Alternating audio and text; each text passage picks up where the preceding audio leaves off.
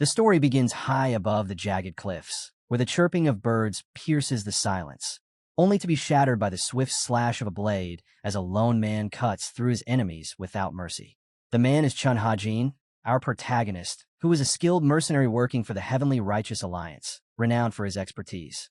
This shouldn't bother him with minor issues, as he had far more critical missions than dealing with their nonsense. The team leader observed that the young man seemed overly confident after defeating several of his soldiers, but he'd better stay alert. They were determined to fulfill all his deepest wishes through death. For several years, Chun Ha-jin had been killing relentlessly on behalf of the Heavenly Alliance, so much so that he had lost count of the bodies his sword had pierced. One after another, he kept eliminating the pursuers who dared to catch up to him. They had only one target and could not afford to let him escape. Their mission had to be completed no matter what. Our protagonist wondered where these people really were so fixated on his demise. For 30 years, he had faithfully served the righteous Heavenly Alliance. Now that he had finally obtained his long-awaited freedom, he would not let it slip away. Instead, it would be his enemies who would have to perish. Chun Ha-jin was ready to go to extreme lengths to secure his liberation. Those around him looked at him in amazement, not understanding how he was still alive or how this was possible. Maybe it was because he was one of the top 10 greatest martial artists. It seemed like they didn't have the slightest chance against him. Chun Ha-jin was the world's most skilled assassin. He stood proudly above his enemies, preparing to deliver his decisive blow. They called him the King of Assassins, but he was still a human. Chun Ha-jin felt fatigue creeping up on him, but reinforcements were already rushing to help the enemies. If they noticed his vulnerability, he would not survive. He couldn't believe there were still so many of them. Despite all the fighting and countless battles, his blade had become dull, but this would not stop him for a second. Did they really hate the idea of his freedom so much? They would be sorely disappointed. Let no one stand in his way. He would crush them all into dust. No one would take away his freedom. They dared to challenge him by resisting, and they immediately paid for their insolence. He could have been the world's greatest assassin, the very king of assassins that people spoke of with awe, but deep down, he was just a loyal dog of the head of the Heavenly Alliance. A ruthless and bloody tyrant. He killed on command without asking questions. What did he know about real life? Even the realm of the dead presented him with a bill. He needed to get out. He had been living for those Alliance scumbags all this time, and now he was almost free, having gotten rid of their damned remains. There was a secluded shelter nearby where he could take elixirs and healing herbs to restore his strength and heal. Finally, Chun Ha-jin would be free. He collapsed to the ground, feeling that hunger would drive him mad before he could tend his wounds. Chun suddenly realized that he had only eaten a couple of pieces of dried meat in 7 days. He certainly wouldn't have refused a plate of hot dumplings, but he needed to pull himself together. He felt that someone was watching him. It was an amazing stealth technique. Even he, the best assassin in the world, did not notice how they snuck up on him. His martial arts prowess was so great that he could cut down an entire forest with just the aura of his sword. This stranger was undoubtedly the strongest fighter in the southern Central Plains. Could he really be the god of death himself? Chun Ha-jin began to understand why the Heavenly Righteous Alliance was pursuing him so persistently. Still, he didn't expect that the masters of the Steel Blood Fortress, the 8 elite warriors of the Steel King, would intervene. Did he seriously think that Miram would recognize him as one of the 10 greatest masters if he defeated a man exhausted from fighting hundreds of opponents? Even though his strength was almost exhausted, he would still cut the enemy into pieces. Chun Ha-jin thrust his dull blade into his opponent, causing him to collapse in front of him. He felt that someone was still watching him. He thundered that whoever it was time to stop enjoying the spectacle and show themselves. It turned out to be the secret demon queen. She revealed herself, a pink aura swirling around her. Her appearance came as a complete surprise to him. She was flattered that Chun still remembered her. After all, it had been almost 6 years. The girl smiled and warmly greeted her old friend. Meanwhile, Elder Jun Il-ryong's squad from the Heavenly Righteous Alliance set out to search for Chun Ha-jin. One of the fighters reported that all the bodies around were masters of the Steel Blood Fortress. None had expected that Chun Ha-jin would break through the inescapable net and annihilate so many of the fortress warriors. The elder then ordered the troops and told them to follow the Demon Queen's dead energy, knowing that that's where Chun Ha-jin was hiding. Her name was Kwak Sokyo, and she was a secret Demon Queen.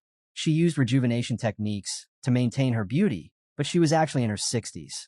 Looking at her face, one would think she wouldn't harm a fly, such a sweet and beautiful girl. But in truth, she was a diabolical killer who couldn't sleep without taking a life. Our protagonist wondered that it wasn't enough that the most skilled assassins and elite troops of Steel Blood Fortress had been sent to hunt him down. Now, they even involved this crazy, unpredictable woman who had joined the fray. He couldn't help but wonder, whatever the reason, he still had an ace up his sleeve. As long as there was blood in his veins, he would never give up. Kwak Sokyo noted that she was disappointed in him. They had a special relationship, and he immediately drew his sword. Chun Ha-jin interrupted her abruptly, stating that enough of this empty chatter had occurred. Since she had come for him, she should prove it in battle. The girl thought that Chun Ha-jin wasn't even strong enough to land a single blow on her at the moment. So she offered him an easier option. Chun Ha-jin responded, but why shouldn't she test how long he would last? Why should he be afraid of his 60-year-old grandmother, who could only talk? Kwak Sokyo, with a serious attitude, noted that if he called her granny one more time, she would yank his spine out, no matter how much he begged for mercy. The MC thought she had become more sensitive in the time they hadn't seen each other, and with a grin, he called her grandmother again. Kwak Sokyo became angry and wrinkled, noting that he was a bastard, and her expression changed as she smiled. The girl believed that the righteous Heavenly Alliance had trained him to be their best assassin. It was no surprise that the Steel Blood Fortress had asked her to assist in this mission. His core strength contained a repulsive pure energy that belonged to the Great Nine Sects. They intended to take him alive, but it was obvious that Chun Ha-jin had mastered the techniques of the Nine Sects and even had a hidden skill. Now, the protagonist understood why she had stopped and was speaking all this nonsense. Though she usually preferred bloodshed, she wanted to learn more about the hidden martial arts of the Nine Sects and gather information about the righteous Heavenly Alliance. Kwak Sokyo realized that Chun Ha-jin was very talented. She had thought he was just a dumb thug who only knew how to break necks.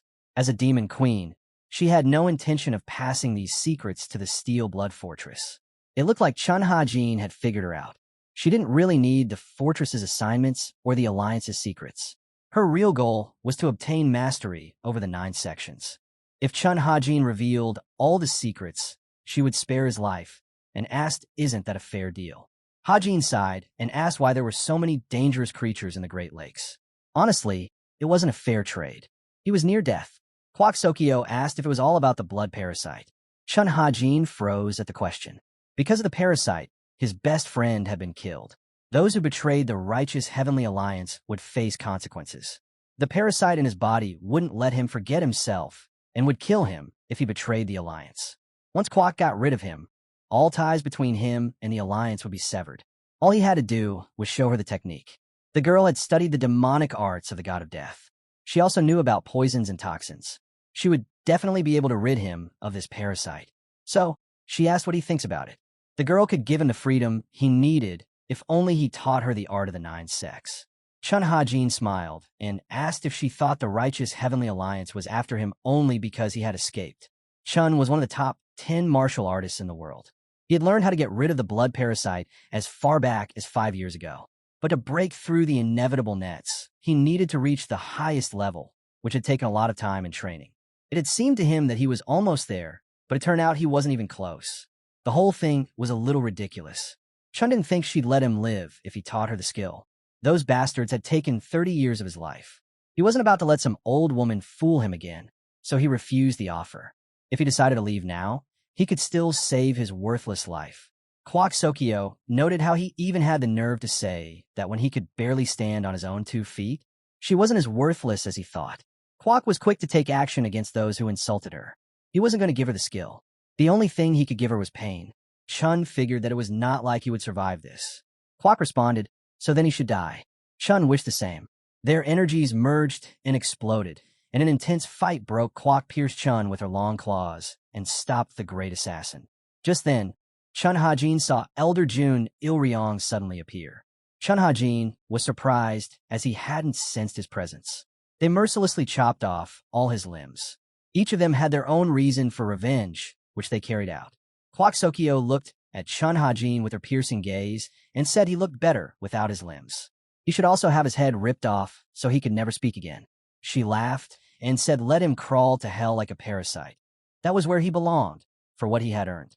Would this pathetic moment be the last thing he saw before dying? Chun Ha-jin just wanted to live a normal life. He just wanted to live a simple life, just for a moment, as if in a dream, like a normal person. Was it really so impossible? If he had one more chance, the main sanctuary of the heavenly demon divine cult, one chance to live the very life he so dearly dreamed of. Meanwhile, in the inner sanctum of the heavenly demon divine cult, a healer greeted the fourth young master of the divine cult. The healer had recently visited the third young master's residence and checked his pulse, and informed the fourth young master that Xiaoyang would probably die tonight. The fourth young master smirked and thought things were going much better than he had expected. The scene shifted to where we saw Chun Ha-jin suddenly found himself flooded with memories from his past life. A comrade asked if he was finished. He replied that yes, he had killed everyone on this side, and now they could afford a little break. Still, Chun Ha-jin reminded the group not to relax too much, emphasizing that the leader had strictly ordered them to avoid detection. During a brief pause, Chan noticed something in one of his comrades' hands. It appeared to be a small figurine of a bird, delicately carved. Curious, he inquired about it, and the comrade confirmed it was indeed a carving. As the silence lingered, the comrade suddenly shifted the mood by asking Chan whether he was growing tired of killing. The unexpected question caught Chan off guard. He stood frozen, unable to form a response. The comrade declared with quiet determination that he would leave, no matter what it took. He dreamed of living the rest of his days like a free bird, somewhere in the peaceful countryside where the air carried the scent of fresh grass instead of the iron-tinged musk of blood. Chun Ha-jin, inspired by the vision, admitted he couldn't let go of that idea either and offered to join him. But the comrade firmly refused. He made it clear he couldn't allow Chun to follow. It wasn't even up for consideration. Chun insists on going on together, but the comrade refuses abruptly. Shortly after speaking, the comrade let out a soft gasp and fell into a restless sleep beside him, blood trickling from his mouth. Chun Ha-jin was shocked to see his comrade in such a state and wondered what had happened. It was then that he sensed someone else's presence nearby. Then the commander appeared, his expression unreadable. He revealed that the Lord had once saved the comrade's life, and this was how he repaid that kindness, by trying to run away. The commander instructed Chun Ha-jin to look carefully, noting that this was the fate that awaited all those who dared to betray the righteous heavenly alliance. The blood parasite inside them would decide their punishment. Suddenly, a disgusted face, another memory flashed through Chun Ha-jin's mind, the old woman's twisted scowl that pulled the protagonist out of his reverie. He jolted awake, heart pounding. He tried to process what had just happened and wondered if this was a dream. Didn't the demon queen just behead him? He looked around, confused. He didn't know where he was now. The room surrounding him was elegant and richly adorned, far too luxurious for a battlefield or a prison. He immediately sensed someone. A young girl entered the chamber, calling herself Manhwa and carrying a tray of food while cheerfully announcing her arrival. But as she looked toward the bed, her expression shifted as she realized the young master wasn't there. Before she could react, Chun Ha-jin appeared behind her, pointed the chopstick at her neck, and softly threatened her about the consequences of making even a single sound. Confusion filled his mind, and he asked her who she was, what she wanted, and whether she was connected to the fortress of Steelblood. She calmly explained that she was his servant and introduced herself as Manhwa. She seemed puzzled by his strange behavior, wondering why the young master was acting that way. Was there something he didn't like? Our protagonist didn't understand and told her to stop uttering nonsense and to tell him the truth, asking her who brought him here. Manhwa then mentioned that the young master had been in that place for quite some time. He had fallen unconscious 6 months ago due to a chi blockage and had only regained consciousness 2 nights earlier. Chun Ha-jin couldn't comprehend it, as it made no sense to him how someone could be unconscious if they were already dead. He warned her to stop lying and threatened her with a painful consequence, asking her to tell the truth. But Manhwa didn't waver. She insisted she was telling the truth and was only bringing the food for him, saying it was prepared for when he awoke. Chan turned toward the mirror and froze. The reflection staring back wasn't his. His first thought was one of disbelief and anger as he wondered who this was. He was confused. He had died, and it hadn't been a dream. He wondered if this was some kind of reincarnation or if he had been dragged into a past life. None of it made sense. Manhwa tried to call out to him, but the young man was lost in his thoughts as he looked outside the room, pondering how such a place could even exist in Murim. Then he noticed some people approaching and began to wonder who they were. Before he could reflect further, a man knelt before him, his voice heavy with reverence. He spoke of divine teachings and of demons falling at Chun's feet. He congratulated him on his recovery, addressing him as the third young master. Chun Hajin panicked as he thought, a demon cult? If this is referred to as a divine cult within Murim, doesn't that mean it's a heavenly divine demon cult? Everything was a blur as he tried to grasp what in the world was happening. Meanwhile, we noticed someone walking through the chambers of the demon lord. It turned out to be Mudam, the first royal guard of the heavenly demon divine cult. He stepped forward, bowing respectfully greeted the demon lord. Composed and stern, the demon lord inquired about the reason for Mudam's visit. Mudam reported that he had something important to convey. The demon lord had granted him permission to speak. He shared that the third young master had finally regained consciousness. However, his body remained too weak to wield any strength. He then asked what the demon lord's next steps would be regarding the third young master situation. The demon lord gave a firm instruction. Until the closing ceremony in 3 months, no further reports on this matter were to reach him. Mudam bowed in acknowledgement, expressing his wish for the demon lord to fulfill the great will. The narrator then explains that the heavenly demon divine cult, often referred to as the 1,000-year demonic cult, was the oldest and most merciless demonic force of this generation. It had been established several millennia ago by a Murim master. In terms of combat power, they stood unrivaled, and the mere revelation of the cult's existence was enough to unsettle all of Murim. It symbolized chaos in its purest form. Although the righteous Heavenly Alliance and Steel Blood Fortress surpassed them in numbers, the heavenly demon cult possessed more power than war or pandemonium itself. These 3 powers, righteous heavens, the remaining blood, and the heavenly demon, were known collectively as the Mighty Triad. Among them, the heavenly demon held the most brutal and chaotic force. Meanwhile, Chun Hajin wondered how he had ended up there. Had he truly been given a second life? But why was it within a demonic cult? He tried to calm himself, needing to assess the situation and consider his next move. Last night, he thought that the hidden technique still seemed overwhelming. The comrades walking and talking about the strongest of the 7 disciples of the demon cult, the third young master, had awoken. The carnage was destined to begin once more. The comrade warned the other to remain cautious, or he would be killed. They further discussed that it was a miracle to awaken after 6 months of chi blockage. It was said he had lost all his martial skill, but if any remained, he would truly be the monstrous demon they called him. Since that monstrous demon had awakened, some people were bound to be squeezed of everything. Caution was essential to avoid provoking the young master's wrath. The protagonist reflected on how much of a scoundrel he was, a truly monstrous demon. Whatever it was, he was certain it was a demonic cult. To escape, he would need a carefully detailed plan. Chun Hajin sighs, noting the hidden technique had caused too much trouble the previous night, despite being used for only an hour. Still, it was a relief to be alive. However, his body now felt like that of an 80-year-old man. He had to rebuild it entirely. 7 extraordinary meridians were tangled, and he intended to repair the internal clogs. Amidst the chaos, he would find the truth that burned within the void and forced its way through the life channels. By purging the turbidity through clarity of thought, the world would offer its reward. The room's temperature began to rise, and the air grew increasingly humid. Through the limitless technique, he would expel the darkened energy from his body. In his past life, using martial arts techniques from the 9 sects, he had refined his own boundless technique. Lacking status, this technique had become his salvation and had helped him greatly. Perhaps that was his limit, but at least a small goal had been accomplished. Chun Hajin wondered why it was surprisingly quiet, which left him feeling uneasy. Since waking up, only the healer had visited. The healer mentioned that he was recovering rather quickly and advised him to take care of himself until they visited again. Only that young girl had arrived, trembling with fear. She had brought his herbal medicines. After seeing the servant like this, our protagonist thought the man had truly been a monstrous demon, and certainly a scumbag with a terrible temper. Until he understood more about the situation, he couldn't afford to act recklessly. 3 months passed. The 4th young master noted that it was strange, and it had been 3 months since he had consumed the treatment, and still nothing had happened. The healer remarked that not only had nothing gone wrong, but the recovery seemed to be progressing faster.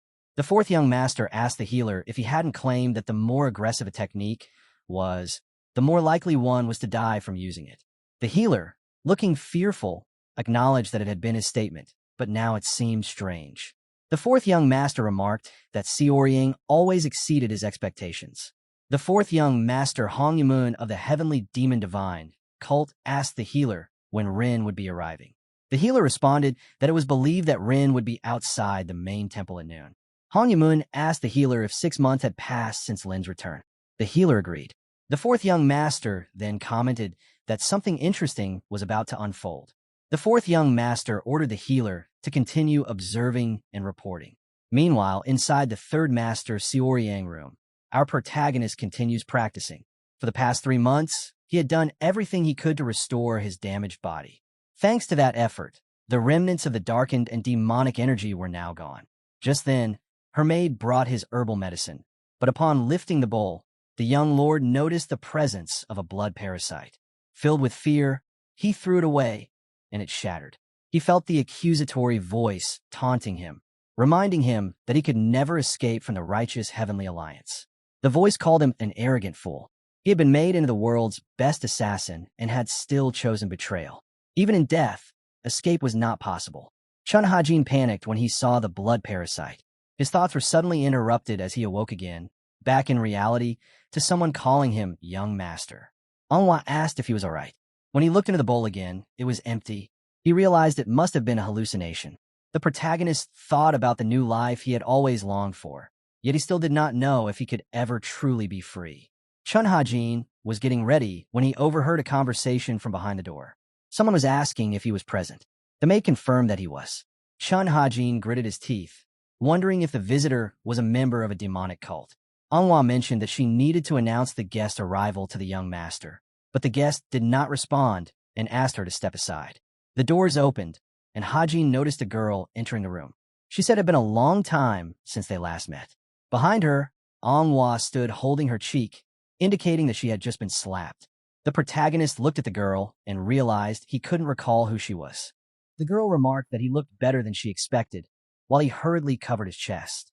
Our protagonist didn't seem pleased with her presence and wondered how to escape the situation. She asked if he was going to make her stand there and mentioned that she wanted to drink a cup of tea. Chun Hajin knew that in moments like this, his first instinct was to run. Feeling anxious in the awkward situation, he quickly told the girl that he had somewhere urgent to be. Suddenly, the third young master took off running, while the girl shouted after him, demanding to know where he was going. Just then, the girl snapped her fingers to signal the guards. Soon, he found himself confronted by 2 tall men who blocked his path. It turned out they were acting on the girl's orders. Hajin turned around, and the girl stated that she intended to have a serious conversation with the third young master and didn't know how long it would take, so no one should be allowed to enter. The guard agreed and closed the door. The girl instructed Chun Hajin to sit down, saying they had matters to discuss. Chun Hajin turned around and replied that he hadn't wiped the sweat off from his recovery training and asked her to wait until he changed his clothes. However, she admitted and said it would be nice if he didn't have any other plans. Chun Hajin couldn't shake the feeling that there was something off about her. Even just by looking at her, he could tell she seemed unstable. Reluctantly, he asked Anhwa to follow him. Curious, he asked Anhwa who the girl was. The protagonist then mentioned that he had a headache after waking up and suspected there might be a gap in his memory. The girl looked at the young master with a pleading expression and insisted that he couldn't die. He wondered why he would die, especially since he hadn't been awake for long. Anhwa then informs the young master that the girl's name is Hong Yiren. She is a demon affiliated with and working for the religion's Inner Enlightenment Center. Hong Yiren is the daughter of the Jiaxa family, which is part of the demon cult. She is strong enough to be considered the most talented disciple, excels at her job, and has been recognized as a heroine by the head of the demon cult. Chun Hajin adds that she is also the younger sister of the fourth young master. Anhwa agrees with this assessment. Chun Hajin inquired about the reason for her visit and the nature of their relationship. The maid responded that she was unaware of the specifics, but mentioned that they had met several times throughout the month, implying a special connection. He thanked the maid for the information and observed that her face appeared quite swollen. The master then encouraged her to go rest, leaving Anhwa looking shocked by the young master's words. The protagonist wondered if the third young master was truly insane. Returning to the girl, he admitted that he hadn't been thinking properly and had acted rudely. She replied that it was all right. He then asked what had brought her there. The girl couldn't understand why he was so calm and so different from his past self. It was as if he had lost the spark in his eyes. The girl figured out that it was indeed true that he had lost his martial prowess after coming out of the chi blockage. Hong Yuren stated that there was no need for them to hide anything from each other, as she was already aware of everything. It was better to get straight to the point. Holding 2 papers in her hands, she revealed that they were contracts bearing their seals and asked if he remembered that. She added that if either of them breached the terms or a situation arose that required cancellation, the penalty would be tripled. She had invested nearly 1,000 niang into this wonder drug. Additionally, after factoring in other expenses, the total came to just over 2,000 niang. However, she planned to deduct the minor items since they were close. Chun Ha-jin, holding the contract, realized that the fourth young master's little sister had supported him financially with both money and medication. He couldn't help but wonder what this brat had been thinking. Hong Yuren stated that the total now amounted to 6,000 niang. She demanded that the money be given to her immediately. If not, he should sign a contract declaring when he would pay the full amount. Chun Ha-jin realized that by using the fact that Xiaoryang had survived the chi blockage, Hong Yuren had made herself appear to be a victim, canceled the contract, and now wanted her money back. The protagonist had initially thought he could build his reputation and later increase his wealth, but now she intended to ignore the fact that he had been bettered in. He looked sternly at her and noted that she had done some bad things she shouldn't have. Chun Ha-jin then responded that he could pay her that amount, leaving Hong Yuren shocked. He asked Manhwa to prepare brushes, paper, and ink. The young master was indifferent to whether the girl had made a mistake. It didn't concern him. Since he was going to leave this place anyway, he felt it was best to do what she wanted. Hong Yuren couldn't comprehend this behavior and wondered about it. As the third young master, he admitted that he had been too careless in drafting the contract. He wasn't very clever before, but now it felt like he was being excessively thoughtless. The girl mentioned there was one more detail. If he couldn't pay, he would have to come running back to her when she called like a loyal dog. Chun Ha-jin wondered if she intended to treat him like a dog. The protagonist noted that she was starting to get on his nerves. Xiaoryang asked if that was everything, and Hong Yuren replied that the contract would be canceled once she received the full amount. Until then, they needed to respect each other. He questioned if she expected him to respect her while presenting such a petty claim. The young master then asked Manhwa to bring the commander of the royal guard. Hong Yuren was surprised, wondering why he was summoning the commander. When the commander arrived, he greeted the third young master with respect and asked how he could be of service. The young master requested a wagon to be prepared, as he had somewhere to go. The man replied that he knew it wasn't his place to speak, adding that the current state of young master's body. Before he continued, Xiaoryang stated that he was going to the Demon Lord. He ordered the carriage to be prepared and a message sent to the Demon Lord's palace, announcing that the third disciple wished to meet his master. Hong Yuren's eyes widened in shock upon hearing this. The commander said he understood and would send the message to the Demon Lord's palace. He would prepare the wagon as soon as permission was granted. The third young master wondered what the girl was doing and whether she planned to fight back. The man offered to see whether the Demon Lord would recognize this contract as fair. Yuren asked if he was suggesting they should both die now. What did he want to hear from the Demon Lord? The master asked if there was a problem. She warned that if the Demon Lord found out they had made a contract, he wouldn't be safe either. The young master calmly acknowledged that he would not go unpunished. He could be banished, especially since he had lost his martial prowess. That was the fate awaiting him, and he asked what about her since everyone in the world knew her family. Surprisingly, such an excuse would not always work.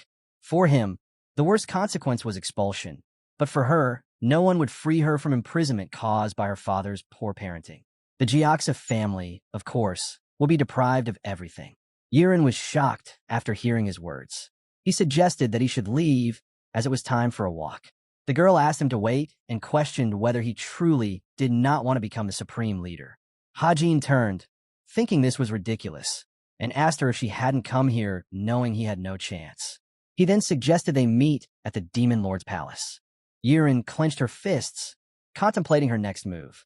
The master, observing her distress, inquired about her thoughts. She responded by asking how she could prevent him from going to the Demon Lord.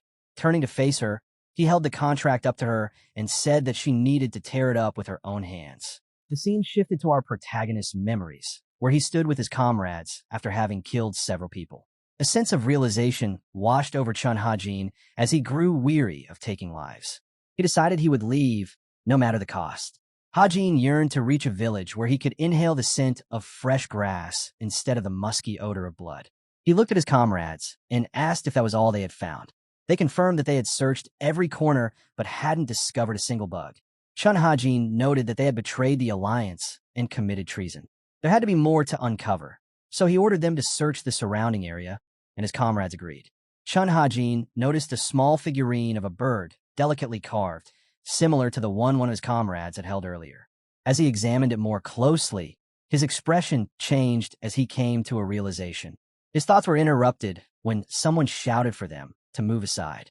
It turned out to be his comrade, who was aggressively making his way through to reach his family.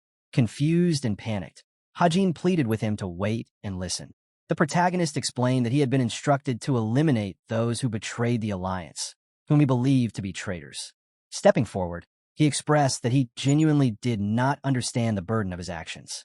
A comrade cried out loudly and aggressively, commenting that killing people seemed like just a job to him, a routine of taking lives and spilling blood every single day. Chun Ha-jin was then asked if he knew anything about life, to which he admitted that he knew nothing. Just as a comrade loses his life in his arms, a curse was foretold, even from beyond the grave, claiming that his life would ultimately become the death of those he had killed. The scene shifted back to the Demon Lord's chamber, where maids were assisting him in getting ready. The commander arrived, knelt down, and congratulated the Demon Lord on the completion of a significant task. The Demon Lord inquired if the third young master had requested to see him. The commander confirmed that he had just sent a carriage to the third young master's residence, so he would be arriving at the palace soon. Turning to the first royal guard, the Demon Lord ordered him to escort the guest to the pavilion of demonic justice. The guard, taken aback by the Demon Lord's command, responded respectfully before leaving. The Demon Lord yawned and silently wondered if it was truly still winter. Meanwhile, at the third young master's palace, the healer checked his pulse while Chun Ha-jin thought he still couldn't get used to the chaotic aura surrounding him when the healer felt his pulse. The healer noticed that the damaged blood vessels had recovered significantly over the past few days, not to mention other areas of healing. Despite having taken herbs and undergone acupuncture, the third young master's recovery ability was already quite impressive. The healer expressed his surprise as the master noticed, so he apologized, explaining that he was astonished by the young master's regenerative capabilities. He then informed the third master that he would no longer need acupuncture. Instead, he should focus on nourishing foods and supreme healing potions to help restore his strength. The third young master expressed his curiosity about something, to which the healer replied that he could ask anything. The master inquired about the supreme healing potion, mentioning that he had never heard of it before. The healer explained that it was a decoction made from fine herbs designed to help restore energy. He added that this potion is handcrafted by artisans in the households and is exclusively served to the highest-ranking members of the main sanctuary, Ha-jin. Unsure if that was all, the master questioned whether it truly helped restore energy. He believed that regardless of its name, if it had real healing properties, it would enable him to recover much faster. The healer promised to return in 2 days and wished him a speedy recovery. However, the young master felt that something was off with how he was feeling. The third young master yawned, stretching his arms, and remarked on how dreary the neighborhood was. He then thought about the Demon Lord, realizing he was finally going to meet him. The protagonist wondered what kind of person the Demon Lord was. There wasn't a single person in all of Kangho Murim who wasn't intrigued by this heavenly demon. It was clear why. He was perhaps the strongest man on Earth. Although he had never revealed his full power, he was always regarded as one of the most formidable individuals in the world. The protagonist further reflected that their meeting right now could be dangerous for him. Since he didn't know much about the demonic cult, he realized he should have been more cautious. He reflected on how he had been rude to someone of great importance within the holy demon cult, but he simply couldn't bear the idea of being reborn only to become someone's servant. If only this Hong Yiren, the daughter of the Jiaxa family, hadn't shoved that absurd contract in his face. His thoughts were interrupted when Manhwa entered the room to inform the young master that the Demon Lord's palace had contacted them. The carriage was ready, and preparations needed to begin for the upcoming meeting. Chun Ha-jin pondered that since things had turned out this way, he might as well meet the demon lord face to face. After disembarking from the carriage, the third young master was promptly approached by a guard who informed him that the demon lord was inviting him to the demonic judgment pavilion. He was instructed to follow the guard. As he looked at the long staircase leading to an unknown destination, the third young master wondered to himself, what exactly is this demonic pavilion of justice? Meanwhile, the demon lord savored his drink and remarked that the alcohol seemed to taste sweeter that day. On the other side, Chun Ha-jin wondered if this was truly the center of a demonic cult.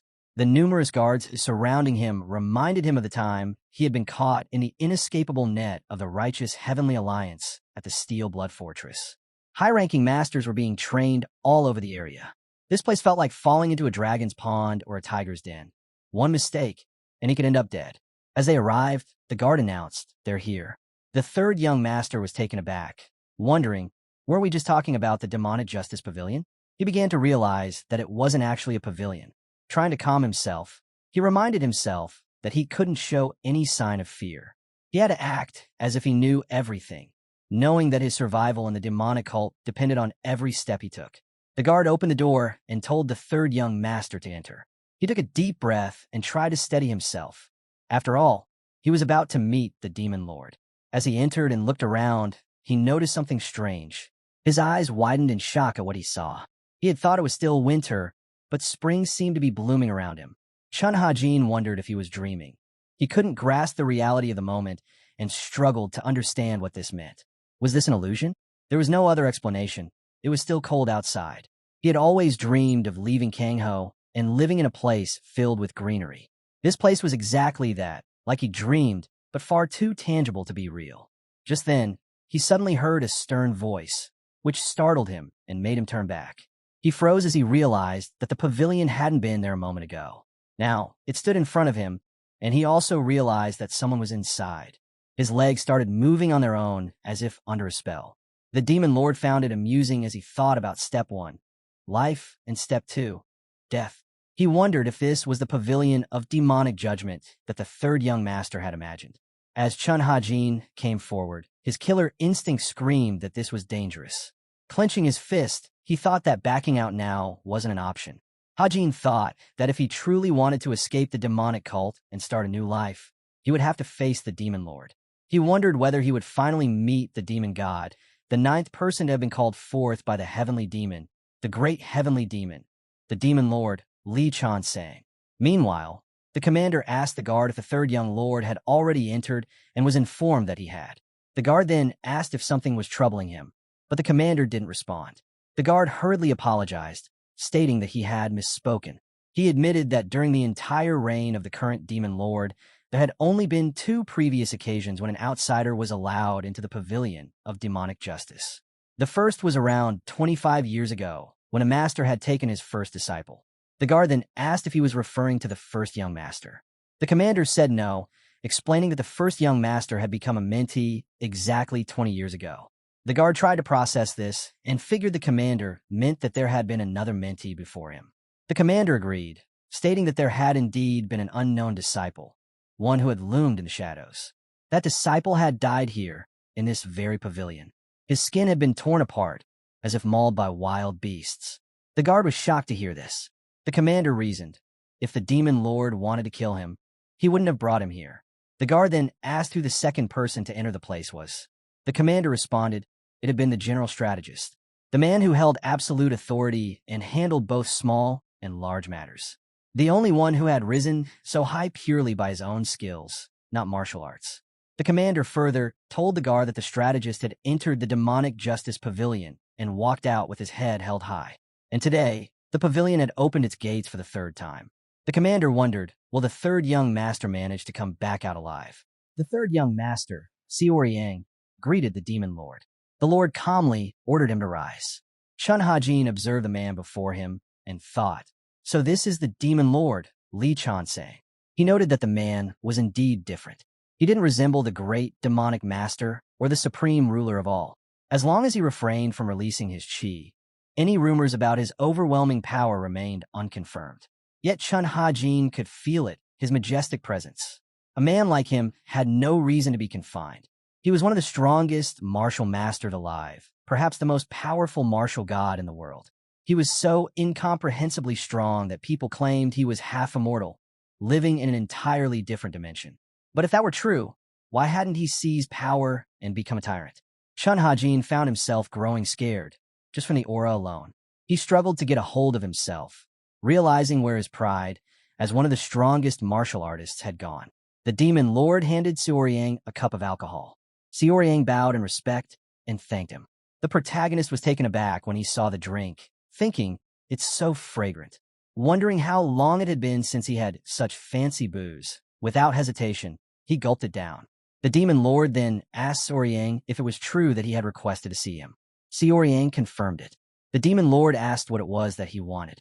Chun Hajin thought that the demon lord was very cold and wondered if masters and disciples in this region were always so harsh toward one another.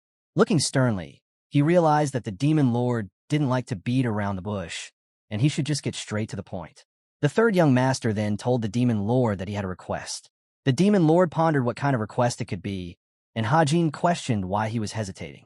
After all, he had once been among the top 10 masters himself. Was he really going to stand there like a fool? Finally, he asked if it would be all right for him to leave the cult. Panic set in as he thought he had messed up everything he was supposed to say. He simply wanted to go out for some fresh air. The demon lord repeated the third young master's request to leave the cult, and Suoryang confirmed it. Chun Hajin was taken aback, wondering if that straightforward honesty had actually worked. The demon lord then signaled for more alcohol to be poured. Hajin found himself unable to understand the man's emotions and couldn't even begin to guess what might be going through his mind. The demon lord considered Suoryang's words to be vague, uncertain whether he intended to step away from the cult temporarily or to sever all ties permanently. This left Hajin in shock. The situation grew heavier when the demon lord questioned whether Suoryang no longer wished to be his student. Hajin began to panic internally, quickly assuring himself that this wasn't what he had meant.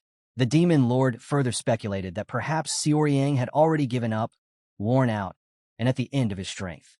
Hajin, trying to compose himself, decided to respond with seriousness and resolve. Yet, the demon lord, unimpressed, silently regarded him as a disappointment. Hajin's thoughts spiraled into dread, realizing just how badly things might have gone. Finally, our boy spoke, clarifying that he wasn't trying to sever ties. He went on to explain that it hadn't been long since he had recovered, and in that time, he had lost all of his martial ability. Resigning himself to the situation, he figured that since things had turned out this way, he might as well speak honestly. He admitted that he truly wished to recover, but the process had proven far more difficult than he had expected. That was why he believed getting some fresh air might help him. This, in truth, was what he had intended to ask about today. He smiled awkwardly, stating that yes, that was it. Hajin thought to himself that it felt perfectly reasonable. Noticing the demon lord's rising anger, he stood frozen in place, realizing that he needed to come up with a proper excuse. The demon lord appeared to question whether this meeting had been requested merely to ask for permission to go outside. Hajin panicked and quickly bowed, scolding himself for being too careless. As he pondered the entire situation, he found it seriously ridiculous. Yet he knew now wasn't the time to dwell on that. He had to act quickly and think on his feet. He stated that he had wanted to see the demon lord simply because it had been a long time since their last encounter. Observing the lord's reaction, Hajin thought it didn't seem like a bad one. He went on to explain that despite his current physical condition, he still considered himself a student and continued to carry the responsibilities that came with that role. He had not repaid even 1/100th of the demon lord's kindness and had no real way to express his gratitude. That, at least, was something he genuinely felt. He attempted to put on a display, an emotional appeal, hoping it would shift the atmosphere in his favor. But the cup in the demon lord's hand suddenly crumbled to ashes. Hajin broke into a cold sweat, alarmed that the bowl had simply turned to dust under the man's grip. The demon lord seemed to question whether Hajin had truly spoken of the duties of a disciple. Hajin froze in place, sweating nervously, his fear clearly visible. Then, the demon lord stood up. The sudden movement left Hajin stunned, realizing just how massive the man truly was. As the demon lord looked down upon him, he appeared to reflect on the notion of duty. If Hajin truly knew what it meant to bear such responsibility, If he had truly understood it, he would never have dared to stand before his master in such a shameful and weakened state. Or perhaps, all along, the master had simply been underestimating him. Hajin mulled over the demon lord's words, his mind filled with uncertainty. He wondered if it was truly possible that the eyes of the demon god could see through him. A lingering doubt settled in. Did the demon lord somehow know that this body did not belong to Suoryang? It felt as though the demon lord was staring straight into his very soul. Hajin struggled to think of a convincing excuse. Though he hadn't been directly exposed, he was clearly shaken. A flicker of offense rose in him. Even a disciple who had recently recovered from severe chi blockage and had come only to pay his respects was being told he didn't understand his duty. The situation struck him as strange, and the demon lord's behavior even more so. Hajin couldn't tell what message the man was trying to convey, and the lack of clarity only unsettled him further. The Lord announced that he would send someone within 3 days and ordered Hajin that he could leave now. Hajin wondered if that was it. What about his request? Was he allowed to go out or not? Was he free to do as he pleased? He contemplated whether he should express his thoughts, finding the situation quite stressful. As he looked around, the demon lord admired the demonic judgment pavilion. With its clear skies and green grasslands, it had been a long time since he had seen anything quite like it. Later that night, as he poured a drink into a cup of commander, the lord declared it a reward for hard work. The servant humbly replied that he was flattered and quickly drank the beverage. He then inquired about the situation with the third young master, specifically asking if he had been recovering at home and if that was at all. The commander confirmed this. 10 years ago, the demon lord had mistaken him for an Emugi, only to be disappointed to discover that he was merely a poisonous snake. However, upon seeing him again today, it appeared that he was holding a magic pearl in his mouth, gradually moving away from evil. This revelation shocked the commander. He also knew that death resided in the pavilion of demonic judgment. There, evil was judged. The object to be judged was represented by the Lord of Demons, and the judgment was carried out by both the Lord and the formation. The pavilion embodied the hearts of those who entered and exposed not only their conscious thoughts, but also their subconscious. But what if the object of justice wasn't to the demon lord's liking? At that moment, by the will of the demon lord, the demonic formations of the pavilion would respond. As soon as someone harbored the intent to kill, they would be destroyed in the most painful of ways. This method of formation could reveal true intentions. It was a supreme-level technique, one that only the demon lord could control. The demon lord inquired whether the lonely bamboo grove was being well maintained. The commander said that it was. A representative from the Court of Elders came about every other day.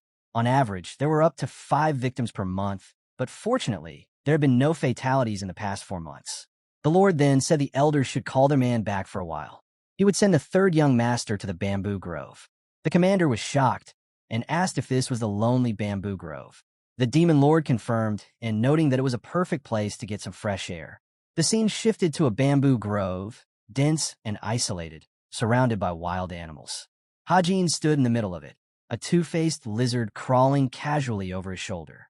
Frustration and disbelief filled his mind as he grappled with the absurdity of the situation. In his view, the demon lord's actions bordered on madness. All Hajin had wanted was to step outside for a little while, yet instead, he had been thrown into the wilderness. He couldn't understand what he had done to deserve such punishment, being sent alone into a place so dangerous and cursed. Overwhelmed by the situation, he stood there in the heart of the grove, unable to contain his growing irritation, and silently cursed the demon lord with raw, bitter frustration. Just then, someone behind him apologized for his rudeness and informed the young master that such remarks were extremely dangerous. He emphasized that any profanity or disrespect toward the demon lord was considered a serious crime, punishable by immediate death, without exception. Not even young lords and ladies were exempt from this rule. The young master remarked that he should have paid closer attention. He asserted that he had not disrespected the demon lord. The man immediately offered another apology. Chun Hajin wondered if the demon lord was some sort of imperial figure. Why was it forbidden to speak harshly about the demon lord behind his back? He found it absurd that the grim and brooding fanatics of the demon cult believed the demon lord to be superior to the emperor, even considering him a true deity. Hajin then asked the boy if he was from the Court of Elders, to which the boy replied affirmatively. The man introduced himself as Ma Dongpil, the third leader of the elder court of the heavenly demon divine cult. He had the honor of serving as the Lord's personal guard. However, the protagonist didn't care about such honor or status. He simply wanted to be left alone. The guard vowed complete dedication to his service and pledged to protect the third young master with his own life. The next day, Hajin sat on a stone, amazed by the scenery before him. As reality settled in, he realized that he could not escape this place, no matter how hard he tried. In frustration, he shouted his disdain for the members of the demonic cult. All he wanted was to get out, and he questioned whether it was truly necessary to send him to such a place. It hadn't been easy at first, but he resolved not to waste any more time on futile thoughts. Hajin wondered why he had wanted to escape the demon cult in the first place. It stemmed from the ominous feeling he had experienced upon realizing he had been reborn as the third young master of the heavenly demon divine cult.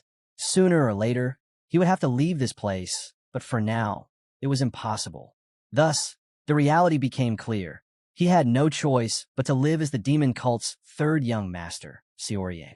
To survive in this body, he would require power. He needed to grow stronger. Otherwise, survival was impossible. The heavenly demon divine cult upheld the doctrine of survival of the fittest more rigidly than any other faction in Murim. This was not a place where one could idly await ruin and dismissal. Eventually, he would need to embark on the martial path, whether it led to life or death. He would no longer rely on petty deception. He would use his strength and depart with his head held high. At that moment, a servant emerged from behind a tree, startling the young master. He informed him that his meal was ready and he could follow him. The young master began to complain, warning the servant not to get in his way. The servant sighed and said that they had been here for 2 days and he had not had even a sip of water, let alone food. The servant was merely concerned for his health. Hajin wondered if it had already been 2 days. He then told the servant, there's no need to frighten him every time. Hajin thought about how inflexible the servant seemed and wondered if everyone in the demon cult was like this. After 3 days in a lonely bamboo grove, MC resolved to begin with a limitless technique to bring his body and soul into alignment. Hajin wondered that the flow of qi within this infinite technique differed from ordinary qi. He figured that this cultivation level is at the 3rd stage of power. At the 3rd level of strength development, the limitless technique could be divided into 5 stages. In his previous life as the king of assassins, he had reached the peak of the 4th level. In the boundless technique, the harmony between martial arts and the body was far more significant than enlightenment. This current weakened body, even with a qi blockage, was already at the peak of the 3rd level and on the verge of advancing to the 4th. It was possible that this child, Xiaoryang, was a prodigy. Moreover, the purification technique had activated on its own. This method cleanses the air by absorbing the turbid qi energy surrounding the body.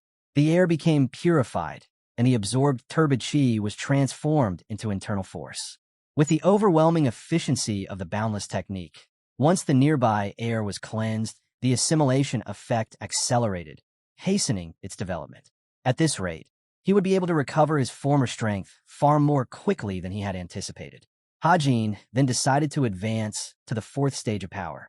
On the 5th day, the body was fully healed. The previously severed blood vessels and damaged vital organs had grown much stronger than what was typical for someone's age. This made life in the bamboo grove unexpectedly manageable. Even his hair had grown darker. It was said that hair loses its color when qi is obstructed. He ate well, thanks to Dongpil being an excellent cook, and he also rested comfortably. He was now able to utilize the abilities from his past life as an assassin once again. During his time as the king of assassins, he had acquired the skill of supersensitivity. This ability had been developed through countless brushes with death and the hard-earned experience of surviving as a killer. The martial art that enhanced supersensitivity was known as the 6 forces of the heavenly net technique. The first form was the all-knowing eye. This martial art drastically amplified the 5 senses to their utmost limits, surpassing even the most acute instincts of wild beasts. He could now perceive the landscape clearly without needing to turn his head. Yet he loathed himself for adapting so well to this environment. Just then, the servant emerged from behind the tree, asking Hajin to come inside and informing him that the meal was ready. Hajin became frustrated by the servant's actions and wondered what was going on with him. As the sun set, the monsters would become more active. The servant suggested they return to their shelter. Hajin reflected on how he had finally established a foundation for conventional martial arts training. If he could integrate the knowledge and experience he had accumulated as the king of assassins into his current body, he would be able to regain his strength in the blink of an eye. As Hajin walked swiftly away, the servant sensed something, wondering if that was a ghost. Hajin then attempted to test his restored abilities. Thanks to the boundless technique, he had recovered to some extent. He decided to see if he could fly. Two of his core skills had returned: the infinite body recovery technique and the 6 forces of heavenly net sense enhancement technique. All that remained was the dark shadow of Qi, a technique born from combining the selected secret arts of the 10 great sections. These 3 techniques were the martial foundations that once made him a legend, the king of assassins, Chun Hajin. He believed he would regain his former strength in no time. However, a doubt crept into his mind if he was even allowed to study Dark Shadow Qi. After all, this was the heavenly demonic divine cult, and he was now the 3rd young master, Suoryang, not Chun Hajin. He recalled that the 3rd young master had studied some form of demonic art, wondering what kind exactly. When the 3rd young master returned, he decided to ask Dongpil a question. Dongpil responded that the master was free to ask and that he would be more than happy to assist. The young master asked if, among himself and his brothers, there was anyone who had not studied demonic arts, or perhaps someone who had studied non-demonic arts. Dongpil admitted that he did not understand the question and apologized. Hajin wondered if such a thing was truly unimaginable. The young master asked him what might happen if someone chose not to study demonic arts. Dongpil answered cautiously, expressing uncertainty, but suggested that if the young lords and ladies refrained from studying them, the demon lord would likely be deeply displeased. The young master ordered Dongpil to go to the library and use his authority to gather every secret text available on demonic arts, everything that could be accessed. Inside the palace, the commander asked if this was truly what the young master wanted. Dongpil confirmed that it was. The commander wondered that the 3rd young master, however, likely already knew much of this material. Perhaps he was seeking to elevate himself in the eyes of others using these texts. After apologizing for the presumptuous remark, Dongpil, despite his role as a guardian sworn to protect the young master, dared to pose the question. If the 3rd young master had lost his memory after his qi had been blocked, the master himself was unaware of this. The former Suoryang had been exceptionally gifted from the beginning, though also greedy and arrogant, a true tyrant who showed little respect to his subordinates. But following his reinstatement, he had changed significantly. His behavior and speech had become inconsistent, often revealing confusion. Even his servant Manhwa remarked on how much he had transformed. He had even managed to walk out of the demonic justice pavilion alive after undergoing the demon lord's trial. Referring to a report from Dongpil, the master acknowledged why the leader of the 3rd squad had raised such concerns, but advised him not to worry too much. The man he now served was no ordinary person. He was one of the 7 candidates who could potentially succeed the demonic cult. Whether he was truly feigning ignorance or had genuinely lost his memory remained uncertain. However, the master warned that it was best not to ask any further questions. This was one of many reasons why protecting the heirs was so difficult, and he mentioned that this was why he specially chose him for the role. The master handed Dongpil the key, stating that he understood the loan period for the text was 3 days.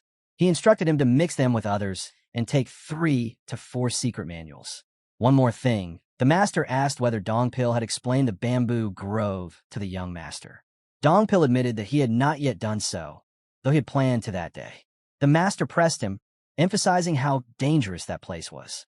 He was confident Dongpil would be fine, but insisted that he explain everything immediately, as this task held primary importance. The master reminded Dongpil of his duties, instructing him to serve the 3rd young master to the best of his abilities. Dongpil agreed, stating he would keep that in mind. The master then wondered what the Lord had seen in the 3rd young master that prompted him to be sent to the bamboo grove. The bamboo grove was a demonic forest that had existed long before the heavenly demon divine cult established itself in the vast mountains. For 1,000 years, it had been a place where assassins had taken the lives of countless demonic figures. When only the first almighty heavenly demon existed and the divine cult lacked significant power, the grove had played a key role in helping the cult ascend to greatness. To those deemed worthy, the grove offered gifts. To others, it dragged them into the depths of death. This was the second time the Demon Lord had assessed the third young master. He had received a favorable evaluation from the Demon Justice Pavilion, wondering what would happen now in the bamboo grove.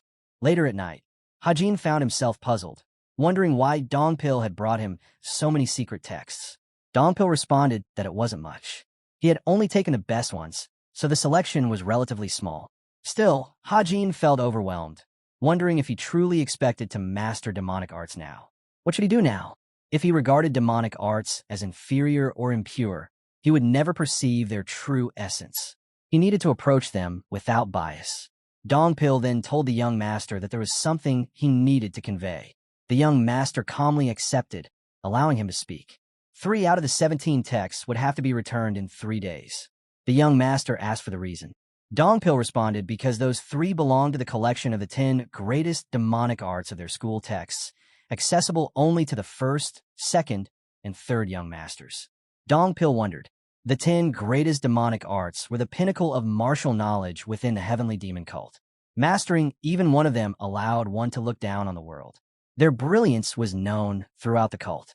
If the young master did not even remember these, it would be deeply concerning. The master asked why he was being stared at so strangely. Dongpil apologized, explaining that he was simply surprised to see this new side of him, asking if this was true, that he didn't remember any of those texts. Turning to Dongpil, the master stated that he was aware the young master had completely lost all his skills after awakening from the chi blockage. His heart and mind were no longer what they once had been. Strictly speaking, he had been exiled to this bamboo grove. Now, he was desperate. He had to try something. He needed to relearn all the martial arts he had forgotten. He asked Dongpil for help. Dongpil was now his only hope. Hajin needed to stretch his limbs again. If only he could retrieve some weapons from the cult at dawn. Looking at Dongpil, Hajin wondered why Dongpil was crying. He had said he would support the young master with his life. Hajin was confused, wondering what was wrong with him now. He should stop noting that it was burdensome. Later at night, Dongpil wondered that in about 10 days, the forest creatures would grow more active. They didn't appear to be moving at present, and the barrier surrounding them was expanding. It seemed they would be safe for now, at least in this section of the bamboo grove, since this is the most secure area. The young master focused intently on reading the secret texts. Dongpil needed to ensure that nothing disturbed his peace, noting that the weapons the young master had requested must be obtained as soon as possible. No matter what, they could not afford to let their guard down. Cheon Hajin's dark shadow chi technique wasn't widely known, but it remained one of the greatest Miram arts. While it wasn't as powerful as the secret techniques of the 10 great sects, its depth and purity were unmatched in its time. Demonic arts differed significantly from others.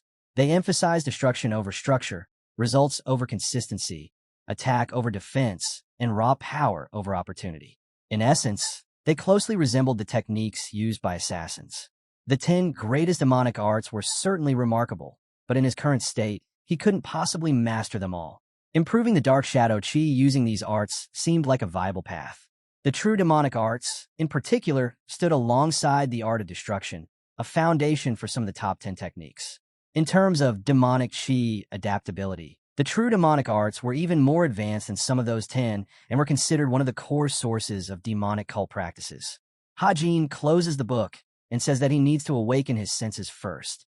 The limitless technique worked best when the mind was filled with chaotic thoughts. At that moment, a presence was felt nearby. Hajin wondered if Dongpil was returning or if someone else was following. He had to remain cautious, remembering that despite appearing naive, he hadn't completely let down his guard. He decided to end training for the day. But just as he made that decision, he heard rustling nearby, wondering if Dongpil had returned. Something or someone was approaching from behind. It turns out to be a creature that attacks the MC, swiftly dodging the attack. Hajin thought about what that was, wondering aloud that it could be dangerous. The creature burst through the wall unexpectedly. It had the form of a chicken, though grotesquely mutated, with 6 legs, human-sized wings, and 3 heads. The sight was surreal and left him speechless, noting that the giant chicken looked like the mutant of the great King Yinluo. He had no words to describe the strange, chaotic nature of this place. The creature was incredibly fast as Hajin continued to fight against it. Meanwhile, Dongpil, noticing the commotion, looked toward the weapons basket and considered whether the available weapons would be sufficient, stating that the third young master was a skilled swordsman. experienced enough to have developed his own style. Perhaps holding a weapon again might help him recover his lost memories. But then again, recalling who he once was might not be in his best interest. Regardless, Dongpil reminded himself not to be swayed by emotion. His only duty was to guard the third young master. As the strong scent of blood suddenly filled the air, Dongpil noticed that and wondered about the third young master. The creature seemed to be using sound-based attacks, an unusual trait for a mutant like this. It was stronger than expected.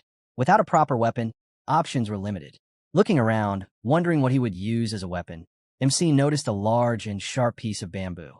Grabbing a sharp piece of bamboo, the young master lunged forward and struck the beast with it, wondering if the creature had died, but it wasn't over. The creature endured the blow. Its feathers were too tough for brute force alone. He now figured out how he could take down that creature. He hadn't intended to use this particular skill on a beast, but the situation left him no choice. He would have to try. Hajin launched his attack using the heavenly net of 6 forces technique. The second form, called hypervision, allowed him to accelerate his thought process with the help of chi, which in turn made everything around him appear to slow down. With this, the young master identified the chicken's weak spot, its heart, nearly unprotected. Using a sharp bamboo stick, he aimed and struck directly into it. At that moment, Dongpil returned, following the scent of blood coming from the chicken. He rushed to the young lord, concerned, but the MC signaled him not to overreact. The chicken, as it turned out, was called Azure Lotus. Dongpil noted that the young master's wounds needed to be treated first, but the MC clarified that it wasn't his blood. Dongpil wondered aside from a few scratches. He was mostly unharmed and thought that the Azure Lotus was as dangerous as a leopard. Dongpil asked if the young master had truly defeated the creature on his own, to which the MC simply pointed out that there had been no one else present. The young master asked if they had a big pot, to which the servant responded in confirmation. The young master instructed Dongpil to fill it with water and bamboo shoots, then boil it, noting that he would handle dinner that night. He also mentioned he expected an explanation soon, pointing the sharp bamboo piece towards his face, asking how he knew about this creature, and what kind of place was this bamboo grove. The servant then explains that the lonely bamboo grove had existed since before the establishment of the heavenly demon divine cult. It was a naturally demonic forest, filled with spiritual chi energy deeper than any known mountain. However, there was something very special about this forest. The profound spiritual chi did not spread evenly. Instead, it circulated exclusively within the bamboo forest, growing stronger over time. This amplified both the chi of the trees and the vitality of the earth, resulting in exceptionally thick and resilient bamboo. Yet their life cycle was short. The bamboo in this forest grew faster than usual, and some trees exhibited unique properties. These properties could serve as both poison and medicine. The chi was so intense that the bamboo required multiple processing steps before being safely used on the human body. More than half of the demon cult's potions were derived from the bamboo trees of the lone bamboo grove. This did not imply mass production was possible. Most healing-capable trees grew deep in the forest, which posed a different issue: the spirit monsters and creatures that lived there. Dongpil confirmed that this was indeed the concern. Azure Lotus was one of the weakest among them. In fact, some mid-tier ghost creatures in the forest could rival top-level martial masters. Twice a year, the cult entered the forest, along with guards and high-ranking personnel, to collect sacred bamboo. However, the densest and most secluded areas remained perilous even for them. The city's bamboo garden was considered the safest zone. No one expected an Azure Lotus to appear here. Dongpil apologized for failing to protect the Lord, but the master believed the fencing and octagonal barriers built around the garden had already gone above and beyond. The master then instructed Dongpil to prepare a plate of the cooked creature. Surprisingly, the meal turned out well. No one had expected the Azure Lotus to be edible. When the master offered it to Dongpil, he hesitated, believing his stomach too weak for such food. Yet, despite this, he enjoyed it so much that he finished the plate and asked for more.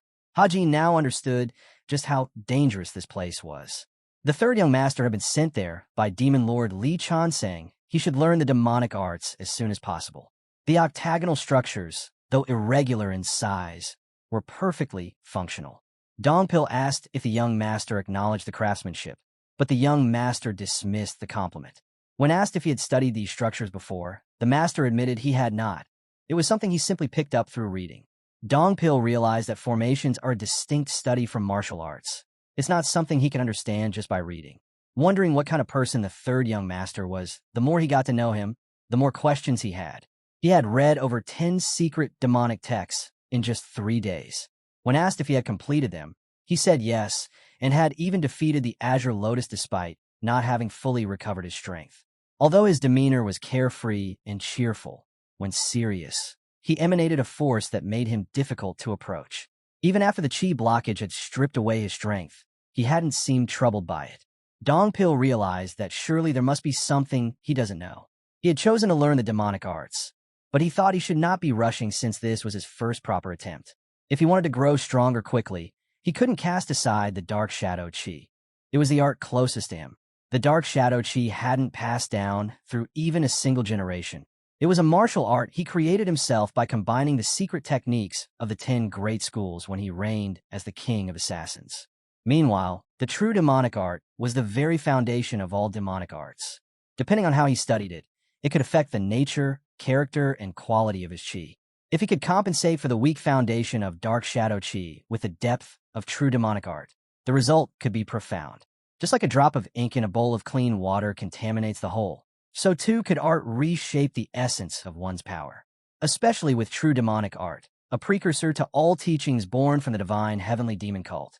There was nothing more suitable for reviving the latent potential within the untested dark shadow chi. It seemed like fate that he had arrived at the demonic cult with dark shadow chi. Now was the time to begin, to test whether the foundation of demonic arts and the secrets of the 10 great sects could truly merge. Dongpil reflected on how the young master had locked himself away for 12 days now. He had been told not to disturb him. No one knew what he was doing inside.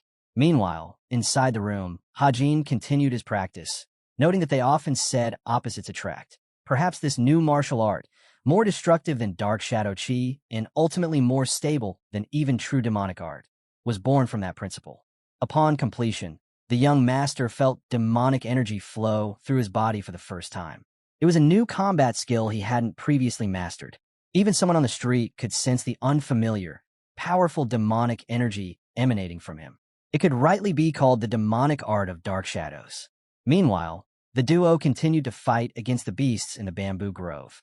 Dongpil was concerned, noting it was too dangerous to keep going deeper. His legs were already weakened, and he decided it would be wise to return to the bamboo garden for now. Pointing at the beast they had just fought, Hajin commented that from what he had heard, this beast is known as Xing, which lives in herds. Hajin smirked, wondering if 3 isn't too few to be called a herd. When a sound reached their ears, Dongpil realized it was a herd of them. Far too many. The servant signaled for the young master to retreat. Hajin thought Dongpil was correct. He had already exhausted his chi fighting them earlier, and now they had no time to waste. He had to sharpen his new technique and escape. By pushing the limits of his ability, he would only become stronger. With this, the demonic art of dark shadows was fully unleashed. Meanwhile, inside the Demon Lord's palace, the Demon Lord inquired about whether the third young master was now hunting both Azure Lotuses and Xing in the lonely bamboo grove. The commander responded that this was indeed true. The Demon Lord, observing him, found it fascinating. The Demon Lord then commented that studying the Black Dragon art would expose him to terrifying creatures and unbearable screams. Blood Flame was harsh, and Heaven's Grip was too burdensome. Neither suited him. Red Phoenix might be ideal, but if he possessed the Seeing Eye, he wouldn't take it lightly. The Demon Lord believed that the commander had given him 3 secrets of the demonic art texts. The commander agreed, stating that they were Blood Flame, Heaven Seizing, and Red Phoenix. The Demon Lord wondered aloud that in his current state, it would be difficult for him to handle the Red Phoenix, especially since that art could be toxic following a chi blockage. The Demon Lord realized that he had mastered the other demonic art. When asked whether he had taken more texts from the secret library, the commander apologized for accessing it without permission. The Lord reassured him, stating that he had every right to go there. The commander commented that he had not reported it to him. The Demon Lord then questioned whether he regretted giving the third young master access to the secret teachings, and the man firmly said he did not. The Lord then asked if he could take full responsibility. Upon hearing his confirmation, the Demon Lord commented that then he would respect his decision. Meanwhile, the battle against the Xing's continued. Back at the demon lord's side, he poured himself a drink and summoned the first guard. The man responded immediately. The demon lord asked if he understood why a child's battle was more terrifying than an adult's. It was because children didn't know when to stop. That was what made them dangerous. They saw honor as honor, no matter the context. But the moment a child recognized where the line was drawn, emerging from pure ignorance into armed understanding, that was when he truly became a man. Back in the lonely bamboo grove, Ma Dongpil was warned to stay alert. The Xingxings were relentlessly trying to take a dose. The continued use of the dark shadow demonic art was progressing smoothly.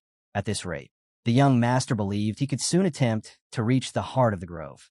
Suddenly, another monster appeared, fast and without warning. Mr. Ma had no time to dodge and was struck hard by its hooves. It wasn't just a horse. This thing was not to be underestimated like the chicken before. Dongpil had been battling these creatures for days and had strengthened his chi considerably, but even he was taken down in a single hit. This monster was far stronger than anything encountered so far, filled with an unthinkable killing intent. Going full speed would be necessary. The young master pushed forward. But then, something unexpected happened. The horse beast attacked our MC. Lying down, he realized that wasn't the horse's maximum speed. Earlier, he had challenged him again, noting he wouldn't be fooled twice. Just then, he noticed something strange as his body refused to move. Looking down, he realized his right arm was broken. Looking around the situation, the third young master thought, if this continued, he wouldn't be able to land a single blow. Just when he thought things were under control, reality struck. He hadn't let his guard down in this dangerous forest. Dongpil made a decision. He would lure the monster away. Shouting to draw its attention, he ran. The third young master warned him he couldn't handle it alone. Still, the monster fell into a trap, a pit lined with sharp bamboo that Dongpil had prepared. For a moment, the monster seemed defeated, but then its eyes opened again. Tenacious and enraged, the creature had only been stunned. Dongpil commented that the monster had dared to harm the third young lord's body. The servant swore it deserved punishment, but that would have to wait. Dongpil ran, noting that saving the young master came first. As he moved to carry him, the master reminded him he had only broken his arm, not his leg. He could still stand. 8 months passed. At the Heavenly Demonic Divine Cult's Elder Court, a man noted that things had been difficult. This is the first head of the Court of Elders, Li Gunsung. Another man came up, Jia Yang's second head of the Court of Leaders, who acknowledged the effort of his senior and suggested resting. But the first head, Li Gunsung, refused the offer. It was said that if the guard changed, the subject might feel unsettled. He intended to go again in an hour. As the two chatted, it was revealed that today, however, a notable guest was expected. The patriarch of the Demon Sword family had decided to visit. No one knew exactly why. Perhaps he intended to discuss something with the cult leader. There was speculation that the patriarch wanted his eldest son to become one of the demon lord's disciples. Though it wasn't confirmed, considering that 2 of the lord's current disciples came from the 7 great families, the possibility seemed real. In matters of loyalty, the Demon Sword family was unmatched. If their son were to be considered, a special approach would be necessary. After all, the family was also known for its strength and capable troops. Jia Yang wondered if the Demon Lord would even accept another disciple, since he already had 7. Gunsung responded that it was all up to the Lord's decision. Jia Yang wondered aloud. Still, it was likely the number would remain the same. The conversation turned to the third young master. Ever since his chi blockage, he had lost his martial prowess. Now, in the bamboo grove, he was farther from victory than ever. The forest was infamously perilous. No one even knew when or if the young master would return. If the demon lord didn't grant permission, he could remain trapped there indefinitely. As Gunsung slammed the cup on the table, he asked the second head, Jia Yang, that he should stop right this instant, indicating danger if someone might hear what he was saying. Gunsung then explains that was why the third head was sent there. Among them all, he was the one most qualified to survive the bamboo grove. The order had come from the master elders themselves, who understood the true worth of the third head. Just then, a knock came at the door. The clerk reported that the third head had arrived. The first head was shocked by the news and demanded that he be let in immediately. As Dongpil entered, an intense wave of bloodlust flooded the room. His killing intent was so powerful that it couldn't be concealed. The third head of Court of Elders, Ma Dongpil, had returned. And now, everyone wondered what had happened in that lonely bamboo grove during the past 8 months. Gusung handed over some herbs, asking if that would be enough. Dongpil confirmed it with gratitude. The first head then inquired about the need for cave pine tea leaves. Dongpil explained that he was simply following the young master's orders. He had been told to bring them. The first head acknowledged Dongpil's hard work. The third head responded that the harder he worked, the more comfortable it would be for the young master. He only needed to stay patient. The elders had wanted to sit down and enjoy drinks with him, but the third head politely asked to be excused. Gusung commented that if he were busy, then it couldn't be helped. Jia Yang also noted that it must be difficult for him, but they were sure he was doing well. He just needed to stay safe. Dongpil bowed in respect and took his leave. The second leader then asked the elder whether he felt the same. No matter how much he thought about it, the bloodlust coming from Dongpil felt abnormal. But the elder believed this merely reflected the extreme environment he had been living in. It was unfortunate, but at least he looked healthy. Dongpil will be fine. If it was the third head they knew, they were confident he'd return even stronger. Meanwhile, at the bamboo grove, Dongpil noted that he felt lighter. He seemed far more composed than he had been 8 months ago. The brutal trials in the bamboo grove had sharpened his skills to an entirely new level. Suddenly, Dongpil stopped noticing that something shifted, realizing it wasn't a xing-xing. The sound was heavy, deliberate like a beast. He sensed that it was coming. The moment he arrived, he would be cut down. Ma Dongpil just then noticed the third young master calling him, wondering what he was doing. The young master asked if he was already back, reminding him that he had told him he could take his time and catch up with his comrades. Dongpil responded that he had assumed he'd remain in the bamboo garden within the city during the servant's absence. Perhaps he had tracked down another Lushu, wondering what if he got hurt during the hunt. The young master claimed boredom and had spotted a horse roaming nearby. After everything that happened in their last battles, the mere sight of horses stirred rage in him. He told Dongpil they would be eating horse meat for dinner and told him that he should clean the pot in preparation. Dongpil then asked the young gentleman to remove the splint from his right arm. It looked fully healed now. Hajin wondered that over the past few months, it had clearly been overused. Life had been good lately. Later that night, while the third young master was training, Dongpil thought who would have imagined that he'd defeat Lushu single-handedly? No one believed he'd survive the chi blockage either. Yet this place was filled with beasts even the strongest masters couldn't conquer. They couldn't stay idle. They had to guard the area. Approaching the young master, Dongpil asked if he was finished. The guards startled him again, leaving the young master wondering what he would say this time. Dongpil commented that he knew that the young master knew his own strength, but had promised not to venture into danger alone. Casually responding, the third young master asked, so what should he do next? Noting that time was running out. Dongpil was confused by his statement, asking what the young master meant. He clarified that the place wasn't dangerous yet, but it would become so. His meaning wasn't entirely clear, leaving Dongpil confused. He then goes on explaining that this place was mysterious, and a high concentration of spiritual chi in the grove didn't just create bamboo or breed monsters. It transformed the human body. Despite all their efforts, such changes weren't normally possible in just 8 months. That's what made it dangerous. Too much power could be as deadly as too little. Animals and bamboo might evolve to suit their environment, but humans couldn't. He asked Dongpil what he thought about his recovery. The broken and dislocated bones should have taken at least 2 months to heal, but they had mended in only 1 week. The wounds from his battle with Lushu had vanished in just 2 hours. Asking Dongpil if he thought all of this was normal. He then explains that when skin breaks, the body heals. But what if that healing process sped up unnaturally? If the body continued repairing even after a wound was gone, it would begin to tear itself apart. This was the true nature of the bamboo grove. To a point, its effects were helpful. But beyond that, the human body couldn't endure it. He asked whether the healing properties of the grove were becoming stronger. More accurately, the spiritual chi itself was intensifying. Within 2 or 3 months, it would reach a level no human could survive. They had to leave before that, unless they wanted to explode and die. Still, Dongpil reminded the Lord that they couldn't return without permission. The demon lord had only ordered them to go to the grove, without specifying how long they should remain. Hajin laughs, noting that if Dongpil thought he suffered through 8 months of isolation here, just because of the demon lord, Dongpil asked him if that wasn't what this was about. The third young master then explained that in any case, the Lord had approved his request. The place was, after all, ideal for fresh air and training. Dongpil asked if that was okay to interrupt things like that.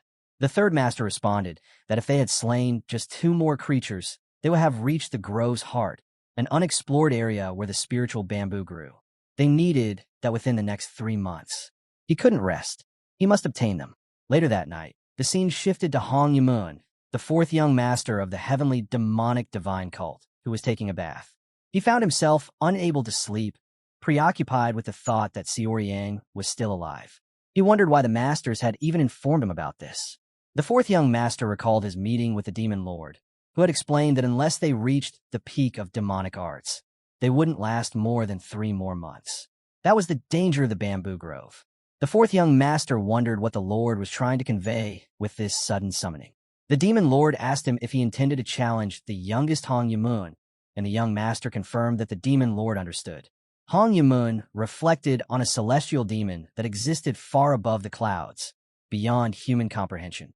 That being did not concern itself with whether its disciples were ready to tear each other apart. Perhaps the demon lord wanted to teach them that to inherit his legacy, they must overcome all obstacles. The 4th young master wondered what kind of world the master envisioned. Could anyone else even catch a glimpse of it? If so, the lord believed that the 3rd young master was doing a commendable job. Hong Yamun was shocked by the demon lord's statement, realizing that Xiaoyang had barely survived the qi blockage. Even a medicine hadn't helped him. Now, he had become strong enough to be in the secluded bamboo grove. How was that possible? The master announced that he planned to summon him soon. In reality, Hong Yamun wondered if that meant all the efforts made to remove him had been in vain. With anger boiling over, the 4th young master commented that this time, when Xiaoyang returned, there was no doubt he would turn him into a corpse, and nothing would stop him. Ma Dongpil arrived with the items the 3rd young lord had requested, handing them over. Hajin examined the collection and noted that he managed to get the 5 bags of turbid elimination herbs, and a special request he made for the rare cave pine tea were included. He hadn't realized until arriving here that the scent of this particular tea could repel monsters. Constant encounters with Azure Lotus and Xing Xing had become unpleasant, so avoiding them through the tea seemed wise. There was speculation that a significant amount of these herbs might be growing on the Weeping Mountain in the cult's Yunnan region. As for why he needed herbs to remove turbidity, everything had its purpose. The herbs looked excellent, and Dongpil was commended for his efforts. When asked if he could bring more next time, he hesitated. Supply was uncertain. The demon cult's apothecary planned to research the best ratios for healing infusions this month, and the blur herb was a primary ingredient. It would take at least 2 months to gather more. After hearing Dongpil, Hajin questioned if a supreme healing potion was being crafted from herbs that cleared cloudiness. Dongpil responded in agreement. Hajin recalled drinking such a decoction for 3 months after waking up from qi blockage. The herbs are capable enough of getting rid of any turbidity in the body. Hajin wondered why they fed that to a patient who nearly died from the qi blockage. These herbs were potent, powerful enough to target even demonic energy. While they could be prescribed to the healthy, in the weak, the same effect could be deadly. Any knowledgeable healer would hesitate to recommend such a thing.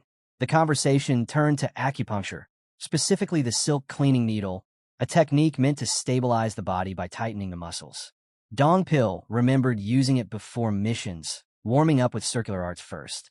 The procedure wasn't too complex and had decent results, but using both the decoction and acupuncture on an exhausted body was reckless. The young master doubted the healer had made that decision alone. At a minimum, a high-ranking official or one of their students must have been involved. As a wave of realization suddenly hit Hajin, and he wondered if it had been a student. It was likely her, a demon practitioner from the Religious Enlightenment Center, a member of the Jiaxa family, and the younger sister of the 4th young master. Hajin realized that the 4th young master had visited immediately after he regained consciousness. Had he truly tried to kill his older brother, even if it was part of their fight for the throne? The scene shifted to the demon lord's palace, where the healer offered some cave pine tea and told the lord to drink it before it gets cold. The discussion shifted to the cult. Shinhui was asked about the hardest way to gain entrance to the cult's inner sanctum. The healer asked the lord if he was referring to the lonely bamboo grove. The demon lord responded that the lonely bamboo grove was nearly impenetrable. Not even high officials could enter without the master's permission. The issue wasn't infiltration, it was surveillance. The healer asked, wouldn't the military branch be best suited to plant eyes and ears? He heard that the strategist general was too powerful, his grip so firm that not even the elders interfered. The demon lord disagreed, stating that the military office is an organization that is fairly easy to infiltrate. The general strategist overseeing the military office is considered a genius of this century. If anything, he would turn the tide by identifying which forces have infiltrated the military and distinguishing who is involved in the power struggle. Therefore, he wouldn't stop anyone from trying to infiltrate the military. He further commented that not everyone chooses to do so, as he will ultimately figure out all of your intentions. The healer then asked what would be best. The demon lord responded that the true judges would always be the court of elders, whose sole purpose was to protect the demon lord and the cult. This court was different from all other organizations that would switch sides depending on the authorities involved. Since any attempt to engage with them was equivalent to challenging the demon lord, they were considered untouchable, and everyone ignored them.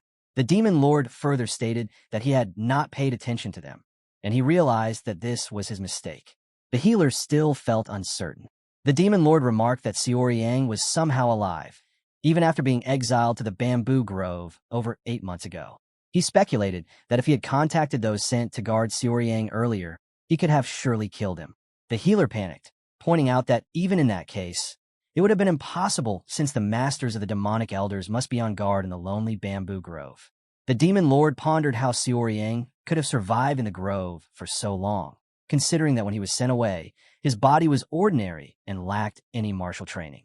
The fourth young lord ordered his healer, Shin Hui, to gather troops and arm them. Neither poison nor the demon-infested forest had killed Xiori Yang. Today was the last day. The healer asked if the lord himself would participate, but he dismissed the idea. This wasn't his battle to fight. Instead, he'd send those already seeking revenge against Xiori Yang, the warriors who had suffered long before the chi blockage.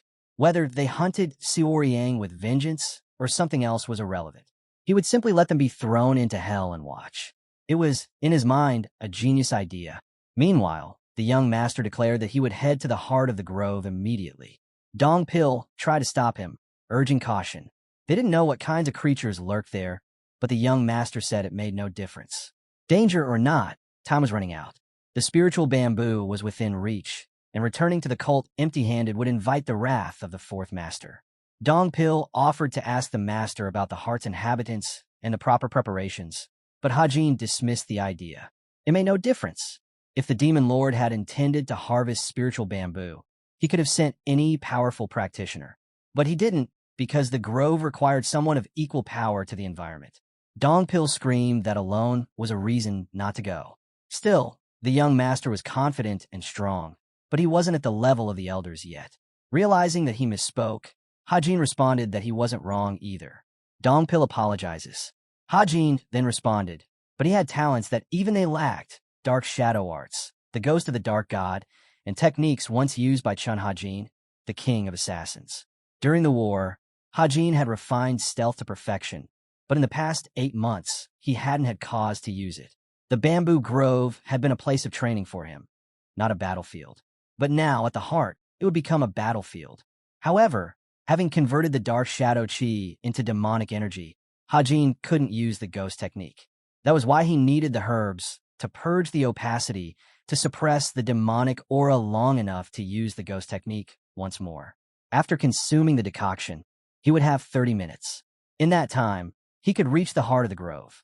He then ordered Dong Pil to stay behind and wait, but Dong Pil refused. If Hajin wanted to go alone, he would have to fight him first. The young master relented slightly. He could accompany him to the grove's heart entrance, but no further. As they advanced through the lonely bamboo grove, and Hajin recognized the spot where he had last hunted a Lushu, he believed this to be the gateway to the heart. Dong Pil then noticed a strong stench in the air, wondering aloud if something was rotting. As he turned to the other side, he called out to the young lord, urging him to take a look at the sight. What they saw was horrifying. Clusters of monster corpses lay collapsed on the ground. Each one had died after vomiting blood, which now pooled around them, clear signs of internal ruptures. Something powerful had passed through here. Chun Hajin was shocked that a few beasts were new to him, which he had never seen. He saw a leopard corpse, but Ma Dong Pil corrected him by informing him that it's a beast called Mungji, and it's at the top of the hierarchy in the solitary bamboo grove.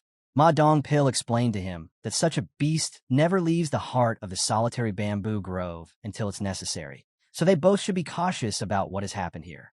Ma Dongpil was also surprised and told that this was the second highest in power in the solitary bamboo grove. So out of curiosity, Hajin Xion asked him which one of the beasts was at first. So Ma Dongpil pointed his finger towards a corpse nearby and said that it was called the Sundered Serpent. Hajin Xion cleared his thoughts by asking about the snake with two tails, and Ma Dongpil confirmed that it's the top one of the solitary bamboo grove. Hajin saw the snake and asked again if it didn't seem to be that strong or even venomous like the other corpses, but still it is at first, and nonetheless it's dead like the others. As they traveled further ahead, Hajin was a lot concerned that the corpses of the beast had no injury. There was only blood that was vomited, but how could this happen? And who was the one behind it? Ma Dongpil was also confused.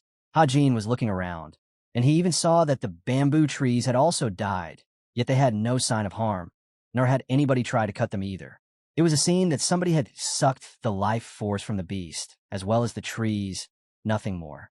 Suddenly, a cold breeze came from the heart of the solitary bamboo grove, and Hajin sensed something powerful in there.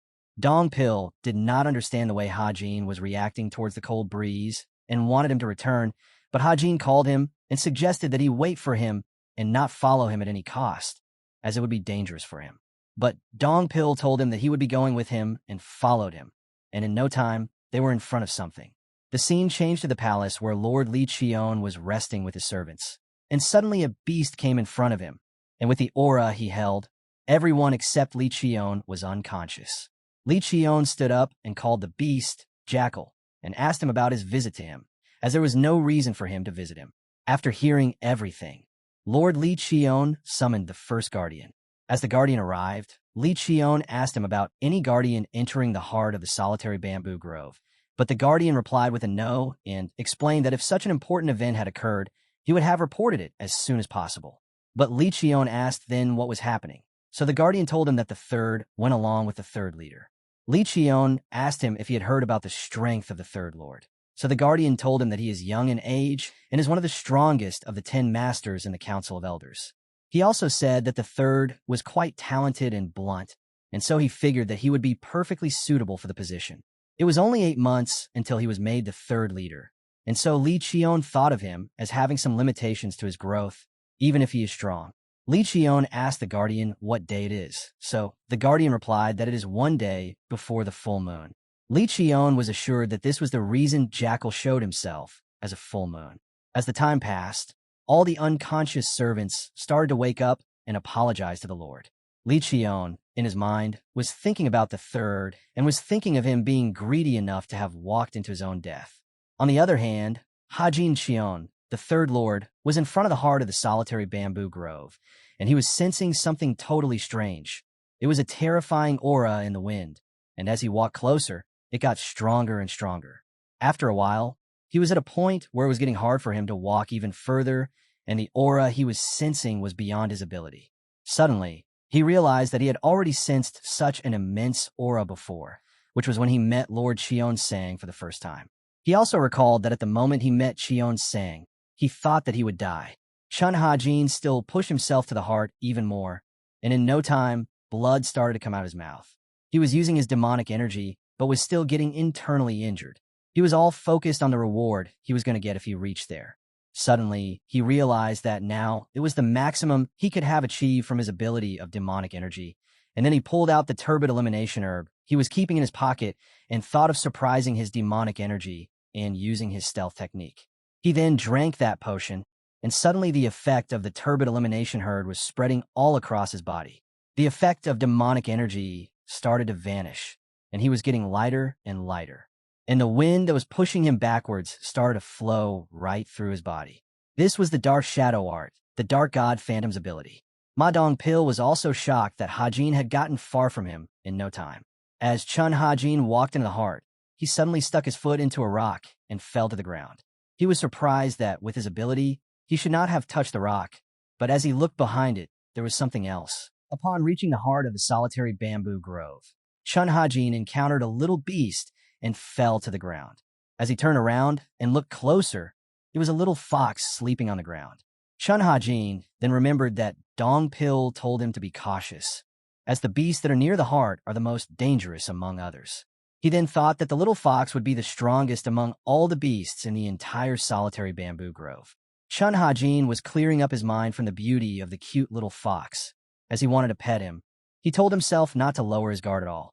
He then decided to move forward, and on his way back, if the fox was still asleep, he would try to pet him, and so Ha-jin left the place. As he finally reached the end, it was smaller than he thought.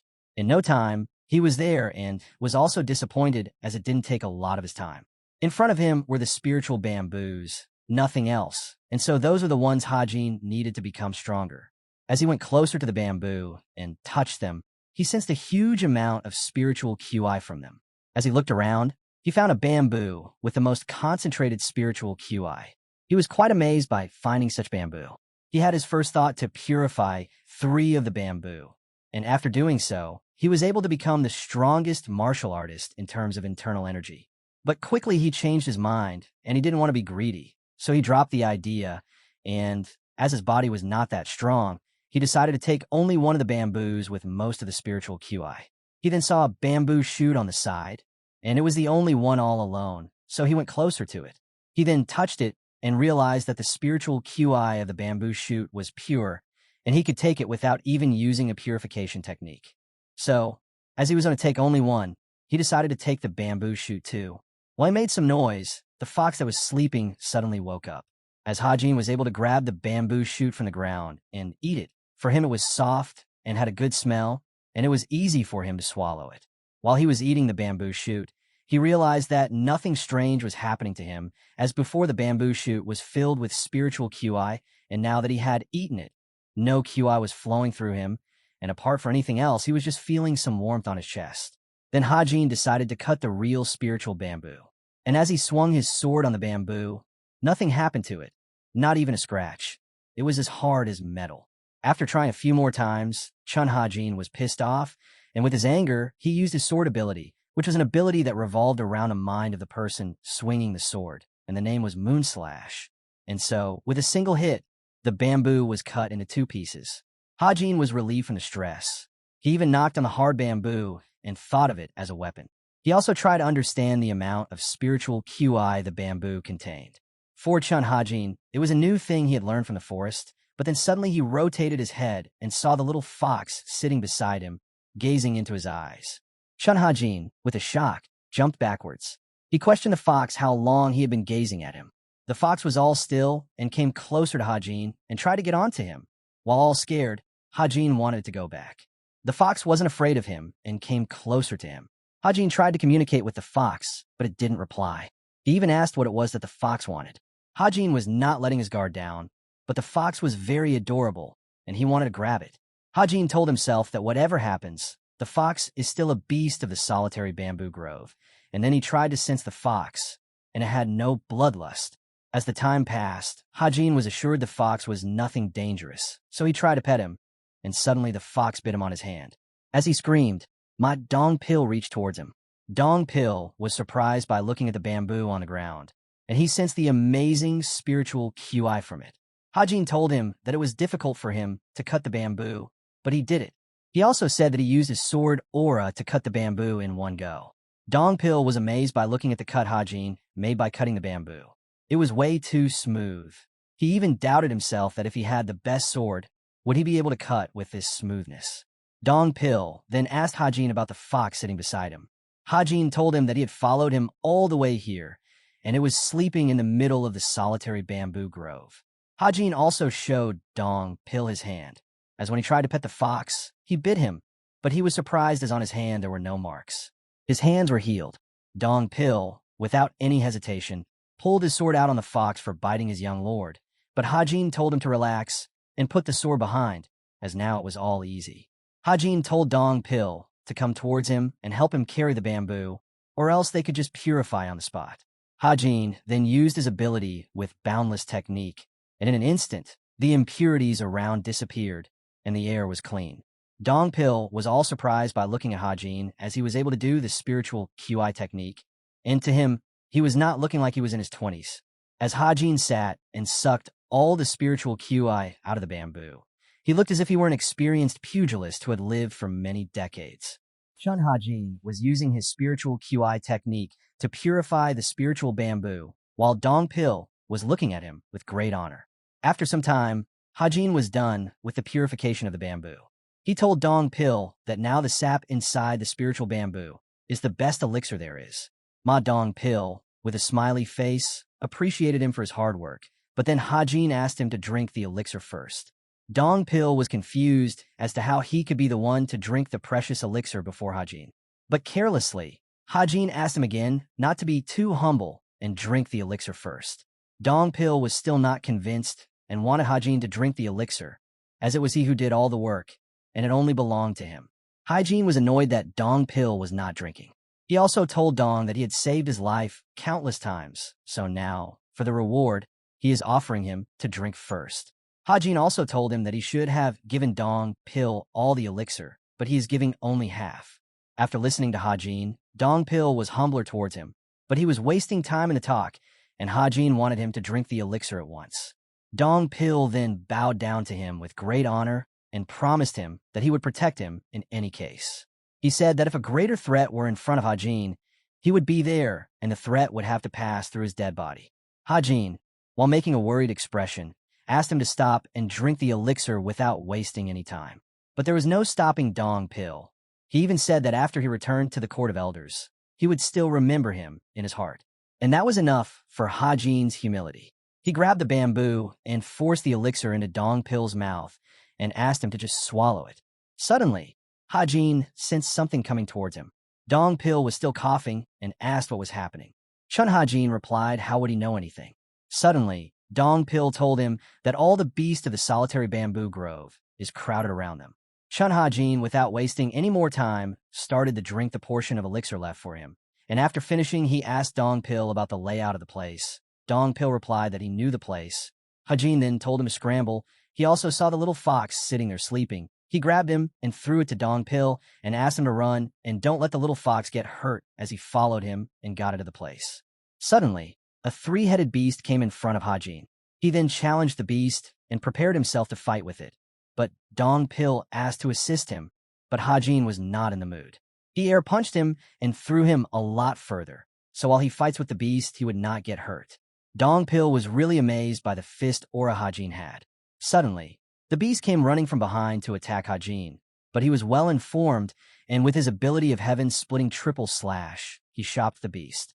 While on the outside of the solitary bamboo grove, Lord Li Cheon-sang was thinking about the jackal and why he was outside of the solitary bamboo grove, as he is the owner of the spiritual ground. Lord Li Cheon-sang then sat on the hut on the edge of the mountain, and by his ability, looked into the solitary bamboo grove, and he saw Ha-jin inside. He realized that after he had survived the QI blockage, he had changed and was now a totally different person. The essence he saw in the demonic judgment pavilion was death. While he saw the moves and the battle of Ha-jin inside, as he was slicing every beast that came to attack him, he was quite curious and thought that Ha-jin would have been sent to the underworld. While he finished looking inside, he appreciated himself for calling Ha-jin to the demonic judgment pavilion. While Ha-jin was fighting with all his might, a huge beast came in front of him, which was triple his size. Ha-jin first referred to him as the leader of the solitary bamboo grove, or something on top, and the beast tried to attack him. Ha-jin did everything and avoided the blow. He was furious, and he even cursed the forest for having such a beast in the first place. As Chun Ha-jin fought more with the beast, it got faster and faster. Ha-jin then used his grasshopper ascension, and he took the beast head on, but it was not enough to defeat him. He then realized that if he combined the demonic arts, a simple grasshopper ascension could also become a well-executed attack. But after doing all this, he was not able to damage the beast and was really disappointed.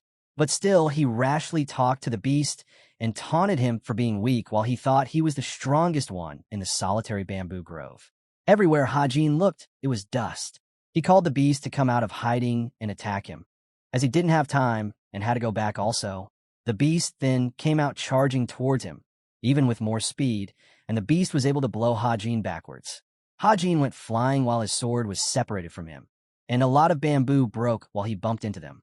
All the other beasts then came towards him to attack him and finally finish him. They were all roaring, and Hajin was on the ground in pain.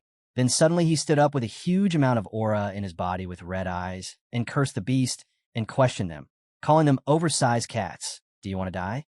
After getting up, he realized their attacks were powerful, and if he took another one, it would be game over for him, but nothing was going to stop him. He then tore the blood part from his clothes and challenged the beast once again, as he had already defeated the other beast, and now only this type of beast was left. He also sensed something strange in the power of his demonic art.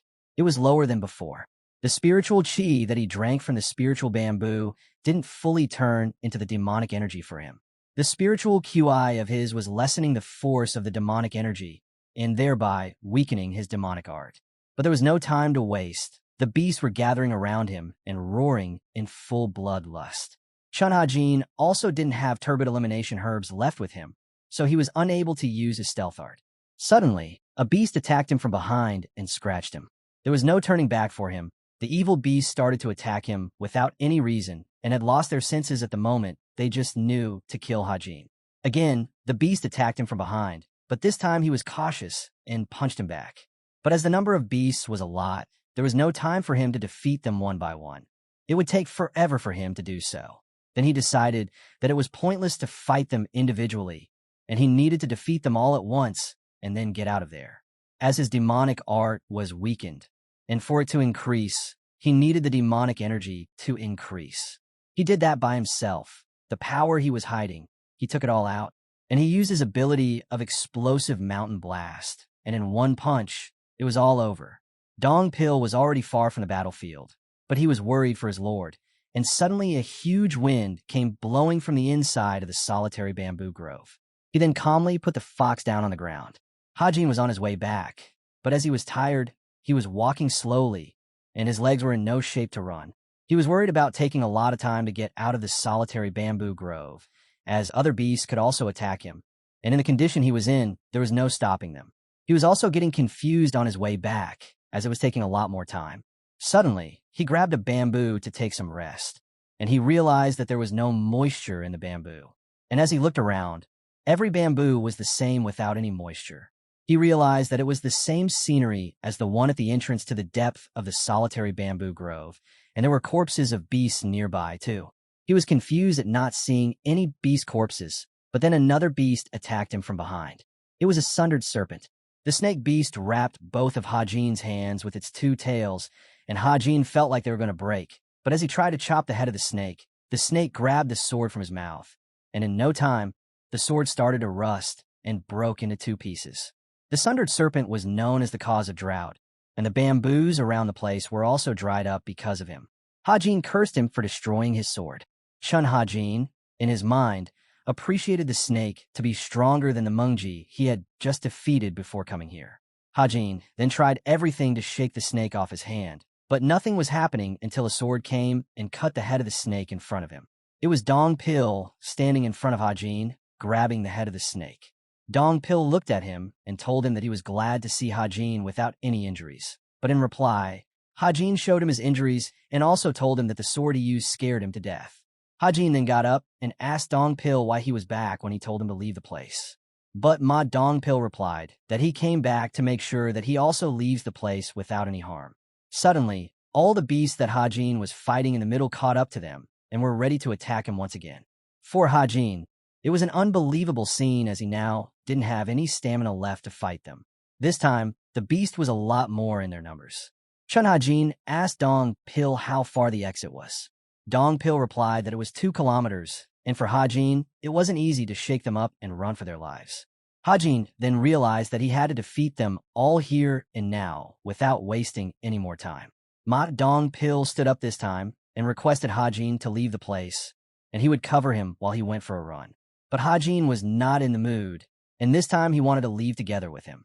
As Hajin knew, if any of them stayed behind, they would get beaten as the beasts were in large numbers. Then Hajin went for the attacks while he recalled memories of the king of the assassins. Hajin, with all his might, slashed at the beast. As another beast tried to attack him from behind, he was ready and dogged the blow and slashed the other beast too. This time, he was fully pumped and used his explosive mountain blast once again and, in one blow, defeated all the beasts. As he finished, Dong Pil asked him if he was okay. But Hajin replied that now he has no strength to walk and requested that he carry him on his back. But Dong Pil told him, while his legs were shaking, that there were more of the beast looking at them, and they need to run away at any cost if they want to. Chun Hajin and Ma Dong Pil were in the middle of a losing fight. Hajin had used all his powers, but that wasn't enough to defeat the beasts. He was recalling that he had died once. He could not let that happen to him again.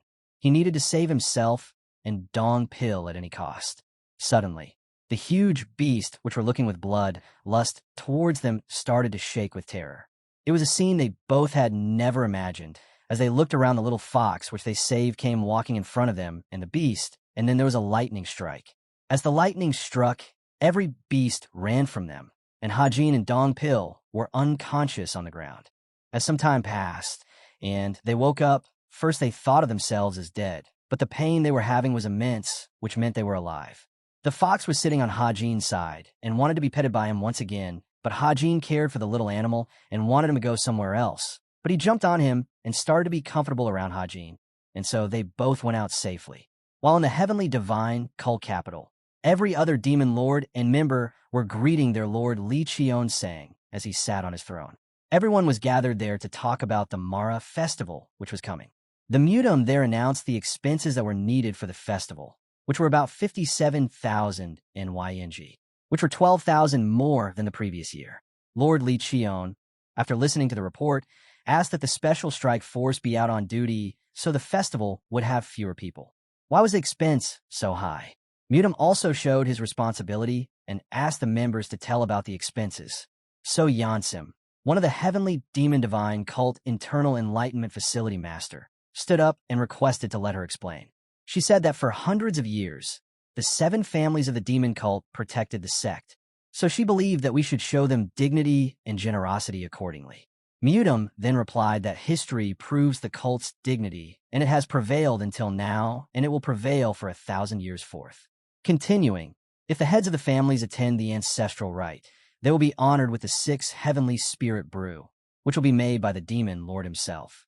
And finally, he concluded by saying that the cult's dignity and generosity are expressed through the demon lord himself, not the money, and he ordered her to decrease the expenses, therefore.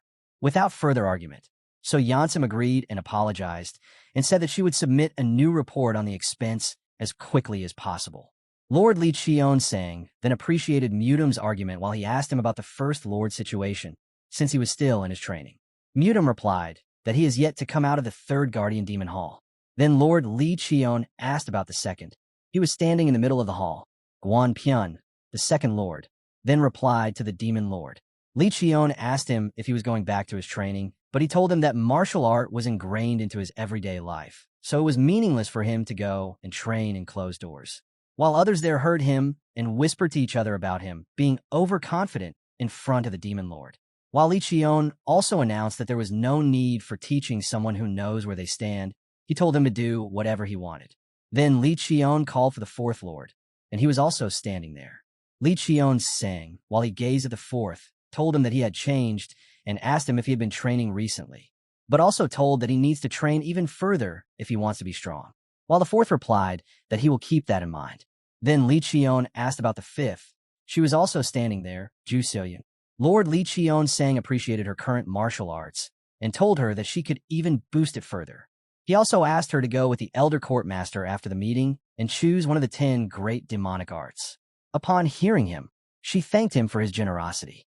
As the sixth wasn't attending the meeting and was going to join the Mara festival, Lord Li gazed upon the youngest lord, Lord Chai Yeoman, who was scared to talk. Lord Li Qion told her that the cult is not a place for spoiled children, and told her that if she were stronger, she wouldn't be scared, and asked her to train more. He also asked if she was scared of death, but she replied with a no. Lord Li Qion then told everyone that he never taught anyone to rest, and if they all wanted to be powerful, they shouldn't limit themselves. As Lord Li finished his teaching for others, he asked about the whereabouts of the third Lord and called him late. Lord Li Qion ordered him to enter the hall. Then the third Lord entered the hall full of people while the guard opened the door for him. The other Lord was surprised watching him all recovered, but whispered to each other that the third had lost his martial art powers. They were also shocked that the third was already out of the solitary bamboo grove. while Hajin, or you can call him Lord Xiaoyang, greeted the demon lord. The third young lord was standing in front of the demon lord. As he greeted the demon lord gazed upon him, and in his mind, the demon lord sensed dense and luxuriant demonic energy. He also thought about how much he had undergone during the period in the solitary bamboo grove. From the eyes of the demon lord, third was unconsciously boiling over with demonic energy. Lord Li Qian told the third excellent. Everyone in the hall was surprised to hear that. It was the highest praise that the demon lord had given to anyone. Lord Li Qian then asked him how the solitary bamboo grove was, and also asked if it was a good place to get a breath of fresh air. Third replied while he smiled that, surprisingly, it was refreshing. Also, the third said that he experienced an entire life's worth of weird things in there. Then the demon lord stood up and told the third to follow him. It was a sudden surprise for Hajin. He got scared about where he wanted to take me. He even imagined that he would be rude to him while he greeted him, wondering why he was taking him somewhere hellish. Lord Li Qian told the mutum to take care of the rest, and told everyone to leave as the royal meeting was over. While the third started to follow him, he started to think that now he would be sent to some place more terrifying than the solitary bamboo grove. He even thought the demon lord would have heard the shitty talk he did about him in the solitary bamboo grove. As the other royal went out of the hall, they started to talk with each other about the meeting. The elders from the court asked So Yeoman about her work, which has gotten more stressful as she has to make a new report on the expense, but she replied that it wasn't she who would be busier but them. The elders asked her why the general strategist wasn't here in the meeting. Was there a reason? She replied that he was busy and had nothing else. And she also told that he wasn't busy at the Mara festival, but somewhere else. She said that she heard the Northern Orthodox sect have started an interesting business, and the general is busy there. The elders then replied that it would be hard for the general to look into such business. While one of the elders there started to talk about the third young master and about the praise he was given by the demon lord. One of the elders also explained to others that he had heard the third was broken from the QI blockage, but as we looked at him, he didn't look as if that had ever happened. While one of the lords there in his mind cursed himself for not killing the third lord when he had the chance. And now the demon lord himself is pursuing him and has taken him into private to talk about something he doesn't know. While demon lord Li Qian in third went to a private place known as the gazebo, Chun Hajin, in his mind, thought about the place as a cozy garden and thought that the place doesn't fit the vibes of the demonic cult. While Lord Qian asked him to sit with a gaze, Hajin got scared. Hajin was thinking that he had spent 8 months in a solitary bamboo grove, as he was asked, and he didn't need to be scared of the demon lord. He had done whatever he was asked to do. Suddenly, the demon lord poured some alcohol for him and gave him to drink. While Hajin was smiling from inside, getting some alcohol after a long time, Lord Li Qian then spoke and told him that he still has to learn the Black Dragon Mountain moving technique. Hajin was confused. In his mind, he was questioning the demon lord about the technique, but because of the atmosphere in the place, he wasn't able to ask him about the Black Mountain technique. As he was so uncomfortable, he was unable to drink properly. Then the Lord Li Qian asked him that Hajin had mixed something into his true demonic art.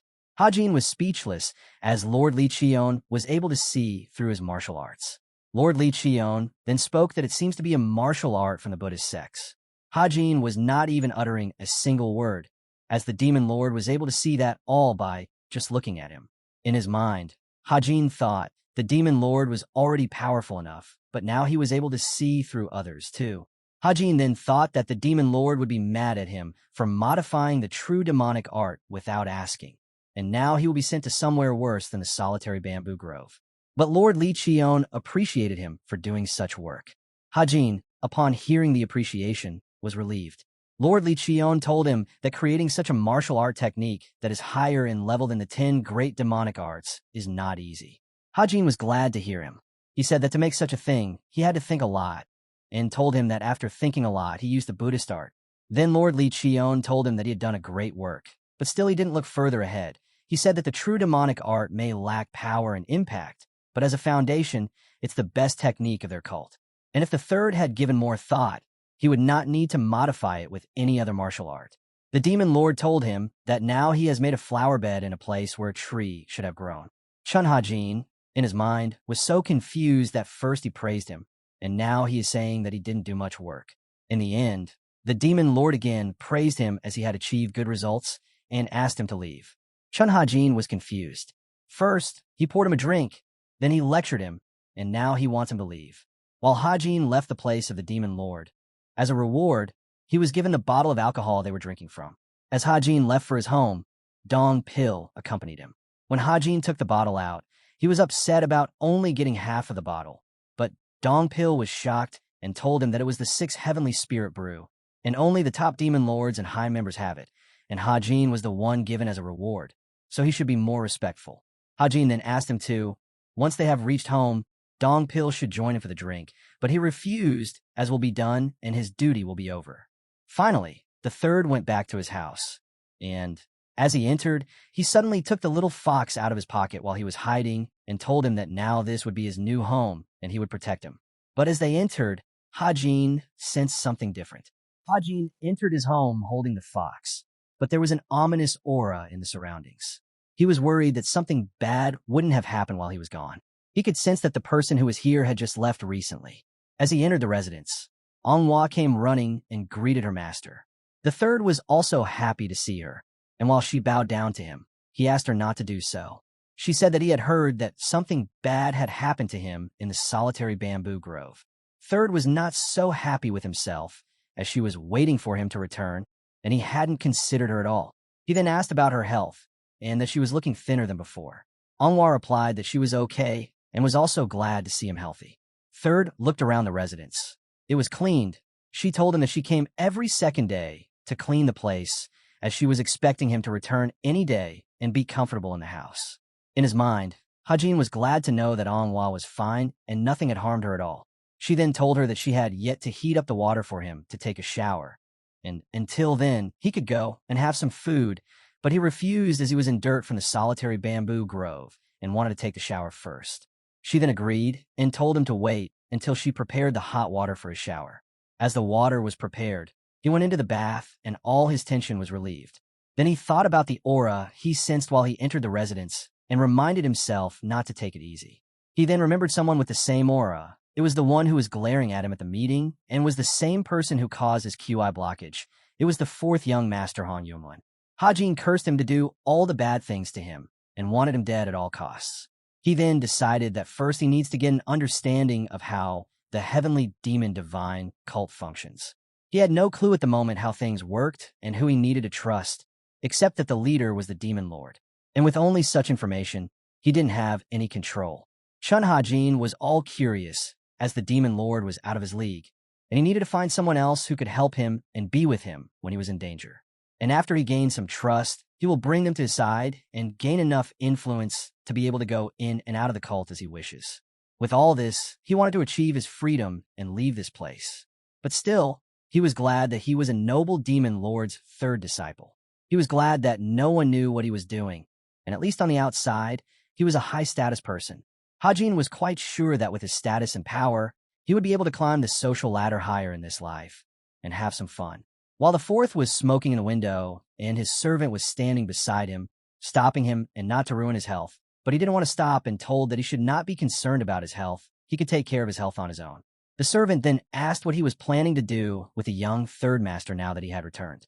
While in his mind, the servant thought the 4th master was nothing, as he was doing no work, resting, smoking, and all his work was left aside untouched.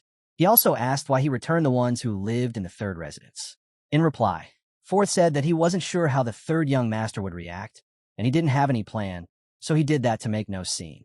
The servant asked wasn't he prepared how would be the reaction, but the 4th said that he was wrong this time. He said that when he met with the 3rd master, he was totally different. The servant was also shocked that the 4th was considering himself mistaken, but also asked how much he had changed. Sat the 4th replied that he was not just changed, he looked like a different person, and when he looked into my eyes, it looked like he knew that I was the one who had made things difficult for him. The 4th told his servant that he now needs to organize everything again. The servant then asked what he should do to the subordinates who were complaining now, as we ordered them to back off. The 4th then told them that they should give them some money, as it is the only thing that can finish their hunger. While in this home of the 3rd young master, Dong Pil entered, and Ha-jin asked him why he was late and asked him to join him for dinner. Anhwa was also sitting with both of them and was quite uncomfortable as she was the servant and was sitting with her master, And the same was with Dong Pil, but Hajin was not as royal as he was in his previous life, which was simple. He told both of them to sit, and they started to have dinner together while they drank the heavenly spirit brew given by the demon lord.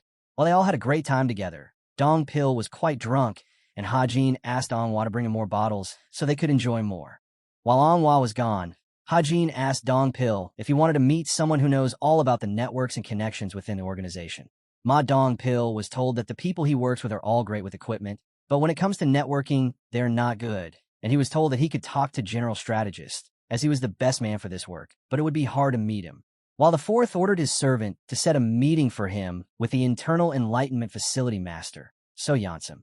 But the servant told him that it would be difficult to meet her while we invite her for dinner, and he suggested that it would not be good to make an enemy on her side. But the fourth said that he had to take some risk now, as the lynx has changed into a viper, and now they have to change the weapon. The next morning, after the return of the third young master, Anhwa was cleaning the floor, and what she saw was her master training outside. She was shocked that last night he was drunk, and now, early morning, he has started his training. Watching his moves and hard training, she was amazed. She knew it wasn't easy for anyone to be a disciple of the demon lord, and so her young master had to train daily. Hajin was quite tired while doing his training and was recalling his talk with Dong Pil while they were drinking. Hajin had asked a favor of Dong Pil that he wanted to meet someone from the organization who could be helpful to him. Hajin wanted to expand his network and know everything about the cult and how it works, so he could go in and out whenever he wanted. And to do so, he needed a specific person who had all the information available about others.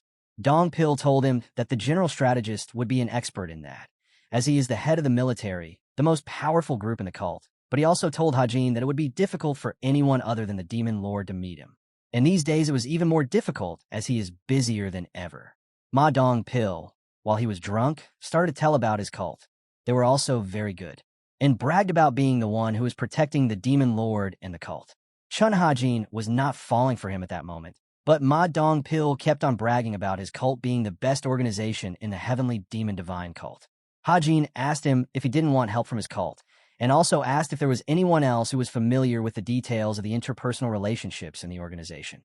Dong Pil, while all out, told him about So Yansum, the Internal Enlightenment Facility Master.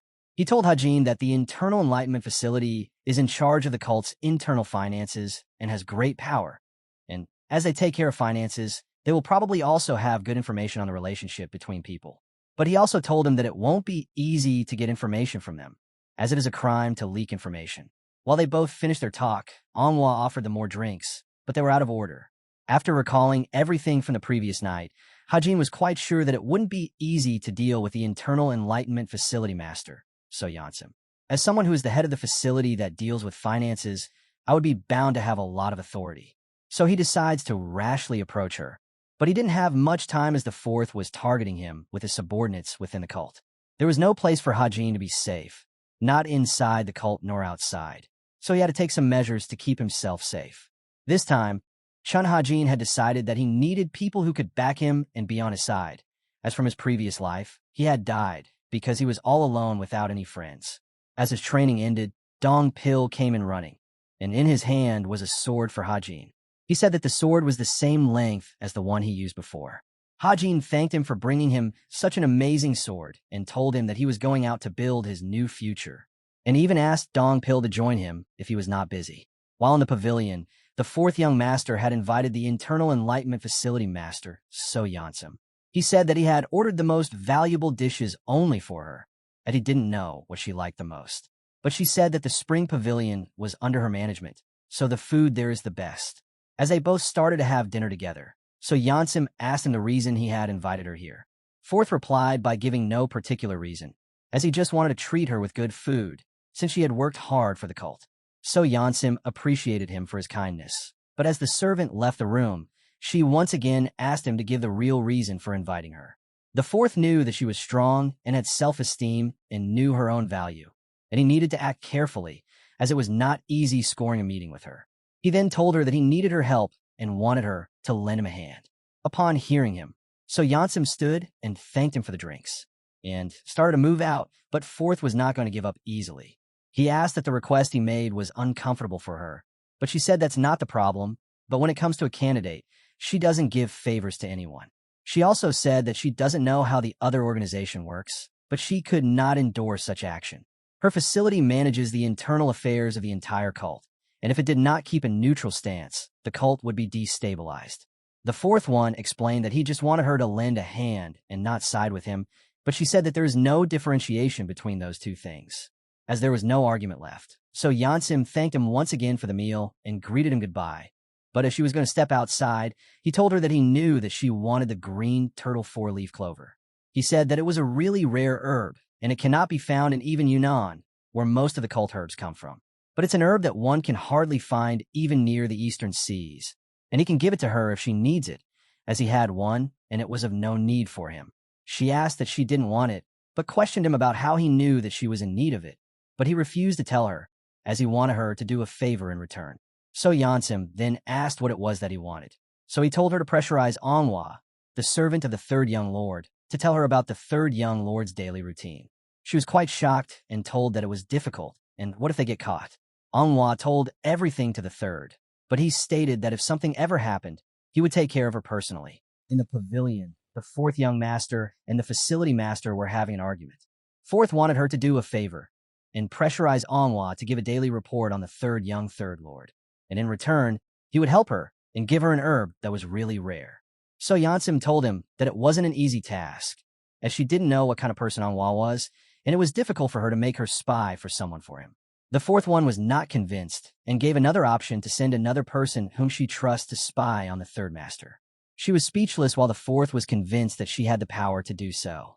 He knew that if she decided to do something, nothing could stop her, and he threatened her that he wouldn't ask again. As she stayed silent, the fourth took the silence as consent. As they both were closing the deal, suddenly the guards standing outside started to make noise, and in no time, the doors were opened. It was the third young master. He pushed his way inside and stated to them how much time they were going to take to drink their cups, as he was running out of patience. The fourth and the facility master were shocked seeing him in front of them. The fourth was even angrier on his arrival, but the third was in a hurry and asked So Yansim to join him after the meeting. He, too, said that his wine was cheap, but his cups were clean while he smiled at them. Fourth was cursing him in his mind and wanted to kill him. Hajin told her that he was looking for her everywhere and was wondering where she was, and he finally found her in this scenic place of all time. So Yansim that greeted the third young master, but he asked her not to be formal and to talk casually with him. The fourth scolded the guards outside for letting somebody enter as he was having a special meeting, but then the third master told him to calm down as he was there to meet the facility master only. The fourth, with an angry face, scolded the third and asked him if the facility master was talking to him and if he had disturbed them both. He stated that it was rude to interrupt suddenly when two people are talking, but the third totally ignored him and went near the faculty master and asked her to join him for a second round of drinks. But So Yansim apologized to him and stated that she had accepted the invite of the fourth, so now it will not be possible for her to go with him in the middle of the meeting, but third told her that he was asking her to join after the meeting. So Yansim was thinking that the reason the third wanted to meet her, but then third told her that the reason she is not coming is that she needed the green turtle four-leaf clover. He also stated that a person usually needs such herb in two reasons. One is when it is necessary to rapidly reduce the concentration of yin qi due to excessive depletion of yang qi, or the other is when one is inflicted with 90 meridian failure. He also stated that these both situations could be resolved with the special herb, and there is no way someone like her wouldn't know that. So it must mean that the situation she was in has no other option but to use the special herb. And finally, he said that someone would be afflicted with QI blockage from trying to learn yin cultivation. So Yansim was shocked hearing that he knew that much. The third told her that he doesn't know the state the patient is in, but unless they are on the brink of death, they don't need the green turtle four-leaf clover. It can cause more problems for them. In the end, he told her that she should not bend backwards to try to get the herb. In her mind, she was thinking about his kindness and questioned herself whether the man in front of him was the real third young master she knew. The fourth heard everything and was angry and stopped him, but the third was not giving up, and the third told him that he had heard them from outside, which is why he mentioned everything. The fourth questioned him whether his behavior was befitting the third young lord of the divine cult. But instead of being quiet, he called him the same and asked him if it was okay for someone to try to kill his siblings behind the scenes to obtain sovereignty. The fourth was shocked that he knew everything. Hajin also blamed him for doing harm to the youngest master, as she is only 10 years old. Hajin stated that the health of the seventh young lady was because of him, but he doesn't have any proof right now. The fourth stated that he won't tolerate any more slander against him.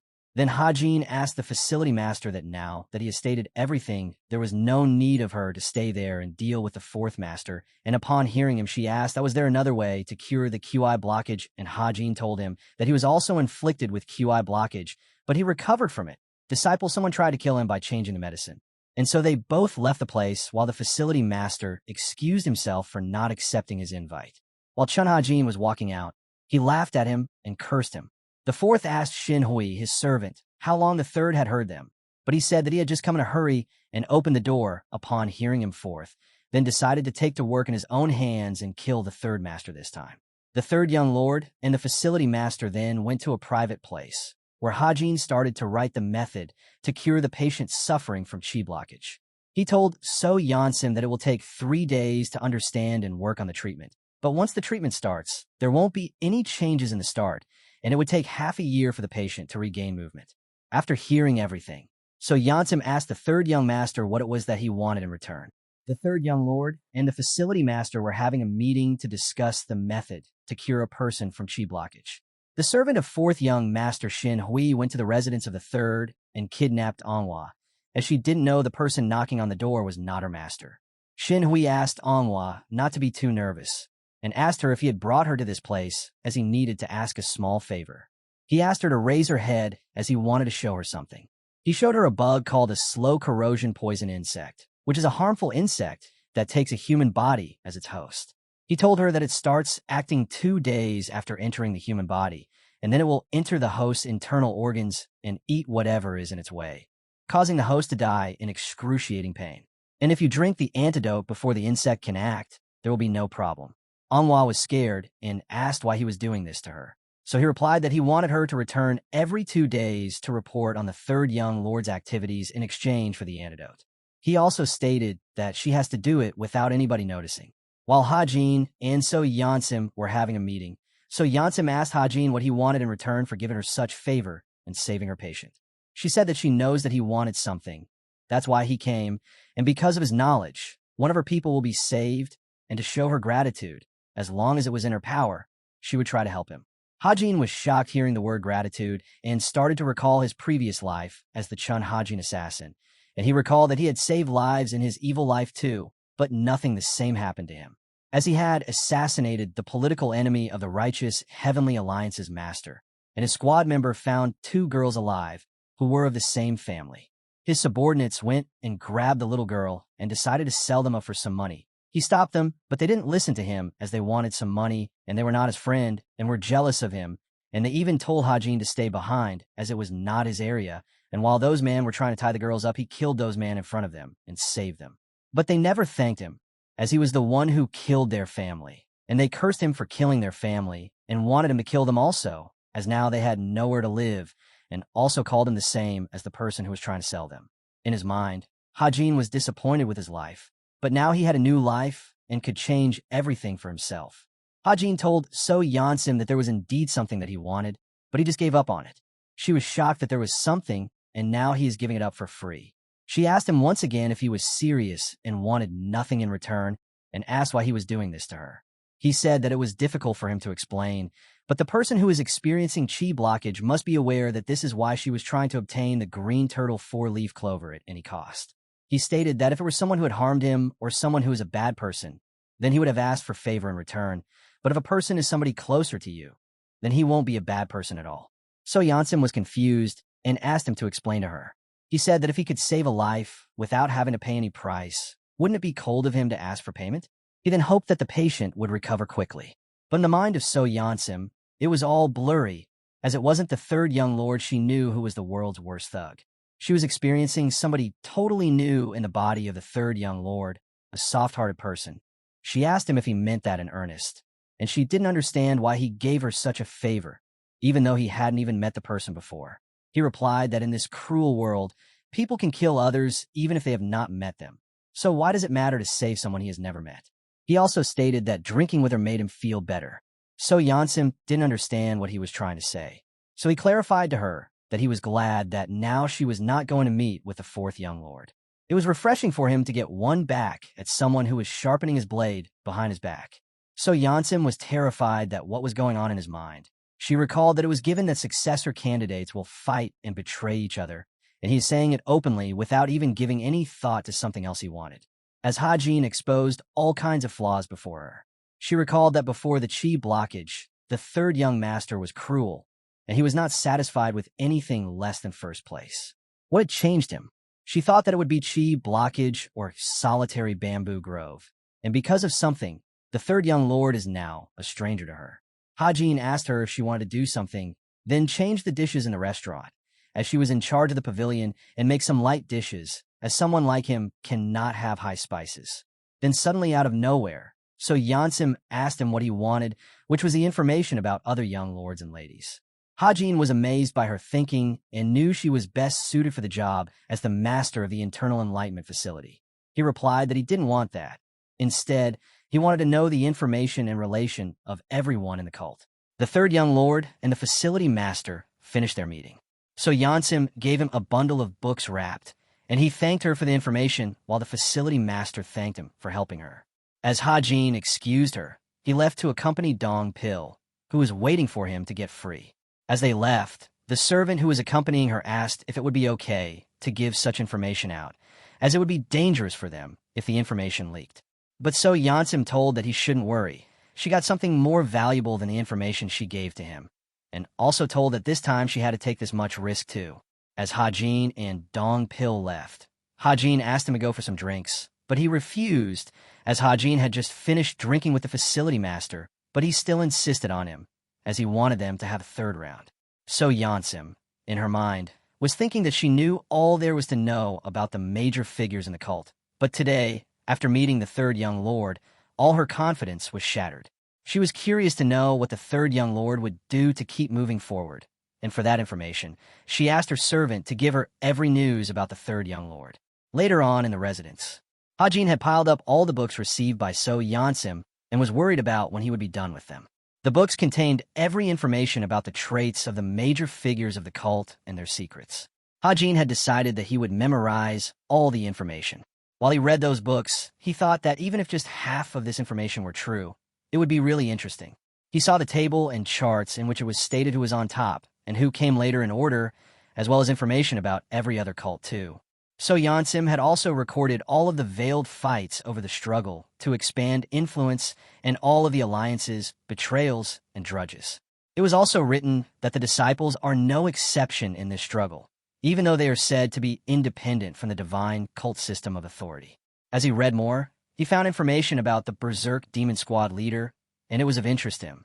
While reading, Manhwa came to him and asked him to have his meal as it was time.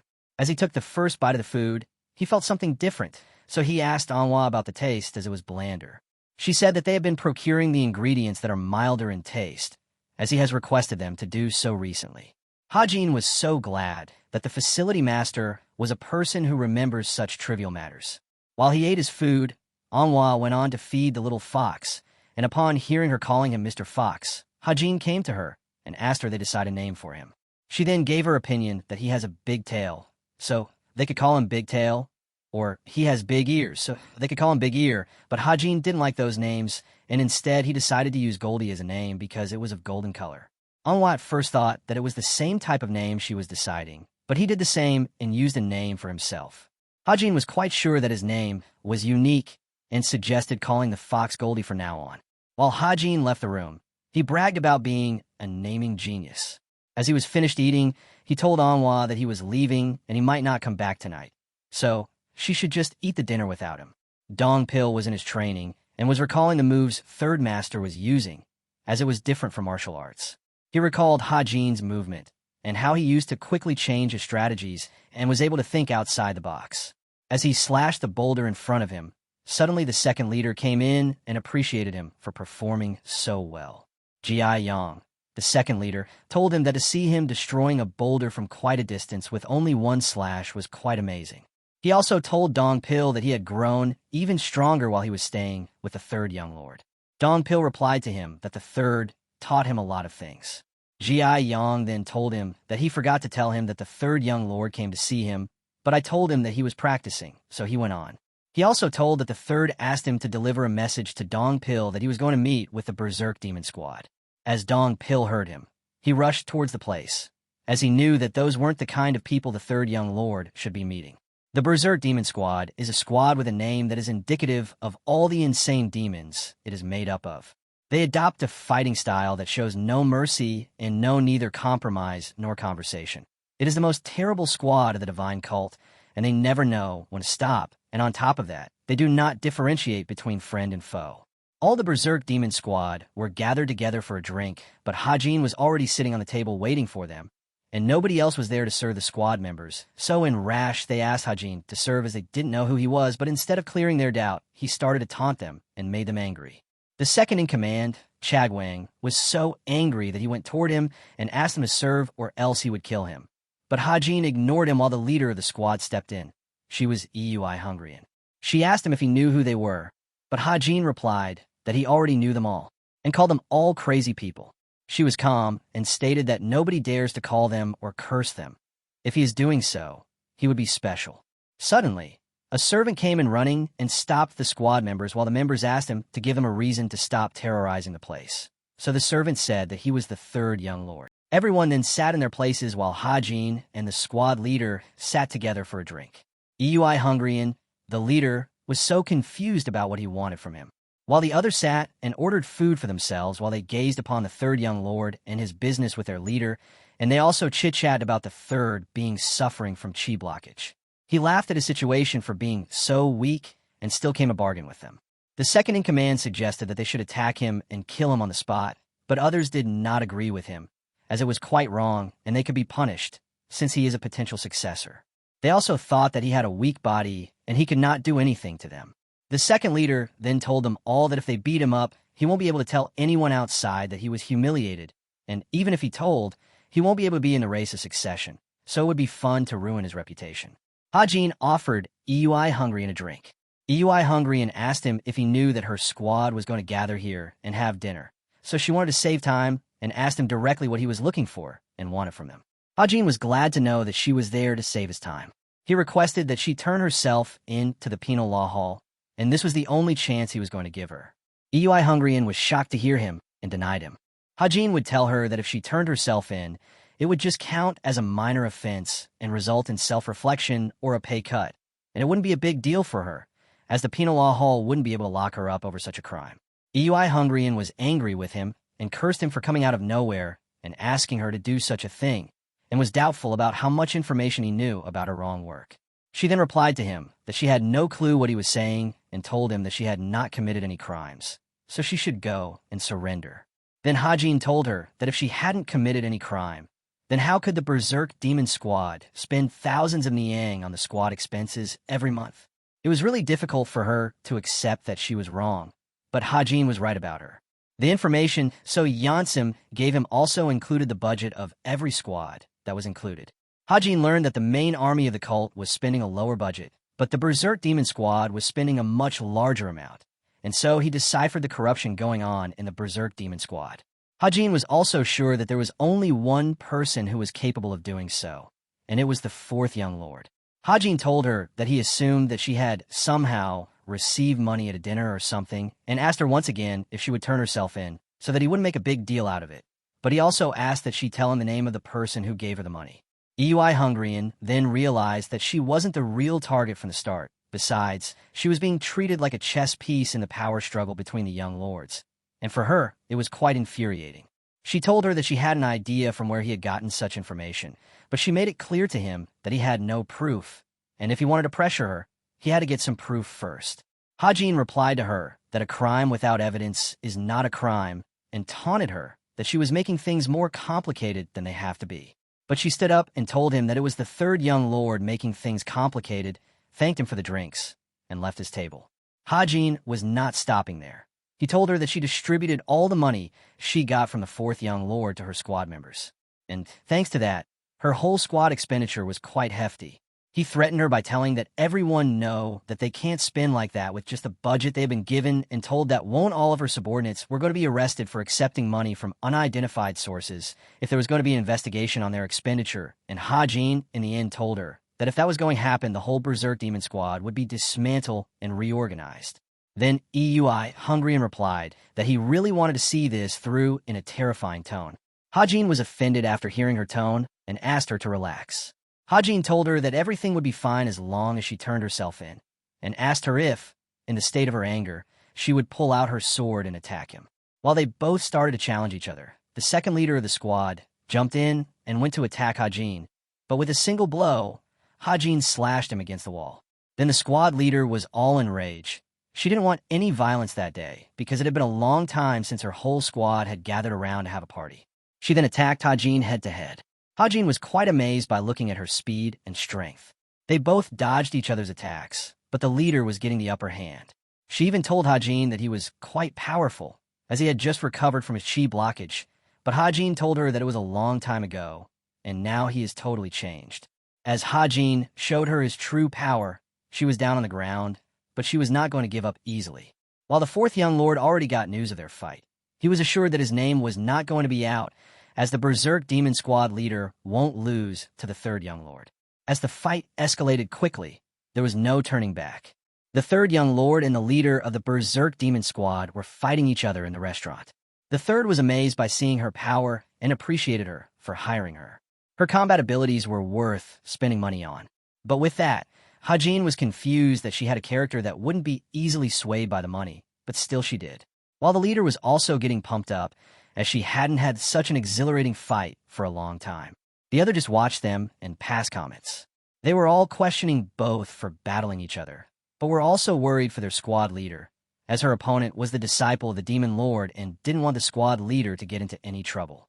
The squad leader then announced to the Berserk Demon Squad that because of her personal affair, their dinner party was ruined, so she would take care of everything, even if she gets sent to the penal law hall, and asked them to enjoy the rest of the dinner party, as it is her order. Upon hearing her, everyone in the squad started to cheer her.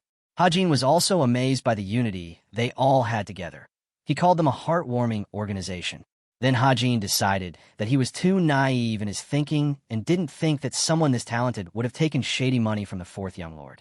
He also thought to forget about manipulating her and decided to beat her up just enough so that she would listen to him. Suddenly, Goldie came in front of them during the battle, and Hajin shouted at him to move aside, because the leader was mad that he was getting distracted and started to charge up her powers. 99 plus. She was again charging an energy wave and was going to use palm force on him. She told him that he was going to die, but Hajin was all focused on Goldie and at any cost was going to protect him. He even called her and asked that he needed to move his pet Goldie aside, as he does not get hurt, and then they could continue their fight, but she ignored him and used her attack on him. In no time, Hajin used his second technique, hypervision, and went in front of the beam as he didn't have any time. He stood there protecting Goldie with his own body.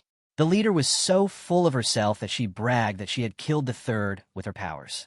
But Eui Hungrian didn't know what she was getting into. She called her squad and ordered them to continue partying as the threat had gone. Suddenly, the third stood up and cursed her and told her that he won't forgive him at any cost. The leader was positive that he couldn't stand and was just trash-talking and told her men to take him to his residence. All of the squad members started to laugh at him, but then he stood up and crushed a member's face into the ground and pushed the leader into the wall. Hajin dared her to harm Goldie, and now he stated that he would kill her. While Dongpil was near the restaurant, he was able to see the destruction from a far distance. The leader was shocked on seeing him standing, as she had hit him with his most powerful green jade demon art. Dongpil then entered the fight and asked the third to get out of the place as it was dangerous for him to stay, but Hajin told him not to stop him now, as he wasn't going to leave until he had wreaked the leader of the squad.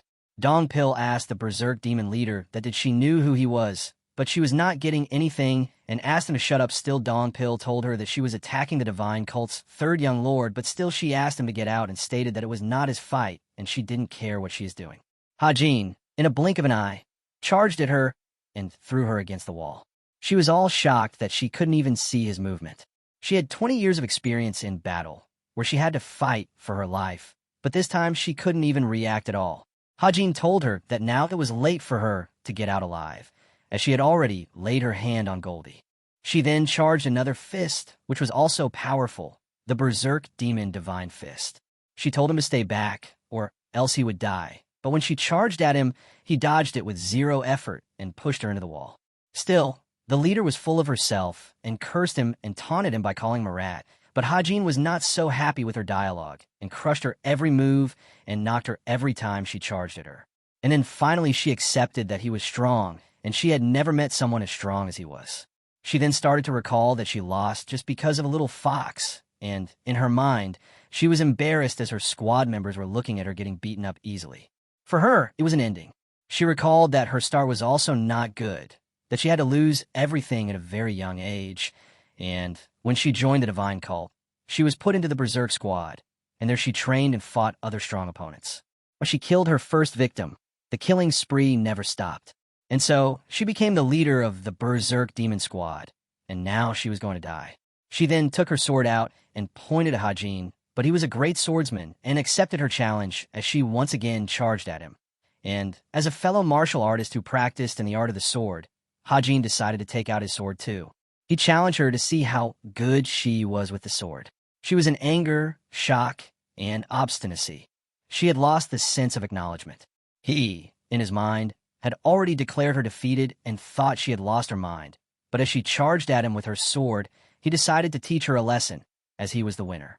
He used his ability of Steel Wall Hand and blocked her sword. There was just a cut on his Steel Wall Hand, which was quite impressive for her to deal with her ability. The third was quite shocked seeing his hand, as he had already used a lot of Dark Shadow Chi in a rush. The Steel Wall Hand is a hand technique in the Chronicles of the Myriad Realms. It was a skill that contradicts the explosive Mountain Blast, which maximizes internal power. It was a deadly technique that turns one's hand into something similar to steel that can destroy everything it touches. Hajin was shocked that she might be more well-versed in the sword than he had expected, as she was able to pierce through the steel wall with her hand and injure his hand. He told her that it was impressive, and this is where the fight ends. He also told her that she had used all the sword aura earlier, and now it was difficult for her to even stand properly. He then gave her a chance and asked her to turn herself in and say that she received money from the fourth young lord, or would she end her life for disrespecting and attempting to murder the third young lord. Still, she was full for half and told him to shut up. Hajin then told her that he was wrong to even give her a chance, as she didn't want orders from someone new, and he had forgotten that she had a lot of ego. While Hajin swung his sword at her head, he stopped on the edge of her neck. He asked her why she wasn't trying to save herself, as all the time she was acting like a mad dog, but now she was looking like a gentle sheep. She replied that she couldn't do anything and had accepted her death and wanted him to kill her on the spot. She told her that she knew that one day this would happen to her, as she had also killed a lot of people after she defeated them, and now it was her turn, as she had been defeated. It was her time to die now. She said that she didn't live a good enough life to have any regrets or anything like that now that she was going to die. She had accepted her faith and was ready to die. The third young lord then punched her face and forgave her for disrespecting him and doing other crimes, as he had punched her as a punishment. She told the third lord that he should get any idea that he was going to be his obedient dog just because he spared his life. He said that he wasn't looking for that favor, as he had already crushed the bait on the hook himself, and told her to think that now the bait was gone, so the fish would not even want to bite the hook anymore. In his mind, his plans went in vain, as he was going to use her to pressurize the fourth lord, but he instead ended up having a fight to the death. As he left the place, he gave the money to the owner, who was unconscious on seeing the destruction in his restaurant, and assured him that the money would be enough to fix everything, and even scolded the Berserk Demon Squad not to take his money too. The other squad members came to their leader and asked her if she was okay, but instead, she asked them to continue with their party, and she would also join them. While in the residence of the fourth young lord, he was preparing a plan to kill the third young lord. As well as he was also concerned about his involvement with the Berserk Demon Squad, he quickly realized that it would be so Yansim, as she had all the information about finance, and she would have sided with Hajin. He was quite angry with her, as she rejected him and didn't side with him. But he was assured that the third would die soon, as he had prepared his incense infused with concentrated deadly poison, which he was already using on the seventh young lady, and in her room, everywhere there was incense, and because of that, she was already too weak to even eat her own food. The fourth had already threatened Manhwa and gave her some of the incense to lighten up in the room of the third, and was sure that soon he would die of the pain. The next day, while Chun Ha-jin was feeding Goldie, Dongpil came in running and asked him to join him at the Penal Law Hall, as the Berserk Demon Squad leader confessed that she tried to murder the third young lord, and now she will be killed. Chun Ha-jin was mad and went to see her at once. He asked her if he had already forgiven her, so why did she confess?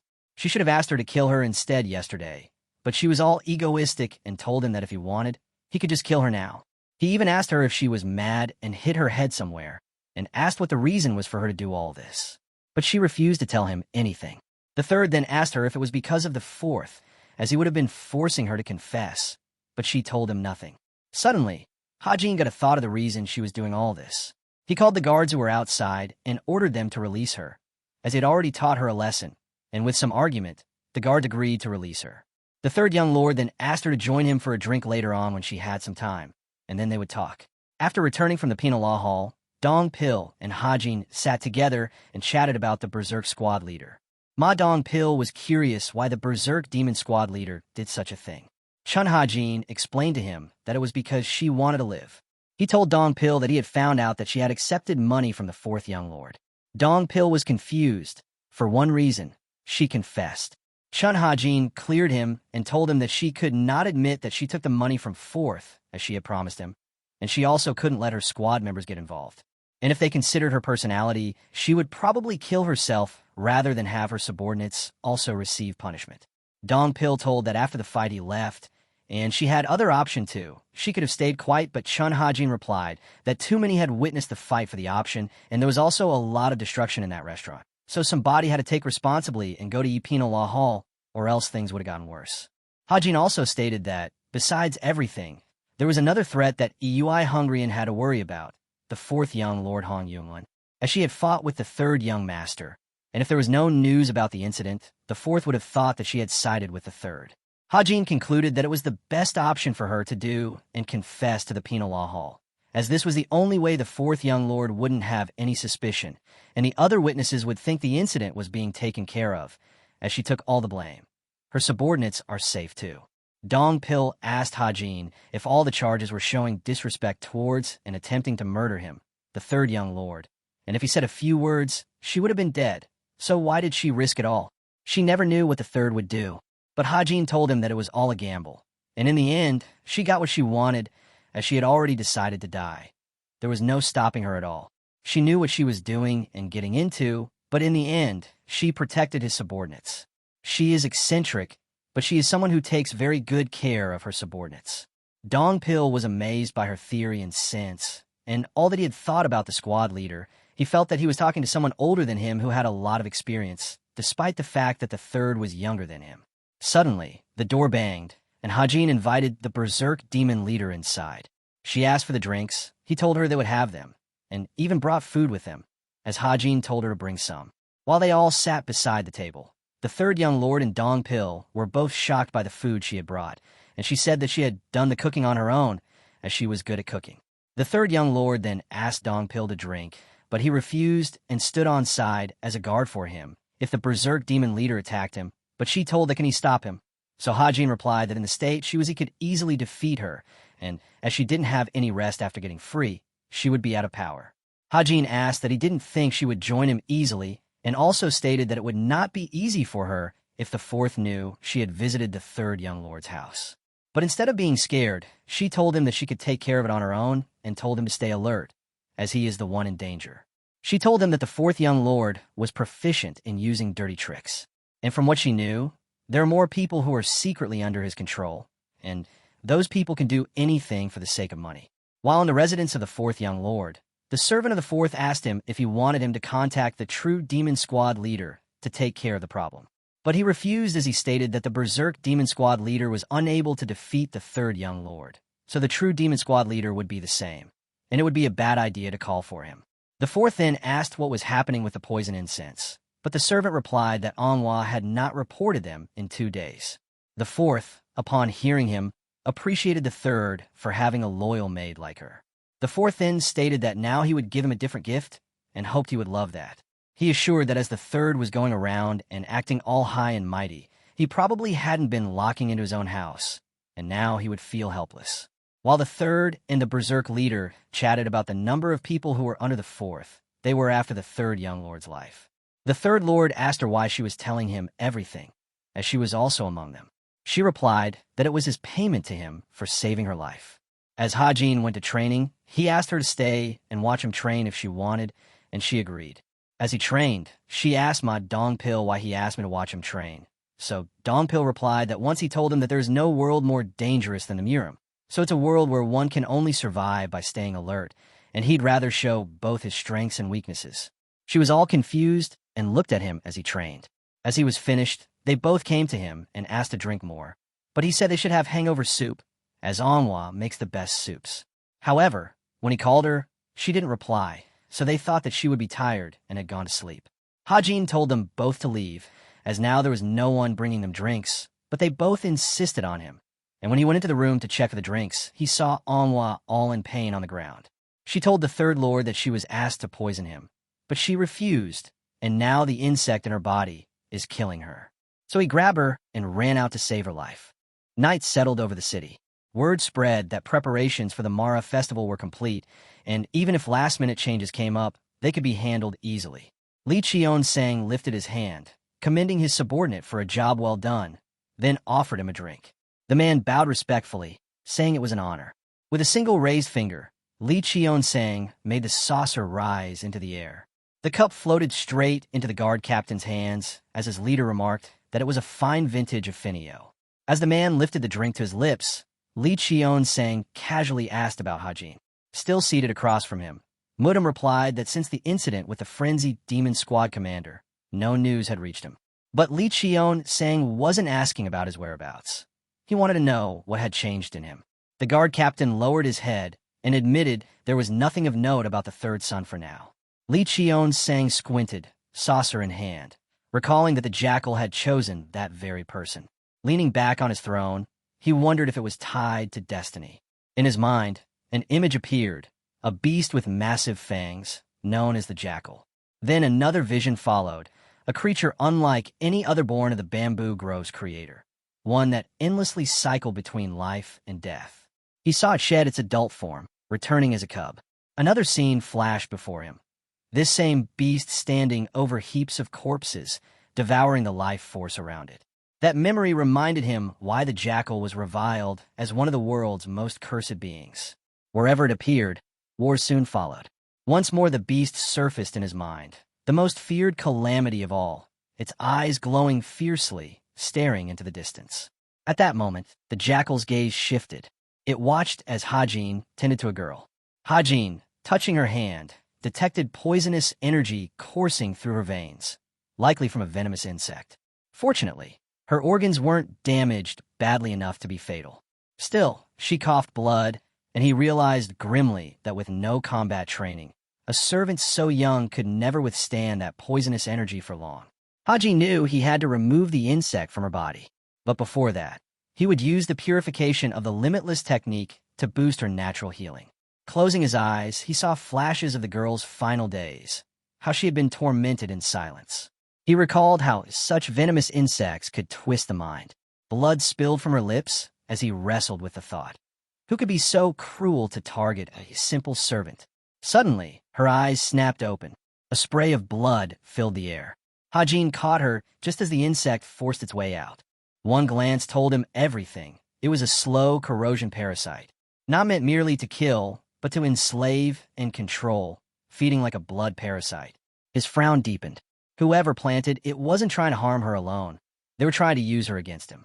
And he knew only one person vile enough to strike from the shadows that way. On the table nearby rested a box of incense. At that moment, a voice called out the name of the fourth young master. Dongpil turned to Hungrian, confused. Did she mean the maid, Manhwa, was raised as a spy planted by the fourth young master?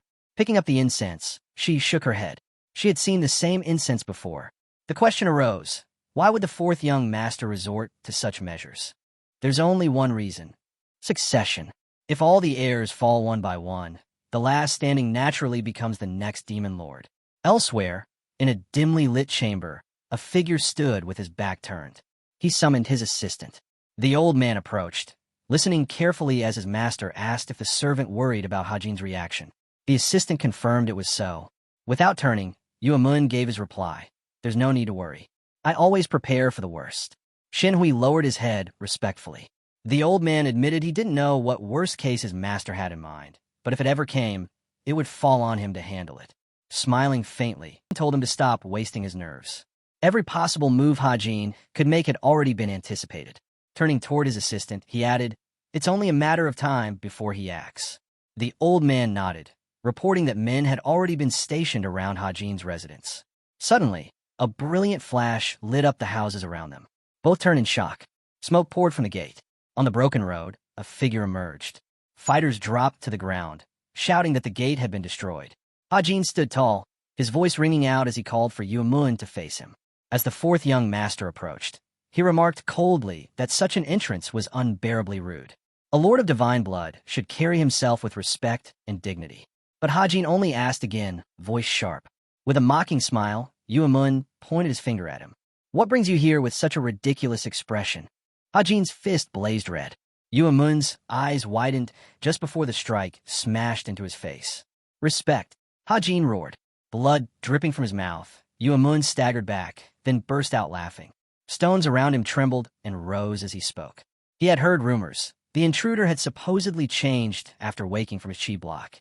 But no, he said mockingly, he was still the same reckless brawler who dove into fights without thought. Grinding his teeth, Hajin snapped, "Enough. I'll tear apart the filthy hands that carried out your schemes." Grinning, Yuemun shouted back, "You started this fight. Don't expect respect just because you're older. 8 months ago, you were nothing but a corpse. Now you stand here brimming with power. I'll see for myself where that strength came from." Behind him, a massive purple serpent coiled into existence, the demonic art of his clan. Hajin's eyes widened. He knew this technique well. Yuemun lunged forward, his movements impossibly quick. Hajin recalled its advantage, blinding speed and agility. But its weakness lay in its lack of raw strength. Snarling, Yuemun pressed the attack. Hajin blocked a kick, noting the man's flawless footwork. Again, Yuemun launched himself forward, forcing his opponent back. Watching him, Hajin realized this mastery of movement was the very reason he had been chosen as Cheon Sang's disciple. But even so, he knew this man was no true match for him. Drawing power into his hand, Hajin prepared to strike, even as Yuemun shouted that he recognized the technique. Yuemun shifted into a strange, almost unorthodox footwear pattern. But Hajin seized his hand mid-strike, realizing his opponent's movements had grown predictable. Suddenly, pain shot through him. His eyes widened. Iman had driven his nails directly into his body. Hajin leapt back, wounded. Yuemun's voice cut through the air. "This is the end." Hajin instantly understood. The poison was laced beneath his nails.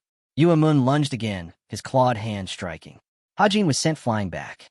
Raising his arm, the fourth young lord declared coldly, "I've injected venom straight into your body. Burn it away with demonic art, and you'll only sear your own organs. The pain will be so unbearable you'll beg for death. But that's your only option. Otherwise, you'll become a hollow shell again, living like the dead, just as before." Hajin lay half-buried under a heap of shattered debris. His enemy stared wide-eyed, baffled by his stillness. Then, tearing through the rubble, Hajin's voice thundered, "Did you really think poison like that would be enough to defeat me?" Yuemun's jaw dropped. Impossible. Hajin had neutralized the venom of the serpent of the king of Snake's demonic art. Hajin's thoughts burned with defiance. In his past life, he had carried out missions with broken limbs and gaping wounds. Such a trivial dose of poison was nothing to endure. Suddenly, one of Yuemun's own men coughed blood, staggering. His eyes went wide with terror. The aura flooding from Hajin wasn't ordinary demonic energy. It carried the same suffocating dread one would feel standing before the 9 great elders. Hajin charged forward, his power surging. Yuemun's heart sank. His foe had already ascended to the highest stage of the demon path. Before the clash could land, a blade swept between them. A scream rang out. The black armor guards of the Hall of Justice collapsed. The assistant exhaled in shock, while Yuemun himself froze, his eyes wide with fear. Hajin kept his gaze locked on him. Then, a man in armor stepped forth. "I am the commander of the 7th Squad," he announced. "You must come with us to the Hall of Justice." Facing Hajin, he added grimly, "I've received a message. You are required to accompany us." Hajin, taken aback, struggled to understand. How had they arrived so quickly? It was as if someone had anticipated this exact moment. Behind him, the assistant stood silently, watching. The guard announced that Yuemun, too, would have to follow them. At that moment, Shin Hui's eyes widened. Hajin's gaze fixed on him. This was the man who had prepared in advance, knowing the fourth young master's position would crumble. From his robe, Shin Hui pulled something out, asking the guard for a moment. Hajin seized him by the face. In his other hand, he revealed a writhing beetle. His voice cut sharp. This is the same parasite you fed to my maid. Since you wanted it back so badly, allow me to return it. Hajin's eyes gleamed as he added, don't worry about swallowing it. It will crawl deeper on its own. Yuamun shouted desperately for the third master to stop. Panicked, Shin Hui cried out for his master's help. But Hajin only sneered. The fourth young master you serve knows poisons well. He'll surely have an antidote for you. In a few days, you'll recover and plot another filthy trick. That's why. He pressed the insect toward the man's mouth, then paused. This time I won't waste effort. In one swift motion, he shoved the beetle into Shin Hui's ear. Blood sprayed out as the old man's body crumpled lifelessly to the floor. Yuamun stood frozen, mouth agape, unable to process what had just happened. Dusting off his hands, Hajin turned to the guards. I'm finished here. Shall we go to the Hall of Justice now? The knights already commanded the place. With a dry smile, Hajin requested, if you're going to bind me, avoid the ropes. My skin's a bit sensitive. Moments later, the Grand Hall of Justice of the Heavenly Demon Cult came into view. Lanterns burned dimly within its towering walls. A voice directed him.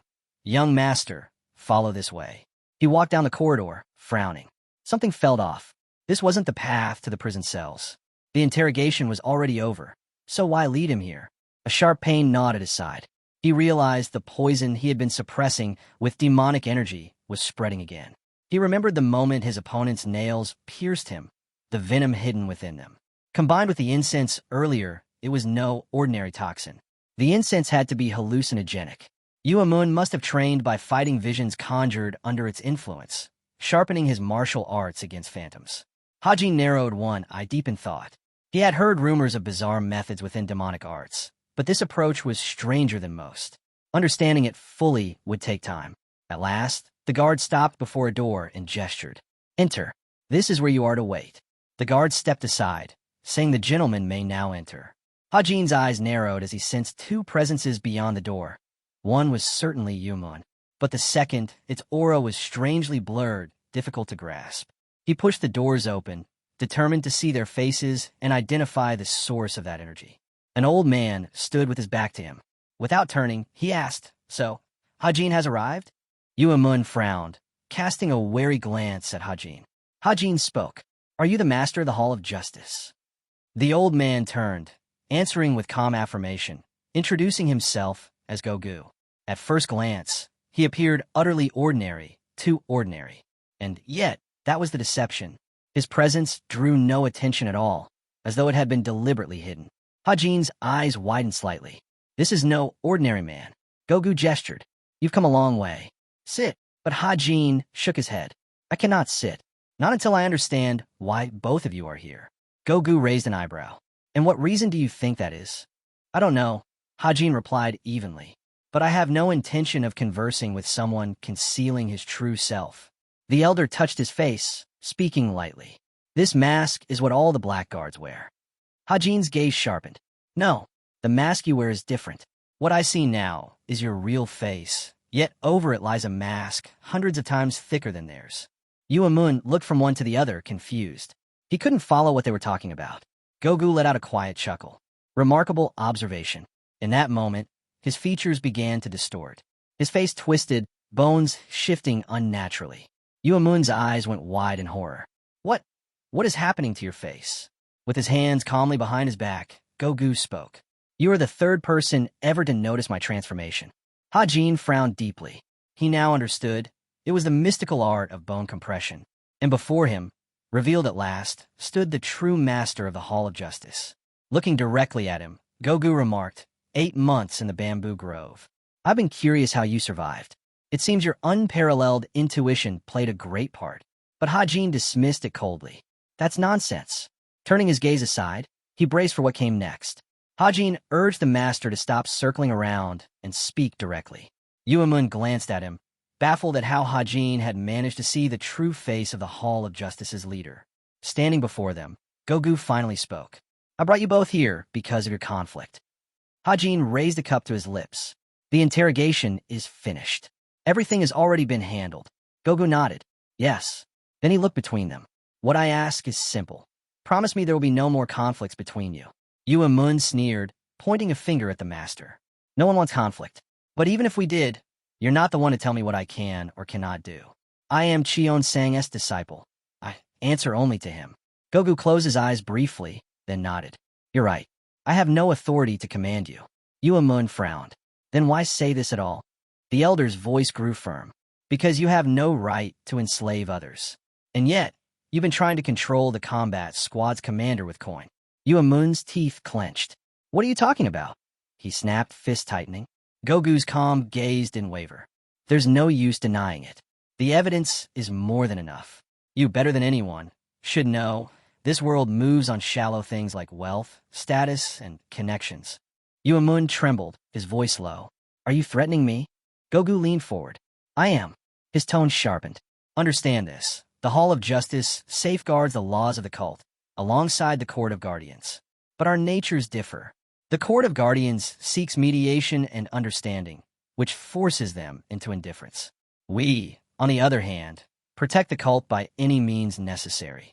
We deliver punishment as we deem fit, and in certain cases, we pass judgment directly. He paused, then added, Of course, this does not mean I have the right to impose anything upon you. But as one who has defended this cult with my own hands, I do have the right to offer you both experience you lack. Gogu's gaze shifted toward Hajin. Tell me, third young master, what do you think? Hajin, chewing calmly, asked him to repeat the question. Gogu's expression tightened. Still chewing, Hajin answered casually, It wouldn't be hard for me to stop creating conflicts. The elder's voice grew sharper. This is no joke. He took a slow drink, eyes never leaving Hajin. Hajin spoke plainly. No one wants to make enemies with the Hall of Justice. I have no interest in needless fights.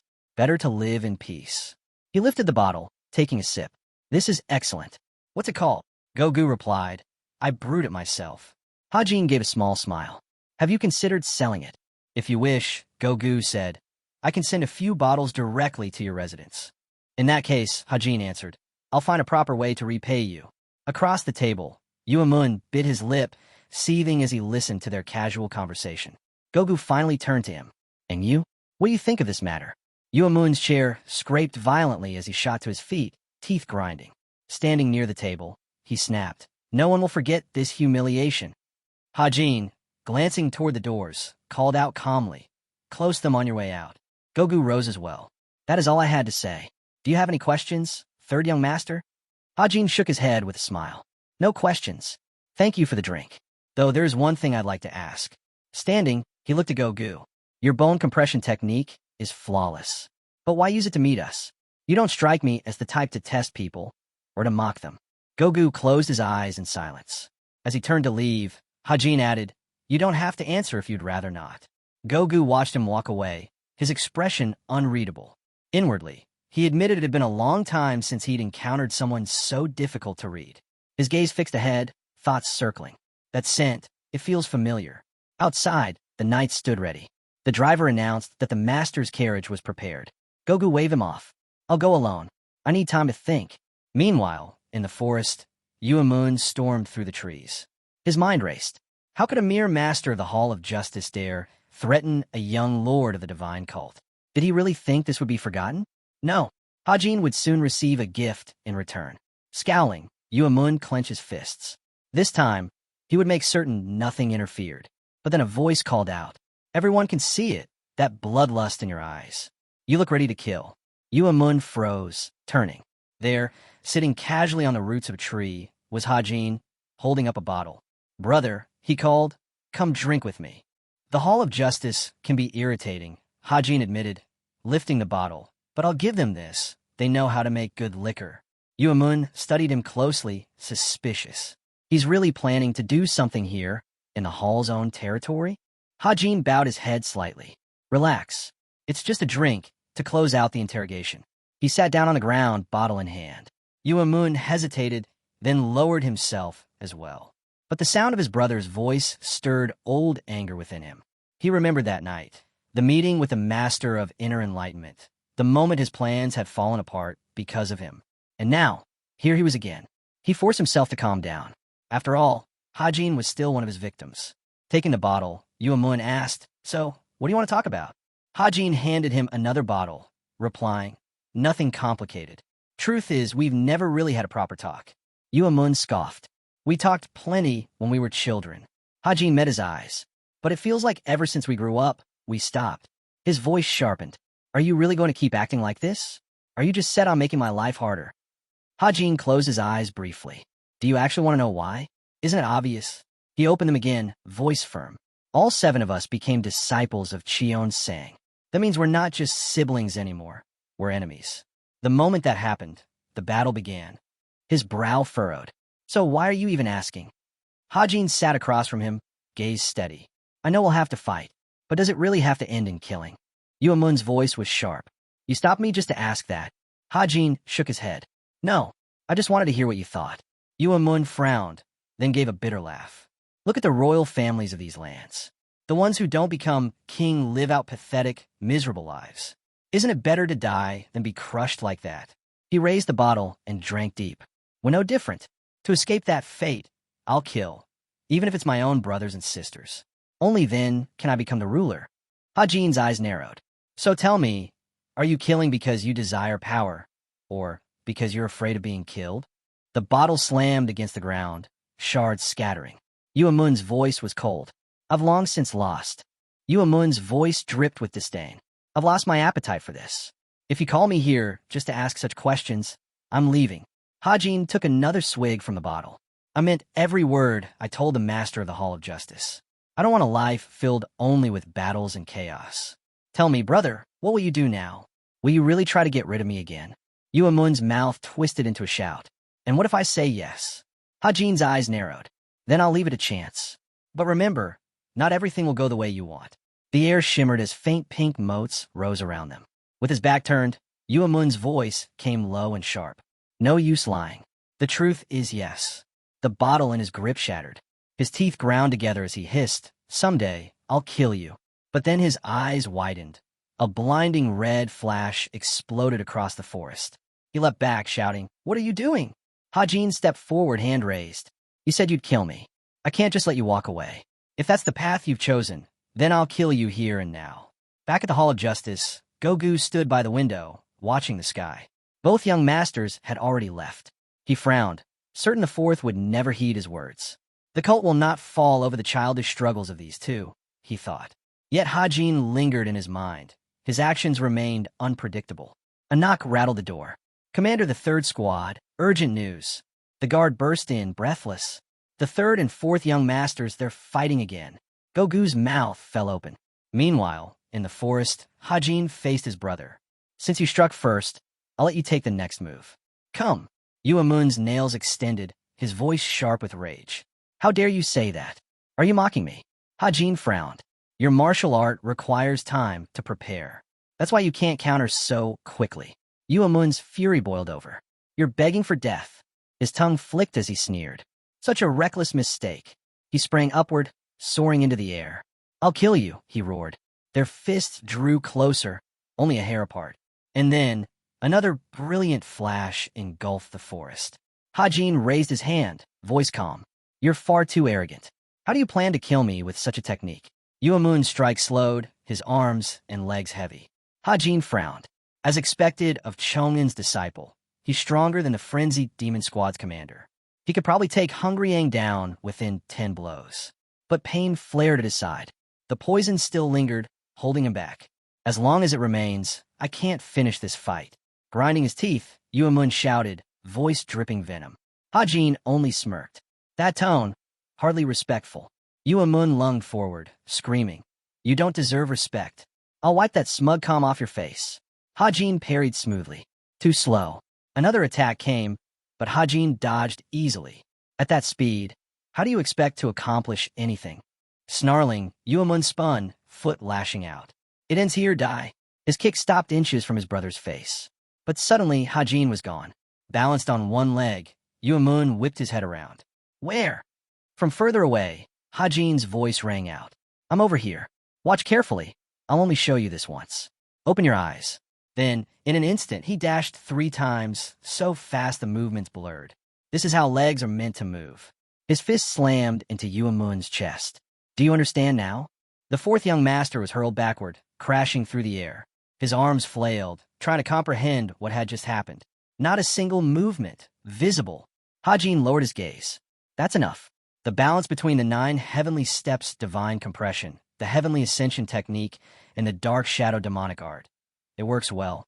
Until now, I hadn't tested it in real combat. Yuemun staggered up, face twisted. You dare use me to test your martial arts? Suddenly, black lightning crackled from his body. The earth around him shattered and sank. But Hajin leapt high, calling down, pointless. That won't work on me. Haven't you seen it? Haven't you realized how my legs move? Yuemun's lips curled into a grin. You haven't changed at all. You still look down on me. His laughter grew bitter, always looking down on everyone. But you've never once lifted your eyes to look up. Hajin's gaze dropped, his voice steady. Yuemun looked up, raising his hands as he shouted that he had been caught. The strike before him was none other than the most powerful form of the snake shadow's poisonous palm. Dropping his hands again, he questioned aloud whether his blunt leg technique could possibly evade such an overwhelming attack. The purple beam slammed into him directly. Standing at the center of the blast, his brother declared that the venom from the palm had already seeped into Yuemun's earlier wounds. This time, survival was impossible. Raising his hand high, he shouted that he had poured every drop of deadly poison into that one technique. Shrouded in a thick, purple mist, Yuemun shut his eyes. He quickly realized the poison was creeping through both his skin and his injuries. Holding his breath made no difference. No one could have imagined that his brother possessed such a terrifying skill. Without hesitation, Yuemun resolved to break free at once.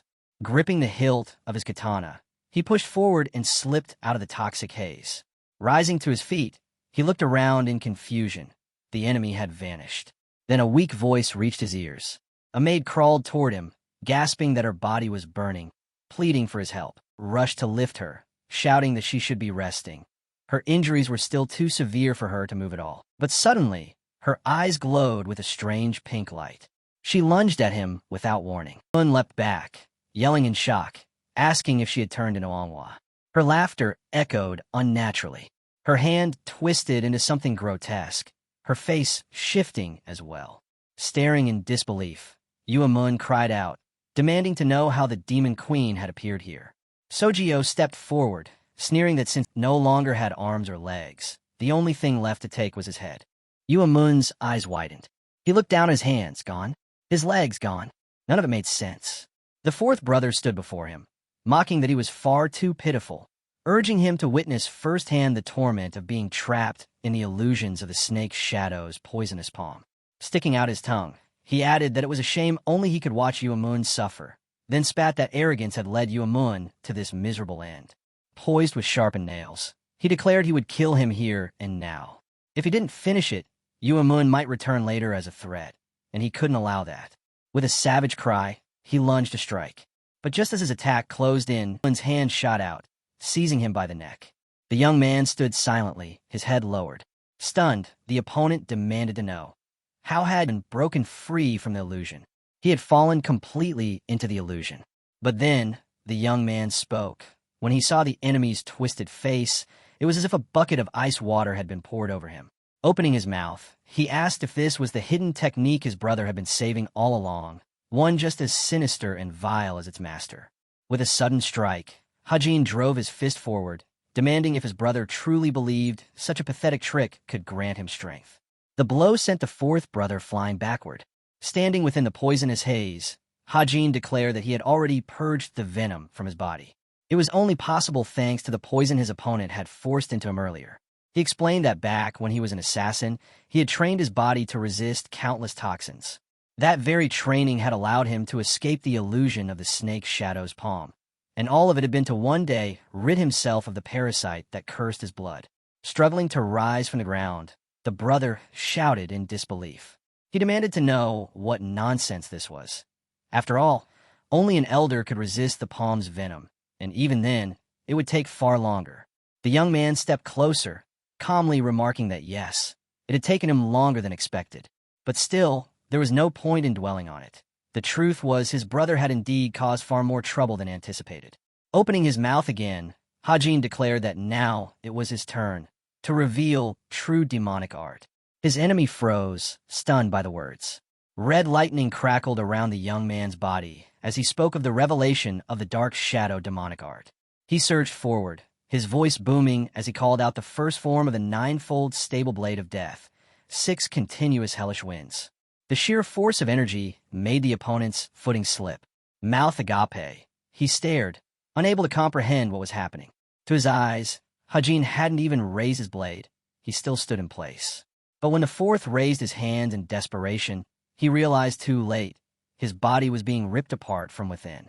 Clenching his teeth, Yuamun realized in horror that Hajin was shredding the Snake King's demonic core barrier like it was nothing more than paper.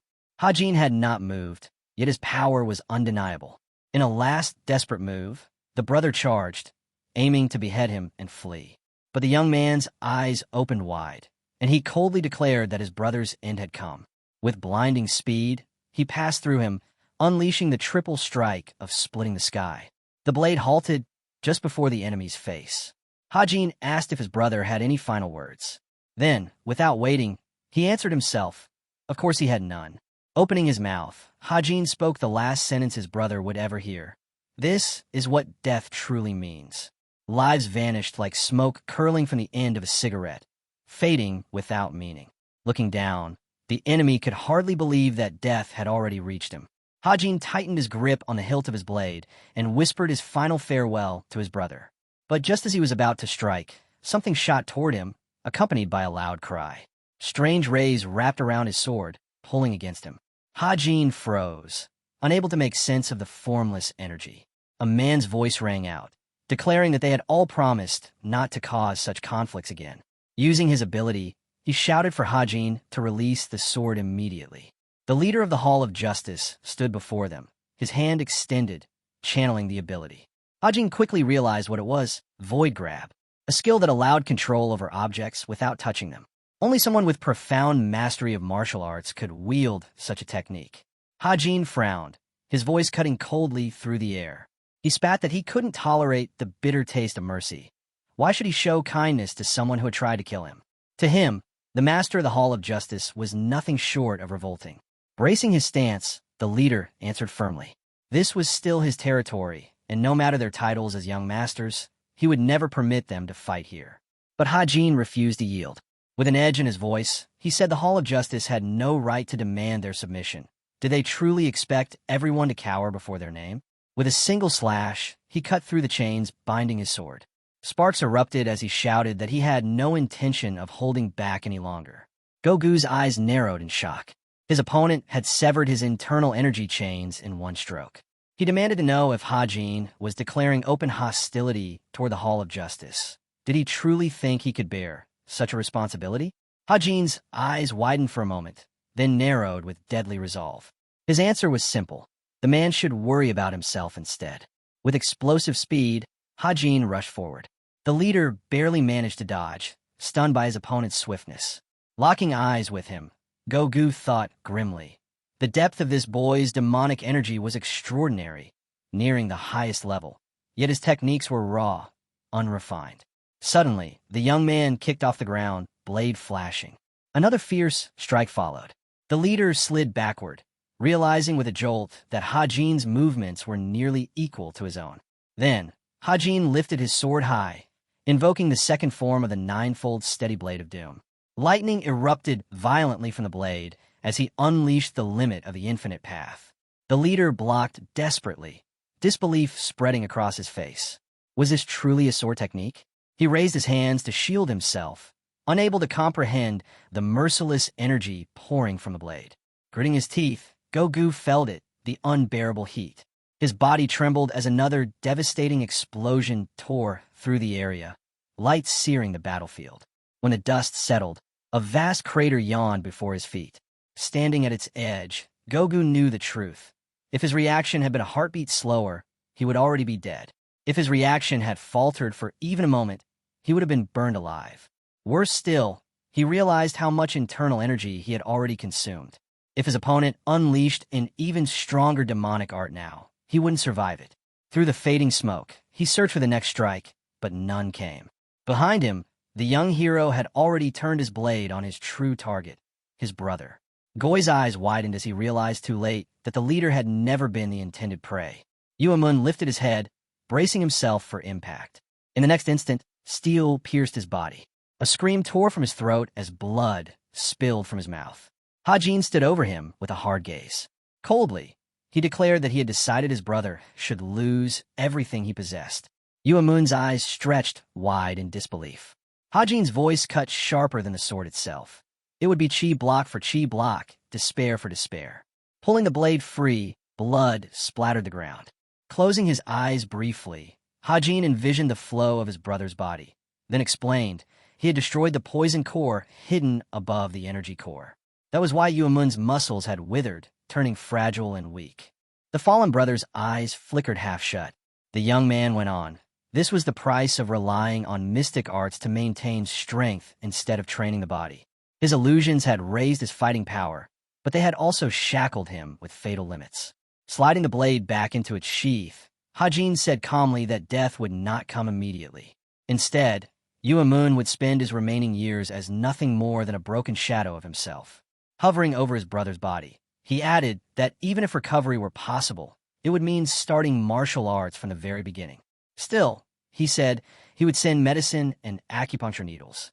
Suddenly, a group of warriors appeared, rushing to the scene and asking the chief if he was unharmed.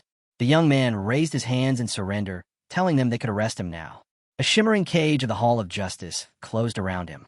Seated inside, he looked up and asked if the chief had anything to say. Then, with a dry tone, he added a request that the restraints be removed first as they were cutting into his wrists. Besides, he wasn't planning on escaping. Go-Gu frowned, replying that he was now in prison. That meant he held the status of a criminal. Temporary, perhaps, but still, such requests could not be granted. Watching him closely, Go-Gu muttered that Hajin's words were not lies. After an attack like that, hardship would surely follow. But the young man simply shook his head, calling the leader far too narrow-minded. Lowering his eyes to his own hands, the young man explained calmly that whether the leader stood here as master of the criminal law hall or as a private individual, it was clear he had no desire for conflict within the cult. That was why he had stepped in as mediator. The leader gave a firm nod in response. Looking down, Hajin remarked that there would be no more conflict. The man raised his brows in surprise, but Hajin continued. Conflict requires more than one side. Yuamun was already incapacitated, so the leader's proposal no longer held any weight. With a sudden motion, the chains on his wrists snapped apart. He added that, in the end, the situation had unfolded exactly as he had wanted. Lifting the chain from his neck, he asked why Go-Gu had said matters were more complicated than they seemed. The leader's eyes widened. This was forbidden sea iron. How had he broken through it so effortlessly? Hajin rose to his feet, stating bluntly that if he hadn't respected the man, he would have left long before the cuffs had even touched his skin. The only reason he stayed was out of patience, mindful of his title as Hajin. Go-Gu's jaw slackened. He asked what the prisoner intended to do if he refused to release him now. The young man's gaze was steady. He said he had never thought the leader enjoyed wasting time on meaningless hypotheticals. He asked instead, could he leave? As he passed by, the leader muttered that he would keep watch over him. Hajin closed his eyes and replied that he had no issue with that, so long as the man did not get in his way. He had no intention of feuding with the criminal law hall. Watching him go, the leader admitted inwardly that Hajin's confidence was unnerving. He was not yet named successor, only one of many candidates. Yet he carried himself with absolute certainty. From behind, Go-Gu heard Hajin pose a quiet question. Remaining in the cell, the leader thought grimly. This man was both complex and dangerous. He recalled the devastating strike earlier. The martial arts of this third young lord were even darker, sharper, and more merciless than those of the demon cult itself. But what unsettled him most was the style of the sword. It was unmistakably orthodox. How could someone like him have learned such techniques? The suspicion grew heavy in his mind. The scene shifted. From within another building came the shouts of Hajin demanding more food. Several empty plates littered the table. He slurped at a bowl of noodles, remarking that it had been far too long since he'd eaten properly. Watching him devour his meal, the assistant urged him to slow down. No one was going to steal his food. She asked if the criminal justice hall had fed him at all. Between mouthfuls, the young man explained that they had served nothing but stale rice and wild. The young man said the criminal justice hall had served nothing but stale rice and wild vegetables. Food he couldn't even bring himself to eat. Dongpil looked at him and asked if it was finally over. Hajin gave a firm nod.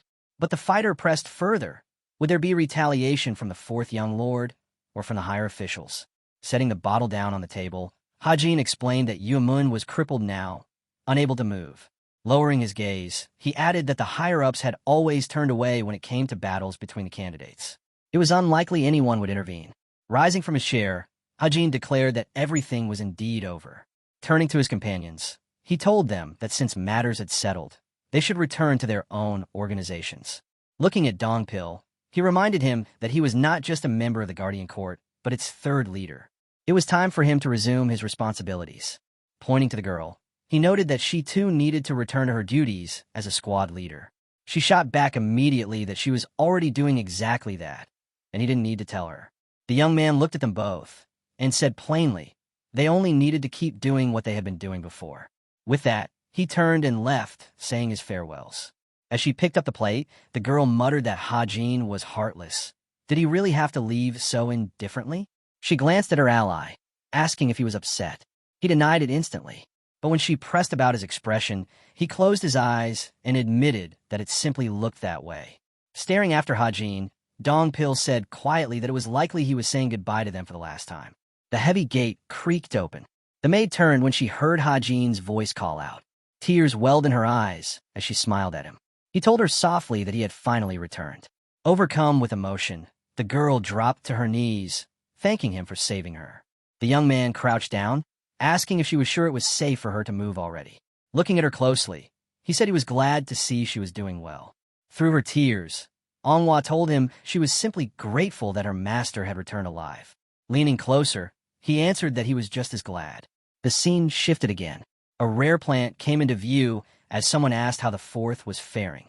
Mudam bowed his head, reporting grimly that the man's energy core had been destroyed.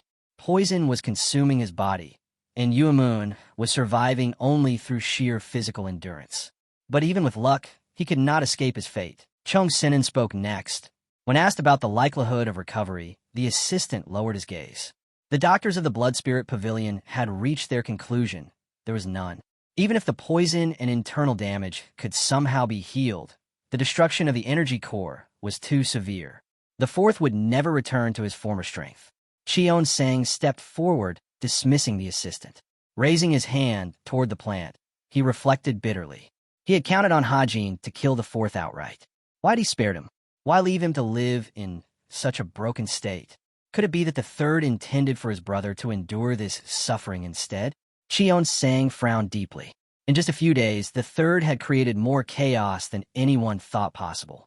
He had met personally with the master of the Inner Enlightenment Center, fought the commander of the Berserker Demon Squad, and even provoked a battle inside the Criminal Justice Hall.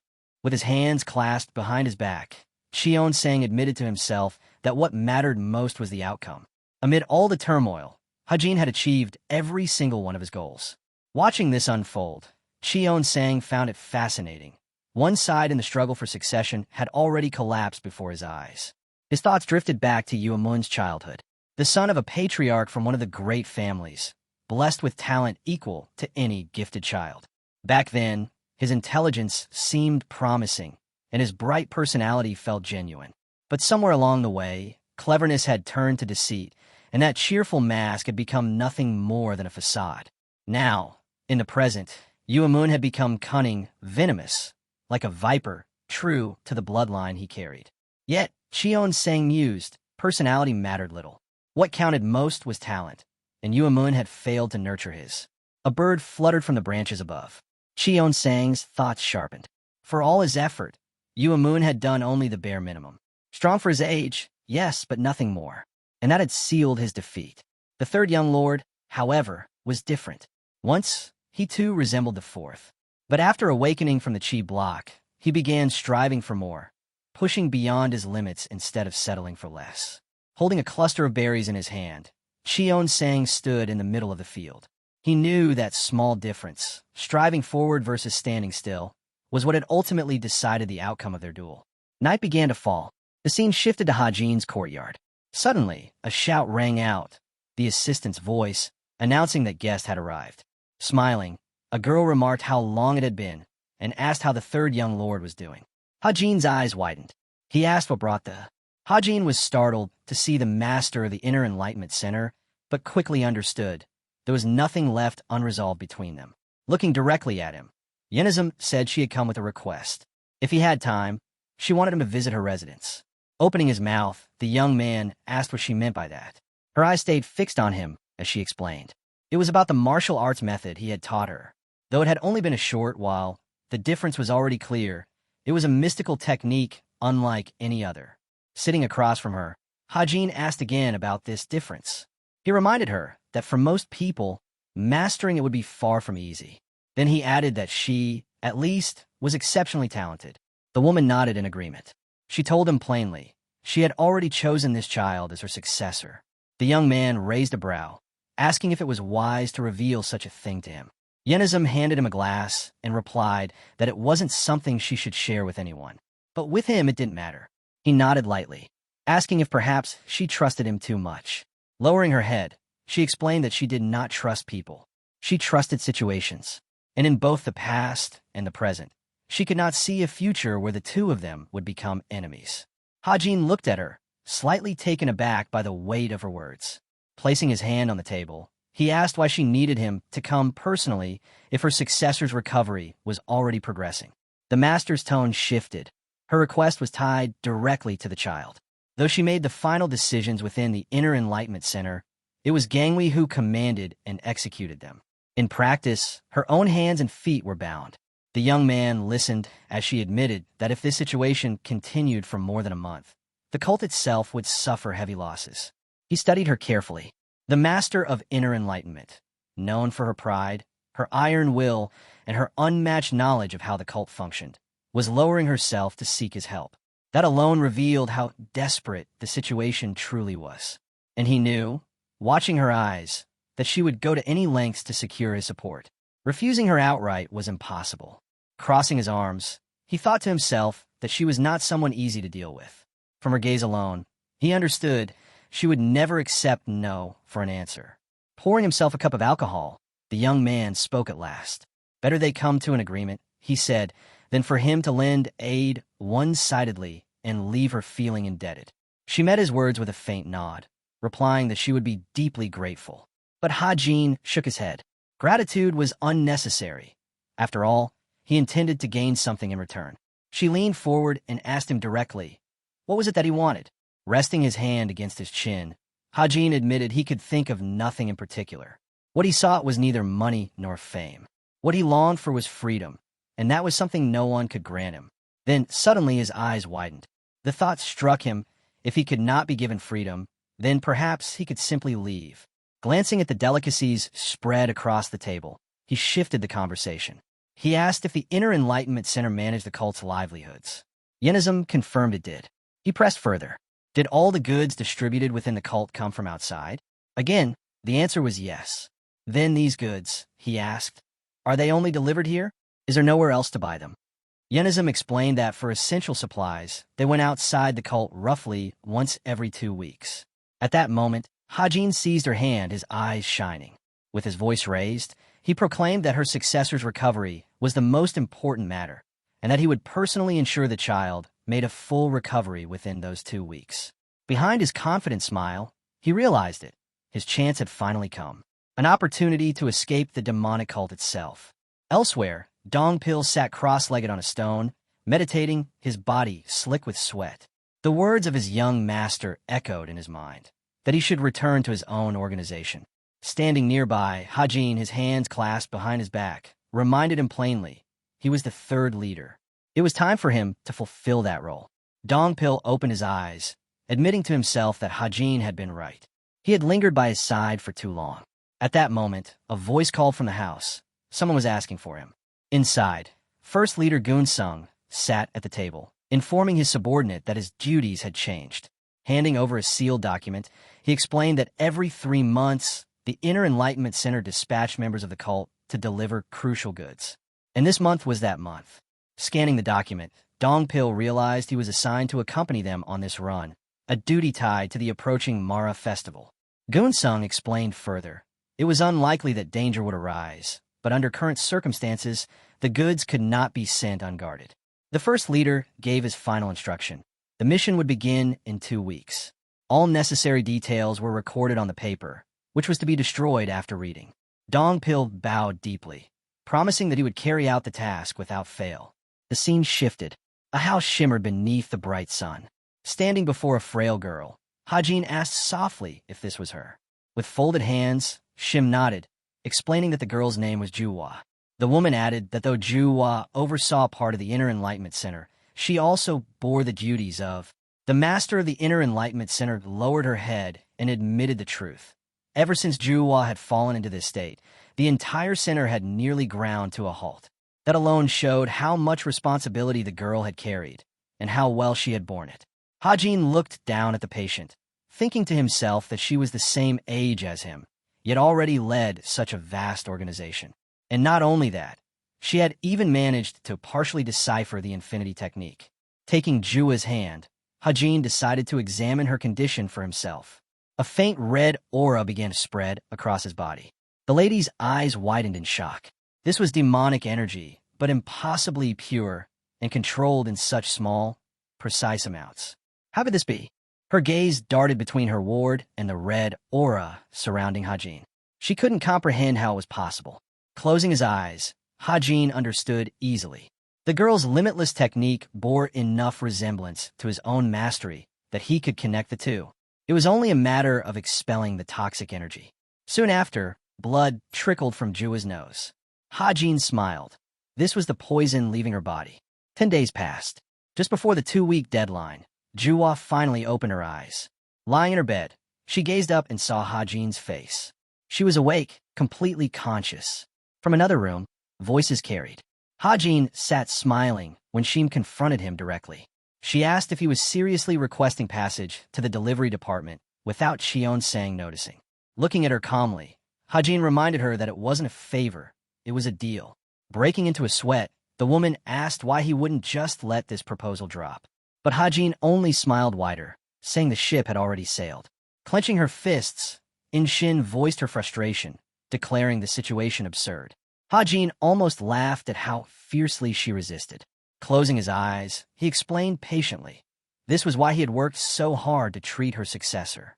Her mouth fell open in disbelief before she shouted that she would never agree. Leaning against the table, the woman demanded if he truly intended to deceive the leader of the sect. Hajin shook his head.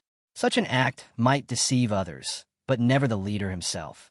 Breaking into a nervous sweat, she tried to mask her unease, asking what exactly he meant. Hajin's eyes sharpened. He explained that Cheon-sang did not concern himself with disciples at all. He reigned above them, but he did not rule them. That was what it meant to be a god. The woman's lips parted. She warned him that if anyone discovered a successor candidate had infiltrated the shipping department, suspicion would immediately fall upon the Inner Enlightenment Center. But Hajin only smiled. She had the authority to silence such rumors. The lady raised her hand to her mouth, unable to deny it, as she admitted. The woman finally admitted that yes, she did indeed have such power. The young man grinned, slamming his hand on the table in triumph. But before he could speak further, she shouted for him to wait until she was finished. Looking away, she explained coldly that if his plan went wrong, other cult organizations would inevitably interfere with the candidates. That would throw the entire divine cult into chaos. Her words hung heavy, but Hajin's reply was sharper still. Wide-eyed, she listened as he reminded her what she owed. He had brought someone dear to her back from the brink of death. Folding his arms, Hajin made it clear. He had no interest in weighing the value of a human life, nor in guilt. But she herself had insisted it be a deal, and a deal had to be honored. Lowering her head, Andam admitted she had no choice. With the life of her cherished ward at stake, she was bound to her promise. Beaming, Hajin praised her decision, calling it the wise one. Closing her eyes, the master of the Inner Enlightenment Center conceded she would need time to devise a method. She added that Juhua, her ward, had already demanded to lead a squad the very moment she awoke from her coma. Raising her head in frustration, she complained that the girl was still far too weak to take on such responsibility. Hajin lifted a finger with confidence. He had a plan. The sun dipped low, casting its golden rays across a quiet house. Inside, Juhua turned her head as a voice asked permission to enter. The door slid open, and Hajin stepped inside. To his surprise, the girl was already moving. She had only just woken, yet she carried herself with remarkable strength. She looked at him and asked plainly who he was. He smiled faintly and answered that he was just a doctor. But she shook her head. That was not her question. She was asking about his identity. Closing his eyes, Hajin replied that he was the one who had helped her break free from her chi block. Recognition flickered across her face. Juhua realized then he was also the man who had given her the martial arts technique. Bowing deeply, she thanked him for everything he had done. But Hajin only asked in return, why did she trust him so easily when she knew nothing about who he truly was? Juhua raised her chin and explained firmly. Suspicious people could never simply walk into the inner enlightenment center. That alone told her what she needed to know. Hajin studied her closely. Quick to assess, sharp in judgment, this girl was no ordinary ward. Turning to his companion, he stated that with a bit of energy restored and half a day of training, Juhua would be fit to set out. Just then, Yenizm entered the room. Hajin greeted her calmly, noting that Juhua's condition was far better than expected. With him by her side, nothing would happen to her. But Yenizm's brow furrowed deeply. She snapped that her ward had only just woken from bed rest. Juhua, however, stood firm. With determination in her voice, she declared that commanding the delivery department was her duty, and so he would rather die than live as someone useless. Watching the wheels of the cart roll forward, the young man finally felt relieved. They were leaving at last. Almost a year had passed since he woke up inside the body of the heavenly demon divine, cult's third young master. But only now, after 10 long years, could he finally breathe the outside air again. As the group advanced, he hoped this journey might lead to freedom. Crossing his arms, he reminded himself of their destination, Jiangshi. In his mind, Hajin pictured a map of the region. He recalled 2 secret shelters for assassins hidden within Jiangshi. One was tucked inside a ravine, far from Guangdong province. With his current strength, if he pushed himself without rest, he could reach it in 3 days. His thoughts were broken when someone apologized beside him. Juhua lowered her head, admitting she hadn't known he was Hajin. He brushed it off with a smile, telling her it didn't bother him. Grateful, she thanked him for allowing her to be here. She confessed that without his help, she would never have escaped the blockage restraining her. He replied simply, it wasn't really him who saved her, but the master of the center. Suddenly, he raised his palm, sensing a familiar energy. From the road, a loud voice rang out. It was Yun, announcing himself as deputy commander of the delivery squad. Another man stepped forward, clenching his fists. I am Dong Pil, he introduced, explaining that he would be joining their escort. Hajin's heart sank. Dong Pil, he hadn't expected him to be the one. Dong Pil quickly barked orders, directing guards to cover the front and back of the column. Hajin grit his teeth. Why assign such seasoned fighters to a simple escort? Still, he turned back to Juhua, asking how she felt. She explained she had trained for 2 hours that morning. Taking her hand, he suggested they run through the movements again, but reminded her that sleep was the best medicine. From nearby, Dong Pil caught the sound of a voice. He turned sharply, realizing it was Hajin calling him to the carriage. His fist tightened. Young master, are you part of this delivery team? He asked. Hajin leaned forward, telling him not to speak aloud. Instead, to use the distant whisper technique. Hajin asked why the delivery team even needed an escort. The third leader, sweating under the question, admitted that the atmosphere leading up to the Mara festival felt unusual. That was why the squad had been ordered to join them. Glancing toward the carriage, he added that this mission should be treated as a secret one. Hajin quickly made it clear. No one was to know he was inside that carriage. Yet his disappointment showed. Having someone so close from the sect traveling alongside him only made his hopes of escape feel even smaller. Deeper in the forest, voices broke the silence. Someone complained loudly about being sent on such a meaningless task with a bunch of misfits.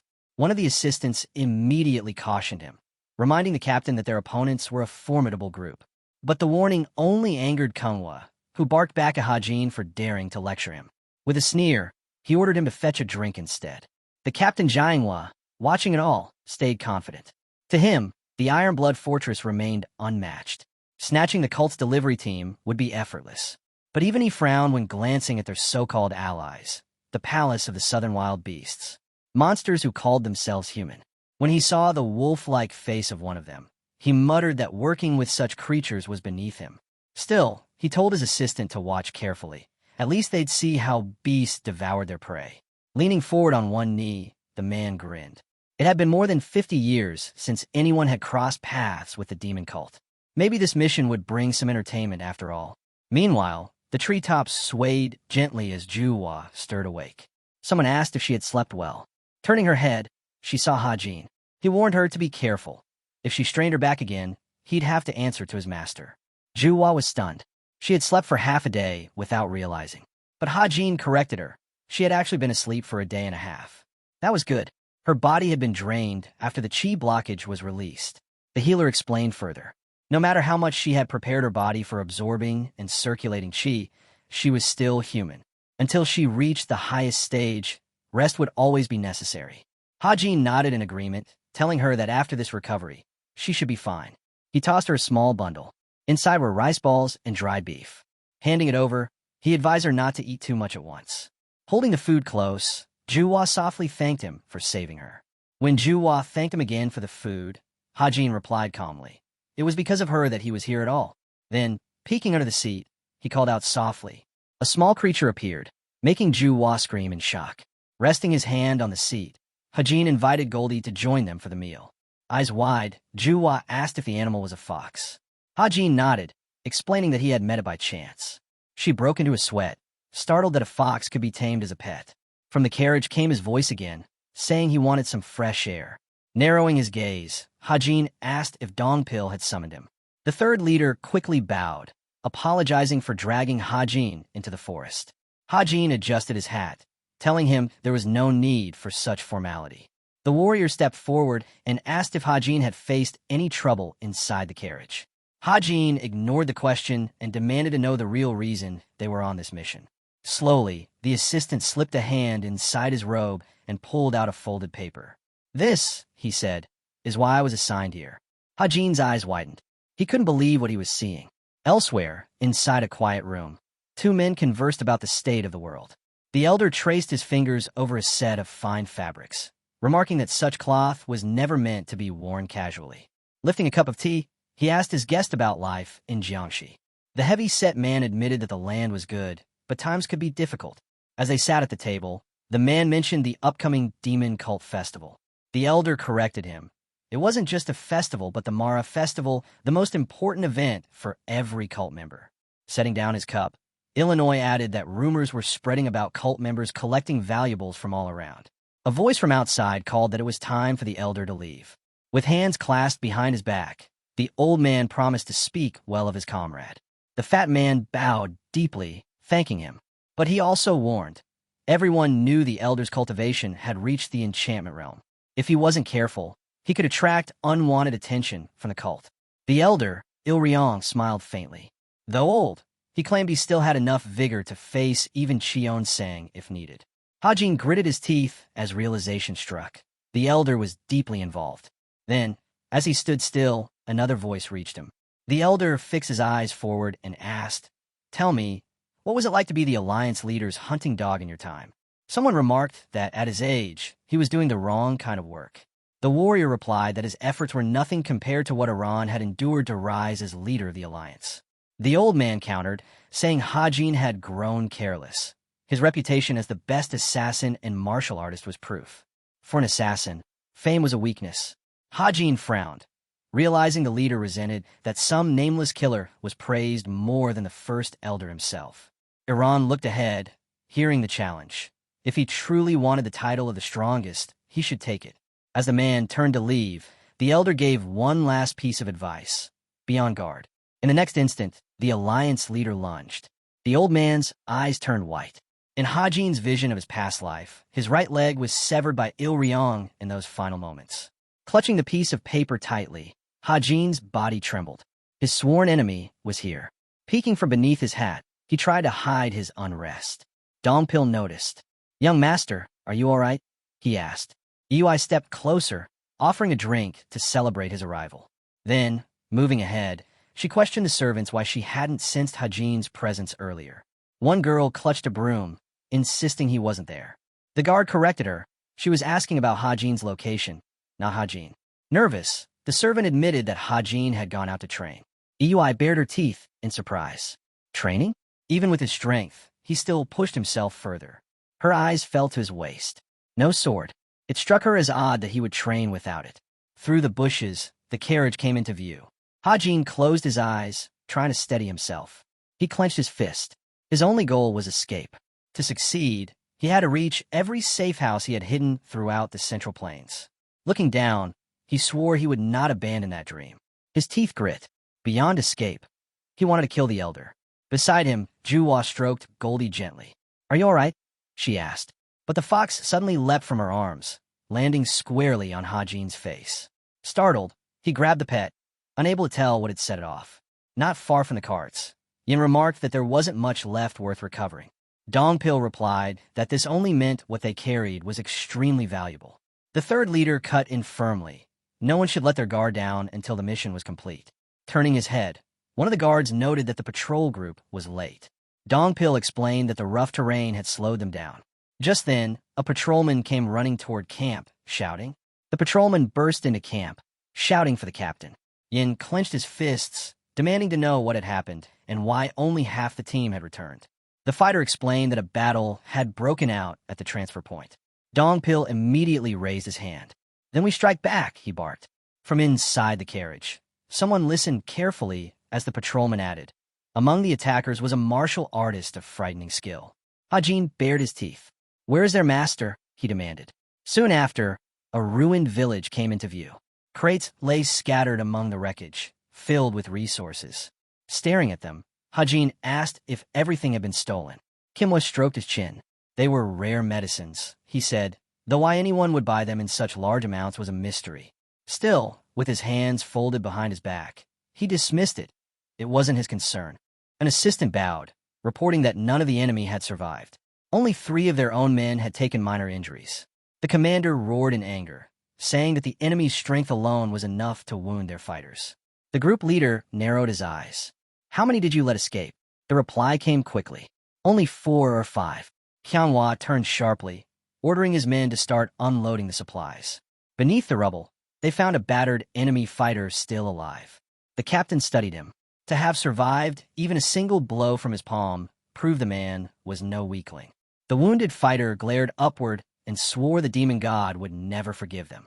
The captain sneered, calling such worshippers insane. Raising his boot, he pressed it against the man's throat. "If you love your god so much, why don't you join him now?" The man choked under his weight. The captain leaned closer. "Since you lack the courage, I'll help you. Pray your god exists." With his hands behind his back, he called out that the so-called demon god would do nothing, that his follower had died for nothing.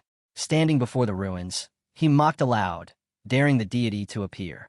"If you truly exist, then show yourself." Yul Liang quietly approached. "Captain." Qianhua turned, eyes sharp. "What is it?" The warrior lowered his gaze. "Food, sir. I need to feed my children." The captain's face hardened. "Are you giving me orders now?" The man shook his head. "No, just a request." A disciple of the Beast Palace stepped forward, frowning. "You promised the squad food," he reminded. The captain snapped, shouting at him to be grateful for what they'd already eaten. The savage blinked, taken aback. He had only asked because they truly needed more. His voice dropped as he accused the captain of breaking his word. The captain's face darkened, but he turned away, striding off without another word. The captain coldly suggested that his subordinate feed on the demon cultists instead. Grinding his teeth, Qianhua thought to himself that once this mission was over, he'd bury every fool here along with them. Yul Liang remained silent, staring ahead, while the man at his side rested a hand on one of the wolves. Dongpil broke into a sweat. This is terrible," he muttered. Amid the ruins, the Elder Council's leader studied the wreckage. He reasoned that the attackers had destroyed the houses to erase all traces. But Juwa disagreed. It was done too hastily. If their goal was to truly cover their tracks, they could have done it far better. She looked ahead, analyzing aloud. Either this was a trap, or the attackers had hidden somewhere they couldn't be found. Turning to a subordinate, she asked if a message had been sent to the nearest branch. He confirmed it had, but with the distance, it would take 3 days for the message to arrive. With one hand on her hip, Juwa ordered the assistant to handle the corpses. Privately, she decided there was no time to wait for the commander's orders. It would be wiser to resolve the matter first, then report afterward. Dongpil, concerned, suggested she rest. She had only recently recovered from a chi blockage. But Juhua shook her head. The healer had restored most of her martial strength, so she didn't need to be treated like an invalid. Dongpil lowered his gaze. He realized she could be trusted. If she were the kind who sought glory above all else, she would never have chosen to act this way. Looking at her, he thought silently. When she spoke of the healer, she meant Hajin. Dongpil wiped sweat from his brow when he heard his master's voice call him. Ahead stood a house near the green hills. The assistant's eyes caught the sword resting there. It was the very blade the boss had asked for. Hajin gripped its hilt and declared that the enemy's trail stretched 20 kilometers northeast. Looking away, he explained that the guardianship's first duty was still to deliver the goods safely to the cult. Only after that could they uncover the true enemy. For now, their movement needed to remain quiet. Dongpil asked nervously, "Young master, what about me? What will happen to me?" Hajin didn't turn back. "We'd better hurry," he said firmly.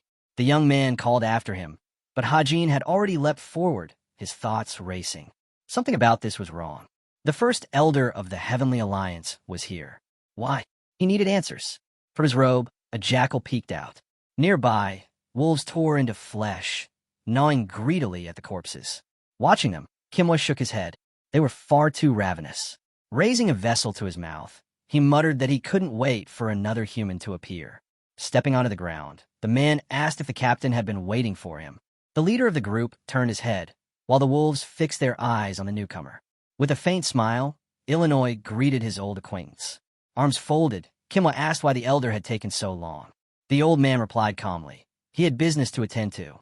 His gaze shifted to the wolves. He realized at once who they were, the infamous beasts. The captain confirmed it. Looking at the pack's leader, Kinwa scoffed, saying he always thought they were nothing but filthy creatures. The elder frowned and asked the wolf leader's name. Yul Liang introduced himself. With his hands clasped behind his back, Iron remarked that the martial arts of the Beast Palace were far less strange than those of the Central Plains. Then, with conviction, he added, even the greatest martial artists of the Central Plains would be unable to withstand 10 of Yul Liang's strikes. The captain narrowed his eyes. Why speak so kindly of this savage?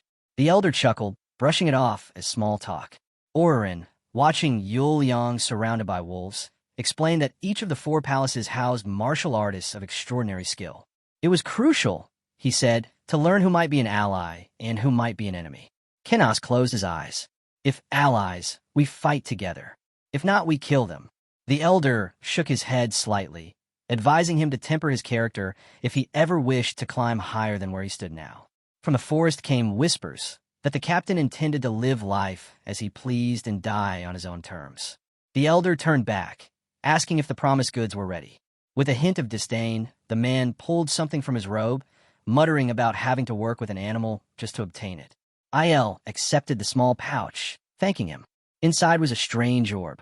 His eyes narrowed. He recognized it as the Jade of Calamity. Hands on his hips, Kenwa demanded to know what it was. The elder slipped the stone into his pocket and told him simply to think of it as something necessary. The captain's brows furrowed. The old man was as sly as ever. Folding his arms across his chest, the group leader invited his guests to join him for a drink. Elon smiled faintly, saying he would enjoy chatting like old times, but he was too busy. Placing a hand on the elder's shoulder, Kenwa extended an invitation to join the Steel Blood Fortress. The old man stared at him in silence. Looking away, Elon was taken aback that the man had even asked. Slowly removing his hand, the captain pressed further. What's wrong with recruiting talent into my fortress? The captain argued. Ilryong turned slightly, listening as the man urged him to seriously consider the offer. The old man stood motionless, then looked back. How does someone of your rank dare to speak to me like this? The captain closed his eyes. Why humiliate me like that? In the next instant, his face twisted in agony. The elder's hand had pierced straight through his body. Ilryong recalled the words spoken earlier, that allies could be killed if they weren't true allies. He stared ahead. Perhaps you should have learned who your friends and enemies were first. The captain's men shouted his name, but his body collapsed lifelessly onto the ground. Ilryong glanced around, surprised at how many henchmen remained. His eyes shifted to Yulian. Are the wolves ready for another meal? Sweat ran down the soldiers' faces. The savage grinned. A second helping? I wouldn't mind. Elsewhere, in a village, another group prepared. A man with hands on his hips ordered everyone to unpack and get ready. Someone approached him from behind, asking when the first elder would arrive. The chief explained the elder had traveled far, likely returning in half a day. When pressed about his destination, a red-haired man scoffed, suggesting he'd gone out to collect bribes again. The chief's eyes narrowed, and he snapped at him to shut his mouth. With a firm hand on the man's shoulder, he warned them all, if the alliance asked, they would say the elder had gone to honor his mother. Stretching his arms, the chief reminded them that everything depended on the first elder. If something happened to him, they would all be dragged into it. He warned them to be careful. No information about the elder could be allowed to leak. Just then, the red-haired man pointed forward. What's that? A strong wind surged from the forest, carrying an oppressive aura. The men frowned, confused. They hadn't noticed it before. Suddenly, Hajin shot forward, trees shattering in his wake. His face twisted in a grimace as his hand gripped his sword tightly. From above, Hajin leapt down, blade flashing. His aura exploded outward with a deafening burst. He landed and seized one of the men by the throat. Where is the elder? Hajin demanded. Terrified, the man stammered that the elder had gone to his mother's grave. Hajin's eyes narrowed. He roared, don't spout lies. If that were true, then. Hajin snarled, threatening to kill the man if he didn't tell the truth. Hajin released him, though his mind was already racing. It was suspicious enough that the first elder had left without his escorts. Tightening his grip on the sword, Hajin thought darkly. Since he was already here, he might as well kill the elder. Before leaving this place, he would do it. At worst, he would at least take his leg. A sharp pang shot through him as he recalled his past life. Just thinking about the elder made his right leg throb, the very leg that had once been cut off. He leapt from the cliff, aura flaring. I'll kill the first elder, he shouted. Below, the battlefield was littered with corpses. Wolves prowled among the dead. A man muttered with grim satisfaction that it was good they had come to an agreement. Another remarked that anyone would side with those who treated them better. On the cliff stood Ilryong and Yuliang. Yuliang observed that the medicine they had delivered seemed to be working. The palace master would soon recover. Yuliang's eyes narrowed as he asked what exactly Ilryong had received from the palace master. The old man answered flatly, it was the Jade of Calamity. Yuliang pressed further. And you intend to use it on the leader of the righteous Heavenly Alliance? Ilryong silenced him with a finger to his lips. Quiet. Together, they looked down at the battlefield. The elder commented that these wolves had a frightening appetite, and they were more than capable of bringing down skilled swordsmen. He admitted he had seen strange and unfamiliar occult research before, but this was beyond anything he had known. Yuliang spoke up. This isn't occult research. It's the Great Beast King's technique. It teaches beasts to grasp internal perception of power, the same way humans do.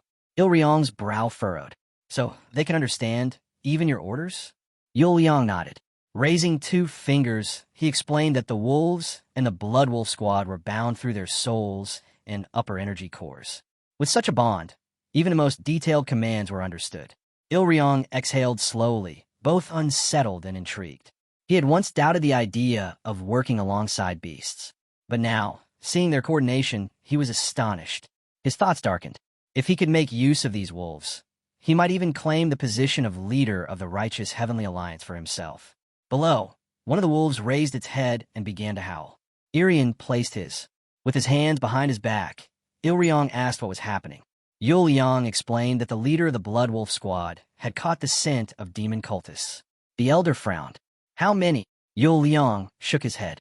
I don't know the exact number, but it's close to 100. Ilryong's eyes narrowed. Have the wolves tasted their blood yet? The wolves lifted their heads and howled in unison. Yuliang smirked and said they had ambushed the cultists nearby. We missed a few dishes, he added, but it was still a fine meal. Ilryong studied him carefully. Inwardly, he noted that with the Mara festival approaching, the cultists were bound to be on the move. From a cliff, the elder asked how their strength compared to the Blood Wolf Squad. Yuliang admitted there were many among them who were powerful. Ilryong stroked his beard thoughtfully. Show me how strong your blood wolves truly are. We won't interfere. Take your time if needed. Yuliang lowered his head. His aura flared, and he promised. It will be finished before sunset. Meanwhile, Dongpil and his group were moving quickly when he suddenly froze.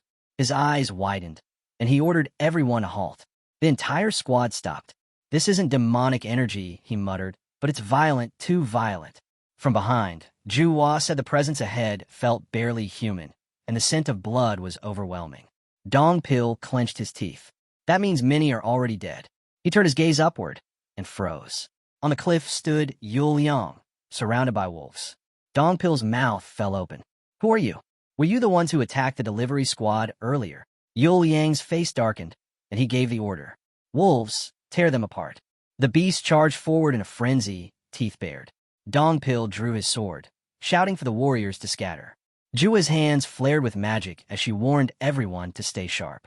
The wolves slammed into them like a storm, ripping through the fighters mercilessly. Dongpil watched from the side, his face twisted with displeasure. But there was no time to hesitate. He lunged into battle, cleaving into one of the wolves. His eyes widened. What kind of monsters are these? The beasts were enormous, larger than cows. He turned again, stunned as his blade left only shallow marks. Their hide is like steel. A wounded wolf snarled at him. Dongpil muttered through gritted teeth. He had enough strength to cleave boulders with his internal energy, yet against these beasts, his strikes barely scratched them. Even infusing his blade with chi was useless. The wolves were too fast to keep up with. He steadied himself, raising his weapon into a stance. Charging head-on wouldn't work. A wolf's glowing red eyes locked onto him. It bared its fangs and lunged. Dongpil's eyes went wide in shock when the order came to retreat. Juhua quickly unleashed her magic on one of the charging wolves. The beast roared, jaws gaping wide, but froze solid, unable to move. She turned sharply to the delivery team, ordering them to stay inside and not interfere. The Guardian Court would handle this. She then exchanged a look with the council leader. Both understood. At this rate, they'd all be wiped out. Retreat was the only option. But the wolves didn't stop. They tore through the ranks, their bloody onslaught continuing. Juhua frowned as she fought. Dongpil roared an order, commanding the third squad of the Guardian Court to form a rotating formation. The warriors immediately shifted, lining up side by side and moving at high speed. With his sword in hand, Dongpil stood at the center, focusing on their strategy. If they kept spinning endlessly, they could disorient the wolves. Two rotating circles of vines formed, spinning in opposite directions, shielding the weaker delivery members behind them. From the cliff, Ilryong observed. Interesting. Even without much real combat experience, the council leader has created a defensive formation, and he's using its structure offensively. On the battlefield, Dongpil's sword flashed, severing a wolf's head. Juhua fought fiercely as well, though Ilryong muttered whether the Blood Wolf squad would really be troubled by this. Yul Yang smirked. It's fine. Wolves like ours can shatter an amateur formation like that with ease. More wolves advanced, fangs glistening. They don't understand yet, Yul Yang continued, how terrifying a true Blood Wolf squad really is. Ilryong's eyes narrowed. Let's see how long they can last. Meanwhile, deeper in the forest, a squirrel foraged for food, only to be hurled back by a violent gust as something streaked past at terrifying speed. Hajin was racing forward, fury burning in his chest, desperate to confront the elder. Back at the formation, Dongpil's blade cut down wolves left and right. Juhua cast spell after spell, but her shock grew. The wolves began anticipating her moves, dodging her strikes as though they could predict her. Danger! Dongpil shouted, rushing toward her. He bellowed the name of one of his techniques and swung, his sword cutting down several wolves in one breath. Dongpil! Juhua cried, her voice sharp. Stay closer to the formation, he barked, chest heaving. She glanced at him. His sword radiated such immense aura it startled her. But she frowned. His face was pale. He was exhausted. Dongpil collapsed to one knee, gripping his blade. His thoughts darkened.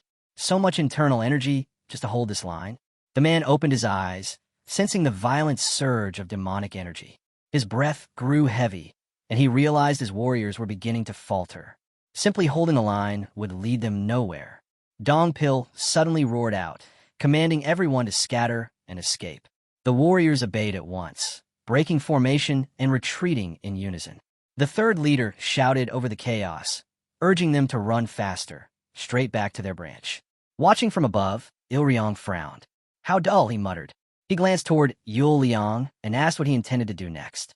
After all, they were performing better than expected, and the wolves had taken heavy losses. On the battlefield, a warrior slammed his weapon against a wolf skull. Irian spoke up, reminding everyone that, wounded or not, these enemies were still part of the demon cult.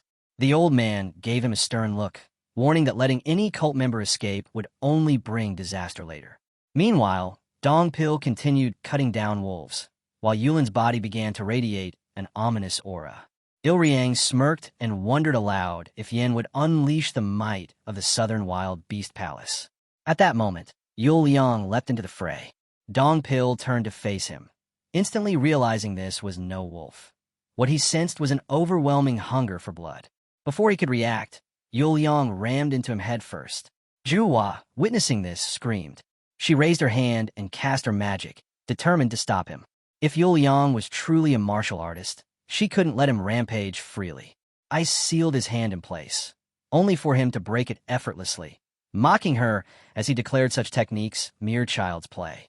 Juhua gasped, stunned that her martial art was shattered so easily. Yul Liang appeared in an instant, striking her in the stomach and saying it was time for her to taste pain.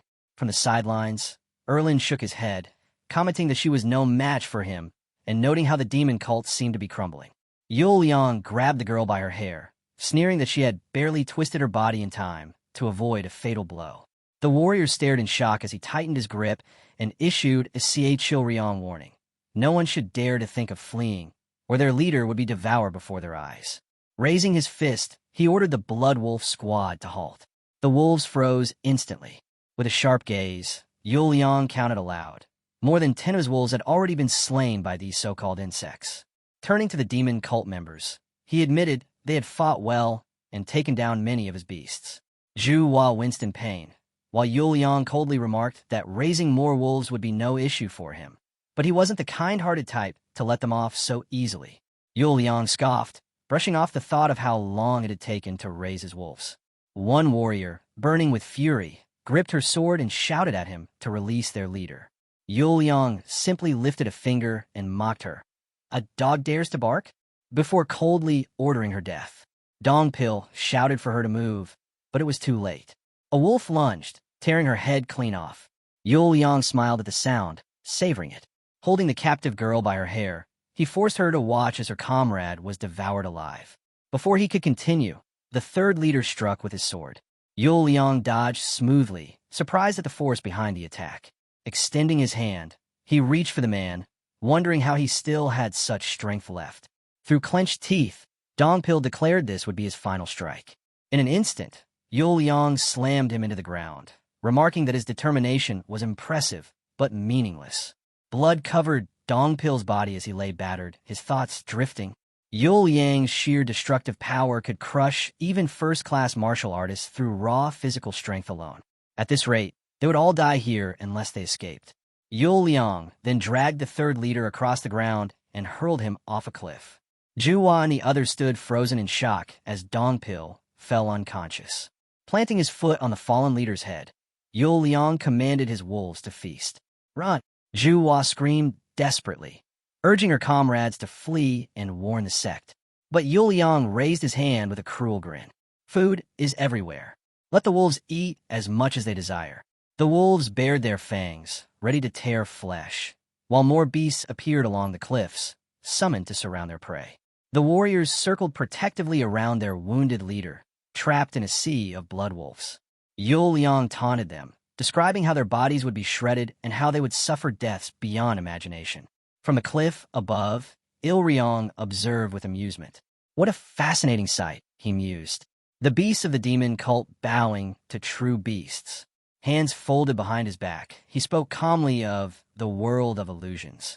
But illusions or not, one truth remained unchanged. Only the strong survive. He continued, humans are no different from beasts. Whether through claws or cunning, we kill and are killed to reach the summit. Isn't that why we exist, to fight our way to the top? As the wolves surged forward, Dongpil stirred weakly. Forcing himself up, he called out his opponent's name. Yul Liang glanced back at Dongpil, advising him not to waste what little strength he had left. "You'll die just like the rest," he said coldly. Dongpil narrowed his eyes, his thoughts drifting to Hajin. Staring across the battlefield, he desperately searched for a way to protect his comrades and fulfill his duty in this hellscape. Meanwhile, Juwa glanced around anxiously, mind racing for an escape. Before she could act, a wolf charged at her from behind, jaws wide open. Her heart sank. She was too slow. But before its fangs could reach her, the wolf's head was severed in an instant. A sword spun through the air, gleaming as it descended. From the cliff above, Hajin leapt down, catching his blade mid-air before landing squarely on the battlefield. Juwa froze in shock, Irian's eyes widening as well. Dongpil, battered and helpless on the ground, could only watch.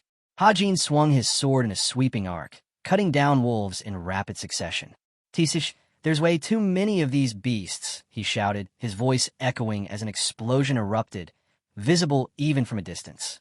He leapt into a cluster of wolves, daring them with a grin. "Good, come at me all at once."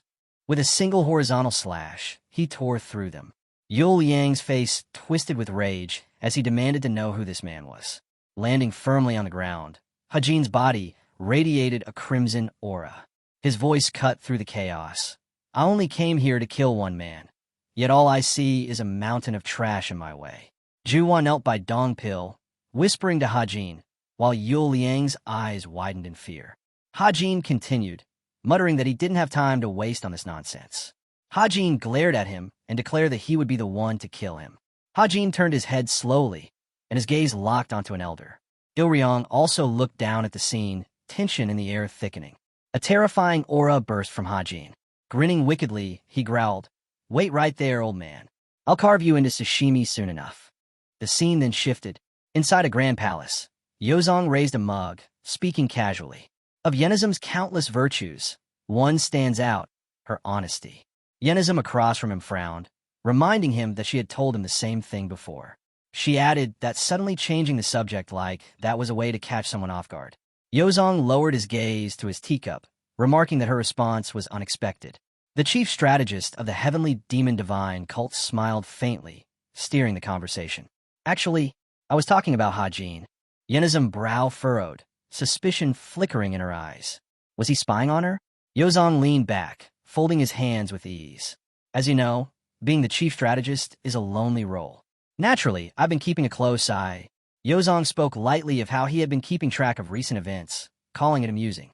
With a half-laugh, he even shed a tear, saying that without such vigilance, he wouldn't have lasted this long. They sat opposite each other, and Yozong went on, recalling how she had once been branded a cold-blooded dictator, even a cult butcher. Yet recently, her actions hadn't lived up to that reputation. The chief strategist smiled knowingly. It's no sin to speak ill of someone, even Cheon sang, as long as he isn't around to hear it. At that moment, Yozong suddenly raised his hand and loudly demanded a lighter workload and a higher salary. Yenizm narrowed her eyes, thinking to herself that if things ever went wrong, he would surely try to manipulate her. In her mind, she replayed his image. The man who seemed impulsive on the surface, but in truth was the most dangerous, meticulous figure in the divine cult. Yozong calmly lifted his cup and asked if the Inner Enlightenment Center was secretly breaking its neutrality to support the third young lord. Yenizm frowned, firmly repeating that the center had no intention of interfering in the succession struggle. Yozong tilted his head, his gaze sharp. "Is that your personal stance?" A bead of sweat slid down her cheek. Was he deliberately pressing her, testing to see if she would slip? Yozong folded his arms, his tone softening. He told her he would never interfere with her decisions, because he understood how deeply she cared for the cult, and because of that, he trusted her. Yenizm closed her eyes and quietly thanked him. But her gratitude was short-lived. Her eyes flew open in shock when Yozong leaned forward and added that he still wondered, why would someone so devoted to the cult send the third young lord beyond its walls without telling him? He extended his hand, assuring her not to mistake his words for sarcasm or threat. "I won't have you dragged to the criminal justice hall. I know you must have your reasons." Yenizm met his gaze and asked directly, "Why are you so interested in the third young lord?" Yozong's lips curled into a smile. Nothing but harmless curiosity. But in his mind, the image of Hajin surfaced. He noted how every member of the divine cult had begun to focus their attention on the third young lord. Yenizm, too, pictured him, recalling how he had grown rapidly in strength and influence ever since casting aside his Glock. Sweat formed on her cheek as she admitted silently that she, too, was drawn to him. She stretched out her hand and confessed that she couldn't put into words what he truly was. If you wish to know, you must meet him yourself.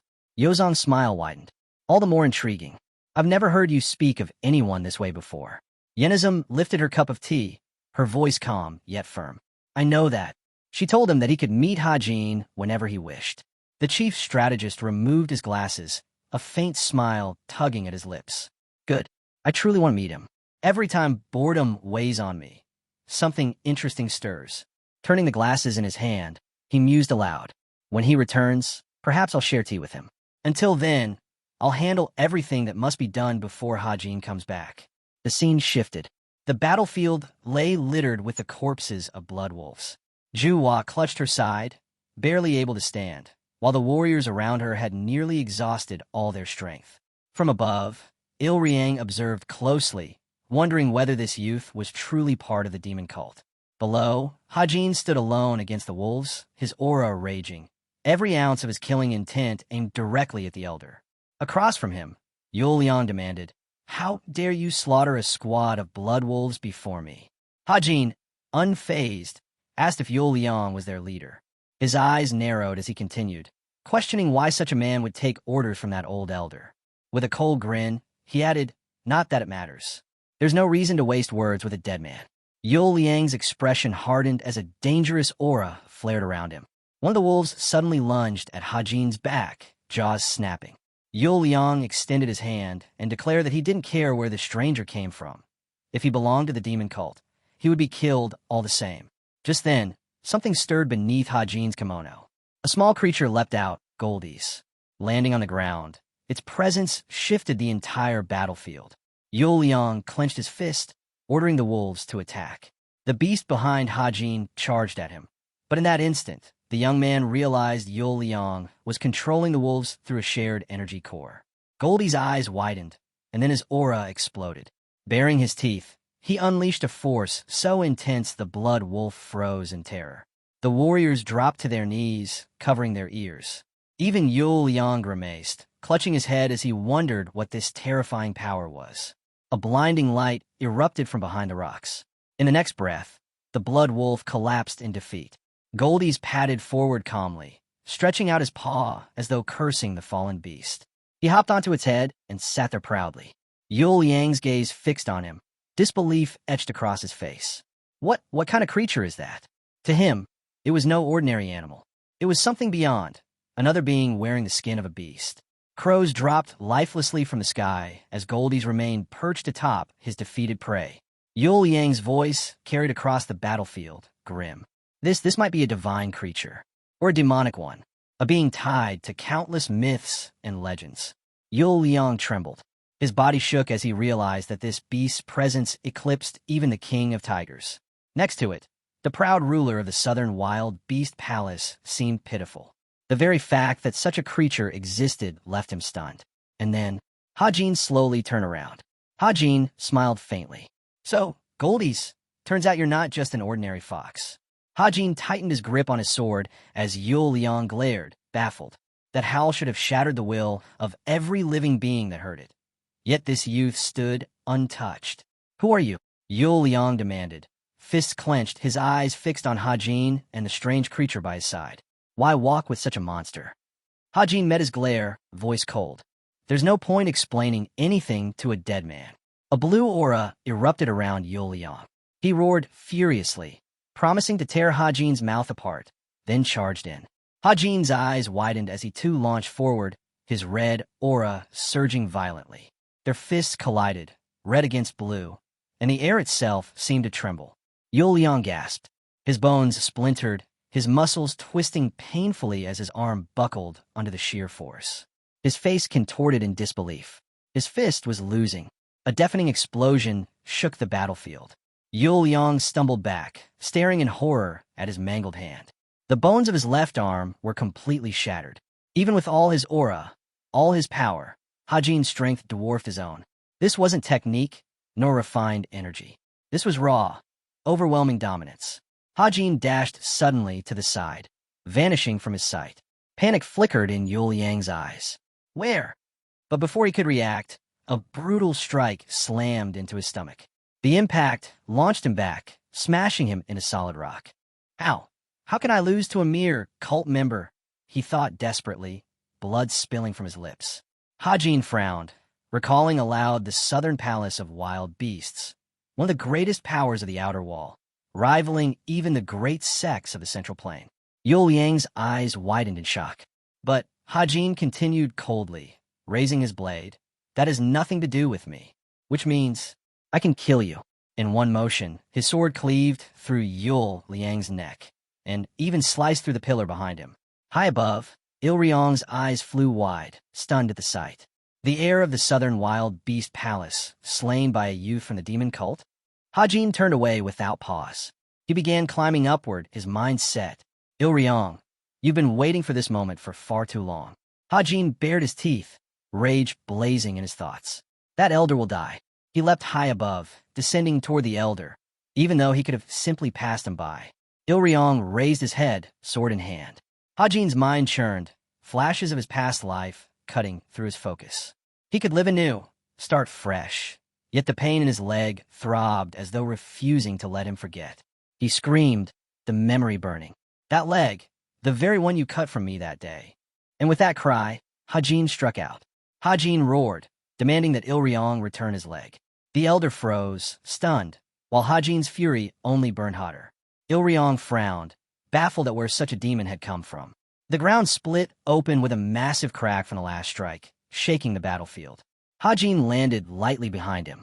Turning slowly, the elder declared that the beasts had been the ones to attack his people, and this fight had nothing to do with him.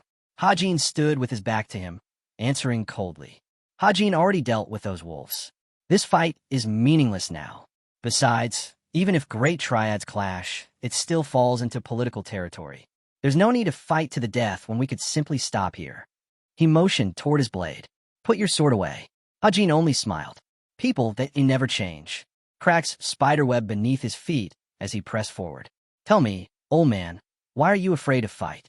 Has it been that long? Ilryong's brows knitted together. He was certain they had never met before. Do we know each other? Hajin's red aura swelled, his eyes glowing like blood. His voice cut like steel. Know each other? We were more than acquaintances. Then, in a blink, he vanished. Ilryong's eyes widened. Was that movement technique? But then he shook his head. No, the dispersal speed was too fast for that. He instantly blocked an attack descending from above. Their blades clashed, sparks erupting. Ilryong grinned. You're powerful indeed. Hajin struck again and again, his voice seething with rage. If you died in a single blow, I'd be disappointed. The old man scowled. So, the demon cult has birthed another abomination. You may be stronger than I expected, but I won't lose to a child. He raised his sword and unleashed a flurry of techniques. Hajin slashed back, his blade deflecting the magic, but each strike forced him back step by step. Hajin gritted his teeth, realizing the truth. My body's aerodynamics are weaker. These attacks will damage me internally if I don't counter properly. The elder steadied his sword, preparing a hidden move. Hajin's eyes narrowed. He recognized it immediately. White funeral swordsmanship. Though beautiful like a dance, the elder's white sword scattered countless projectiles toward him. Hajin lowered into a stance, preparing his counter. His voice was steady, ninefold elastic blade of calamity. Form 3.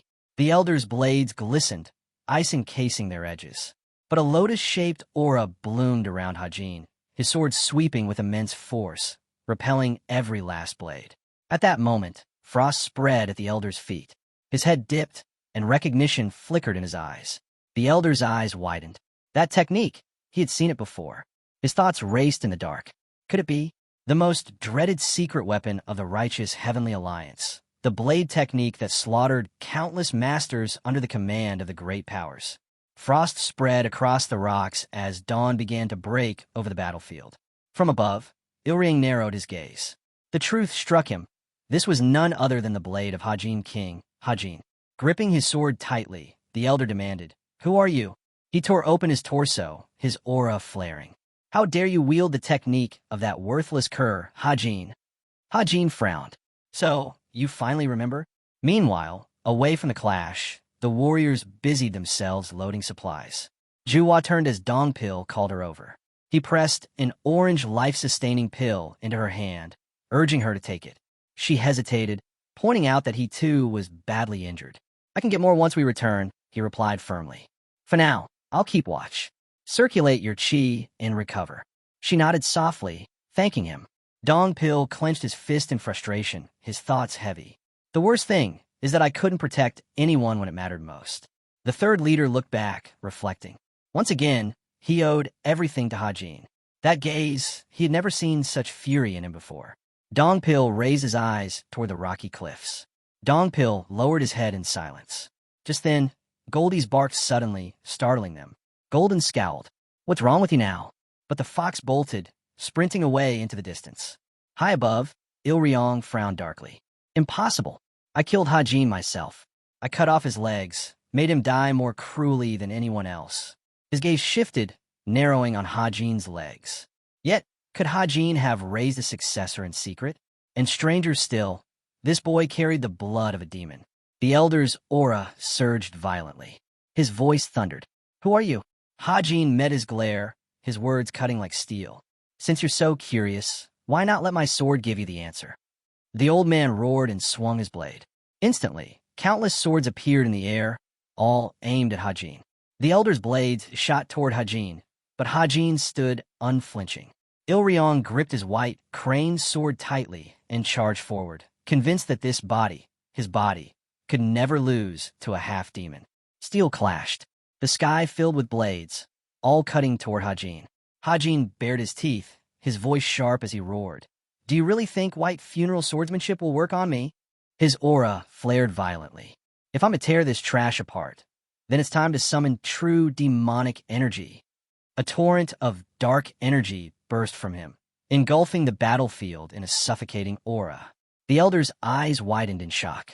Hajin's blade came down, releasing a beam of destructive force that tore across the ground. The elder slid backward, stunned. Hajin's enlightenment, it had already surpassed his own, but he refused to yield. With a furious cry, he lunged. You're nothing but an insect from the demon cult. Then suddenly, Il breath caught in his throat. His eyes went wide. It felt as if he were drowning in a river. His limbs grew heavy, each breath a struggle. His senses were clear, yet his body lagged behind, trapped in an agonizing slow-motion world. And there, standing above the still waters, was Hajin, his blade extended calmly. Hajin's expression was clear, devoid of any bloodlust. Then another surge erupted from him. Il heart sank. Impossible. This is just his energy is so vast, it's warping my perception, slowing the very world itself. The explosion followed, violent and unrelenting. The old man staggered back, his chest tightening with disbelief. Snarling, he shouted, I am the first elder of the righteous heavenly alliance. Hajin swung his massive blade through the air, his voice dismissive. I don't care. The clash shook the ground. The elder blocked desperately, but cracks split the earth beneath him, and fractures spread across his own sword. He leapt back, realizing that Hajin's enormous blade was wrapped in monstrous, demonic energy, carrying a weight that could split mountains. He studied him in horror, barely over 20, and yet superhuman. The elder's brows furrowed. How? How could he wield such power? Hajin smirked. I brought this massive sword for one reason. When we were at the same level, I knew your white funeral swordsmanship was especially weak against heavy blades. His voice darkened, cruel. If I surpass you in enlightenment, then you're nothing. And then his body began to flicker, dispersing into countless shadows. Il braced himself, his stance firm. But when the strike came, it wasn't from the front. A single lock of his hair fell to the ground. Hajin stood behind him, back turned. Hajin's voice was steady, edged with mockery. You traded the battlefield for politics, neglected your blade for far too long. And now, Hajin's voice cut through the silence. You've grown rusty. A year ago, you relied on the inevitable net formation, an ambush, not a true battle. He turned, his blade gleaming. Tell me, with talent like yours, could you really push aside Cheonsangs of Xian and claim the seat of leader of the righteous heavenly alliance? The old man's eyes widened in horror. His voice trembled. Are you Hajin? Hajin smirked. You've been looking for the wrong man from the start. In a flash, his sword carved downward, severing the elder's leg. A thunderous explosion shook the cliffside. The old man's scream echoed as his body was hurled back, crashing violently to the ground. The severed leg landed nearby. Hajin stood firm, sword in hand. From above, Ilryong watched, stunned. Misjudged, completely misjudged. Since joining the righteous Heavenly Alliance, no one has ever injured me so gravely. The elder dropped to his knees, pain tearing through him. I never should have fought this boy. If I want to live, I must escape. But as he looked up, his eyes narrowed. Hajin's condition had changed. His cheeks puffed as he stifled a cough, streams of blood flowing from his nose and dripping onto the ground. Not enough demonic energy, he realized. The vision of the highest gate of heaven and earth I forcibly closed. It's trying to collapse. Hajin pressed his bloodied hand to his face, his thoughts racing. If I keep moving like this, what little demonic energy I have left will turn upstream, blocking my chi. I need a way to replenish it. Hajin's black brows furrowed. His grip tightened on his blade. If that's the case, I'll have to use the primordial energy. The elder's eyes narrowed. Hajin's skin had gone pale, his breathing ragged. His internal energy was nearly depleted. A faint red glow still clung to him, but it flickered. Ilryong steadied himself, rising to his feet. He only managed to corner me because of those strange techniques. But if his internal energy is failing, then victory is mine. My cultivation is above his. The wind rustled his long beard as he snarled. It's impossible. A mere child from the demon cult cannot surpass me. I'll finish this with one strike. With a roar, the elder charged. Your days are over. But Hajin's eyes blazed crimson. His voice rang with cold finality. No, you'll die here. A brilliant streak of energy burst forth from him, tearing across the battlefield. Ilryong's mouth fell open in shock as blood sprayed from his lips. The wound burned fresh, and Hajin snapped, shouting that this was exactly why the villain should have never crossed him. His sword dripped with red, and in that moment, he realized he no longer cared for the things he once longed for in his past life. The enemy lay sprawled on the ground, and a dark urge surged within him. He wanted nothing more than to cut the man down again and again. His teeth clenched tight, sweat streamed down his face, and the storm inside him refused to calm. From the distance, Dongpil's voice rang out, desperately calling his name. Hajin's body suddenly gave out. His eyes rolled back as he collapsed to the ground. The third council leader rushed toward him with the jackal close behind. A crimson building came into view. Voices echoed, reports of tragedy. Only 5 victims had survived inside the Enlightenment Center, while 22 from the Guardian Court's third squad had lost their lives. Juwa lowered her head, apologizing to the center master for her lack of caution. Yenizum stared at her in disbelief, telling her there was no need to apologize. Blame belonged to their attackers. With a steady hand on Ja's shoulder, Yenizum assured her that she had accomplished her mission. Punishment was not needed. What she needed was comfort. Turning away, Yenizum offered food to her comrades. The center master slipped her hands into her sleeves, silently reflecting. In just 10 days, Hajin had restored more than half of his martial arts and faced every monster alone. Her brows furrowed. Hajin was terrifying indeed, and yet she knew she would have to meet him again soon. In front of the building, warriors gathered. The third leader stood before his comrade, who admitted he felt unworthy. Dongpil warrior clenched his fists, vowing to personally visit the families of his fallen squad.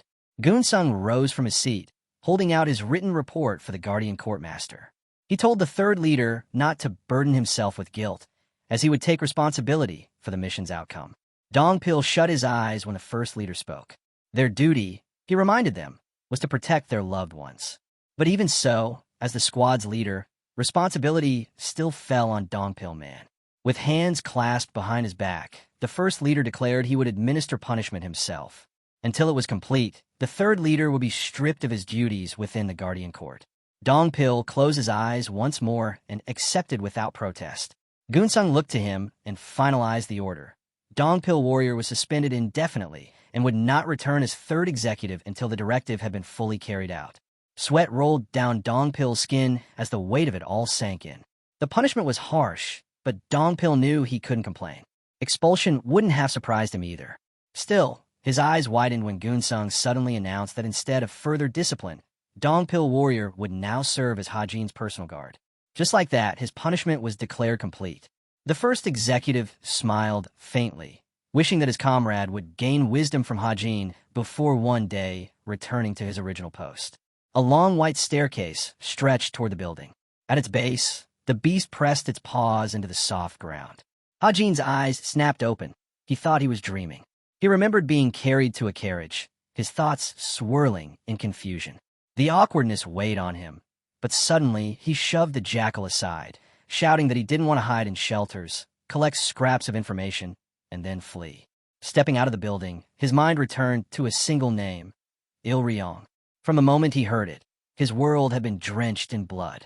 He recalled his battle with the old man, realizing he hadn't even known how deep his own resentment ran. Images filled his mind, himself leaping through the air, striking at the enemy. But as he stood there, he frowned, questioning whether what he truly sought was freedom. A voice called out, snapping him from his thoughts. Dongpil bowed respectfully, saying he had just arrived. Hajin's eyes widened before he invited him to share a meal. Stroking the jackal at his side, Riang Seo listened as Dongpil suddenly dropped to his knees.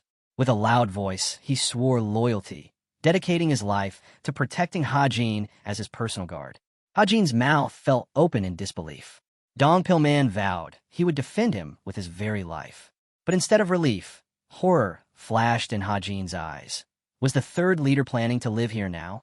Above them, the sky was clear and blue, yet Hajin felt his dream of escaping slipping further and further away. Inside, plates of food were set on the table. Manhwa sat at the round table while Dongpil ate heartily, showering her cooking with praise. With a cheerful smile, he gave her a thumbs up. Hajin frowned silently, thinking of how close he had come to death. His fight with Iran had been far too dangerous. He remembered coughing up blood, the overwhelming power of the second level, the gate of heaven and earth of demonic vision. That very gate had detonated with demonic energy, endlessly forcing the essence of darkness into his body. The toll it left behind was severe. Lowering his gaze, he decided he needed a replacement technique until his dark shadow demonic art reached completion. Ideally, something versatile enough to counter different martial arts. Dongpil furrowed his black brows when Hajin suddenly asked about the blade he had brought him. The answer came swiftly. There were notes on the paper, and Dongpil explained he had retrieved it from the Demon King's weapon storehouse. Hajin's mind wandered, imagining the storehouse accessible to ordinary cult members and the countless weapons hidden within its depths. Hajin pictured the Demon King's weapon storehouse. Ordinary cult members usually purchased their blades from the standard armory, but this place was different. It held the sect's most treasured swords, reserved for captains of combat squads and those of even higher rank. His mind then shifted to an even grander sight, the Heavenly Demon's weapons storehouse. A towering structure, it was the finest armory of the entire sect, its access so restricted that only Cheon Sang and the designated successor could step inside. As they sat around the table, Hajin asked whether permission from the sect leader was required to enter that storehouse, and if so, how he might obtain it. Seated across from him, Dongpil Man explained that every disciple of Cheon Sang was granted a single chance to enter. Cold sweat traced down Hajin's face. If that were true, then if the body's original owner had already used that chance, he would never be able to go again. Folding his arms, he considered the possibility that his body's former self had already walked those halls. Just then, a voice called out to him. Turning, Hajin saw Yui holding a bag of food, offering them a drink. She stepped outside, explaining that she had delayed her work to come. Hajin closed his eyes, telling her to return later. He had somewhere to be. But when she asked where, Dongpil stepped in, raising a hand to block her path. Before they could continue, another voice drifted from the half-closed doors. Someone mentioned the weapon storage. A man emerged, saying they could instead visit the Heavenly Demon's weapon storehouse. With a faint smile, he remarked that it had been 7 years. His companion narrowed his eyes and corrected him. It had actually been 8. Yozong walked forward calmly, saying he wouldn't be staying long. Entering the courtyard, he asked if they were truly heading to the weapon storage. Then, smiling, he suggested they enjoy a cup of tea together first. Hajin's eyes widened in disbelief. He admitted he had no idea who this man was, but warned that he had come to the wrong place. And besides, this area was easy to get lost in. Hajin turned when Dongpil called out, announcing that the man was none other than the chief strategist. Hajin's eyes widened in shock. Yozong smiled faintly, saying he was actually offended that Hajin had failed to recognize him. In that instant, Hajin realized the truth. This man was second in command of the divine cult. Hands folded behind his back, Yozong asked why they were going to the Demon King's weapons storehouse instead of the heavenly demons. Hajin met his gaze and replied that was precisely why he sought out the Demon King's armory. But the chief strategist countered, pointing out that the sword in Hajin's hand. Yozong remarked that the sword Hajin had obtained last time no longer seemed to suit him. With a wide grin, he added that he had heard Hajin was known for using a rather unusual sword technique. Was he planning on changing his main weapon? Hajin frowned, wondering why Yozong had suddenly taken such an interest in him. Then Yozong's lips curved into a faint smile. Adjusting his glasses, he asked if they wanted his help in gaining access to the Heavenly Demon's weapons storehouse. Hajin's brows rose in surprise, and even Eui and Dongpil were caught off guard. Stepping forward, Hajin faced the chief strategist directly. Was that truly possible? And if it was, then surely Yozong expected something in return. Yozong's gaze sharpened. Life was all about exchanges, he said, and he suspected Hajin already knew that truth well. Hajin lowered his head, asking what price he intended to demand. With a light smile, Yozong answered. All he wanted was to spend the day in conversation with him. Approaching closer, he clarified, just to talk, to share a drink tonight. Nothing more. Hajin bit his lip, certain Yozong had an ulterior motive. The sunlight fell across the temple's rooftop as Hajin excused himself, telling Yozong to wait while he changed. Moments later, dressed in new clothes, he ordered Dongpil to seek out the master of the Inner Enlightenment Center. If she had met with the chief strategist during his absence, he wanted to know exactly what they had discussed, especially if her words had involved him. Hajin lowered his head, reflecting on how Yozong stood apart from everyone else within the divine cult. His words sounded careless on the surface, yet each one carried weight. Frowning, Hajin recalled Yozong's peculiar phrases, while Hajin remembered that Yozong had appeared almost immediately after he had regained consciousness upon returning to the cult. Leaving the room, Hajin saw Eui and Yozong together. Yozong lowered his gaze, eyeing the food in Euy's hands. Watching him, Hajin silently admitted that he wanted nothing more than to avoid this man. Then Yozong stretched out his arms in a dramatic whine, startling Eui. Hajin, meanwhile, continued to think. The reason his instincts urged him to avoid Yozong was simple. The moment he saw that man's face, something inside told him to stay away. Yozong immediately turned his attention back to him. Was he ready? Yozong smiled, declaring it was time to leave. The sun dipped below the horizon, casting long shadows, as Yozong began sharing a story. On his first vacation, he had gone out to enjoy the beauty of nature. Yet instead, he had been robbed by bandits. Yozong raised his head and laughed, but Hajin could tell. His words hovered somewhere between truth and lies.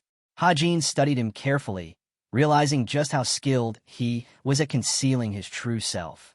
As they walked, Hajin commented that Yozong was brave. But Hajin shook his head. Hajin was the only one here who truly showed courage. With a faint smile, Yozong revealed that his leave of absence had been officially granted. Hajin's eyes narrowed. Unlike him, who had merely snuck out, Yozong had done things properly. Suspicion struck, he knew about it. Lowering his head, Hajin asked him not to report this to Cheon-sang. Yozong, however, was surprised at how quickly he admitted it. Hajin then closed his eyes, demanding to know the real reason the chief strategist had sought him out. Yozong only smiled. Perhaps it was nothing more than curiosity, he said. He simply couldn't resist it. Hajin instinctively stepped back. Yozong turned away, remarking that the heavenly demon's weapon storage was still a long way ahead. But Hajin countered that he had no choice but to stop here. Hajin spoke next. It seemed Yozong had indeed set out on this journey alone. He hadn't sensed the presence of any escorts. In that moment, Hajin drew his sword, pressing it to Yozong's neck. They stood on the bridge, the air thick with tension. Frowning, Hajin demanded to know, was Yozong prepared to have his head severed right here? Yozong met his eyes calmly, admitting he had not expected such a turn of events. Hajin's gaze hardened. Predictability, he said, was never interesting. Still locked on the bridge, Yozong asked why Hajin was doing this. Hajin turned the question back. Why was Yozong here at all? He kept his hand steady, saying that he didn't know Yozong's true purpose. But one thing was certain. Yozong wasn't here out of curiosity or kindness. Lowering his head, Yozong replied. Perhaps Hajin himself didn't fully understand what was happening. But the unease he felt had pushed him to act, to draw his blade. Hajin's frown deepened. This wasn't just a threat. He was ready to kill. Yozong stayed calm, asking if he was truly prepared to slay the divine cult's chief strategist. Even as the third young lord, the consequences would be inescapable. Elsewhere, Goldie was quietly washing his face. On the bridge, Yozong tried to reason with him. Put the sword away, he urged. Otherwise it would be seen as betrayal. In the end, it didn't matter when death came. Whether now, later, or by old age, everyone's fate was the same. The chief strategist frowned, his expression finally tightening. Yozong warned that he would count to 3. But even as he spoke, he felt it. Hajin's resolve. Yozong realized he could truly die here. Hajin's eyes bore into him as he asked one final time, why had Yozong come to him? If the answer was curiosity, he would cut him down without hesitation. A thin drop of blood slid from Yozong's neck, staining Hajin's sword. At that moment, Yozong asked how Hajin had figured out. Goldie stood silently between them, watching. Hajin repeated his warning. This was Yozong's last chance to give a truth. Hajin's brows furrowed. His intuition told him something was wrong. He spoke firmly. He had a sixth sense, and he already knew the world did not run by logic alone. Yozong's mouth fell open, caught off guard. Hajin pressed on. When logic clashed with emotion, he followed his emotions. At least then, he would have no regrets. Yozong's eyes widened in shock. He hadn't expected to hear such words here. Memories pulled him back. He stood once in a candlelit room, arguing that he wasn't good enough to be the chief strategist. Cheon Sang, the great ninth heavenly demon, stood with his back turned, dismissing reasons as unimportant. Yozong insisted otherwise. But Cheon Sang turned, telling him it was his sixth sense. Yozong froze in surprise. Cheon Sang continued. The world was not built on logic alone, yet men like Yozong often forgot that. Logic gave answers to the present, but intuition revealed the future. True wisdom lay there. Yozong could only stare in awe. This lesson struck him deeper than anything the Imperial Prince had ever said. Unlike the prince, who only gave orders, Cheon Sang had given him insight. For the first time, Yozong had bowed, something he hadn't even done before royalty. Back on the bridge, Hajin frowned at Yozong, listening as he explained. When answers were out of reach, it was best to ask another. They might know. Hajin narrowed his eyes and asked what he meant. Yozong clarified with a sly smile.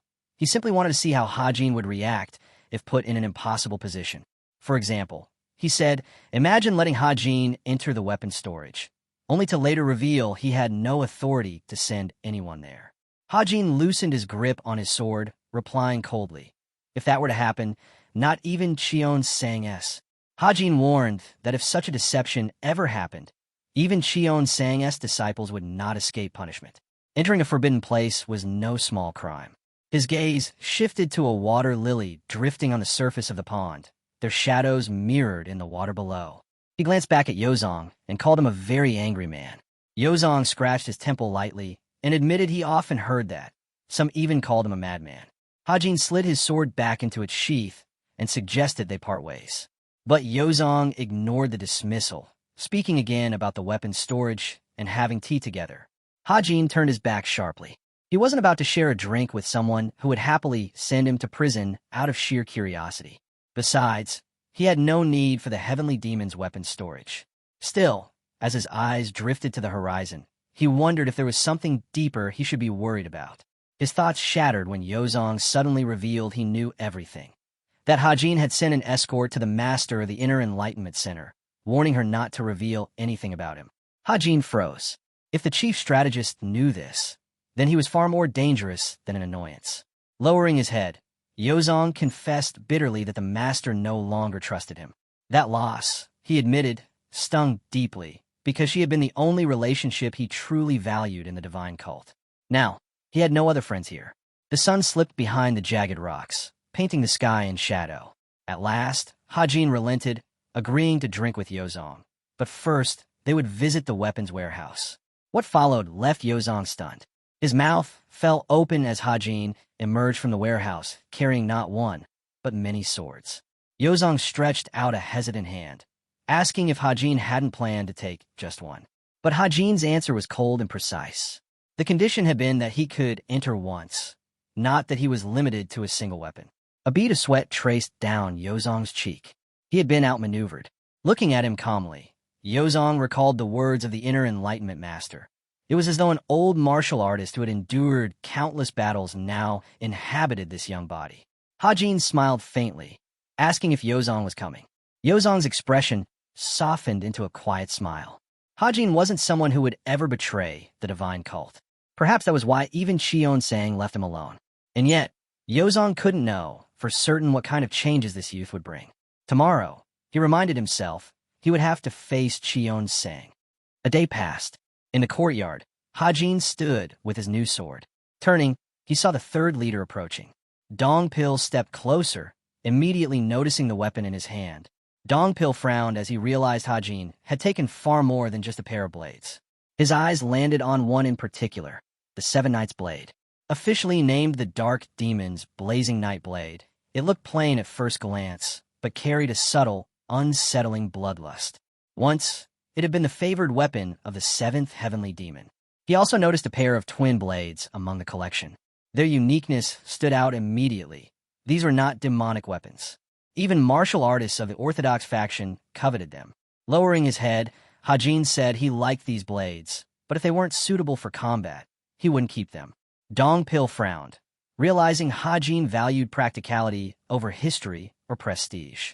Then Hajin lifted a massive sword, asking if Dongpil recognized it. He admitted he had never seen it before. Hajin asked if the third leader wanted to try holding it. As soon as Dongpil gripped the weapon, shock struck him. The blade weighed 30 to 40 kilograms. Hajin recalled how it had been leaning against the wall, and though it wasn't fit for prolonged battles, something about it drew him in. Unlike the other polished weapons on the shelves, this one sat neglected in the corner, nameless. Still, he decided to call it the Dragon Scale Blade, inspired by its hilt. Hajin's eyes widened slightly. This one wasn't bad. But Dongpil could only think that Hajin had a terrible sense for names. Hajin stood with the sword in his hands, and Dongpil remembered the day in the secluded bamboo grove, how effortlessly Hajin had wielded every weapon he touched. Without warning, Hajin tossed the heavy blade back at him. Dongpil caught it midair as Hajin pointed at him, saying he could keep this sword. He trusted his judgment, though he couldn't guarantee Dongpil would like it. Hajin smiled, adding that this blade suited Dongpil's heavy, grounded style of martial arts. That was why he chose it for him. Drawing the weapon, Dongpil was stunned. The steel gleamed, reflecting his face back at him, and in that moment he realized what he was holding. It was one of the 5 great demonic swords of the divine cult, and one of the 10 great demonic swords of the Jianu. A radiant aura flared around it. Dongpil whispered its name, the Sword of the Silent King, also called the Sword of Silence. Its true power would remain hidden until it recognized a worthy master. But once it did, the strength it unleashed would be overwhelming. Dongpil frowned, staring at the aura that coiled around the blade. Then, without hesitation, he slid it back into its sheath. Dongpil thought about the sword in his hands. It had been chosen for him personally by Hajin, taken straight from the heavenly demon's weapons storage. His gratitude was immeasurable, yet he knew showing too much would only weaken Hajin's favor. Hajin frowned, noticing the strange look on the third leader's face. Suddenly, Dongpil struck his fist into his palm, his voice booming as he swore he would become the finest warrior of the demonic cult. Hajin only smiled faintly in silence. From beyond the wall, the cries of a messenger rang out, bringing urgent news from the palace of the demon god. Dongpil turned quickly, while Hajin's eyes widened in shock. Closing them, he thought grimly that this was a terrible omen. The scene shifted to a forested clearing. Li Qion sat across from Hajin, pouring him a drink. As he raised the cup, Hajin silently hoped Cheon-sang wouldn't bring up his secret escape. Placing his hand on the table, Li Qion remarked that he had noticed how hard Hajin had been training. The sudden question that followed, however, made Hajin choke on his drink, spitting it out in shock. The topic was the cult's 4th young master. Hajin could only stare, stunned, admitting aloud that it had truly happened. The heavenly demon recalled the image of Yomin and his technique. He explained that the 4th master's demonic art was a revised form of the Jaka family's martial arts. Sitting calmly at the table, Li Qion continued. Yomin had been stubborn but skilled. At his age, few dared attempt creating a new martial art. Though it began poorly, over 3 years it had taken shape, growing into a formidable style. Hajin listened silently, unable to grasp what message Qion-sang was trying to deliver. Li Qion-sang then closed his eyes. Iman's art, he said, remained incomplete. Though he had talent, he wasted it on schemes instead of cultivation. Raising his cup, the heavenly demon added coldly, "Those who fail to recognize their own talent are ignorant, and ignorance is something he despised." Hajin remained silent, watching as Qion-sang voiced his disapproval. The fourth master had wasted the life he'd been given. Qion-sang remembered the day Hajin struck Yeoman down. How unexpected it had been. With eyes shut, he admitted he had long known of Iman's ambitions, but the man was never destined to take the heavenly demon's throne. Turning his back to Hajin, Qion-sang spoke again. He had never imagined Yeoman would fall from the race for succession so soon. The heavenly demon admitted he admired those who defied his expectations. Turning back, he said that Hajin had done just that, and more. Li Qion-sang-ji's voice lowered as he added that this was why he admired and respected him. Hajin's eyes widened in disbelief. The greatest demon in the world respected him. Leaves rustled as the wind swept through. Water lilies drifted silently across the pond. Hajin stared at Qion-sang's back, thinking to himself that admiration and respect were never easy to earn. For someone like Li Qion-sang-ji to declare such words, it made pride swell within him. He bit his lower lip. Memories clawed their way back. The cage, being raised as the Heavenly Alliance's secret weapon, living as nothing more than the Alliance leader's loyal dog. After everything he had endured, he could hardly call his life miserable, yet the horrors still burned inside him. And now, Qion-sang of the divine cult acknowledged him. He remembered the slop he once ate, the hatred he felt for himself when recognition brought even a flicker of joy. He remembered the lives he had taken and wondered, when would he ever break free? If pride alone could stop him in his tracks, then what future awaited him? Then a smile formed. Recognition from someone on the heavenly demon's level was an honor any martial artist would be proud of. Perhaps he didn't need to be so harsh on himself for feeling this way. Li Qion-sang-ji stood with his back turned as Hajin lifted his cup. Emotions, he thought, were nothing to fear. They were natural. Even the feelings he despised were still part of who he was. Qion-sang turned again, saying Hajin had once more acted against his expectations. Startled, Hajin listened as he continued. He disliked being flustered, but he immediately accepted it as part of himself. That constant growth, that constant change, this, according to the heavenly demon, was what made him magnificent. Lowering his gaze, Hajin whispered inwardly that the words made him smile. Then he spoke aloud. He had never expected Qion-sang to say that. Hajin smiled faintly. Unique, that was what he was. The wind swept across the open field. Qion-sang then revealed that the chief strategist had come to him the night before, reporting that Hajin had entered the heavenly demon's weapon storage. Standing on the grass, Qion-sang added that Hajin likely hadn't even tested the swords he had chosen yet. A dark aura seeped from his hand, heavy and suffocating. His voice sharpened. He would be disappointed if Hajin chose relics without ensuring they truly suited him. Suddenly, several swords materialized in the air. The swords dropped from the air, landing right at Hajin's feet. His eyes widened. He couldn't believe it. Qion-sang's void capture was at its peak. With nothing but sheer will, he had moved the weapons all the way from the entrance. Qion-sang lifted his head and declared that this was a reward for him. Qion-sang, however, frowned and told Hajin to pick whichever sword he wanted. Still stunned, Hajin stared at him. That gaze from the heavenly demon, it wasn't just commanding, it carried a strange sense of offering as well. Qion-sang's expression was sharp, yet behind it, there was a glimmer of expectation. He reached out his hand and promised that one day he would teach him. The wind rustled the leaves against Hajin's face, and in that instant, his awareness turned into clarity. He finally understood Qion-sang's intent, and his fighting instinct flared. Hajin gripped his sword tightly. He knew the moment Qion-sang finished speaking, this would be his only chance. Without hesitation, he struck. A crimson aura swallowed the area, followed by a violent explosion. Lowering his stance, head bent forward, Hajin wondered, did I succeed? But there he stood, Qion-sang, untouched. Shot cut through him. His attack had left deep marks across the ground, flawless in execution. Qion-sang hadn't blocked. He hadn't dodged, yet he was completely unharmed. Extending his palm, the Overlord spoke, praising the attack as impressive. The mist around him dispersed as he reminded Hajin of his earlier words. He had said he would teach him something, not that he wanted to be attacked. Li Qion Sangji's eyes narrowed. He had noticed it. The exact moment Hajin struck was when he was most exposed. He wondered, was this insight something Hajin was born with, or was it merely intuition? Hajin stood tense, his grip firm. Li Qion Sangji dismissed the thought in his mind.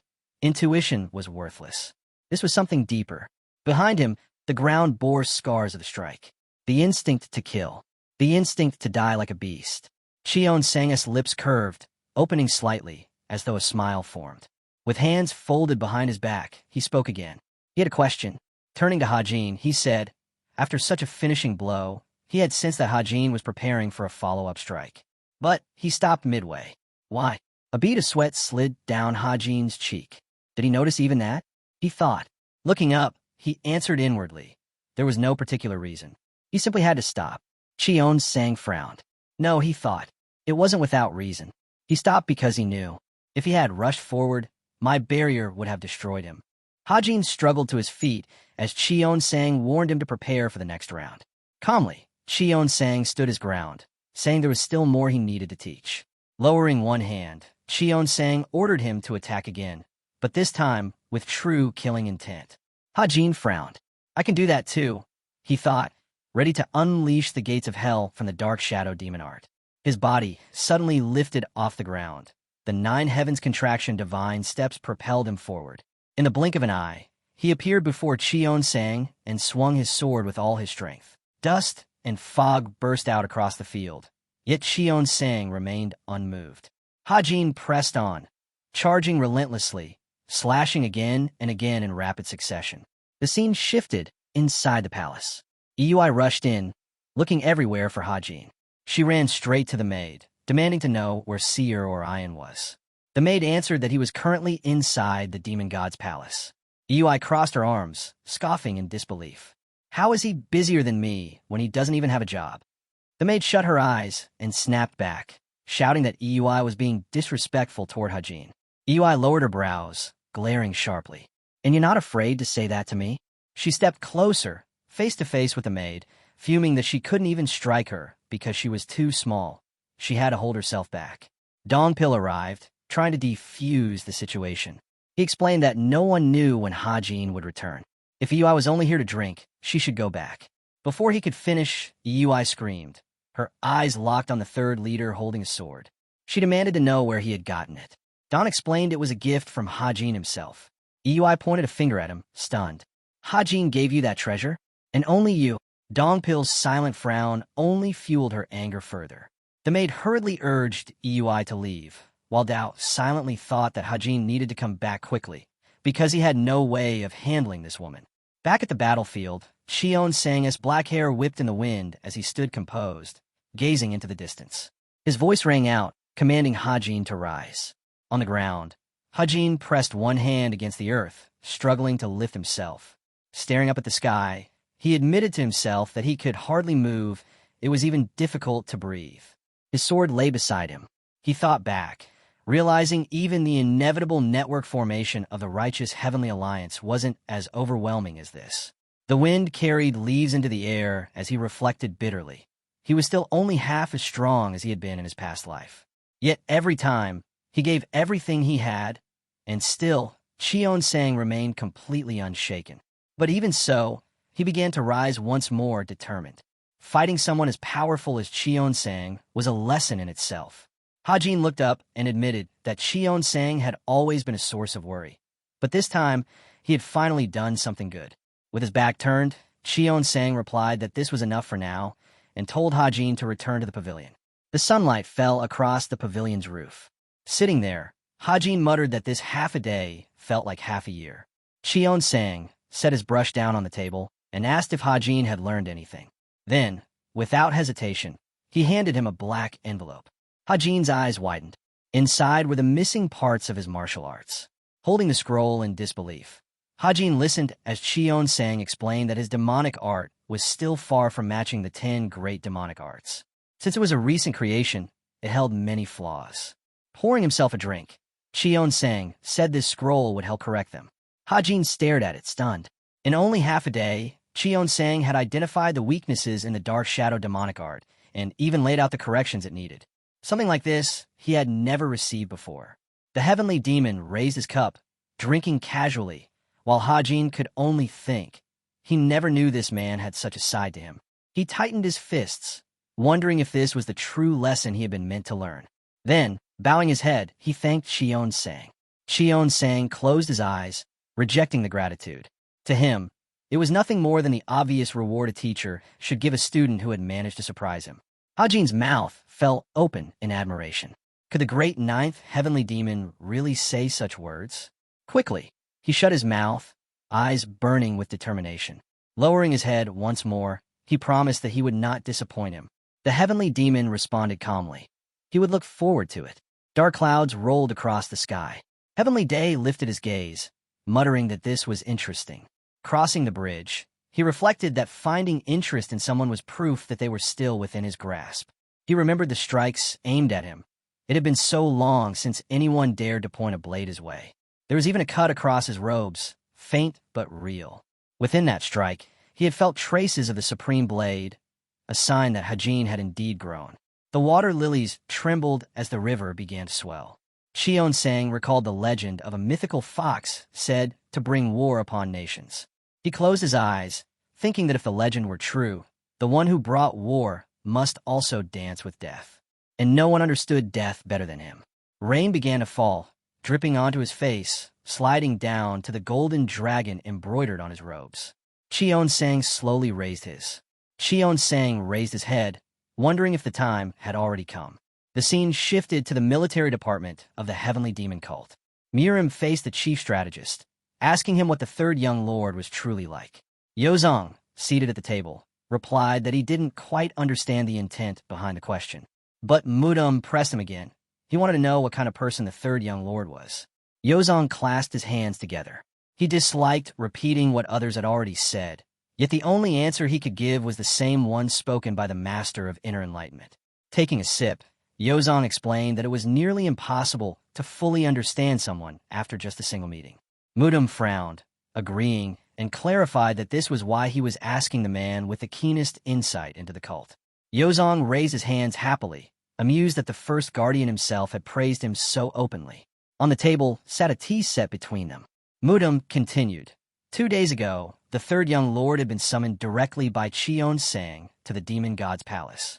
Yozong's eyes widened in shock. This revelation was beyond expectation.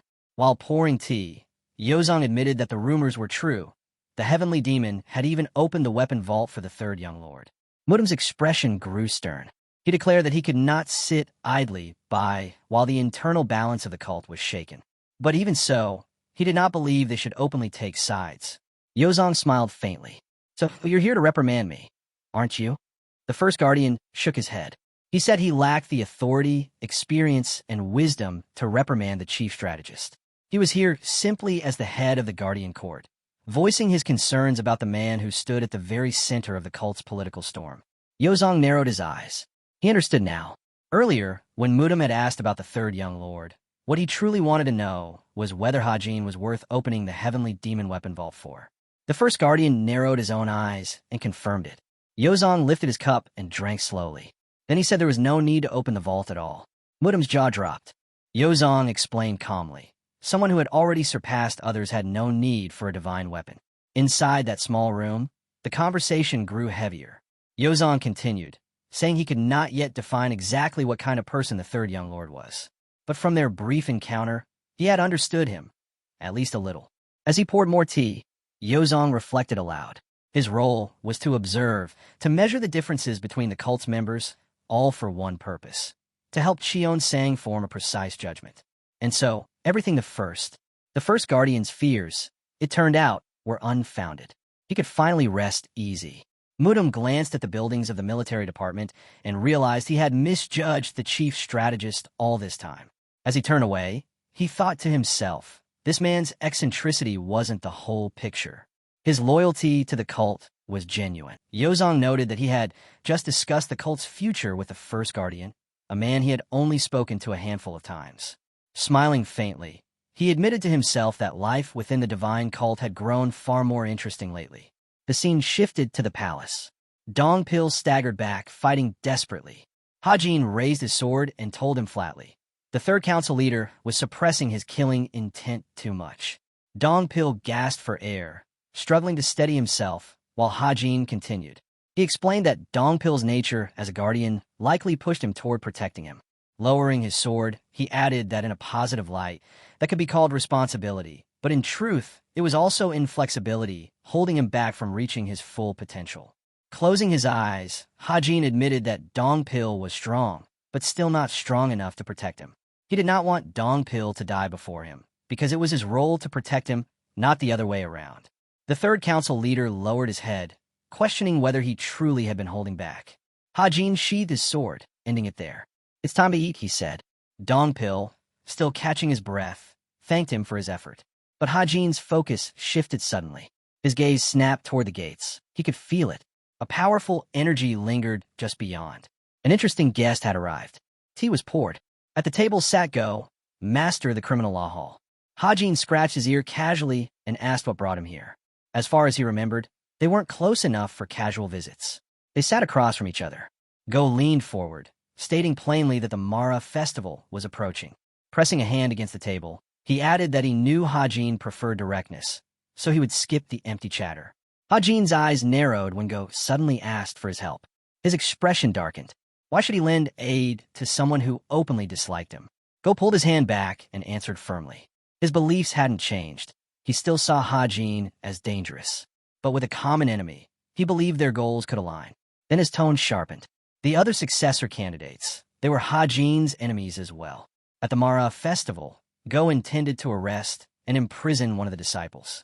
Hajin's eyes widened in surprise. Another disciple? The Mara festival, an ancient ritual honoring the sole god of the divine heavenly demon cult, the ruler of the sixth heaven.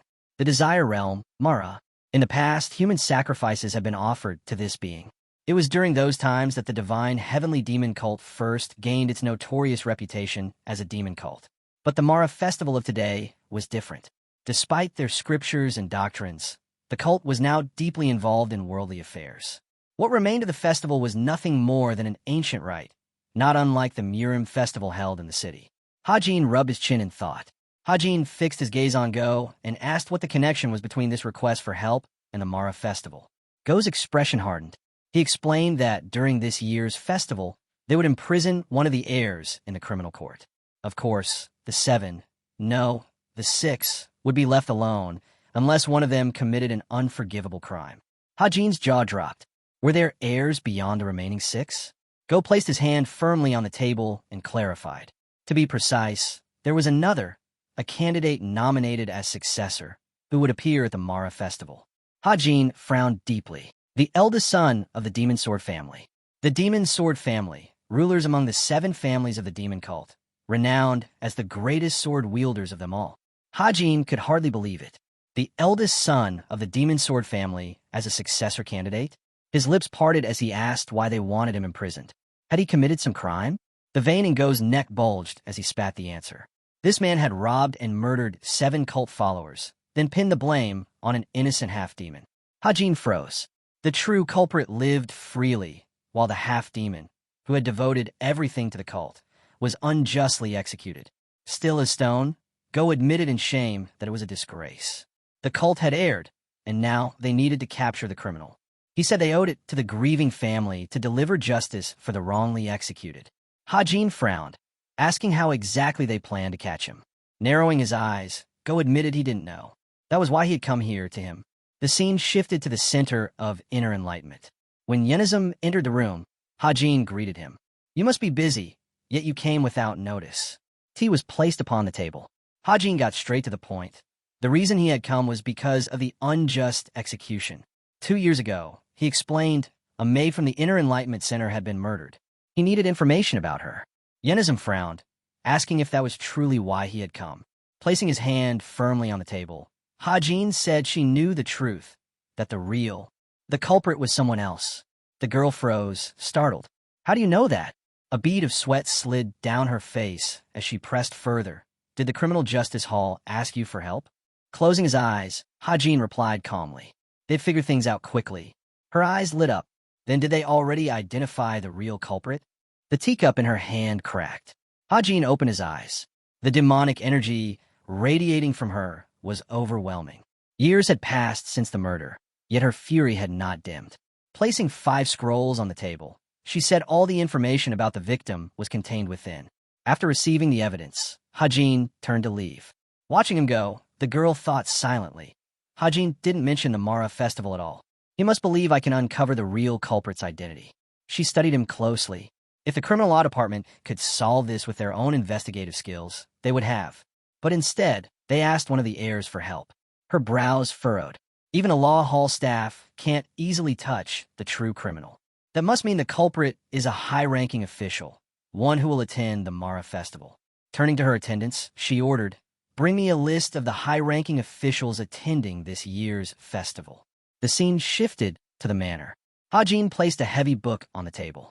Picking it up, he muttered that if he was going to hunt the criminal, he should at least read about the law. He read through the dense text until the end, then flopped onto his bed. Why is this law book so thick? Staring at the ceiling, he sighed. He couldn't ignore this. Someone else could handle it more easily. But still, wouldn't it be better to use his time searching for a way out of here? Escaping had always been his dream. Yet he knew, understanding and then turning away would be wrong. Ironic, he thought, that a former assassin was the one saying this. Golden padded toward him, the fox's eyes glowing in the dim light. Outside, Hajin muttered to himself. When faced with such a request, even if one couldn't help, they should at least share in the outrage. Dongpil was waiting outside. "This is one of those cases," he said. Walking up to the blonde warrior, Hajin asked how he was. Dongpil admitted in amazement that he never imagined he possessed such power. Hajin smiled. "That's because you've been suppressing your potential all this time." Closing his eyes, Dongpil confessed he was now ashamed to even look at him. But Hajin cut him off sharply. "You should be ashamed of the mindset that keeps you chained down. Because what's the point of strong will?" Hajin finished. "If your way of thinking isn't flexible." Then he patted Dongpil on the shoulder with a grin. "Relax. Just a joke." Smiling, Hajin added that they could take their time, walk slowly, and see the face of the criminal for themselves. Before long, they were in the city square. Lanterns hung from every post, lighting up the streets in celebration. As dishes were served, Hajin ate along the way, nodding in approval. The Mara festival really is something. No wonder Anho was so excited to come out here. He bit into a kebab, smiling brightly. "Delicious." Dongpil stared in puzzlement. He never thought he'd see Hajin so genuinely happy. In the square, a traveling theater troupe performed. Hajin tilted his head, watching. The plot's obvious, but sometimes the cliché ones are the most fun. Then he noticed Yui. Waving his hand, he called out to her and reached toward her. "When someone calls you, shouldn't you at least answer?" "Still mad, I turned down your invitations to drink." Suddenly, a tear slipped down Yui's cheek. Hajin blinked, caught off guard. Then he grinned widely. "Wait, are you crying over the play?" Flustered, Yui quickly turned away, embarrassed. But the light-hearted air shifted. Poles bearing the crest of the Demon Sword family appeared in the square. Hajin's face darkened as his eyes fell on the clan's patriarch. "The grand entrance of the family the criminal belongs to," he muttered. The patriarch frowned faintly as murmurs spread through the crowd. At his side was the elite unit of the Demon Sword family, the Honorable Sword Squad, moving in with their leader at the front. Dongpil, standing in the crowd, stiffened.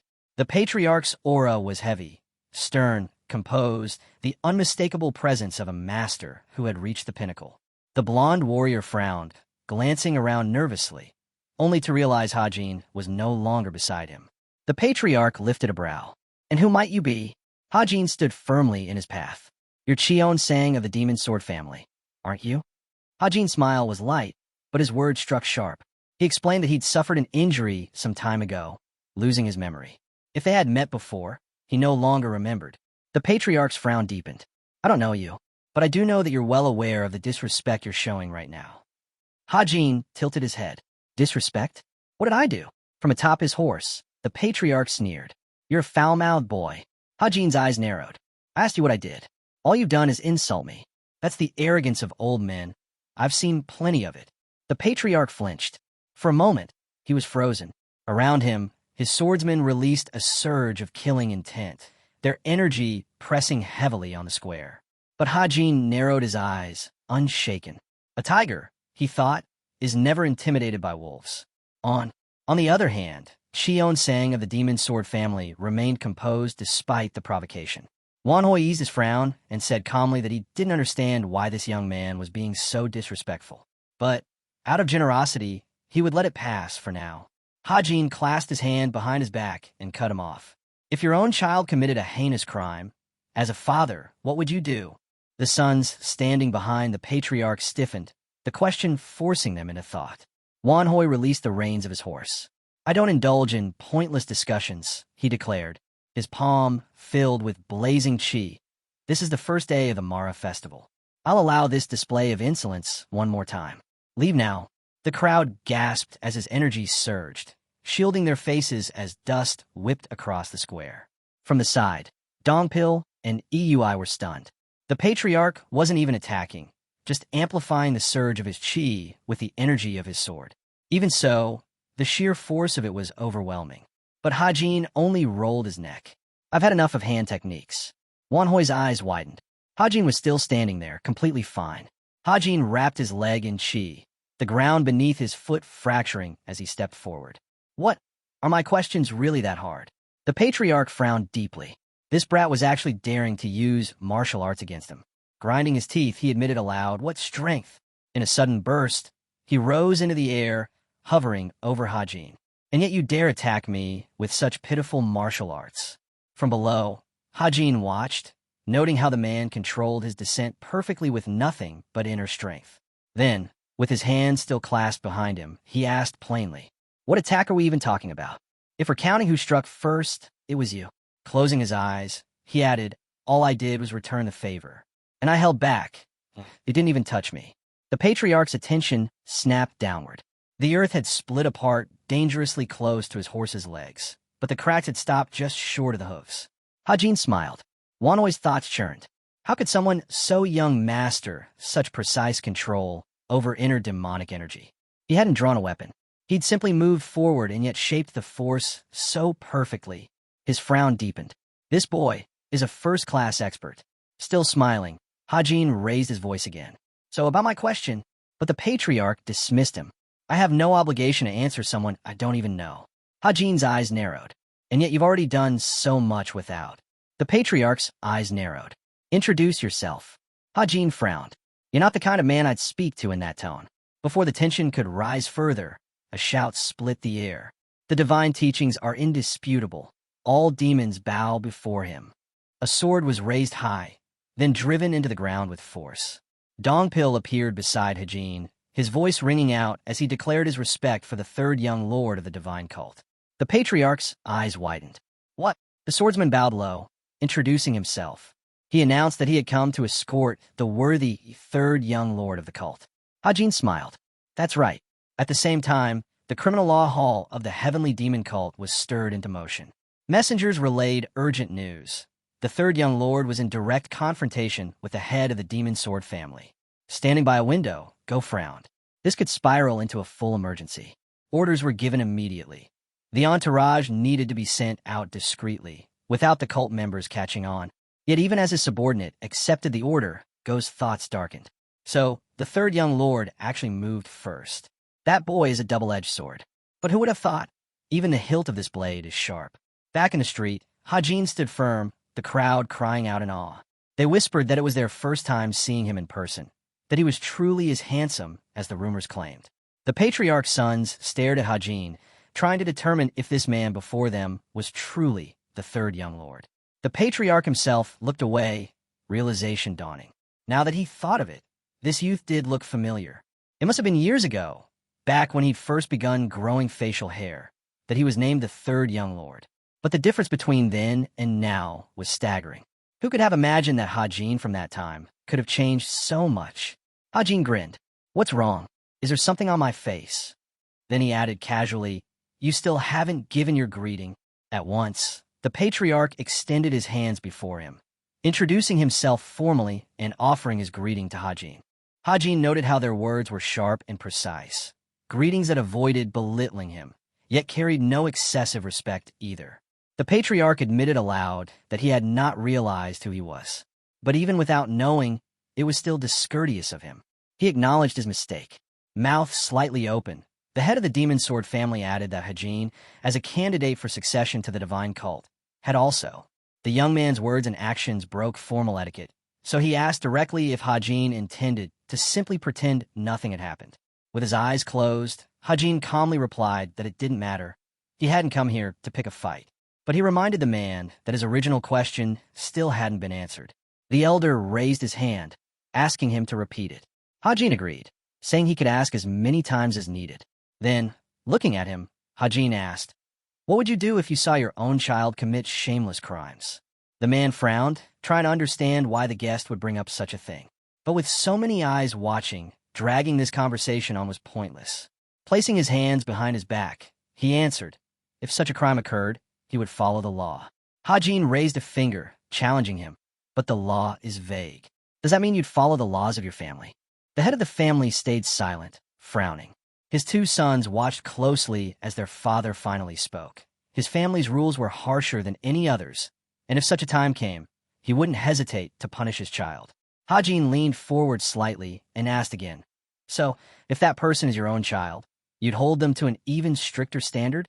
Though he knew Hajin was pressing him on purpose, the man couldn't deny it with so many witnesses present. He agreed, declaring that he wouldn't be worthy of leading the family if he couldn't even control his own children. Then, with a hand on his chest, he shouted that he believed none of his children, or anyone in the demonic cult, would ever act shamelessly. Hajin smirked, recognizing the pride behind those words. The leader of the demonic sword family had spoken sincerely, and everyone could hear it. Raising his hand, Hajin apologized for taking his time and congratulated him on joining the divine cult. Turning away, the man dismissed it as nonsense. When Hajin looked back at his sons, he recognized who they were. They returned his gaze, clearly seeing him as an eyesore. He wondered, what could he do if they chose to see him that way? Dongpil, watching, admitted that the leader of the demonic sword family was impressive and added that the eldest son's path wasn't bad either. Hajin agreed, but then he looked ahead and stated plainly, this man carried the aura of a killer, and that was something else entirely. The aura surrounding him was the kind you'd only find in a battlefield, thick, heavy, and unmistakably forged in blood. Hajin explained that this eldest son must have killed someone nearly every day, or at least every other day, and not warriors who resisted, but helpless victims. His aura carried that weight. The assistant, surprised, pointed out that if he really killed daily, the number of corpses would be overwhelming. Hajin then remarked that it seemed the head of the demonic sword family hadn't noticed this at all. But frowning, Hajin realized something else. The true danger wasn't the killer brother, it was the younger one. All eyes turned toward him. Though just as young, he carried strength hidden too deeply to ignore. Hajin recalled his gaze and understood. The essence of the ninefold demonic art pulsed within him. His inner power was not just comparable to Hajin's own, but perhaps even greater. A smile formed. The situation was becoming more intriguing. Night fell. At the gathering, someone questioned why the treasured sword had only been given to that one man, the commander of the third squad. Another immediately pressed, wondering if they were even equals. Did Hajin really choose to bestow such a weapon on him? A girl, shocked, admitted she never expected Hajin to act this way. Human bonds weren't built like this. It was blatant favoritism. Dongpil sighed and told her to rein in her drunken words. But she burst into tears, shouting that this wasn't just any sword. It was one of the 5 great demonic blades of the divine cult, the blade of the Silent King. And now, it had been wasted on that yellow toad. Iui took the weapon into her hands, declaring that this was no ordinary sword. It chose its master, and her comrade would never be able to draw out its true power, even if he trained his entire life. Nearby, a man turned his head, watching as sudden shouts erupted from behind their table. Manhwa leapt to her feet, asking what to do. Her companion had collapsed unconscious. She urged the man to carry her, but he shook his head. It was already late, and the gates would soon close. He needed to leave first. Struggling to wake her companion, the girl muttered that she too wanted to receive a weapon from Hajin. Iui, half whispering, noted bitterly that Cheon-sang only favored that toad. Then, almost pleading, she added, if only he looked closer, he would see just how much value there was in her. She glanced sideways just as the mage shouted for someone to carry her as well. Turning toward the voice, she noticed the man. His presence was heavy with demonic energy and murderous aura. The trees overhead swayed as another voice questioned why he had been told to come and go during such critical matters, especially when he claimed he urgently needed to be elsewhere. Go, frowning, pressed further, asking about the reason behind his actions earlier that morning. Hajin looked aside and asked if he was referring to when he stood before the head of the demonic sword family, because surely the matter had already been settled. But the man in front of him shook his head. Just because no swords had been drawn didn't mean things were resolved. Hajin challenged him, asking what exactly was wrong with the way he handled it. The leader answered firmly. He had been too hasty. That ambiguous question of his only made the true culprit more cautious. Hajin replied that if the kind of people they were chasing truly hid because of a single remark, there wouldn't be so many victims to begin with. His thoughts immediately turned toward the younger brother of that family. Looking up, Hajin said that such a man would never stop killing regardless. Then, turning back, he added that at least one thing was certain. The family head had publicly declared that he would demand even harsher standards from his own children. The leader's eyes widened at that reminder. He admitted that those weren't words one could take lightly, especially not as the head of the demonic sword family. With so many witnesses, he couldn't cover for the real culprit even if he wished to. Hajin frowned, pointing out that the reason was simple. He couldn't afford to lose face as a leader. Recalling the earlier scene, Hajin remarked that respect determined the rise or fall of a nation. He couldn't believe the family head would be so reckless as to throw away his family's standing just to protect his eldest son. Go finally nodded, admitting he understood Hajin's logic. But he warned that this would only come into play once the real culprit was exposed. If they pressed too hard without proof, the enraged blade of the demonic sword family's leader would turn against them. Hajin turned away, saying calmly that everything would sort itself out in time. The man frowned as he watched him leave. Lowering his head, the leader suddenly asked what it was that Hajin truly wanted. Hajin paused, then turned back with a questioning look. What makes you ask that now? Standing before him, Go explained that from the very first moment they met, he had sensed something strange. Hajin didn't seem interested in the divine cult at all. The man pointed out that if Cheon Sang himself had taken him in as a disciple, then surely he must hold some ambition. Closing his eyes, Hajin replied that he was being overestimated. The man pressed further, asking if perhaps his ambitions were simply too high. Then, with a sharp tone, he remarked that Hajin sounded more like someone from the righteous sect. Hajin's eyes widened at those words. The man continued, wasn't it all about striving for a higher position? After all, wasn't the thirst for power the very essence of a demon? Lowering his head, Hajin answered quietly. Ambition only makes life more difficult. All he wanted was to eat well and sleep peacefully. The man countered that Hajin had never rejected his request. If he had refused outright, he wouldn't be stuck in such a troublesome position now. Go spoke up, saying this was likely the reason for his unease, why he found Hajin so dangerous, why he couldn't shake the sense of anxiety around him.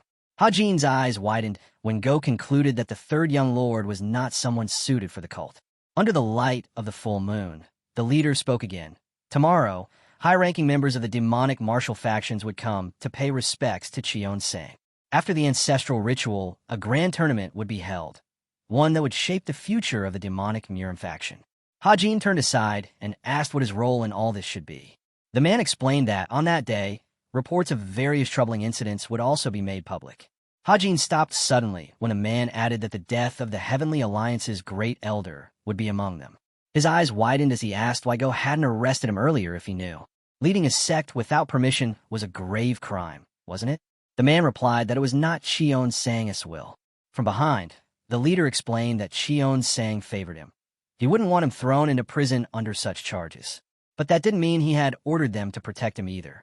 Hajin, without turning around, listened as the man said he had allowed him to walk free despite knowing the weight of his crime. Then, suddenly, energy surged at Go's feet. He asked Hajin if he could forgive him for one more crime. Hajin looked back and asked flatly what crime he meant. With a shout, Go rushed forward. The one I'm about to commit right now. Hajin blocked instantly, his sword braced like a wedge. And in that moment, he realized this man had grown even faster. This time, the enemy was stronger. Before, he had only deflected attacks, but now his strikes carried real weight. Suddenly, the man appeared behind the swordsman, But Hajin turned and blocked again, realizing his opponent was finally fighting seriously. The clash continued until the enemy suddenly gripped the sword handle. From within his robes, Gogu drew his own blade, pressing his other hand against it. At once, the two exchanged a flurry of lightning-fast strikes, sparks flying as steel clashed. Hajin let out a sharp breath, remarking that such a fine weapon had been hidden all this time. Gogu frowned, saying the third young lord still hadn't revealed his true martial art. Hajin narrowed his eyes. "You keep talking as if you know me. It's irritating." With a shout, he unleashed 6 consecutive hell winds. The explosion lit the night sky, dust billowing high into the air. Holding his sword steady, the leader questioned whether it was truly a righteous blade. But even as he poured more energy into his core, the weapon only weakened, its edge bending.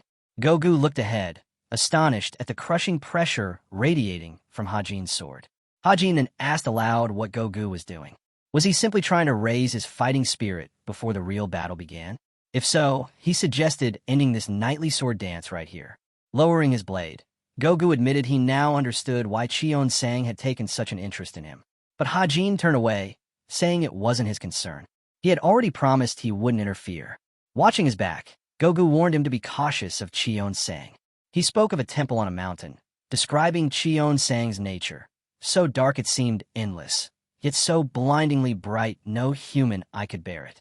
He recalled the figure of Cheon-sang, noting the sorrowful fury and deep resentment that had long since cooled within him. And yet, Cheon-sang remained like a volcano, ready to erupt at any moment. Gogu explained further. Cheon-sang was the type to seek amusement in everything, yet fear it at the same time.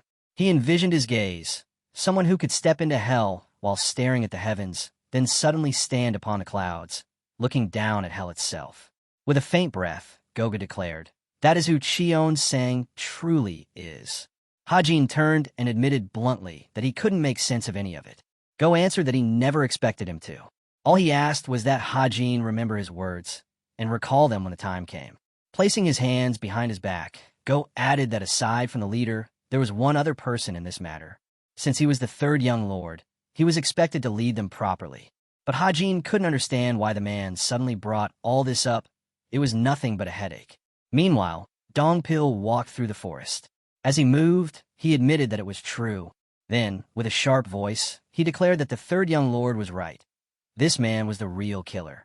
From behind a tree, the man from the bar peered out. Young Hyun raised his arm, preparing to strike back. Screams echoed from the shadows of the trees as the two faced each other.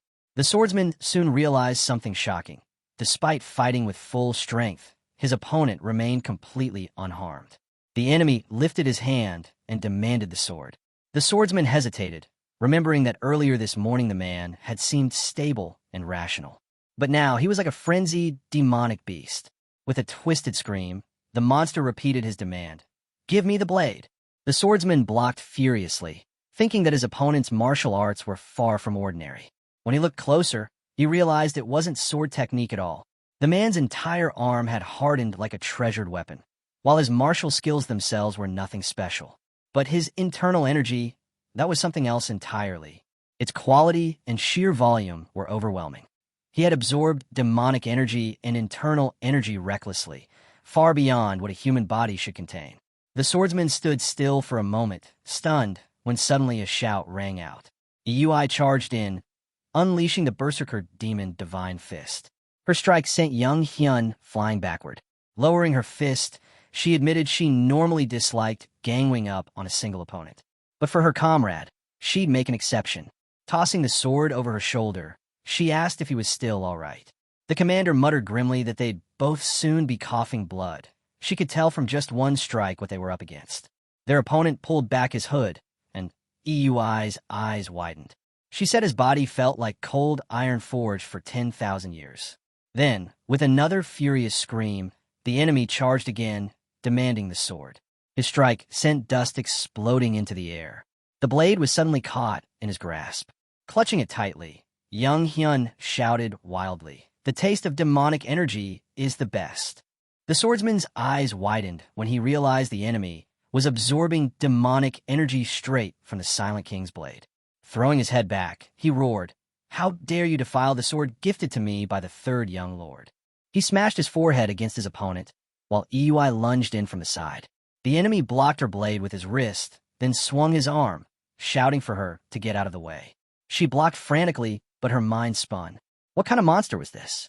His relentless barrage made her realize his strength was far beyond enlightenment. Even if he were just a few levels higher, this would still be terrifying. Then, without warning, a glowing sphere formed in the enemy's palm and shot straight into Iui. She was blasted backward. Dongpil rushed forward, shouting if she was all right. Gritting her teeth, she demanded to know, did this monster have unlimited energy? But young Hyun was already charging another strike. His eyes suddenly went wide, because Hajin had already closed in, blade flashing. The enemy blocked, but Hajin landed hard, stabbing his second sword into the ground. He turned to his companions. Aren't you tired of being protected by the one you're supposed to protect? Another figure arrived, apologizing for being late. He explained that an annoying encounter had delayed him. But before he could say more, young Hyun came rushing at him again. Hajin dodged, astonished. How could someone with such sloppy martial skills, like a child waving a wooden stick, possess this kind of raw power? The enemy screamed, demanding more demonic energy. His aura surged, making his defense and reaction speed skyrocket. The strikes became endless. Hajin wondered if he had enough demonic energy left to fight him head-on with the Chiz sword. Just then, Hajin appeared, fist clenched, and drove his strike straight into the enemy. The blow sent young Hyun flying, right into the sword still standing in the ground. Blood sprayed. Grinning fiercely, Hajin declared, "Then I'll just keep hitting you until you run dry." The enemy staggered, blood erupting from his body. The two assistants stared in shock as Hajin roared that this bastard could certainly take a punch, and he was going to find out just how long he could endure. 3 crimson beams shot forward, tearing into the enemy with a chain waterfall strike. Laughing wildly, Hajin felt something awaken inside him. Was his life before really this boring? Because right now, he felt something he hadn't in years, pure liberation. Satisfaction. From the sidelines, Dantel called out desperately to Hajin. But Hajin only shouted louder, voice raw with exhilaration. "This is exciting." Blood sprayed through the night as his blade came crashing down again. The man reminded him that young Hyun was already unconscious and urged Hajin to stop. The prisoner's face was swollen and bruised all over. Crossing his arms over his chest, Hajin asked bluntly why everyone was staring at him like that. The man frowned as Hajin pressed further. "What did I do wrong? Was it because I was too rough with him, or because I laughed while beating him?" Hands folded neatly behind his back, the leader told him to look at the prisoner's face. Hajin glanced down and shrugged. "It's not that bad. Still recognizable." Gogu stepped in, saying the prime suspect had always been the first young lord. So why had he done this to his brother?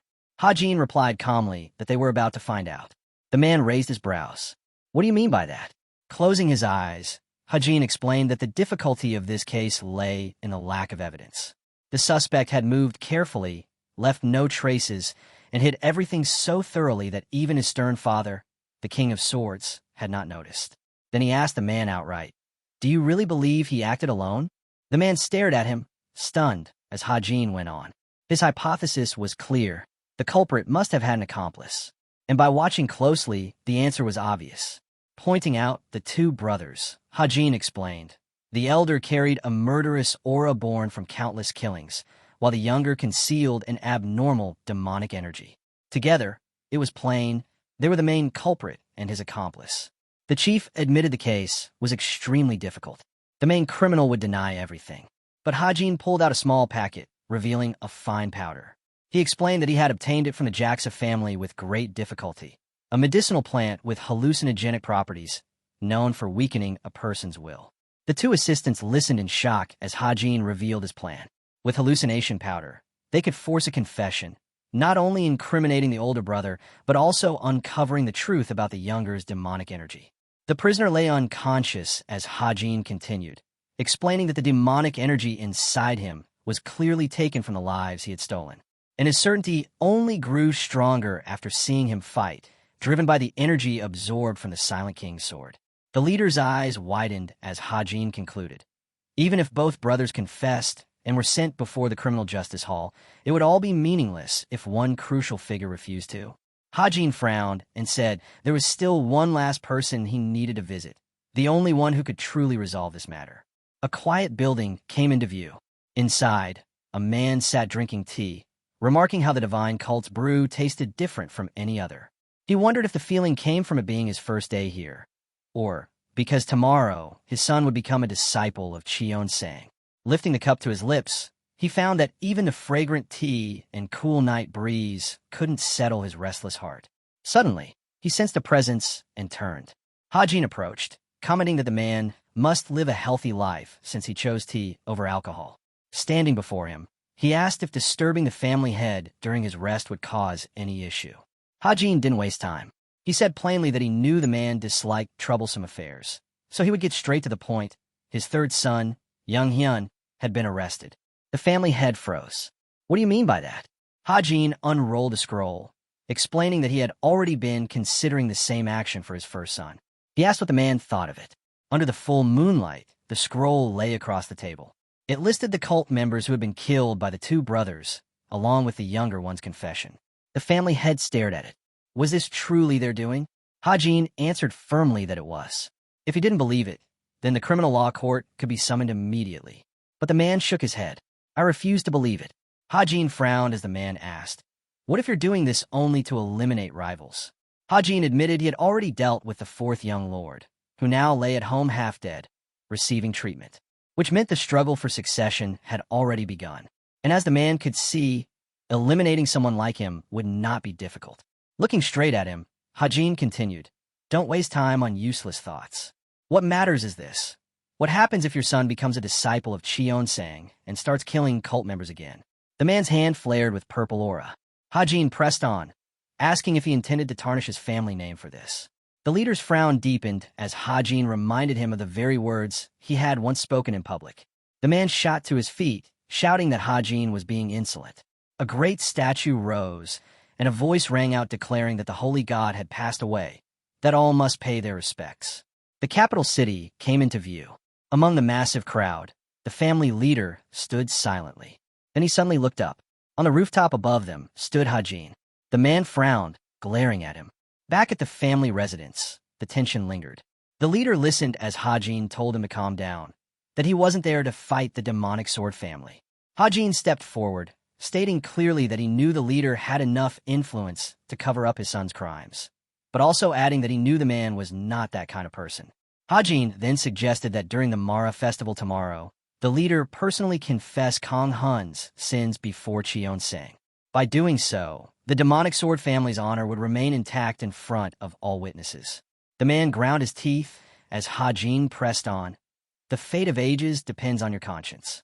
What will you choose? Trumpets blared as people carried a grand palanquin on their shoulders.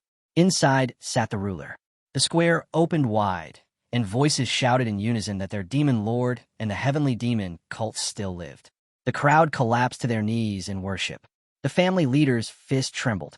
He thought of how he had longed to see his son revered as a god, something he himself had never achieved. His gaze fell on his son. How could he commit such unforgivable acts? Hajin, watching closely, wondered if the family head was beginning to waver. Then, suddenly, the pet leapt onto the roof. The ruler's cloak snapped in the wind as Cheon-sang raised his hand, noting that it had been a long time since they last saw the jackal. The creature stared directly at him, its eyes fixed.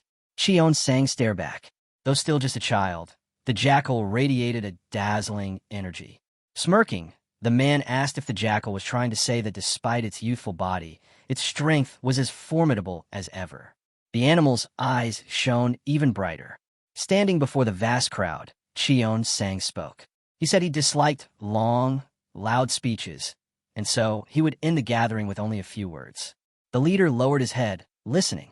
His son's eyes widened as he stared into the distance, while the man silently wrestled with the impossible choice before him. How could he condemn his son? How could he destroy his family's honor? But Hajin, frowning, knew the truth. This was the family head's only chance. He closed his eyes. Then, opening his mouth, Cheon-sang declared that he would take Kong Hyun, eldest son of the demonic sword family, as his disciple. The family head immediately shot to his feet, bowing deeply and shouting that he had to speak, even if it cost him his life. Hajin's eyes widened. Lowering his gaze, the family head confessed that his son had committed a grave crime. The ruler's cold voice cut through the air, ordering him to be silent. The overwhelming aura struck him like a blow, yet he forced himself to remain standing. Cheon-sang then spoke, instructing him to come to Cheon-sang's palace. The palanquin carrying the ruler began to move away. Hajin mouth agape could hardly believe it. Was Cheon-sang truly planning to take that man as a disciple? Soon after, the great hall of Cheon-sang's son appeared, and the voice declared that the third young lord may enter. Bowing his head, Hajin offered his greetings to Cheon-sang. The family head also lowered himself in respect. From the throne, Cheon-sang gestured for Hajin to sit. With one hand resting on the stand beside him, he asked if the young man would share a drink.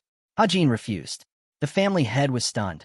How could he dare reject alcohol offered by Cheon-sang? But Cheon-sang only noted that Hajin must not be in the mood. Bowing his head, he added that Hajin had shown great courage. Facing him directly, he said it must have been difficult to act so boldly before such a crowd. Hajin thanked him for the praise. Suddenly, the family head froze as Cheon-sang turned his gaze upon him. Cheon-sang asked what he intended to do. Bowing deeply, Wui explained that now that his son had become Cheon-sang's disciple, it was no longer within his authority. But Cheon-sang called out again, his tone sharp, asking if the leader needed to be asked twice. His teeth clenched, Wui bowed further, apologizing. Hajin frowned, watching closely. Cheon-sang asked again, how did he plan to resolve this matter? Head lowered, the man realized that trying to guess at Cheon-sang's true intentions was pointless. He admitted his son's grave sin, but insisted that as his father, only he could forgive him. Hajin observed silently. Li Cheon-sang narrowed his eyes as the family head cried out for Cheon-sang to treat him harshly. He shouted that he wanted his son punished according to his crimes. From the throne, the ruler asked if that was truly what he believed. The family head answered firmly, yes. He shut his eyes, bracing himself for what would come next. Cheon-sang raised the saucer to his lips. He stated that, as he had said, the child was now his disciple and beyond his father's reach.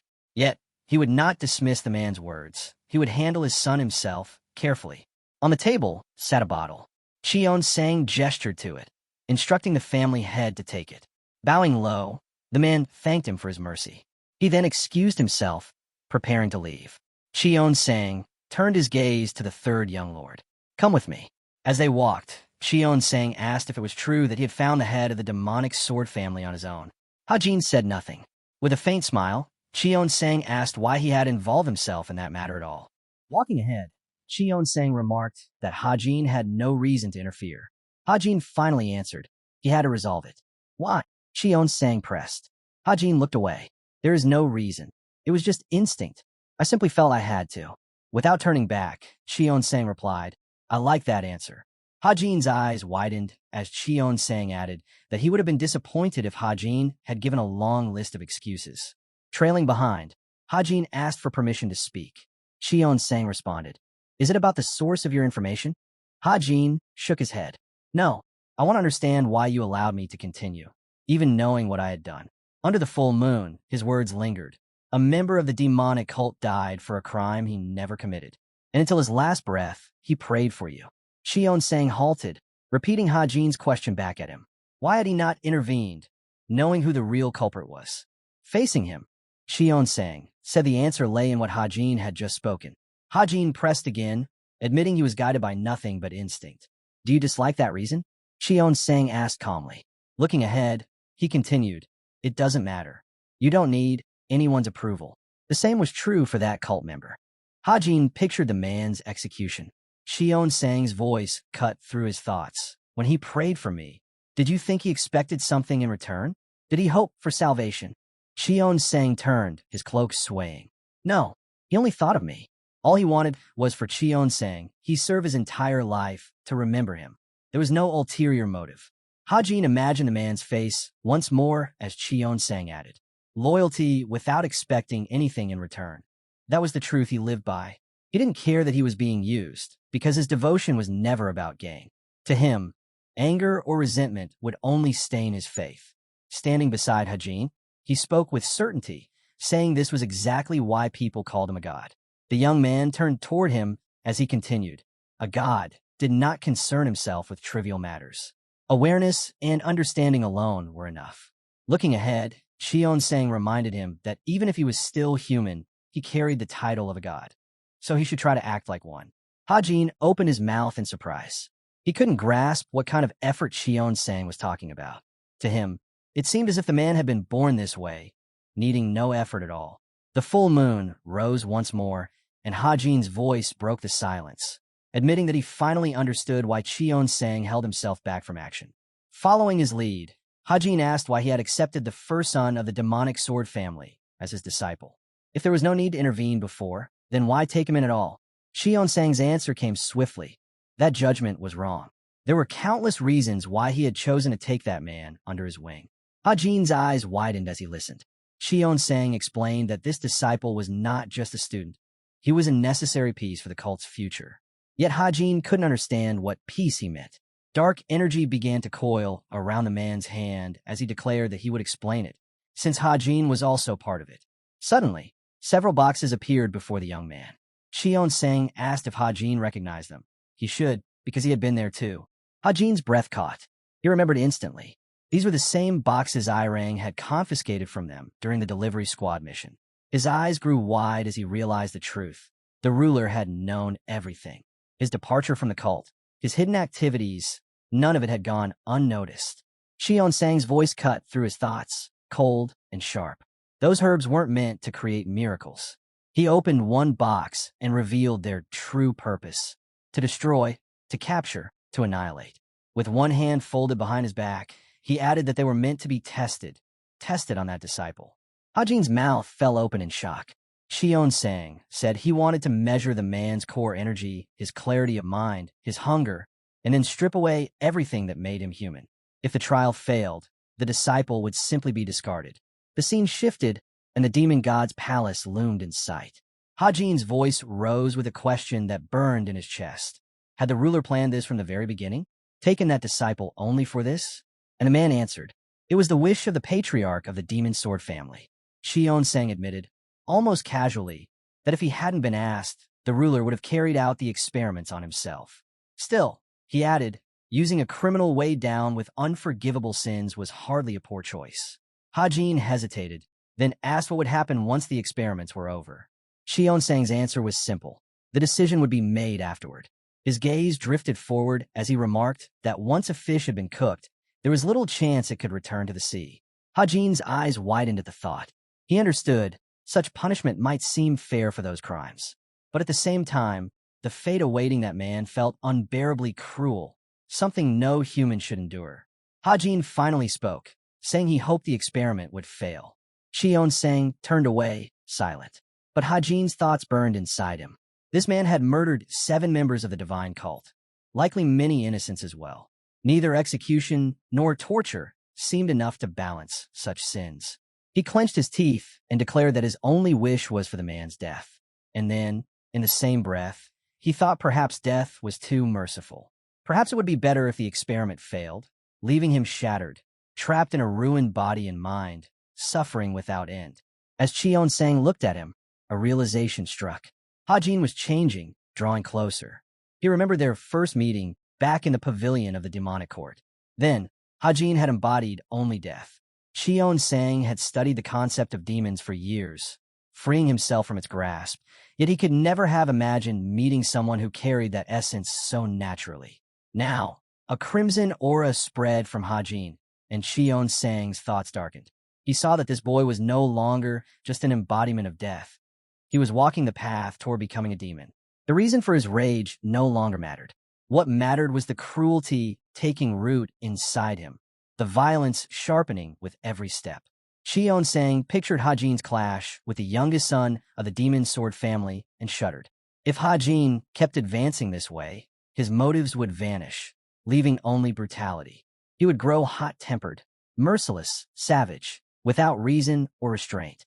And unless he reached the supreme demon realm before that transformation was complete, he would end up as nothing more than another powerful, ordinary member of the cult. Strong, yes, but ordinary. At that moment, Ha-jin looked at his lord and quietly suggested that perhaps he had already gotten involved in. Ha-jin muttered that perhaps he had gotten involved in this matter in vain. But Cheon Sang shook his head. No, it wasn't in vain. Thanks to his intervention, the legacy of the Demon Sword family would live on. Closing his eyes, Cheon Sang spoke calmly, saying he would soon send an order, one that would grant its recipient a breath of fresh air. The young man covered his mouth with his hand, relieved that the ruler's attention wasn't fixed on him. Hands folded behind his back, Cheon Sang allowed Hajin to take his leave. Voices rose in the street, whispering that such leniency was careless. But the decision had already been made. With his hands still clasped, Go remarked that a true criminal was better off like this, caught in a state between life and death, a fate harsher than simple imprisonment. Turning back, Hajin asked the man to personally take care of Yayan, saying it would be better for him to step away. The master of the Hall of Justice opened his mouth and gave his word. He would not remain in debt. As Hajin walked away, he assured them all that everything was fine. The man only stared ahead in silence. Candles flickered inside the hall, shadows dancing along the walls. Holding the Calamity Jade in his hands, Gogo marveled that such a thing even existed within the Janghu. The old man studied the stone, its presence heavy and ominous. He knew it consumed a person's life force even more fiercely than Kanhan or Yongyun could ever manage. As he thought of the two brothers, the master of the Hall of Justice realized the truth. Kang Hyun had forced his younger brother to study demonic arts. The jade's effect was deadly, and only by absorbing essence could one hope to endure. But the side effects had driven Hajin mad, filling him with an uncontrollable hunger for demonic energy. He remembered the fighter's twisted face, recalled how his craving had led him to pursue the sword of the Silent King, desperate to devour its power. Looking down at the jade, Gogu felt a rare sense of relief, knowing Hajin had been by his side through all of this. A colossal presence loomed over Hajin. He shut his eyes. Rage had nearly consumed him when he stood before Cheon Sang, and the memory of Yayan's face returned, mirroring the madness of that fighter. The red entity before him opened its mouth, baring its teeth. Hajin felt himself slipping, becoming harsher, more brutal with each passing moment. The flurry of blows from his last battle echoed in his mind. His fury refused to fade. Lowering his head, he saw his body wrapped in a crimson aura. Then came the realization. This was the true essence of a demon. Red lightning tore across the building as he slowly raised his eyes. And yet, standing there, he was once again struck by Cheon Sang's presence. No matter how high his expectations climbed, Cheon Sang always surpassed them. He looked down at the note in his hands. To his surprise, it was nothing more than a manuscript on martial. The manuscript contained 200 characters on martial arts. Remembering his last battle, the young man realized Cheon Sang had never grasped the true essence of demonic arts. Instead, he had only sensed the flaws in the technique through demonic energy itself, writing them down one by one to mend its weaknesses. Tearing the scroll apart, Hajin felt a sense of satisfaction. With this, he had completed the Dark Shadow demonic art. As the scraps of paper scattered, he knew there was nothing left to add or take away. The technique was perfect. He burned the fragments, watching the flames consume them. In his heart, Hajin resolved to raise his own dignity, so that his martial art would truly reflect the power of something that could open the gates of hell. Amidst the ashes, he caught the final words from the manuscript, the mastery of the 9 deaths. Watching the fire rise into the air, he decided this would be its name from now on. Outside, a voice announced that Cheon Sang of Demons had summoned someone. In another chamber, the general strategist, Mouth Agape, asked if the man was truly painting an orchid. With a brush in hand, Cheon Sang only asked if the preparations were complete. The answer was yes. Yozong smiled and said that when a tiger hunts, lesser cats follow, hoping for scraps. Such pests, he argued, should be eliminated. But Cheon Sang calmly ordered otherwise. Leave them. Yozong lowered his head, startled by such leniency. As he continued painting, Chong spoke firmly. They must not be underestimated. Neglecting them will bring consequences. Yozong suggested sending a tiger to deal with them. Another, adjusting his spectacles, proposed choosing a few from the top 10 of the 108 demon generals. But the chief shook his head, eyes closed. Those generals already had greater tasks to carry out.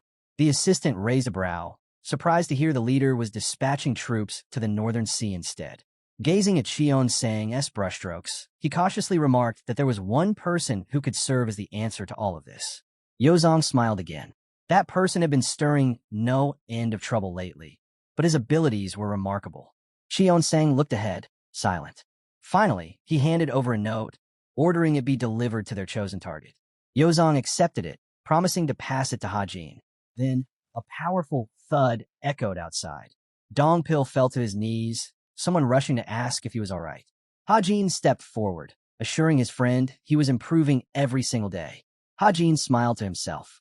Dongpil was learning quickly, once hesitant, once relying only on stabbing techniques, now finally embracing the sword. Gripping his blade, the warrior declared that this was his first sword. He raised it high above his head. Hajin's eyes widened. Hajin couldn't understand why his partner swung his sword from such a distance. It shouldn't have been able to reach him. But then the blade came sweeping down, cutting through the air with unexpected weight. He watched the strike rush toward him. It carried no aura, and its speed was sluggish. Blocking it with ease, Hajin frowned and asked his friend what he was doing. But then he felt it, his feet sinking into the ground under the sheer pressure of the blade. Sweat formed on his brow as realization struck. That swing weighed at least 600 kilograms. Dispelling the pressure, Hajin shouted that something so simple would never be enough. But when he lifted his head, he froze. Dongpil had already closed the distance, moving faster now, his sword aimed straight at Hajin's solar plexus. There was no time to draw the dragon scale blade. Hajin lifted his katana instead, deciding to block with the blade of the Seven Knights. Dust exploded across the battlefield as their clash rang out. The third leader staggered back, coughing blood, the aftermath of Hajin's counter etched into his body. Froth rose from his lips where the strike had landed. Sheathing his katana, Hajin explained calmly. This was the price of fully experiencing the force of a blade strike. Now, he would fuel his minigun with demonic energy. Dongpil shut his eyes as Hajin asked how he had come up with such a strategy. As his wounds began to knit, the third leader spoke. He admitted he lacked the strength and speed to rely on raw power. Instead, he leaned into what he was good at, finding a way to sharpen the effectiveness of his martial arts. Hajin placed a hand on his friend's shoulder, praising his clever thinking. Dongpil replied honestly. He hadn't believed a simple strike could achieve much on its own. Then he admitted something else. He had drawn a hint from his mentor's martial art. Head bowed. Hajin listened as his partner revealed it came from a ninefold elastic wedge of calamity technique. He recalled how Hajin once unleashed the devastating blade storm, and said that combining such a move with the icy wind technique reached the pinnacle of martial mastery. With ice projectiles swirling into being, Dongpil declared that fusing his mentor's extreme techniques made the storm of wind and ice even more terrifying. Looking down, Hajin asked whether he alternated between overwhelming force and quick strikes. Dongpil admitted it. His mentor's strength was far too great to match, so he had to adjust. Drenched in sweat, he stiffened when Hajin suddenly called him an idiot. Folding his arms, Hajin told him plainly he didn't even recognize his own genius. Closing his eyes, Hajin added that innovation was just as important as diligence. True creativity was born from knowing yourself, and only through that could martial arts reach new heights. Dongpil stood frozen, listening, his mouth slightly open, as his companion's words sank deep. Hajin told his comrade that true greatness was born from recognizing one's strengths and weaving them into strategy. Standing before him, he asked if he knew what that kind of realization was called. Dongpil hesitated before answering. It was enlightenment. Raising the sword in his hands, Hajin spoke firmly. Enlightenment was not a gift from the heavens, but the result of persistence, of endless effort and practice. Then, lowering his head slightly, he admitted that he was genuinely moved. But his assistant's body was still unprepared for such tactics. Looking straight at him, Hajin added that Dongpil had been training incorrectly all along. His limits didn't come from his talent, but from the martial arts he had chosen to follow. The warrior froze, at a loss for words. Outside, voices carried, whispering that Hajin had suggested meditation to his partner. Inside, Hajin picked up a book, his eyes lighting up. It was the demonic arts of Isha. Opening the text, he was convinced it would be perfect for Dongpil. A faint smile crossed his face. Even though his assistant was still at a modest level, with diligence he could grasp the basics in a single day. Replacing his current energy with a new one would take time, but it was possible. Reaching for more books, Hajin carefully chose a few others to go along with it. Then, unexpectedly, a little girl appeared. Hajin's eyes widened as he stared, not recognizing who she was at first. Clutching a book in her hands, she greeted him softly, "Brother." Sweat ran down his back as realization struck. This was Yeoman, the youngest of the family. Hajin looked at her, remembering how fragile and weak she had once been. Yet now she stood before him, completely recovered. Still, he could not understand why Cheon-sang had chosen to bring such a child into this world. Lifting her head, Yeoman asked if she could visit his house. Soon, they sat together in a large hall. At the table, Hajin asked if it was true. Was she really studying the 10 great demonic arts? The girl nodded, explaining that Cheon-sang himself had given her permission. Hajin studied her carefully. How could someone so young handle such complex techniques? Crossing his arms, he realized he had rarely spent any time with children at all. As the food was laid out, Yeoman thanked her brother warmly. He told her she was welcome to eat whenever she wished. Then, her words caught him off guard. She thanked him for killing Hong Yuemun. Hajin spat out his drink in shock. With wide eyes, he asked what she meant. Yeoman's small voice answered. It was Yuemun who had poisoned her. Hajin was left speechless. He stammered that there was no need to thank him, but the girl only shook her head. She owed him her very life. Before he could respond, Hajin turned his gaze aside. A carriage was approaching from the palace of the demon god. Yeoman, too, sensed it drawing near, and when Hajin looked back at his sister, he was startled once again. She could feel its presence, just like him. The carriage drew near from afar, and soon Yozong's voice carried through the street. He brought a message from Cheon-sang himself. When Hajin opened the document, his eyes widened. He had been appointed as the deputy chief of the Special Assignments External Supervision Department. The chief strategist raised a finger, explaining with a smile that the shorter title was simply Special Inspector General. Hajin frowned as he held the letter. Successor candidates never took on such roles. Yozong countered quickly. Since it was only a deputy position, it was acceptable as a temporary duty. Still uneasy, Hajin remarked that any role like this could interfere with the competition for succession. Yozong, studying the painting on the wall, replied calmly that anyone with power would naturally draw opposition. But Hajin shook his head. That wasn't the problem. The real issue was his class. Yozong only smiled wider, dismissing his concern. Don't let worries weigh you down. Hajin narrowed his eyes. The man seemed far too pleased with this conversation. Putting a hand on his hip, Hajin muttered that the position would be nothing but trouble. Then, raising his brows, he accused Yozong directly. Judging by that smug look, they were trying to trick him. Yozong chuckled, impressed at how quickly Hajin caught on. Then his tone shifted. This was a direct order from Cheon-sang. They would depart in 2 days. Hajin remembered Cheon-sang's earlier words, that he would soon send an order, granting him a breath of fresh air. He repeated them silently in his head, clenching his fists. Does this mean I'll have to leave the cult? He asked. Yozong confirmed it. External supervision could only be done outside the cult. For the first time, Hajin's face lit up with joy. Perhaps this order would finally let him walk away freely. Yozong handed him another sheet, asking him to explain in more detail what his duties would be. Snatching the paper, Hajin declared bluntly. His task was to eliminate anyone who misbehaved. Yozong wiped sweat from his brow, muttering that a cup of tea would be nice, though he was far too busy. Hajin tried to usher him out quickly. Waving a hand, Yozong teased that he doubted Hajin could even manage to escort him out. Hajin only told him not to worry. At that moment, Goldie hopped on a Hajin's shoulder. Raising her head, Yeoman turned to her brother with wide eyes and asked if he was in pain. Hajin answered firmly. He must never show pain, no matter what. Clutching his sister's hand, he shouted with a grin, I'm free. From the window, Yozong observed, intrigued. He wondered how Hajin would handle his first prey. Watching the sun sink beyond the horizon, he reflected that these were not the kind of people who easily submitted to fate. And as he traced the family tree in his mind, Yozong knew the balance between the divine cult and the 7 families had grown fragile. Resistance was stirring, subtle, but undeniable. Yozong pictured the faces of the 2 clans most at fault, the Jiaxa and Jeojeong families. Outwardly, they offered their children as disciples to Cheon-sang, but beneath the surface, their true intent was betrayal. Removing his glasses, Yozong reassured himself. The Demon Sword family and the Thousand Treasures family remained loyal.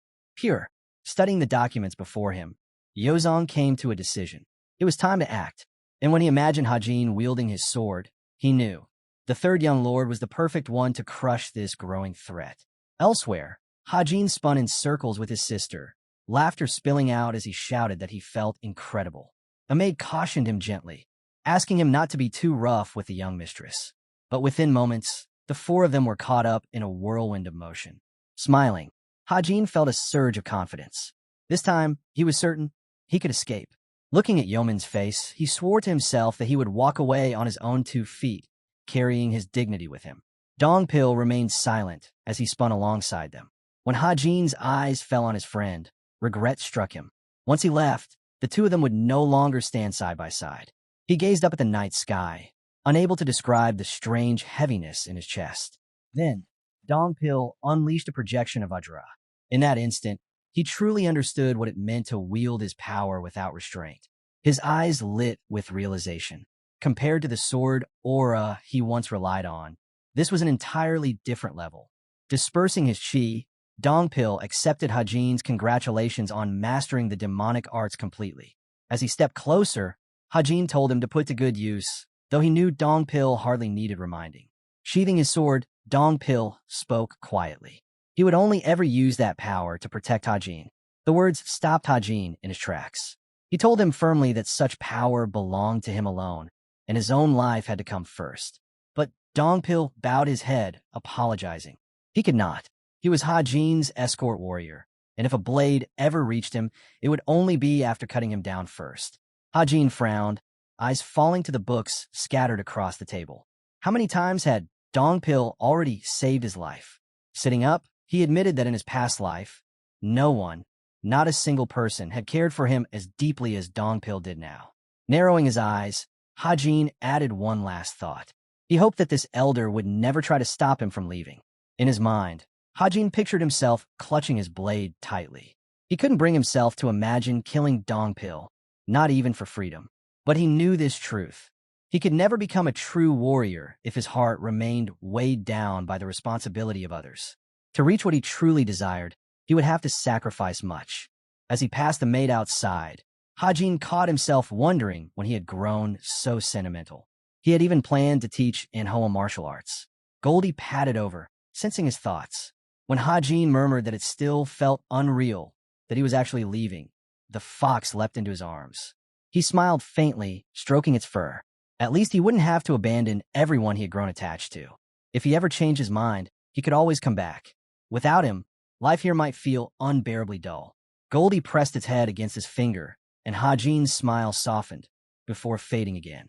Growing serious, he thought of what lay ahead. The escape from the divine cult, the dream that had carried him this far, it was still before him. Yet even now, unease settled heavy in his chest. Elsewhere, the sky rang with a harsh voice. Ei shouted for her subordinates to show some backbone. Were they really going to stay on the ground, over an injured arm or leg? A battered warrior staggered upright, shouting that they weren't dead yet. Ei hefted her sword over her shoulder, her voice sharp as steel. Meeting a berserker demon meant certain death, that was the saying. If their arms were broken, they had to fight with their legs. If their legs were broken, then they must bite, claw, and tear with their teeth. That was the way of the berserker demon squad. She swung her sword with a flourish, barking at them to fight with heart, with soul, as though this were a true battlefield. Kicking her opponent back, she called him forward again. A fierce grin spread across her face. This was how it had to be done. But by the end, only a handful of trainees could still stand. Ei finally declared the training over for the day. A healer rushed to her side, pointing out that she was injured badly and offering his aid. She brushed him off with a shake of her head. She was fine. He should tend to the others instead. Turning toward the tent, her voice lowered. She couldn't keep doing this. Every moment was meant to be a chance to grow stronger, but sparring with weaker opponents held her back. She couldn't reach the peak like this. The third young lord should have been guiding her. Inside the tent, someone was waiting. He told her he had exactly what she asked for, an opportunity. Go stepped forward, lips curling into a thin smile, and said he had a mission perfectly suited for the Berserker Demon Squad. The red-haired girl's teeth flashed in anticipation. At that same time, a voice echoed within Hajin's mansion, announcing that preparations were complete. Handing Ei a book, Hajin explained that her internalization of power was stable, though not exceptional. That was why he prepared this for her. It might not be highly prized within the cult, but elsewhere it was first class. Surprised, Yui accepted the technique. Hajin told her that if he had more time, he would have trained her personally. Instead, he left her notes and comments to follow. He couldn't be sure how useful they were, but he knew one thing. She had the potential. She was not unusually gifted, not like others he had seen, but Hajin told her what she did possess. Consistency, seriousness, the qualities most people lacked. The maid broke into tears at his words. After changing clothes, Hajin found her again. She raised her head and asked quietly if he couldn't entrust this task to someone else. Couldn't he stay? Hajin's mouth fell open in shock. She knew. Somehow, she understood that he was leaving the cult. He owed her so much, yet he had never expected her to see through him. Resting a hand gently on Anghwa's head, he told her not to skip meals, just because there would be no one left to cook for. Then the gates opened. Yui dropped to her knees, greeting Hajin formally. She announced her new position, Deputy Inspector General. Raising her head, she addressed Hajin by his own freshly appointed title, Deputy Chief of the Special Assignments External Supervision Department. The crowd around them knelt as one, cheering for the Special Inspector General. Hajin gave a small laugh. Embroidered on his shoulder was the mark of the Divine Cult's Inspector General. And now, with his two deputies at his side, he stepped forward into his new role. The carriage rolled out. By its pace, they would reach the Gyaxa family in a few days, longer if they made too many stops. Inside, Hajin sat in silence. For years he had dreamed of this, freedom, and yet, as the wheels carried him farther away, unease gnawed at him. Closing his eyes, he searched himself. Why did it feel like this? His senses, sharpened by countless battles, were on high alert. He frowned. This was worse than the time he'd been trapped by the righteous Heavenly Alliance. Worse than the Iron Blood Fortress. Worse even than facing Li Qian-sang. Clenching his fist, a dark thought struck him. Could it be that he couldn't escape, even now? Faces of his enemies flashed through his mind as he tried to grasp what he was missing. His eyes flew open when Yui and Dongpil leaned forward, worry etched on their faces. Sweat poured down his brow, and they asked if he was all right. I was just thinking, Hajin replied, brushing it off. I'm fine. Night began to fall. He gave the order to prepare camp. When the carriage stopped, Dongpil stepped outside, remarking that perhaps Hajin wanted to be alone. Yui agreed, her voice sharp with concern. He hadn't even eaten. Turning to Dongpil, she asked if he knew anything, since he was closest to Hajin. But he shook his head. He didn't know either. Yui looked back at the carriage. If the mission leader is compromised, the entire mission is at risk. And then, Hajin's voice cut between them. He stood there suddenly, a wry smile on his lips, saying their concern touched him so deeply he nearly cried. Yui jumped, stunned. You should have warned us. Sneaking up like that. Your stealth is terrifying. Hajin barked back that it was a stealth technique. They were just being inattentive. The flames of the campfire burned bright as his words hung in the air. The young man asked for some dried meat. As he ate, Yui remarked that he was enjoying it like it was a feast. He shook his head and said he'd tasted dried meat before. It was far worse. Compared to that, this was almost gourmet. Yui then offered him a flask of alcohol. Taking a drink, he commented that she seemed awfully eager about this mission. Normally, quests like this went to the criminal law hall or the main hall. Yet here she was carrying alcohol. Yui quickly explained it was meant for celebrating afterward. While he drank, Dongpil spoke up, asking if he could try some as well. Yui snapped at him, saying there was no way he should drink. Offended, Dongpil muttered that he only wanted a small sip. The young man smirked, asking since when the two of them had gotten so close. Yui looked up at the sky and shouted that they weren't close at all. Dongpil, too, insisted he had nothing to do with her. Days later, their convoy reached the gates of the Gyaxa family estate. Sango stood before them, explaining that the grounds were under heavy construction. They couldn't house everyone, so the guards would be moved elsewhere. Yui's brow furrowed, anger flashing at his words. The young man stepped forward, Estiomak baying once as he asked if Sango was the patriarch. Releasing a wave of chi, Sango replied that he was the second patriarch. Hajin frowned and asked where the true head of the family was. Looking over the men gathered, Hajin declared that their lack of respect was obvious. They should simply write in their reports that there was nothing to report, since the Gyaxa family clearly looked down on the divine cult. With that, he said they'd go directly to the great young family instead. Sango's brows tightened. The young man turned and ordered his attendants to record everything that had just happened. pointing out how the Jiaxa family had insulted the divine cult by trying to separate them from their guards under the excuse of construction. Sango quickly shouted after him, begging Mr. Inspector to calm down. But Hajin only glanced back, noting that Sango refused to even call him by his proper title. The man frowned, insisting they hadn't even heard the Jiaxa family side yet. How could he just cut ties and act on his own judgment? The young man looked over his shoulder and answered that this was exactly how he handled things. After all, why should he stay after being greeted with such hostile, demonic energy? If it were anyone else, they'd have already walked away. Cold sweat dripped down Sango's face. He knew well. Hajin standing before him was the disciple of a demon lord. Sango stepped forward, saying that their men had just finished training and hadn't been able to control their demonic energy properly. He bowed, sincerely apologizing on their behalf. The young man turned sharply and asked if that was really the truth. Narrowing his eyes, Sango insisted it was. But in response, Hajin released his chi, his voice cutting through the air as he said he didn't like the way Sango was looking at him. He unsheathed his blade, the steel gleaming, and demanded if Sango was undermining Cheon Sang's authority at that very moment. Sango's body trembled as he denied it, calling the accusation absurd. Yet Hajin's presence only grew heavier, his aura wrapping around him like a storm. Then tell me, Hajin's voice rang out, who do you think I represent right now? His eyes flared with power. Sango's eyes widened in dread. He knew that answering wrong meant death. Suddenly, Hajin roared for him to speak. The force of his chi sent the patriarchs staggering backward. Gritting his teeth, Sango forced the words out. He was representing Cheon Sang. But inside, he realized he could barely remain standing against such terrifying energy. Hajin didn't ease up for a second. Instead, he demanded they start over. Sango quickly lowered his head and formally introduced himself, saying it was an honor to stand before him. Trying to ignore the suffocating aura pressing down on him, he explained that the estate was under construction and they lacked the space to house so many guards. They had prepared a temporary resting place instead. Hajin frowned and turned to Eui, asking if she was Ryong to stay in such a place. After all, it was meant for short-term use, hardly comfortable for anyone. Sango froze in shock when he realized who she was, the infamous commander of the Berserker Demon Squad. When Hajin asked if she could behave herself, Eui laughed lightly and let her own chi seep out, reminding them she had always behaved.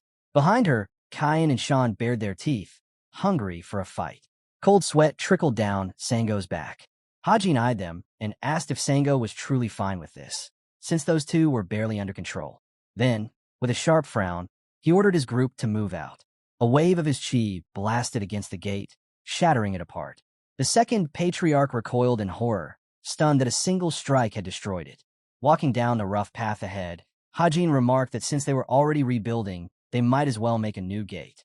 Glancing back at Sango, he added that they could always ask Cheon Sang for funds, because he himself didn't have a coin to spare.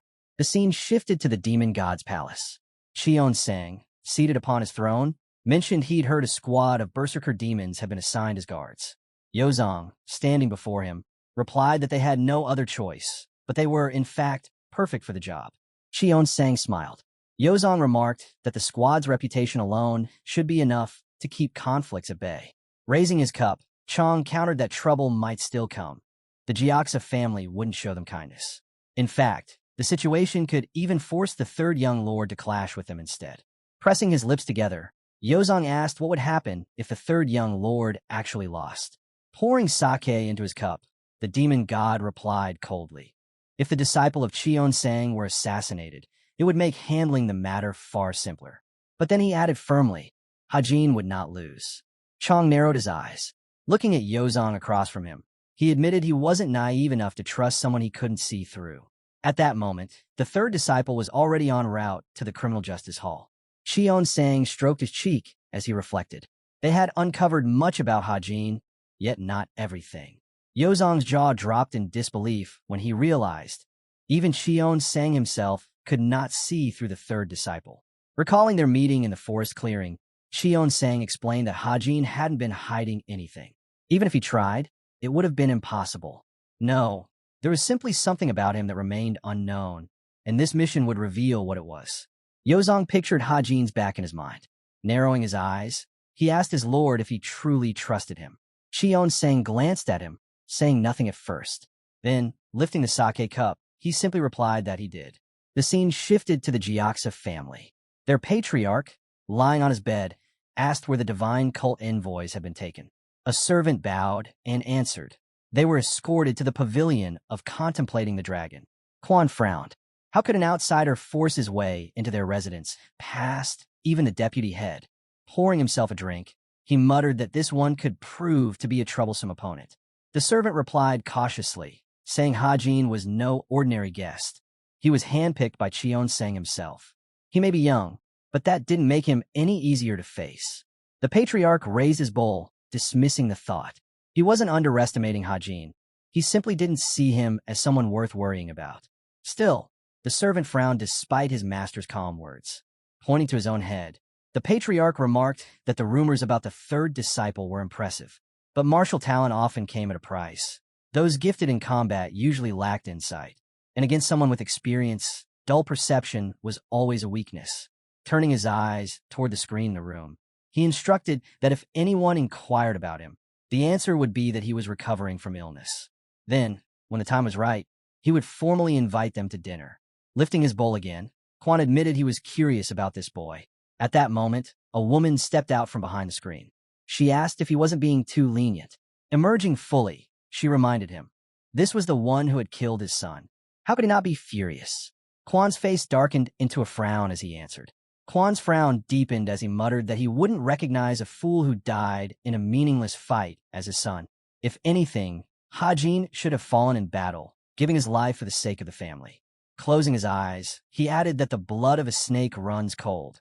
He had no intention of mourning someone useless, even if that person carried his blood. She smiled faintly and asked when the treatment would continue. The patriarch chuckled, saying it could begin at any time. Tossing her hori onto the floor, the girl said there was something she wanted to say. Meanwhile, Hajin looked over the Gyaksa family estate, silently recalling his past here, back when he had killed the commander of their strongest squad. Opening his mouth, he remarked aloud that the place was just as extravagant as before. In front of him, Goldie appeared. Hajin asked where he had been all this time and what he was doing here. The fox rose and began to pace, restless. Hajin grew concerned, noticing that Golden hadn't even been eating as much as usual. Just then, Hajin felt a stranger's presence. Turning, he saw a girl approaching. Yirin stopped before him, parting her lips to suggest they speak in private. Before long, the two were seated at a table together. Yirin's gaze moved to the fox. She asked what kind of creature it was. Raising his cup, Hajin replied simply, it was his friend. Sitting across from him, Yirin was surprised. The third young lord calling a fox his friend was not what she expected. But Hajin cut her off, asking why she had sought him out. Frowning, Yirin studied him silently. Inwardly, she admitted it wasn't a mistake. This man had changed.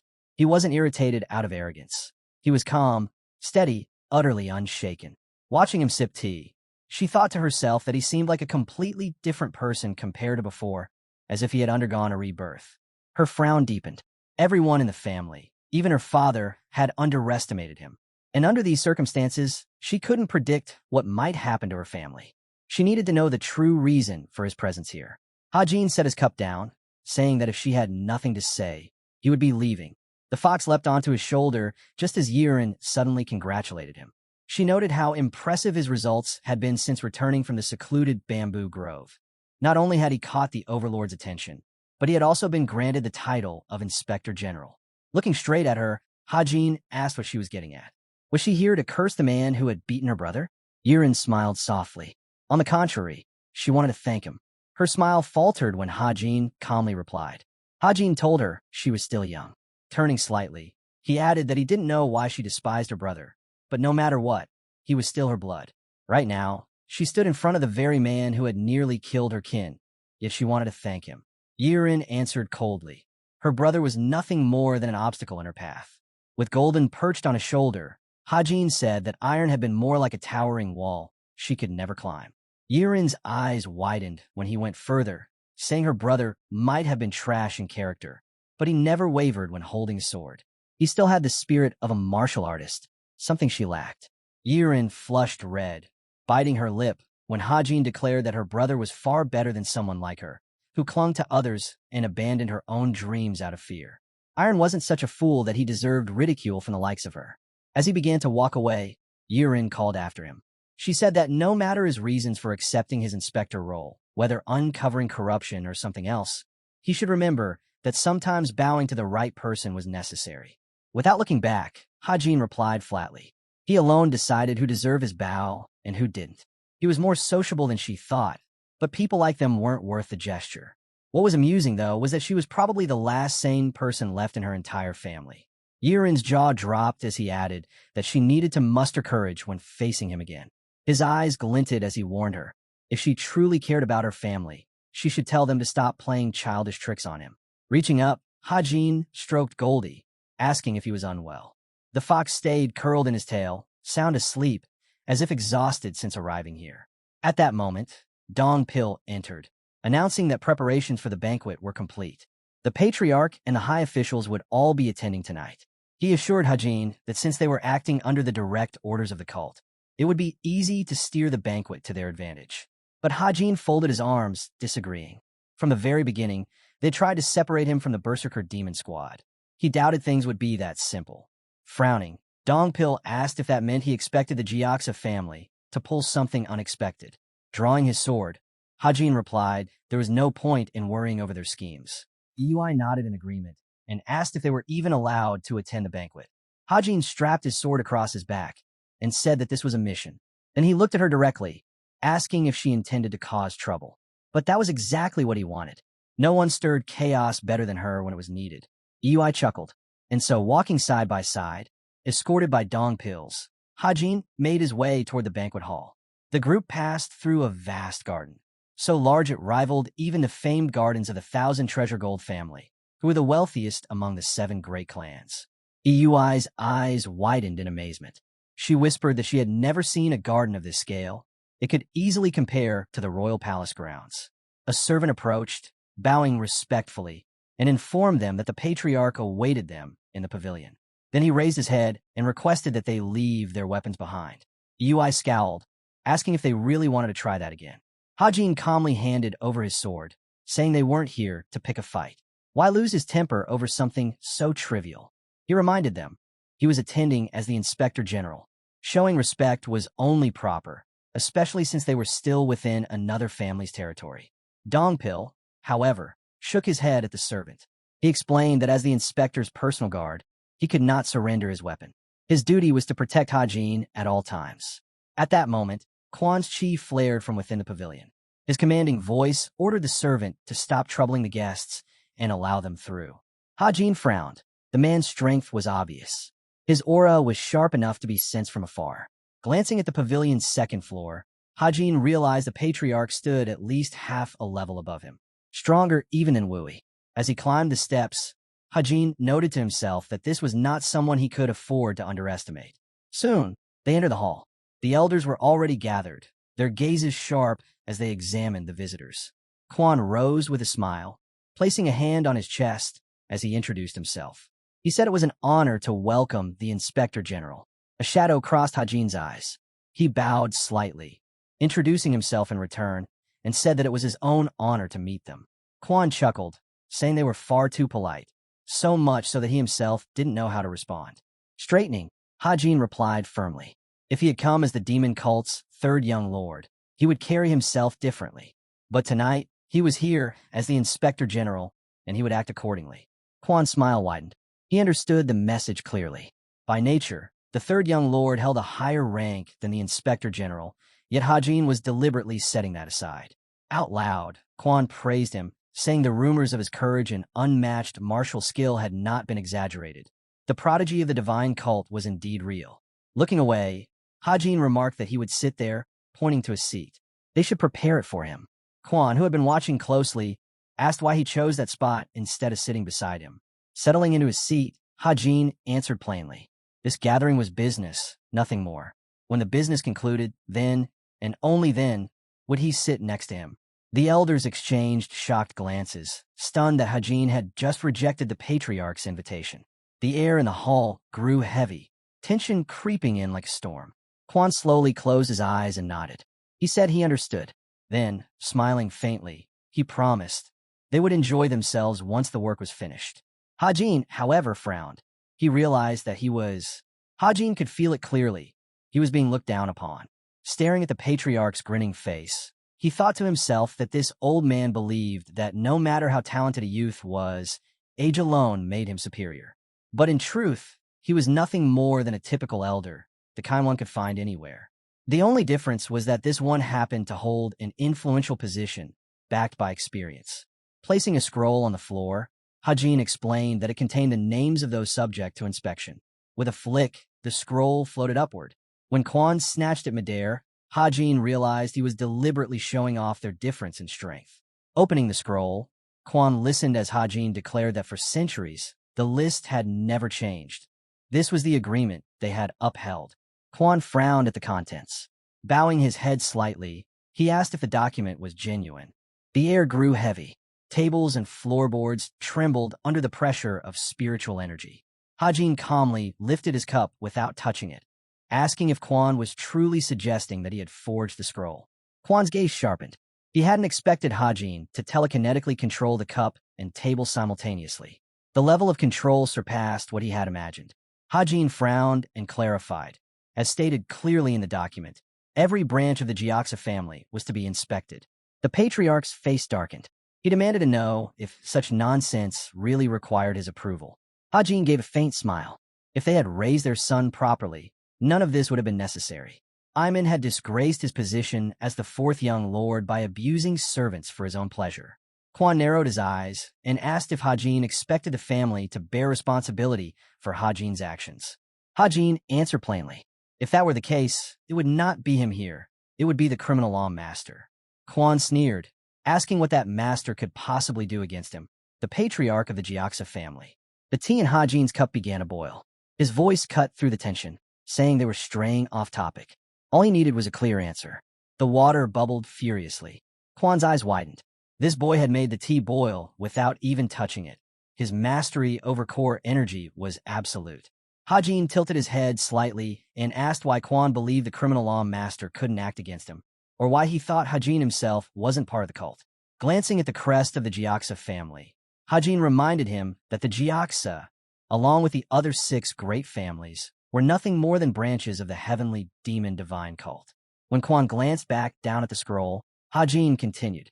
The so-called agreement was a farce. It wasn't built on equality, but on tolerance. Respect, not independence. They had no right to confuse the two.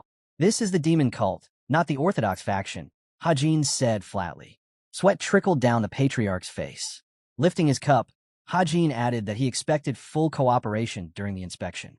Placing his hand on the scroll, Quan admitted that their family was indeed part of the heavenly demon divine cult. They had served faithfully for centuries. Looking to the elders, he reminded them that it was also true that many matters had been resolved through mutual agreements, through tolerance and respect. And wasn't it precisely because of those values that the cult had partially recognized their independence? Raising his hand, Quan proposed that for this reason, he should contact the divine cult directly. It would take a few days, but he asked for their understanding. Hajin frowned. He could tell the old man was trying to smooth things over to buy time. With a sharp slam, Hajin set his cup down on the table. His voice cut across the room. Did Quan know why Cheon-sang had sent him here instead of someone with more experience? Quan's eyes narrowed, his expression hardening. The elders shifted uncomfortably. Hajin explained. He had killed the patriarch's eldest son under the pretense of a succession struggle. But the truth was simple. The son had tried to kill him first. Hajin's brows furrowed. He continued, saying Cheon-sang had sent him precisely because he was meant to be aggressive. Quan, seated across from him, asked in a low tone if such aggression was truly necessary. Hajin leaned forward, his voice sharp. Did Quan expect to slip past accountability with nothing but smooth words and a snake's tongue? The patriarch gritted his teeth. A servant at Quan's side suddenly stepped forward, shouting that this was going too far, even for the inspector general. Yes, the Jiaxa family belonged to the divine cult, but the patriarch was a man of high standing, someone only Cheon-sang himself could address. A cup shot past the servant's head and shattered against the wall. The hall fell silent. Hajin's voice rang cold. This was a matter between the patriarch of the Jiaxa family and him, the inspector general. No one else had the right to interfere. Blood trickled down the servant's face as Hajin's aura exploded outward. He declared that he would forgive this intrusion once, but only once. If it happened again, he would destroy the offender without hesitation. Then he issued his command. All documents would be checked here and now. The entire hall froze. Quan closed his eyes as Hajin ordered the servants to bring every accounting record from the past 3 years. They had half an hour. If the books weren't delivered by then, the Jiaxa branch would be reported as non-compliant. In that moment, Quan no longer saw just a youth across from him. Hajin stood before him like a titan, his voice carrying the weight of absolute authority. Quan realized too late that he had misjudged him. He had seen only a youth and underestimated him, but Hajin had carried himself like a politician, seeing through everything, never giving him the chance to take control. Faint light from the lanterns spread through the gazebo. Sitting at the center of the hall, Hajin thought to himself that this had gone more smoothly than expected. He hadn't imagined that his time as a slave to the righteous alliance leader would be so useful here. All he had done was mimic the way that man had hounded his subordinates, yet it worked astonishingly well. As he lifted his cup, Hajin suddenly felt the 6 forces of the heavenly network stir on their own. His heightened senses screamed of danger. The back of his head prickled, though he couldn't yet understand where the threat was coming from. Removing his Haori, Quan said there was something he had not mentioned. He explained that he was often exhausted from training and required daily treatment. Now, he would be calling for a doctor to perform acupuncture. Hajin closed his eyes, uninterested in the patriarch's excuses. His ears felt heavy, almost numb, as though they might fall off. At that moment, a girl entered the hall. Hajin stiffened. The sensation she carried reminded him of the Chilryong presence of the demon queen he had once encountered. Closing his eyes briefly, he realized the atmosphere here had become deeply unsettling. The patriarch, smiling at the girl, said his body was beginning to ache again and asked for her treatment. Rin lowered her gaze and replied softly that she would be grateful if everyone allowed her to proceed. Hajin's eyes snapped open. The moment he looked at her, he felt it, the essence of the secret demon queen. He smiled thinly, remarking that surely the others must be dazzled by her beauty. Grinding his teeth, he uttered the name aloud, the secret demon queen. Rin's eyes widened in shock. Hajin immediately rose to his feet, chi erupting around him. He demanded to know what her connection was with Sojio. The scene shifted to the neighboring quarter of the Jiaxo estate. Sango, face twisted in anger, shouted that the inspector general was clearly looking down on them. A servant, still wiping blood from his face, answered that the inspector had only emphasized that their clan was part of the divine cult, and they could not claim otherwise. Clenching his fist, Sango roared that the arrogant brat had gone too far. Once this was over, he would deal with the inspector himself. But then, a thunderous explosion rocked the residence.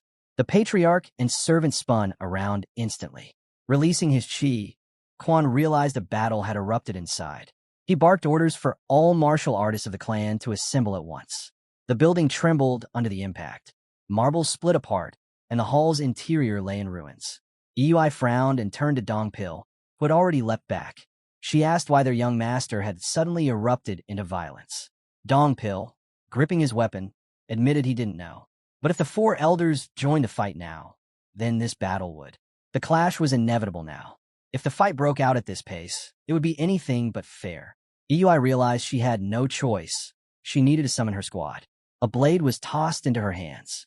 The elders unleashed their chi, their voices thundering as they declared that this attack could only be seen as a declaration of war against them. The Jiaxa clan stood in fury. Dongpil stepped forward, planting himself firmly at Hajin's side. He declared that he would remain there, no matter what, to protect his young master. Meanwhile, Hajin had Rin by the throat, his grip like iron. Chi surged violently through his body as he demanded answers. He would only ask once, what was her connection to the secret demon queen? Lifting her off the ground, he asked coldly if she truly wanted to die here. Quan rushed forward, jaw clenched, shouting for Hajin to release her immediately. Hajin was forced to leap back, dodging the patriarch strike. Landing lightly, he raised his hand and told Quan to move aside. But Quan planted himself firmly before Run. Hajin drew his sword. His body glowed with unchecked chi as he warned that if Quan did not step aside, he would die here. The scene shifted to the pavilion of contemplating the dragon. Eui sprinted along the rooftops, sword raised high. Her voice rang out, summoning her squad to assemble. As the berserkers gathered, she declared that the Jiaxa clan was now designated a code yellow enemy. Their target, the back garden of the Patriarch's quarters. Their mission, protect the Inspector General at all costs. The eyes of the berserker squad lit with a wild gleam. One by one, they roared their acknowledgement. Charging across the rooftops, Iui raised her sword again and shouted that the Jiaxa clan had insulted the Inspector General and defied the dignity of the cult. From this moment, anyone who interfered would be treated as an enemy. Slinging her blade over her shoulder, she promised death to anyone who crossed paths with the Berserker Demon Squad. With a chuckle, she urged them to show the Jiaxa family why their squad was feared as the most brutal within the entire cult. Back in the hall, Dong Pil swung his blade, releasing a surge of chi that forced the elders back. He positioned himself in their path, declaring that none of them would lay a hand on his young master. The elders ground their teeth, their minds reeling. A martial artist so young, yet already standing on equal footing with them. The four elders of the Jiaxa family. Dongpil's breaths grew heavy. He knew the truth. They were close to the true supreme peak. Even the smallest mistake would mean his death. But gripping his sword tighter, he told himself he wasn't afraid of dying. What he feared was leaving his young master exposed to danger. If that meant laying down his life to block them, then so be it. Chi swirled around him like a storm. His resolve was absolute. He would protect Hajin, no matter what. Across the room, Hajin's blade cut through the air, his strike sharp and controlled. Run, standing behind Quan, watched in horror. She whispered that this Inspector General wasn't just any disciple. He was the chosen disciple of Cheon Sang himself, the very same man who had beaten down the Patriarch's son. But even so, he was still only a disciple. Hajin clashed with the Patriarch blow for blow, holding his ground as an equal. Run, frozen in disbelief, watched Hajin's relentless assault. How could he possibly know of her master, let alone her true identity? Her arts of deception could fool even martial masters at the highest level, yet he had seen straight through them. Panic seized her. She turned and bolted, desperate to escape. Gritting his teeth, Hajin barked after her, demanding where she thought she was running. A beam of chi tore past her head, striking the pond behind her. The blast erupted, sending water and dead fish raining down. At the center of the pond, only a lone sword remained upright in the rubble. Hajin's gaze hardened. He admitted he had wanted to capture her alive, but if forced, he would kill her. One reckless move would be her last. Shrouded in blazing chi, he declared that the Jiaxa clan would now bear the mark of traitors. Turning toward the Patriarch, he added that he even knew why. The truth was simple. The secret demon queen had once trained within the fortress of Steelblood. Lightning began to spark along Hajin's aura as he accused the Jiaxa clan of sheltering someone tied to that fortress. They had shattered the trust placed in them, and now every ledger, every record of their dealings would be scrutinized. On the other side, Dongpil crossed blades fiercely with one of the elders, fully aware that the clan stood on the brink of being cast out of the demon cult itself. Quan's brows knit tightly. How could this boy possibly know that Run was a disciple of the Demon Queen? Even he had never heard of the Queen's connection to the fortress of Steelblood. Snarling, Quan unleashed a surge of poisonous chi. He scoffed at Hajin's words, calling them nonsense. Hajin leapt aside, spinning to keep his eyes locked on the Patriarch. But Quan seized the moment, pressing forward with his full demonic art. His strikes pulsed with venom. Dodging another deadly palm, Hajin realized the truth. The man's martial arts were steeped in poison. He grit his teeth, thinking fast. As long as the toxin was concentrated in one place, he could still expel it. Nearby, Dongpil panted heavily from the pressure of his duel. Then Iui burst in, striking with twin kicks that forced one of the elders back. She shouted that it was unfair. 4 against 1 was nothing but cowardice. Landing beside Hajin, she stared at him in disbelief. Was he really faltering, even while wielding such a magnificent sword? Suddenly, she hurled her blade through the air. Hajin sprang up, dodging an incoming strike, and caught the weapon mid-flight. Quan thrust out a flood of poisonous chi, snarling that there was no escape. Hajin swung, cutting straight through the venomous stream. Quan's eyes widened, stunned that his toxic chi had been severed in a single stroke. Hajin's pupils glowed. His voice thundered. He would not repeat himself again. If Quan stood in his way, he would die. The ground beneath the Patriarch split apart under the crushing pressure of Hajin's aura. Quan prepared to release enough poison to engulf the entire estate. Behind him, Yui and Dongpil spun around as Hajin's voice roared out. He commanded them to retreat immediately. Poisonous streams of qi surged toward Hajin, covering his nose and mouth. He pressed forward, still searching. His eyes locked on her, standing calmly behind Quan, completely untouched by the poison. The air itself trembled with her dark qi, spreading like a suffocating veil. It hit him, then, what his sharpened senses had been warning him about. If Jean had wrapped his blade in sheer force, then this girl had drenched the battlefield in shadows. Hajin's sword flashed, slicing through the venomous currents. But the patriarch instantly appeared before him, standing tall. With a strike, Quan declared that Hajin's end had come. Hajin's answer was sharp. If you wanted death so badly, you should have said so earlier. I'd have gladly helped. His brow furrowed. Freedom, the one dream he longed for, still lay hidden behind vengeance he could not let go. Seizing Quan, memories of those who had wronged him flooded his mind. Until their blood was paid in kind, his soul would never rest. Clenching his grip tighter, Hajin muttered, "Our first true meeting, it would have been easier to cut you and run down together, cleansing this clan once and for all." The patriarch's eyes widened. Hajin roared, "A pleasure to meet a poisonous snake." His fist tore through Quan with overwhelming force, the projection of his strike ripping the air apart. The explosion shook the entire clan's grounds. Blood poured from the patriarch's mouth as he crashed to the floor. Hajin quickly struck his acupuncture points, ordering Dongpil, "Grab Ren." She lifted her hands, summoning qi. But before she could unleash it, Dongpil's blade severed her fingers in a single swing. His follow-up blow slammed in her body as he leapt past. Rin choked on blood, her eyes clouded in disbelief. Her technique, why did it fail against this man? The second patriarch stormed in, shouting in fury. "How dare you attack our patriarch in our own halls? Do you truly think being disciples of the master will spare you?" Hajin's gaze shifted to him, cold and sharp. Before the man could continue, a razor-thin slash of qi cut past his face, silencing him. Yui stepped forward, sword leveled. "You're speaking to Hajin and the chief inspector. This is your only warning. Disobey, and we'll classify you as code red enemies." The man froze, trembling with rage. Yui's tone remained steady. "If you resist, you'll die here. At best, you'll lose an arm, and the cult will know of it." Her sword hummed with qi. "The end of your family is inevitable."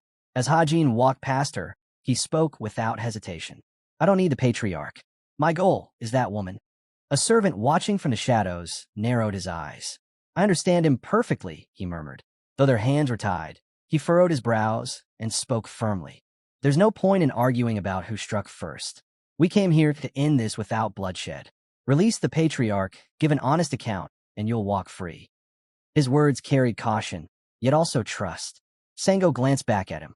The man's composure was clear. He truly wanted to settle things peacefully. But the servant, tense and unwilling to yield, warned, "If you insist on this path, we'll have no choice but to use force." Hajin closed his eyes.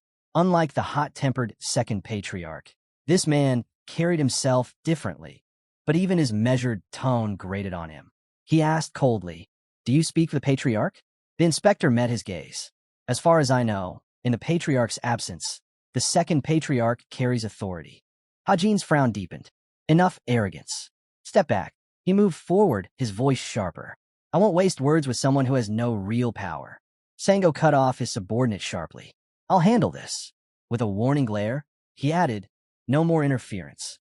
If you overstep again, punishment will be immediate." The servant fell silent, shocked at his harshness. For the first time, he realized just how reckless the second patriarch truly was.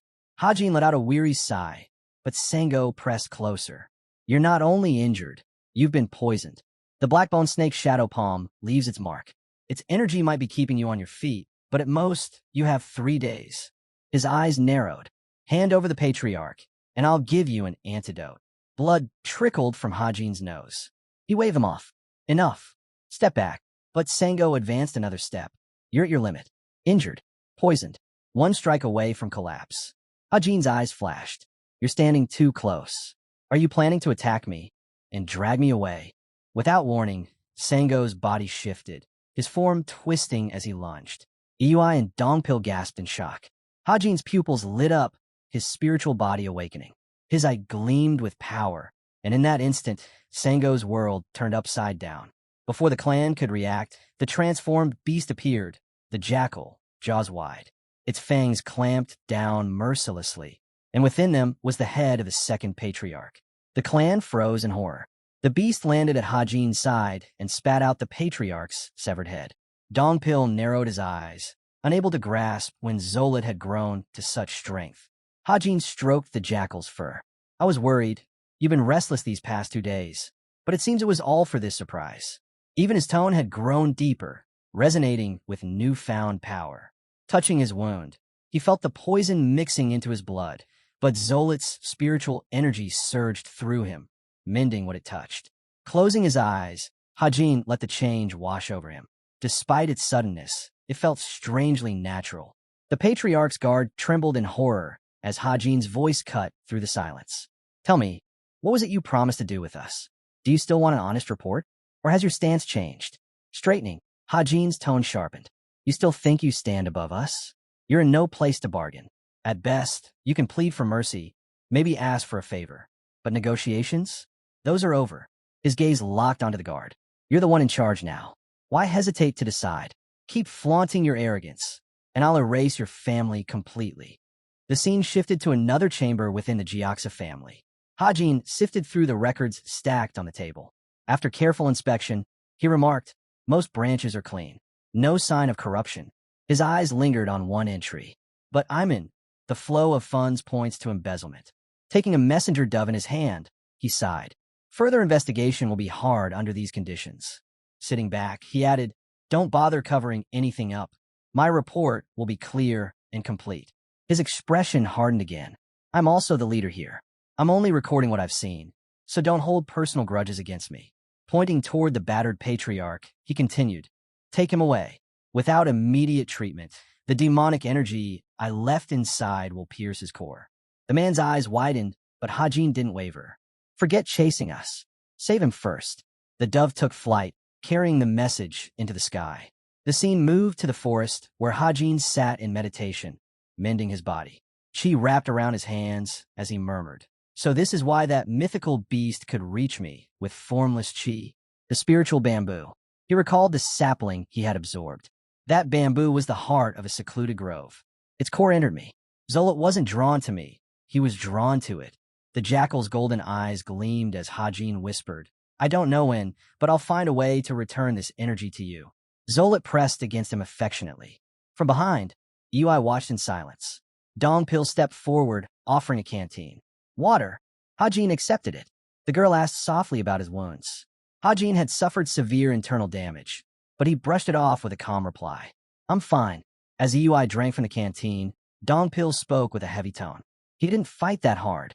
The girl gave him a puzzled look. Lowering her hands, she asked, then why do you look so downcast after leaving the snake's den? Dongpil glanced at his master, conflicted. I'm just wondering if there's any point in protecting him anymore. That fox, once barely the size of my shoulder, now towers over us like this. The jackal lifted its head, fixing its golden gaze on him. Dongpil remembered their time in the bamboo grove and wondered aloud. Could that tiny fox have been the guardian of that grove all along? Raising her hand slightly, Yui teased. Are you sulking because he's a better escort warrior than you? Dongpil let out a breath. I can't deny it. Yui turned away. Don't waste envy on a beast. Even if it's a mythical creature, it's still not human. Closing his eyes, Dongpil muttered, I just don't know what to do now. Yui frowned, but before she could answer, Hajin approached. You two all right? We're fine, they replied in unison. Rubbing the back of his neck, Hajin said, there are things we need to discuss, but that can wait. His eyes sharpened. For now, we head to the Jiajiang family. There are matters I must confirm. His gaze shifted toward the girl inside the carriage. First, I need to know how you ended up in the Jiaxa family, and where the secret demon queen is. With a flick of telekinetic force, the girl was yanked out of the carriage, suspended in the air. A sword struck the ground beside her head. Hajin gripped the hilt firmly. We're not in a hurry, he said coldly, but I don't like wasting time. Answer every question clearly and in detail. His jaw tightened. What is your connection to the secret demon queen? Her eyes widened at his next demand. The blade shifted dangerously close to her ear. With one swift motion, Hajin swung, slicing it off. Grinding his teeth, his voice thundered with rage. Tell me, how did you meet the patriarch of the clan? The girl trembled, her whole body shaking. I can't answer that. Hajin's blade flashed. Fingers hit the ground. He lifted the sword to her eye, his tone ice cold. Your sorcery, the patriarch's demonic arts, they fit together too well. Don't tell me there was a deal between you. The carriage will turn slowly as Rin cried out, blurting, I only met the Jiaxa patriarch under the master's orders. Dong Pil shut his eyes, refusing to listen to her screams. Rin's legs shook uncontrollably, her body writhing in pain. Hajin stood over her. Compose yourself, then answer me properly. Blood smeared across her face. His sword pierced her shoulder. Looking down at her, Hajin said flatly, I'll spare your tongue, for now. I need your answers, but your insolence will still cost you. He gave a low, unsettling chuckle. At last, I think I understand my position. Her screams echoed through the forest for what felt like hours. When it was over, Hajin wiped the blood from his hand. Tie her up. Load her back into the carriage. Ei sat beside Run, watching her battered form. Is there even a point in keeping her alive? Wouldn't it be simpler to kill her? I'll decide that later, Hajin replied. As Ei watched him, she asked, Then, when do we leave for the Jiajiang family? Rest for now. I'll tell you the rest later. Dong Pil studied his master's back. Are you all right? Hajin lowered his head slightly. My internal injuries are already healed. The rest will recover soon enough. Dong Pil shook his head. That's not what I meant. You don't seem like yourself. You've changed. The air grew tense. Hajin frowned, but Dong Pil continued carefully. Ever since that woman appeared, you've seemed unstable. I don't dare ask about your thoughts, but I couldn't stay silent. He bowed deeply. Forgive me if I've overstepped. If punishment is needed, I'll accept it. Hajin lifted his gaze to the sky. I can't explain it now, but I've chosen my path. It's not the same as before. It's dangerous. And one day, I may have to use you as a pawn. Dong Pil straightened, eyes firm. Even then, I'll follow your orders. Hajin turned toward him. Your loyalty, it isn't because of my status in the cult, or my strength as a martial artist? Dong Pil met his gaze. No, I'll follow you regardless. Hajin watched his subordinate in silence. In his heart, he knew Dong Pil would obey any command without question. Yet part of him still wanted to offer a choice. Loyalty, without hesitation, almost disappointing. Perhaps it was this very man who had freed him from the prejudices he once held against the divine cult.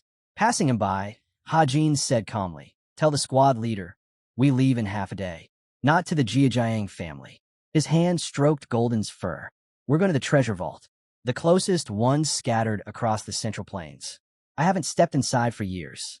As he walked away, Hajin added, Deliver our new route to the squad leader and inform the patriarch of the Jiajiang family. He is to meet us at Plains Valley Village with all the necessary documents. The scene shifted to the Jiajiang family estate. A man's angry voice filled the hall. We can't accept this. The head of the family lowered the scroll he was reading. Then what message should we send back? His brother answered firmly. We'll deliver exactly what the Inspector General commanded us to. Risen scowled. The Inspector General was appointed directly by the immediate lord. To question him is the same as questioning Cheon Sang himself.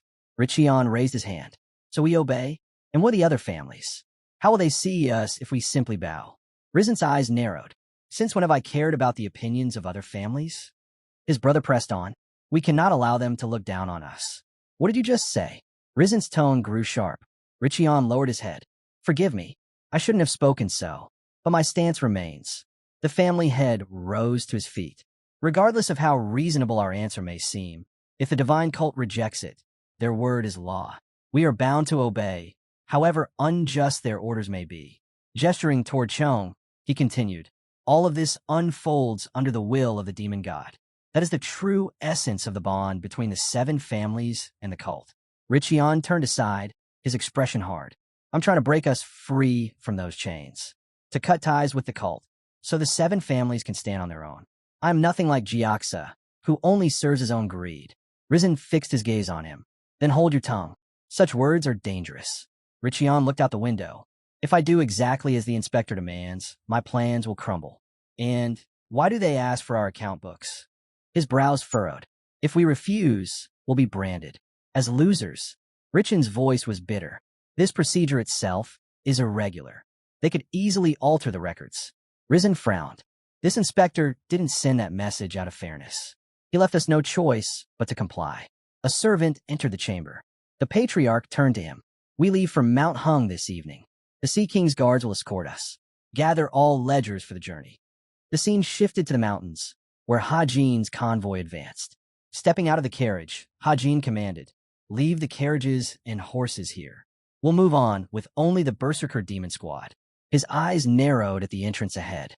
The passage is too narrow. Barely enough space for 100 men. Beside him, Yui asked, "So, we keep them waiting here?" Lowering his hands, Hajin replied, "Tell them to stay sharp. No reckless moves.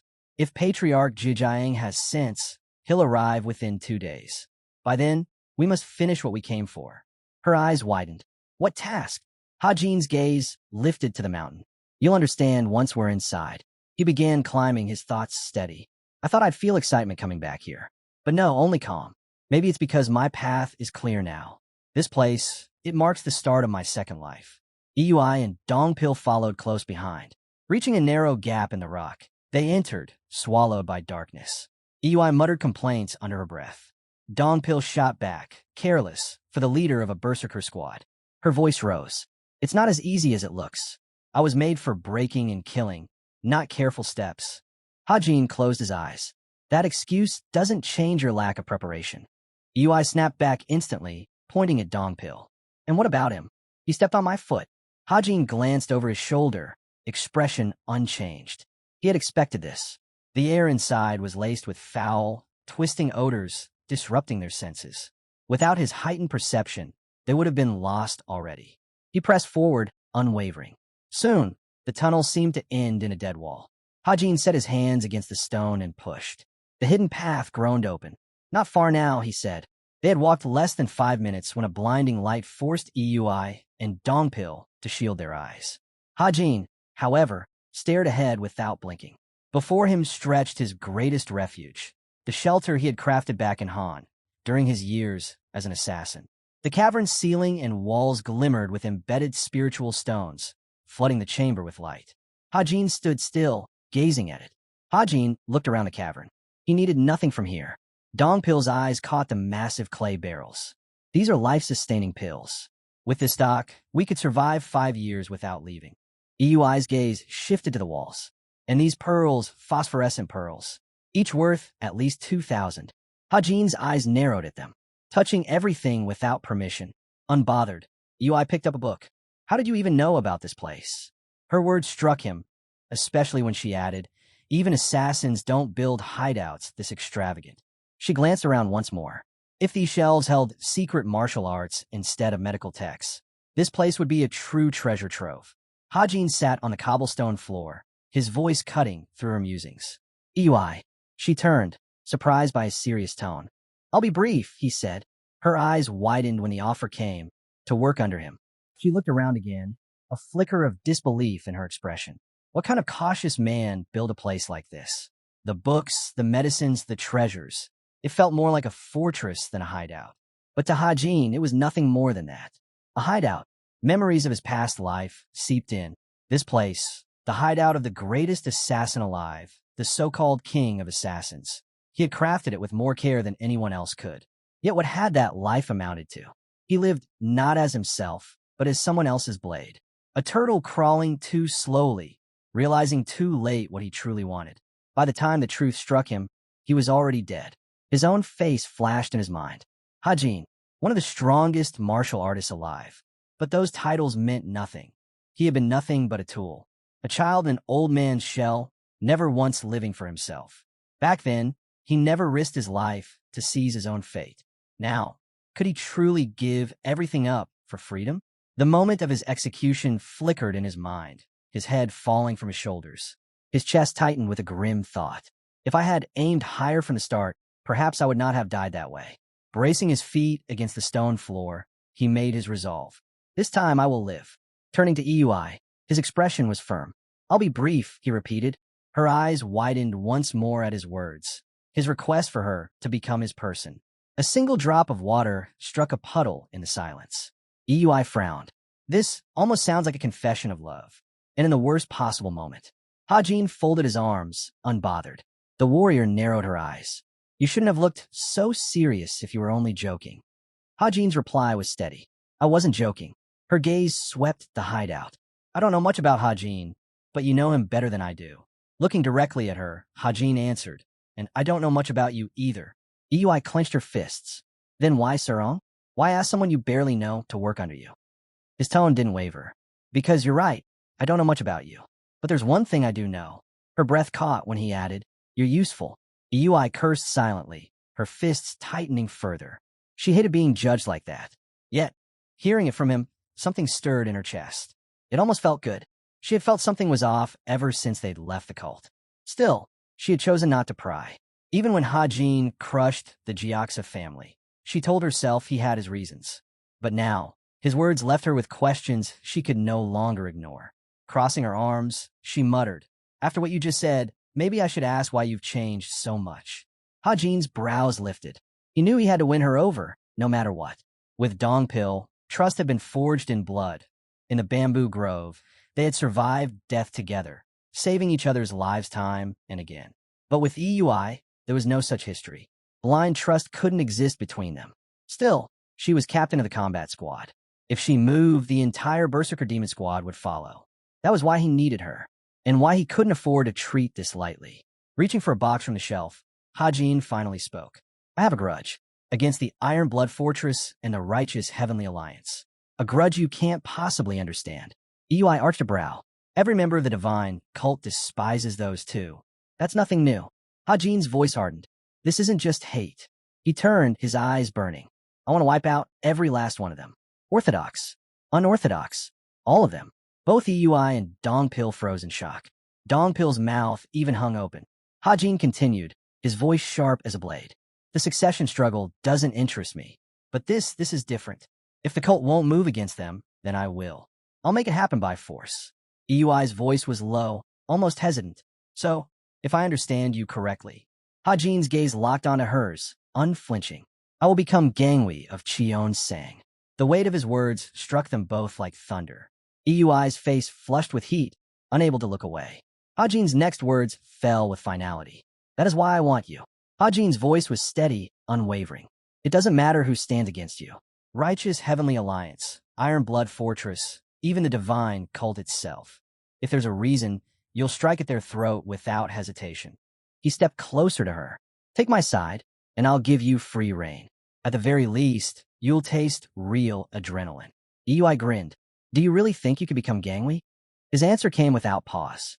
I'll have to risk my life. That much is certain. She stretched her neck lightly. You don't have to go that far, but it's good to see such determination. Hajin then tossed her a small box. Catch. Decide for yourself after this. Opening it, EUI found a shimmering pill. It's not as powerful as the Heavenly Demon Divine Orb, Hajin explained, but it's still a top-tier miracle medicine. Take it as both an offer and a bribe. EUI brushed her bangs aside, her expression tightening. This was no joke, it was the real thing. Then, I'll accept, but, she added suddenly, I want something else. Hajin's eyes narrowed. What else? A new sword. His fist shot up threateningly. You thief. Do you even know how valuable that medicine is? EUI smirked. Didn't you say yourself it's not as great as the Heavenly Demon Divine Orb? Hajin jabbed a finger at her. You're overestimating your worth. She crossed her arms. It would benefit you if I got stronger, wouldn't it? He clicked his tongue. That may be true, but you're pushing it. Still, he glanced over the boxes stacked in the cavern. Fine. This should be enough. In her hands appeared a blade, gleaming and weighty. That, Hajin said, is the Tiger Cannon Sword, a divine weapon once known as the White Tiger Sword, one of the 4 legendary divine weapons. It suits you. EUI's eyes widened as she held it up, admiring the craftsmanship. Not bad, she admitted softly. Shiny too. Hajin sighed. Crazy woman. Her eye patch slid to the floor as Hajin gestured for her to sit. Now, if you're done with your miracle cure, sit down. We don't have much time. She tilted her head. What do you mean? Today we'll condense all that chi into your energy core, Hajin said bluntly. But be careful. If you lose control, every last drop of that precious chi will be wasted. EUI admitted quietly, It's a little scary how much control you're taking. You're even helping me circulate my chi. Hajin pressed his palm against her back. You said it yourself. It benefits me if you grow stronger. His voice dropped lower. But even with this investment, I'm not sure you'll live a year. Yui gave a faint, sad smile. Then let's see if I'm even alive in a year. Focus, Hajin ordered as the process began. A cry echoed from the rocks outside. Someone shouted that a party from the Jeojeong family had arrived, under orders from the Inspector General. 2 detachments met on the narrow mountain path. Risen stepped forward, his presence heavy. Take me to the inspector. Dukyan bowed deeply. Patriarch, I am Captain Dukyan. Welcome. Risen's brows drew tight. Where is the inspector? The captain lowered his head. He is not here at the moment. Please wait. I will report your arrival. Risen's jaw tightened. This is unpleasant. To summon me here and not even show his face? Where's Hajin now? From under his brows, Dian studied the patriarch carefully. His chi waves are unsettling the entire flow of the air. Out loud, Dukyan responded carefully. We were ordered to remain here as guards. Risen's fists clenched. So I'm called out here, only to be made to wait? What does that mean? He frowned, then declared. Tell the inspector I'll wait once. But if he doesn't appear within the hour, a voice cut in from above. Oh, the old man sounds so terrifying. Risen's head snapped upward. Who said that? High on the cliff, Yui stood proudly, her gaze sharp. If he's so frightening, what should I do? Maybe ignore Risen's tantrum again. She leapt from the cliff, landing with a crash of confidence. The Berserker Demon Squad instantly saluted their commander. The Patriarch's eyes widened as realization struck. This woman, she's their commander? Her demonic energy is far beyond expectation. Yui strode forward, facing him without fear. This is not how a mere squad leader should address the head of the 7 families of the demon cult, Risen snapped. Her retort came cold and clear. If you wanted good manners, you shouldn't have acted so arrogantly to begin with. Risen's brow darkened. Don't forget, I could kill you with a single word. Yui didn't flinch. If I feared death, I wouldn't be standing here. Risen's fury erupted. This insolent woman dares to mock me? You really want to die, don't you? He growled. Yui smirked. Try me. But before sparks could turn into fire, Hajin appeared. His voice cut through the tension. Enough. He shot Yui a glare. I told you to greet our guest, not pick a fight. As she opened her mouth to protest, Hajin smacked the back of her head. Calm down. You're still burning from that miracle medicine. Fighting with unstable chi is pointless. Turning to the patriarch, Hajin bowed slightly. My apologies for my subordinate's rudeness. I hope you won't hold it against her. Risen blinked in surprise. He hadn't expected courtesy, not after being summoned here. His anger eased into reluctant respect. You greeted me first, unexpected. Hajin extended his hand. Let's skip the formalities. You're busy. I prefer we finish this quickly. Risen gestured, and attendants brought forward a stack of ledgers. The past 3 years of accounts. As Hajin examined them, Yui leaned toward Dongpil. Are you sure Hajin's fine? He doesn't look like someone who just forced the full effects of a miracle medicine through my body. Dongpil folded his arms. Stabilizing a completely different form of demonic energy is no small feat, but don't worry. Hajin is far stronger than you think. Yui crossed her arms. I wasn't worried. Suddenly, the ledgers burst into flames. Gasps and shouts echoed as panic spread. Hajin's expression remained calm as the fire curled around his palm. The books were genuine. My inspection is complete. Risen's eyes widened. Then why burn them? Explain yourself. Hajin let the fire die with a flick of his wrist. I'll deliver a fair report. For now, let's talk. His tone grew heavier. I need your cooperation for the good of the cult. Sweat slid down Risen's temple. Cooperation? What exactly do you mean? Hajin's gaze locked on him. There's an organization that must be erased, but manpower is scarce, which is why we're targeting the demon clan of the Martial King. The patriarch's face went pale with shock. One of the 7 families, slated for annihilation. Clenching his fists, he demanded, what reason could there be for such madness? Hajin's answer was cold. Who knows? I'm only following the orders of my superiors. This is nonsense. Risen barked. We are one of the 7 families. There must be a reason for such a drastic decision. But Hajin's gaze didn't waver. He smirked, realizing the man before him was acting no differently than the Jiaxa patriarch. Standing firm in front of Hajin, the man still didn't grasp what was happening.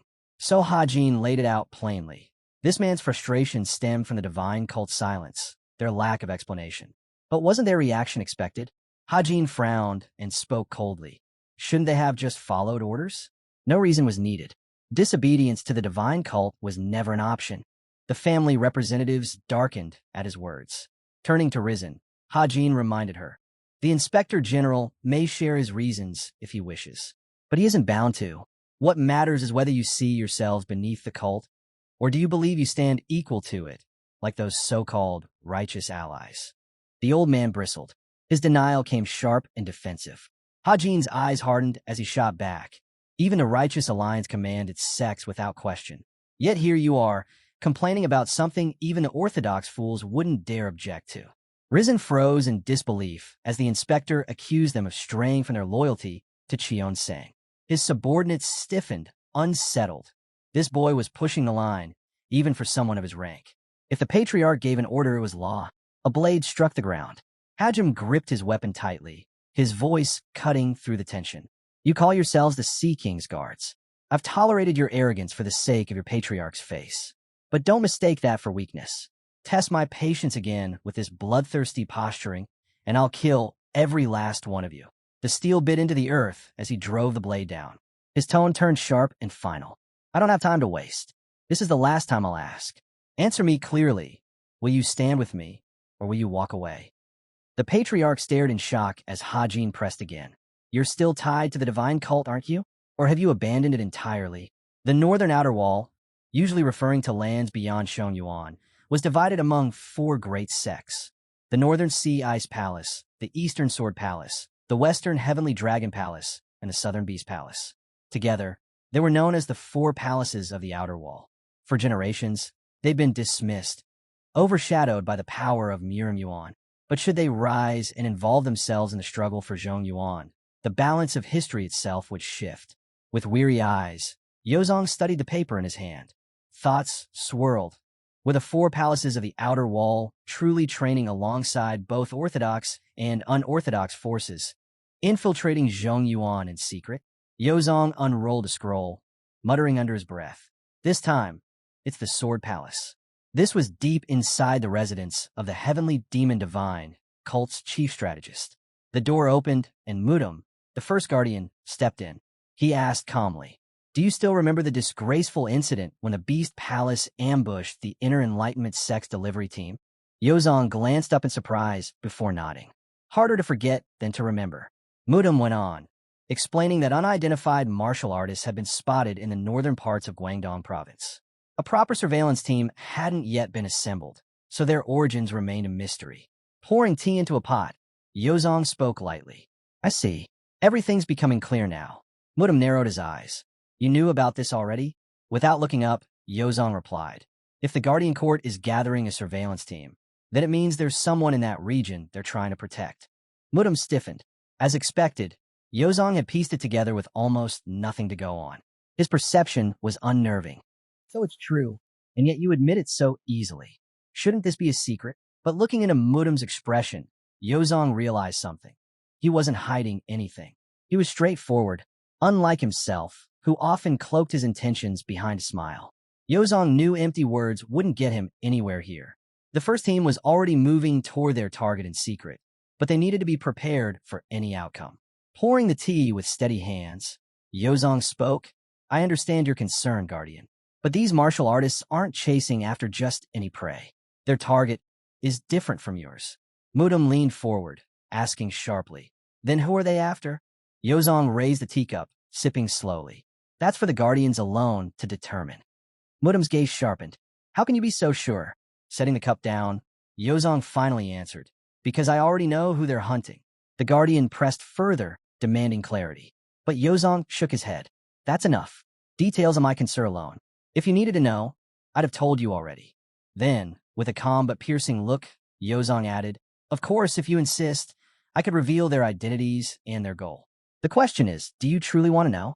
Mudum studied him carefully. Different methods, different ways of working. Yet one thing was certain, this strategist's loyalty to the cult was absolute. The first guardian finally sighed, lifting his cup. "You're right, Yozong. I let worry cloud my judgment. I shouldn't have pressed you. Perhaps. I'm simply getting old." My thoughts keep circling Zhong Yuan and the endless politics surrounding it. Yozong raised his own cup and countered firmly, no, this isn't age. This is instinct. His sharp gaze lingered on the Guardian. Once, you were the fiercest of beasts. That instinct hasn't faded. What you're feeling now is the unseen storm drawing near. And somewhere deep inside, you already know who drives those clouds and who stands at the center of the coming tornado. Elsewhere, Patriarch Jiaojiang was growing restless. He glared at Hajin. Are you trying to threaten me with such nonsense? Hajin's expression didn't waver. Whether it's nonsense or not, that's for you to decide. All you need to do is answer my question.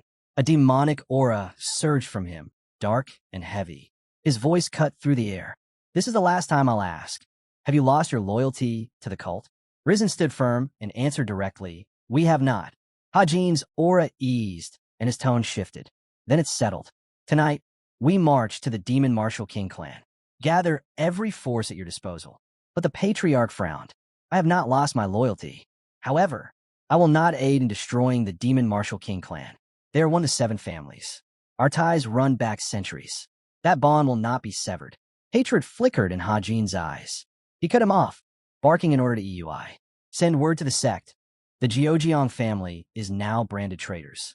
Request reinforcements to replace their forces immediately. The warrior bowed seriously. Hajin's voice sharpened further. And one more thing, prepare additional martial artists and a strike team.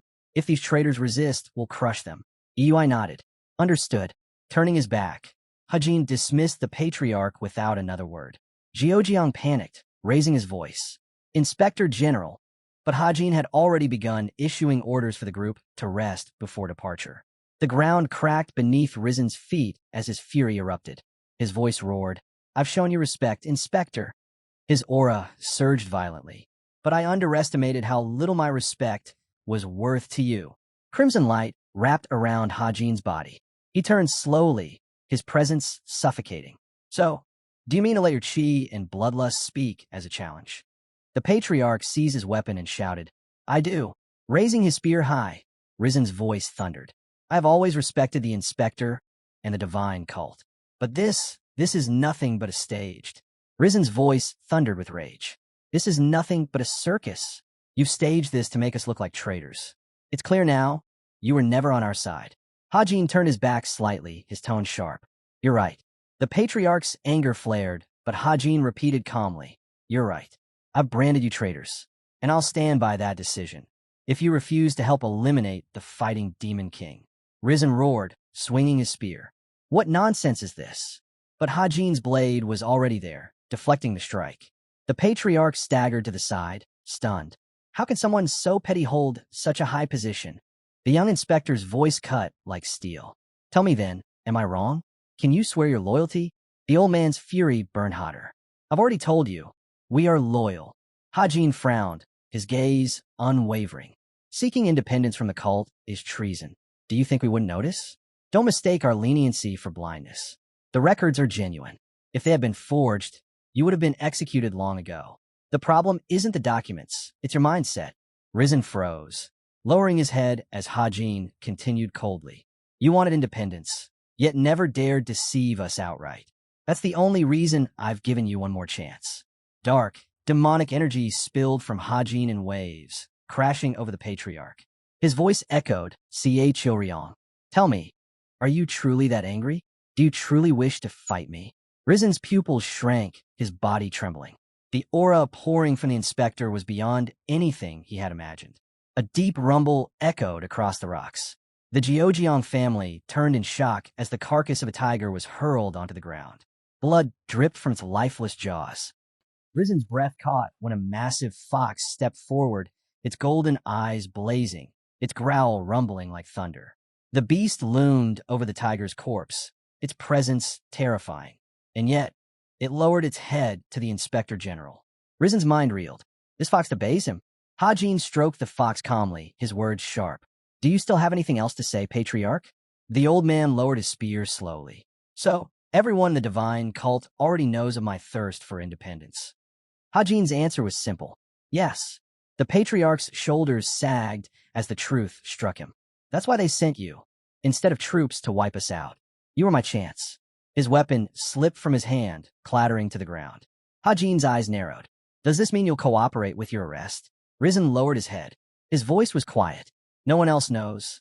A shadow fell across them. The patriarch's face darkened as he spoke plainly. It's true. I want to break free from the divine cult. But no one else knows of this, not even my clan. This sin is mine alone. He fixed his gaze on Hajin. And here, Inspector, kill me and spare them. I alone am stained with this foolish, dangerous ideal. My life is worthless. Understand me correctly. Hajin did not answer immediately. Instead, he looked past the old man, his eyes resting on the gathered warriors of the Jeojeong family. Then, his calm voice broke the silence. We're on our way to eliminate the Martial King's demonic clan. We don't have enough strength on our own. He extended his hand. So, I'll ask again, will you help us? Risen froze, his face twisting in surprise. Why would he offer me this? For a moment, he thought his death would solve everything. But no, the inspector's words struck deeper. If he refused, Hajin would have no choice but to report to the cult. And once the divine cult knew, there would be no forgiveness. Risen stared at the outstretched hand. His thoughts raced, but the conclusion was clear. This is the only way to save them. Slowly, he clasped Hajin's hand. Very well. I'll prove our loyalty. This kindness you've shown, I'll never forget it. Far away, in another mountain range, stone cracked and split apart before crumbling into dust. I may not know martial arts myself, but from the looks of it, you've pioneered a new style. Impressive, especially for someone your age. She raised an eyebrow. What are you doing here? Yozong stepped forward and handed her an envelope. A message. The Iron Horse Hall has been interfering in our affairs again. This is for you. Normally, I'd leave this to another unit, but we've learned that the enemy is being shielded by a certain force. Her gaze sharpened. Who? The Sword Palace. Yozong replied. Couldn't you have sent someone else? I barely have time to train as it is. But Yozong shrugged lightly. I'm just a messenger. I don't have the authority to make those changes. As he stroked his chin, Yozong thought quietly to himself. The fifth young mistress, the most gifted of all the students, but still so very young. And aloud, he added, even without martial knowledge, it's clear your potential is unmatched. Though his knowledge of martial arts was limited, Yozong prided himself on understanding the ways of the world. And so, he had something to say to her.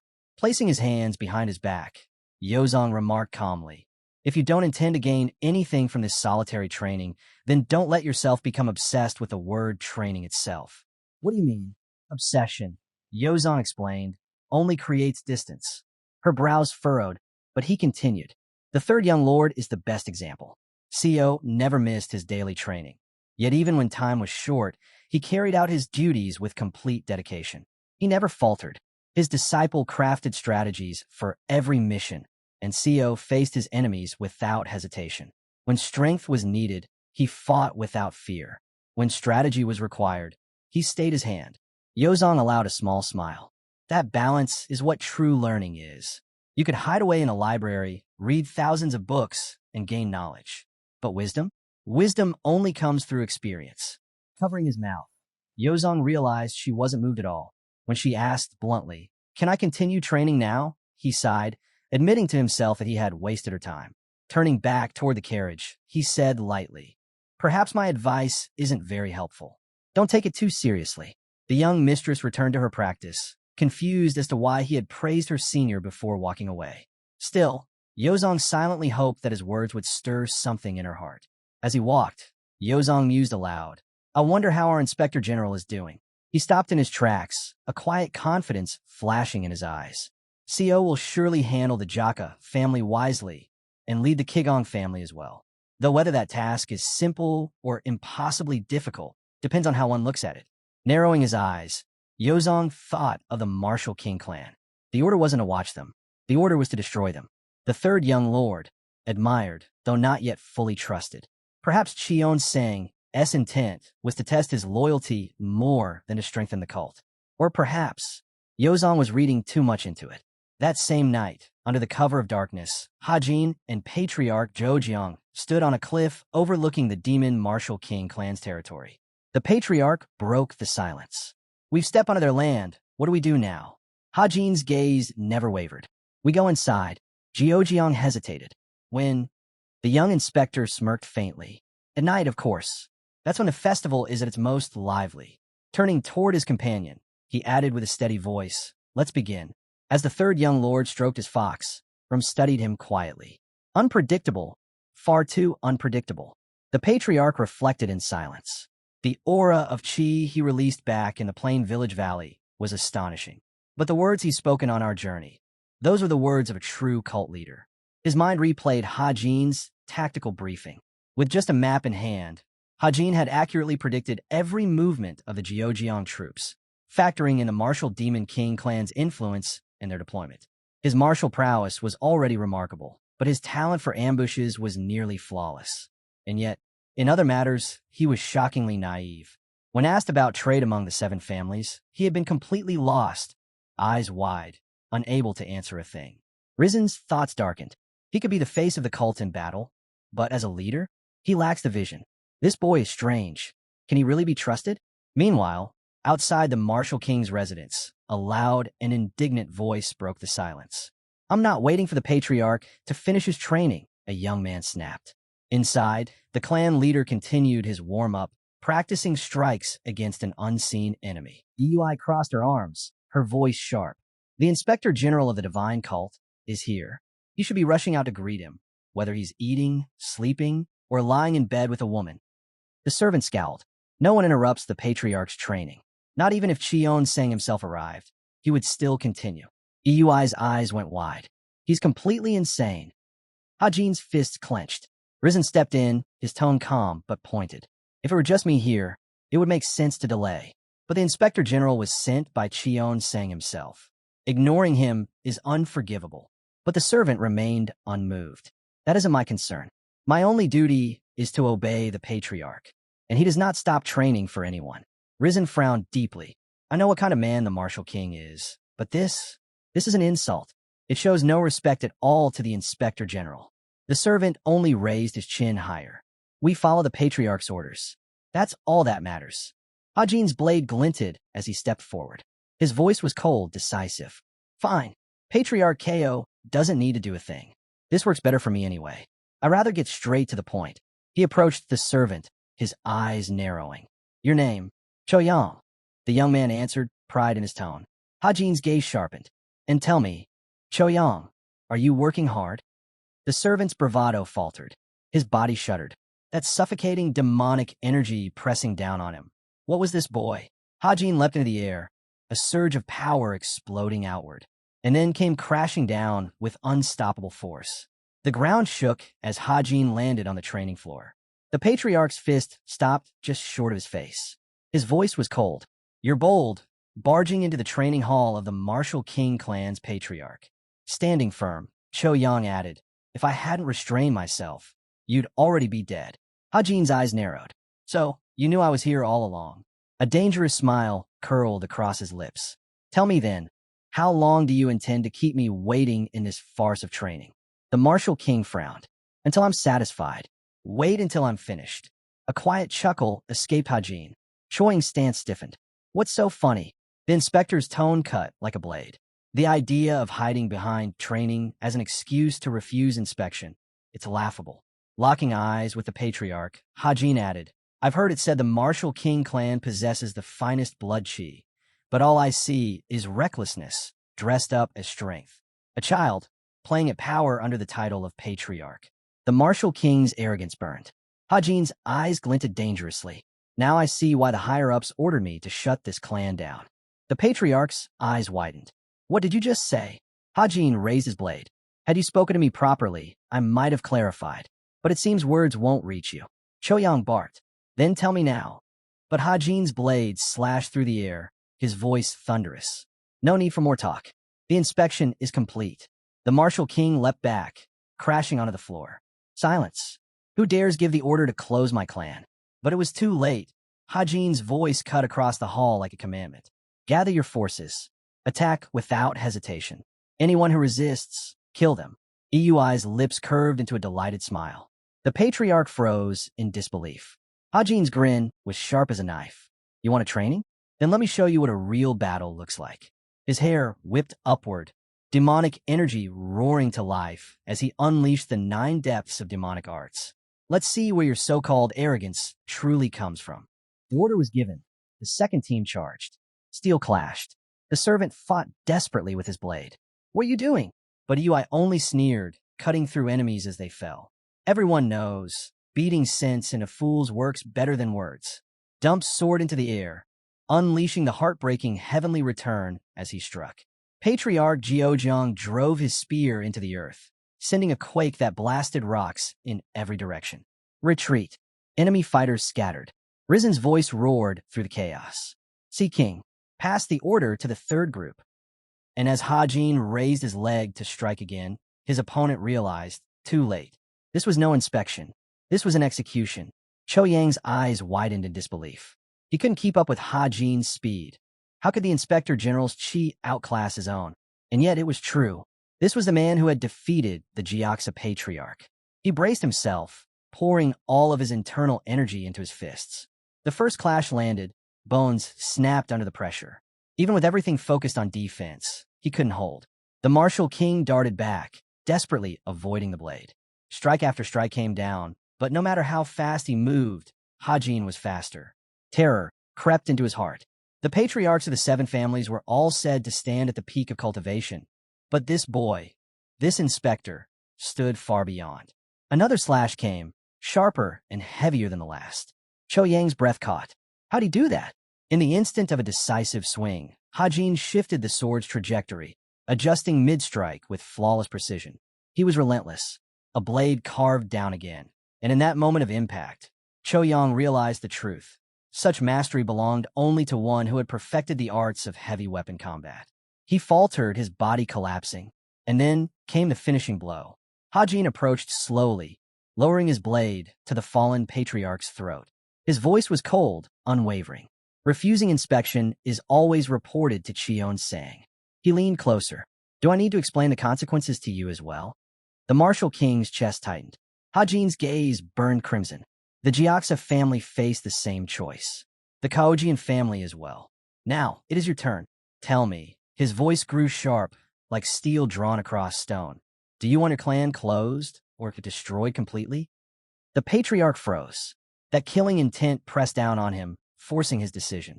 At dawn, the palace's inspection report of all seven families was complete. Cheon Sang, seated in silence, looked at his strategist. And what do you think of the third's handling of it? Yozong smiled lightly. He handled it well. Standing before Cheon Sang, Yozong continued. His approach was aggressive, yes, but the results exceeded even my expectations. His martial skill is undeniable, but brute force alone could not have achieved this. To subdue the martial king clan with nothing more than the Kigong family's support. It is remarkable. Cheon Sang raised his cup, drinking quietly as Yozong went on. The Kaigong patriarch was not one to be subdued by strength, nor by persuasion. For the third to convince such a man to turn against the martial king clan, that is commendable. Wine poured smoothly into a cup as Yozong concluded. Thus, his martial prowess is matched by wisdom. I always knew he was clever, but I never imagined he was such a genius. Cheon Sang lifted the cup slowly, eyes narrowing. So, it seems, strategist, you've finally begun to recognize the true potential of the third. Yozong's face grew serious. Yes, you're right. He is more than just that. Cheon Sang turned, his tone steady. Then tell me, my disciple, is he dangerous? Cheon Sang closed his eyes as Yozong answered without hesitation. Very dangerous. And why? Folding his hands over his stomach, Yozong confessed, because I don't know his goal. Cheon Sang remained quiet as Yozong explained. There are many kinds of cult members. Some dedicate themselves fully to their missions. Some resent the tasks they're given. Others place survival above all else. And some seek only personal gain from success. Cheon Sang finally looked up. And you're saying the third doesn't belong to any of these? Yes, Yozong admitted. His brows furrowed. I cannot understand him at all. Cheon Sang placed his hands behind his back, stepping forward. If you cannot understand him, perhaps it only means you've overestimated him. As they walked down the quiet street, Cheon Sang continued. Still, he must have made a decision. Otherwise, he would not have completed his mission in such a way. Yozong turned to him. What do you mean? Cheon Sang lowered his gaze. I don't know, but I believe he's finally ready to acknowledge his place in this cult. Yozong's eyes widened slightly. Though Cheon Sang called an assumption, there was no doubt in his tone. He was certain. Cheon Sang moved on. Did he say when he would return? Yozong shook his head. He only reported that he would return once the inspection was complete, but he never gave a date. Cheon Sang's gaze fixed forward. And the people of the Sword Palace? Yozong glanced past his shoulder. They're in the southwest region of Hunan. For the last 10 days, they've made no move. Cheon Sang's reply was calm, but certain. That will soon change. Yozong's face tightened.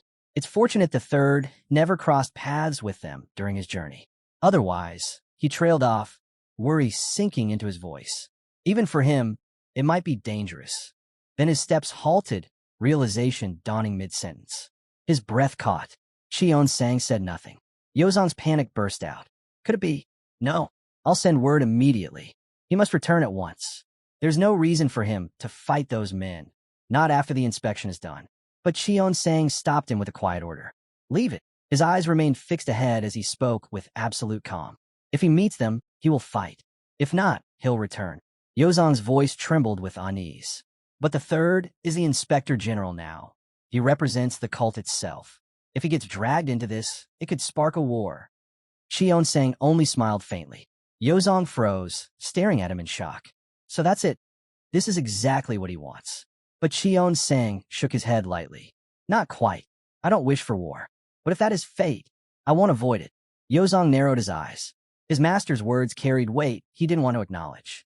As the overlord turned away, he added calmly, I'll grant the master of the criminal law hall permission to leave the cult.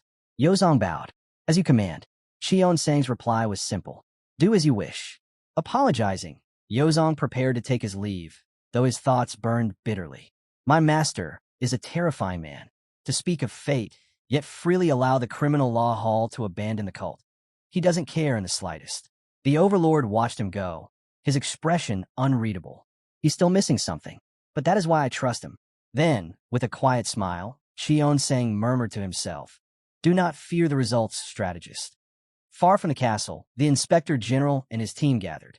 The Demon Sword family turned out to be clean, someone noted. Hands on her hips, Yui praised him. Well done, young master. Ha-Jin chuckled. I didn't expect you to be so kind. Seems that medicine really worked on you. Yui frowned. I'm being serious. I know, Ha-Jin said with a small smile. His gaze shifted to the man behind him. And Hajins are doing well too. But inside, he reminded himself, the inspection is over. Yet this is only the beginning. Yui broke the silence, glancing at the carriage. What about the hostage from the Jiaksa family? With her fever, her condition will worsen in a few days if nothing is done. Ha-Jin's answer was steady. We'll stop by the branch, see the doctor, and once she recovers, she'll be sent back to the cult. Then he called her name. Yui turned, and his hand rested firmly on her shoulder. Thank you for accepting my offer. You'll have to wait until I return if you want to have fun. She studied him closely. So you really won't return with us. Removing the stripes from his shoulders, Ha-Jin tossed them to the ground. No, Dongpil and I have another stop to make. Yui pressed. Where? Ha-Jin's eyes hardened. My path is clear now. I must become Gangwei of the divine cult.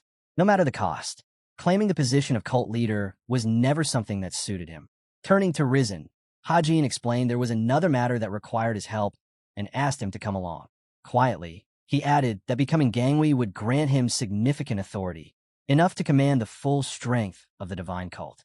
The patriarch raised an eyebrow, questioning where they were headed.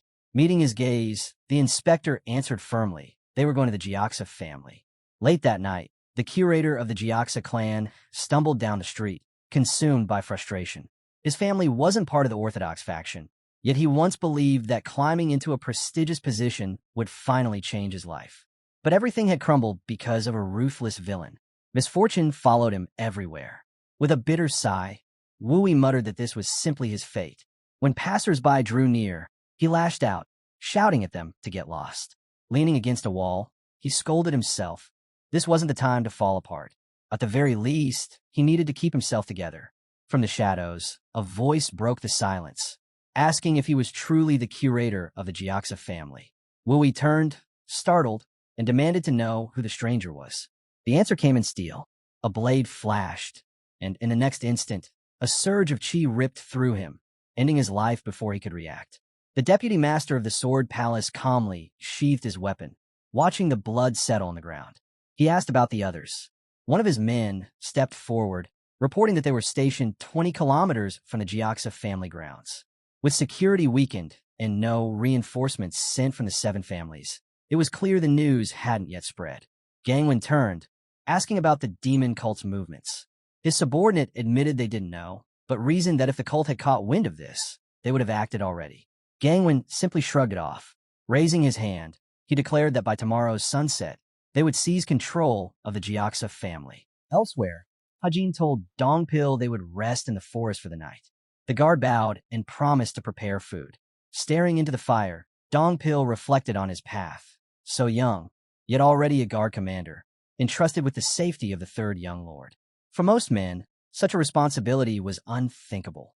Any member of the divine cult would envy his achievements, but Dongpil had earned them through countless dangerous missions.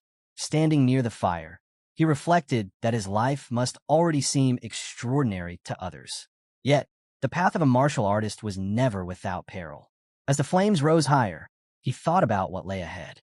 The dangers would only grow, especially since his young master's ambitions stretched far, destroying both the righteous Heavenly Alliance and the Bloodsteel Fortress in Jingu. Protecting him meant facing threats greater than anything he had endured before. His thoughts were interrupted when Hajin asked what had him so deep in thought.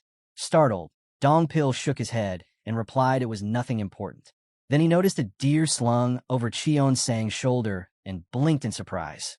He had managed to catch it while Dongpil was tending the fire. Hajin explained simply that it had been a while since they'd eaten venison, and tonight, that would be their meal. Driving his sword into the carcass, he prepared to skin it. Concerned, Dongpil quickly asked if he really planned to use the red blade of the twin meteor blades for the task. Calmly, Hajin replied that it was the sharpest weapon he carried, and its size was perfect for the job. Dongpil's eyes widened when he realized what he was witnessing. Hajin was applying the triple strike that cuts the sky, a powerful combat technique he had once demonstrated in a secluded bamboo grove. Now, he was using it to carve a deer. At first, it seemed absurd, but Dongpil knew better than to laugh. His master never wasted an opportunity to train. Every movement had purpose. Hajin practiced Qigong even when carrying supplies, moving with speed and precision. Even while doing simple chores, every action doubled his training. The same was true here. His master's strikes against the deer were sharp, measured, and efficient. Martial arts had become part of every aspect of his life. When the meat was finally cooked, Dongpil remarked that it smelled delicious. Hajin dismissed his words with a light scold, telling him to stop talking nonsense and eat while the food was hot. As they ate, Dongpil suddenly asked why they were heading back to the Chuck's family. Their inspection was already complete, and among all the families, the Chucks had proven the most resilient. Chewing his food, Hajin explained casually that this time, he wasn't returning for an inspection. That was why he had removed his mark. Curious, Dongpil pressed for a reason. Taking another bite, Hajin revealed his true intent. He was going to make the Chuck's family his subordinates. Dongpil froze, his jaw dropping in shock. While finishing off the deer, Hajin explained that the patriarch's injury wouldn't heal quickly. It would take at least half a year. And with the seat of the second patriarch still vacant, that meant there was a dangerous power vacuum. Holding a piece of meat over the fire, he calmly added that this was the perfect moment to seize control. A family like the Chucks could prove invaluable in the battle for succession. Concerned, Dongpil asked if such a thing was even possible. Wouldn't Patriarch Jeojeong step in to prevent one family from growing too powerful? Hajin shook his head without hesitation. That wasn't a problem. In fact, he intended to lead the Jeojeong family as well. Dongpil leaned forward, startled. Risen was the father of the 6th young master. Could he really believe that was possible? Hajin replied without wavering. He wasn't acting because he knew it was possible. He was acting because he believed it could be. He would push forward with everything he had, and if it didn't work, he'd adjust his strategy. But from this point on, he would hold nothing back. Dongpil's expression hardened with resolve. He swore to assist him in any way he could. Hajin smirked lightly, reminding him that he had no choice. After all, he owed him his entire life. Just as Dongpil began to think that the Chuck's family wouldn't pose much of a challenge, a sharp unease prickled at the back of his mind. Footsteps echoed nearby. Both men instantly rose to their feet. Dongpil reached for his sword, but Hajin gestured for him to hold. From the shadows, Yiren appeared, clutching a sword. Tears streaked her face as she cried out, blaming Hajin for everything. Hajin raised a hand, signaling Dongpil not to interfere, and calmly asked what she meant. But Yiren, still sobbing, charged straight at him with her blade. With a swift motion, Hajin struck her forehead, knocking her down in a single blow. Dust rose as she hit the ground. Dongpil's eyes widened. This was the daughter of the clan, but now she looked broken, her body wounded and disheveled. Before he could process it further, Hajin's gaze snapped to the treeling. The sounds told him all he needed. 5 armed men were approaching. Dongpil immediately stepped in front of his master, declaring the enemy's arrival. Hajin agreed, but noted something strange. There was no trace of demonic energy among them. A squad dropped into the clearing. Their leader glared at the group, his voice sharp as he demanded to know who they were. Hajin only frowned, reaching for his weapon. The moment Hajin drew his sword, the enemy leader realized they wouldn't get any answers. Still, it didn't matter. These strangers had already seen the woman, which meant they had to die. There was no room for luck or mercy here. In an instant, a blazing strike cut through the air, severing the man's legs cleanly. He staggered, staring in shock, only realizing too late what had happened before crashing to the ground with a scream. Holding his burning blade steady, Hajin turned toward Dongpil. His voice was cold and commanding as he gave the order, "Destroy them all." The enemies tightened their grip on their weapons, ready for battle. Dongpil unsheathed his blade, channeling the demonic arts of Vidra Yiksha. His body surged with violent chi as he hurled himself into their ranks. The opponents quickly realized the terrifying strength of Dongpil warrior. One man desperately raised his weapon to defend, only to crumble under the crushing force of each blow. Another 2 were struck down in an instant, fatal wounds carved into their bodies. Despite the bloodshed, Dongpil remained calm, his movements sharp and efficient. Standing near the enemy leader, Hajin smirked and praised his subordinate's skill. Dongpil only replied that he had lingered longer in the fight than necessary. Meanwhile, the legless man, writhing on the ground, demanded to know who they were. Hajin stepped closer, turning the question back on him, asking not only who he was, but also where he had gotten that sword. His technique was impressive, but it was impossible for someone like him to infiltrate the righteous Heavenly Alliance and steal such a weapon. Clutching the blade, the man narrowed his eyes. Judging from their chi, these 2 clearly weren't from the Alliance. But then, how could they possess one of the 28 righteous heavenly blades? Hajin leveled his weapon at him, his voice cutting through the night. "Where did you get it?" Grinding his teeth, the wounded man demanded to know how a youth connected to the demon cult could even recognize that sword. Blood splattered as Hajin drove his weapon into him again, reminding him that he hadn't answered the question. Taking the sword in his hand, Hajin remarked coldly that perhaps killing them just for seeing the girl had been unnecessary. But as he looked down at the man's trembling form, his words sharpened. "The moment you picked up that filthy sword, your fate was sealed." His gaze hardened with disgust. He despised the righteous Heavenly Alliance. Moments later, the broken warrior was hanging from a tree branch, bound and bleeding. Hajin crossed his arms, his expression firm, and asked if his assumption was right, that these men were the ones who had ambushed the Jiaksa family last night and razed their home. The enemy struggled, but gave no denial. Hajin frowned at the firelight, thinking aloud. The Jiaksa family wasn't so weak that they could be crushed in a single night. How many had attacked? His thoughts grew heavier.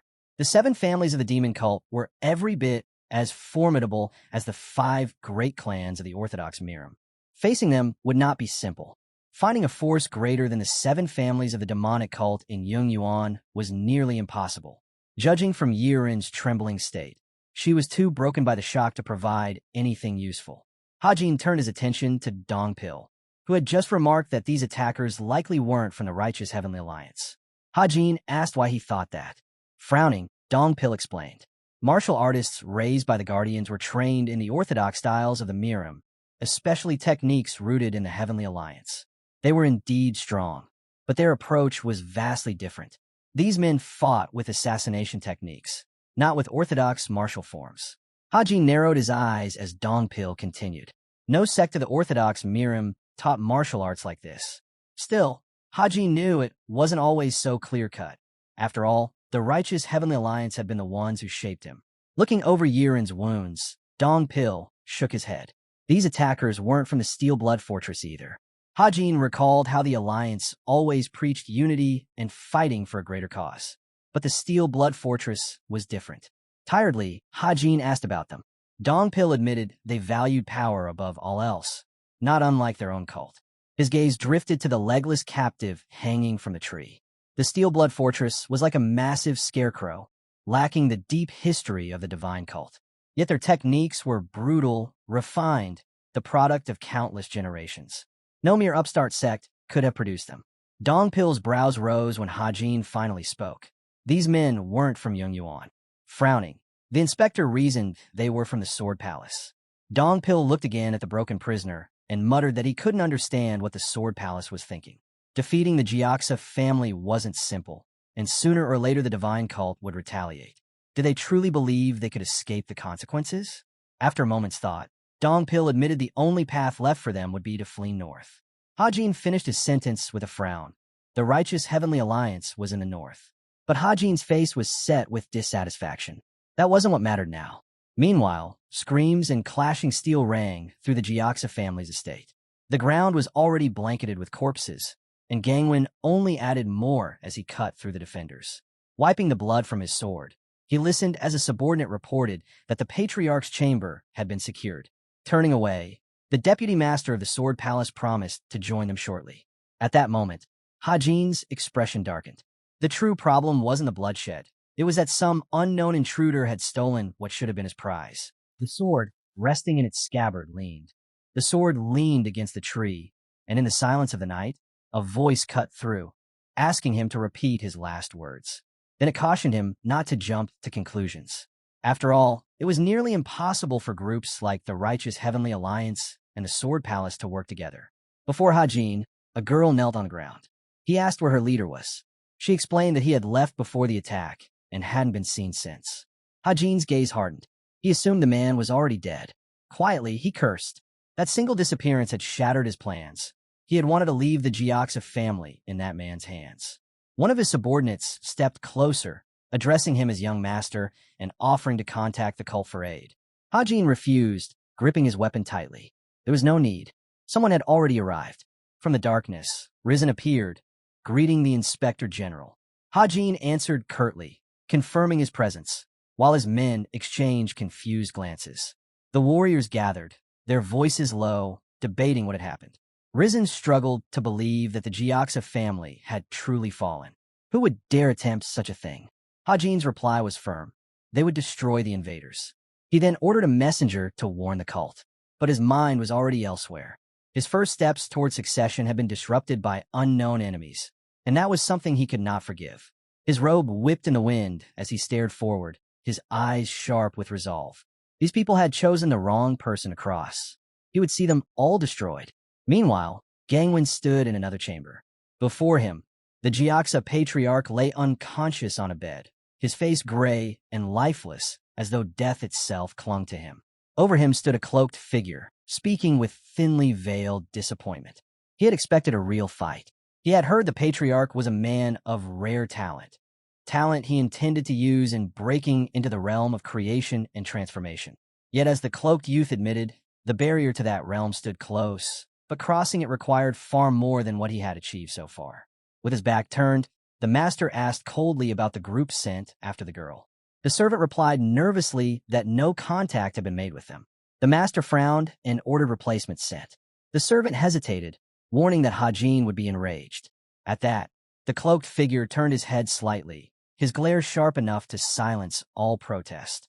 The servant immediately bowed, apologizing before hurrying to carry out the command. The three men remained in the room. A hand poured wine into a cup. At the table, Gangwon spoke aloud, his tone thoughtful. The righteous leader of the Heavenly Alliance, he mused, was indeed no ordinary man. His mind drifted back to the image of a great battle. Silently, Gangwon reasoned through the scheme. The plan itself wasn't shocking. Seize control of the Jiaxa family, then unleash the Tang clan's deadly poisons to wipe out the demonic cult reinforcements bound to arrive after hearing the news. What did surprise him was that the Sword Palace had carried out this mission instead of his own forces. Still, the strategy had merit. Once the cult was dealt with, he could propose bringing the swordsmen into the alliance itself. If they were no longer treated as enemies, they could be rewarded with rare blades and secret arts. Their inclusion would bolster the righteous Heavenly Alliance, granting them the edge over the unorthodox Miram clans. He raised his cup to his lips, musing that there was no reason to refuse such a plan. Expanding his influence in Yung Yuan was too important. The image of his son flickered in his mind. Hajin was cunning, skilled in politics, and adept at manipulating others. For the good of the palace, Gangwon would have to accept his proposal. But doing so meant cooperating with someone dangerous. That realization left the deputy master tense, his gaze set firmly ahead. He would have to stay vigilant. A ninja knelt before him, bowing low. Grimacing, he reported that all preparations were complete and a message had arrived from the righteous Heavenly Alliance. A guide would be sent in 2 days. At midnight, Gangwon slammed his bowl onto the table, his voice firm as he ordered the news to spread across the unorthodox Miram that the Jiaksa family had fallen. Elsewhere, traces marked the forest floor. From behind a tree, Soha studied them closely, convinced his quarry had passed through here. His servants muttered that hours had already gone by.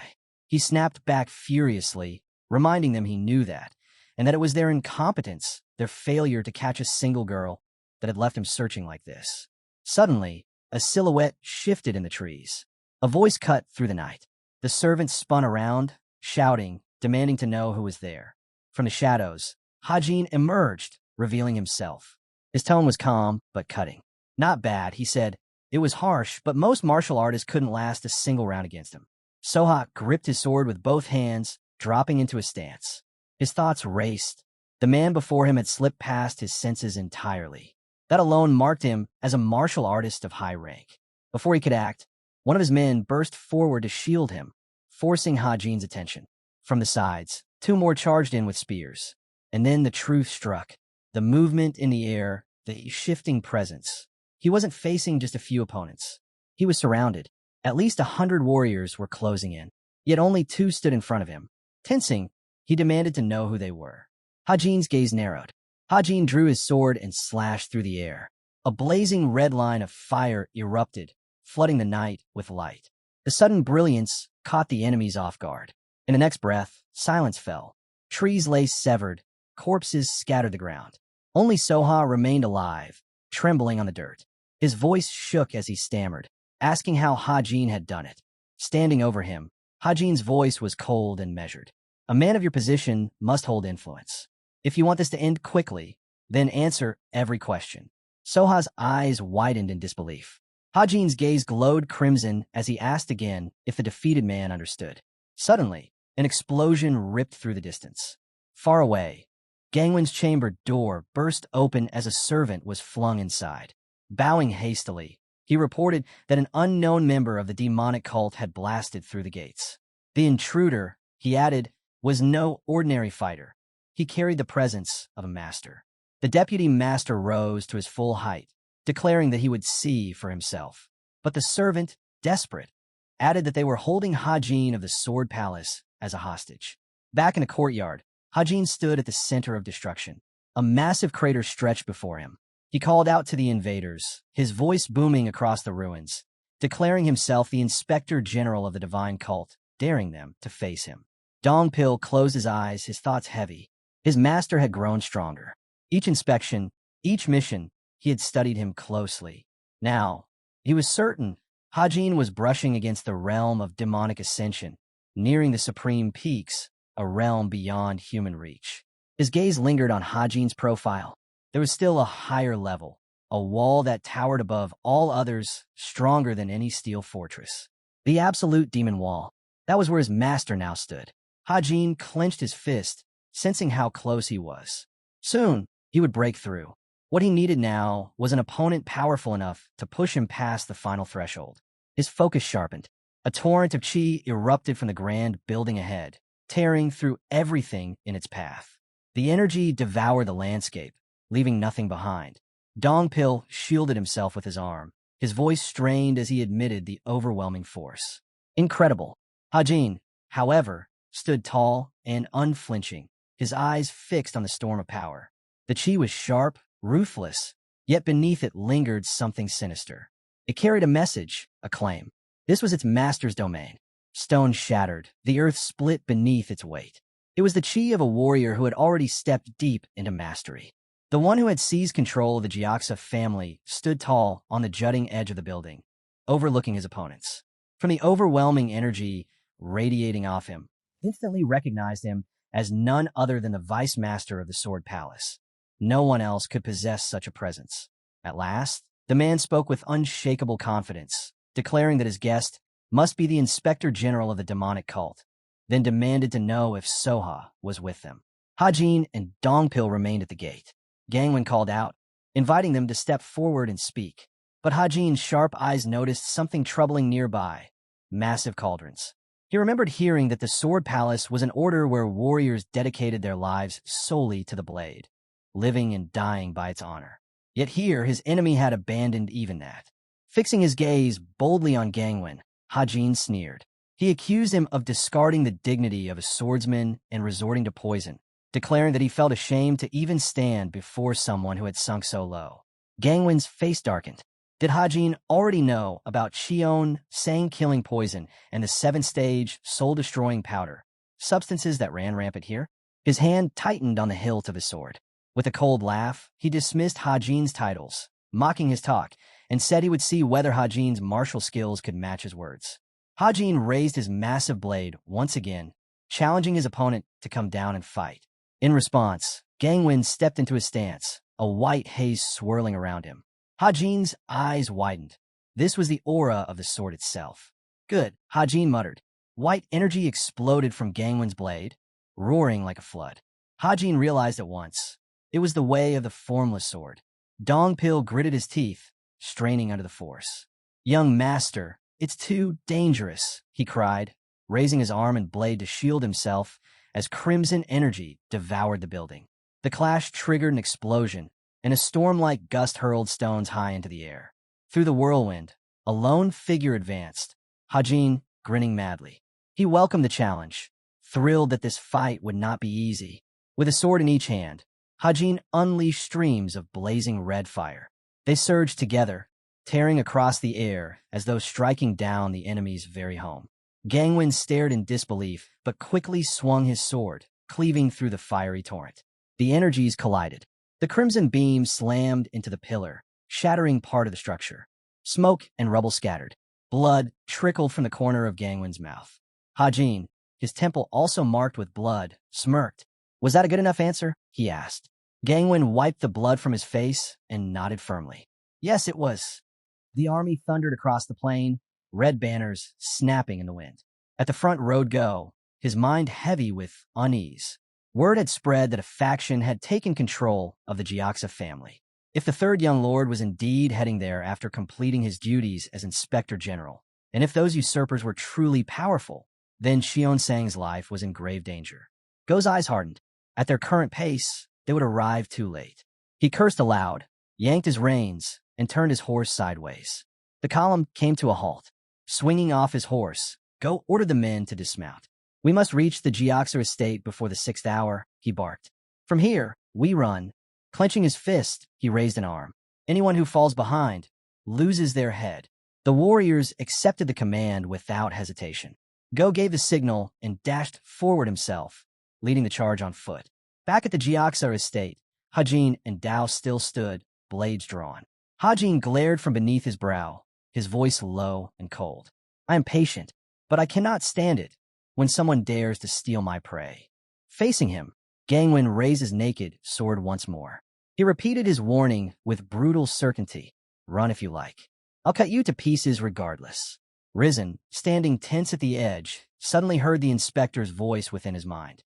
Hajin explained that the inner grounds of the Jiaxa territory were saturated with god-destroying poison and the dreaded 7th-stage soul-shattering powder. Nearby, the Jiaxa patriarch and his men stood at the cliff's edge, uncertain of what Hajin had planned next. Hajin summoned his fox.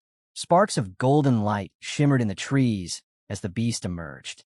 Gangwon's eyes widened. Was this energy human or beast? Whatever it was, one thing was certain.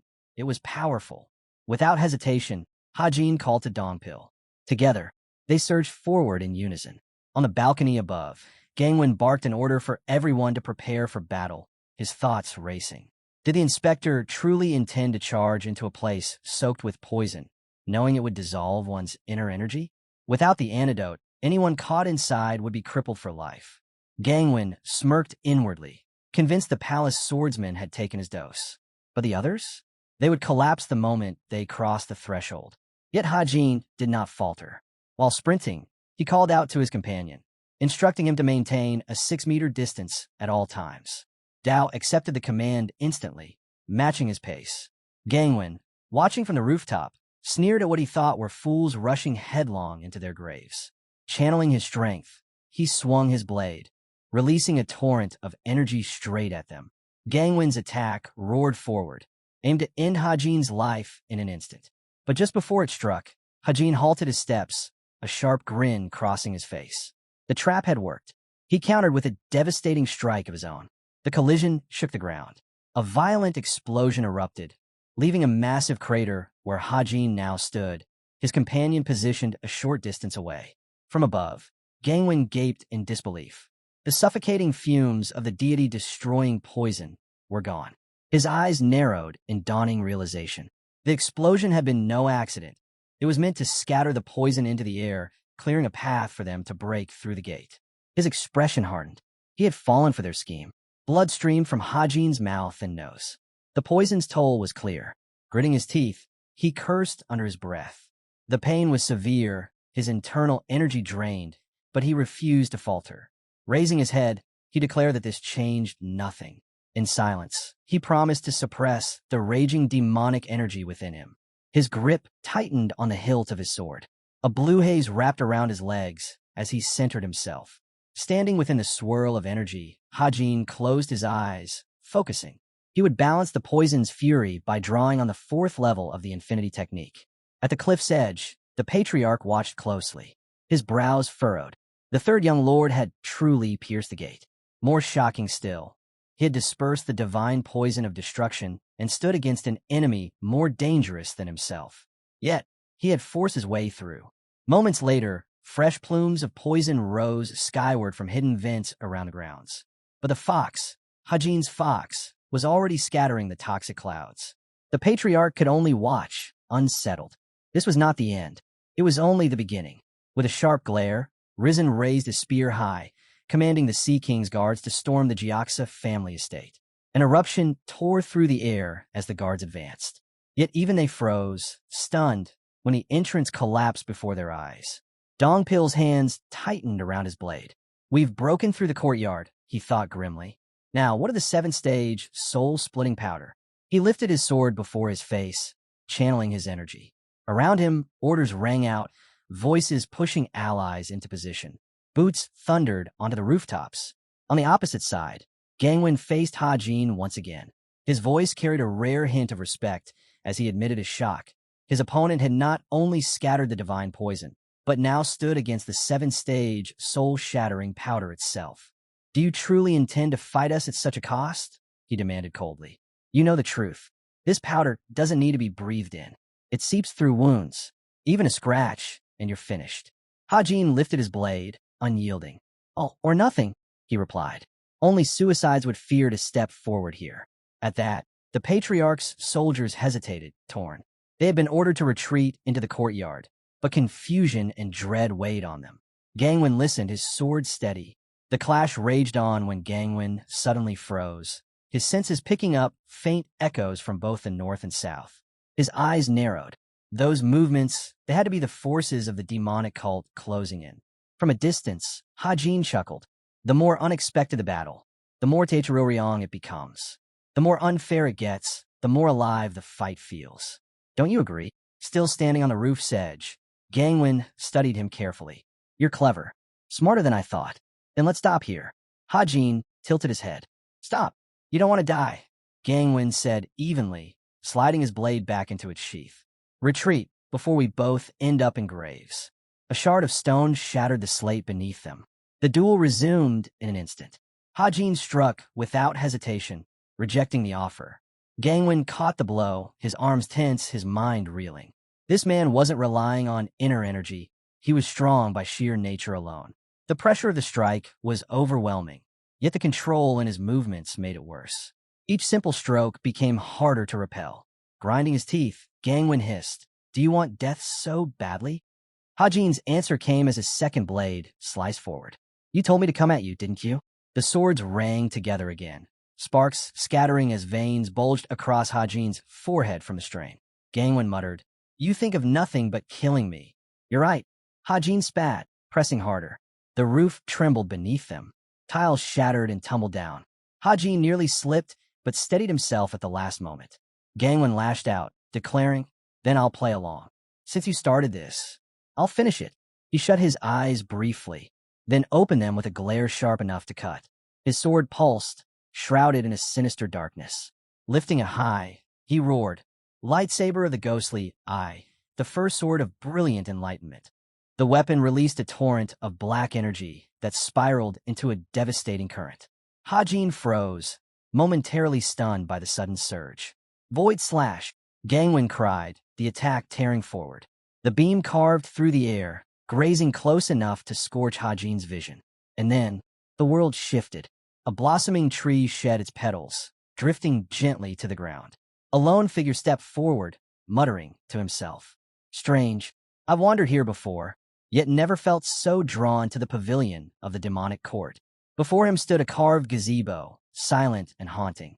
He wondered what it sought to reveal to him now, when there was no one left to show. His gaze stretched into the distance, lost in thought. A single pink petal floated down, landing softly on the grass. Cheon Sang's mind stirred. A manifestation of my conscience, perhaps. But the moment the petal touched earth, crimson veins spread outward like rivers, flooding the ground in a sea of blood. From its heart, a dark flower bloomed, sinister and unholy. The dark flower at the center of the bloody sea swelled, its petals stretching wider as it bloomed. Cheon Sang stared, unsettled. "Is this the darkness buried within my heart?" Yet, as his eyes lingered on the growing blossom, doubt crept in. "No, this doesn't belong to me." The flower slowly unfurled its core. From within, a new presence began to emerge. Cheon Sang's breath caught. Before him, the image of Hajin took shape. The ninth heavenly demon himself was startled by the sight. So soon?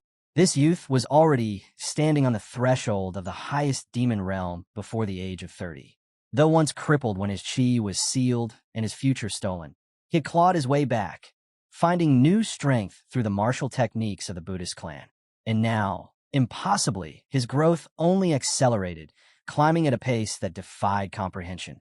A red mist spread from the flower.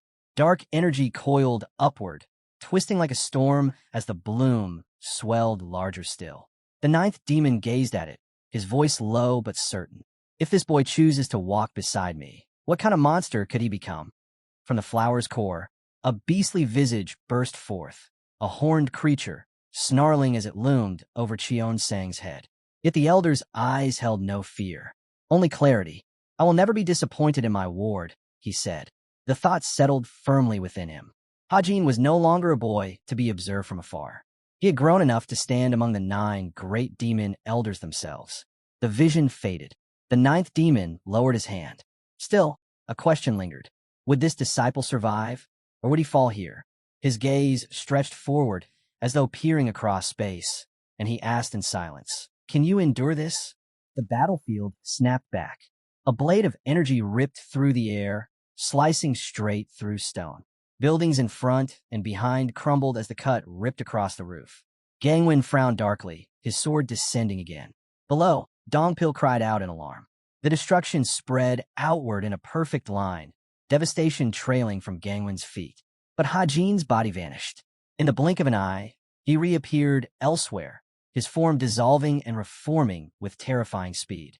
He had used Shift, one of the most advanced footwork arts known. Gangwon spun sharply, eyes narrowing as Hajin's voice cut through the chaos. "That was close. Are you ready to fight me properly now?" Chi flared around him, pulsing like lightning. Gangwon slashed again, his blade hissing through the air, but his target was already gone. TCH. His teeth clenched. Hajin's steps were too sharp, too clean. He hadn't expected his footwork to be this refined. Still, such speed had a price. "That much movement must burn through your internal energy," Gangwon muttered. "A fatal disadvantage." Hajin bent one knee, grounding himself, Then, with a sudden snap, he kicked a loose stone. Your share. The rock shot forward like a bullet, smashing into the roof. Smoke and debris erupted. Gangwon brought up a blade of pure chi to shield himself, eyes widening in surprise at the force behind the strike. Through the haze, Hajin burst forward, his voice sharp. Now it's my turn. He swung with full force. His chi exploded across the rooftop, shaking the entire structure. The swordsman stationed below felt the tremor and looked up in panic. Their commander scowled, instantly realizing the danger. Fall back, he barked. Don't even think of joining that fight. The poisonous fumes crept closer, swirling dangerously with every clash of steel. Soldiers tried hacking at the mist with their blades, but each strike only delayed the inevitable. The moment a warrior was wounded, the poison would seep in, crippling him completely. The commander at the front remained firm. Do not panic, he ordered. They may have breached this ground, but starting a fight here is suicide. And if we force the fumes away, they'll only drift toward the deputy palace master. One of the younger fighters clenched his teeth. If he's injured, we'll lose all advantage. This battle rests entirely on their duel. On the rooftop, Gangwon's eyes gleamed. He swung his sword, sending streams of chi surging toward Hajin. Hajin met them head-on, his blade flashing as their energies clashed. Inwardly, Gangwon smirked. I won't counter while he strikes. The moment he retreats his blade, that's when I'll attack. With a burst of force, he knocked Hajin back. Pouring chi into his weapon, Gangwon taunted. You understand well. That technique drains vast amounts of energy. You're not just skilled, you're experienced. Hajin's teeth ground together, like a predator refusing to back down. He pressed forward as though trying to bring down a beast many times his size. Avoiding the most dangerous blows, he lunged in close, aiming for Gangwon's throat. Gangwon barely managed to intercept, blocking the kick. Meanwhile, Risen watched the battle with narrowed eyes. Open the escape routes, he ordered. A servant turned to him in shock. Escape routes? But the Inspector General is still fighting. Risen's frown deepened. I would gladly stake my life here, but there are greater tasks than throwing ourselves away in this battle. The scene shifted into the forest. Hajin stood with his back to the elder, his voice steady. If I fall here, the situation will spiral out of control. You must not hesitate. Take your men and leave. Haydeen frowned deeply. The Jiajiang family isn't here on the divine cult's orders. They came because I personally asked them to. Risen's reply was sharp. Whether it's duty or favor, it changes nothing. I cannot abandon a fellow cultist while he's being cut down. The old man's gaze hardened as Hajin pressed on. Then understand this. Unless we retreat now, there will be no chance for revenge later. I don't intend to lose, but I won't drag my people into a battle I cannot win. Risen's eyes narrowed, tension thickening in the air. Hajin gave him a thin smile. Promise me. Sweat beaded across the elder's face. Don't make cowards of us, young lord. Back on the rooftop, Gangwon slid across the tiles after blocking another strike. His chest heaved, eyes locked on Hajin as Hajin charged again. Not even 30, and yet he's standing at my level. He was the deputy palace master. Though slightly weaker in raw power, it meant nothing in a real battle. Each passing moment made the duel more uncertain, the outcome impossible to predict. His grip tightened around the hilt of his blade. I'll end this quickly, he vowed. Chi erupted from his body. Hajin's eyes widened. The danger had just risen to a level he hadn't expected. Gangwon raised his sword, and the air itself seemed to buckle. The gusts of wind were so fierce that those watching were forced to shield their faces. Risen's brow furrowed. That attack, the chi in it is immense. Danko crossed his arms defensively across his chest as Gangwon brought his blade down. Hajin froze, stunned. Before him, a chaotic net of chi formed in the air, shimmering with destructive force. The world erupted an instant later. A thunderous explosion split the rooftop as smoke poured upward, shrouding everything in gray. When the haze began to clear, Gangwon stood at its center, eyes narrowed. No one could have survived that. But then he saw it. Hajin, battered and bloodied, kneeling with one knee pressed into the ground. His arm dripped freely, blood gushing in steady streams. And then steam hissed from his wounds. Risen, watching from behind, spoke quickly. The bleeding, it stopped. But it's not because of me. The elder's jaw went slack. The 7th-stage, soul-destroying powder had seeped into every wound, thickening Hajin's blood. At this rate, his body would clot completely. He would lose the ability to fight. Yet Hajin slammed his palm to the ground, forcing blood to spill from the wounds once more. The crimson fluid coiled upward, wrapping his body like a shroud. So, the powder works well, he muttered darkly. Gangwon flinched. He saw it clearly. The demonic energy within Hajin's body was rejecting the poison, purging it by force. Hajin laughed, low and sharp. I've learned to take only what benefits me. Then he hurled his sword. Gangwon raised his own blade, deflecting the throw. Is he surrendering? The thought flashed through his mind as Hajin advanced unarmed. But then, every blade around them trembled. Swords tore free from their scabbards, rising into the air. Dozens, no, hundreds, hovered, all drawn into Hajin's orbit. They circled him like predators, spinning faster and faster, controlled by pure will, a power reserved only for absolute demons. Gangwon's frown deepened. He's grown stronger even while speaking to me. Dropping into a low stance, Gangwon braced himself. He had to kill him. Now. But as he moved a step forward, his body refused to obey. His leg barely lifted before locking in place. Across from him, Hajin's eyes narrowed. No matter how hard you try, you won't move. A flood of chi burst from him in all directions, shaking the rooftop. The roar that followed tore through the battlefield. Men clutched their ears. Others drove spears into the ground just to anchor themselves against the force. Gangwon raised his arm, disbelief clawing at him. Why can't I move? His gaze dropped. The ground itself was aflame, glowing like molten magma, yet colder than the deepest sea. And then, icy chains wrapped themselves around his legs. Gangwon's legs were bound tight. He felt like a criminal shackled before the judge of hell, unable to move, unable to resist.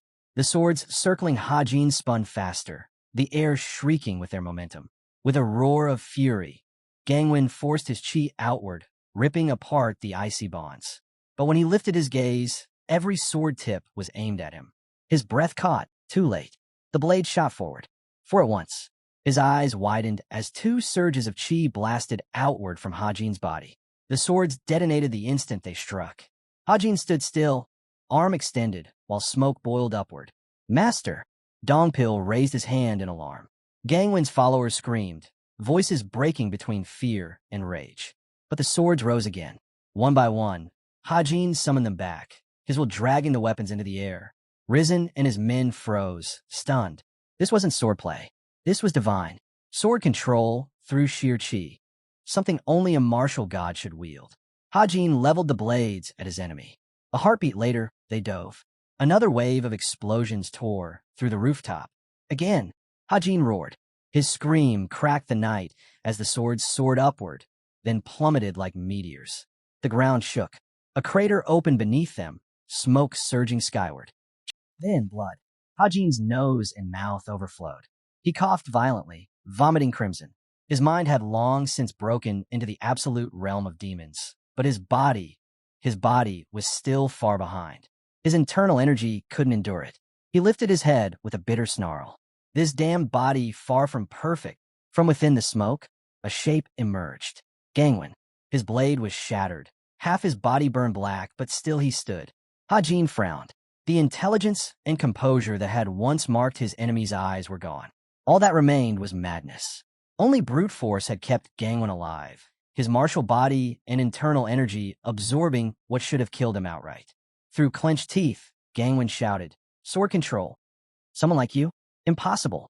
With a furious cry, he leapt. Hajin seized his blade, the truth clear.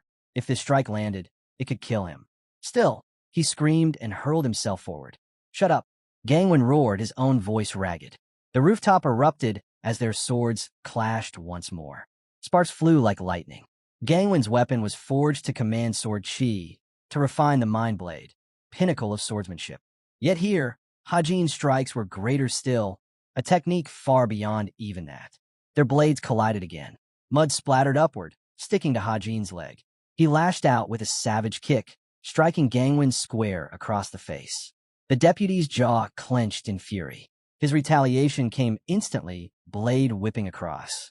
Hajin twisted away, barely avoiding a fatal cut, then caught the next strike with his sword, forcing himself to block.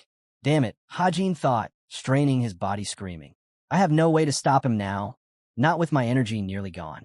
For the first time in a long while, Hajin truly thought he might die. The blade drove deep, piercing his side. His jaw tightened as pain surged through him, but he forced his eyes steady. Darkness closed in, the silence of his own subconscious. What am I doing? He asked himself. Until now, he had fought only with the thought of killing. Step by step, strike by strike, he had become no different than the very people he despised. On the battlefield, Gangwon conjured a blade of chi in his hand. Hajin's eyes snapped open in shock. The sword swept across his chest. Flesh tore, blood spilling as a wound split across his torso. Gangwon sneered, his teeth bared. With that injury, you won't be moving again. Hajin staggered, memories flashing, moments of being cut down, of losing everything. He clenched his teeth, fury breaking through. You should have left me alone, he roared. But his grin returned. I told you before, I hate it when someone tries to steal my prey. He bowed his head, whispering to himself. Don't forget who you really are. His hair whipped upward in the raging wind. Goldie, he cried, and he collapsed to the ground. The fox's eyes flared like twin stars. Far away, Go had finally reached the city. Straightening in his saddle, he shielded his eyes from the glow. What is that light? He spun on his men. Find him. Split up and search for the third young lord. Back on the rooftop, Goldie's body stretched.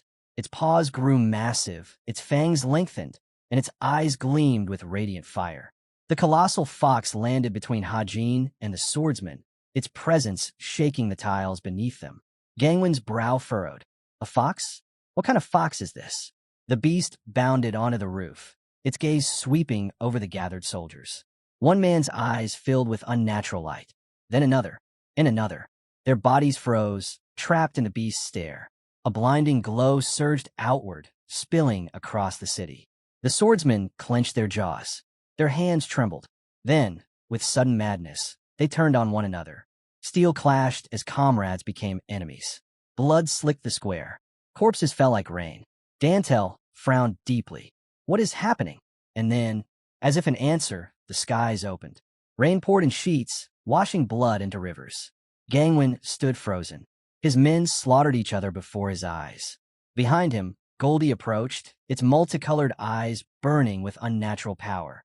The deputy turned, his face pale. This isn't a beast at all. It's catastrophe itself. A calamity out of legend. His lips trembled as he whispered, "What are you?" Goldie's gaze slid past him, toward Hajin. Hajin stirred, his battered body surging with GI. His voice was steady. Goldie is the guardian of a secluded bamboo grove. A mythical being. Gangwon stumbled back, horror dawning. The ground split beneath him, cracks racing outward. Despite his wounds, Hajin stood. His lips twisted into a wide smile, his expression ecstatic. Before their eyes, the massive wound on his chest began to close. His flesh knitted itself back together in seconds. Gangwon's eyes widened. Impossible. He turned at once. I have to escape. But Hajin's hair lifted on an unseen current, his eyes darkening to pitch. His roar ripped through the air, raw, beast-like. A tornado erupted around him, tearing through the battlefield. A torrent of chi surged skyward from Hajin's body, a storm that split the heavens. Gangwon clenched his jaw, straining to withstand the crushing pressure. Hajin rose into the air, hand closing around the hilt of a hovering sword. His lips parted. Your martial arts, disappointing. Stones ripped free of the ground, whirling upward in the gale. Hajin raised his blade, his voice thunderous. Now, let me show you true art. A hellish wind. His pupils blazed with a demonic light. Gangwon froze, terror locking his gaze on the figure before him. Hajin swung. The sky split. A wave of chi exploded outward, engulfing Gangwon. His scream tore through the storm as he was consumed, his body dissolving into nothing. When the light faded, not even ash remained. Dongpil gasped, his lips trembling. Young master.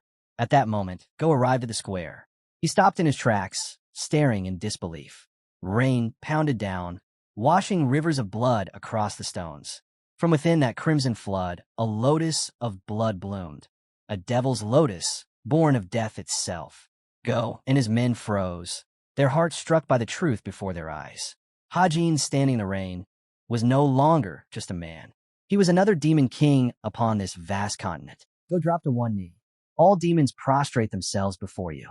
I, go master of the criminal law hall, welcome the third young lord. A moment later, the square was filled with men kneeling. Hajin's gaze drifted over them, settling on Go. His tone was cold. I did not expect to see you here. The chief strategist sent us, Go replied quickly. Stand, Hajin ordered, his eyes narrowing. Do not embarrass me by groveling. They rose. Go studied him carefully. Are you unharmed? Hajin's body bore only scars. No bruises, no lingering wounds. Even a massive cut across his torso had closed. Those who touched the peak of the demonic realm could call upon their innate core energy, healing at a speed that defied nature. He reached out, stroking Golden at his side. His body, tempered by breakthrough, was now capable of the impossible. Congratulations, young lord, Go said with solemnity. You've stepped into the highest demonic realm. Hajin lowered his eyes slightly. Just luck, Go frowned. Luck or not, you are now one step closer to becoming heir of the cult. A dry laugh escaped Hajin. Funny, coming from someone who never liked me. He turned, his voice sharp. But what you think of me doesn't matter. I have no interest in you. His gaze cut back over his shoulder. The Sword Palace dogs who seized the Jiaxa family. All but one are dead. I spared the heir. Deliver him to the cult. Go bowed his head. As you command. Hajin walked to Risen, his tone softer. I'll rest at the nearby branch for now. Will you come with me? The old man frowned, displeasure clear in his eyes. He had hoped they would return directly to Jiujiang. Hajin agreed to go with him, and from behind, Go watched quietly. In his thoughts, he admired the third gentleman, an extraordinary genius who had already stepped into the highest demon realm in his early 20s. Watching that figure walk away, Go couldn't help but compare. Hajin was only at the beginning of his journey, much like he once was, but the gap between them now was vast. Dongpil and Golden followed close behind as the scene shifted to the Yanzhou branch. There, Hajin sat in meditation. Normally, entering a new realm meant long struggles to master unfamiliar power. But for him, it was different. In his past life, he had already climbed to the peak. This stage wasn't new. His energy wrapped naturally around him. Not far away, an old man with his hands clasped behind his back spoke to Dongpil. How long have you known the third young lord? Only 2 years, Dongpil replied. The old man tilted his head. I thought you had known him for a decade at least. True friendship isn't measured by time, but by bond. The blond man nodded. Hajin has done more for me than anyone. I owe him deeply. Ryzen glanced at Dongpil and thought to himself. The way they stood together, it wasn't lord and subordinate he saw, but comrades who had survived a battlefield side by side. When the old man suggested they stretch their legs, Dongpil flinched in surprise. Ryzen smiled. Hajin told us to start eating without him, but that feels discourteous. Waiting is dull anyway. Why not train a little instead? Standing before his opponent, Dongpil bowed slightly. Thank you for the chance. His eyes drifted to the spear in the elder's hand. I've always admired the sea dragon spear. It's truly an excellent weapon. The old man chuckled. And yet, it pales beside your sword. That is one of the 10 great demonic swords, after all. The blonde warrior shook his head. I've never unlocked its true power. To me, it's nothing more than a sharp, enduring blade. Ryzen frowned. That, in itself, is the true essence of a weapon. Even if the Silent King sword is among the mightiest demonic blades, it remains just a weapon. Its strength lies in how you wield it, not in hidden mysteries. All you need is to swing it with intent. Dongpil's jaw dropped in astonishment. The old man studied him. Do you remember Gangwen's sword? Memories surfaced. He recalled Hajin and his blade. Yes, but it was nothing divine, nothing famed. Just an ordinary iron sword. Ryzen cut in sharply. And yet, with that sword, he was able to fight the third. Hajin had once faced Gangwen, who wielded nothing more than a plain iron sword. Yet with it, he stood against incredible odds. That was the essence of weapons. True strength lay in understanding, not in fame or name. Pointing his spear toward the blond man, the old master declared, even the greatest warrior falls if the heart is pierced.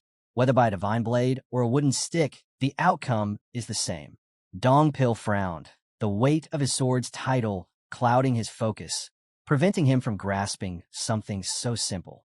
He raised his weapon nonetheless. I'll begin. Risen chuckled softly. The moment Dongpil lunged, his sword was stopped with ease by the spear. Still, Risen's thoughts carried respect. To him, Dongpil was remarkable. not only protecting Hajin, but also pouring his soul into martial arts.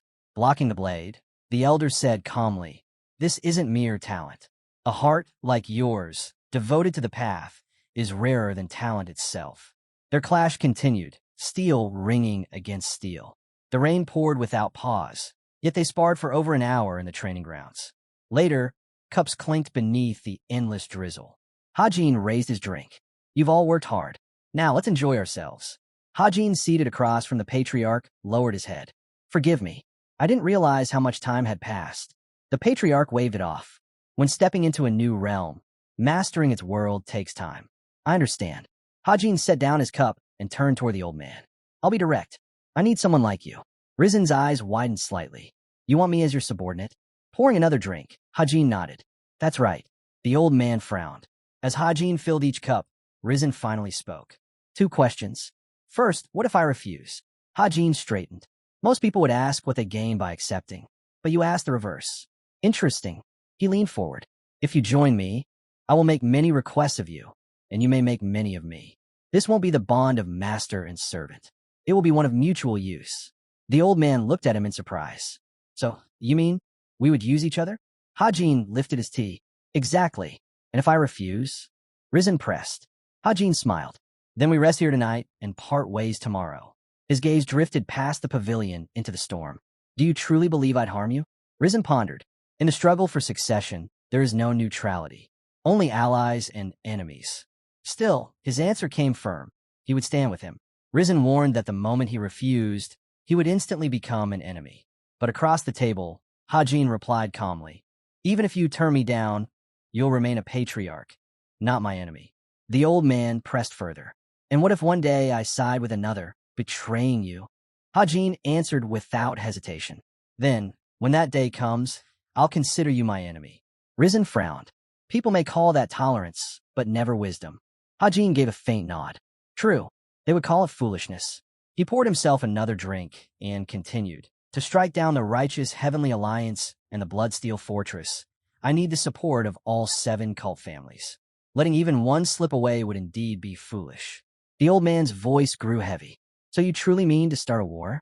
Hajin spoke evenly. "I haven't thought that far. But if eliminating them requires worse than war, I'll do it." His gaze lifted to the sky. "Tell me, old man, what are your dreams? Your ambitions? Do you seek to expand your influence as patriarch and bask in prosperity? Or do you wish to cling to your seat and fade into quiet peace? If war comes, will you hide?" Rizen frowned. "That is not my meaning. If war breaks out, my family will be thrust to the front. But if you are resolved to ignite..." Hajin cut him off sharply. "In succession battles, there is no neutrality." The pavilion fell silent. Then Hajin spoke again, his voice steady. "Even if you reject me, I will not raise a hand against the Jeojeong family. But if you accept, you must share my hardships. If you refuse, you may stay here as long as you like before returning." The old man froze, his thoughts tangled. The atmosphere inside the gazebo was heavy. Finally, Hajin broke the silence. "Now that you understand my intent, the weight on your shoulders should be lighter. So what is your answer?" To Hajin's astonishment, Rizen replied, "I already gave you my answer." Hajin's eyes widened. Looking out into the rain-drenched distance, the old man continued, "Before I can respond, I must first know what kind of person you truly are." He placed his cup on the table. "You've told me your aim is to destroy the righteous Heavenly Alliance and the Bloodsteel Fortress.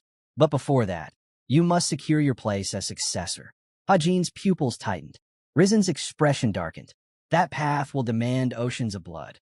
He was at that very moment asking the father of the 6th young lord, a rival candidate for succession, to pledge his support. The room froze. Hajin's eyes narrowed. "I'm aware," he said evenly. Rizen lifted his cup and held it toward him. "Pour me a drink."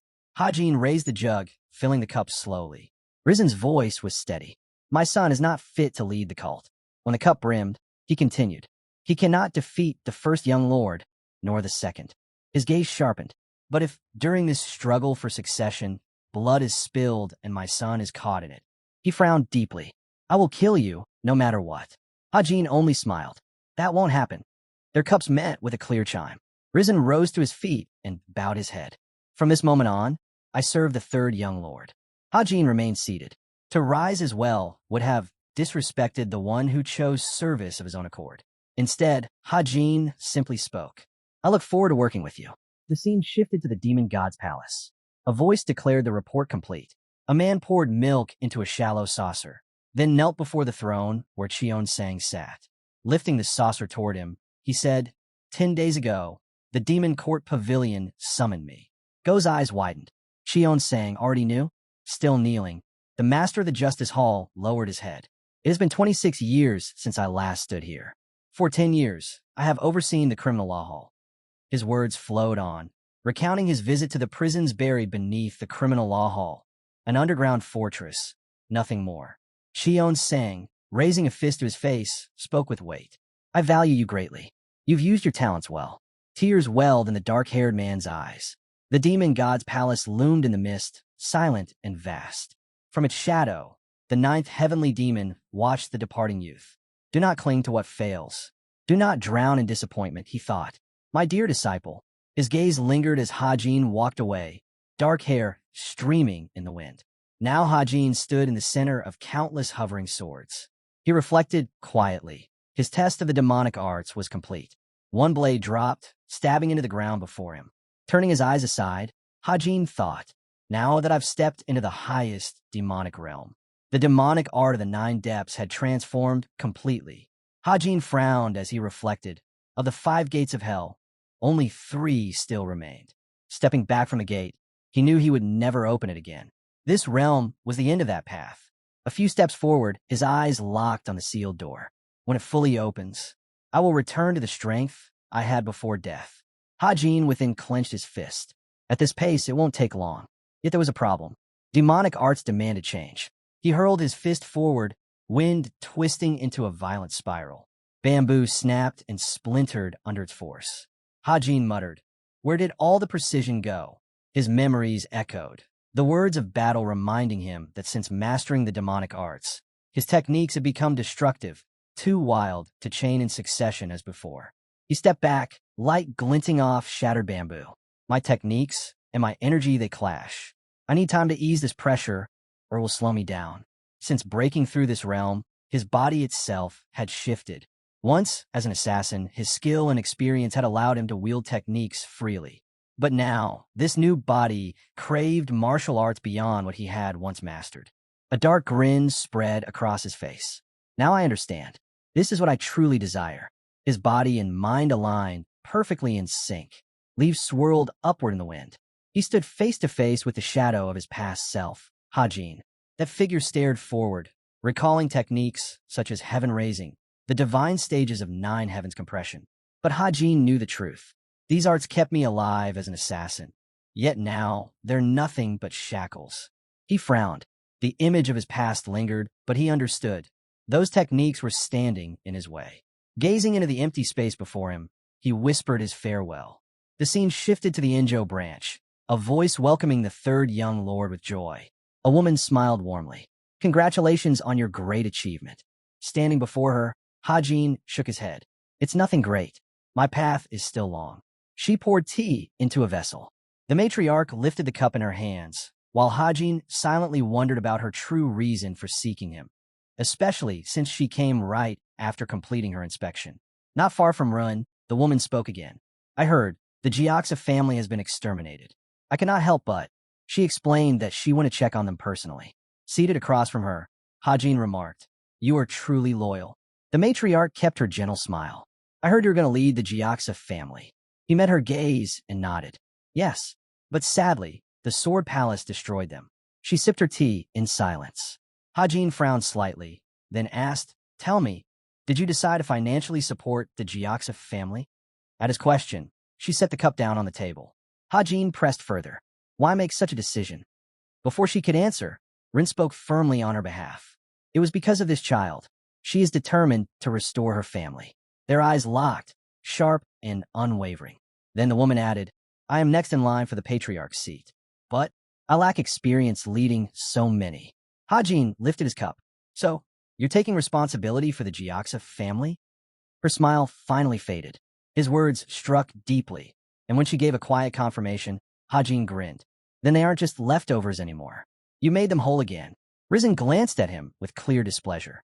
Dample narrowed his eyes. If the inspection's over, why did she really come? The patriarch's answer was blunt. The 1,000 gold treasures family is renowned. If they stand with us, it will be of great use to Hajin. A carriage drew near, and 2 figures stepped down, greeting Hajin. Well done. He looked embarrassed. Please, don't put me in such a position. Just call me Lord. Their persistence left him slightly irritated. Too stubborn, he thought. That night, beneath the high moon, Hajin folded his arms and went over the discussion. She agreed to support the Jiaxa family for 3 years. In return, I'll take 1/3 of their shares. His tone hardened. I wanted it all, but because of the Sword Palace, this was all I could secure. Risen, standing before him, asked carefully, will the cult even allow such a deal? Hajin closed his eyes.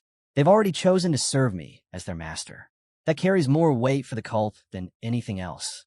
Bowing his head slightly, Hajin added, if I fail to become successor, the 1,000 gold treasures family's promise, and our bond will shatter.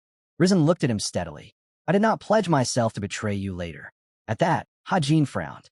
Hajin's earlier words could be summed up simply, a polite way of saying, let's all die together. But his expression turned serious. To secure that 1/3, I must take action. He frowned, then explained. That means healing every last member of the Jiaxa family. If I can't purge the deity destruction poison from their bodies, then I can't claim my share. Their eyes shifted to the buildings ahead as the discussion continued. This was already a private arrangement. Originally, Hajin intended to fight for a wager with the Jiaxa patriarch himself. But with him gone, only the sick remained, and they were all that was left to claim. Inside, the poisoned lay sprawled across the floor. Clenching his fists, the patriarch asked sharply, why cling to the Jiaxa family? If you need more people on your side, take another family. The dark-haired youth closed his eyes. I can't. To step into the 7 families' affairs now would be more than money or competition. It would be betrayal. Risen froze at the weight of that answer. Opening his eyes suddenly, Hajin said, then, I'll try something interesting while healing them. Crossing his arms, he added, besides, I think the Sea King's guards have rested long enough. The scene shifted to a grand building, raised upon massive stone foundations. The deputy master of the house sect stood inside, staring at a paper in disbelief. The Dark Trio squad, the Underworld Society, the Slaughter Pavilion, all destroyed. Masked figures of the Slaughter Pavilion appeared before him. An assassin stood, blade in hand. How could the Slaughter Pavilion fall in a single night? Beck's face twisted in anger. Could it be the Beggar sect? Across the hall, members of the Beggar sect grinned faintly. Crushing the paper in his fist, Beck snarled, we spent tens of thousands of Niang on the Slaughter Pavilion. His fury deepened as he leaned heavily against the table. Bring me the list, he roared at his assistant. The list of those who fought against the king 2 years ago. The list was placed in his hands. Beck's eyes narrowed. As I thought, the deputy master held the paper carefully in both hands. All 3 organizations joined the pursuit of the king. Beck's frown tightened. His thoughts drifted back to that brutal chase. Hajin's figure came to mind, sword gleaming in his grasp. The memories surged with a Chilryong truth. If Hajin could kill 700 people in 7 days, that meant 100 lives each day. This alone proved the terrifying strength of a single-seasoned martial artist. With his hands resting beneath his chin, Beck pondered, could the righteous Heavenly Alliance and the Bloodsteel Fortress be involved? Why are the witnesses being eliminated only now, so long after the events? Closing his eyes, he reasoned further. The demon cult's grip over the South is strong. It would be near impossible to send troops there. Unless Hajin King has returned from death, seeking revenge. At that moment, his subordinate, still clutching the list, cried out, Master, new breaking news. Beck snatched the paper, staring in disbelief. Is this true? Meanwhile, Risen clashed violently with his opponents. The master frowned. Could this be the work of the demon cult? 2 men nearby turned sharply in surprise, only to hear the voice of the one responsible. It's my work, came the answer. Hajin planted a foot on the window frame. I knew it would be the house sect. Perched at the window, Hajin added with a smirk, I expected your headquarters to be tucked away in an alley or hidden in the market. Never thought it'd be in a valley like this. He smiled lightly. Why don't we work together on something? From the mountain slopes, scattered buildings came into view. Voices murmured that the house sect had grown too noisy. Beck sang, noticing his comrade reaching for his weapon, stopped him with a gesture. His voice carried calm respect. Did our guest come to the Great Mountains? You guessed correctly. Crossing his arms, he gave a name, the one belonging to the body's former owner. The sex representative broke into a sweat, searching his memory. No such name exists in the demon cult. His black brows drew together in sudden realization. Baek Sang dropped to his knees in greeting. As expected from the house sex second strongest, the one who gathers every scrap of information in Miram, he still recognizes me. Tell me, aren't you close to the Steel Blood Fortress? After all, your roots aren't orthodox. Baek Sang froze, looking away in shock when Hajin added, and you're close to the Slaughter Pavilion too, aren't you? Fear twisted the deputy's heart. One mistake could doom his sect. Relax. I'm not here to blackmail you. Leaning back with his hands behind his head, he continued, I just want you to find me someone among the leaders of the Sichuan Tang clan, someone skilled in the art of poison. Baek Sang's eyes widened in dread, his voice trembling. Why, you mean the Tang clan of the 10 families? That's only the advance payment. If you bring me what I want within 5 days, the true reward will be far greater. Do you doubt yourself, Baek Sang?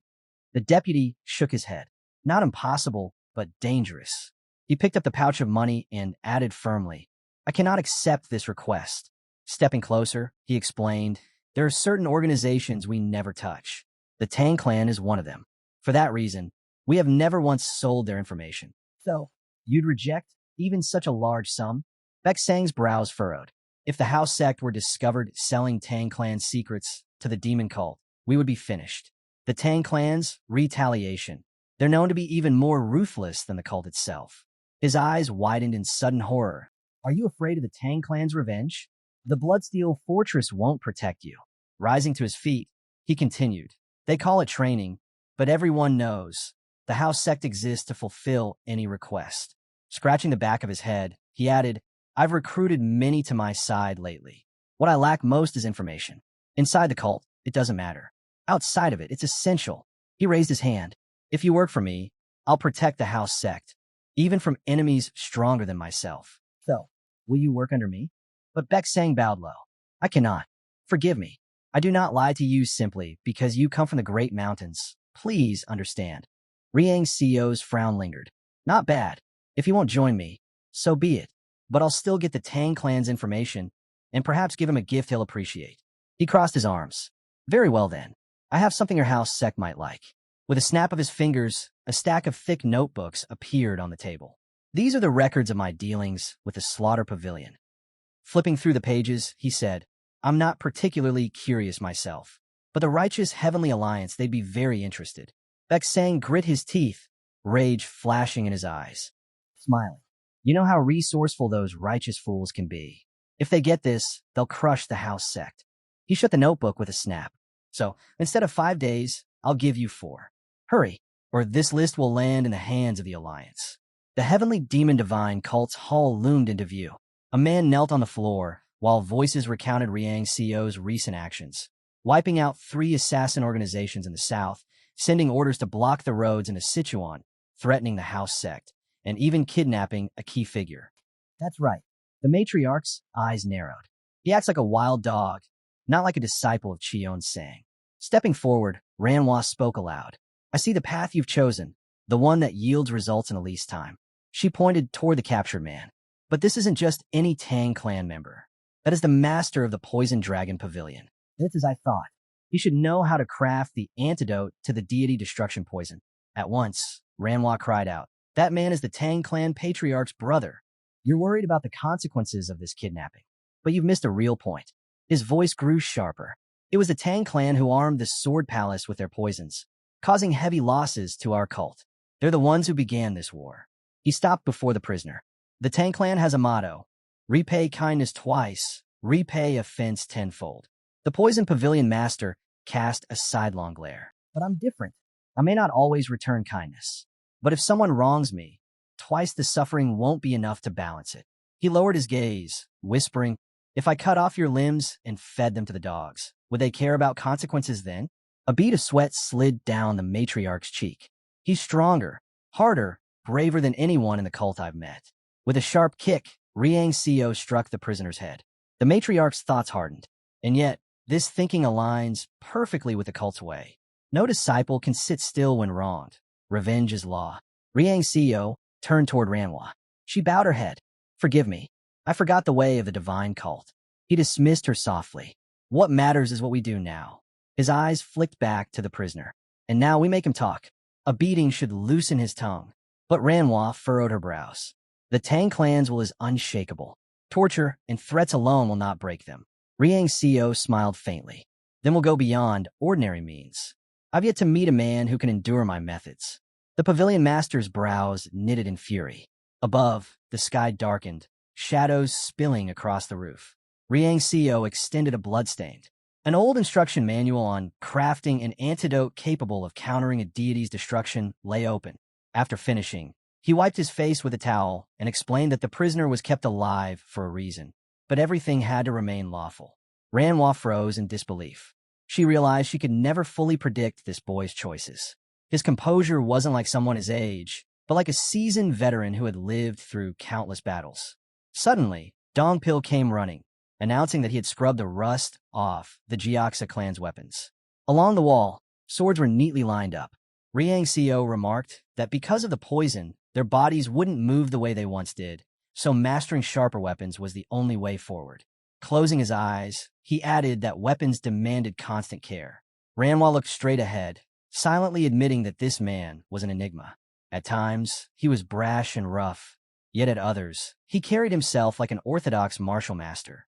Turning toward him, she thanked him sincerely. He replied coolly that he was only doing what was necessary to earn his share. Ranhwa gave a faint smile, reminding him that this contradicted his earlier words about revenge. It had been a long time since anyone had dared to lecture her this way. He brushed it off, closing his eyes and saying it was nothing more than idle chatter. That was when Ranhwa leaned in and asked if he was embarrassed. His eyes snapped open in surprise. Raising his hands, he quickly denied it, insisting he wasn't helping the Jiaxa family out of goodwill, but only taking advantage of the fact that they had helped him first. Still, Ranhwa didn't believe a word of it. He let out a tired sigh. As they approached a red building, she thanked him once more. He answered that he was the one taking advantage of her kindness. With a polite gesture, he invited her to visit the divine cult someday, promising he'd treat her to a proper meal. Ranhwa chuckled softly and replied that she would make time to visit.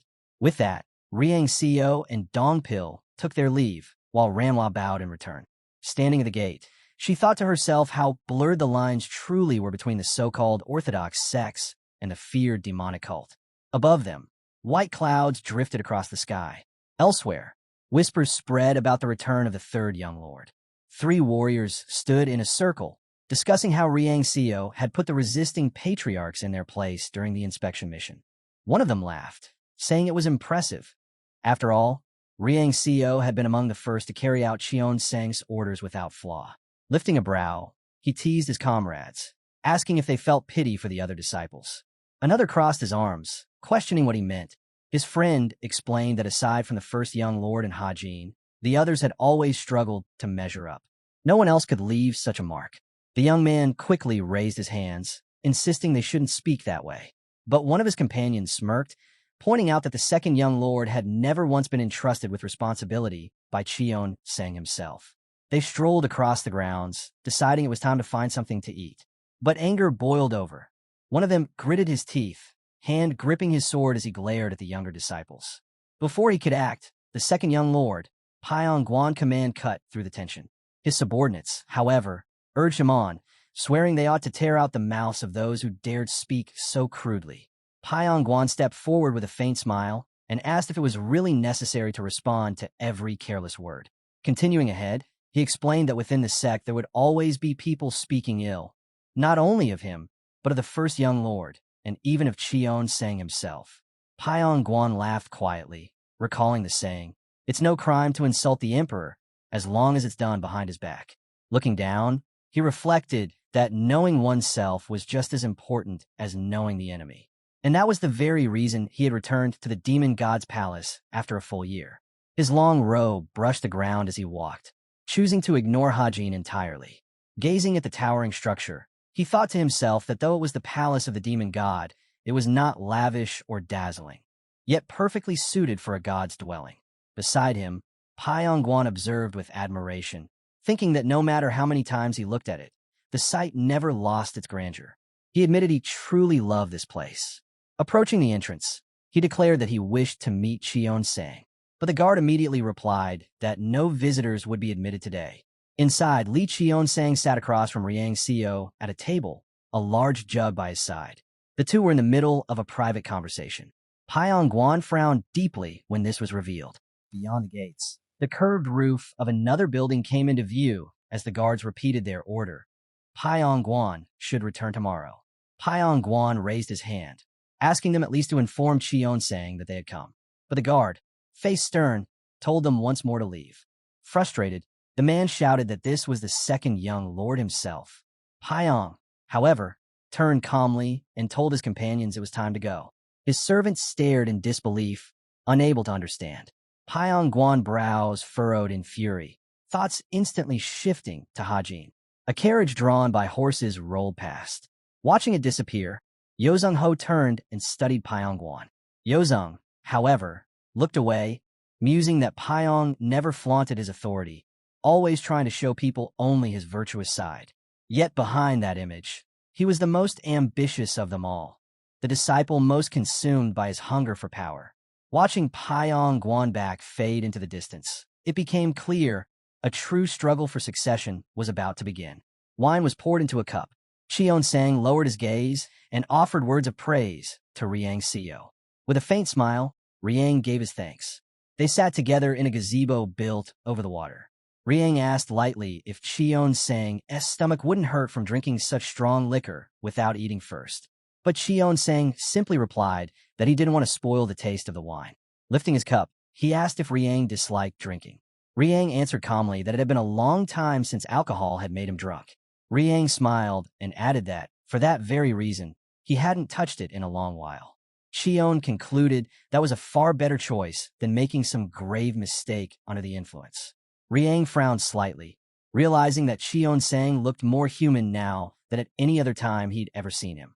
As he drank, the thought struck Riang, revered as a god he might be, but in the end, he was still just a man. Cheon-sang placed his cup back on the table. Facing him, he said he wanted to hear what the vice master of the Sword Palace was truly like. Closing his eyes, he added that he also wished to know why Riang hadn't returned immediately after completing the mission. The Overlord's gaze sharpened on Riang, demanding a full explanation. He looked away, silently admitting that this man still frightened him. Lotus flowers drifted gently on the water. A bridge stretched out toward the gazebo as Riang spoke, saying he had indeed subdued the Jiaxa family, but had been delayed because they were eliminating villains. Cheon-sang tossed something into his hands. Riang thought to himself that it was a poor excuse. A bead of sweat slid down as Cheon-sang made it clear. He wanted the truth, not excuses. Cheon-sang's narrowed eyes told him everything. This man could see straight through him. Riang stared at the figure before him, realizing that although Cheon-sang was drinking casually at his side, his gaze still carried that demonic weight, looking down on all things. A lie wouldn't work here. Taking a breath, Riang said seriously that he would tell the truth, since there was no point in hiding it. Then, furrowing his brows, he asked that in exchange, Cheon-sang evaluate his martial arts. Cheon-sang glanced down and replied that there was no need. After all, it had not been long since Riang had already reached the highest demon realm. He took another drink from the jug as Riang explained that he had been forced to abandon many of his techniques. To this, Cheon-sang simply replied that he couldn't understand why he was making such a request. Riang furrowed his brows but held his silence. Cheon-sang poured more wine into the cup.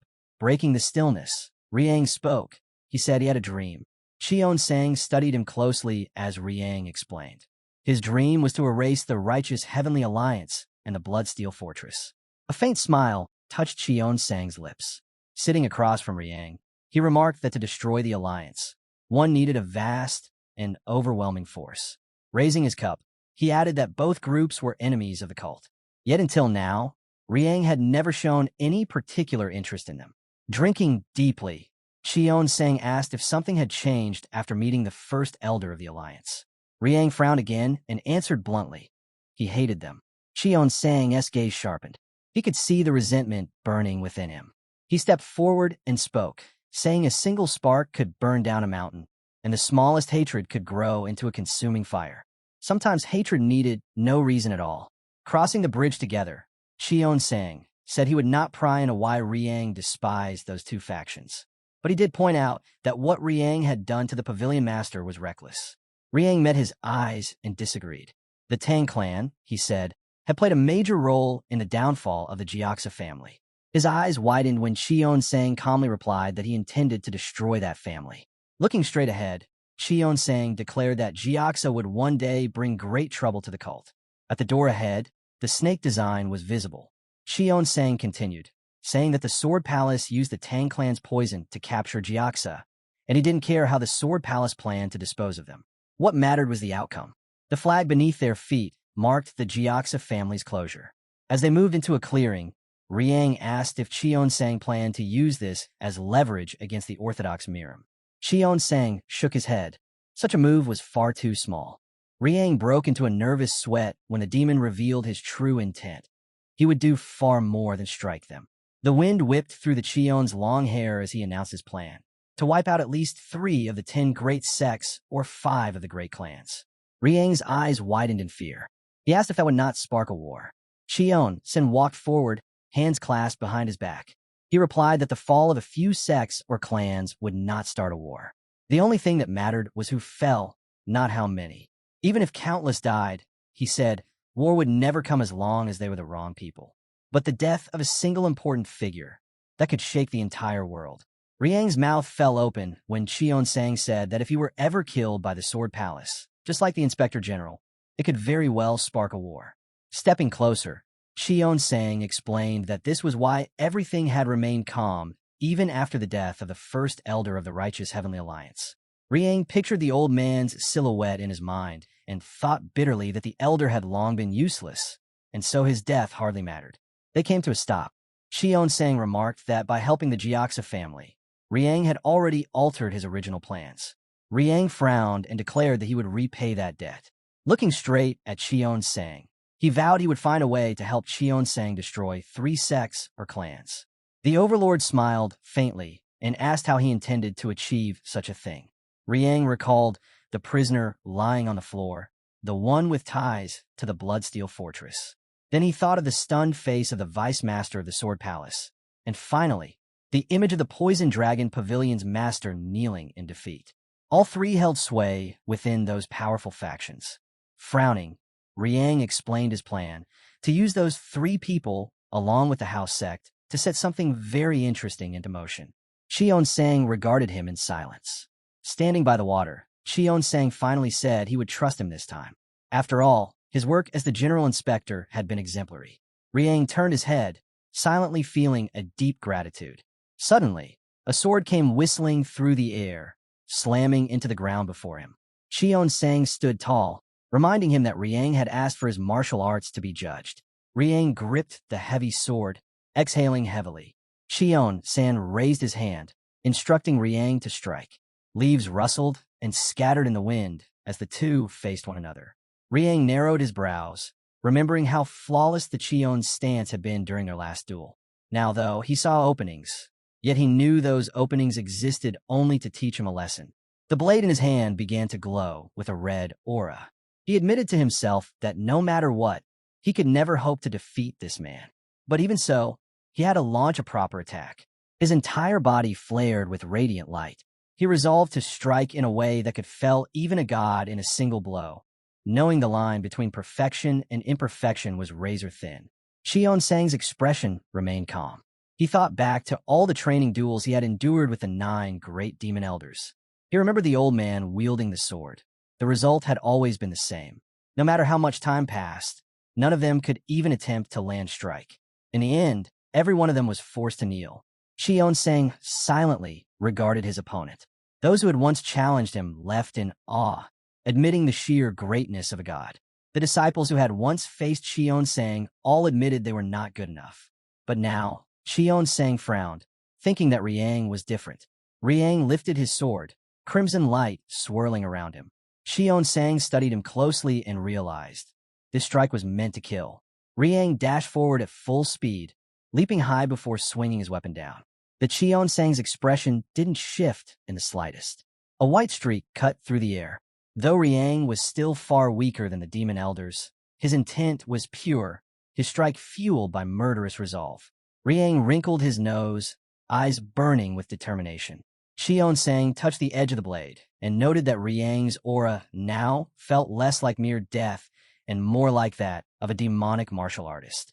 Yet, deep down, the instincts of a grim reaper still lingered within him. With one hand, Xion-sang stopped the strike hold. Riang clenched his teeth, pouring all his strength into the blow. Xion-sang's face remained calm. His grip on the blade deepened, leaving scratches etched across its surface. Then, with a simple motion, he hurled Riang's CO away. Riang screamed as he flew through the air before slamming into the ground. He cursed silently, then forced himself back up, only to realize his legs would no longer move. His body could no longer channel the nine heavens contraction divine stages. The blade in his hand glowed red. Xion-sang raised his hand, and Hajin couldn't comprehend what he was seeing. Still, he frowned and declared he would continue. Xion-sang's gaze turned stern.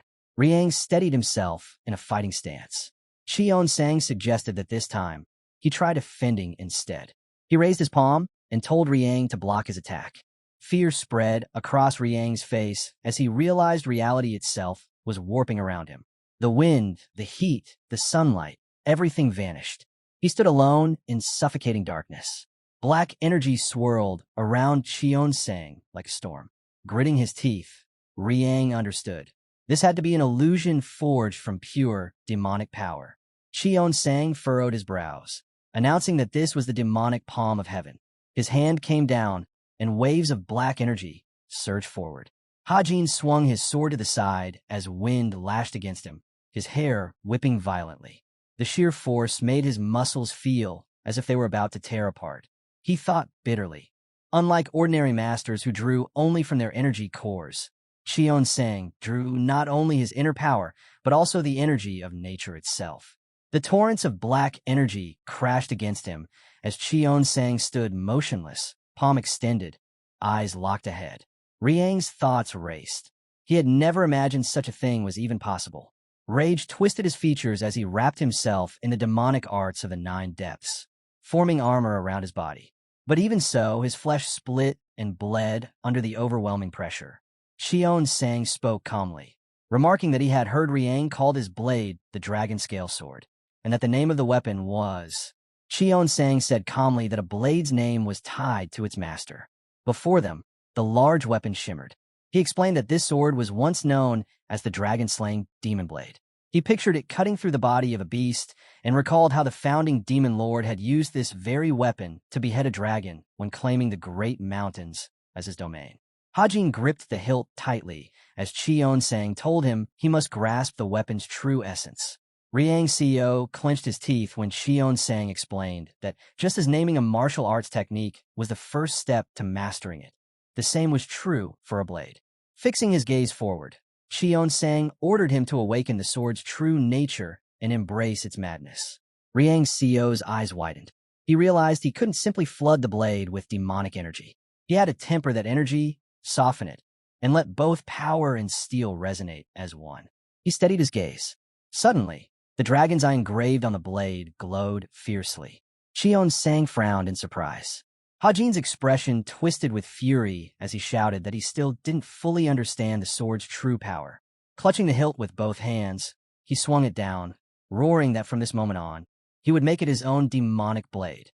Red energy surged, rushing toward Xion-sang. Cracks split across the ground, and then something snapped sharply. The wind stirred the green leaves. Heavy breaths echoed through the clearing. Lotus blossoms floated gently on the water.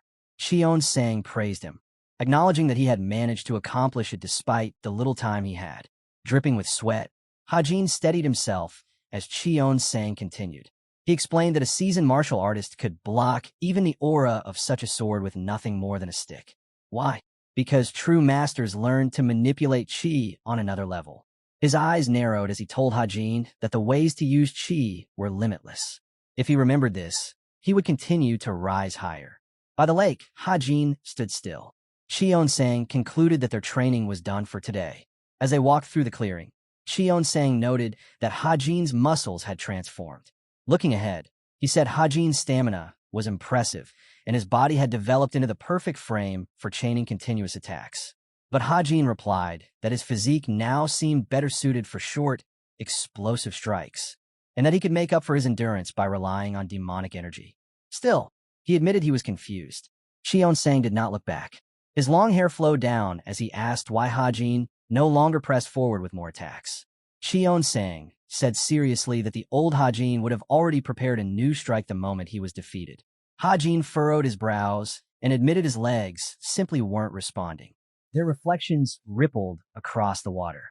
Cheon-sang praised Hajin's use of lightning and, as a reward, granted him entry to the pavilion of the demon domain. Hajin's smile spread wide. This man truly lived up to his title as the most powerful in the world.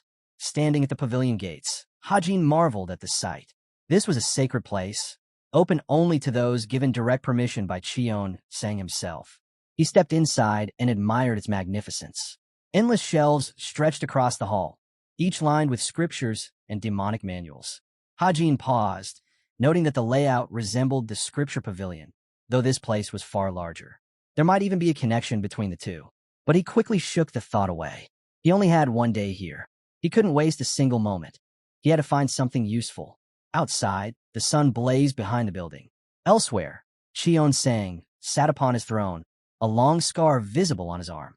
He mused that Hajin had actually managed to break through his chi.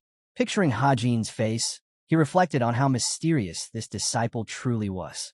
Though Hajin's skill could be measured as a level 10, he always managed to display the strength of 12. Pouring himself a cup of wine, Cheon-sang admitted silently that such a gift was far beyond ordinary talent, an ability to exceed limits when it mattered most. Yet, closing his eyes, he concluded that Hajin still wasn't ready. Despite all his progress, he wasn't strong enough to bear the responsibilities of a cult leader. Meanwhile, inside the pavilion, Hajin ran his fingers along the shelves until he stopped at a blue-covered scripture. The inscription read, "Heavenly Demon Lightning Fists." He imagined a warrior taking a fierce stance as the text revealed its origin. 3 centuries ago, a martial artist known as the Divine Fist Mock, called the strongest fist under the heavens, had forged this technique from a fusion of demonic arts. Standing before the shelves, Hajin muttered that unlike celestial techniques, this one consumed enormous amounts of internal energy. It was swift, but not overly complex. Smirking, he thought it would pair perfectly if combined with his explosive mountain blast. On the grassy field outside, Cheon-sang stood with his back to Hajin. He declared that he would bestow upon him a new footwork technique, one considered the greatest of all demonic martial arts. Hajin's mouth fell open in shock. He reached toward another scripture, this one bound in crimson. Its cover bore the title, Sovereign Steps of the Demon Emperor. The massive doors creaked open just then, and Yozong entered. Yozong entered Cheon-sang's chambers. Cheon-sang, seated on his throne, asked why Hajin had come to him. Yozong smiled, asking if Cheon-sang had granted permission to enter the demon pavilion. Cheon-sang's gaze sharpened as he asked to have been allowed such a privilege. Then, with a faint smile, he realized it could only be Hajin, saying he was more than satisfied. But Cheon-sang furrowed his brows, remarking that Hajin had ruined Yozong's plans, that new plans could always be made, better that than plunging in a needless war. Standing before the throne, Cheon-sang explained that Hajin was dissatisfied with the techniques he already possessed. That was why he had fought so hard to enter the pavilion. Yozong's eyes widened in shock, hearing Hajin speak so candidly to Cheon-sang. The third young lord glanced at the book in Hajin's hands, silently admitting that this was no ordinary youth. He truly was remarkable. From his throne, Cheon-sang sat in silence, while Yozong reflected that ever since Hajin had appeared, even Cheon-sang had begun to open up to others more than before. Far away, in a mist-shrouded bamboo forest, another voice discussed a patient's treatment under a doctor's care. Cheon-sang narrowed his eyes, calling this guest nothing but a troublemaker. But Yozong disagreed. Fog hung over the secluded grove where Hajin sat on a wooden bench. Sweat dripped from his face as he muttered about the heat. His palm glowed faintly with white light, and in an instant, frost spread across the surface around him. Snowflakes drifted through the air as he sat cross-legged, enveloped in an icy aura. Sweat still ran down his body, but he placed a hand to his chin, exhaling with relief. He felt much better now. Nearby, a maid swept the path. Suddenly, the door opened and someone called her name. Anhwa looked up in surprise, and tears welled in her eyes as joy overtook her. She cried out in happiness. Her master had returned. Hajin greeted her with a smile and asked if everything had been well. Overcome, Anhwa fell to her knees, bowing low before him. Hajin imagined placing a hand on her head, thinking that he had nearly lost hope of ever seeing her again.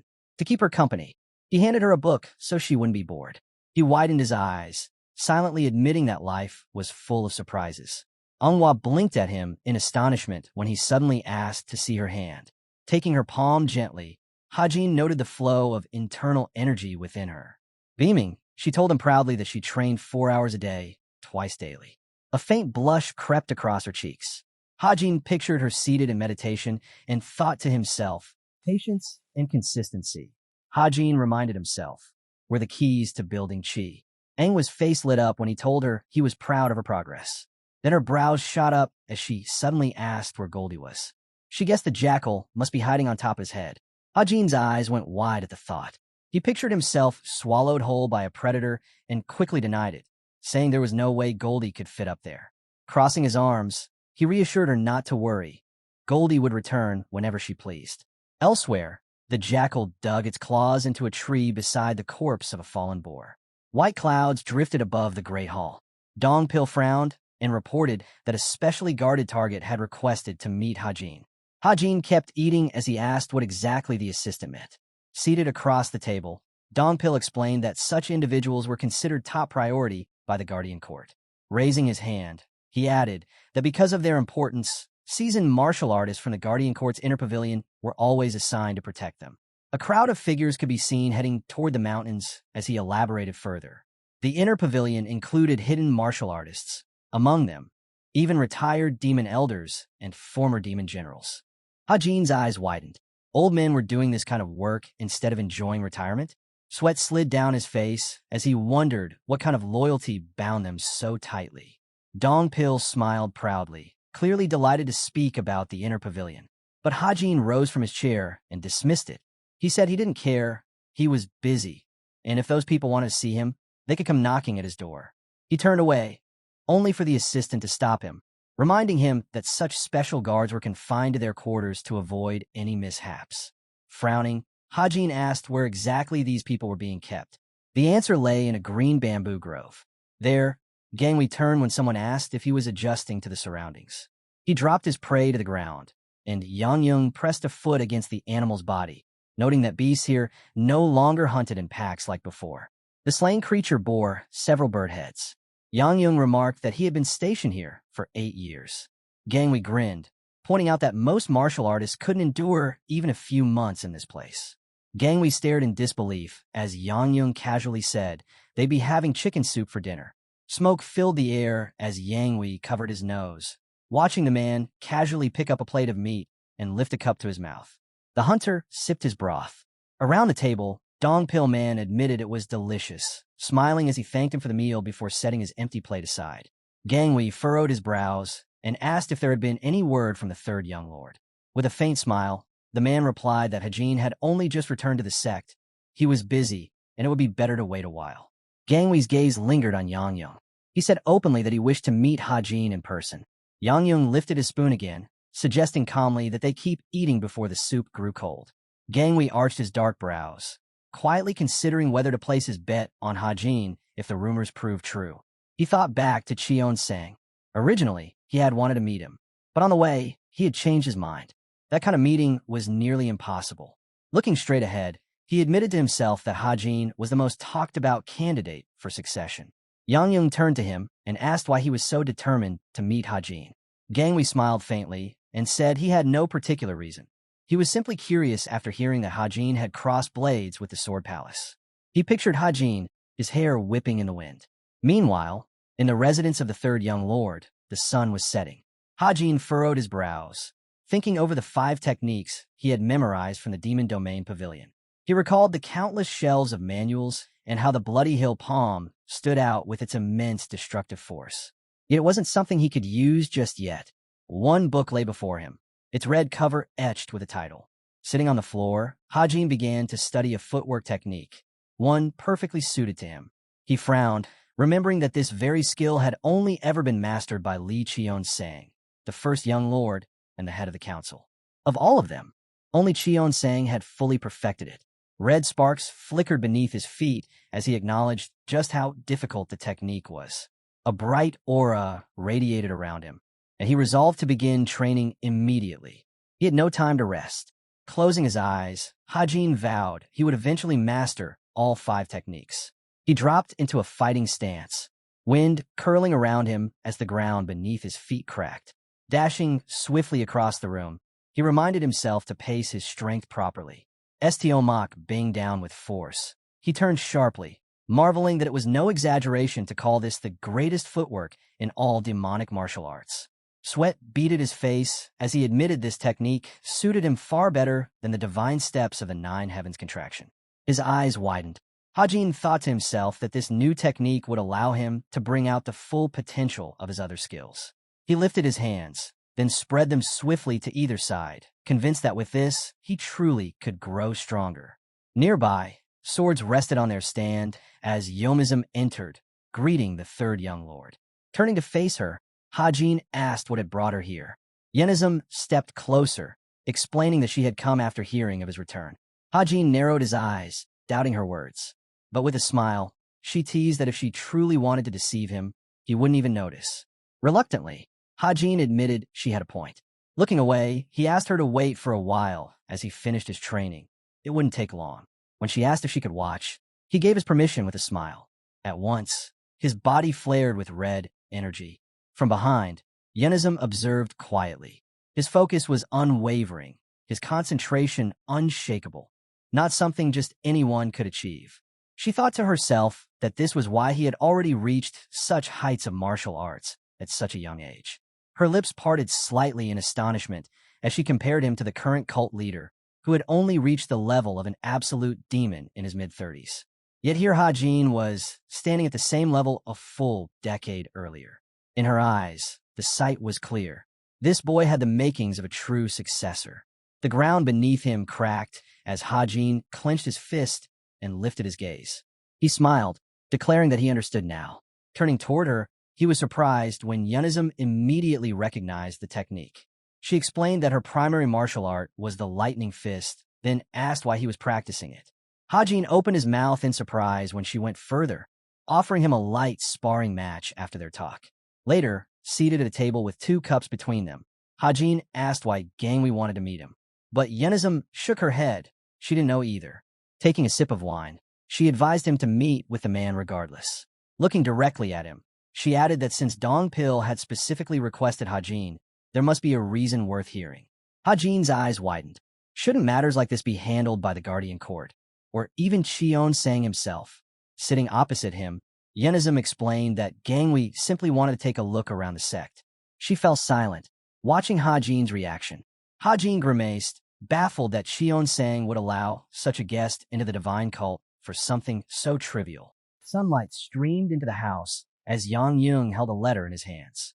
It declared that the 3rd young lord had accepted the request. Reading it with a smile, the former first head of the Guardian Court said he would soon be arriving. Gangwei of the Ice Palace was pleased with the news, smiling in satisfaction. Yenizm turned and asked if he should step aside while Hajin was around. Gangwei answered that he would appreciate it. Yang Zheng's gaze fell on the bamboo, swaying in the garden. He explained that Team Z had been tasked with guarding the Gangwei of the Ice Palace, while the rest of the men were stationed nearby. They would rest for now, but had to maintain some distance. As he prepared to leave, the former head of the Guardian Court hesitated. He hadn't planned to speak about it, yet he felt Gangwei needed a warning. Hearing this, the young man looked at his retreating figure, caught off guard. Yang Yung spoke again, telling him Hajin was once known as a tyrant.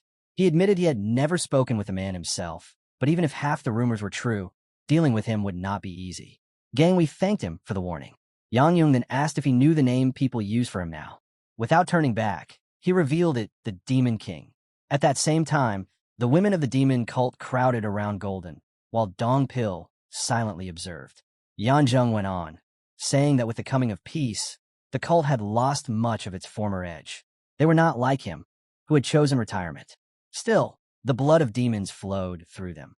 Madness burned within, just as fierce as the depths below, perhaps even stronger. He recalled the third young lord, also called the Demon King, a name born not from fear, but from respect among the demonic martial artists.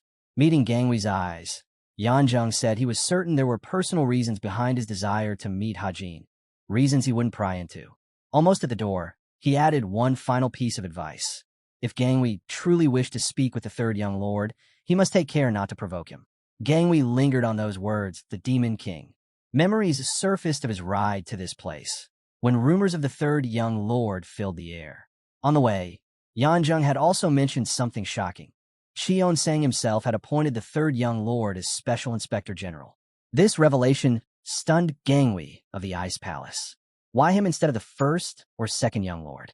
Yang Yung explained further how Hajin had confronted the 7 patriarchs, how he destroyed the demon clan of the martial king. It was daring, reckless even, yet his martial arts and his resolve were both undeniable. Gangwee frowned, deep in thought. The third young lord was no ordinary man.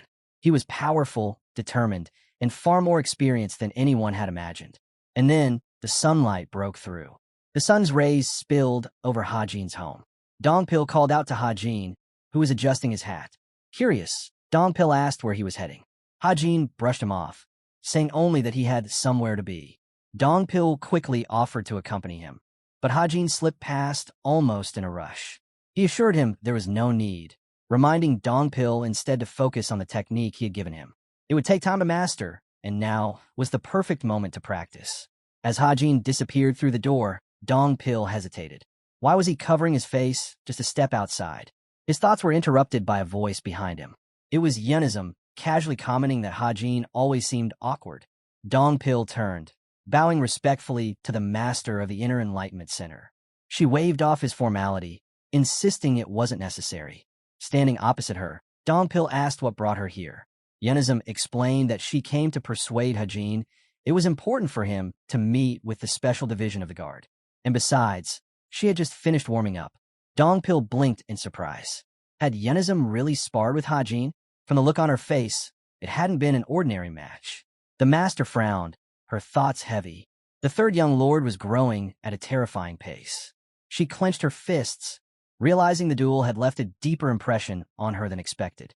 Within the cult, countless warriors were stronger than she was, yet only a handful surpassed her in the lightning fist. Her mind replayed the fight. Hajin's strikes, sharp and unyielding, the way he forced her back.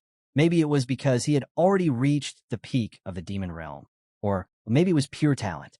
Yenism remembered the force of his blow, the floor shattering beneath her feet. He wasn't just reaching the highest level. He was already glimpsing beyond it. In her thoughts, Hajin appeared again, his movements crisp, each strike more refined than the last. With every motion, he was grasping the essence of the technique. At this rate, it wouldn't take him long to master it completely. Her reverie was broken when a voice called out to her. Dongpil had spoken, asking if she might spar with him as well, if she wasn't too busy. She gave a small laugh. Busy? Of course she was always. In fact, only the general strategist carried more burdens than she did. Both froze, awkward for a moment, until Dongpil hurried to apologize. But before he could say more, Yenism agreed. She stretched her shoulders, smiling faintly, saying a day spent in practice wasn't so bad. Still, before they began, she suggested they eat. Training had drained her energy. Though she hadn't used internal power in her attacks, the exchange had been exhausting. Dongpil immediately rushed to prepare food. Meanwhile, far from them, Gangwee of the Ice Palace sat in meditation upon a stone. The air was calm, until the quiet was broken by the sound of footsteps approaching. Gangwee heard the footsteps, steady, deliberate, neither concealed nor exaggerated.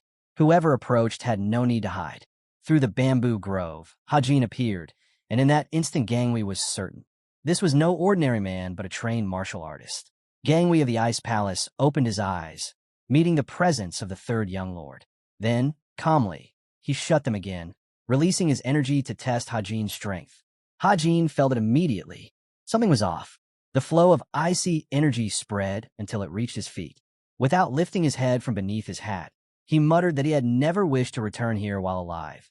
Yet sometimes he found himself missing the breeze of this place. Raindrops slid from the bamboo leaves. Hajin adjusted his hat, warning Gangwei not to spoil the air with that Sichuryong aura. Right now, he simply wanted to feel the breeze. Gangwei couldn't help but find it remarkable. He turned, confirming that the man before him was indeed the third young lord. Laughter escaped him.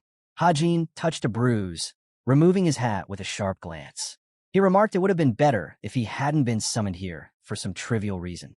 Time passed, and soon the two were seated at a table, food set before them. Hajin licked his plate clean, commenting on how long it had been since their last meeting. The taste hadn't changed. No matter how many times he had it, the flavor was unforgettable. Across from him, Gangwei watched as Hajin complimented his sense of taste. The dish might look unappealing, but its flavor was exceptional. Hajin admitted he had eaten it often back in those days. Blowing gently on his food, Hajin paused when asked about his eye. He covered it with his hand, brushing the question aside. Just an injury from training, he explained, but his thoughts drifted elsewhere, to Yunism. He recalled how frail she had looked, struggling even to hold her chopsticks. Yet her fists had carried terrifying force.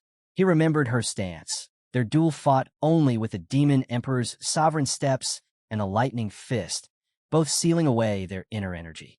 And still, she had stood on a level beyond his. Her understanding, her endurance, her reflexes, her strength, her speed.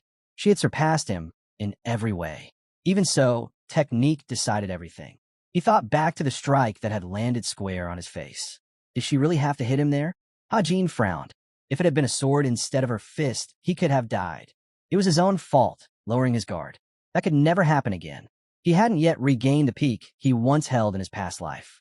Across the table, Gangwei froze, unsettled by Hajin's sudden intensity. Hajin clenched his fists, declaring that next time, he would demand they fight with their internal energy unleashed. The meal continued.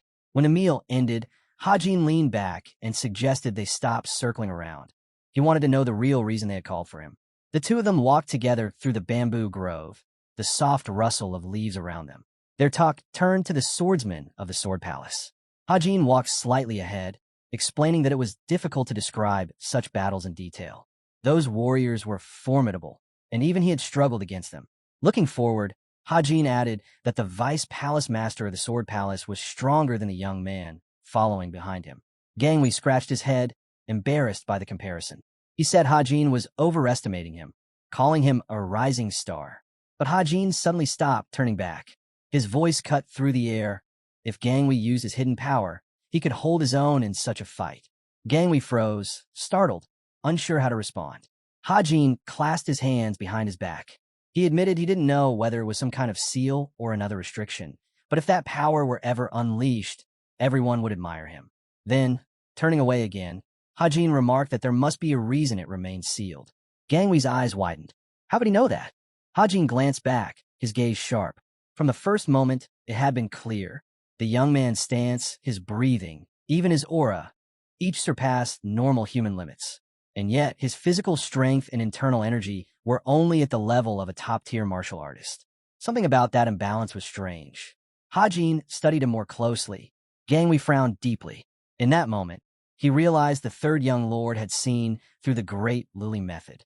Hajin turned away again. This wasn't something one could detect simply through martial skill. His perception was sharper than most could ever imagine. With his hands still clasped behind his back, Hajin spoke once more.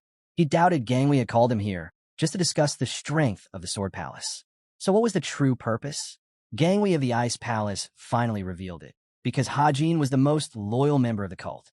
Hajin frowned.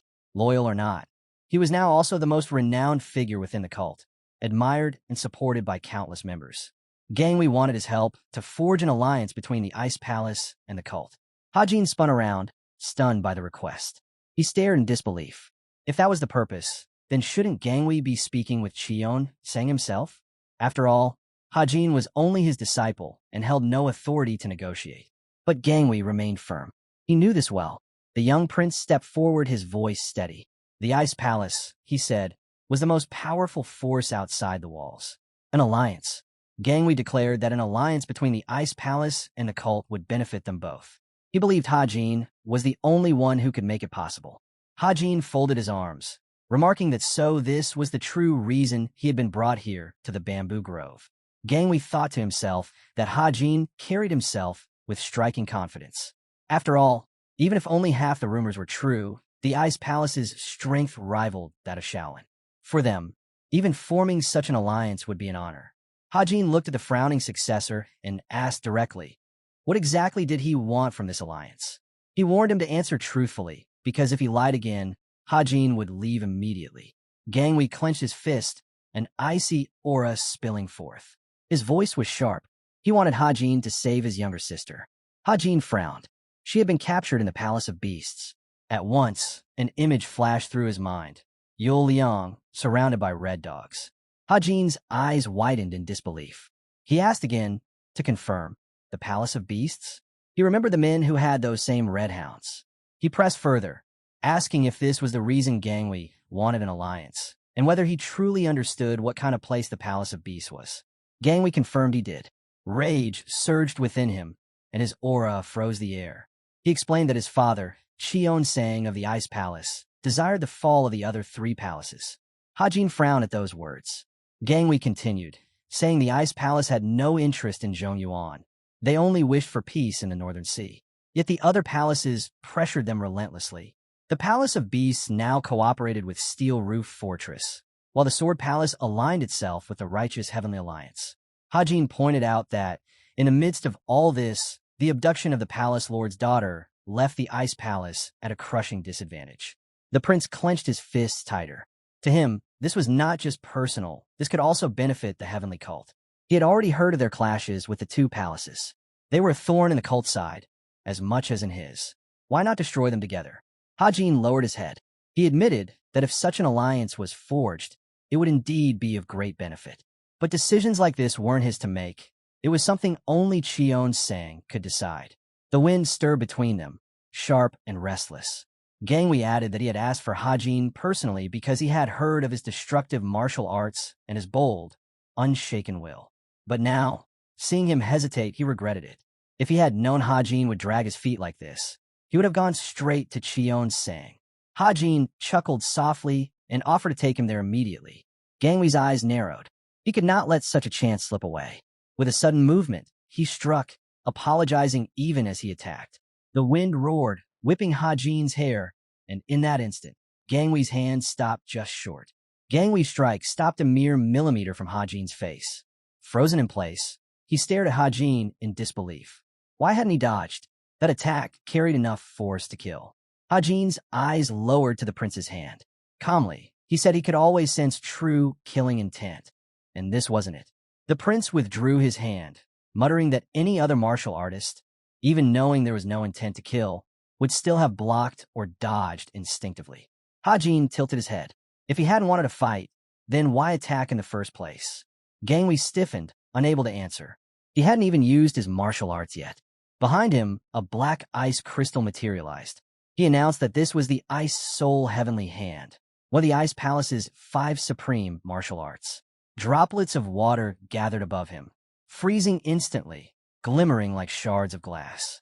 He explained further that its destructive force rivaled the 100 Steps divine fist of Shaolin. An orb of ice swirled into existence above his palm. He concluded that its depth was equivalent to the true qi of Wudong's 6 Tai Chi. Jin stood across from him, frowning. Why waste time boasting about techniques when the only question was why he had attacked at all? The prince ignored the remark. Energy sparkled coldly around his hand as he prepared to strike again. Jin's eyes narrowed. This would be the last time, he warned. Gang Wei raised his stance, offering thanks. The clash erupted. Their energies collided, shaking the grove. Gang Wei faltered first, forced backward under the pressure. His composure cracked. Jin stepped in, blasting him away with a single punch. This, Jin declared, is indeed on par with the 100 Steps divine fist. The prince's jaw dropped in astonishment. Jin's voice cut sharply. His flaw was obvious. The time between preparing the technique and unleashing it was far too long. The words stung deep. Gang Wei's eyes trembled, the realization striking hard. Jin clarified, this wasn't a flaw in the art itself, but in the way he was executing it. Stretching his wrist, Jin turned away. Gang Wei steadied himself, asking what would happen if he mastered the technique completely. Jin didn't answer immediately. Instead, Energy surged into his hands as he sank into a stance. "Watch closely," he commanded. The prince stared in awe as Hajin moved. His motions were strangely slow, deceptively simple. Then, without warning, Hajin drove his fist into the ground. The earth cracked open beneath the blow, the shock tearing through the bamboo grove. Gangwei was speechless. Hajin straightened. "This," he said, "is the heavenly demon lightning fist, a technique I've only recently begun to study." He clenched his fist tighter. "The strike is weaker than it should be, since I haven't mastered it yet. But can't you already see just how powerful it truly is?" The movements were plain, almost crude, but the strength behind them was undeniable.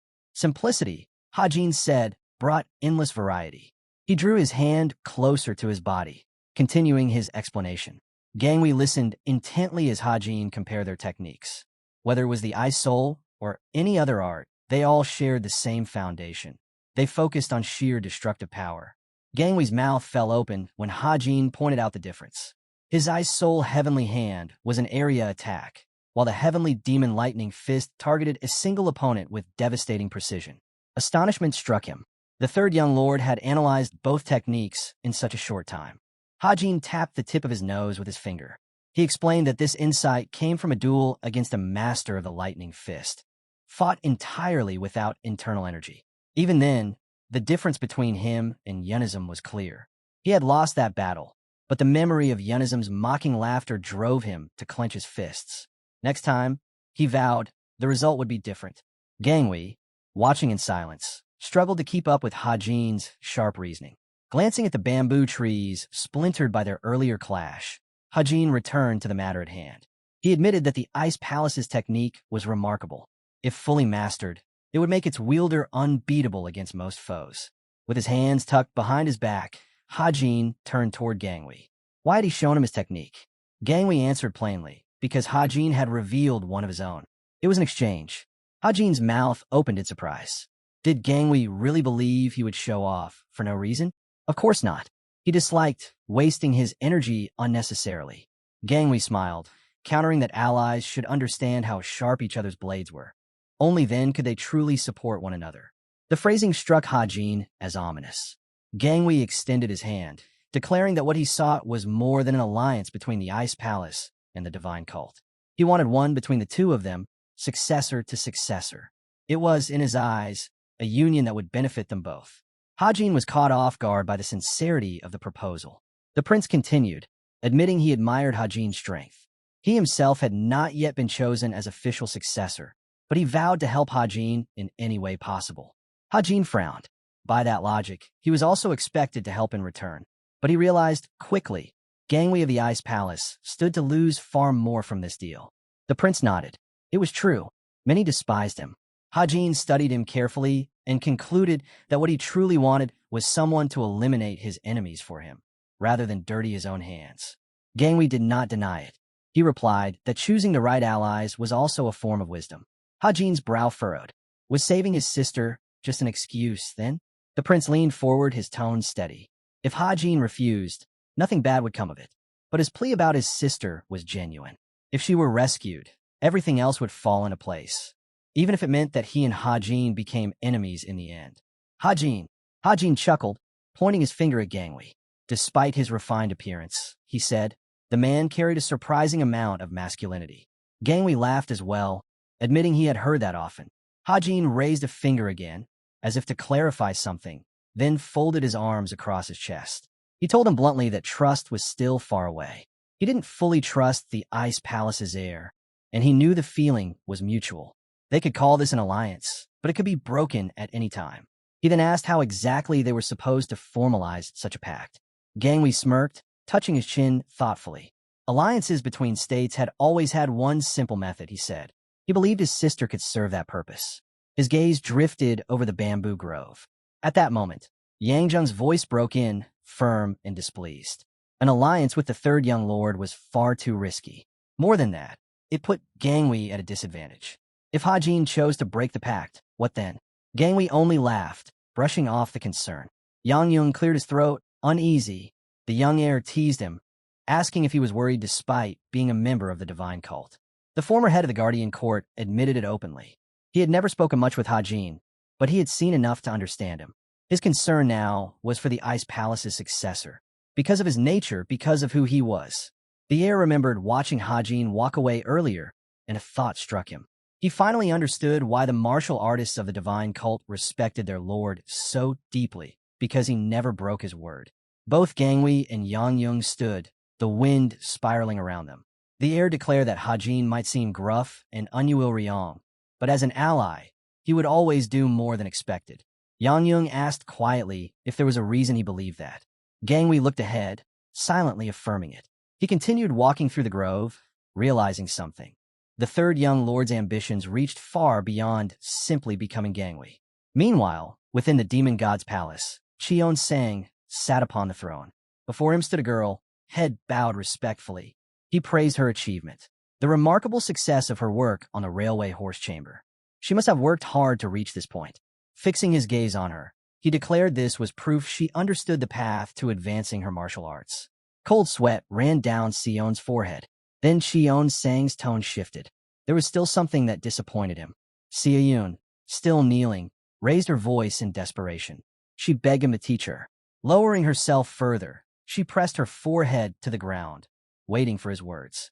Cheon Sang's voice was cold as he told her that her martial art was far too limited. Nothing more than technique. Mere strengths and weaknesses of movement. What it lacked was the most important thing. Pouring himself a drink, he continued.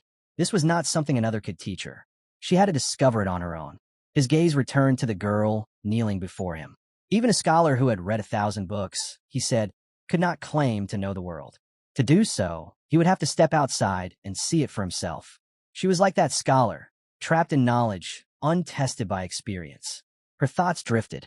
She recalled her conversation with Yozong, who once told her that Hajin constantly sought answers, even clashing with others in the process.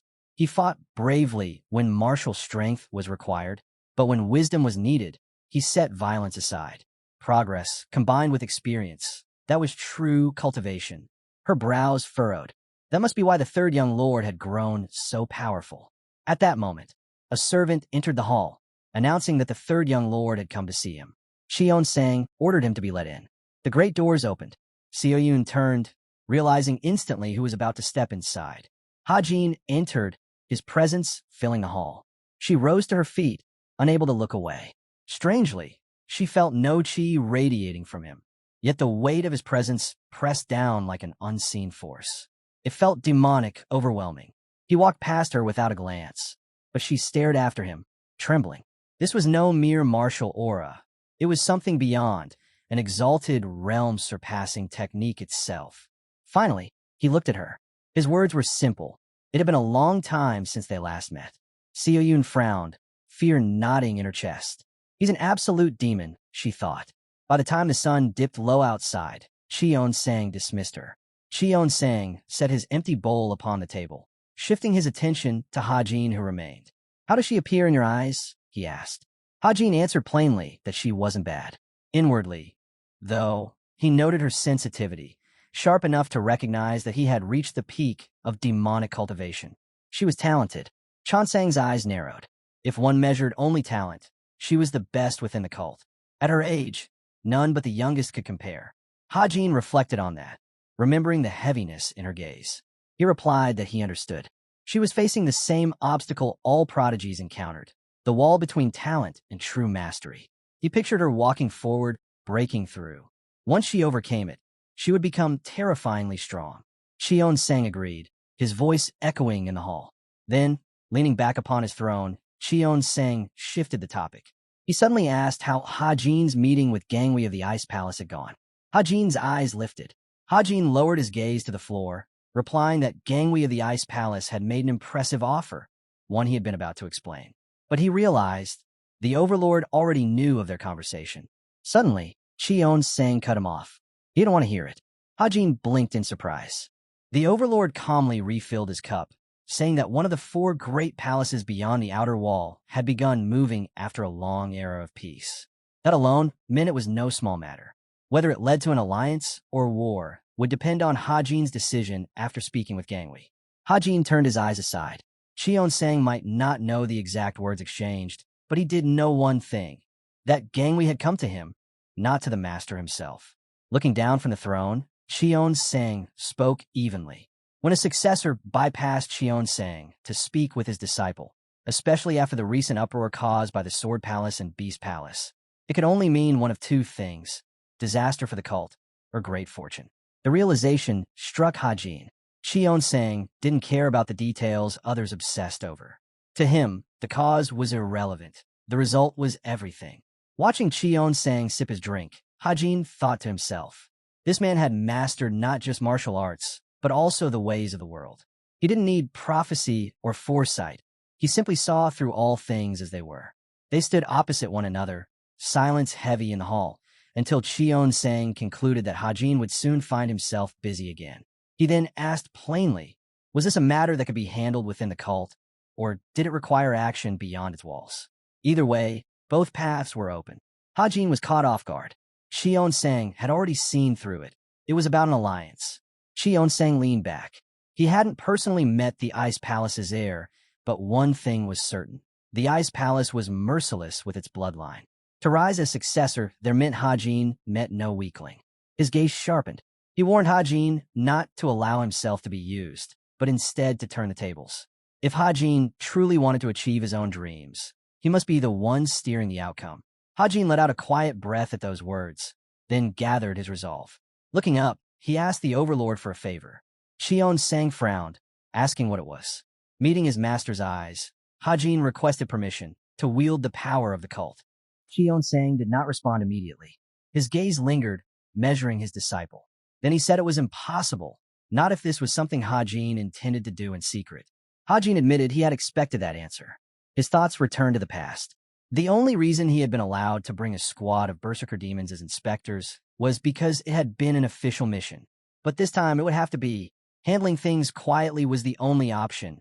It wasn't like he could openly march in with soldiers. The overlord raised his hand, while Hajin scratched his head, admitting there wasn't much he could do for now and that he'd need to think it over. Just then, a scroll flew into the inspector's hands. Surprised, he quickly unrolled it. At first glance, it looked like a standard report on the cult troops' assignments. But then his eyes widened. This wasn't just a simple report. It listed exact times and locations of every squad's movements. The overlord leaned back, resting his palms on the throne's armrests. He told Hajin he was free to use it however he wished. Hajin grinned, thanked Li Cheon Sang, and clutched the scroll tightly. Pouring himself a glass of wine, the overlord dismissed him. Without looking his way, he added one warning.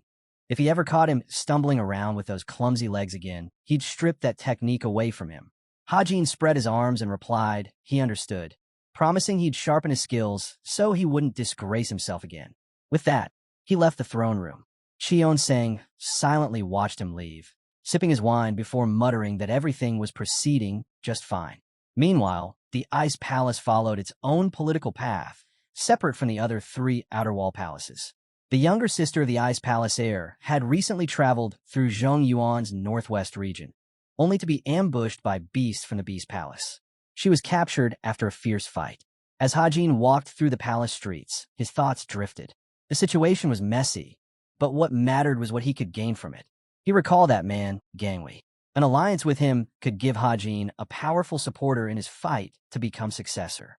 He already had backing from the Jiaxa family and the Caden family, but their loyalty to the divine cult kept their support indirect. The Ice Palace was different. They weren't bound to the cult, which made them valuable. Still, Hajin knew better than to trust them right away. But the chance was worth taking. Hands folded behind his back, Hajin reminded himself of that one thought, when footsteps sounded behind him. Turning, he asked Sia-Yun if there was something she wanted to say.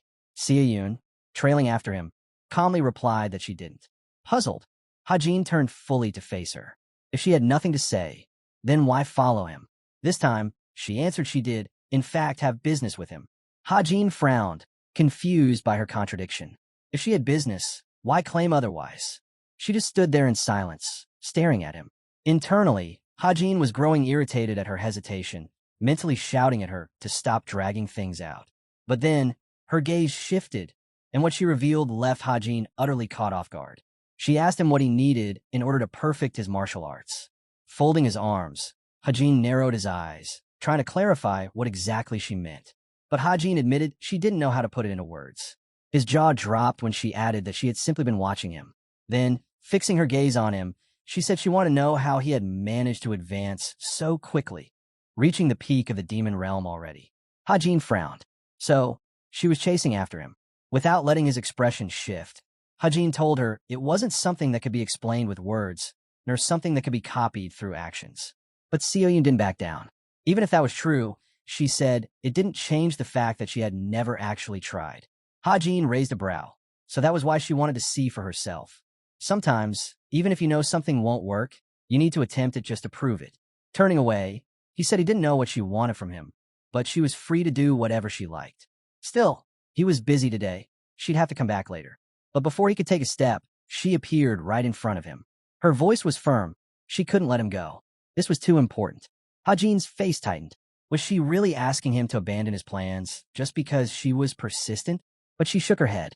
No, she wasn't asking him to give anything up. She would simply stay by his side. Closing his eyes, Hajin sighed. Did she forget they were rivals? Her reply was immediate. No, she hadn't forgotten. His hand balled into a fist. He demanded an explanation. Did she not know he had already crushed the fourth student? Her answer stunned him. She said that had nothing to do with her. Mouth slightly open, Hajin stared. How could she say that? As long as she was Cheon Sang's disciple, she had to compete for the position of successor. But her words left him shaken. She calmly replied that she had no desire to become the successor. The next morning, Pyong Guan stood under the rising sun, noticing how hot it was already becoming. Then, out of the corner of his eye, he saw Seoyun walk past. Her stride and her expression caught his attention. Raising a brow, he asked why she hadn't even greeted her own brother. Seoyun finally turned, offering a greeting. Pyong Guan remembered that the last time they had met was during the Great Conference. Her face stayed unreadable as he remarked how much her chi had grown since then. She gave him a polite thank you. But when she returned the observation, saying he must have been training hard as well, Pyong Guan broke into a smile. He hadn't expected that, and the compliment genuinely surprised him.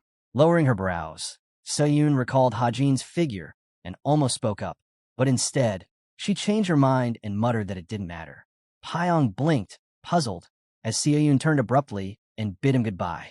Watching her leave, he called out, asking where she was heading so early in the morning. She stopped for a moment. With calm eyes, she reminded him that she had no interest in becoming successor, so he needn't waste his worries on her. Her words stunned him. Shock spread across his face as he tried to call after her, but she walked away without listening. Just then, a servant hurried over to deliver a report. But before he could speak, Pyong silenced him, his gaze fixed on Seon's retreating figure. He ordered his comrade to keep watch over her. His comrade blinked in disbelief. Did he really mean Miss Seoyun? Hands folded neatly behind his back, Pyong confirmed it. He explained she was delicate, better to keep some distance while watching her closely. Still, he pressed for a reason. Pyong's brow furrowed, his tone sharp. Just because. Then, softer, he admitted he hoped she'd give him a reason to stop monitoring her. Until then, she was not to leave his sight. Meanwhile, Hajin returned to his quarters. Dong Pil, bruised and beaten. Startled, Hajin asked what had happened to his face. His fists clenched as his mind instantly recalled Yunizum's smirk. That fox had humiliated them both. Suddenly, the sound of clapping echoed through the chamber. Dong Pil instinctively drew his blade, snapping into a stance. Dong Pil demanded to know what it was. Hajin, holding his sword calmly, praised him. He said it was impressive. Dong Pil had already managed to grasp the technique fully.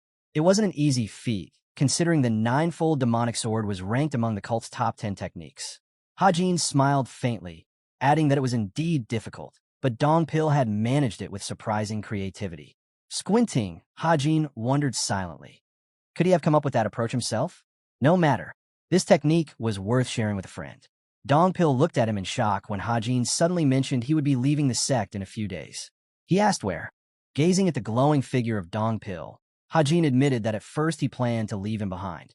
The journey would be dangerous, and Dong Pil had only just mastered the technique.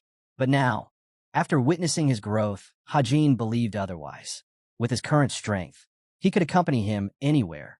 Dong Pil lowered his head, murmuring a thanks, though his expression showed he wasn't fully satisfied with the answer. Seoyun stood quietly at the side until Dong Pil asked why she was there. Glancing at the youngest, Hajin waved it off, telling him not to mind her. She didn't know how to talk properly, so there was no need to pay attention.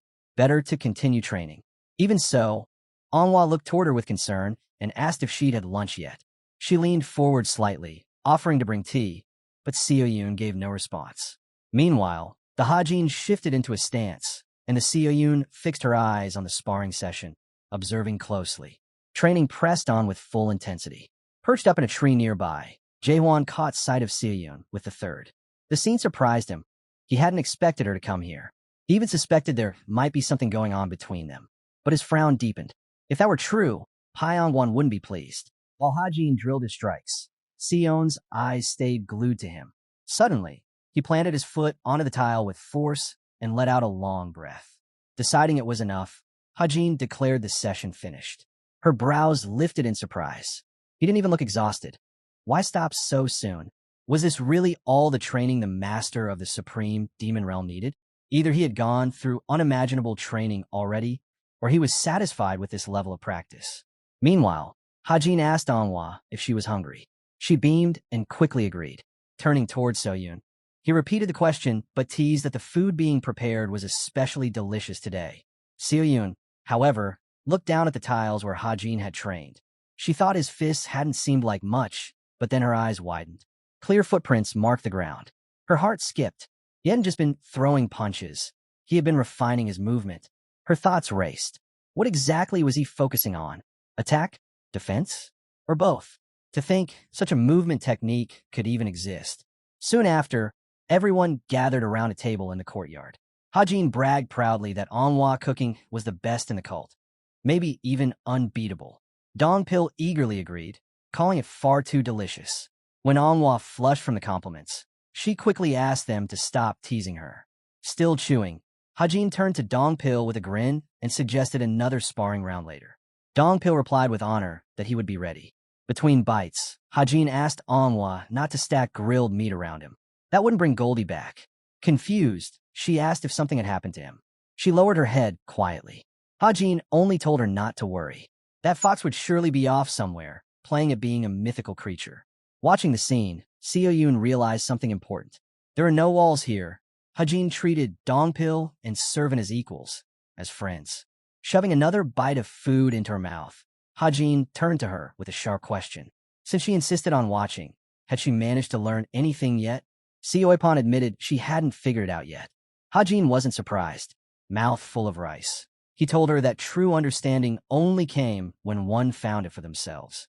Nothing was more wasteful than chasing after someone else's path. If she wanted to watch, then fine, but she should know that was all it would amount to. Seon's eyes hardened as she asked if he wasn't doing the same. Setting his bowl down, Hajin explained the difference. It wasn't about skill levels. It was about perspective. No matter who she watched, she wouldn't recognize her own flaws. When she pressed him for the reason, he answered plainly, her stubbornness. She blinked, asking if he was talking about her obsession with martial arts. Hajin frowned. No, it was her belief that only her own way was the fastest way forward. That mindset and the stubbornness clinging to it. He wasn't telling her to abandon it, but not every method suited every person. His words shook her. She didn't want to believe it. After all, she trained until exhaustion, then rested just enough to recover. What was wrong with that? Hajin stood, asking if she had anyone she could actually talk to about martial arts. He doubted she did. While the others finished eating, Hajin added that every martial artist had their own path. If she couldn't accept that, then at the very least, she should question why. Otherwise, she would never move forward. Turning toward Anhwa, he said there was no need to explain further. He'd wager less than 5% of young geniuses had reached her level of comprehension anyway. But when she responded that she wasn't satisfied with that answer, Hajin's face twisted in annoyance. He told her bluntly to broaden her horizons. Her mind was too confined. Puzzled, Seo-yoon stared at his back. She prided herself on being flexible in martial arts, always able to grasp the differences between techniques. What did he mean by too constrained? Shifting his focus, Hajin called out to Dongpil. Narrowing his eyes, he ordered him to catch the one eavesdropping nearby. Perched in the tree, Jae-hwan had been quietly observing. He noted how the Hajin and the Seo-yoon not only trained together, but even shared meals. Perhaps Pyongwon was right to have him spy on Seo-yoon. If the two ever joined forces, they could become a real problem. But before he could think further, he realized Dongpil was gone. Confused, he turned his head, too late. A blade sliced down, landing on his shoulder. He froze, cursing silently, as a sharp voice commanded him not to move. Behind him stood Dongpil, blade steady at his back. Dongpil's voice cut sharp. This was the third prince's residence. How dare a lowly servant spy on Hajin? Reaching into his robes, the man realized there was no other option. A loud boom erupted as smoke exploded outward, thick and toxic. Poison gas. Covering his face, Dongpil recognized it instantly. The spy dashed away through the haze, berating himself for letting things spiral this far. If he were caught, his master's name would be dragged into it. But before he could escape, Dongpil's fist crashed into him, sending him sprawling across the ground. Dongpil dropped into a stance ready. Coughing in disbelief, Jaehwan wondered how he had broken through the poison cloud so quickly. If he gathered his energy now, it might not be too late. But then it hit him. A crushing wave of demonic chi engulfed him, pinning him in place. Veins swelled against his skin as he struggled. He couldn't move, couldn't even breathe properly. His energy core was sealed. As the smoke thinned, Hajin strode forward, eyes cold. Slinging his sword across his shoulder, he said flatly that he wasn't fond of talking, but the spy would answer him. Name, allegiance, why he had risked using poison to escape. Every last secret laid bare. Jaehwan's face twisted in terror. His body was frozen stiff. Was this even possible? Could a mere force of expelled energy lock him down completely? Hajin's glare burned into him. If he wanted to leave here alive, there was only one way. Answer everything. The truth came quickly. He had been sent by Pyong Guan, the second young lord. Hajin scoffed. Being good to his sister was one thing, but ordering a servant to stalk her? That crossed into something far more unsettling. Seo-yun frowned when Hajin teased that she must be quite popular. Folding his arms across his chest, he asked if she at least knew where Pyong Guan lived. He planned to have a word with him, but she cut him off. She didn't need his help, she said. It was none of his concern. Hajin's brow shot up at that. Solving her own problems? She was misunderstanding everything again. Her eyes widened when he told her plainly. It wasn't for her sake. It was for his. Being spied on might have been her issue, but the servant had trespassed in his quarters. His guards had been attacked. That was something he couldn't let slide. Still, Hajin's mind lingered on the spy, Jaehwan. Something about him was strange. His energy flow carried no trace of negativity, only pure positive force. With demonic arts, such an imbalance should have left him unable to even move. Hajin frowned, suspicion digging deeper. Hajin reminded himself that the spy's strength was heavily restricted. Even if he had far more energy stored, something inside him wasn't right. Turning to Dongpil, he asked how many days were left until their departure. 3, came the reply. A grin tugged at Hajin's lips. Plenty of time. I'll make sure to leave a little mark on that bastard's face before we go. That same day, inside the quarters of the second young lord, Jaehwan knelt on the ground, trembling. He begged for death, but Pyong Guan only called it a relief. Jaehwan's eyes widened. Relief? What was he talking about? Pyong explained calmly. Jaehwan had returned without serious injury. That alone was fortunate. He reassured him further. No matter how things were twisted, downplayed, or redirected, he was still one of his men. And since he hadn't even drawn his sword, the matter shouldn't spiral too far. He promised to handle it so it would not happen again. Turning back to the window, Pyong added, almost softly, that he still believed in him. But once Jaehwan had left, Pyong's gaze hardened. It was too late for effort now. He had thought he'd found someone with intelligence. But Jaehwan had proven himself just as worthless as the rest. Hands clasped behind his back, he muttered with regret. At least Jaehwan had lasted longer than the others. A frown crept across his face. Could it be? Had feelings begun to form between Hajin and the Seo-yun? Before he could dwell on it further, a knock sounded at the door. Turning, he asked what it was. The reply made him spin around. Hajin had already arrived. Faster than expected. When the man entered, Pyong ordered the younger one to be admitted through the gate, but told him to wait an hour. The visitor bristled at the delay. Irritation flickered across Pyong's face as he stated flatly that an hour would be enough. Elsewhere, in the demon chamber guardhouse, a shudder ran through one of the great doors. Startled, one guard asked if his partner had felt it. The other nodded grimly. Yes, A surge of powerful demonic energy was pulsing from the third chamber. Then came a sharp crack. The massive lock, infused with fighting energy, split apart. Both guards froze in horror. That lock was meant to be unbreakable. From the shadows, a towering figure stepped forward. His clothes were ragged, his frame overgrown. "The air," the man muttered, lifting his head. "So it's already summer." His fingers twitched as if waking from a long slumber. The guards exchanged whispers in panic. If this was the prisoner from the third demon chamber, then he was the closest candidate to becoming the next ruler. The man tilted his head back, brushing his long hair away from his face. It was Jin Guanyang the Great, Hajin of the divine cult. Guan lifted his head and murmured that 3 years had already passed. Meanwhile, Hajin sat waiting in the residence of the Pyong Guan. Dongpil's words echoed in his mind. Pyong was known for his blunt honesty, as well as his generosity. He supported his people and even looked after their families. Glancing around the reception hall, Hajin noted that the residence itself reflected that reputation. It wasn't lavish or excessive. Dongpil had said Pyong wasn't a bad person, and yet he had still sent someone to spy on Sioyun. That contradiction lingered in Hajin's thoughts. Generosity didn't cancel out ambition.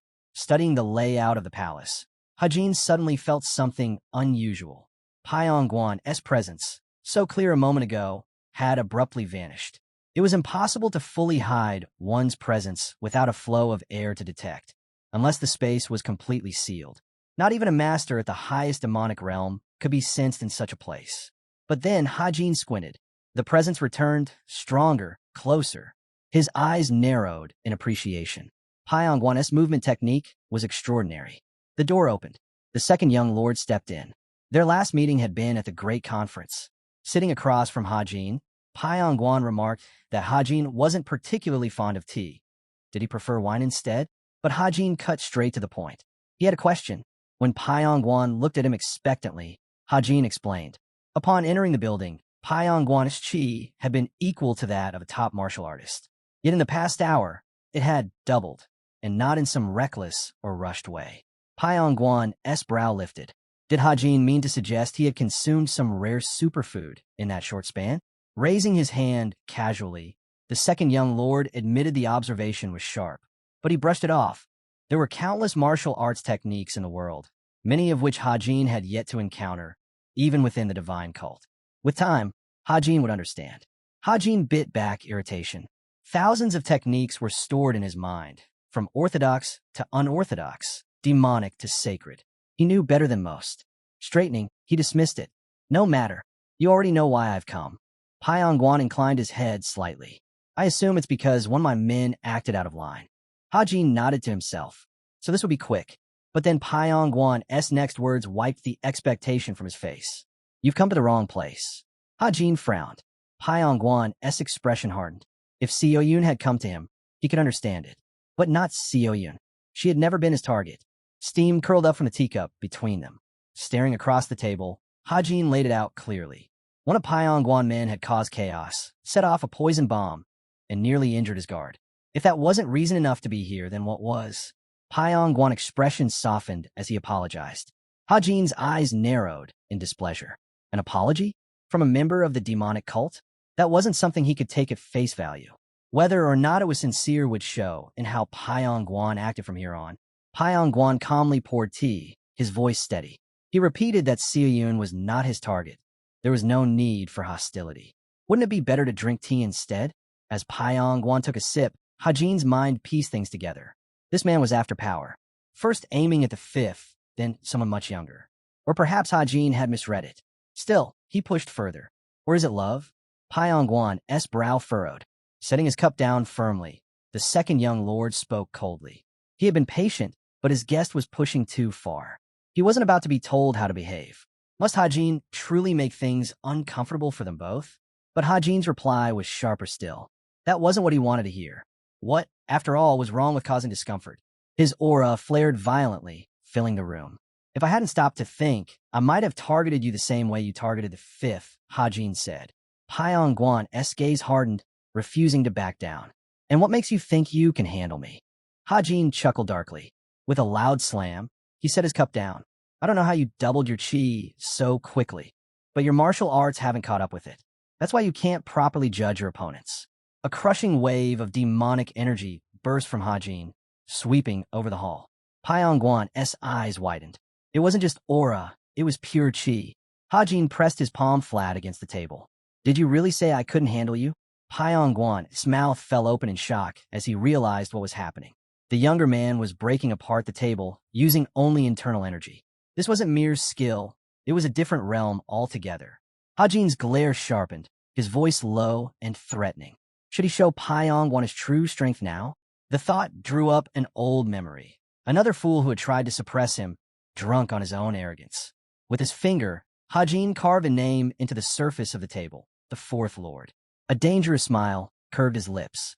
Do you want to end up like him? Pyongwan? Crack. The table splintered and collapsed into pieces on the floor. Pyongwan staggered back, panic flashing his eyes. Impossible. Could this youth really have reached the ultimate demon realm? Among the shattered remains, Hajin calmly placed his hands on the... Hajin rested his hands on the armrests while his opponent's thoughts churned. To reach the ultimate demon realm at such a young age was terrifyingly impressive. But now wasn't the time to admire it. Sweat slid down Pyongwan's face as realization struck. If he had actually fought the inspector, he would have lost. As the dust settled around the shattered table, Hajin admitted he hadn't expected that Pyongwan, or rather, Sayo Rang, would think he'd already reached that realm. Pyongwan gave a wry smile. Then you're fortunate. But his eyes stayed sharp on Hajin. Luck alone doesn't carry a man's whole life.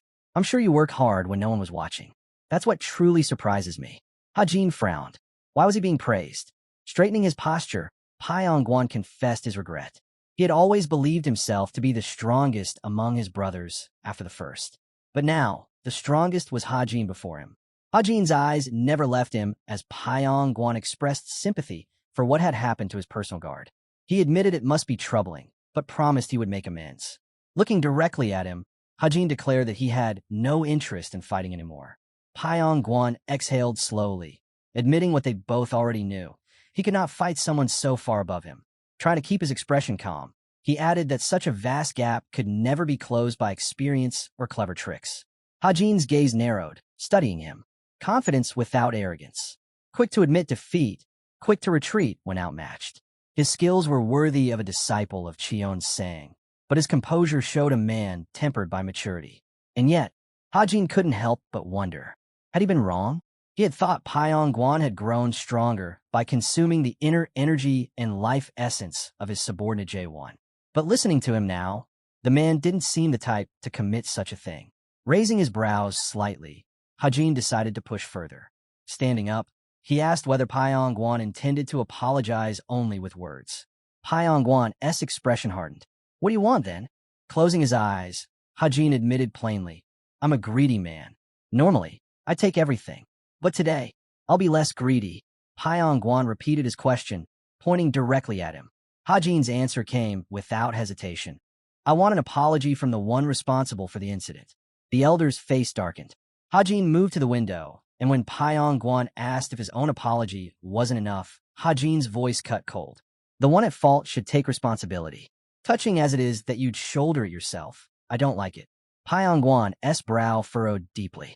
I'm the one who gave the order to my subordinate, which means my apology is the one that matters. Hajin turned, his gaze like steel. And if my guard had died from the... Hajin's voice cut cold. If his guard had been killed by the poison bomb Jaewon detonated, then yes, he would expect Pyongwan to take responsibility. But by then, he would have already killed him. That, he said, was what true responsibility meant. Pyongwan's anger finally cracked through. Is it really supposed to be like that? Hajin's tone stayed unyielding. There's nothing more to discuss. Bring your servant here. He can apologize to me and to my guards later. Grinding his teeth, Pyongwan seethed. He hadn't expected Hajin to be this uncompromising. There had to be a reason behind his relentlessness. A crease formed on Pyongwan's brow as he reminded himself. This man needed to justify his actions. Then his teacher's words resurfaced in his mind. During a past gathering, Cheon Sang had said, the only thing more terrifying than heavenly wisdom is martial prowess without a worthy opponent. Supreme strength surpassed wealth, strategy, and circumstance. Those who held such power, yet had no equal to restrain them, could not and should not be ruled. They became walking disasters. Pyong Guan's lips parted slightly as the realization sank in. That description fit Hajin perfectly, more terrifying than wisdom itself. And right now, he had neither the strength nor the grounds to reject his boldness. At last, Pyong Guan relented. Fine, I'll summon my servant. Hajin blinked in surprise. Pyong Guan added that he hoped they would not meet like this again. Once the apology was given, this matter should end. Still surprised, Hajin asked if he meant the servant was alive. Raising a brow, Pyong Guan asked what he was implying. Hands clasped behind his back, Hajin admitted the truth. He didn't care for Jaewon's apology. He only wanted to know if the man had survived. But it seemed Pyong Guan was truly about to summon him here. To Hajin, it felt almost like bullying. Glancing at the shattered remains of the table, Hajin said he was merely pushing him lightly out of the competition. After all, they were rivals. Stepping closer to Pyong Guan, Hajin lowered his voice. That was why he was testing him, to see what kind of person he was. Would he be the type to stab him in the back like the fourth had? Then Hajin smiled. If Pyong Guan was capable of conceding when it mattered, without taking offense, then Hajin had no reason to linger here any longer. But as he turned, the broken fragments of the table suddenly lifted into the air. Pyong Guan's aura surged violently. His voice rang out. And what if I don't want to back down? Hajin smirked. Then I'll have to deal with it. Pyong Guan drew in breath, preparing to strike. You may have reached the peak of the demon realm, he shouted, but my patience has run out. At that instant, the door slammed open with a thunderous crash. A commanding voice barked, Enough! Both Hajin and Pyong Guan turned sharply. 3 figures entered the hall, the one in front stepping forward with calm authority. So, he said, the Marshall brothers and sisters finally gather again after all these years. And this is how you greet each other. The 5th, 6th, and 7th disciples stiffened in fear. Pyong Guan's eyes widened. He recognized him instantly. The eldest brother. Hajin's gaze sharpened. He hadn't even sensed the man until now. That alone spoke volumes of his martial arts. Guan frowned. 3 years apart. And this is how my younger brothers choose to behave? That same day, in the palace of the demon god, Cheon Sang himself sat with a scroll in hand. His eyes traced the lines, his mind stirred. Could it really be true? Did the power that shook his heart belong to the first? His eyes narrowed. 2 of his disciples had now reached the highest demon realm, a rarity beyond measure. The parchment crumbled to ash between his fingers. The servant bowed, congratulating his lord with a serious face. But scattering the ashes to the floor, Li Cheon-sang murmured that he wasn't sure if this was cause for celebration.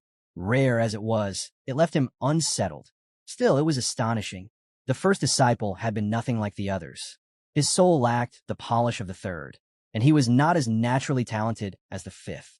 No, Li Cheon-sang had chosen him because he saw himself in him more than in any other. Hands clasped behind his back, Cheon-sang admitted that Guan had achieved something unexpected. When the servant asked what he meant, Cheon-sang's lips curved faintly. Guan had managed to shut himself away in training for 3 long years, and in that isolation had climbed to the highest demonic realm. Even more, he had drawn the others to gather in the residence of the second. As the 2 main contenders eyed each other like sharpened blades, Muda muttered that perhaps there was now a third. Would this erupt into an all-out war among them, or remain a duel between 2? In the second hall, Guan's voice cut across the tension. So, will you keep standing there in silence? Your older brother has returned. Hajin's eyes narrowed, studying him closely. Memories from this body's past life stirred. Yes, this man was Guan, and his demonic energy, it rivaled Hajin's own. Looking firmly at his younger brothers, Guan's tone grew stern. Impressive, he said at last. It must have taken relentless effort. Sayo rang. To think you've already reached the highest demonic realm. What did you endure to reach it? Pyong Guan gave a faint shrug. It just happened. Guan raised his brows. I see. Words alone can't capture this realm, I know. Still, his gaze swept the room. Enough of this quarreling. It ends here. Guan suggested they have tea together.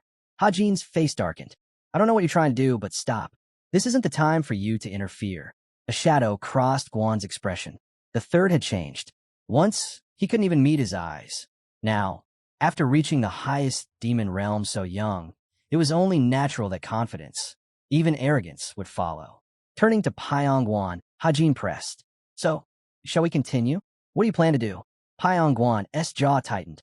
His voice cracked with fury. What are you saying? That I should give up the succession under threat? His aura ignited. There's only one way I'd ever surrender this. You would have to kill me. Hajin's anger flared, but so did his grin. Even if I lose my limbs, even if I can no longer wield martial arts, Pyongguan declared, I will fight for the position of successor until my last breath. That is the fate of us martial siblings, including you. Hajin's smile widened. Now, that's more like it. Inside, he noted how Pyongguan's energy had shifted. This was the real him, the dangerous edge beneath the surface. Pyongguan spread his arms wide. If it's to the death, then I'll make sure to take at least one of your limbs. Hajin's tone sharpened. If you can even touch me, I'll shed a tear at your funeral. Their gazes locked like blades. Hajin grinned. Time to show him how much stronger he truly was. In a flash, he launched forward. The blonde could barely react. But before the clash could land, Hajin's strike was intercepted. A crushing force dispelled their raging demonic chi as Guan's roar thundered through the hall. Enough. Hajin shot him a sidelong glare. Why are you interfering again? Guan's brows knit together. Because children are watching. No killing. Nearby, a tray trembled, its jug nearly toppling. Hajin's aura pressed harder, but Hajin rushed to shield the youngest child with her body. Pyongguan froze, his mouth hanging open. He couldn't even react to Hajin's attack. The gap was too wide. This was the difference between them, the gulf that separated the highest demon realm from all others. He wasn't even fit to stand in its shadow. Guan's eyes narrowed. Do you really intend to fight here? Hajin paused, then exhaled. Carefully, he withdrew his hand. You're right. Not here. Not while they're watching. He turned, voice sharp. But don't forget this. Today was chaotic. Consider yourself lucky, second. I was going to kill you. But apparently not today. Sioyun blinked in shock as Hajin turned away. He patted the youngest sister on the head gently. Forgive me for not visiting sooner, he said softly. I'll come again. Hajin promised he would return soon, wishing the youngest to enjoy herself in the meantime. Looking up at Guan, he remembered that his father had been the patriarch of Kyogyo, and this eldest brother was every bit as imposing as his parent. Before leaving, Hajin turned to Pyongguan. His voice was firm. I'm telling you this not for your sake, but for the sake of the demonic martial arts that will die with you if you continue this path. You won't grow stronger this way. Stop. Pyongguan's face twisted in confusion, not understanding. Hajin's eyes sharpened as he added coldly, if you truly value strength, then end it. With that, he left the hall and returned to his room.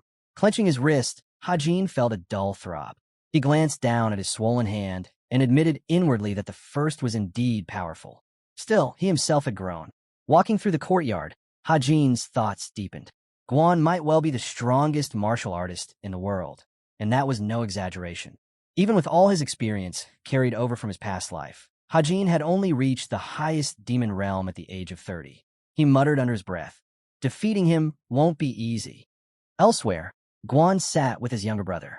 His gaze was piercing. I see you've given the demonic art of blood flame a dual form. Pyongguan's eyes widened. You noticed? Lifting his teacup, Guan reminded him. That technique is my creation, but it was never complete. You must have finished it. Pyongguan nodded reluctantly, but Guan's frown deepened. That technique carries a flaw, a grave one. Pyongguan's jaw clenched. I've done everything to compensate. Sipping calmly, Guan asked how. The blonde sneered. You think I'd just tell you? Setting his cup down, Pyongguan fired back. Then why don't you tell me how you reached the highest demon realm? Guan's reply was steady. That isn't something words can explain. Pyongguan smirked bitterly. Then it's the same with the dual form. The first leaned forward. Show me. Let me see it. But Pyongguan grinned mockingly. And why should I? His expression soured. Grinding his teeth, he spat. If you really want to know, then help me reach the highest demon realm. Then I'll consider it. Guan pointed his cup toward him. You're throwing a tantrum. Pyongguan slammed his fist against the table. You betrayed me. The cup in Guan's hand began to crack under his grip. You took everything from me. Pyongguan shouted. Then you ran off to train alone. Tell me, does it feel good, achieving the highest demon realm like that? Guan's gaze hardened, stern and unyielding. Guan's eyes hardened. You've grown quite rude. Pyongguan shot to his feet, his voice like a bark. I don't care what you think of me. I've no intention of bowing to you. His glare burned. 2 years ago, Hajin lost all his martial skills from a cheap blockage. And yet now he's reached the highest demon realm, without anyone's help. A shadow crossed Guan's face. Did Pyong Guan truly not understand? The third might have taken some kind of shortcut, but even so, it was doubtful Pyong Guan could defeat him as he was now. Pyong Guan's jaw clenched as he declared firmly, I won't give up. No matter what, I'll become the successor. But his eyes widened when Guan suddenly spoke. Then I'll tell you how to reach the highest demon realm. Pyong Guan froze. Guan frowned slightly. But know this, you'll lose much in exchange. Meanwhile, in a quiet bamboo grove, Hajin approached his white-haired friend. Why haven't you been training? It feels like it's been a month. Gangwei gave a weary smile. I train every day, but I can't focus. I'm worried. Then just try harder, Hajin said bluntly. Blushing, Dongpil hovered nearby. Gangwei's eyes flicked toward him. And who's that? My personal guard. My friend, Hajin replied. Dongpil immediately bowed. Young master thinks too highly of me. Hajin smirked. And you're not that funny either. Gangwei chuckled softly. He looks like a mischievous hooligan. Don't be fooled. He's sharp, Hajin countered. Dongpil's cheeks reddened further. Turning back, Gangwei's expression grew more serious. The day you promised to save my little sister is nearly here. What's your plan? Rubbing his wrist, Hajin answered calmly. Nothing special. I'll just fight. You mean to simply walk up to the Beast Palace? Gangwei asked, stunned. Drawing his blade, Hajin nodded. Exactly. That's reckless. Hajin's eyes glinted. More reckless than kidnapping a girl without facing the consequences? He explained that the Beast Palace was the most brutal of the 4 palaces beyond the outer wall. But the third young lord of the divine cult would be knocking on their door. They would think twice before acting rashly. Gangwei's fists clenched. But what if they do? You're strong, but can you fight an entire palace alone? Hajin's reply was cold, resolute. Even a dog turns into a beast when it defends its home. Fear flickered in Gangwei's gaze. That's exactly why I say it's dangerous. But Hajin only answered. Hajin's words cut through the air. When I said reckless, I meant me. The Ice Palace air shuddered. Hajin asked why he didn't count Yuan Province, home of the Beast Palace, as part of the divine cult's territory. It wasn't tightly controlled, but it was still theirs. Several sects and clans had tried to seize it, but none dared to claim it as their own. A smirk tugged at Hajin's lips. This will be a good chance to remind them who the real master of that land is. At the same time, within Cheonsang's palace, Li Cheonsang set down a letter. His voice was calm. That was fast. Yozong smiled faintly. The Jiaxa family had made a miraculous recovery, even with the 1,000-treasure gold family lending them aid. Their determination to rise again was clear. Placing the scroll across his lap, Cheonsang mused that while they might have fallen into stagnation, they were still true masters of demonic martial arts. Their defeat in their own domain must have stung deeply. Yozong agreed. Is the patriarch's seat still empty? Cheonsang asked. Yozong nodded. Yirin, the former patriarch's daughter, is the leading candidate. But she's still in training under the 1,000-treasure gold family's matriarch. The decision won't be made until she completes it. Sipping his wine, Chonsang spoke as if reciting a creed. A rusty blade should be destroyed, not sharpened. It was a belief he had always held and would continue to hold. Yet now, the blade he thought to destroy was being sharpened instead. His eyes narrowed. This revival, it was sparked by the third. Not that he believed Hajin had thoughts so far ahead. Folding his hands across his stomach, Li Cheonsang recalled the matter of Yunnan. The Beast Palace was dangerous, even for one who had reached the highest demon realm. Yozong's eyes widened when Cheonsang murmured, I didn't know my disciple had gone to the Beast Palace. My lord, he stammered. Chonsang's gaze sharpened. Why are you so shocked? Yozong bowed. Because disciples require your permission to leave the sect. Cheonsang frowned, then remembered. It was indeed the rule. And the strategist was usually the one who enforced rules to the letter. Confusion flickered in the man's eyes. Yes, but you are Cheonsang, my master. Surely he must have said something before leaving. Cheonsang pressed his hand against his face and exhaled. His disciple knew permission meant nothing. As long as the results were worthwhile, such trivialities were irrelevant. Rubbing his chin, Cheonsang reminded them, Yunnan is our territory. We simply do not care about it. Cheonsang's voice was calm, almost dismissive. This is a good opportunity to remind them who is in charge. Yozong forced a nervous smile. Could it be The third young lord has taken a step closer to you, my lord. His hope was crushed at once when Li Qionsang replied, if he didn't tell me anything, then he may go. He waved the matter away as if it were trivial, then added dryly, and aren't you even going to offer me tea? The land around Gangwei still burned with summer heat. As the horses halted, Hajin glanced at the ice palace air. Can't you cool it down with your ice arts? But Gangwei shook his head. I've decided not to. Hajin raised a brow, and Gangwei explained. If you make yourself comfortable all the time, cool when it's hot, warm when it's cold, you won't build endurance. But if discomfort becomes normal, you can endure true hardship more easily. Hajin studied him, then nodded. That's a sharp insight. But then Gangwei's expression changed. Do you think my sister will be all right? The question caught Hajin off guard. The ice palace air rarely showed such vulnerability. Looking into the forest ahead, Gangwei admitted quietly, it sounds strange, but she's very beautiful. The beast palace wouldn't act rashly, not unless they want to ignite a war. But his voice lowered. They value instinct over reason. Hajin's brows drew together. The beast palace was infamous for cruelty. It wouldn't surprise him if the girl had already suffered. He noticed Gangwei's fingers digging into his knees. The only thing keeping him from rushing in blindly was knowing it wouldn't help his sister. Still, the worry was eating him alive. Don't, Hajin said firmly, standing. Your fears won't come true. Gangwei blinked in surprise at his confidence. Hajin's gaze hardened. Remember, we're not the only ones watching. 3 palaces are trying to force their way into Zhongyuan. If they do something reckless, their alliances will crumble. Folding his arms, Hajin added, and sooner or later, they'll draw Chong Yu's attention. Gangwei frowned. What do you mean? Jiang Hu may act open, Hajin explained, but in truth he's extremely conservative.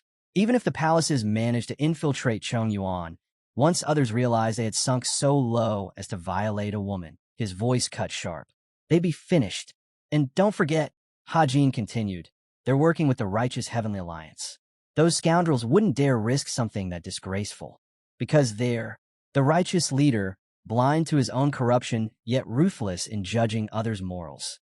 Such hypocrisy lingered in Hajin's mind. Then suddenly, he stiffened. Something moved nearby. Dongpil's hand went straight to his sword. Who's there? A messenger leapt into the clearing, bowing quickly. I bring a letter for the third young lord of the divine cult. Hajin opened it without hesitation. His eyes ran over the words and froze. This took some time, he muttered. Shock flashed across his face. Is this true? He demanded. The messenger shook his head. I'll only deliver the messages, young lord. I'm not told their contents. Hajin frowned, sharp suspicion in his gaze.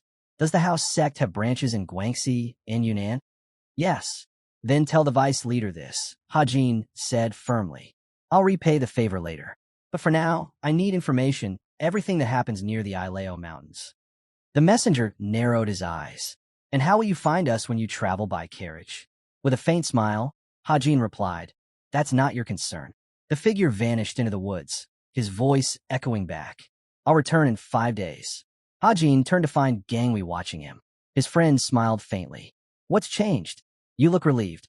Hajin grinned. Because things just got easier.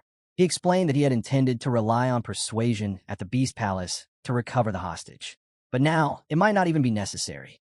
Meanwhile, inside the Beast Palace Lord sat upon his throne. His growl shook the chamber. Is it true? Gangwei has vanished. Yigwek standing before him, straightened nervously. Yes. He reached Hunan, then disappeared.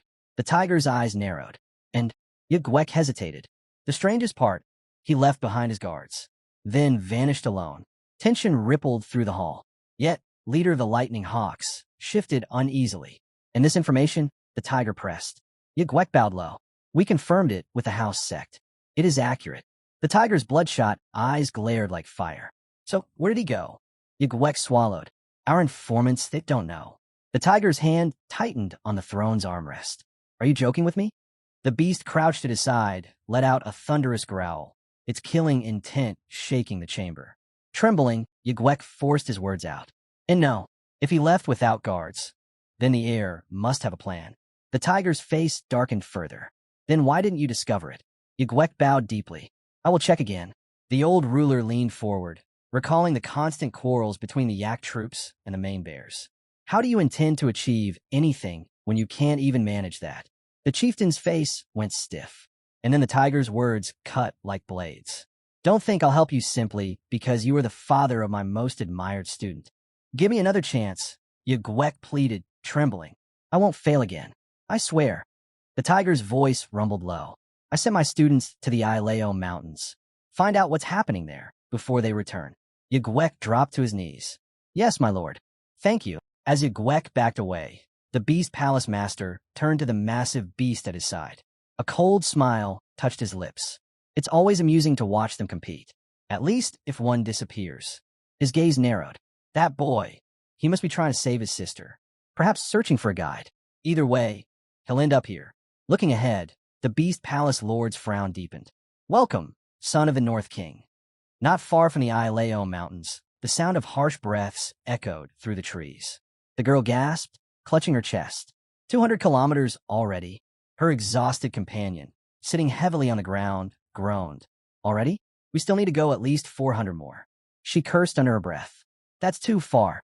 Scar glanced at the long-haired man. Why are we going around like this? The man's face hardened. You don't need to know. Wung San frowned, suspicion flickering in his eyes. So, he really didn't know? All the better. But Gue Young cut in sharply. I don't care whether it's pleasant or not. Learn from Yolang. Arrogant and aggressive, yes, but at least he knew how to communicate. Gue Young's eyes narrowed. You mean that loser who failed his mission? Who knows if he's even alive? The young man spun fully toward him, voice sharp. If you're so clever, then why didn't you take his place? Wung San ground his teeth, seething as his rival added, We're heading to the eastern Ileo Mountains. That's all you need to know. He dropped onto a tree stump, his aura flaring faintly. The others whispered bitterly. He only acted this way because the palace lord admired him. In truth, he was blowing smoke, making mountains out of molehills. Squinting, the top disciple dismissed their chatter. Let fools talk. They had no idea what was truly at stake. The demonic cult's people were already hunting them. But these mountains, they once belonged to the Beast Palace. His fists clenched as fire burned in his eyes. This is our chance to take everything back. And I'll be the one to lead it. Standing, the strongest disciple demanded. Where are the two that went to get food? A man with a tail shrugged. How would we know? Crossing his arms, the blonde sneered. They're doing things their own way. And I'll do things mine. Placing 2 fingers to his lips, Gue Young whistled sharply. Surrounded by useless bastards, his body shifted, bones creaking, muscles swelling as he transformed into the divine celestial. Gue Young's body twisted, feathers bursting forth as he shifted into the divine, celestial form of a hawk. Through the predator's eyes, he spotted the 2 who had gone for food, already standing in their fighting stances. Gue Young frowned. What are those idiots doing? But before he could finish, the earth beneath the Beast Palace squad rumbled violently. Gue Young surged forward. The others scrambled after him, realizing their comrades were in danger. Then Gue Young's eyes widened. He froze mid-step. In the center of a smoking crater stood a lone figure. Hajin. His gaze swept over them, counting. 6 in total. Good.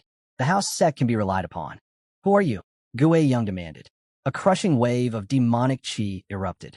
In an instant, his comrades were hurled back like leaves in a storm. Fear flashed across Gue Young disciple's face, when suddenly Hajin's voice came from directly behind him. An arm clamped down over Gue Young's shoulder. A very valuable person, Hajin said evenly. I came all this way to kidnap you and your friends. Bound in ropes, the Beast Palace hostages writhed on the ground. Is this the information you got from the house sect? Hajin asked coolly. Yes, the messenger confirmed. We were told Beast Palace disciples were plotting something in the Ileo Mountains. Gangwei's jaw dropped. This is insane. Why would you kidnap all the heirs of the Beast Palace? 1 or 2 would have been enough. Still gripping Gue Young, Hajin's smile was faint. Because I don't know which of you matters most to your palace lord. So, I'll take all of you. The heir's voice cracked. Release them. Now. Hajin's eyes slid to him. And why would I do that? Are you trying to start a war with the Beast Palace? The ice heir roared. Bowing his head slightly, Hajin's reply was calm, cutting. There will be no war. How can they start one when I hold every one of their successors? The heir shouted back, desperation rising. They could, if they've lost their minds. Hajin's grip tightened on Gue Young's hair, tilting his head back. Would they risk it, knowing I could slaughter all their students in an instant, including your sister? The ice heir's mouth fell open. Why, you're frighteningly well-informed. Hajin turned, voice steady. This won't happen. How can you be so sure? The heir demanded. Lifting one of the captives by the collar, Hajin explained coldly. Because if you had been the one they captured, then yes, the ice palace would also lose an heir, and war might follow. But your sister is not an heir, which means if they act recklessly, they lose everything and gain nothing. He let the words hang heavy in the air. Hajin spoke evenly. The master of the Beast Palace is 70 years old. With his martial skill, he'll likely live past 100. But at that age, he can't take on new disciples. His successors are all he has. The ice heir frowned. Age is one thing, but you're ignoring his character. He will do something unexpected. Hajin arched his back and replied, if he does, then everything is over. But if he acts rashly, his position becomes worse than mine. He won't take that risk. Don't worry. I'll make sure he does nothing impermissible. Turning to the coachman, Hajin ordered, we're heading to the Ileo Mountains. As the carriage rolled forward, a rocky ridge loomed into view. Why there? The ice heir asked sharply. That isn't the Beast Palace. Hajin's mouth curved. Because I'll summon the palace master to come to me, and he'll bring your sister himself. The heir's eyes flew wide. The carriage rattled across the grass, several hostages tied down on its roof. Inside, Hajin's voice carried. I wouldn't have done any of this if they hadn't taken hostage first. But now, the advantage is ours. He glanced at the ice heir. So tell me, is it really wise to walk into the tiger's den? In this situation, we must assert dominance, especially against the Beast Palace. Arms folded, his tone sharpened. We must be aggressive if we want to subjugate them. The ice heir lowered his head and said nothing. Hajin smiled faintly. Exactly. This is how you deal with fools who act like beasts. The carriage pressed deeper into the forest. Hajin's thoughts flickered. This wasn't the full extent of his plan. Meanwhile, in the Beast Palace, a letter was being crushed in the Beast Palace Lord's fist. His voice thundered. Is this true? The messenger flinched under the weight of his killing intent. Send the leopard. The Beast Palace Lord roared. Have him go in disguise and slaughter them all. Yigwek's mouth fell open. My lord, calm yourself. A massive paw slammed onto the floor. The beast beside the throne growled menacingly. Calm. The Beast Palace Lord's voice shook the chamber. My disciples, my own students, are being held by some nameless brat, and you want me calm? The old man stepped closer, voice low. One of those captives is your son. The tiger's glare burned. Exactly, which is why I cannot sit idle. The elder straightened, and that is precisely why I urge restraint. Calm yourself. The man frowned, his voice sharp as he asked if they truly expected him to sit idle when they didn't even know who their enemy was, or why any of this was happening in the first place. Yigwek looked up and warned that acting without thought could put the hostages in danger. The Beast Palace Lord slammed the messenger's head against the ground, snarling at him to stay silent. Glaring down, he demanded how the man dared speak against him. Did he really want his teeth knocked out? Just then, another messenger rushed in, shouting that a letter had arrived from the house sect. The Beast Palace Lord snatched it, muttering about what trouble had come this time. But as his eyes scanned the contents, they widened. He shot a sharp look at the messenger. Is this true? He demanded. The man confirmed it. The Beast Palace Lord froze, unable to comprehend why the demonic cult's combat unit was heading toward Mount Below. And then it struck him. His eyes went wide with realization. Gangway of the Ice Palace. So that was where he had vanished. The son of a northern king had joined the demonic cult.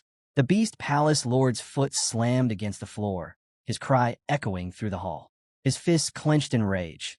How could the Ice Palace successor ally himself with them, of all people? The chieftain rose, declaring that the kidnappings must be the work of the cult. If their combat forces truly moved into the Ileo Mountains, then conflict with the Tang clan was inevitable. Seated before the Beast Palace Lord, Yigwek explained that their priority was making sure the cult didn't clash directly with the clan. The Beast Palace Lord bared his teeth, then commanded the chieftain to bring the girl. We'll face them as they wish, he growled. Far away, on the outskirts of Yunnan, where the Tang clan had set camp, angry shouts rang out. A man protested desperately, insisting he was only a messenger and knew nothing of the higher-ups' affairs. From his chair, Tang Giant spoke coldly. He explained that the demonic cult, who had kidnapped the Poison Dragon Pavilion's master from the Tang clan, was now in the Aloe Mountains. Then he asked why the house sect was even bothering to report this to him. The messenger stammered, mouth agape, unable to answer. He collapsed to the ground, repeating that he knew nothing. The leader loomed over him. How long until they reached the Aloe Mountains? An aide quickly replied, 3 days, so long as they didn't stop to rest. With threads and needles in hand, Tang Jian muttered to himself, baffled by the arrogance of the demonic cult. How dare they think they could belittle him? His gaze shifted to the lifeless body of the messenger. They had come here to claim the mountains anyway. But now, given the situation, perhaps they wouldn't even need to pull strings from the shadows. The leader's brow furrowed as he said. The leader's voice was sharp as he swore the kidnapper would pay 10,000-fold for daring to lay a hand on one of their own. The scene shifted to the treetops. Someone muttered in awe, admitting they hadn't realized the Ileo Mountains stretched so vast. It was easy to lose oneself here. Standing at the front, Hajin asked if this meant the cult's combat unit was stationed nearby. Dong Pil confirmed it, explaining they were right in the heart of the range, in a place known as the Valley of 1,000 Beasts. Tracing the map in his hands, an ally remarked how useful it was for keeping their bearings. Hajin smiled, admitting he had never seen such a detailed map before. He recalled Yozong telling him how essential it would be for their mission. One comrade added that within the divine cult, there were specialists who understood such terrains better than anyone. Pointing to a spot on the map, he explained that the Valley of 1,000 Beasts lay there, surrounded by countless dangers. His finger moved again, landing on the myriad beast forest. That's where we're heading, he said. Haji nodded and pointed out something he'd heard, that the house sect had mentioned the Beast Palace and the Tang clan gathering here multiple times. He asked if that meant the two clans trained together. Holding up a strange plant, the ally explained. The Ileo Mountains weren't just treacherous because of the terrain, they were filled with poisonous flora. For the Tang clan, there was no more enticing place. And beyond that, these mountains had once belonged to the Beast Palace before the divine cult seized them. Hajin concluded that this meant they all shared the same target. His ally agreed. The Beast Palace aimed to reclaim the land itself, while the Tang clan sought the herbs that thrived here, and both saw this as their chance to strike at the cult. Hajin ordered that they move out, taking the hostage along. He hefted 2 bodies over his shoulders and told his companions to carry 2 each as well. The forest shifted into view, the Midrid monster woods. Countless legs moved within the shadows. Warriors of the Beast Palace stood assembled at the cliff's base, their chieftain at the front. From above, Hajin called for them a halt. The Beast Palace lord glared upward, demanding to know who dared walk the cliff. His beast roared, its cries so loud that birds scattered into the sky. Looking down, Hajin noted quietly that the aura of the Beast Palace lord matched the rumors. This was indeed the strength of one who stood at the peak beyond these walls. The Beast Palace lord rested his hand on the tiger, demanding to know if Hajin before him had sent the letter. Hajin smiled, greeting him as if they were acquaintances, and called him by a mocking name. The Beast Palace lord repeated his question, voice sharp. Still grinning, Hajin replied that he had a cat beside him. That was why he used that name. Then he asked what the man had been feeding his beast to make it grow so massive, adding that he almost felt sorry for his own Goldie. The Beast Palace lord frowned, ready to speak, but Hajin cut in, remarking that his opponent should restrain himself. They still had a talk. The man's patience snapped. He shouted that enough was enough and demanded to know where the son of the Northern King was. Hajin only smiled wider. So the enemy had figured it out. He knew Gangwei was with them. That was why he was so tense and quick-tempered, yet not foolish. Playing along, Hajin asked who this son of the Northern King was, what Northern King they meant, and whether it was polite to ignore the man standing right in front of him. The Beast Palace lord's face hardened. He roared that none of it mattered. He didn't want to hear a single word from Hajin. Watching him, Hajin realized the distance between them wasn't measured in steps, but in strength. Yet even with the gap in experience, could the man not feel it? The pressure of his power? Turning to his comrades, Hajin thought about how people clung to titles like Ultimate Peak or Supreme Peak, attaching labels to realms of strength. But those names were nothing more than vanity, words passed down for generations. In truth, no label could define power. Growth was different for everyone, shaped by their own journey. He remembered his past life, the countless battles, and how, at the very summit, all paths led to the same place. No matter the martial art, once one reached the top, they became alike. Looking down again, he judged his opponent. If this man had truly reached the supreme demon realm, or even the evolutionary realm, he wouldn't be acting like this. He should have immediately recognized Hajin's level and prepared for the fight.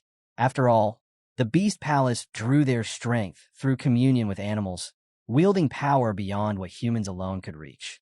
The Beast Palace Lord glared and demanded Hajin hand over the Ice Palace heir, the one who had kidnapped his own successors.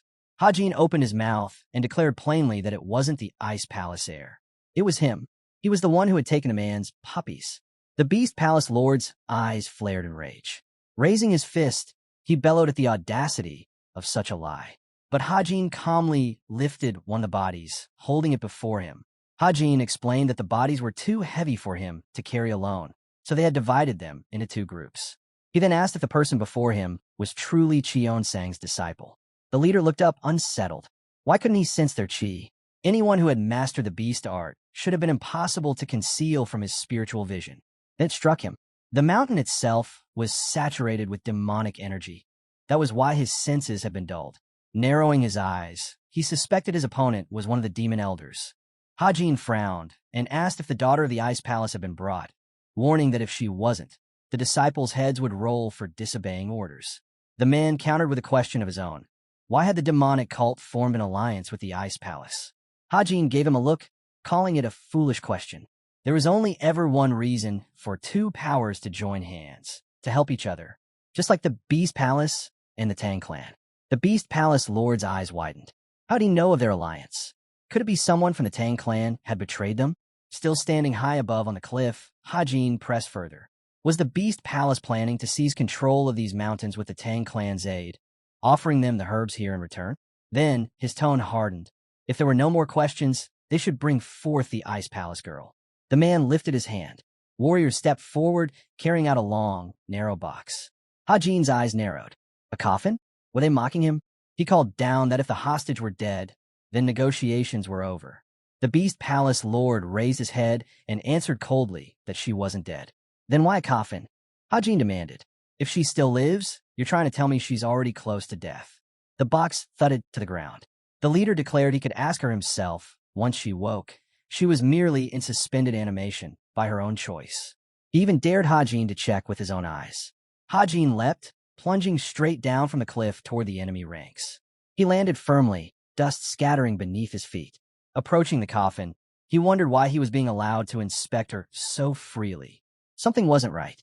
Why would the enemy make it this easy? Then, without warning, the lid sprang open. Hajin peered inside. Hajin hesitated, wondering if this was some kind of trap. But inside the coffin lay Sangrin. One glance at her face, and he could see the resemblance. She was strikingly beautiful, a true heir. He crouched down to check her pulse. The Beast Palace Lord above watched him closely, frowning. Suddenly, Sangrin's eyes snapped open. She lunged forward, attacking without hesitation. Up on the cliff, Dongpil asked if his comrade was upset. The reply came steady. He couldn't say he wasn't, but there was more to it. Gangwei spoke quietly, looking off into the distance. He explained that while he was here, his sister was elsewhere, and another was fighting to save her. Even knowing the third young lord's skill, he couldn't keep his unease at bay. Without turning, he added that Hajin's goal had never been solely about rescuing his sister. He had intended to accomplish other tasks along the way. Still, he wasn't bothered. Hajin had broken no agreements. His only concern was that someone close might suffer in the process. Dongpil reassured him, saying their leader was the one person who could handle this better than anyone. Why? Gangwei asked. Because, the fighter explained, no one carried a deeper hatred for the cult than that man. And because of that hatred, he would stop at nothing, showing no mercy until his enemies were destroyed. Movement stirred nearby. Figures emerged from the shadows. Dongpil pointed them out, just as Hajin had predicted. Their turn had come. It was time to lead these warriors straight into the trap. Meanwhile, Sangrin's attack was fierce, swift as a bird of prey. Hajin deflected her strike, his thoughts sharp. He had expected her to resist, but not like this, not so blindly. Her eyes were nearly pure white, proof she was under some spell. The Beast Palace Lord roared for his soldiers to seize the disciples, and warriors leapt up onto the rock. Looking into the girl's blank gaze, Hajin understood she would not wake on her own. 2 fingers pressed against her neck. He had no choice but to knock her out. Her body went limp. He exhaled, believing the rescue had succeeded after all. But then, the Beast Palace Lord launched into the air, fury burning in his eyes. He bellowed that Hajin would pay dearly for mocking him. Hajin's eyes shifted to the side. 3 blades were already flying through the air, striking down to land directly in front of the raging lord. The Beast Palace Lord's eyes narrowed at the blades embedded before him, assuming it was a manipulation technique. Glaring at Hajin, he shouted that if he had foreseen such treachery, Hajin's head would have already burst. He was trying to kill them both in one strike. Hajin's reply came sharp. He mocked the man for speaking of dirty tricks, considering he had tried the same when handing over the hostage. Then, without hesitation, he called for his companion. From atop the rocks, Goldie emerged. The warrior's eyes widened in disbelief. The beast opened its jaws, unleashing a roar so deafening that even the Beast Palace soldiers clutched their ears in pain. A blinding beam of light erupted skyward, Goldie's burning gaze glowing like fire. One by one, Beast Palace warriors collapsed under the force of his presence. The Beast Palace Lord's own beast roared back, its cry reverberating through the forest. Blood trickled from the leader's ears as he stared upward in confusion. What was this creature? It looked like a lion or perhaps a wolf, yet its body was that of a tiger. And those eyes, unnatural, searing. Hajin smiled coldly. This was his friend. Did his enemy truly think he would fall for such petty schemes so easily? Goldie's gaze bored down on the army below. Suddenly, the ground trembled. Something rushed through the forest with thunderous steps. More beasts appeared, shaking the earth as they closed in. Hajin glanced at them and realized his companion had called for reinforcements. Birds scattered into the skies as he turned to the enemy. Do you know why this is called the Myriad Monster Forest? He asked. It's because this place is home to the most vicious creatures alive, beasts both intelligent and relentless. Behind the Beast Palace warriors, a sea of animals surged, surrounding them.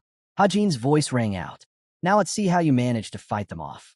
He clasped his hands behind his back, declaring that negotiations ended here. The Beast Palace Lord scowled, unable to hear another word. His fists tightened as Hajin warned that the man himself had dragged his precious disciples into danger. Hajin only smiled.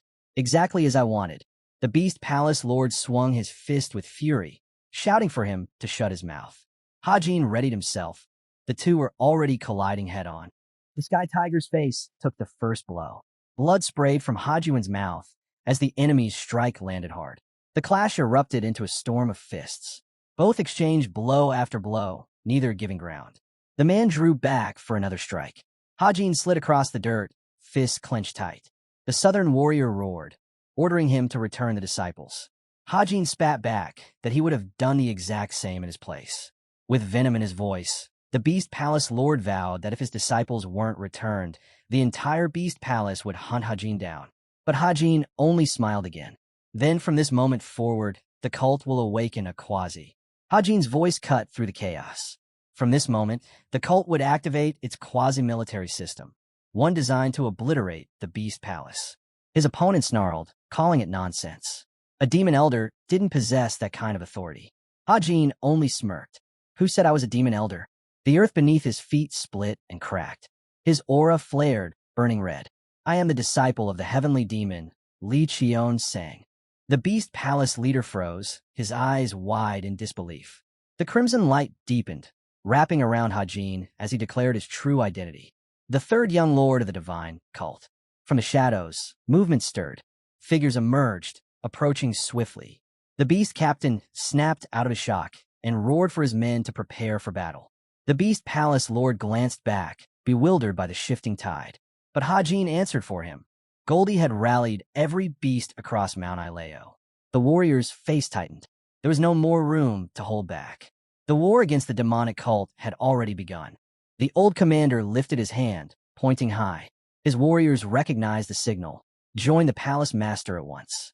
They surged forward, voices echoing as they shouted their duty to reach him quickly. Juno's calm voice slipped through the tension. He admitted it wasn't surprising that his enemy had been hiding such an ace. Hand resting on his hip, Hajin spat back that his opponent was nothing but a coward. Wolves lunged first, tearing at the southern savage's men. The air shook as a massive tiger entered the fray, ripping through bodies with overwhelming force. The Beast Palace Lord's eyes widened. The king of tigers, The beast roared, its cry rattling the air. More animals swarmed in, surrounding it. But their instincts faltered. Hajin realized the truth. The tiger's aura alone was enough to subdue them. With one roar, it commanded their fear. From the cliff, Goldie stood tall, his presence undeniable. The pack of beasts growled, echoing his command. Moments later, man and beast clashed. The forest erupted into carnage. The southern savage clenched his fists, shouting across the battlefield. "Do you really think a herd of animals can defeat me?" Hajin twisted aside, dodging his strike. His foe raised both hands high, voice thunderous. "You are nothing to me." The ground split under his blow, the shock wave thundering through the forest. Watching the devastation, Hajin's voice carried sharp disbelief. "Are you trying to destroy this entire region?" The sky tiger's fangs gleamed as another strike shook the mountain. Meanwhile, further ahead, a squad raced through the woods, urging each other onward. They had to reach the palace master within half an hour. But before they could advance, a voice rang out, commanding them to stop. Iui stepped into view. She raised her hand, and instantly, the beasts froze in place. Calmly, she declared that Hajin must be told to come to this stifling battlefield. Resting her blade against her shoulder, she muttered that her mood was foul. 2 missions had already drained her, and now this. Sweat traced her cheek as she scanned the enemy ranks. There were far more of them than she had anticipated. Her gaze shifted to her subordinates. Iui steadied herself. The Berserker Demon Squad could withstand any trial, she was sure, but this fight would not be simple. Leaping onto the cliff, Zhang appeared, remarking that his partner still seemed to be in the right mood for battle. Iui shot him a sidelong glance. What was the demon general doing here? The general himself looked down, asking the same question. Lowering his head, Zhang explained. He had been summoned by the 3rd young lord, most likely for the same reason she had. Iui tightened her grip on her blade. "Then let's begin," she said coldly. With a sweeping strike, she declared that every enemy would die. The battlefield below was already strewn with corpses of beasts. Goldie loomed from the cliff, roaring in dominance. Clinging to the rocky ledge, Hajin exhaled in relief. It could have been far worse. His gaze shifted to the sky tiger, and what he saw shocked him. This man had slaughtered his own men without hesitation. Pulling himself higher, Hajin realized the truth. This wasn't just any opponent. This was the Beast Palace Lord of the Beast Palace. His sheer power was undeniable. Hajin glanced toward the mountain passage. First, he had to get the princess to safety. The savage frowned, knowing how much internal energy he had burned in his last attack. His eyes lifted to the towering peak. His disciples were still bound above. Images of Gue Young flashed through his mind. He had to save them. The warrior's voice boomed, introducing his tied disciples. The Beast Palace Lord leapt again, hands raised high, preparing a crushing blow. His strike descended like thunder as he bellowed for Hajin to die. But Hajin's hand tightened around his sword. With calm precision, he unleashed the 7 Knights blade technique. In an instant, the weapon materialized in his grip. He swung, invoking the wild Kinclaw technique. The savage shielded his face from the flurry of slashes, eyes widening under the relentless assault. Hajin shifted into stance. His fist surged with energy. Heavenly Demon Lightning Fist. The old man skidded across the dirt, reeling from the impact. Hajin's extended fist burned with red light. That was only the 3rd level of mastery, he said flatly. The head of the Beast Palace roared, calling out to his disciples that he had come to rescue them. Hajin's reply cut through him. They will not rise. Glancing back, Hajin's eyes narrowed. How were the prisoners moving? Then he noticed Gang. His comrade had sealed their central cores and acupuncture points flawlessly. Clutching the cliff's edge, Yai called to the captives. The sky tiger charged once more. Hajin slipped aside, his voice sharp. If you value your disciples, then they should be your first concern. His aura surged. A crimson whirlwind spun to life. Ultimate Endless Path, 2nd form. 9-fold elastic blade of calamity. The storm of blades tore through the air. The Beast Palace Master's face twisted in panic. Stop! Don't do this! And in that instant, a thunderous explosion split the air. Hajin landed firmly while his opponent collapsed to his knees. Hajin's eyes widened. This man had shielded his disciples with his own body. Before him, the swordsman appeared, blade ready. Yagwek stepped closer, asking the palace lord if he was still alive. But in the next instant, the sky tiger's hand lashed out, seizing Hui Young by the throat. His palm glowed darkly as he began draining the disciple's energy. Gue Young's body shriveled, his chi ripped away.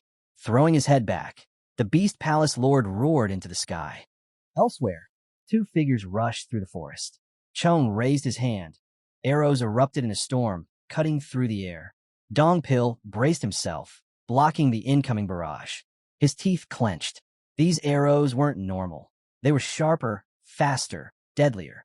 Their force rivaled even the heads of the 7 families of the demon cult. Beside him, Gangwei muttered that their foe's eyes were fixed on nothing but his target. The swordsmen agreed. Their opponent had locked perfectly onto his demonic energy. Another blast thundered deep within the forest. Jung raised his arm, barking for his disciples to ignore the sound and stay on pursuit. Dong Pil's brow furrowed, sweat beating down his temple. That roar, it came from where his master was. Hajin surged ahead, urging the others to quicken their pace. Atop the mountain, Hajin's eyes locked on the scene before him. The Beast Palace Lord hunched over his disciple, siphoning every last drop of chi. Hajin's heart sank at the sight of Gue Young's wasted form. Could the Beast Palace truly wield demonic arts that consumed their own followers' life force? The Beast Palace Lord's face twisted as the stolen energy merged seamlessly into his own body. Hajin's eyes widened. This had to end. Now, Yagwek's scream cut through the chaos, spitting curses at the Sky Tiger. The savage Heavenly Tiger only lowered his gaze, muttering that his disciple should be left behind. His fist drew back for another devastating strike. But the leader of the lightning, Yagwek, lunged, his voice booming. I will never forgive you. A blinding explosion ripped the warrior apart. What little remained of him was left scattered across the rocks. From beneath heavy brows, the Beast Palace Lord barked at his survivors, ordering them to shield him. Climbers rushed up the cliff, rallying at his command. Hajin's eyes darted across the battlefield, shocked at how many still stood despite the carnage. Sweat dripped down his cheek. There wasn't much time before Dong Pil and the allied clans arrived. He clenched his jaw. This had to be settled before then. Goldie intercepted the tiger's next assault. The two beasts squared off, muscles tense, eyes locked. The tiger lunged, jaws wide. Hajin steadied himself. He believed. No, he knew. Goldie could face the enemy alone. The clash of beasts shook the ground, their strikes echoing like thunder. But as Hajin turned away, his mind snapped back to reality. They still had one more problem. His gaze fell on the head of the Beast Palace Lord loomed above, and Hajin feared he would soon consume his disciple entirely. Hajin tightened his grip on his blade, raising it forward. He couldn't allow that to happen. The savages hurled themselves at him, taking blow after blow, shouting desperately that they had to protect their master. Hajin's eyes narrowed. Were they truly Ilryong to throw away their lives for him? Their formation tightened as they took their stances, voices united. They had to fight together, no matter the cost. Hajin stomped down, shattering the stone beneath him. Their determination was real. They would die before letting him through. But he had no time left to waste. Lightning surged through his fists as he unleashed the Sky Demon Lightning Fist, the ground trembling beneath his strike. Then he froze. His senses picked up movement deep within the forest. Dongpil and the Tang clan. They were almost here. He had to move fast. Hajin charged, his blade cleaving through the path ahead. Out of my way. The rocks split, rising violently into the air. His hand glowed with energy, lifting Sangrin into the currents of stone. He caught the Ice Palace princess in his arms, then shouted for his companion. Goldie burst through the fray, striking the enemy square in the face. A moment later, the beast stood loyally by his master's side. Hajin placed Sangrin onto Goldie's back. Take her, he ordered, voice sharp. Disappear from here. His eyes softened only for a moment. I believe in you. Goldie roared, accepting the command. Meanwhile, the savages climbed higher up the cliff, swarming like an unending tide. The Sky Tiger's eyes snapped open, gleaming with power. Hajin tightened both hands around his sword. So you're awake. From the ledge, a warrior's cry rang out. Their lord had awakened. The Beast Palace leader rose, his body blazing in a golden aura. His opponent's words echoed in his mind, the claim that he was the third young lord of the divine cult. Now, standing before him with his elite squad behind, the Beast Palace Lord bared his teeth. I'll tear you to pieces. Hajin thrust his blade into the ground, his voice cold. Human lives, they would be tokens in this gamble. His eyes lifted. Tell me, are you planning to kill me? The man's face flickered with surprise. A smile tugged at Hajin's lips. Too late for that. Energy surged. His blade carved through the earth. This place will vanish. The mountains split apart in an instant, the ground shattering and collapsing into ruin. The Sky Tiger was hurled back by the force. Hajin himself was blasted away, swallowed in the storm of dust and rubble. The mountain crumbled into chaos, stone crashing and air splitting with thunder. Through the haze, Dong Pil pushed forward, calling desperately for his master. Then, something caught his eye. Goldie was charging straight through the destruction. The warrior's breath caught. That beast. They stumbled upon a pet without a master. Spotting the girl, Gangwei quickly called for his sister. Cradling Yeoman in his arms, Gangwei asked if she was all right. Dong Pil frowned, demanding to know where Hajin was. His eyes shifted toward the pile of stones. Gangwei of the Ice Palace guessed the one they sought was buried beneath the rubble. Dong Pil's body glowed with golden light. He refused to believe his master would fall like this. Taking his stance, he swore he would save him no matter what. With a single strike of his katana, he split the stones apart. As the dust cleared, Dong Pil spotted a tiger lying motionless on the ground. A hand clung desperately to a broken piece of rock. The assistants exchanged relieved smiles. Hajin's voice rang out. This wasn't failure. It was success, because their master was alive.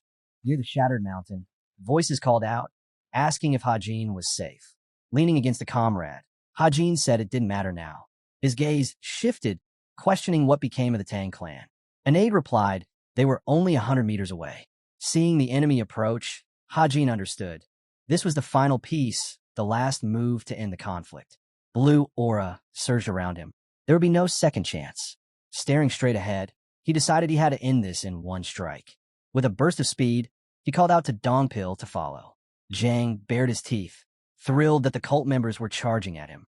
Bending low, he unleashed his technique, the falling rain of needle pear blossoms. Countless arrows filled the sky. Dong Pil stepped in, blocking them all. The patriarch of the Tang clan demanded to know where the other boy was. Suddenly, a blade pierced forward, striking Hajin's hand. The clan leader turned sharply, asking if his ward was all right. Writhing in pain, Hajin shouted for him to focus on the enemy. But then, a hand gripped the patriarch's hair tightly. A commanding voice ordered everyone to stop. Holding the hostage's head in his grasp, Hajin warned them to listen carefully. The man's teeth clenched as Hajin pressed a blade to the victim's throat, vowing that if anyone moved, he would rip out the captive's eyes and devour them. His gaze locked onto the clan leader's aide. Hajin reminded him of his warning. No one was to approach. The aide's face was scarred, one eye missing. Glancing at the dangling eyeball, Hajin admitted he had no real desire to eat it. The aide clutched his shoulder, asking what they wanted. Hajin leaned in with a C.A. Chilryeong question. Was this really the only squad of the Green King here? The soldier broke into a sweat. How did these intruders know about their squad? His grip tightened around the object in his hand. He had no choice. Sensing it was a trap, he seized the moment to try and save the patriarch. But when the dagger plunged into the master's shoulder, one of the squad members shouted in shock. What was he doing? Hajin calmly explained. They were trying to poison him. His eyes locked forward, listening as the enemy threatened that the patriarch would go blind if he resisted. Ignoring the taunt, he pressed again. Was this squad really the only group from their clan? The young man's teeth clenched. If they lied, the patriarch's life would be forfeit. Then came the whispers, rumors that the Dark King squad was hidden north of Mount Ileo. Hajin's frown deepened. He ordered the squads to join forces and launch an ambush against the Beast Palace. A soldier erupted, shouting that the plan was absurd. Hajin's dagger gleamed as he asked if that fear came from the possibility of losing. The man roared back that their clan would never fall to the Beast Palace. Hajin only smiled, inviting him to prove it. But suspicion lingered. A squad member demanded to know why they should trust him. Hajin's tone softened. He promised to behave. Then, introducing the master of the poisonous dragon pavilion, Hajin offered terms. He would release both the patriarch and this man, for they were brothers. Surely, the fighters would find this offer acceptable. The squad captain bit down hard on his lip. The weight of the decision pressed on him. From behind, Jung's voice rang out. He ordered the disciple not to accept. Hajin's gaze lowered, shadows filling his eyes. His voice hardened. The demonic cult could never be trusted. Suddenly, from the forest came orders for the Berserker Demon Squad. Do not retreat. Clashes erupted as their fighters took the blows head-on, voices roaring to maintain formation. EUI's eyes widened. At this pace, they would lose, and then the enemies would break through straight toward Hajin. The general turned, urging the squad leader to withdraw. She refused, insisting they could hold a little longer. Zhang's body trembled. He felt it, an ominous aura. Staring at the Green King squad, he realized in horror they would now have to fight everyone at once. EUI glanced back, yet the invaders weren't rushing them, but heading another way. The squad captain bared his teeth. Alongside the Tang clan, he roared for his men to attack the Beast Palace forces. The patriarch lowered his head, repeating his command, not to accept the offer. His voice cut sharp, declaring that even if they begged, the demon cult would never spare them. Hajin's gaze sharpened. His voice rose, reminding them the Tang clan had already destroyed a village. The accusation struck hard, that the Tang clan had destroyed 2 villages, using innocents only to test their poison. Jung broke into a sweat, stammering as he demanded to know how they learned this. Then came the answer. The enemy raised his head and agreed. They would accept the offer. The master of the Dark Cloud Pavilion even promised to return soon. But unease filled the air. One of the men cursed, swearing they would kill every last beast, yet calling it an unfair deal. His gaze fell on Dongpil, and he demanded Hajin be taken hostage as collateral. In that instant, Hajin's blade flashed. With a single strike, the patriarch's hand was severed. Gasps filled the battlefield. Hajin's brow furrowed as he repeated their words. An unfair deal? The Green King's squad trembled in fear. Hajin's voice cut through them. He was breaking the pact with the master of the Poison Dragon Pavilion.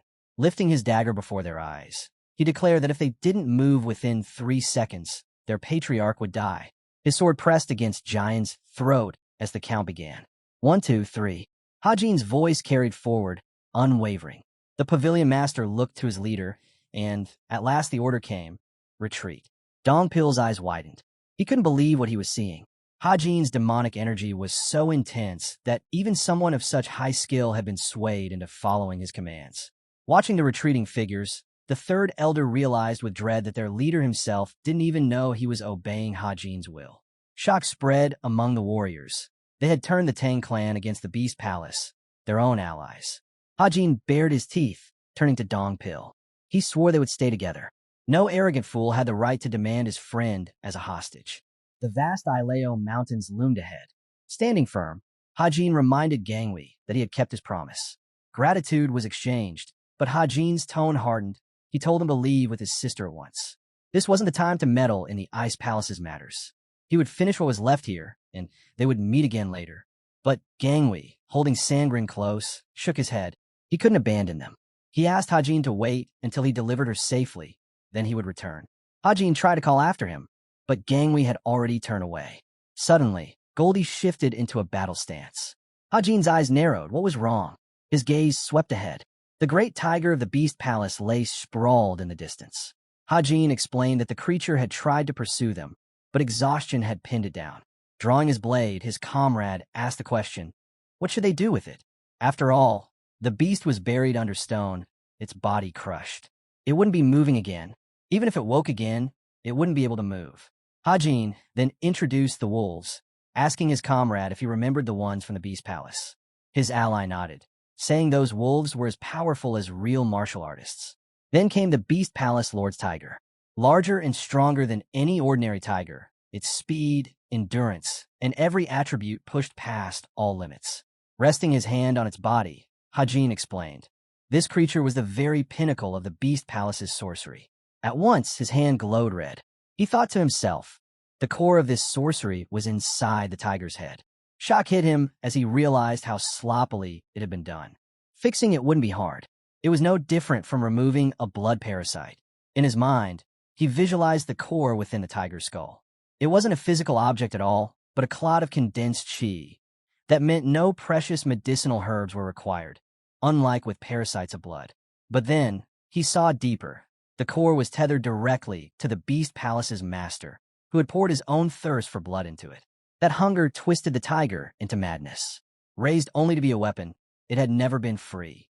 And in that moment, Hajin realized, so was he. A bowl clattered to the ground. Harsh voices ordered the children to eat.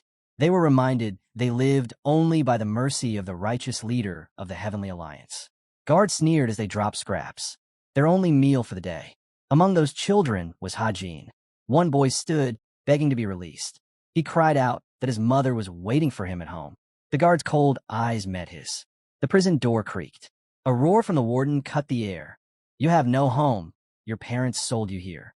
Hajin lowered his head and whispered to his friend not to look. Lifting the scraps to his mouth, he warned, "If you don't want to end up like that, don't pay attention." The guard struck the pleading child down, shouting that they would make him forget his home. Back in the present, Hajin's eyes lingered on the tiger.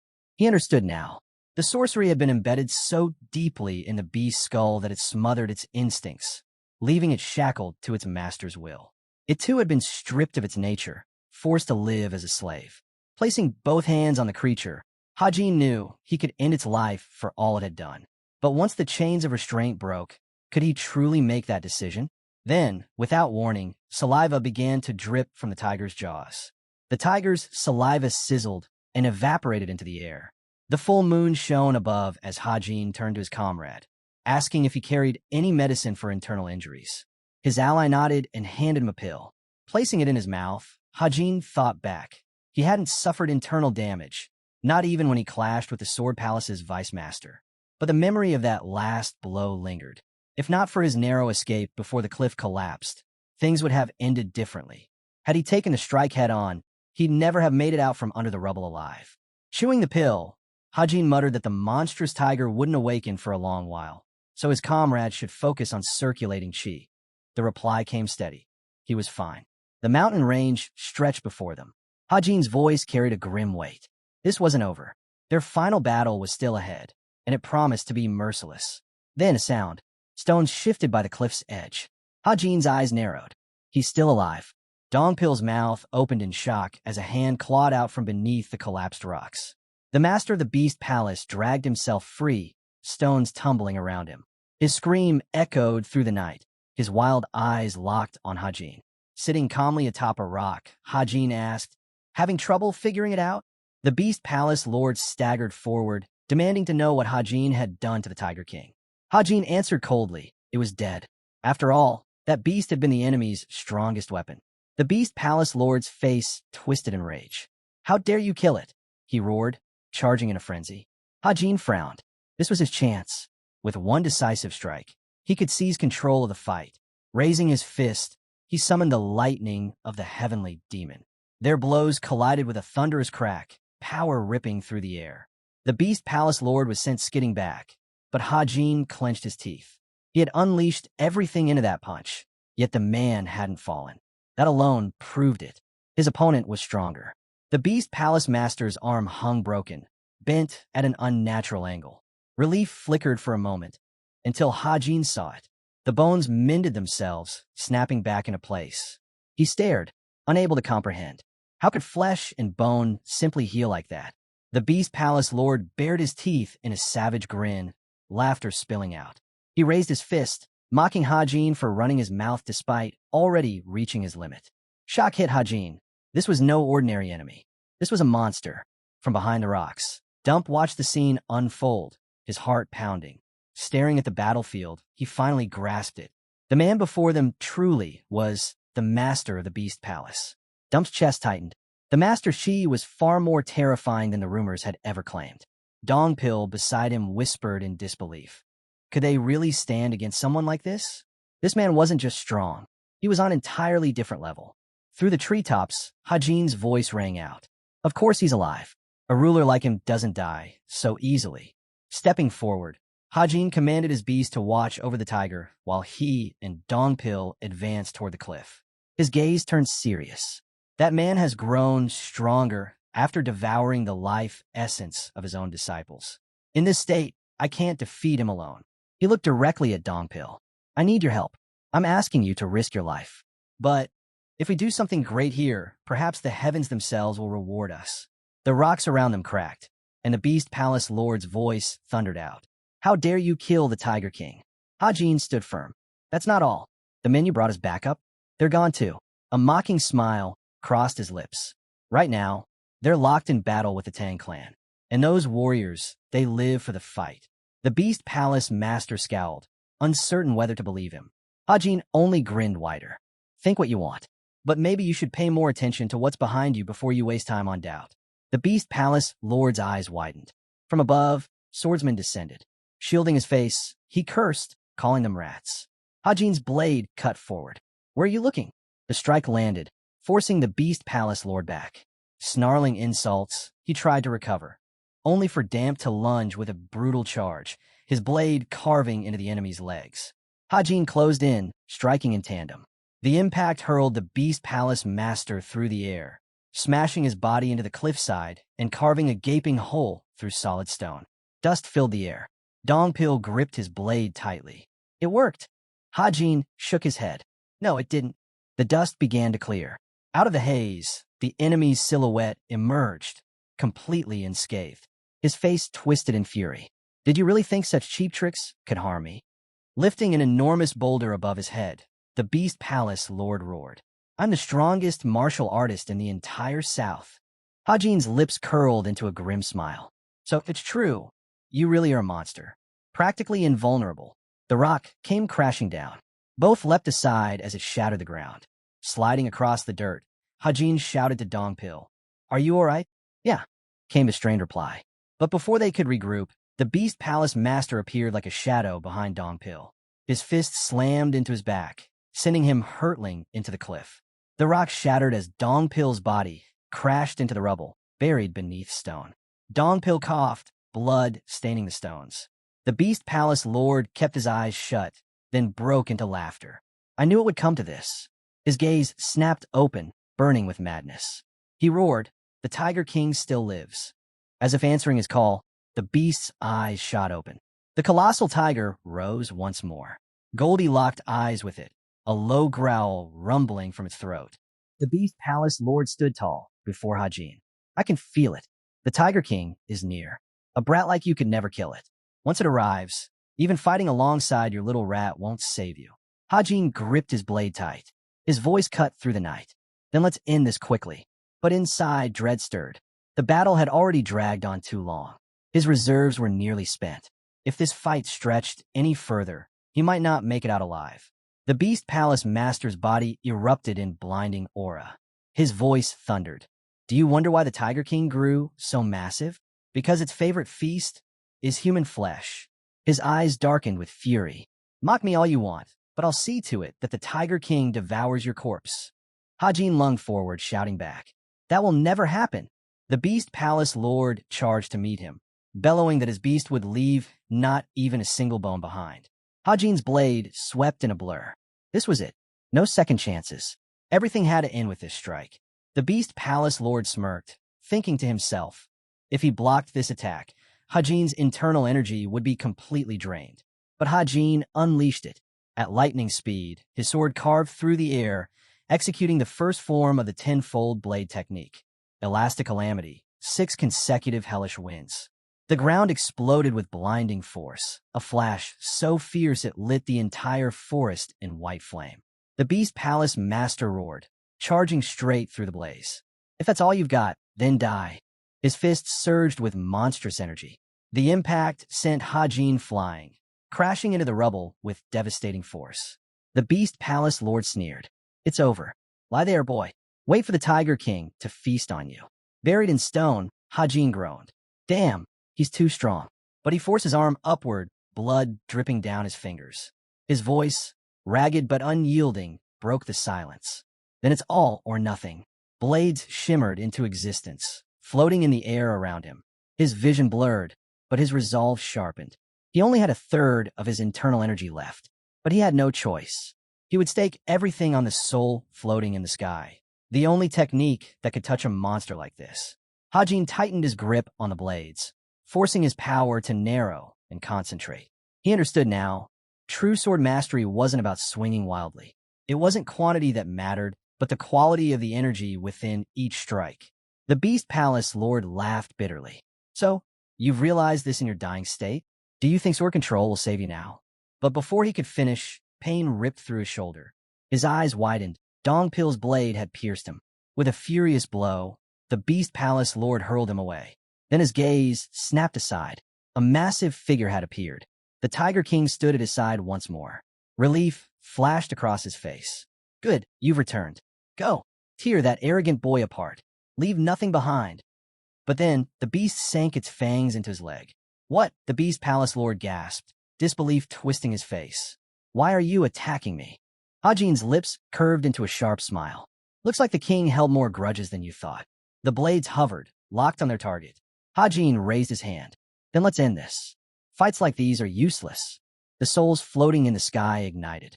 The sword streaked forward like lightning, piercing the Beast Palace Master's flesh. Explosions ripped through the night, flooding the forest in blinding light.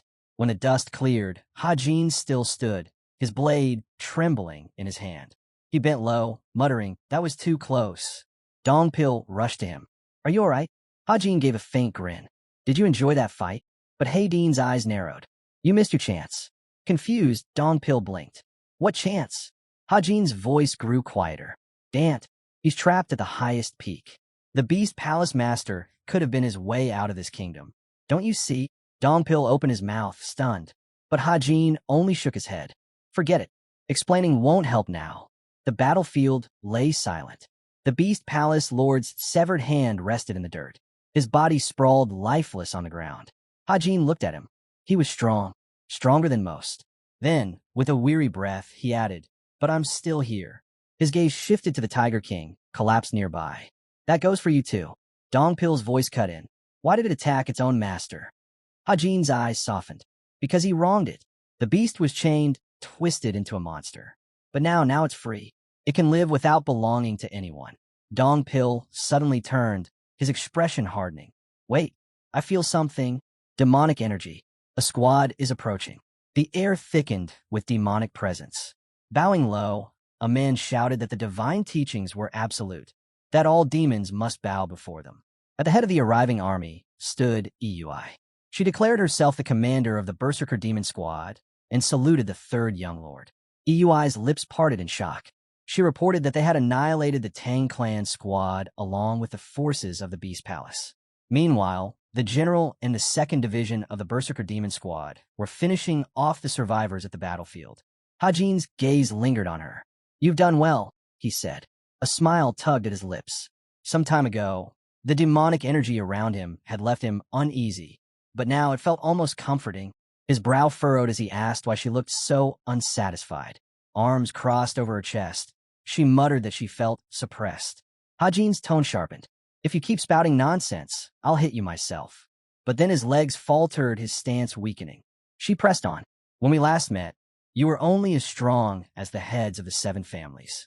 But now you've become a true monster. It's getting harder for me to even catch up with you." Her words trailed off as Hajin suddenly stumbled forward, collapsing against her. Concern filled her voice. "Are you all right?" He smirked faintly, whispering, "Then work harder." Straightening, he reminded her she was the commander of the entire squad. Falling behind was not an option. But before she could answer, her eyes darted away. An ominous aura prickled at the edge of her senses. Hajin's voice cut through the tension. He was already at his limit. His eyelids grew heavy. Then from the shadows, a man opened one eye. Dark energy pulsed from his body. His form blurred and vanished. The commander's mouth dropped open. Where did he go?" Hajin's eyes widened.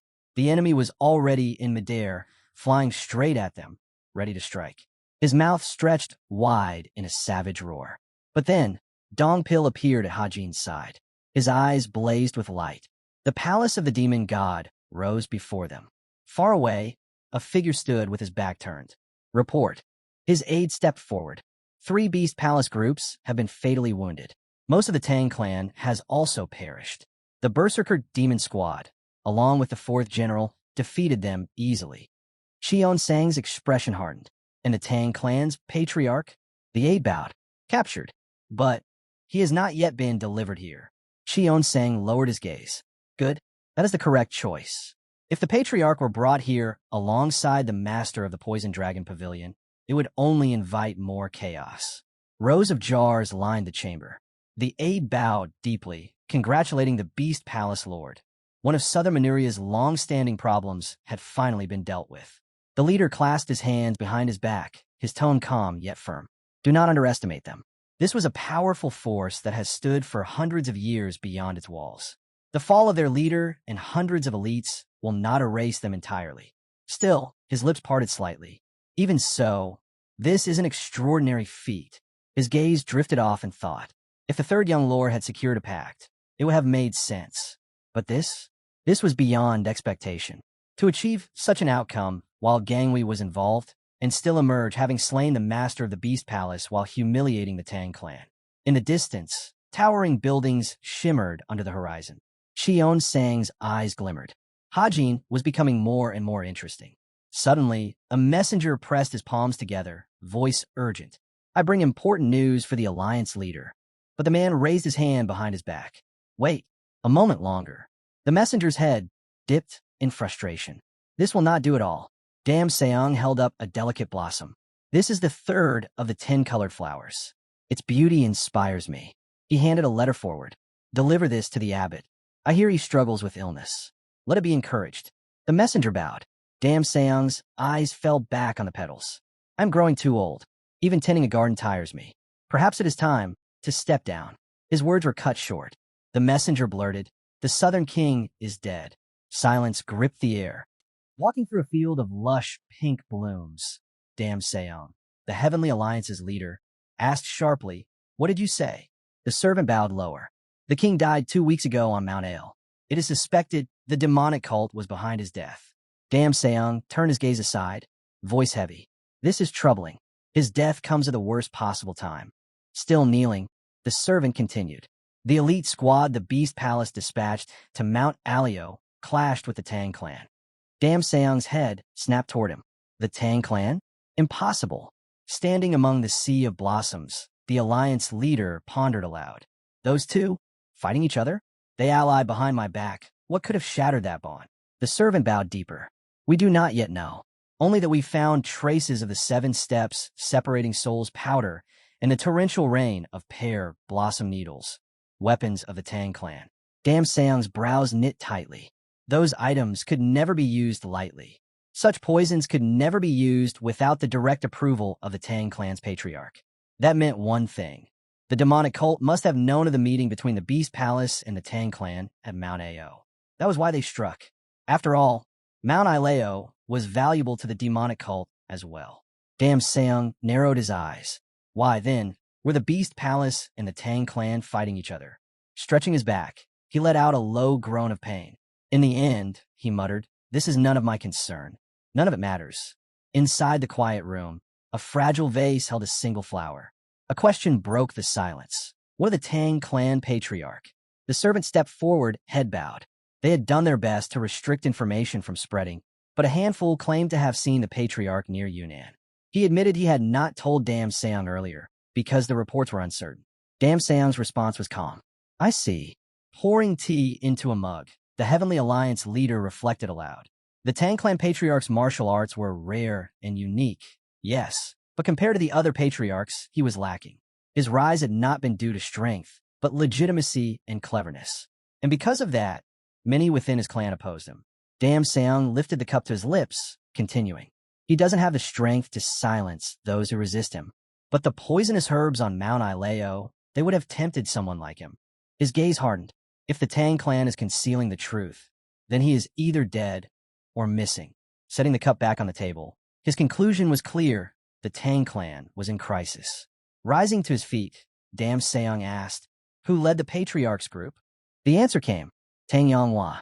Contact him, Dam Seong ordered. Arrange a meeting. Now is the time to rein in these troublemakers. As he stepped from the building, the servant ventured another question. What of the demonic cult? Dam Seong didn't slow. Leave them be. The servant's eyes widened. But my lord, Dam Seong's voice cut sharp. If they wish for war, it is not hard to start one. But know this, if war begins now, we cannot guarantee our safety. We haven't even dealt with those who came from beyond the walls. I will not gamble lives recklessly. Left behind, the servant bowed low. Dam Seong's gaze lifted to the open sky. His words were quiet, but heavy with weight. The people of the demonic cult are a natural disaster. Dam Seong had said it clearly. The demonic cult could not yet be treated as enemies to be defeated in open battle. Not now. But still, when Seong thought back to Hajin, he realized, if that boy hadn't escaped, everything would have been different. Near Mount Ileo, torches burned in the night. Voices rang out across the camp, commanding the Berserker Demon Squad to listen. Those wounded were to focus on healing, the rest to stand guard until Hajin finished his recovery. Seated cross-legged, Hajin folded his hands. His wounds were not yet fully closed, but his energy core was stable. If he practiced the traditional demonic arts, he could restore his body in an instant. But he knew better. Quick healing was not always the right answer. Treatment that ignored the balance of the core could become a shackle, hindering his growth. He exhaled slowly. If I had followed the traditional arts of the cult, I wouldn't have reached the upper demon realm today. The divine cult's arts thrived on raw destruction. His path emphasized balance. Hajin's eyes opened wide. This difference might mean nothing once he reached a higher plane of mastery. But here now it meant everything. His thoughts shifted to the banner of the Beast Palace. He had slain their lord, and now the Heavenly Alliance would move. He imagined the face of their leader, wondering how such a strange man would act in this moment. Predicting him was impossible, but Hajin knew two things for certain. First, Dam Seong would do nothing about the demonic cult. The Heavenly Alliance had already used 3 palaces to seize power in Jianghu. Now one had lost its lord, another its arm. There was nothing Hajin could change about that. Second, he would seize this chance to annex the Tang clan. They were weakened, vulnerable. The Heavenly Leader's greed was unmatched, even greater than that of demonic martial artists. In his mind's eye, Hajin pictured the eagle insignia. He remembered the warriors who had fallen. And then, Dam Seong's voice seemed to echo, calm yet cutting. Hands clasped behind his back, he spoke. Listen carefully. A sword that you cannot wield at will is no sword at all.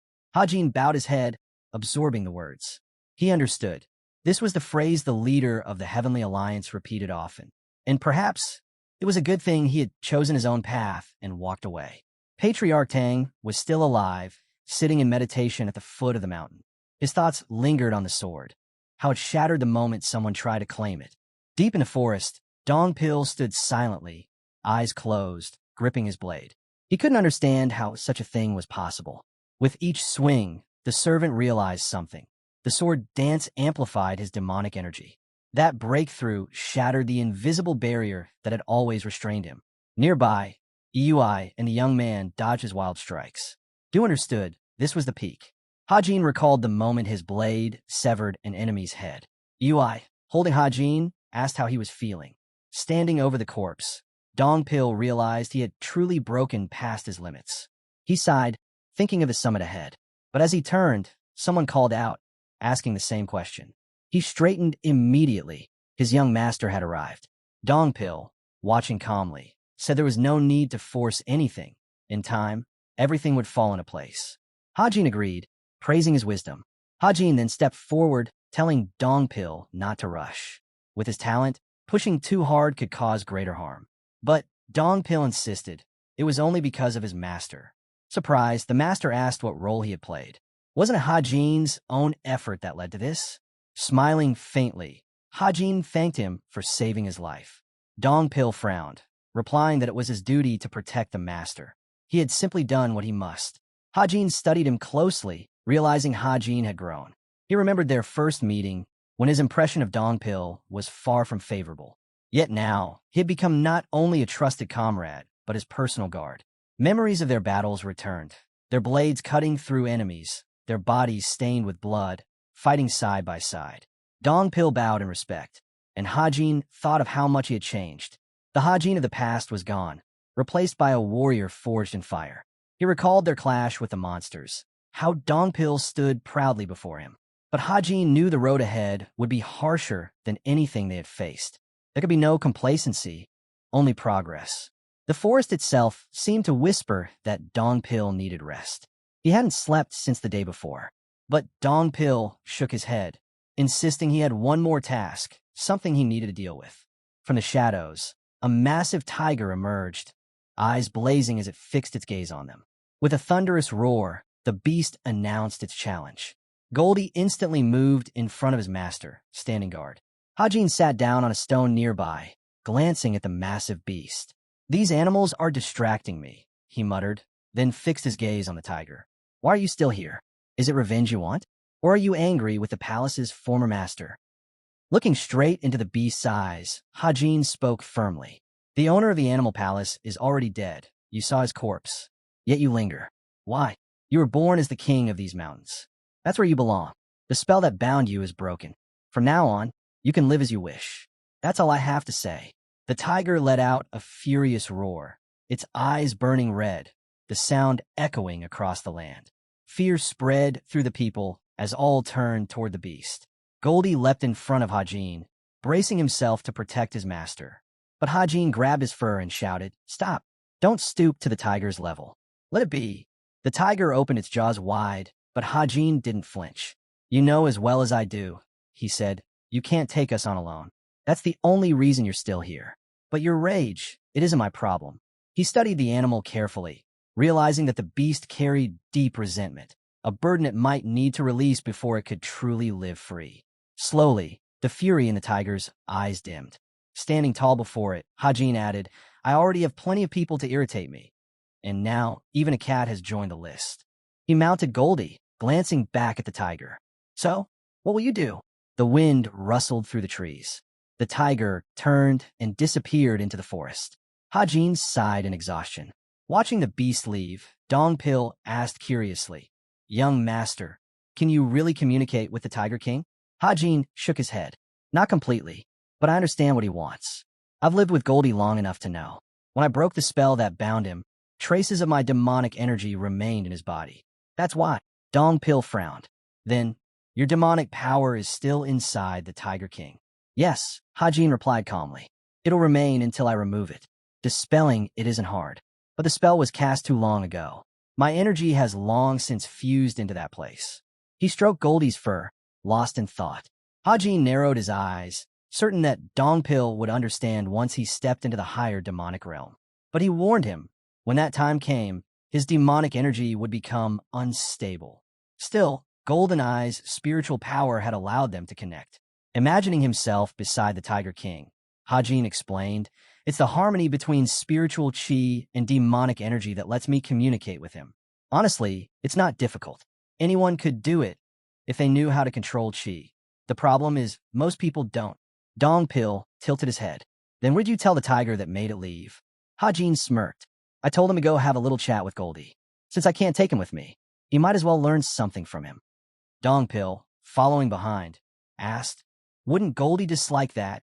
How could he?" Hajin replied with a shrug. "Now Goldie has a subordinate." Just then, a sharp rustle cut through the air. Goldie, who had been resting, snapped his eyes open, instantly alert. The sun was already sinking behind the mountains when a white-haired girl approached Hajin. She bowed slightly, her voice soft with gratitude. "Thank you for saving me." Hajin studied her for a moment before answering. "It was your brother who asked me. I only kept that promise. Are you well enough to walk now?" Sangrin smiled faintly. "Yes, thanks to you. And forgive me, I'm a little late with introductions." Not far from Mount Ilao in Yunnan, the house of the Sex Mansion lay wrapped in twilight. Standing before Hajin, the girl continued, "My name is Sangrin." She moved to stand beside Gangli, facing Hajin. "I learned everything from my brother. I don't even know how to thank you for all you've done for us." Hajin crossed his arms. "There's no need. It was a deal, nothing more. But I did notice something, your martial arts. It's unique." For a moment, an image of battle flickered in his mind. Back then, amidst all the chaos, I couldn't recognize it clearly. Impressive as it was, it felt incomplete. Sangrin's eyes widened. She stared at him in disbelief. The martial arts she had practiced should have been impossible for others to identify. If one had never studied the techniques of the Northern Sea, even reaching a higher realm wouldn't be enough to spot its traces. Yet this man, he had seen through it. Hajin was not only powerful, he was perceptive. Before leaving, he gave one last piece of advice. "Rest. Your upper energy core took heavy damage from the Beast Palace. It's more fragile than the rest." With that, he closed the door behind him. Gangwei turned to his sister. "Hajin is right." Sangrin lowered her gaze, guilt in her voice. "I should apologize." But Gangwei shook his head. "No, it's me who should apologize." Her eyes dimmed. "The palace is in chaos." He straightened, fist tightening. "Then so be it. Our path was never the same as the other palaces. The best choice is to form a pact with the divine heavenly demon cult. Sangrin looked at him intently. Did you tell the third young lord the truth about Lily's potential great method? Gangwei met her gaze and said firmly, no. She sighed. You should. I know the heavenly demon cult isn't the most trustworthy ally, but I'll trust your judgment. Still, it would be fair for him to know the truth about the one standing at his side.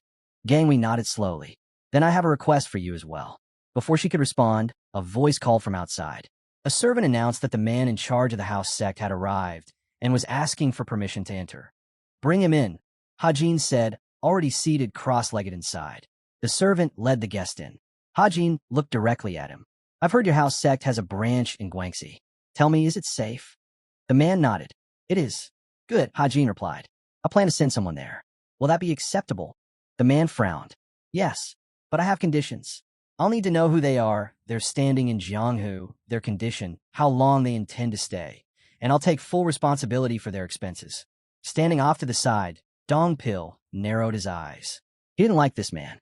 Something about the way he spoke set him on edge. Hajin exhaled quietly, then said clearly, my guest is none other than the patriarch of the Tang clan.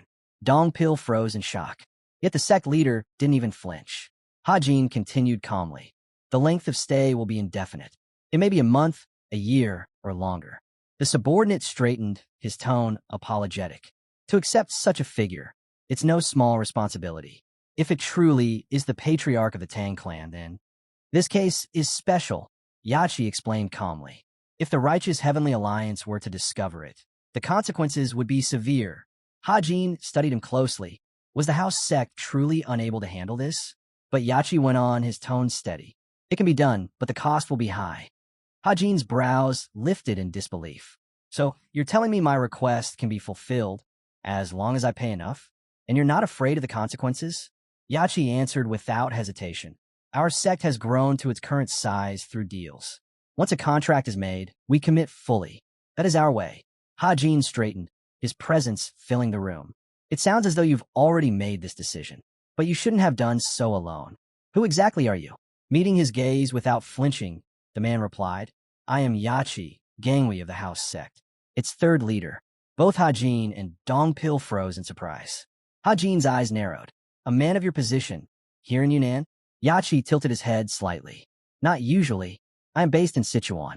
But 2 weeks ago, I came here on business. Hajin leaned forward, sensing the weight of his words. Business? Then tell me, was it because of me? Yachi stood tall, his posture brimming with confidence. Yes, I came to see you. Hajin sat back down, his expression unreadable. Then let's not waste this chance. Let's speak openly. Agreed, Yachi replied. His tone hardened as he continued. You must know, Guangdong is the only region where our sect has no branch. A mental map formed in Hajin's mind as Yachi explained. We have several hidden outposts in western Guangxi, but they can hardly be called branches. And you know why. We avoid provoking the divine heavenly demon cult. Hajin's eyes flickered with surprise. So, your true goal? Yachi's gaze sharpened. We intend to open branches in Guangxi and Guangdong. The words sent shock through the room. Dongpil's hand shot to his sword hilt. You've gone too far, he shouted. But Hajin raised his hand, stopping him cold. You're addressing the wrong person, he said firmly. Then, with measured weight, he added, even if I were the leader of the cult, I wouldn't hold that authority. Yachi didn't back down. He stepped forward, locking eyes with the third heir. I know that. Hajin's stare deepened. Then tell me again. Are you saying the man who came to me? Yachi's words fell like a stone in still water. He was offering to help Hajin become the leader of the divine cult. You mean, that's truly your intention? Hajin asked slowly. I do. Yachi replied without hesitation. Hajin frowned. That's not a question open to interpretation. It should have only one answer. For a moment, silence stretched between them. Then Yachi said firmly, if the righteous heavenly alliance were to collapse because of you, you would almost certainly be chosen as successor. Hajin was struck speechless. Outside, the leaves rustled in the wind. A quiet voice asked, how much do you really know about me? Later, Hajin and Yachi walked side by side down a narrow forest path, neither meeting the other's eyes. I've always had reason to resent the righteous heavenly alliance, Yachi said. Hajin glanced at him. And why is that? They monitor all of Jiang Yuan's movements, Yachi explained.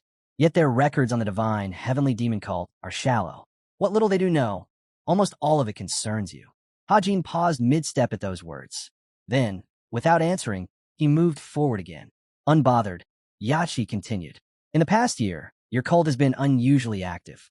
Until now, they never interfered in Jianghu affairs. But then you appeared. Memories flickered through Hajin's mind. His battles against the Beast Palace. The clash with Ailong, Elder of the Righteous Heavenly Alliance, a man he had killed. He cast a subtle glance at Yachi. Impressive. Even after I erased every trace, they still uncovered this much. Hajin sank into silence, but Yachi pressed on. After that, you returned to Hunan as a special inspector general. You investigated the 7 demonic families. You crossed swords with the Sword Palace. You clashed with the Beast Palace again. Our sect leader was impressed by your actions. By now, they walked shoulder to shoulder, evenly matched in stride. We have little information on the candidates for succession within the divine cult, Yachi admitted. But one thing is clear. You will play a crucial role in that struggle. Hajin's eyes narrowed, but he said nothing. Yachi's voice lowered, each word deliberate. Perhaps you already know. The Beast Palace, the Sword Palace, and the Heavenly Dragon Palace. All of them are tied to the Righteous Heavenly Alliance. Twice now, you've thwarted their attempts to expand into Jianyuan. Hajin didn't respond. Instead, his mind conjured the faces of those Yachi spoke of. And Yachi continued evenly. Your killing of Ailong was no small matter. He was deeply corrupt, tied by secret pact to the Beast Palace's heir. His death has shifted the balance. That battle returned to Hajin's mind. Yachi's voice cut through his thoughts. There was no need to kill him, especially knowing the consequences. Yet you did it anyway. Hajin walked a few steps ahead, silent, as Yachi continued. Perhaps it was coincidence, or perhaps an order from your cult leader, though I doubt it. Hajin glanced back. And why do you doubt it? Yachi imagined his companion, speaking as if painting an image. Martial artists say you can smell chi. For me, it's different. I deal in intelligence. With a single piece of information, I can infer the whole picture. Hajin stopped in his tracks. Slowly, he turned. Yachi pressed forward, his conviction unshaken. That's why I believe I'm right. You despise the Righteous Heavenly Alliance. Hajin studied Yachi's face. His insight was undeniable. He had pieced together Hajin's intentions from mere fragments. Sharp, and yet not arrogant. He uses his strength well, Hajin thought, silently repeating the name, Yachi. Standing sideways, hands clasped behind his back, Hajin asked plainly so. You want to help me become Qion Sang, and in return, open branches in Guangxi and Guangdong. Is that it? Yachi nodded once. Exactly. Hajin turned his back, but Yachi spoke again. You don't need to answer now. Just think on it. When Hajin faced him again, Yachi added, I am also prepared to shelter the patriarch of the Tang clan. As for the price, he bowed slightly. Consider my own life payment enough for the arrogance I've shown in this conversation. With that, he excused himself. Hajin watched him go, silently noting, it's been a long time since I've met someone this talented. That night, beneath the rising full moon, Hajin sat on the railing of a gazebo. His thoughts were tangled. Nothing felt impossible, but there were too many threads to unravel. He sighed, thinking of his past life. It was so much simpler. But that's natural. Back then, I was just a tool. He clenched his fist, scolding himself. Enough. No use complaining. Taking revenge on the Righteous Heavenly Alliance will never be easy. From the shadows, a voice broke his solitude. You seem troubled. That's unlike you. Gangwei stepped into the light, holding a bottle. He lifted it toward Hajin. Hajin accepted it, raising an eyebrow. What do you mean, unlike me? Gangwei chuckled. You're the type who acts first and thinks later. Hajin raised the bottle to his lips, then lowered it, staring at Gangwei. So you think you know me, just because we once fought side by side? Gangwei nodded without hesitation. I do, and if I've spoken out of turn, forgive me. They both leaned against the gazebo's railing, gazing into the distance. Are you returning to the Ice Palace? Hajin asked. Yes, Gangwei replied simply. Then tell your sister to take care of herself, Hajin said. Gangwei smiled faintly. The young master will protect her. I don't worry about that. Then his tone shifted. But don't forget the deal we made. Hajin's eyes widened. Wait, you were serious? You truly want your sister to marry me? He started to protest, but Gangwei cut him off. She's already agreed. Hajin froze, stunned. She agreed. His voice dropped. Aren't you being too cold? Wouldn't that mean she's nothing more than a hostage? Gangwei grew solemn. Bowing his head, he answered, whether she becomes a hostage or not depends on you. As for me, I'll do everything in my power to help you become the successor. Still bowed, he added, and thank you. Hajin stared at him in silence before replying. Then I hope one day you'll give me something in return that I can be grateful for. Without another word, Gangwei left. Hajin let out a long breath. Enough rest, he told himself. His cheeks flushed red, and in embarrassment he rubbed them, trying to shake it off. With renewed determination, he muttered, the first and second lords must be sick of waiting. Time to see their disgusting faces. The building ahead loomed behind a towering wall. A voice drifted across the courtyard. What do you think the highest demonic realm is like? Stop chatting, came the reply. Focus on training. Reach the point where the environment itself can't affect you. That's the real path. Two guards stood at the gate. The first one grumbled, still, it's always different here. The humidity is unbearable. 15 years in the cult, and I'm still not used to it. Only winter makes it bearable. The second guard chuckled. You're definitely from the north. Tell me, have you reached your peak yet? The first sighed, tilting his head back. Peak? No. I never even dreamed of becoming like the first young lord. My only goal was to reach the third's level. The second guard spun toward him, eyes wide. You're insane. You think it's that easy? He leaned in, shaking his head. Fool. The third young lord is a monstrous genius, one of the guards muttered. The other gave a tired nod. I know. He turned to his colleague. But let's be honest. Your martial arts don't even come close to the first young lords. Haven't you heard the rumors? They say he's already stepped into the highest demonic realm. His gaze drifted into the distance. No one in the cult has ever reached that level before the age of 40. If it's true, then it's remarkable. Before his companion could answer, he held up a hand. Wait, the squad on mission has returned. From the road ahead, a group appeared. Their leader stepped forward. We are the Berserker Demon Squad. We've completed our mission. Show your insignia, the guard demanded. EUI pulled a medallion from her robes. The guard nodded, then ordered his subordinate, report to our superiors. At that moment, the carriage door creaked open. The third young lord and his guests are with us, the woman added. What? The guard exclaimed, but before he could react, a violent gust of wind surged past them, forcing both guards to shield their faces. From the carriage, Hajin stepped forward, his aura still swirling. Forgive me. I've yet to bring it under control. I hope you'll understand. He turned to the head guard. I will be meeting Cheon-sang. Deliver the message. Yes, young lord. The carriage rolled onward.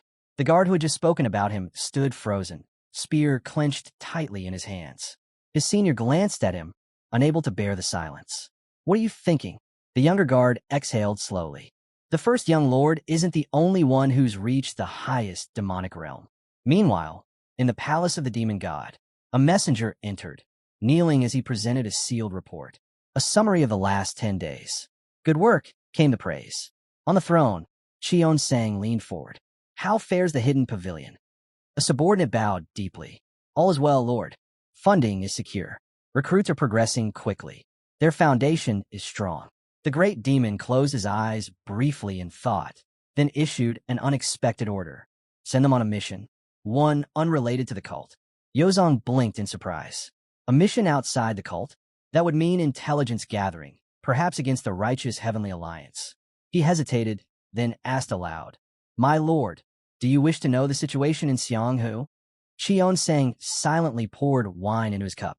Yozong hesitated. May I ask, why this order, my lord?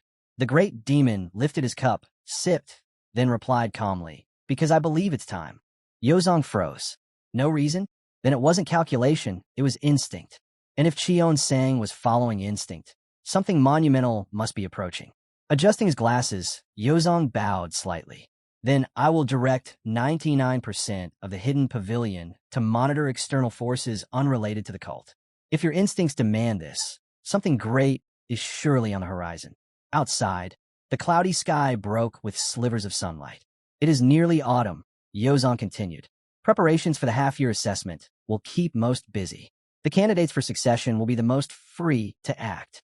The ninth demon, seated upon the throne, gave a single nod. Then let them act. Whether they cause a scene or not depends entirely on themselves. Yozong inclined his head. Cheon-sang's gaze grew sharper. Those who succeed will succeed, no matter the cost. And those who fail have simply lost. Yozong blinked, startled. But my lord, shouldn't you at least ensure fairness? From the throne, Cheon-sang lifted his bowl. His reply was flat, cutting. Life is not fair. His hand rose, releasing a surge of dark energy. It condensed into a heavy bundle that dropped at Yozong's feet. Yozong stared in surprise. What is this? I heard it helps with overwork, Cheon-sang replied. Yozong's chest warmed. Clutching the gift, he bowed low. My lord, you are the only one who shows such concern. I am deeply grateful. But Cheon-sang's voice was cool. Work harder. Yozong's smile faltered. I shouldn't have been too happy, he thought bitterly. The setting sun bled through the throne room windows when a voice announced, Hajin has arrived. Let him in, Cheon-sang ordered. Hajin stepped inside, bowed deeply, and offered his greeting. His eyes flicked across the room, then paused. I seem to be interrupting. Should I wait outside? There's no need, Cheon-sang replied. We've finished here. As Yozong passed him by, their eyes met. Yozong's glance carried a wordless message. Hajin smirked faintly. A tea invitation, is it? He turned toward Cheon-sang. I've returned. Sit, Cheon-sang said. Hajin dropped onto the floor with a thud, exhaling. I nearly died this time. Cheon-sang sat solemnly on his throne. This is the path you chose, he said flatly. Hajin lowered his head. He had no answer. The ninth demon's gaze shifted to Hajin.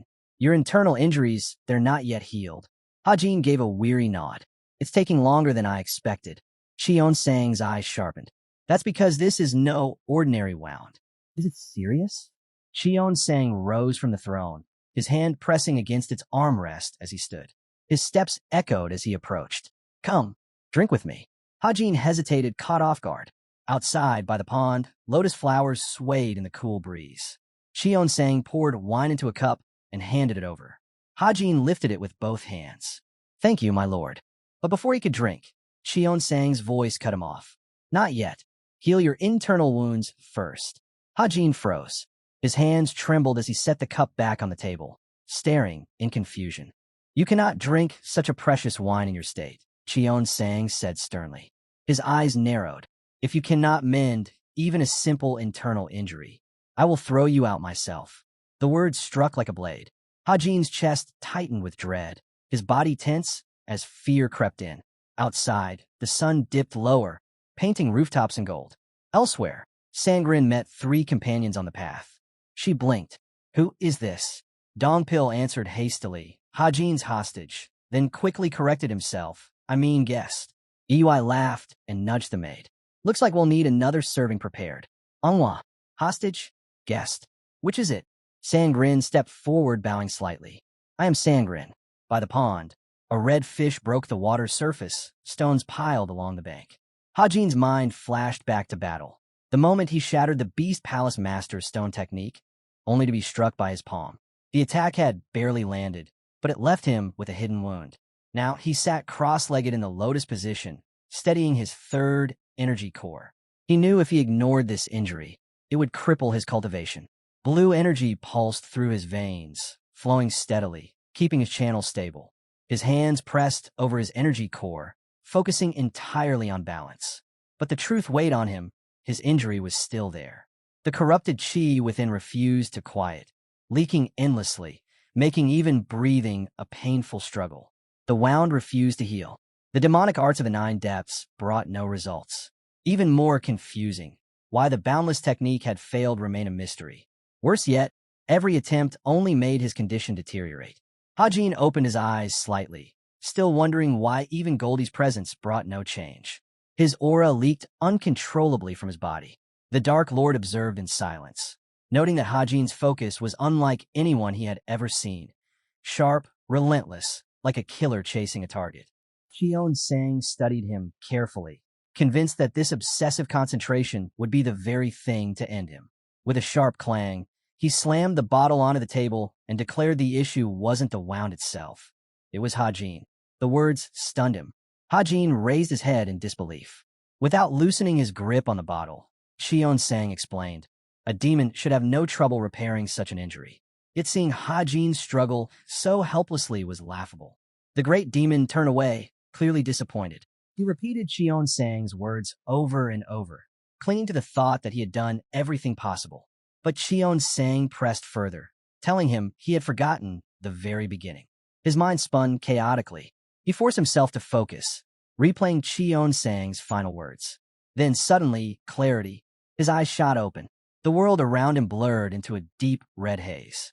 Sweat rolled down his face as his body trembled under the strain. In that instant, he realized his mistake. He should not think like Hajin, but as a master of demonic martial arts. Blood trickled from his nose. He roared, convincing himself with all his might that he was a master. His energy surged skyward in a violent column, and at last he found it. Cheon Sang simply watched, his expression unreadable. The gazebo remained silent. Hajin, as if nothing had happened. Then a voice rang out, reminding him once again he had forgotten the very start. A step echoed forward. How did it all begin? Who was it that spoke to you? Hajin stood still, as though surrounded by a boundless lake. His question trembled in the air. Is this my central Dantian? Chung San appeared before him, hands folded behind his back. Right now, you're like a sword master who has forgotten how to wield his blade, he said. From the shadows, his face was still hidden, yet his voice revealed the truth. The internal wounds had not healed because the mastery of the 9 depths had been tangled with other techniques. Hajin's eyes widened. So, it was because of the 9 depths? In his mind, he pictured a nameless warrior. The thought struck him. While divine techniques draw from the upper Dantian, the demonic arts draw their power from the central Dantian. Hajin shifted his thoughts into a battle stance, visualizing a sphere of emotions.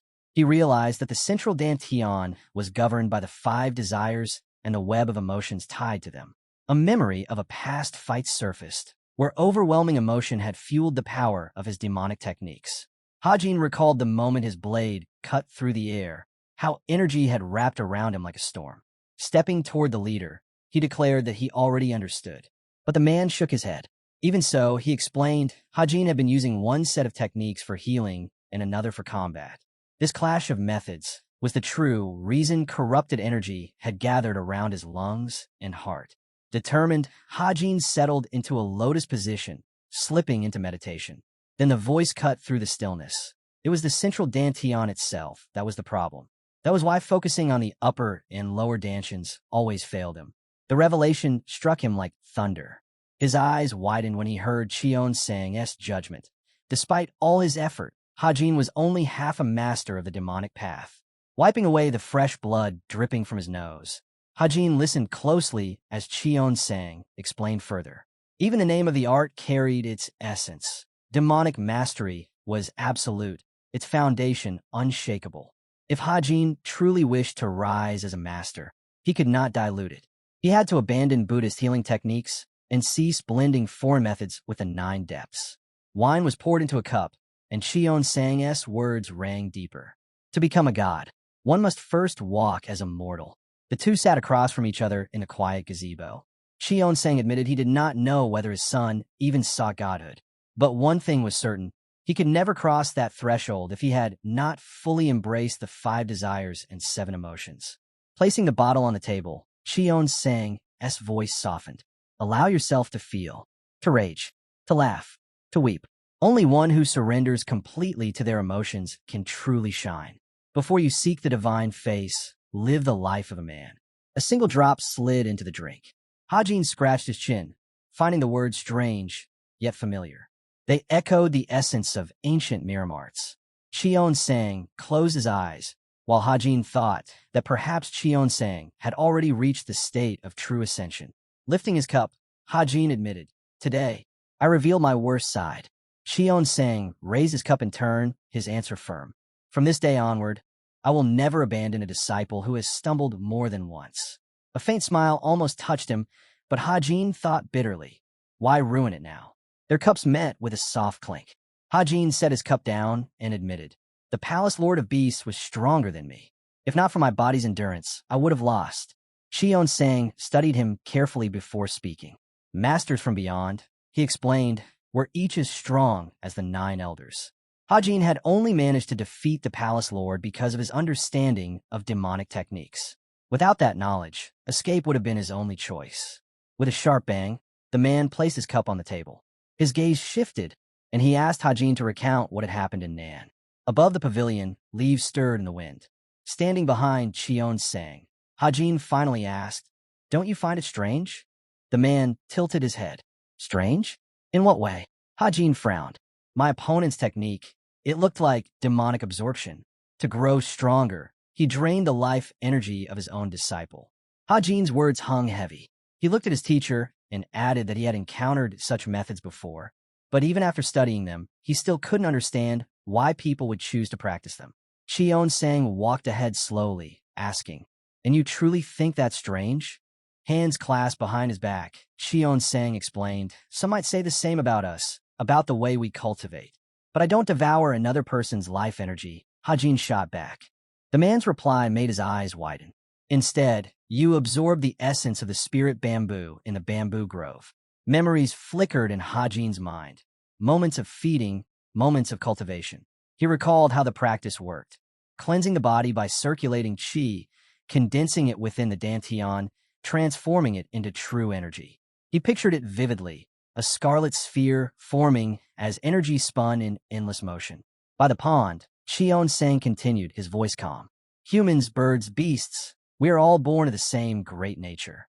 Each one cultivates in a similar way. The only difference lies in whether you respect the norms and morals of the world. Abandon them, and you are no different from the palace lord of beasts." Li Cheon Sang stared into the distance. In the end, it is not what technique you practice, but whether you practice it relentlessly. Hajin's gaze lingered on him with curiosity. To him, there was no doubt. His teacher knew far more than others. Perhaps that was why he had become the man he was today. The pond shimmered with the sun's reflection as Hajin finally asked, "Are there techniques like that within our own cult?" Li Cheon Sang walked slowly along the pond's edge before answering. There were countless records stored in the remote archives, yet no one had ever taken the time to study them, because Li Cheon Sang himself had seen the truth. Without looking back, he spoke plainly. Absorbing another's essence was never the true path of a demonic cult. The words caught Hajin off guard. His brow rose in disbelief. Wasn't it always said that stealing the energy of others defined demonic arts? Yet now, even essence absorption was dismissed as unworthy. Li Cheon Sang's robes shifted with each step as he continued. Such methods might benefit the cruel, but genuine demonic mastery was different. Its value lay not in predation, but in the wisdom born of sudden enlightenment. Wisdom far beyond even the divine arts of the ancient Nim. Hajin frowned, mulling over this idea. Sudden enlightenment, it was nothing like those hollow absorption techniques. His eyes drifted toward the water lilies, and the voice continued. True growth came not from devouring others, but from new understanding, each step a gradual accumulation until it reshaped the core. In his mind, Hajin pictured himself standing before a demon. He felt how demonic mastery bent the central dantian against one's basic instincts and desires. To grasp that essence fully, that was training. The tree branches swayed as the wind carried a reminder. The air of the ice palace had already vanished. Their farewell was behind them. Hajin's gaze flicked nervously to Cheon Sang's back when he heard the question. It was about the house sect. The man already knew of Hajin's dealings there. Knew that the stir he had caused within the beast palace could not be hidden. Looking serious, Hajin admitted, "They want the Tang clan patriarch." Cheon Sang's eyes narrowed sharply as he turned. And in exchange, they demand the destruction of the righteous heavenly alliance. Hajin replied firmly. "And they will aid me in the struggle of succession." Li Cheon Sang turned away, his voice cool. "You are not the only one who dreams of destroying the righteous alliance, nor the fortress of Steelblood." He watched leaves drift past, then asked, "And what do my disciples think of this chance?" Hajin blinked in surprise. "You mean the chance to become your heir?" Cheon Sang's tone was calm, but his gaze was heavy. "Tell me, do you truly wish to inherit my mantle?" The question struck like a blade. Hajin froze, his mouth falling open. They had never spoken of this before. His fists clenched. "I do not wish to become the successor." Li Cheon Sang's face remained unreadable. Hajin's eyes locked on him, his voice tightening. "But I do want to try." His fist clenched even tighter. "It isn't about taking your position. It's because I believe, if he held the seat of leader," Hajin thought, "he would finally have the means to destroy both the righteous alliance and the fortress of Steelblood." His brow furrowed slightly. This was the reason he wanted to fight. Without turning, Li Qionsang said he understood. Then came the question. Did Hajin fear that his selfish ambition might disappoint him? The leader's frown deepened, but his words were steady. It did not matter what goal his successor pursued. What mattered was whether he seized the chance to make it real. And if this was truly Hajin's desire, then he had something to offer. They stood once more by the pond. The calm waters reflected a storm of change as Li Qionsang declared that this year, the Mara festival would not take place. Instead, he would name his heir. His gaze bore into Hajin. If you want to stand as my successor, if you truly want to be master of the demonic arts with hundreds of thousands under your command, then finish all that binds you before that day. And if your goal is to destroy the righteous alliance and the fortress of steel blood, know that the other heirs have already been told. Hajin's eyes widened in shock. What game is he playing? Silence hung between them. The thought of the other successors crept into Hajin's mind. If the heir was to be declared on the very day of the Mara festival, it meant the youngest would be excluded. Only 3 contenders would remain. 3 brothers, all vying for Qionsang's seat. Water lilies drifted across the surface as the final word settled. Hajin bowed lightly. Then, my lord, I'll take my leave. He turned to step away, but stopped mid-stride. A faint smile curved his lips. I'll return for another lesson. Li Qionsang said nothing. He only watched. The reeds rustled in the wind as the ruler turned his gaze to the water. His reflection stared back at him as he murmured. This boy had no idea how lenient he had been, all because of those hidden injuries. Hajin's gate technique was advancing too slowly. He should have been reprimanded, but pity held his hand. A faint grin touched Qionsang's face. He'll return for another lesson, insolent boy. Perhaps he's finally grown. The scarlet glow of sunset spread across the village. Hajin walked along the tiled path, his thoughts circling.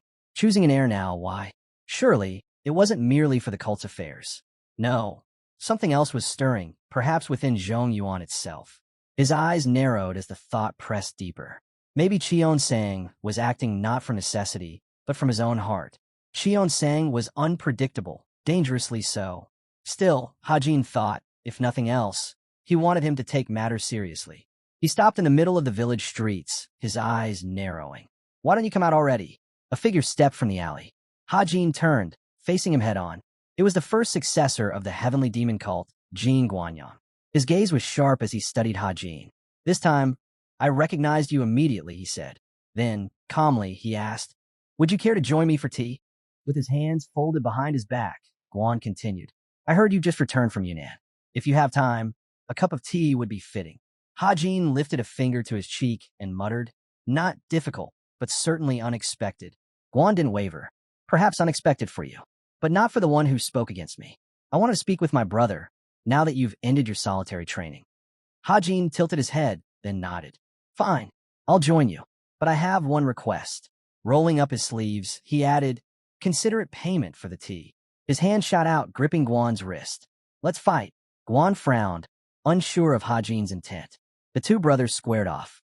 So, Guan asked slowly, you truly wish for a duel right here? Hajin smirked. That's right. But Guan shook his head.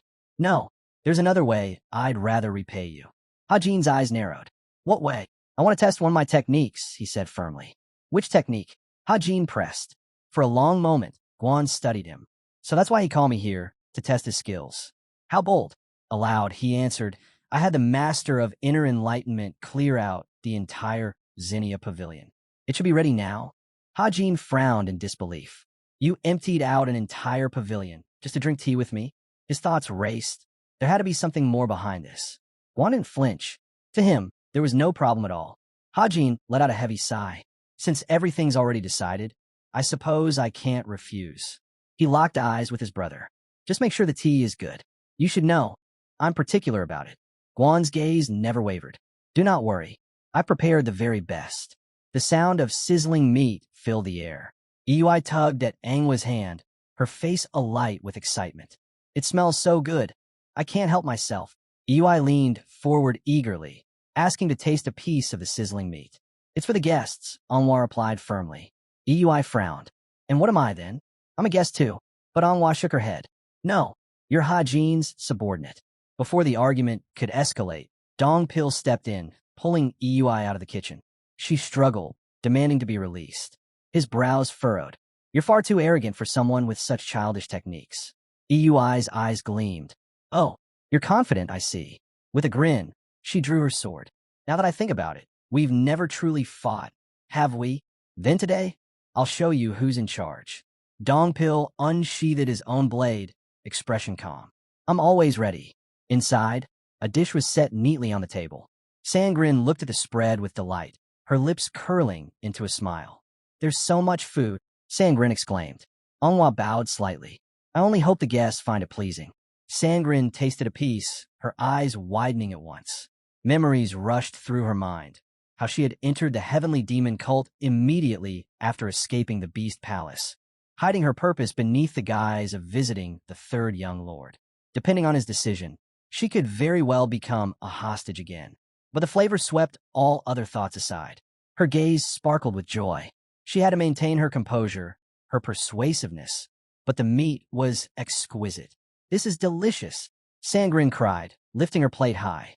She turned to Manhwa, brimming with excitement. It's so juicy, and your skill is incredible. Taking another bite, she nodded with conviction. Manhwa, you're truly gifted. I've eaten at many famous northern kitchens, but nothing compares to this. Manhwa smiled, bowing once more. I'm glad the guests are satisfied. For a moment, Sangrin stared thoughtfully at the room. This place is full of villains from across the world, yet these people are kind. She raised her plate. May I have more? Outside, the sun dipped lower, nearly hidden beyond the rooftops. Two brothers walked side by side down the narrow street.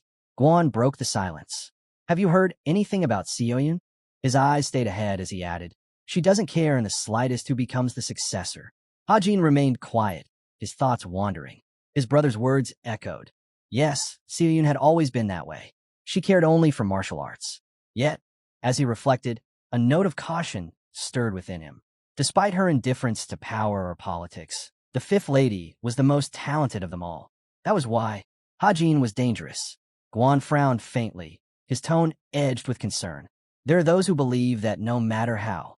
There were those who claimed that no matter how talented a woman was, she could never lead the cult. To Hajin, such thoughts were laughable. He cast a sideways glance at his brother, thinking of the women within the cult. The heavenly demon cult was a place where worth was decided only by ability. Neither gender nor class could alter that truth. Guan finally spoke, his tone steady. The leader of the cult is chosen by the will of Mara, blessed by the heavenly demon itself. Before Chion sang, gender means nothing. There is no reason a woman could not lead.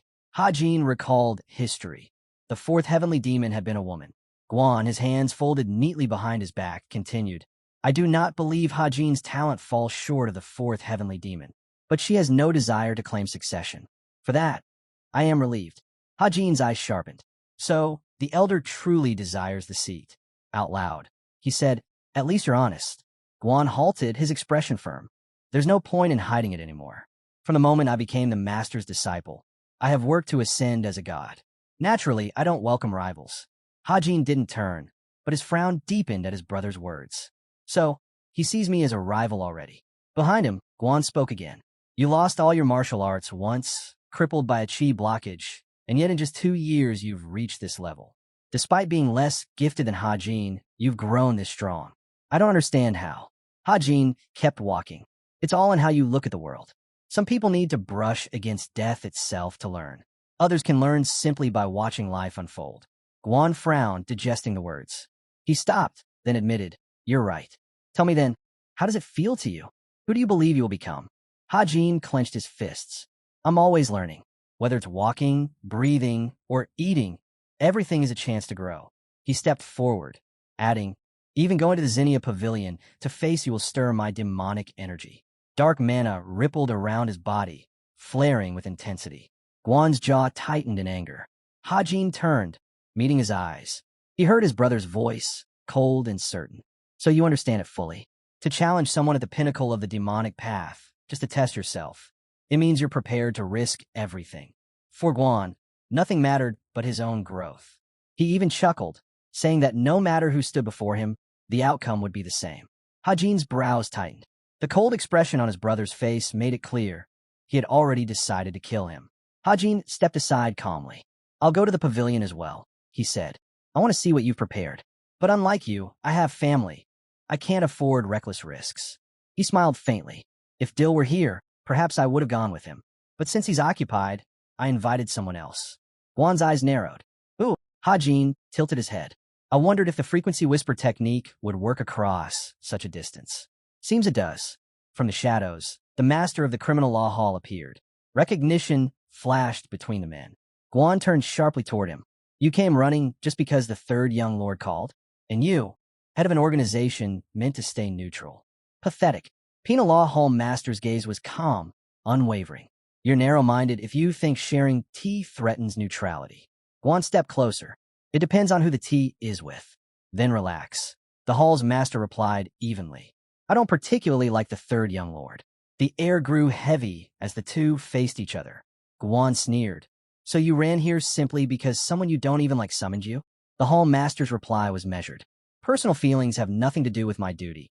Hajin observed in silence, studying their every word. The tension was obvious. There was history between them, some conflict he did not yet understand. Still, he felt certain he'd made the right choice in calling upon a master of criminal law. At last, Guan turned. I didn't expect it to be you. His instincts are frightening. His voice was low, his brow furrowed. He left with a final remark. Next time, I'll stay for tea. I'll invite you. Hajin called after him. The hall master watched the air disappear into the distance. Be careful, he warned Hajin. Hajin narrowed his eyes. A dragon, yet also a demon. His gaze lingered on the retreating figure of his brother. The hall master's voice was steady. That man, no one is as skilled, and no one is as relentless. He'll do anything to achieve his goal. Hajin tilted his head. Isn't that true of everyone who walks this path? The hall master nodded slightly. It is. He thought for a moment and realized the brothers weren't so different after all. Hajin studied the man before him and said, if you're comparing them, you're nothing like him. The hall master said nothing at first, his gaze drifting to the star-filled sky. Then he finally spoke. That's because the first heir is a true demon, someone who knows nothing of morality or ethics. The men listening chuckled with satisfaction at the talk of family. But Guan's expression darkened as he warned, you'd better learn to watch your tongue when you speak with me. Hands folded neatly behind his back, Hajin said quietly, it's been so long since I've been home. Too long. I can't bring myself to return. Hajin smiled and replied, but I'm already back.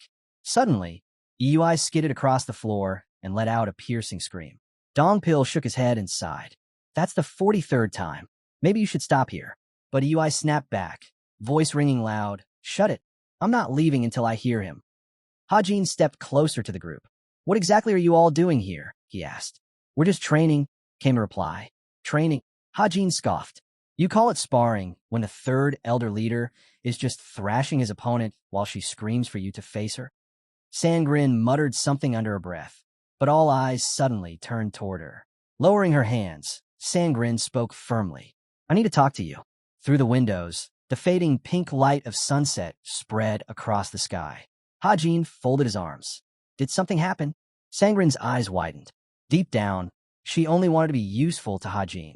Lifting her brows, she said, I want to know, what can I do to help you become the successor of the divine cult? Hajin frowned. You want to help me? Lowering her chin, Sangrin explained, our palace, my brother, the heir, formed an alliance with him. Because of that, I must support him as a member of the Ice Palace. Hajin closed his eyes. I like your attitude, he admitted, but I don't need your help. Not right now. There are plenty inside and outside the sect who can assist me. We'll speak of this again once I'm chosen as successor. Facing him, Sangrin said politely, then please let me know if you ever do need me. At her words, something came to Hajin's mind. There is one thing I've been curious about, he said. It's about the Great Liu Li method and your brother. She wanted to say something about it, but kept hesitating. Sangrin's eyes widened, puzzled by her silence. Frowning, Sangrin thought to herself, if my brother never told him, then I have no right to speak. But maybe I should just in case. Hajin's lips tightened as she finally explained. The Great Liu Li method was born from the heretical path that appeared during the bloodshed in our palace. And it's connected not only to the Beast Palace, but also to the divine cult. Hajin frowned deeply, mulling over her words. Beast Palace and divine cult? But those two share nothing in common, aside from being massive powers in the southern Yangtze. Breaking the silence, Sangrin asked, Isn't there a technique within the divine cult, something like the demonic essence absorption art? Hajin shook his head slightly. Not that art, but I felt something similar before. What kind of technique? She pressed. A memory of Pyong once surfaced. Hajin spoke slowly. I felt it in the Second Lord. When I visited him, his internal energy suddenly surged. Not just that, his martial arts advanced an entire level. Resting her hands by her sides, Sangrin said firmly, "That's a soul fusion technique. It seems to be at a level beyond the third." Hajin narrowed his eyes. Beyond the third? Sangrin raised her brows. Not exactly the same soul fusion art. It's tied to the great Liu Li method. And if his martial arts improved, not just his internal energy, then he must have used it many times already. Lowering his head, Hajin pieced it together. So Pyong really did kill his subordinate. Sangrin explained calmly. Techniques that absorb internal energy or life essence all have different levels. Judging from this, the second young lord has nearly reached the peak. Hajin folded his arms. Then the soul fusion technique. It's a part of the great Loom method itself. In that moment, the silhouette of her brother appeared behind her. Hajin spoke with certainty. For him to complete the great Loom method, he'll need to use that technique once more. And if I'm right, it'll likely be against you. Sangrin's eyes widened. You're right. He asked quietly, does that upset you? She answered without hesitation. Of course I'm not upset. Whether I live or die doesn't matter much. Even if my energy is taken, it might actually be for the better. Hajin's brows furrowed, confusion flickering across his face. Sangrin raised her hand and explained, the true beauty of the dual soul fusion technique lies in its foundation, yin and yunism in harmony. The earlier portion of the great Liu Li method once leaked into Zhongyuan. That's how both the second young lord and the Beast Palace lord came to learn the techniques they now use. Her pupils widened as she continued. But without the balance of yin and yunism contained in the latter part of the method, the great Loom method becomes something far darker, far more twisted. Sangrin looked straight at him. If he fails to master it completely, the second young lord will lose all humanity and turn into a monster worse than the Beast Palace lord himself. Hajin pressed his lips shut, saying nothing. Above them, white clouds drifted across the sky. Someone called out a greeting to the third young lord. He turned and thanked her warmly. You're always the one who greets me whenever I return. Yunism smirked. Of course. Everyone already knows what you accomplished on your last mission. Hajin narrowed his eyes and asked, so it's already spread? Yunism nodded. Plenty of people took part in that mission. Naturally, word would spread. Yunism lowered her brows. But there's a rumor going around. Well, I don't like. Hajin's eyes widened. What rumor? She poured a drink into her cup, stalling. Come on, he pressed, rising from his chair. Don't speak so vaguely. You know how irritating that is. Testing his reaction, she finally apologized. Forgive me. It's just a very strange rumor. With her eyes closed, Yunism spoke. I heard Cheon Sang has ordered the succession war to end before the Mara festival. His gaze sharpened. And how exactly did you hear that? Yosnim gave a faint shrug. Gossip. Hajin's mouth fell open in disbelief. That's what you're calling a rumor? Holding her cup delicately, she added, there's more. Some say Hajin intends to kill Yeoman to ignite the succession war. The third young lord's lips curled downward. Why would I need to kill her? What possible reason? If it came down to it, Hajin said flatly, I would have killed Pyong Guan or Jin Guanyang instead. Yunism tilted her chin downward, agreeing. I thought the same. You've never had any reason to worry about Yeoman. You're not the type. Still, the rumor is out there. Most people have heard it. Hajin closed his eyes, silent for a moment. Someone must have started this deliberately. At the table, Yunism leaned forward. Do you think it was the first young lord? No one can say, came the reply. It's impossible to know for certain. Hajin lowered his head, troubled. The real problem is that whoever spread this rumor might actually try to harm her. He opened his eyes wide, recalling the shadow behind the rumor. As he remembered passing by a boy, his thoughts drifted to the demon god's palace. The general strategist, Yozong, had looked at him back then as if to say, come by for tea sometime. Yozong narrowed his eyes. In that moment, Hajin realized he already knew. The tall buildings of the Heavenly Demon Divine cult's military department soon came into view. Wooden boards were stacked in messy piles across the floor. Someone's here, a voice announced. Hajin stepped forward, glancing. I've never seen such an office. From behind the desk, the room's owner countered calmly. This is order and chaos. Hajin blinked in disbelief. I really don't want to know. Yozong smirked. It may look like chaos to you, but to a sage, it's beautiful. Hajin scoffed. That's the best nonsense I've heard in a long time. Yozong only grinned wider and let out a loud laugh. Hajin cut in, his tone sharp. Why did you call me here? Yozong poured tea slowly.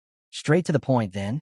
Raising his hand, Hajin asked, do you know about the rumors spreading lately? Yozong countered smoothly. Are you here because you want to know who's behind them? If that's the case, then I can't help you. I don't know what you expect to gain by asking me. Why not? Hajin pressed. Yozong grinned. Because in the end, I must remain neutral. Hajin's mouth tightened as he tried to push further. Then tell me at least what you do know. But Yozong cut in, reminding him, the hidden pavilion is under my command. It's difficult not to know. As he covered his teacup with his palm, Hajin leaned forward and asked. Yes, Hajin confirmed. I intend to remain neutral. Yozong squinted, his voice thoughtful. I believe I understood enough about you, but you're far too unpredictable. You're like a young tiger, one that will reach its goal no matter what. Hajin pressed his lips together, resting his hand against the table, while Hajin finally spoke. Rising from his seat, he said, thank you for the tea. You're leaving already? Yozong asked. I came here for something, Hajin replied, but I didn't receive it. Yozong raised a brow. I haven't said anything yet. Hajin closed his eyes. I'm a busy man. His hair swayed slightly as Yozong warned. If you're planning to stir trouble at the residence of the first or second young lord, you'd best give up that idea. The first young lord is not someone to trifle with. If you charge in recklessly, as you did with the fourth, you may not leave alive. Turning away, Hajin said calmly, thank you for the warning. But Yozong's voice followed him.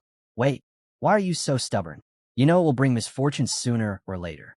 You're not foolish enough to ignore that. Placing his hand over his fist, Hajin spoke with quiet sincerity. We're not close, but I've always been grateful to you. Hajin smirked faintly. Then continue to do your best for the cult. In the end, your efforts for the cult are also efforts for yourself. The red buildings of the compound came into sight. A voice suggested it was time to end their talk. Hajin added, I'll return in 3 days. Next time, let's drink something stronger while we talk. From the balcony, Yozong watched them leave. Is it really to his benefit to give his all for the cult? And why 3 days exactly? He must have a plan. His pupils trembled as the realization struck. Meanwhile, a bright voice called out, Hajin, eyes lit with joy as she ran toward him. Hajin smirked. It's been a long time. Yeoman rushed forward and embraced Hajin. When did you return? She asked eagerly. Just yesterday, he replied. Her mouth dropped open. And Yunnan? I heard it's so much hotter there than here. Closing his eyes, the Hajin groaned. Don't even bring it up. It wasn't just scorching hot. It rained endlessly. You can't imagine how miserable it was.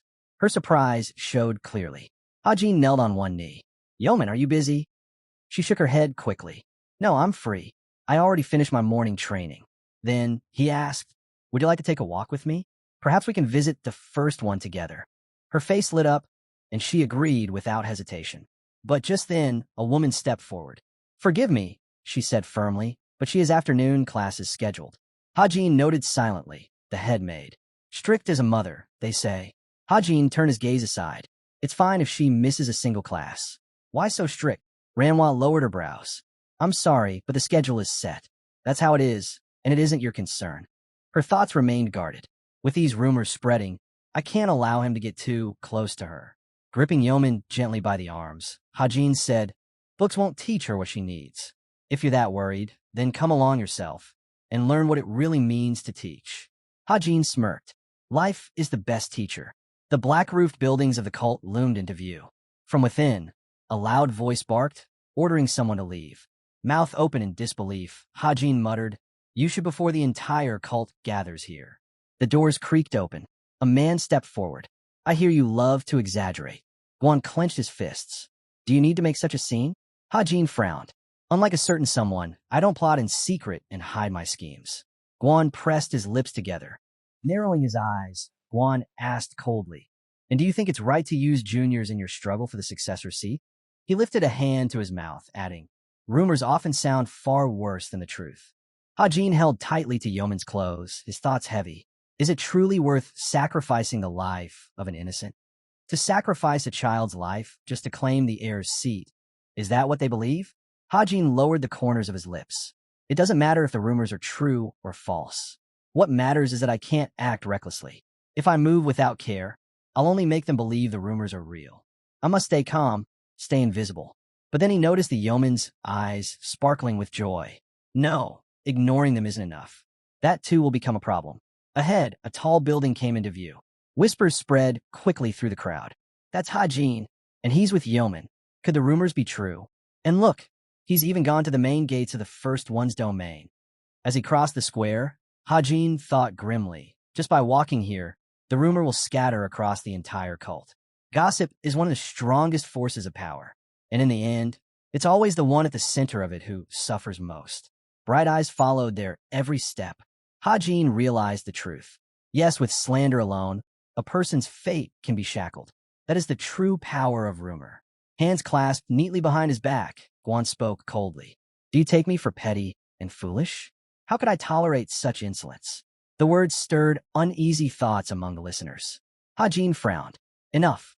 I have no time for idle chatter. Then, Guan declared clearly, I am the first young master of the heavenly demon divine cult, closest to Cheon Sang himself, devoted to surpassing my rivals. Do you think someone like me would waste his breath spreading vile gossip? The eyes of the crowd lit up with conviction. Hajin frowned. Of course, this is his goal, to show everyone here to turn their faith toward him. And it's working. Yeoman and Manhwa could only gape in confusion. Standing directly before Guan, Hajin clenched his fists. If I don't break this blind faith now, it'll grow stronger. But how? Can my techniques even dispel this hold over them? I have to try. He drew in a slow, deep breath. Guan narrowed his eyes, uncertain. What are you doing? Suddenly, Hajin opened his mouth wide and unleashed a spell to dispel illusions. A violent vortex of energy ripped across the square. One of Guan's subordinates shielded his face with his hands, screaming. The onlookers dropped to the ground, bowing low in awe. Extending his palm outward, Hajin admitted loudly, I don't even know what method Guan. I can't even tell what method Guan used to cloud the minds of these people, Hajin admitted. But breaking it so quickly, that's no small feat, and besides, these people aren't fools. Guan pressed his lips together. The roar of the Shaolin lion. Where did this boy learn such a technique? Turning away, Guan said coldly, Follow me. Hajin wrapped his arms around Yeoman. I've no desire to die here, not in the domain of someone capable of spreading such vile rumors. I won't agree to that, Hajin countered. Guan's lips pulled downward, but Hajin lowered his brow and suggested, Then let's head to Jira. Hajin stepped forward, but a voice stopped him. Wait, Yeoman called. He turned. What is it? Lifting her head, she said firmly, People aren't stupid enough to believe my brother would ever hurt me. It isn't true, is it? You'd never harm me. His jaw loosened slightly. It's true. I wouldn't. But some people still choose to believe it. Her eyes widened with worry. Then tell me. I've always been curious about something. What is it? He asked. Why did you decide to fight for the heir's position? She asked, raising her brows. Ranwa's face turned pale. Young lady, that's far too impolite, she cried. But Hajin gently placed his palm against the girl's cheek. Because I have a dream I must fulfill. Her eyes shone with curiosity. What dream? A faint grin crossed Hajin's lips. If I told you, I might frighten you. But to reach it, I need to become successor. Her face lit up. I understand now. Then, with surprising determination, she declared, In that case, I'll give up my fight for the heir's seat. Guan's face twisted in outrage. Ranwa turned sharply, shouting, Young lady, you must never speak such nonsense. You are Cheon Sang's disciple. You must strive to be the best. Yeoman frowned. But isn't my brother also Cheon Sang's disciple? Ranwa froze in alarm, unable to answer. Hajin dropped to one knee. Do you truly not want to be the heir? I do, she admitted quietly. Then don't talk about giving up, he advised firmly. If you've declared you want to fight for that seat, then you can't retreat halfway. She bit her lip, then nodded. You're right, that's true. Then I'd only agree to become heir. For Sotang's sake, Yeoman said softly. She's the one who did everything for me, she added, her voice faint. Hajin lowered the corners of his lips, disappointment flickering across his face. Folding her hands behind her back, the child admitted, But none of this is truly my dream. Hajin's voice rose sharply as he turned toward the headmaid. Can't you see? Your mistress has such a kind heart. She's trying to live out her desires only through helping others. Manhwa shook her head firmly. That's not how it is at all. Hajin frowned in thought. Even though she's the closest to the girl, she always manages to hide her true feelings from prying eyes. Hajin glanced back at Yeoman. Such a heavy burden placed on those small, fragile shoulders. Yet she's still one of Cheon-sang's chosen successors. Outside, the rain poured down, drumming hard against the earth. A wooden signboard came into view, and a man's pupils widened as he asked, "What brings Hajin here?" Hajin smiled. "It's been a long time. This place feels warm, almost too cozy. Looks like a lot of money went into it. Prepare a table for us, drinks for two, and something for the child." Through the windows, bright light spilled across the room. A subordinate's voice rang out. "Attention, everyone. Honored guests are here. Do everything perfectly." Exquisite dishes quickly filled the table. Lifting his cup with 2 fingers, Guan remarked, "You and Yeoman seem quite close." Hajin answered calmly, "We are close." Yeoman's eyes lit up. "He saved me." The first successor of Cheon-sang frowned, remembering.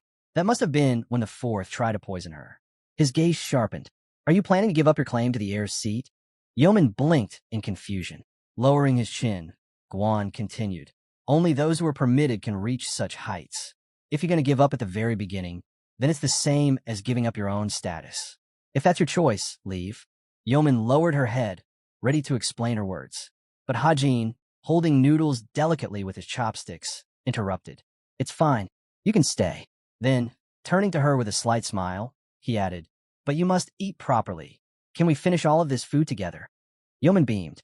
"I will." Guan frowned deeply. "The younger ones should listen to their elders," Guan said coldly. "Do you have trouble hearing?" Hajin slammed his palm against the table. "Enough. I'm sick of this." Hajin spread his arms wide. "Why do you all keep picking on her? She's just a child. It's bad manners." Yeoman bit her lip, saying nothing. Hajin closed his eyes. "When I see injustice like this, I can't stand by and ignore it." Guan leaned forward, lips slightly parted. "And what exactly should I make of that?" Hajin lowered his head. "We'll end this here." But Hajin pressed again, brows furrowed. Hajin only grinned. "Then let's settle who the heir should be." Bright light broke through the storm clouds above. Feet sank into the muddy ground as a voice cried, "It's a curse." Pyong Guan ground his teeth, shouting, "From today onward, I won't come and go as I please anymore." A bolt of lightning split the sky, and a second successor of the heavenly demon divine cult stepped forward.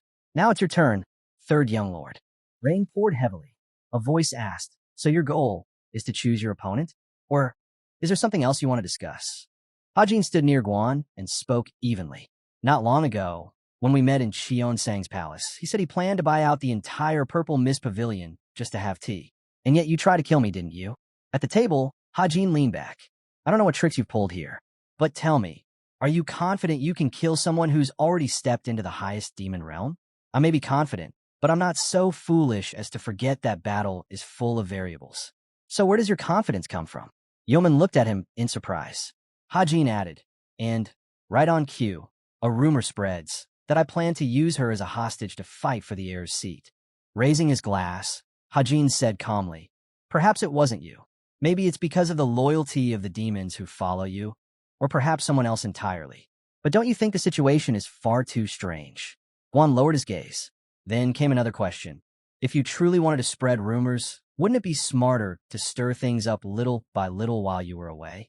And even better, to disguise the source so no one could trace them back to you?" Hajin slammed his mug down hard on the table. "Someone here is deliberately spreading these rumors," he barked. "And they know full well I'll come running the moment I hear them." Hajin lowered his brows. "They wanted me to meet him face to face."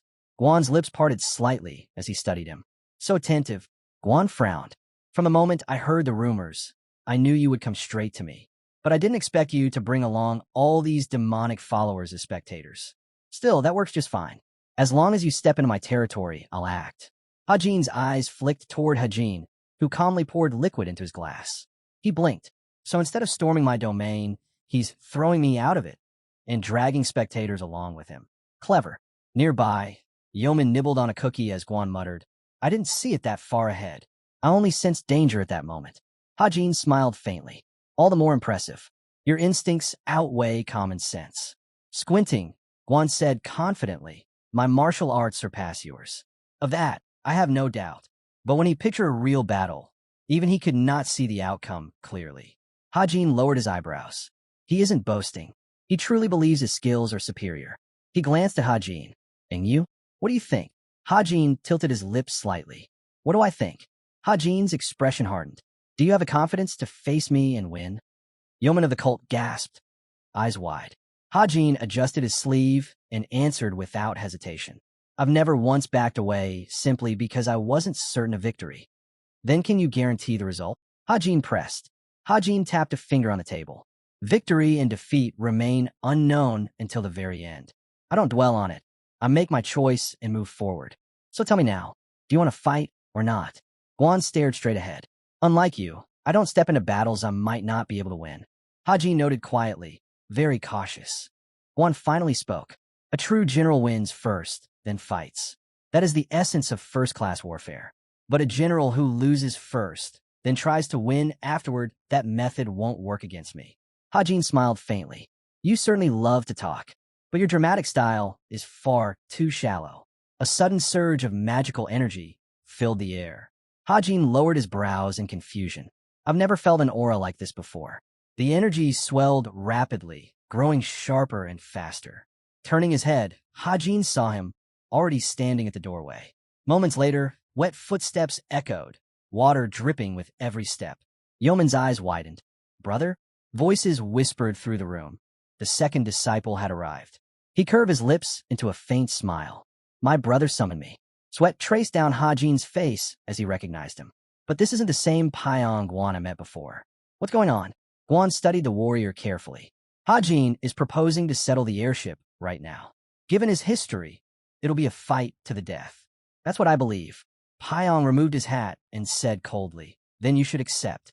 After all, I won't lose. Is that so? Guan asked, his voice sharp. Hajin smirked slightly. So, you crawled here under his orders? Hajin frowned. That trick won't work on me. Then it wasn't voluntary? Hajin pressed. How hard did he beat you until you gave in? Pyong's brows sank in anger. Hajin's lips curved faintly. You speak with such confidence, yet you couldn't even protect your own people. What disgrace. Hajin's jaw dropped slightly in confusion. Suddenly, Dongpil clenched his teeth in pain. Warriors emerged in the distance, their voices rising. Lower your sword now. Yeoman's eyes widened in shock. She heard the threat clearly.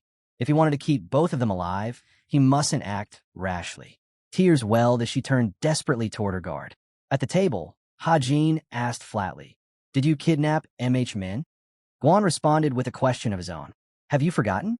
A true general wins before the battle even begins. I only fight battles that are already mine. His eyes gleamed as he added, I've always said, I spare nothing to reach my goals. That is what it means to be a true demon, stripped of morality. Hajin bared his teeth in fury. A violent bolt of lightning ripped across the sky. Guan grinned menacingly. I think it's time I asked you one question. The first successor of the demon divine, Lord leaned forward. Will you decide the successor here and now, or will you resign? A lamp flickered, its yellow light filling the room. A voice muttered, You're twisting the rules of the game too much. A white liquid was poured into a cup. Glass, the warrior, scoffed at the idea of cheating being wrong. To him, calling it naive was foolish because in battle, there are no rules, only victory. Anyone who calls their opponent a coward or a cheat is simply making excuses, and in the end, a loser remains a loser. Slamming his palms on the table, Guan cut in, saying he was no different from the rest. He pressed further, asking if the Hajin hadn't also joined hands with outsiders just to secure his position as successor. Hajin calmly admitted that it was true. Lowering his brows, Guan declared that monsters fight without limits, and neither does he. To him, right and wrong are meaningless. What matters is the path chosen to strike. Hajin's lips tightened in frustration at those words. Guan leaned forward, narrowing his eyes.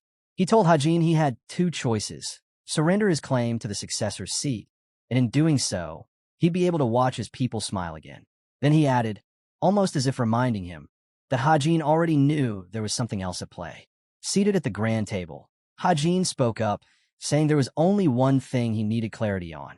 The warrior responded without hesitation. If he was referring to the safety of the hostages, he had nothing to fear. He wasn't foolish enough to throw away his only leverage. Hajin gave a sharp nod of thanks, then suddenly shifted the topic, asking about his connection with the head of the criminal department. At that, Hajin's face darkened, his frown sharp and dangerous.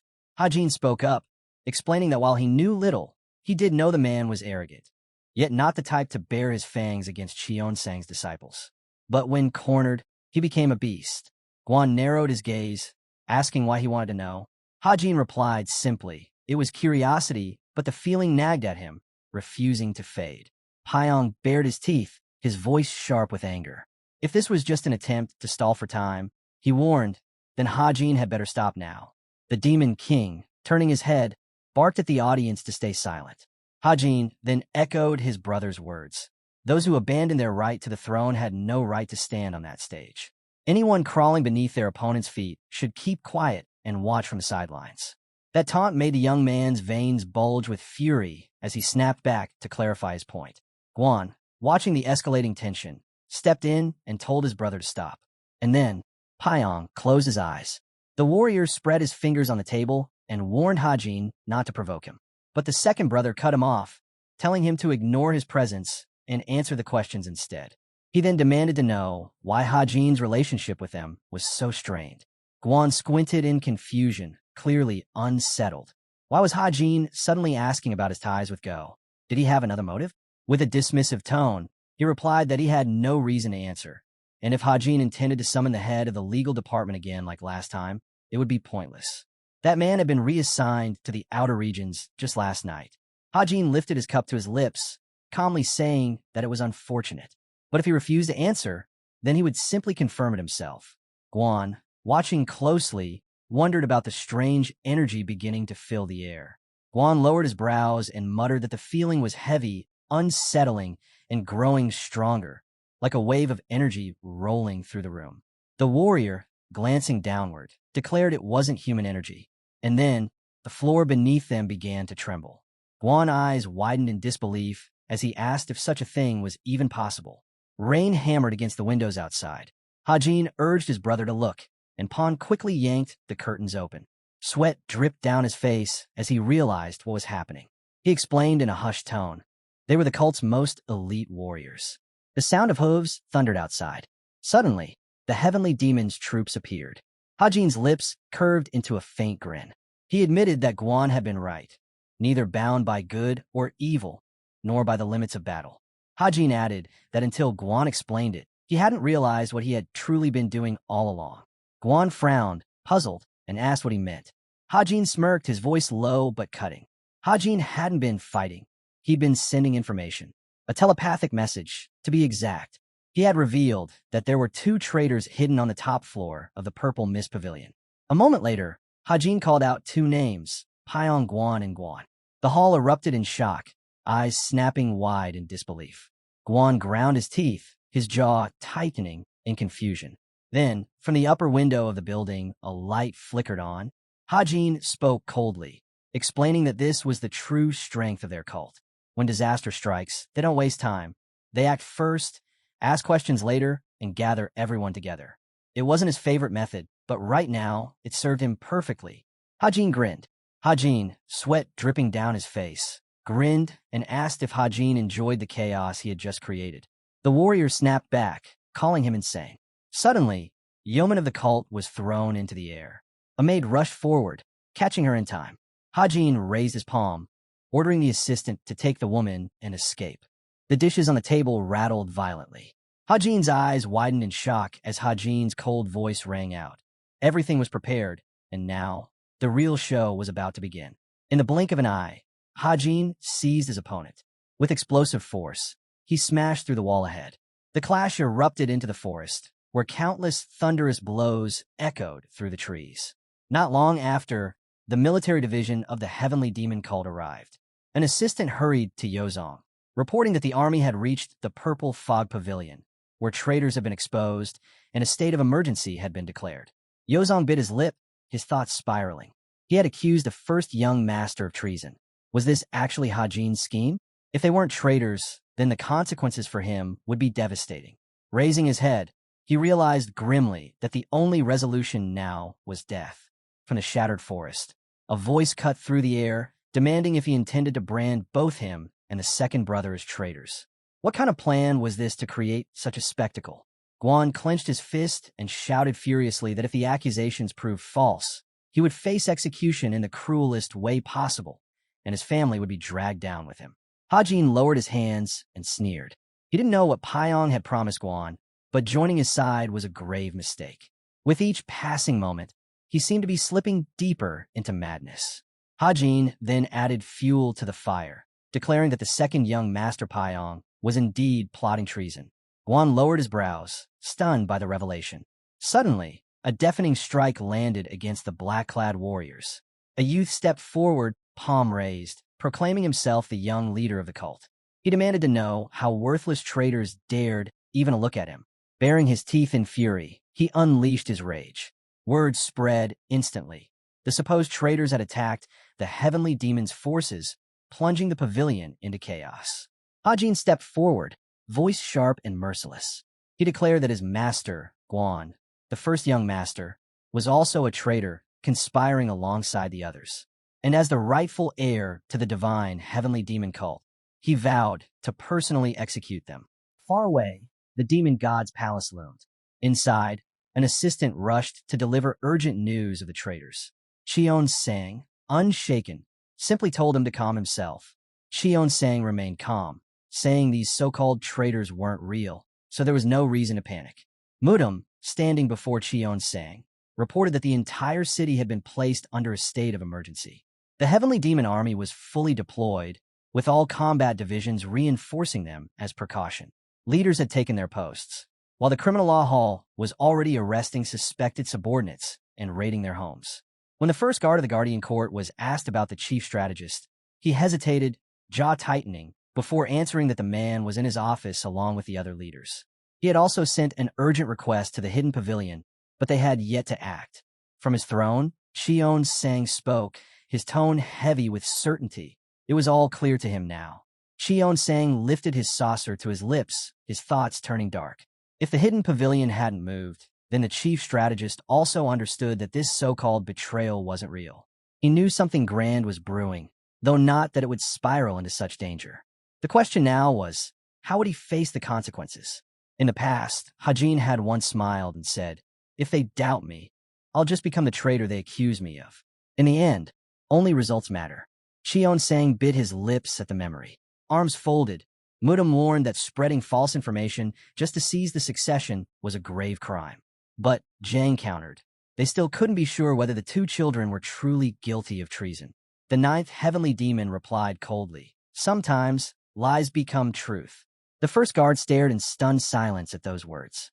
Light filtered through the barred windows as Cheon Sang instructed him to calm down and rest. The guard bowed, apologizing, and withdrew. Leaning on his fist, Cheon Sang muttered that though it was bold not to place limits on oneself, every action carried responsibility and consequences. Suddenly, the saucer in his hand cracked, shards falling away. Cheon Sang glared at his own palm, his face dark. Turning aside, the ninth heavenly demon declared that if the outcome didn't satisfy him, he would show no mercy, even to the one he valued most. In that instant, a violent crash echoed as a hole tore open in the building. A shout followed. It was a traitor. A maid rushed down the stairs, yelling that the traitor had resisted arrest, urging others to seize him. Her eyes landed on Hajin, and memories resurfaced, his words from before. When everything falls apart, take the girl and escape. After that, you'll know how to choose for yourselves. Through the sweat rolled down her face as the assistant struggled to make sense of the third young lord's words, whispered to her through the frequency technique. How could he have predicted this chaos? And which side should yeomen take in this madness to survive? Warriors leveled their spears, but the maid quickly stepped forward, telling them to stop and reveal themselves. She added firmly that she served yeomen, and that one of the accused traitors was wreaking havoc here. One of the soldiers snapped his gaze forward, demanding again which young lady she served. Human, eyes wide, blurted out her name. The soldier lowered his head respectfully and greeted yeomen, then explained that he hoped she understood their rough treatment given the dire situation. Suddenly, the commander-in-chief barked an order. Escort yeoman and her maid to safety. The The rest of the soldiers were to surround the Zinnia pavilion immediately. In an instant, warriors rushed to obey. Watching all this unfold, the woman shivered inwardly. He was far too dangerous. Turning quickly, the maid muttered that she had to keep yeomen far away from all this. A dense forest came into view. Broken tree trunks littered the ground as Guan's voice rang out, demanding if Hajin had dragged the heavenly demon army into this with fabricated crimes. Clenching his fists, Guan snapped. Did Hajin really think such nonsense would work? To his shock, Hajin answered without hesitation, yes. The first successor of the demon god cult glared, declaring that he would drag Hajin before the demon god's palace and prove his innocence. Hajin turned his head slightly and remarked that he must be frightened, seeing as he was speaking far more than usual. With a sudden burst of fury, Guan lunged forward, hands swinging as he roared at Hajin to shut his mouth, calling him a bastard. Hajin stood firm, defending against the fierce strike, his foot rooted deep into the ground. Hajin bared his teeth, admitting silently that the blow was powerful, far stronger than expected. Guan suddenly leapt into the air, and Hajin muttered in awe that his speed was extraordinary, every muscle bursting with strength. Guan frowned, rage simmering. Then, a red aura erupted around Hajin. In an instant, Hajin surged forward, slamming a devastating strike straight at his enemy's head. Guan was hurled back from the sheer force of the blow. The warrior, stunned, struggled to comprehend what kind of movement Hajin had just unleashed. Hajin clenched his fists, voice steady. He warned Guan that he was too confident in himself. Hajin smiled coldly, reminding him that he had already said it before. His martial arts surpassed his. And that arrogance, that blind confidence, was exactly what would destroy him. Guan's lips twisted in confusion. Suddenly, his hand went to his side, slowly drawing out a katana. Hajin's eyes widened in surprise at the sight of the blade. Guan lifted the weapon, declaring that Hajin showed no sense of urgency. Hajin's eyes narrowed. The way Guan gripped the hilt, the way he drew the sword, even the murderous intent radiating from him. It was identical to the martial arts of the criminal law master. Hajin smirked, pointing it out. He remarked that Guan's technique was the same as the criminal law master's, then asked if their relationship was perhaps not so ordinary. Guan's expression hardened, drawing the katana fully. He spat that Hajin was nothing but a loser. Hajin lowered his brows, his voice cutting as he asked if Guan realized how violently he reacted every time that man's name was mentioned. In the next instant, the katana flashed. Guan swung with lethal intent, but Hajin leaned back, narrowly dodging the slash. Looking up, Hajin recognized it instantly, the blood demon explosive sword. Its strikes were volatile, carrying immense killing power. Without hesitation, Hajin charged forward, launching a brutal kick. Guan's jaw clenched in fury. Then came a roar. Guan's mouth opened wide as he screamed for Hajin to die. Water trickled down the sword's edge. But before he could follow through, Guan froze in shock. Hajin was standing directly atop the sharp blade. Calmly, Hajin remarked that it was a good technique, but he couldn't see any way to refine it further. Dropping his hands loosely to his sides, he added that when it came to assassination techniques, he himself still fell short. His skills couldn't compare to the Death Lord, one of the top 3 assassins in the world. At that, Guan demanded to know who this Death Lord was. Hajin, his leg poised to strike, replied coldly that the details didn't matter. Suddenly, Hajin lashed out at Guan's head, declaring that the only thing he needed to understand was this. He too would die by Hajin's hand. A thunderous explosion erupted in the forest, shaking the ground. Hajin looked forward, his voice level as he admitted that Guan's achievement, reaching the highest demonic level before the age of 40, was remarkable. It was enough to call him a future powerhouse in the martial world. But Guan now sat on the ground, staring up at his opponent. Hajin's voice cut in, sharp and cold. Yes, it was impressive, but still he was lacking something critical. Enough that Hajin couldn't fathom where his confidence even came from. Hajin then declared he wasn't the only one who had reached the highest demonic realm, demanding to know what gave one the courage to stand so boldly before him. Guan roared in rage, screaming at him to shut up. In an instant, a dark force erupted, surrounding his body. Hajin stepped forward, both hands raised defensively. Blue flames burned in the palm of the successor of the demon cult's lord. Hajin staggered back, coughing blood, stunned by the sheer force of that demonic energy. Suddenly, droplets of water shimmered in the air, glistening as thick tree branches swayed violently. Guan clenched his fist and barked. How dare Hajin doubt his martial arts? Sweat poured down Hajin's face. The acolyte of the righteous heavenly alliance wondered aloud if this was the demon emperor technique. At that moment, Guan gave a faint smile. He admitted he hadn't wanted to use it, but regretted not killing Hajin earlier. Hajin lowered his hands, acknowledging grimly that he hadn't expected Guan to hide something like this. He asked if Guan had stolen it, but then quickly corrected himself, asking if he had learned it directly from Cheon-sang. Guan confirmed it with a nod. Hajin bit his lips, muttering that this was the ultimate demon art, the demon emperor technique, passed down through all past leaders of the cult. Yet, he still couldn't understand where Guan's overflowing confidence came from. Frowning deeply, Guan shot back that no matter what demonic techniques Hajin had studied, they would be useless before the demon emperor Qi. Hajin answered coldly, voice cutting. If it were Cheon-sang himself, that would be another story. But Guan? An imitator who merely absorbed whatever was taught to him? Against Hajin, that wasn't enough.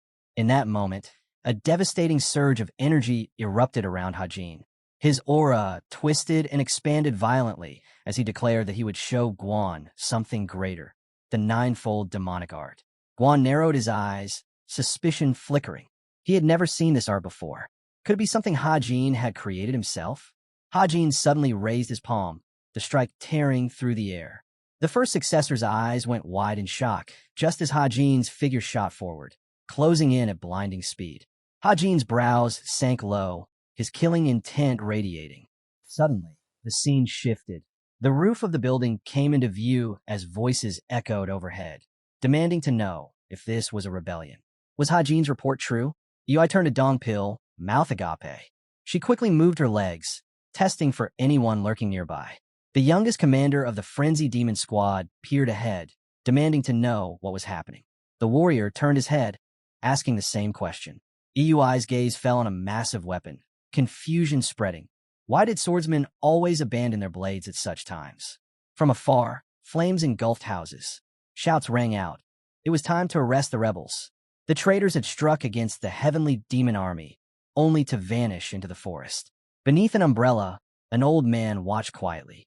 He asked if the second young master had crossed a line he should never have crossed. A member of the heavenly demon cult turned his head toward him. One of the cult members explained that it was still unclear whether this truly counted as rebellion. But another voice cut in sharply. Disturbing the heavenly demon army was no different from committing rebellion itself. A senior member of the heavenly demon cult narrowed his eyes. No matter how fierce the struggle for succession became, spreading false accusations of treason was on another level entirely. Not even Hajin could escape the consequences of that. The man looked forward and asked if this elder had not always supported Hajin. The reply came cold.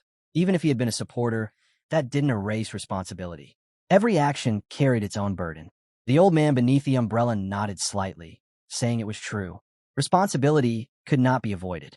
But the two of them, he warned, did not need to involve themselves further. Then, the divine bloody hand spoke up, his tone measured. In the end, the decision of succession would fall to Cheon-sang himself.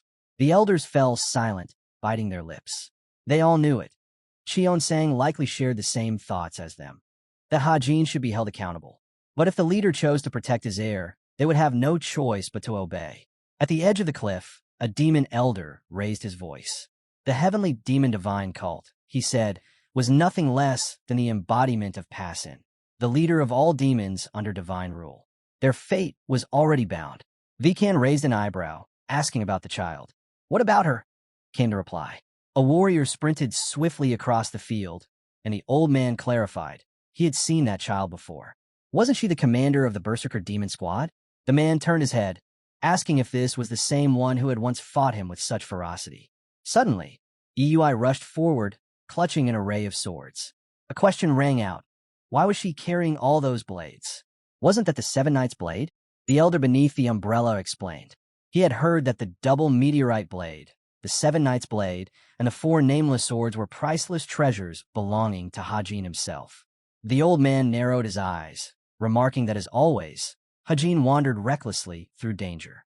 Then, from deep within the forest, a surge of blue light erupted. Two warriors clashed savagely, their strikes splitting the air. Hajin bared his teeth. His opponent's attacks were becoming sharper and sharper. In the next instant, Guan lunged forward, sword thrust straight ahead. Hajin dodged swiftly, avoiding the lethal strike.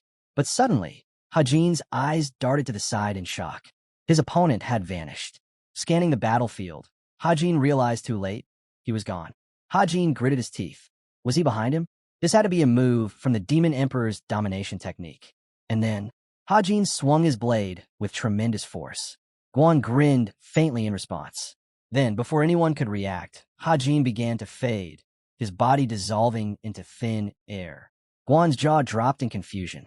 Hajin clenched his fists, shouting the name of the technique. The Demon Emperor Domination Step, the most famous movement art of the heavenly demon cult. He mocked Guan, asking if it was really so difficult, adding that it looked like he hadn't even mastered 6 levels of it. Grinding his teeth, Hajin admitted he hadn't yet perfected the Demon Emperor Overlord Chi, but he had already learned the domination steps. Then, with a sharp edge in his voice, he asked if it wasn't true that their master hadn't fully accepted Hajin yet. Lowering his brows, Hajin answered coldly. Since they had both learned from the same master, he would give Guan a hint. Guan's pupils widened in alarm. In the next instant, Hajin lifted his foot from the ground. Guan's eyes shot open in shock. And then, Hajin's fist slammed straight into his chest. A deafening explosion tore through the clearing. Clenching his fist, the righteous Heavenly Alliance acolyte asked if Guan was beginning to understand. Struggling to his feet, the first successor spat back that Hajin dared to use the Demon Emperor's steps against him. His teeth ground together as he vowed he could not lose to someone like him. Dark thoughts flashed in his mind. Was it Xion Sang himself who had taught Hajin the first part of the Demon Emperor's chi control? Hajin curved his lips into a smile.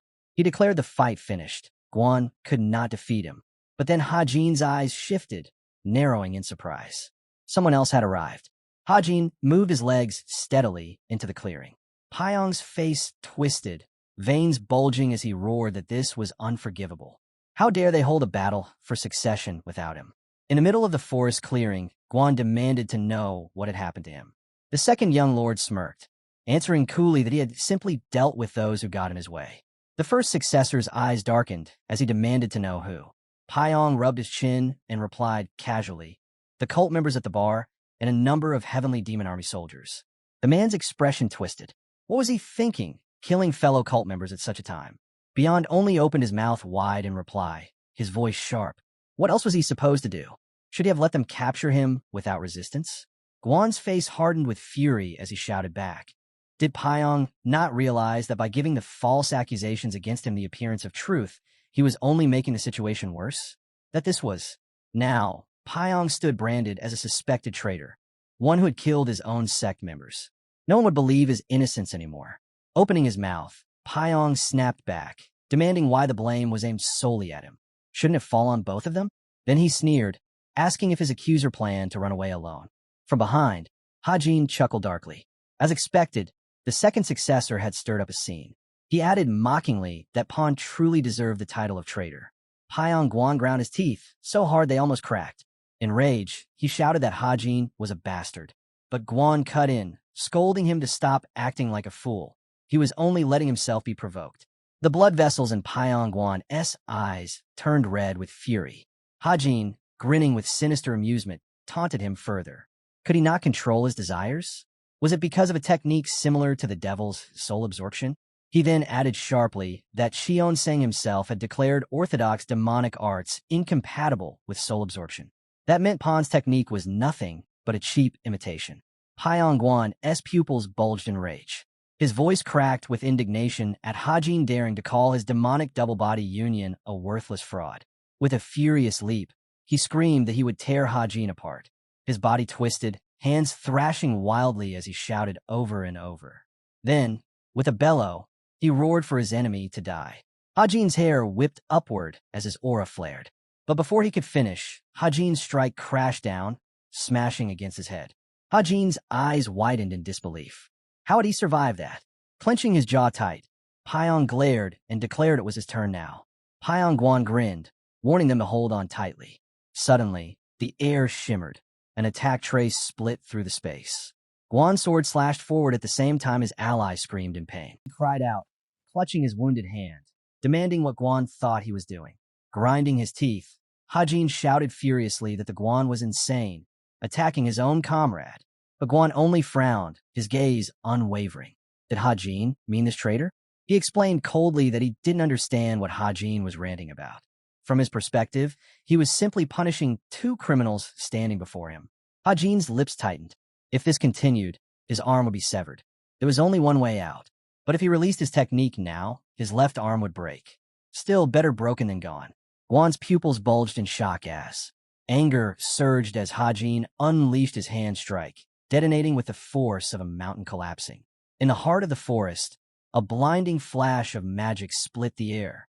The warrior dropped to one knee, pain tearing through his body as blood spilled from his lips. Hajin scowled. I won't give up my arm so easily. Eui rushed forward.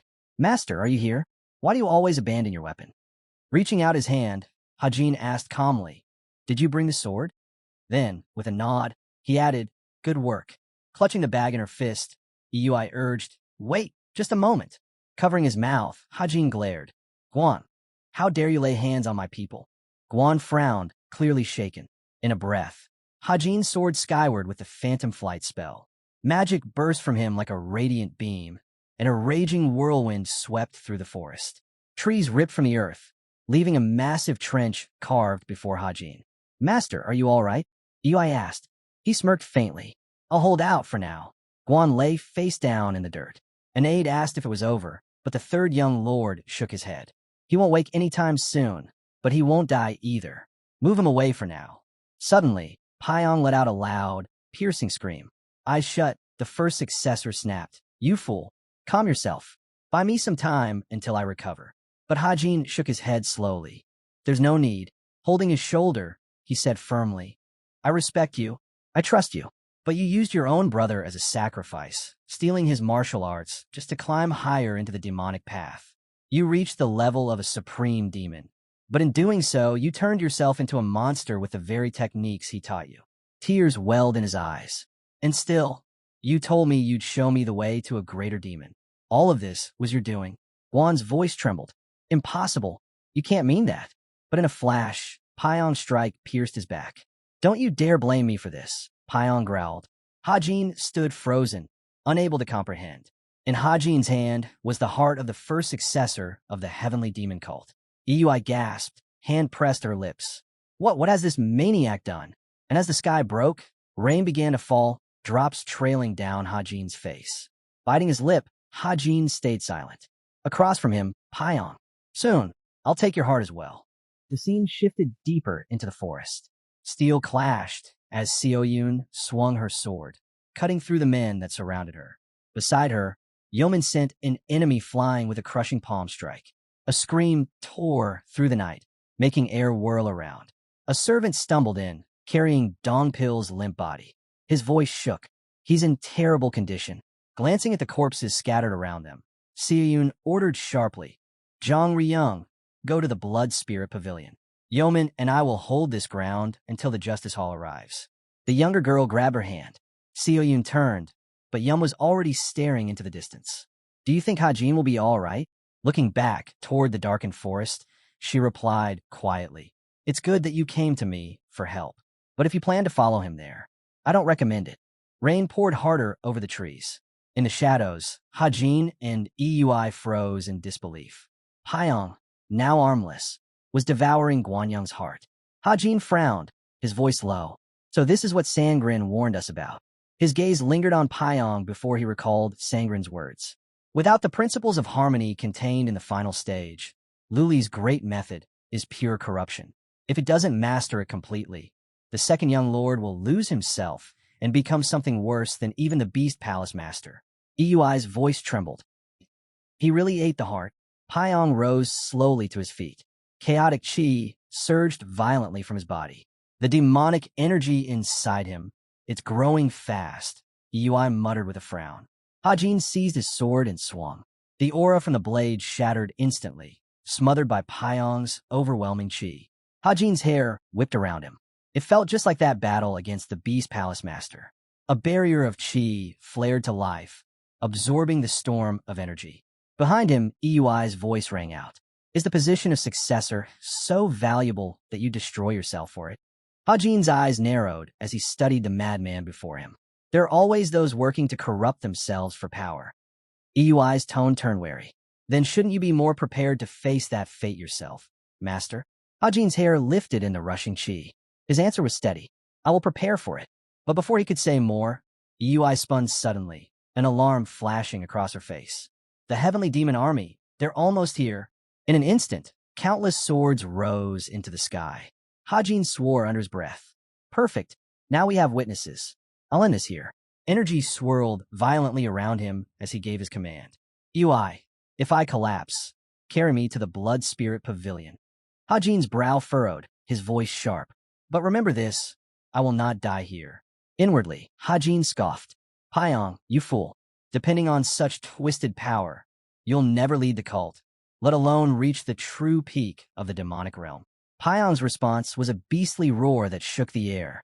Jaw tight, Hajin declared. This is not the real demonic path. I'll put an end to it here. Swords surged forward, streaking through the forest as a wave of chi illuminated the night. Elsewhere, Dong Pil suddenly jolted awake. His gaze fell on the hall master, who stood close by. Turning to him, Go said calmly, I need to rest. My injuries are heavy. With my demonic energy, it'll take at least 2 months before I can wield a sword again. Dong Pil pressed his side, his voice strained.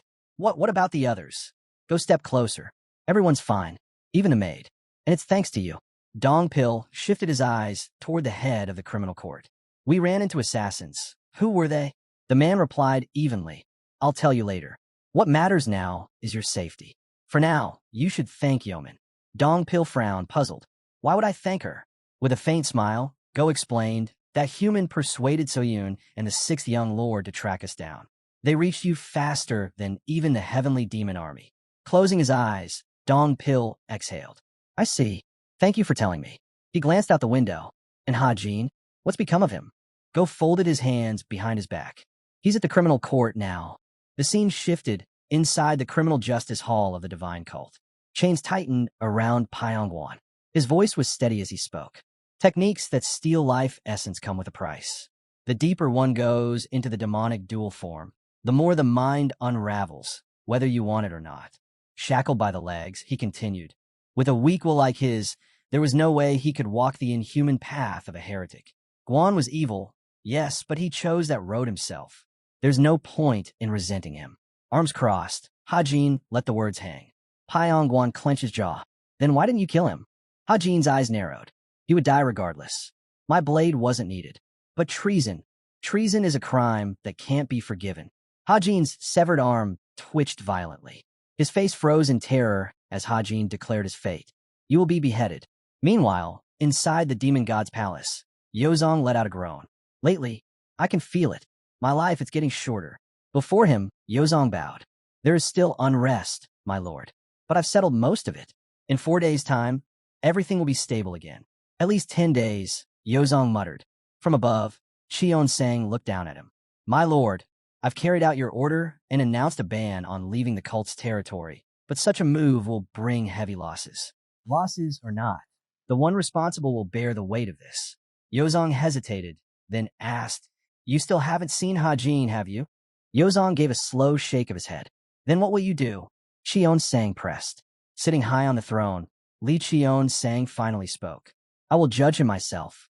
He poured himself a drink, the liquid rippling in the cup.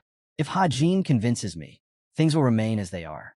But if he fails, this drink will be his last. A servant's voice suddenly rang from the gates. The 3rd young lord has arrived. The massive doors opened, and Hajin stepped into the throne room. Yozong bowed, ready to leave. Stay. You'll hear this too. Cheon Sang chuckled from the side. This boy has sparked the greatest political feud in the history of the cult. We should hear what he has to say before deciding whether he belongs in chains. Standing tall before Cheon Sang, Hajin said lightly, That sounds frightening. Yozong's reply was cold. You brought this upon yourself. When the master stepped closer, he asked, Do you understand why betrayal is the greatest mistake one can make when seeking to crush a rival? Hajin answered firmly, Because it is wrong to use the leaders of the cult as pawns for personal gain. Cheon Sang's frown deepened. Most within the cult already know what you've done. Treason is a crime that cannot be forgiven. You wielded it as a weapon in your political games. You may have proven cunning, but not skilled enough to win on strength alone. Hajin stood silently, listening. The man continued. If your abilities had been sufficient, you would never have needed such risks. That is why, no matter how you prepare, convincing me will not be easy. Hajin's brow furrowed. Slowly, he reached into his robe and pulled out a folded sheet of paper. Then let me give you this first. What is it? Hajin unfolded it with steady hands. The confession of the second young lord. The hall went silent. Yozong's eyes widened in disbelief.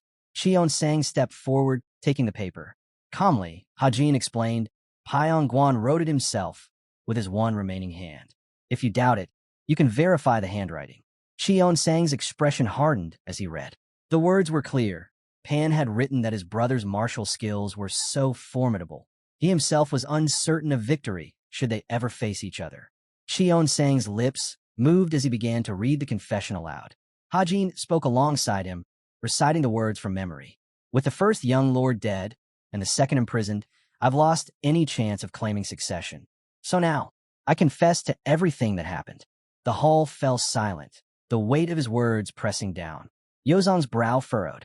Cheon Sang narrowed his eyes. You memorized every word? Hajin nodded.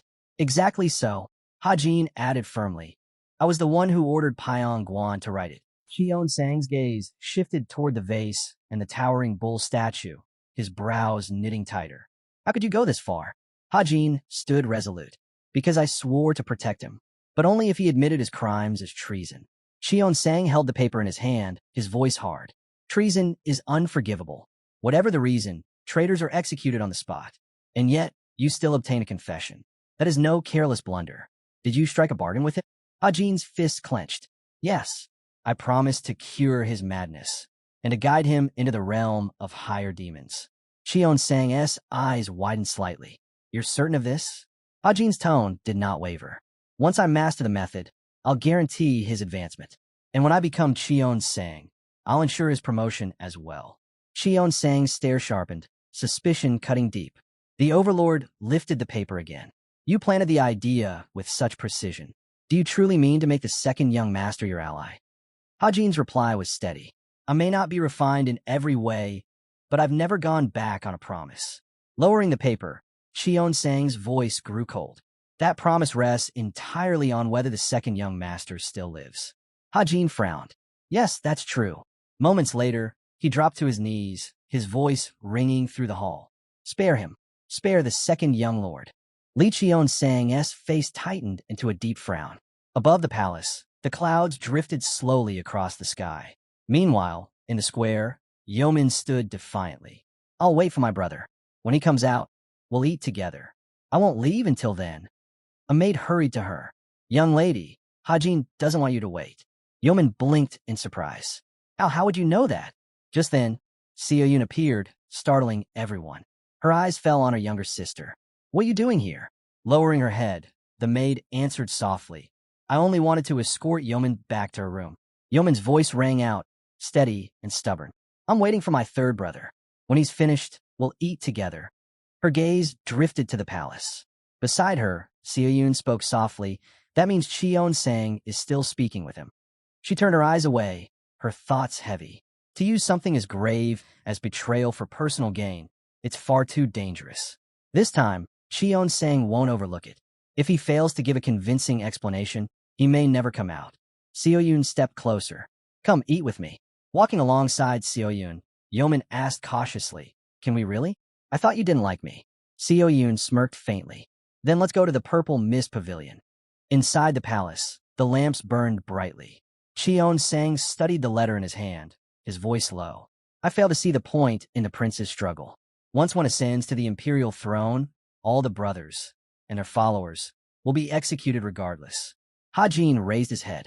It's to eliminate any chance of rebellion. His teacher nodded. Yes, that is the nature of power. Rulers fear hidden threats, while the ambitious forever plot to overthrow them. Yet, I chose to spare my rival. After all, even after a brutal battle between us, I decided to forgive him. Hajin bowed his head. That is the promise I made. Xion-sang's eyes flicked up. And this promise? Is it truly so important to you? Staring at the floor, Hajin answered firmly, yes. Promises are everything. They are the foundation. If one cannot take responsibility for their own words, then no important matter can ever be discussed. The man took another drink. A fair excuse. Yet, knowing you, it seems you often twist promises to your own advantage. Hajin frowned. I won't deny it. Promises matter, but my benefit usually comes first. This time is different. He lifted his eyes. I'm not so weak that I'd break a promise simply because Gon is corrupt or because he's my rival. Li Qion-sang gave a faint smile. So you believe you're that strong? Hajin straightened, voice steady. At the very least, I'm not so weak that I can't deal with a fool so easily swayed by temptation. He placed his hands firmly on his knees. Guan. He was only searching for recognition. Qion-sang paused, puzzled. Hajin continued. He told me himself. He dreamed of becoming an absolute ruler, to live out his old age in comfort like a god. The strongest, the one all would bow to. Pouring himself another drink, the man muttered, his aspirations are no different from Qion-sang's. But their natures, their personalities, are worlds apart. Turning toward Yozong, Qion-sang asked slowly, and what do you think of all this? The Sly Lord's lips curved slightly. This boy had twisted even a false testimony into something sharp enough to cut through the hall. Yozong's smile lingered. This is unacceptable. A false alarm within the cult is not treason, but it is a crime severe enough to warrant death. The problem, third young master, is that you've turned this into a true rebellion, undermining Qion-sang's authority. Hajin's teeth clenched. Yozong stepped between master and disciple, his tone heavy. From this day forward, the records of the cult will say that a rebellion took place under this regime. And the cause? Not spies from the orthodox sects, but disciples trained by Qion-sang himself. Generations to come will not remember the leader as a flawless god, but as one who failed to keep his own house in order. Qion-sang's eyes narrowed. Hajin frowned, realizing the weight of those words. If that's written into history, it will be seen as a grave mistake. Yozong's smile deepened. It's not as though Qion-sang cares for judgment. To worry about what history will say is only to weaken oneself. A cup shot across the room, carried by a surge of qi. Qion-sang caught it and thrust it toward Hajin. Drink to the bottom. Hajin lifted the cup. His teacher's voice rang out. This won't be your last drink. Qion-sang, however, scowled. But because of your promise, I cannot forgive a traitor. The second will die as a result of your accusation. If you truly wish to save him, then declare that this was no rebellion. But do you even want that? Hajin lowered the cup slowly. No, I don't. Qion-sang's eyes sharpened. Then the other must die. Hajin placed the bowl carefully on the floor, then rose to his feet. I must meet with the head of the criminal justice hall. Qion-sang tilted his head. You mean to pressure him, to keep the second from execution? Hajin frowned. When I first saw him, his face was different. A realization struck him. A technique, one that alters bone structure. Yozong's face twisted grotesquely at that moment. From a throne, Li Qion-sang's voice boomed. So you intend to deceive the cult again by using a substitution? Hajin's lips moved slowly. No, I have never deceived you, the demon lord. The man's gaze narrowed to slits. Hajin dropped to his knees. If only you know the truth, then it is not a deception of the cult itself. The man scoffed. A play on words. Hajin gave a short laugh. Yes, the play on words. But at the same time, it's true, Hajin said quietly. The one who taught me to think this way was none other than you. Li Qion-sang frowned. Hajin's smile faded. Does this rebellion truly trouble you, master? I cannot claim to know your heart. But if it truly doesn't matter to you, then why hesitate to place another pebble on the boulder? The overlord's eyes narrowed. And why should I do as you ask? Hajin frowned back. Rising to his feet, he asked, then allow me to speak disrespectfully just once. He struck his chest sharply, then flung his hand upward. Because you're driving me insane, he shouted. Yozong's face broke into a sweat, terrified by the roar that shook the hall. Qion-sang's brow creased as Hajin's scream echoed through the palace. Why keep making excuses? Hajin thundered. You've already decided. Or are you just curious about my reaction? Complaining about your own shaky principles? Qion-sang's fingers pressed lightly into the throne's armrest. Hajin's hand slashed through the air. You're the demon lord, not me. If you desire something, If it truly lies in your heart, you act without hesitation. And if you wanted to know my reaction, I've already shown it. This is my limit. Drag this talk on any longer, and you'll see just how angry I truly am. Shion Sang's voice cut through the tension. If you intend to act, then act. If not, then say so plainly. Breathing hard, Hajin steadied himself. Were you always like this? Shion Sang's eyes narrowed. I was. Once. A bead of sweat slid down Yozong's cheek. He knew he was witnessing something rare. From the throne, Shion Sang spoke, his voice softer. If I am not the same as before, it is because of you. You've changed me. He smiled faintly. You're not like the others in this sect. A disciple is shaped by the words and actions of his master. Sometimes a few words alone can alter a disciple's life forever. Hajin lowered his head. That much is true. Shion Sang frowned slightly. But the opposite is true as well. He rose to his feet, his presence filling the hall. Your actions, your words, they've caught my attention. Every time you're oppressed, you create something new. Even now, it is the same. Perhaps in that uniqueness, I've found a strange comfort in the dull rhythm of life. Hajin lifted his head slowly. The cup in his hand dissolved into nothingness. With his hands folded behind his back, Shion Sang said calmly, I despise vague talk, and yet here I am, indulging in it. As he passed the student, he added, I await your decree. The first young master and the second, both will be executed as traitors. That decree will not change, Shion Sang declared. But the rest will depend on you, and the head of the criminal law hall. Hajin froze, listening carefully. As Shion Sang walked away, his voice echoed. If the head of the criminal law hall grants your request, I won't interfere as usual. But if he refuses, then Pyong Guan's execution will proceed as planned. At the doorway, Shion Sang paused. Without turning fully, he added one more thing. This was the only time I allowed myself to be convinced. Hajin glanced back with a faint smile. Then don't take it for granted, because if I must, I'll convince you again. Shion Sang let out a low chuckle as the doors closed behind him. If you believe you can do it, then act. By a quiet pond, a single leaf drifted down, landing gently on the surface. Ripples spread outward. Shion Sang stood in the gazebo, watching his reflection waver across the water. A smile tugged at his lips before he stepped outside. Turning, Hajin said softly, So, you managed to convince him and survive. Lately, you've been testing the ruler's patience more than ever. Hajin, leaving, replied, The fact that he still welcomes me is a relief in itself. I'm not someone who would ruin another's life for pride, but I won't hide behind false virtue either. Suddenly, his Dantian's fear stirred, forcing his gaze downward toward his chest. Its presence pressed against him, undeniable. Shion Sang, seated now at the table, studied him.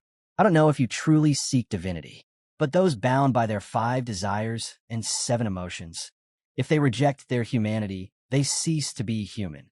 What I need is someone who embraces those feelings. Someone real. Hajin frowned.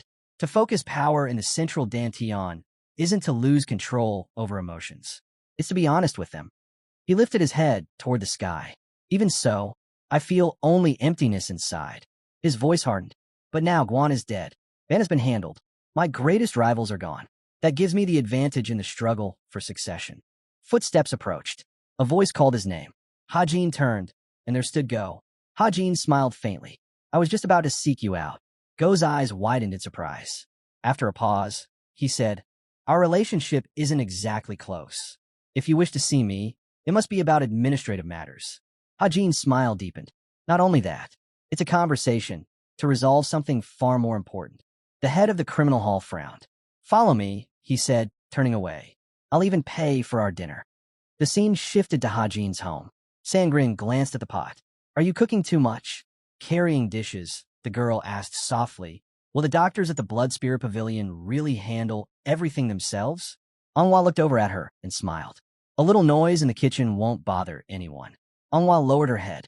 It's only because of Dongpil that we've had these marvels at all. I just want to help however I can. Sangrin planted her hands on her hips. Everyone here is wonderful.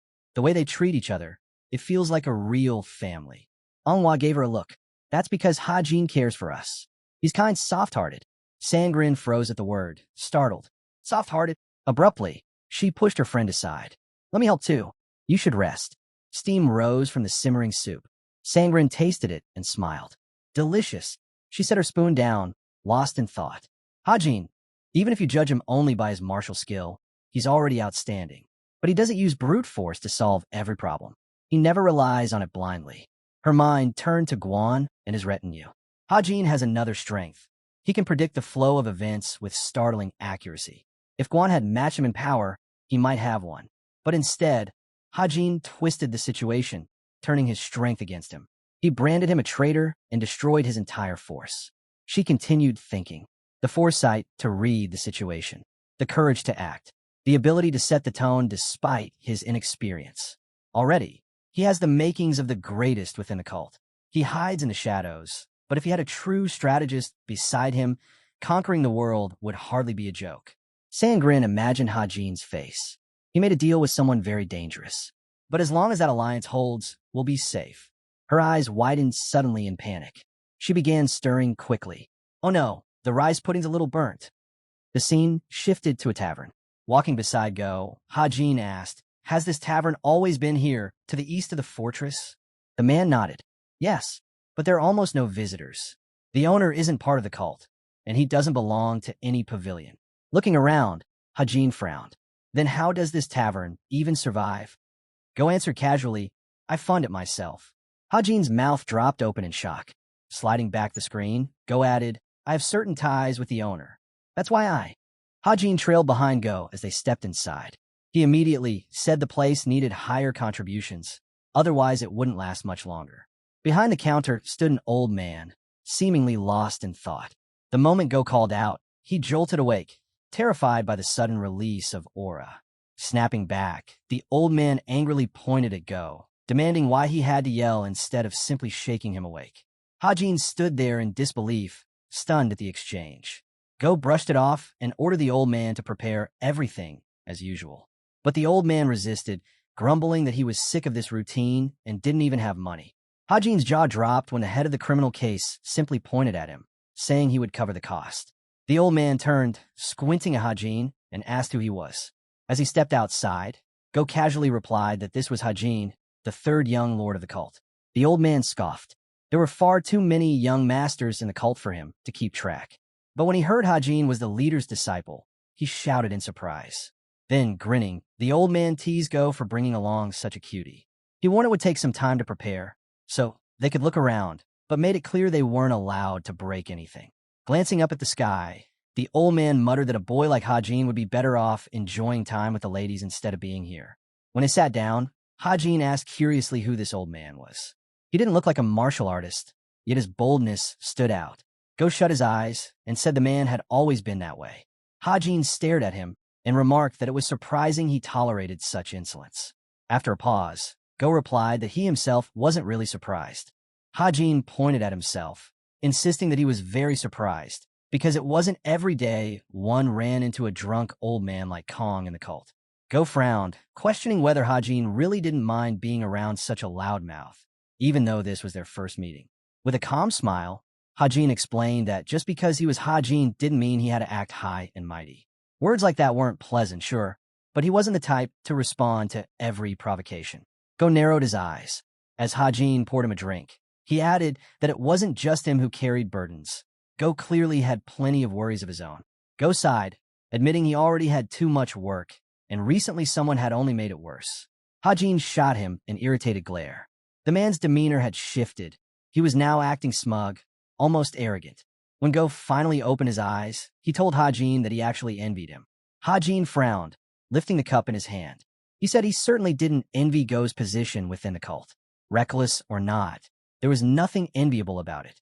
But Go shook his head and said he envied that as well. Hajin raised an eyebrow, remarking that he was unusually talkative today. Sitting across from him, Go asked calmly if Hajin had a problem with that. Hajin raised his cup, answering that he didn't mind. It was just out of character for him. Closing his eyes again, Go muttered that he was nothing more than an ordinary man. Yet every time he looked at Cheon-sang's disciples, he couldn't help but imagine what it would be like to stand in their place. He admitted he was always anxious whenever his results fell short, but felt genuine happiness whenever they improved. Lowering his head, Hajin reminded him that Cheon-sang had personally appointed him head of the criminal hall because of his talent, and his achievements had been remarkable. But Gogu slowly lifted his eyelids and said his results were no different from anyone else's. Hajin frowned as Gogu continued, saying that no matter how hard he worked, he could never rise higher. Because of that, Cheon-sang had eventually turned away from him. Then, sitting back, Gogu asked if Hajin knew what his position had been before becoming the head of the criminal hall. Hajin shook his head, admitting he had no idea. With a faint smile, Gogu revealed that he had once been the first disciple of the heavenly demon, the disciple of the previous cult leader. A genius, destined to lead the cult himself. Hajin's eyes went wide. He knew the name Sun Chan, a man born with unmatched combat instincts and sharp insight, the one fated to become the next heavenly demon, the rightful cult leader. Straightening, Gogu declared that he was once Hajin of the divine cult. Hajin glanced up at the sky, then turned back to him, asking if he truly had been Cheon-sang's disciple. Gogu confirmed it. Hajin parted his lips, demanding to know why Cheon-sang had abandoned him, and why he had hidden his past from everyone. Leaning forward, Gogu explained that it was all because of his origins, because he was not from Urim. Hajin's eyes widened in shock. Then Gogu drew a blade from its sheath. He said its name was Cheon-sang, the righteous sword.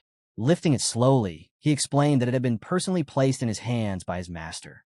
Even though much of his childhood was a blur, that moment remained clear as day. He stood there for a moment, recalling the teacher's warm smile as he had passed on the sword.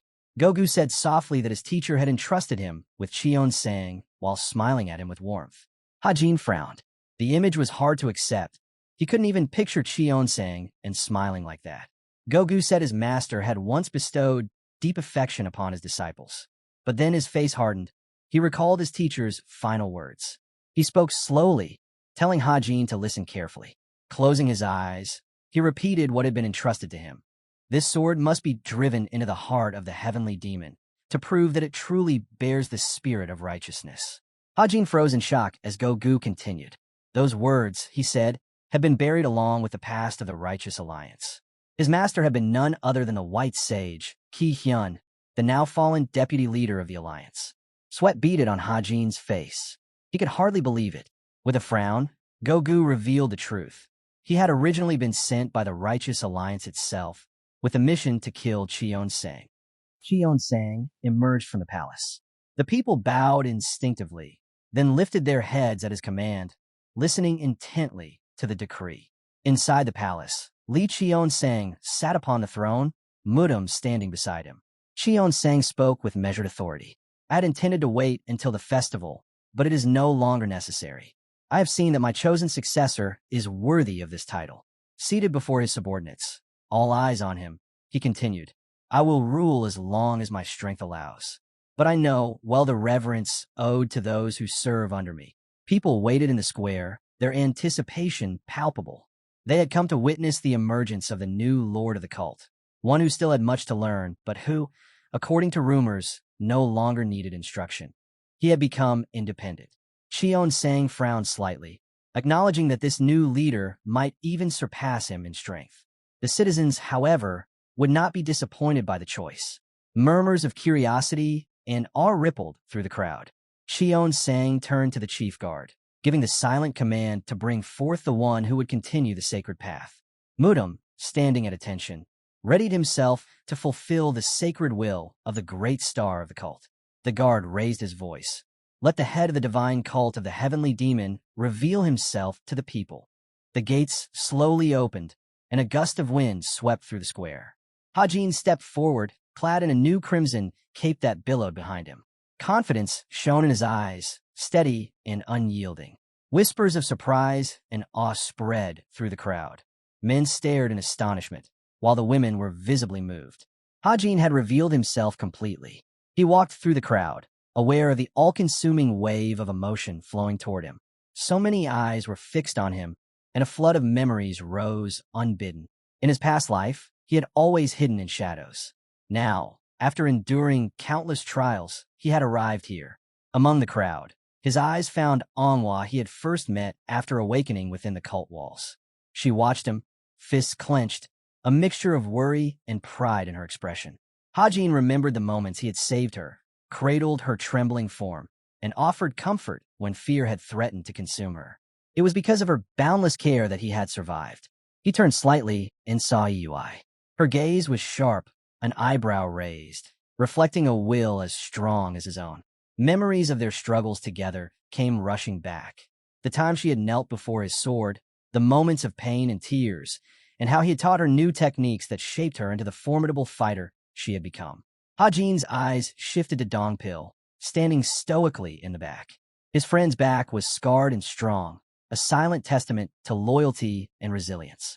Hajin remembered the nights by the fire, the shared laughter and victories, the unwavering presence of someone who felt like a brother. Now, standing before Cheon-sang, Hajin knelt, lowering his head in respect.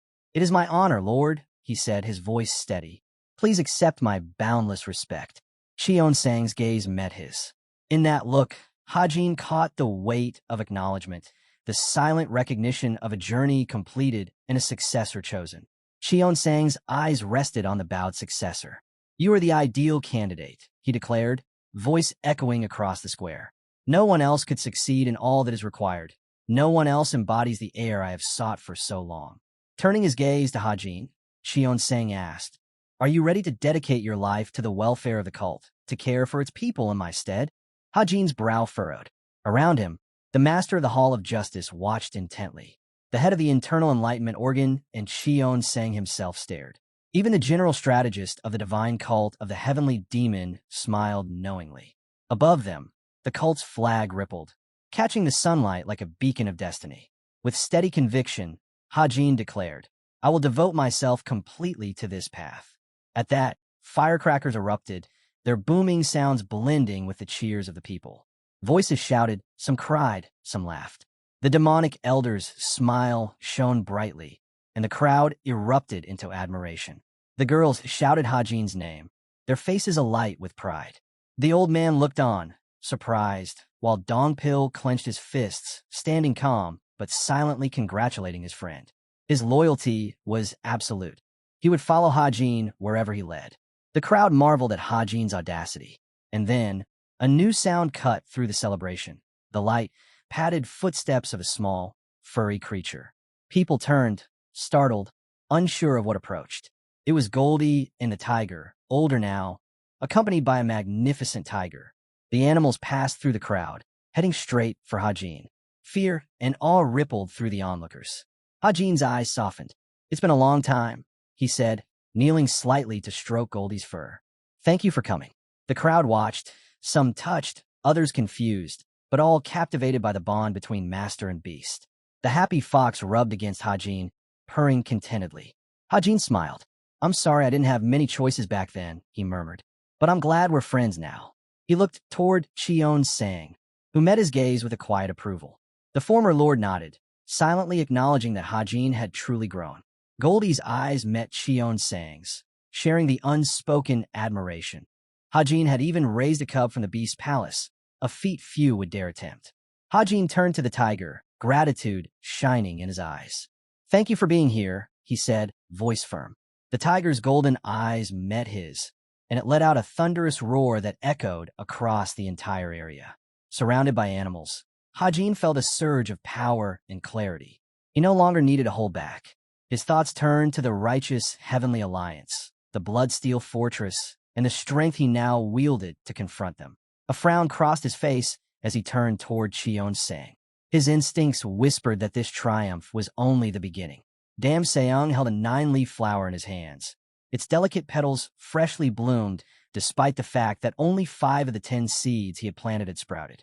He studied the flower, puzzled by the strange omen it seemed to represent. Suddenly, a servant came running across the field, breathless and frantic. "Master, urgent news!" he cried. "The eyes of the Hua clan. They've broken through to the leader hall. They're too strong. We couldn't stop them." Seung frowned, glancing once more at the flower in his hand.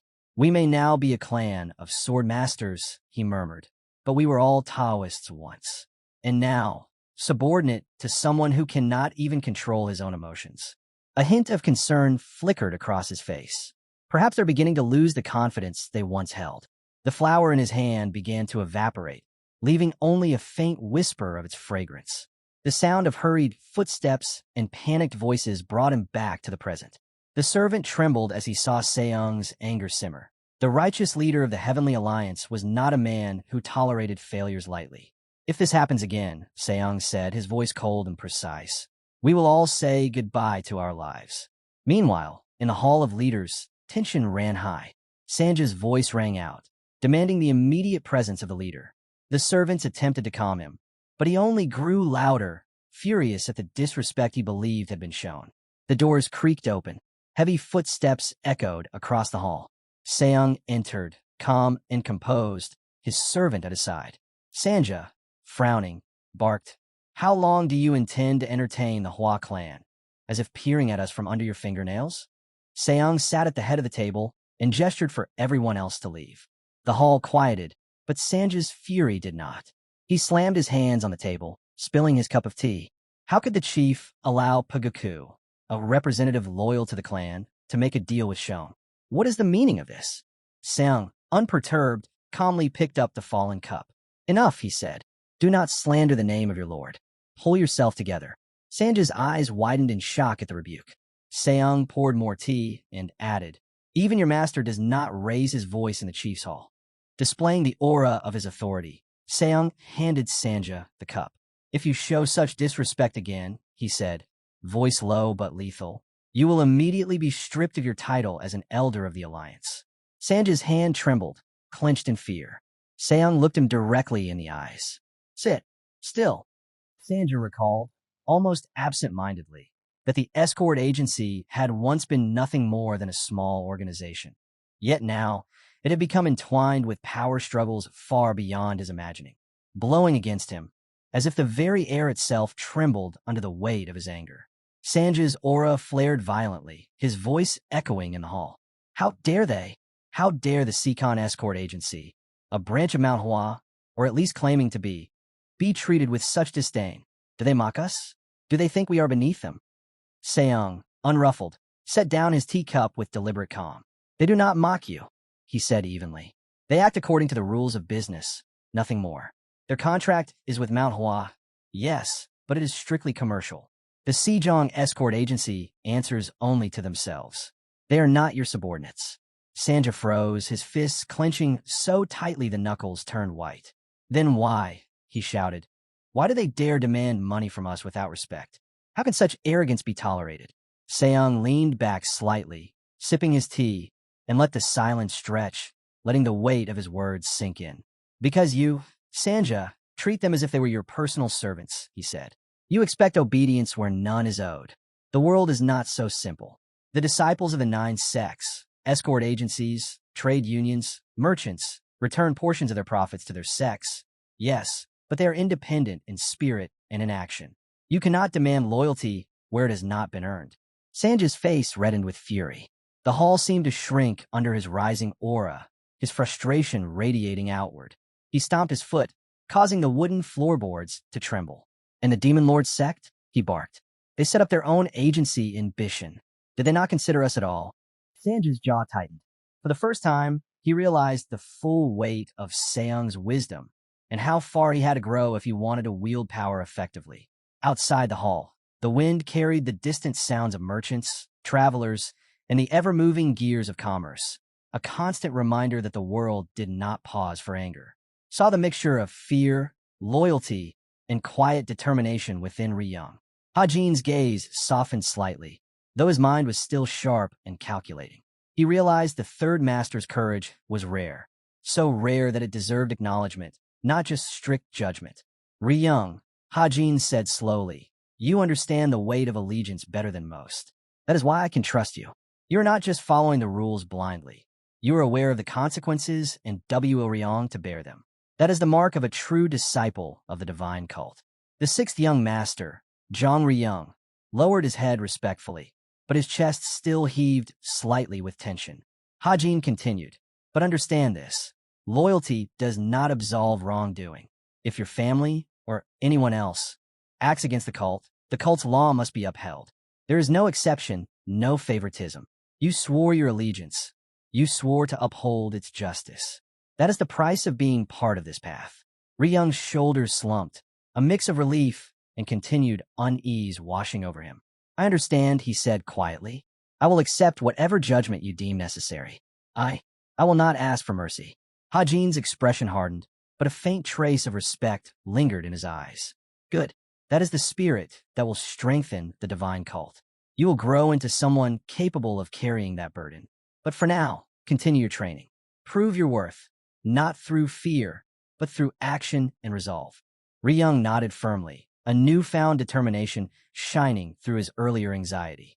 Hajin turned, looking back at the clearing where the ceremony had taken place, the banners fluttering in the wind, the people celebrating, and the animals quietly loyal at his side. The weight of leadership pressed down on him, but he welcomed it. This was not the end of his trials. It was only the beginning. And Hajin knew, deep in his heart, that the decisions he made from here on would shape the fate of the divine cult, the clans, and the countless lives intertwined with his. He inhaled deeply, feeling the wind brush against his face, the power of his allies, and the expectations of those who believed in him. Hajin smiled faintly to himself. Let the future come, he whispered. I am ready.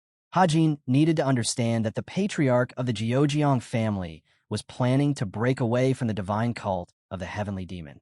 Standing across from each other, Rain asked for forgiveness, though even he wasn't sure what exactly he should say.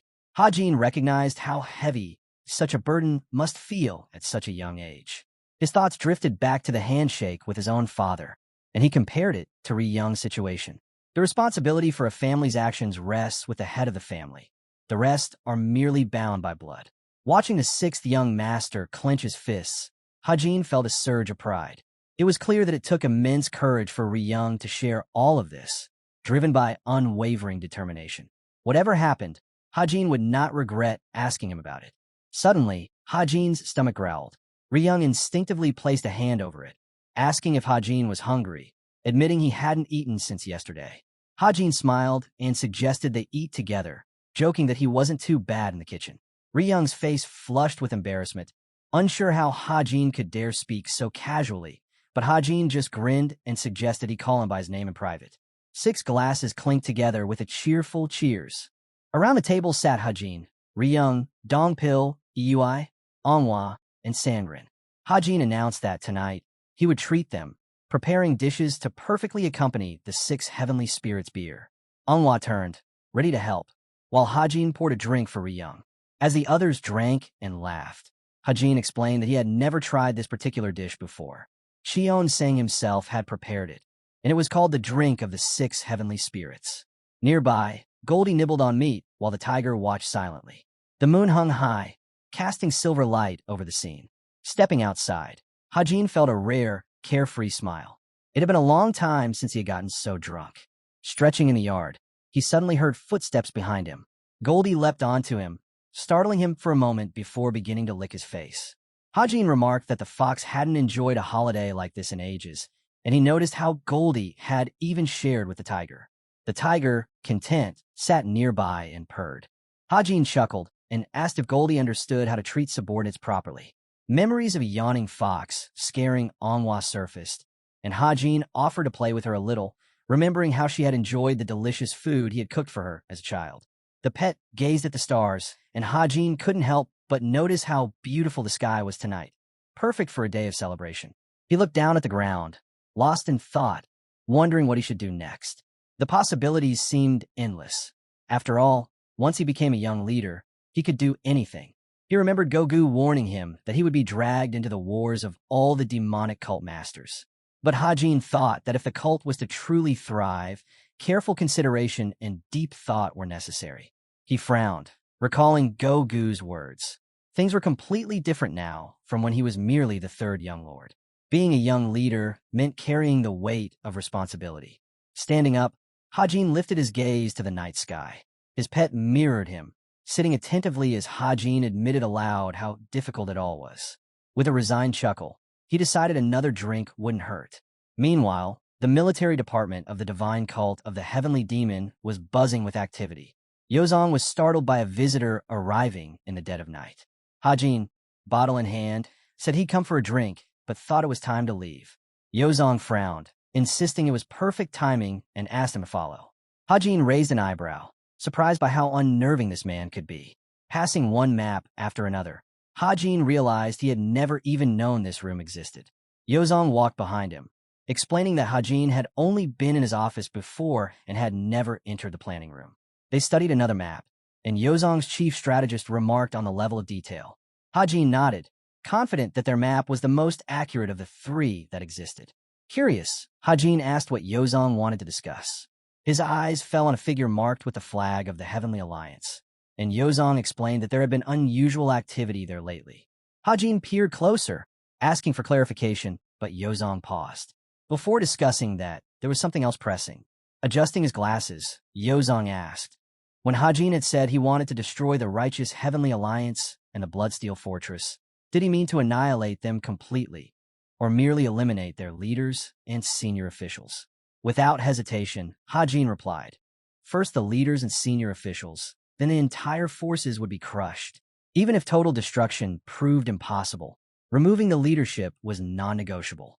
He folded his arms, asking if that answered Yozong's question.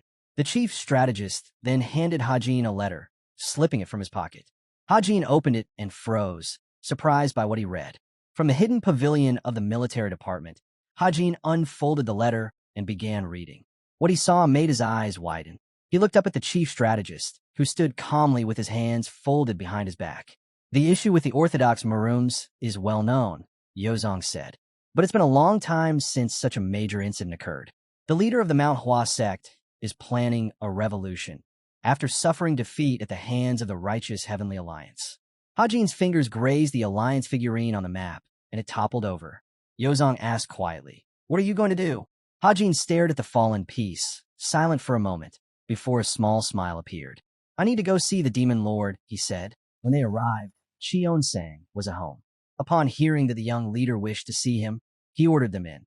Cheon-sang poured himself a drink, lounging in a relaxed pose, and greeted Hajin warmly. Hajin saluted, and Cheon-sang returned the greeting. Hajin noticed today Cheon-sang wasn't drinking the usual 6 heavenly spirits brew. This is green liquor, made from bamboo leaves, Cheon-sang explained. Glancing at the lake outside, Hajin asked for a pour for himself as well. Cheon-sang obliged, filling his cup, and Hajin raised it slightly. Trying to make small talk, Hajin asked when Cheon-sang generally slept. Whenever necessary, Cheon-sang replied, his eyes sharp as he added, you performed well at the ceremony. Though, of course, for an appointment ceremony, that's still just the beginning. Hajin looked Cheon-sang in the eye and remarked that humans were the only ones to truly succeed at this, while Cheon-sang claimed he had done nothing.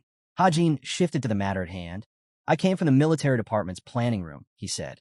Cheon-sang sipped his liquor and shrugged, calling a boring place. Hajin pulled out the letter from his pocket. Yozong will show this to you, he said, but I came across something interesting. The young leader handed the letter to Cheon-sang. As Cheon-sang read, his expression sharpened. Manhwa was stirring trouble again. He set the cup down and muttered, they always do this. Hajin blinked, unsure who Cheon-sang meant. His eyes widened in realization when he heard Cheon-sang clarify. The leader of the Heavenly Alliance was behind it. Memories stirred in Cheon-sang's mind. Hajin's dream of destroying the righteous Heavenly Alliance and the Bloodsteel Fortress. Cheon-sang frowned, his gaze steady. Now that you are the young leader, I'll tell you what I think of them and their way of life. He recalled the signs from 13 years ago, when he had remained passive toward external forces. Back then, the 10 sects and 5 great clans had been powerful. Hajin poured liquor for Cheon-sang, who watched intently. Time passes, Cheon-sang observed, taking a slow sip. They've changed. Martial arts exchanges have made them stronger, but they've lost their once strong bonds. Hajin's eyes narrowed, surprised by the subtle weight in Cheon-sang's words. Hajin's mind raced as he connected the dots. It had to be the righteous leader of the Heavenly Alliance. Hajin remembered Seong's face vividly and listened as Cheon-sang continued. He's a snake. A viper, Cheon-sang said sharply.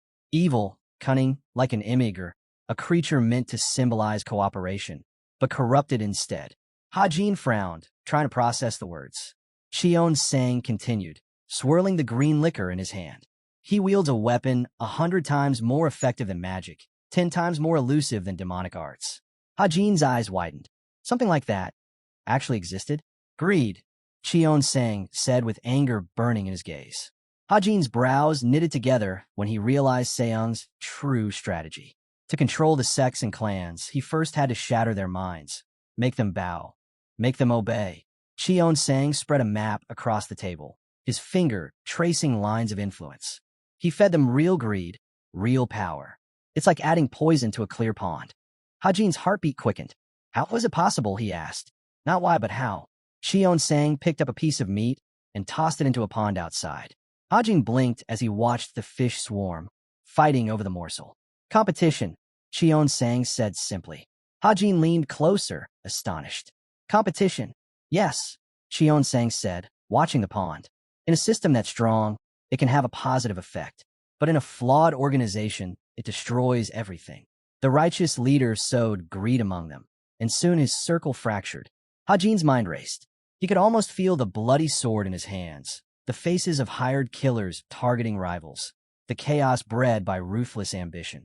Cold sweat ran down his temple as he imagined Seongs manipulating the sects and clans, turning them into pawns. And amidst all this, the demon lord continued, voice steady. Seong became their mediator. The sects and clans pushed him this way and that, and he obeyed. Bowed when they wanted, knelt when they demanded. A puppet leader of the alliance, dancing to their tune. Hajin shivered as Cheon Sang's words painted a vivid picture. He imagined Seong's calm, sinister smile, the way he held power while everyone around him thought they controlled him. By the time the sects and clans realized the truth, it was too late. Cheon Sang's voice dropped. They were wrong to think they were manipulating him. Around the leader, denunciations piled up. Every misdeed, every betrayal, he held them all in his hands.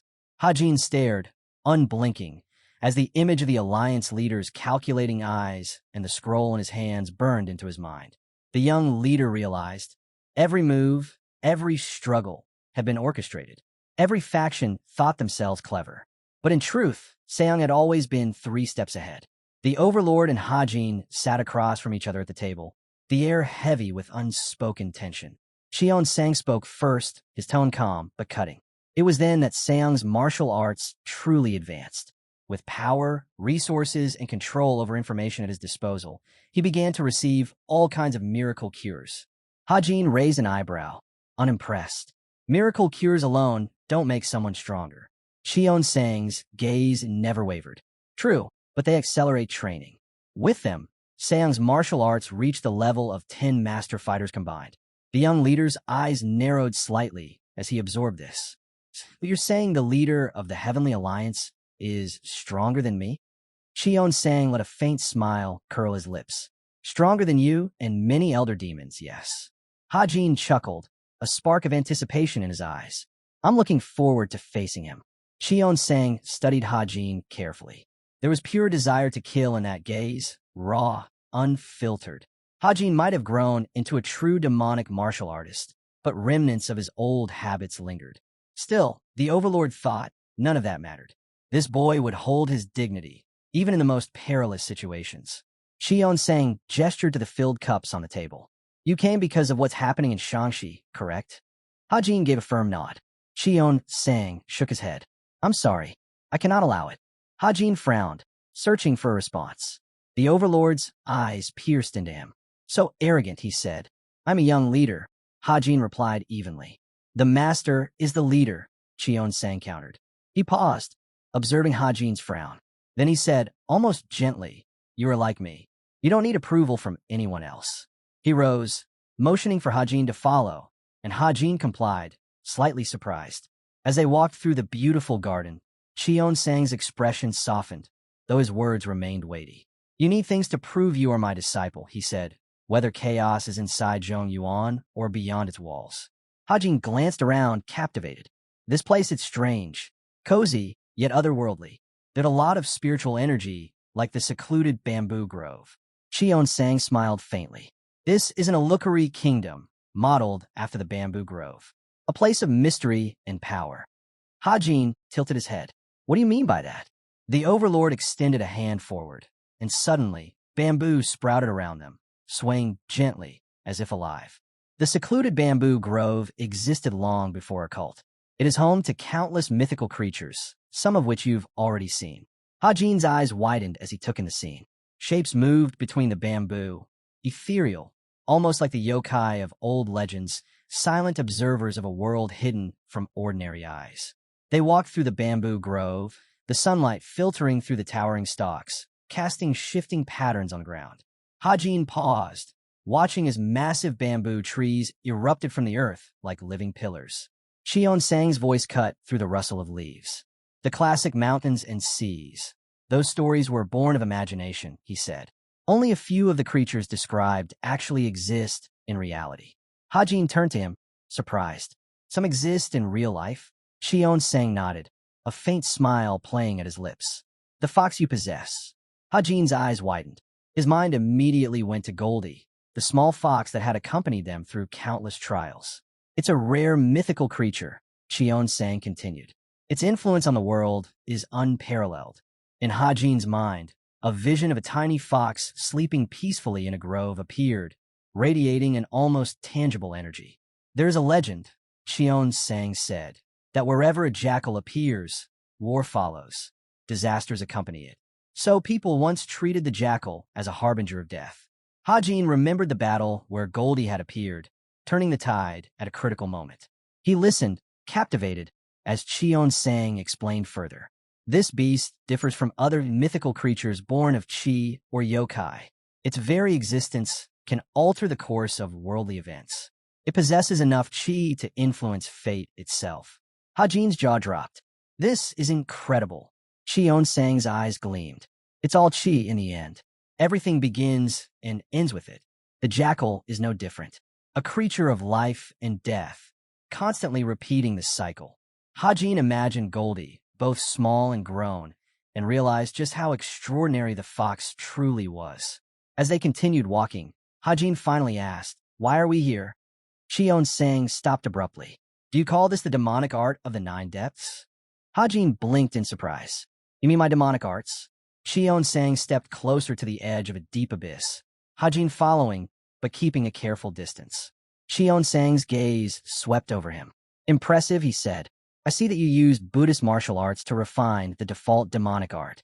The base is demonic, but the Buddhist techniques complement it perfectly. You fused it into a single technique without losing its unique essence." Hajin's heart skipped a beat. "It is a masterpiece," Cheon Sang continued, hands clasped behind his back. "And yet," Hajin looked back at him, puzzled. "And yet, the demonic art of the Nine Depths is complete," Cheon Sang said, frowning slightly. "You do not need to change a thing. But there is one major flaw. Do you know what it is?" Hajin frowned, unsure. "History." Cheon Sang remained at the edge of the abyss, the wind tugging at his robes, the silence stretching heavy between them. Hajin did not move closer, waiting for the answer. Cheon Sang's gaze lingered on the distant valley, the wind whipping through the cliffside. He nodded slowly, agreeing with himself, as if reaffirming a truth only he could see. "You created this yourself," he said, voice low. "So complete, it's hard to believe a single person could accomplish such a feat." Hajin's brow furrowed as the wind lifted his hair. Cheon Sang's frown deepened. "And yet, it is not enough," he said. Hajin blinked, surprised. "Why not?" Cheon Sang raised his palms, holding invisible energy between them. "Because you are now the young leader. This martial art, as brilliant as it is, proves only one thing: your potential. To lead the divine cult in the future, to uphold its traditions and command respect, you must master it fully. Nothing less will suffice." Hajin's heart raced. The great demon's gaze pierced the distance, unyielding. "I will teach you the demon Emperor Qi," he declared. Before them, the valley stretched wide, a sea of shadowed trees and rising mist. Hajin's curiosity overcame him. "Master, long have I wondered, did you truly pass the demon Emperor Qi to Guan?" Cheon Sang fell silent, staring out over the edge. After a long pause, he answered, his voice measured. "Yes, though you must know, Guan was the first disciple. He came from the righteous heavenly alliance as a spy. Do not underestimate him." Hajin's eyes widened, shocked by the revelation. The ninth demon, once just a figure of legend, now seemed all too real in his mind. Cheon Sang continued, his tone now softer, but no less commanding. "He cannot compare to the third young master, the fifth, or even the youngest. Yet he possesses talent.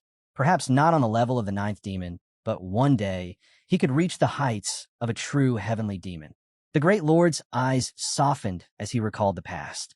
When he first came to me, I had no affection for disciples. I never did. But he was different. Hajin listened intently, the wind carrying Cheon Sang's words like distant thunder.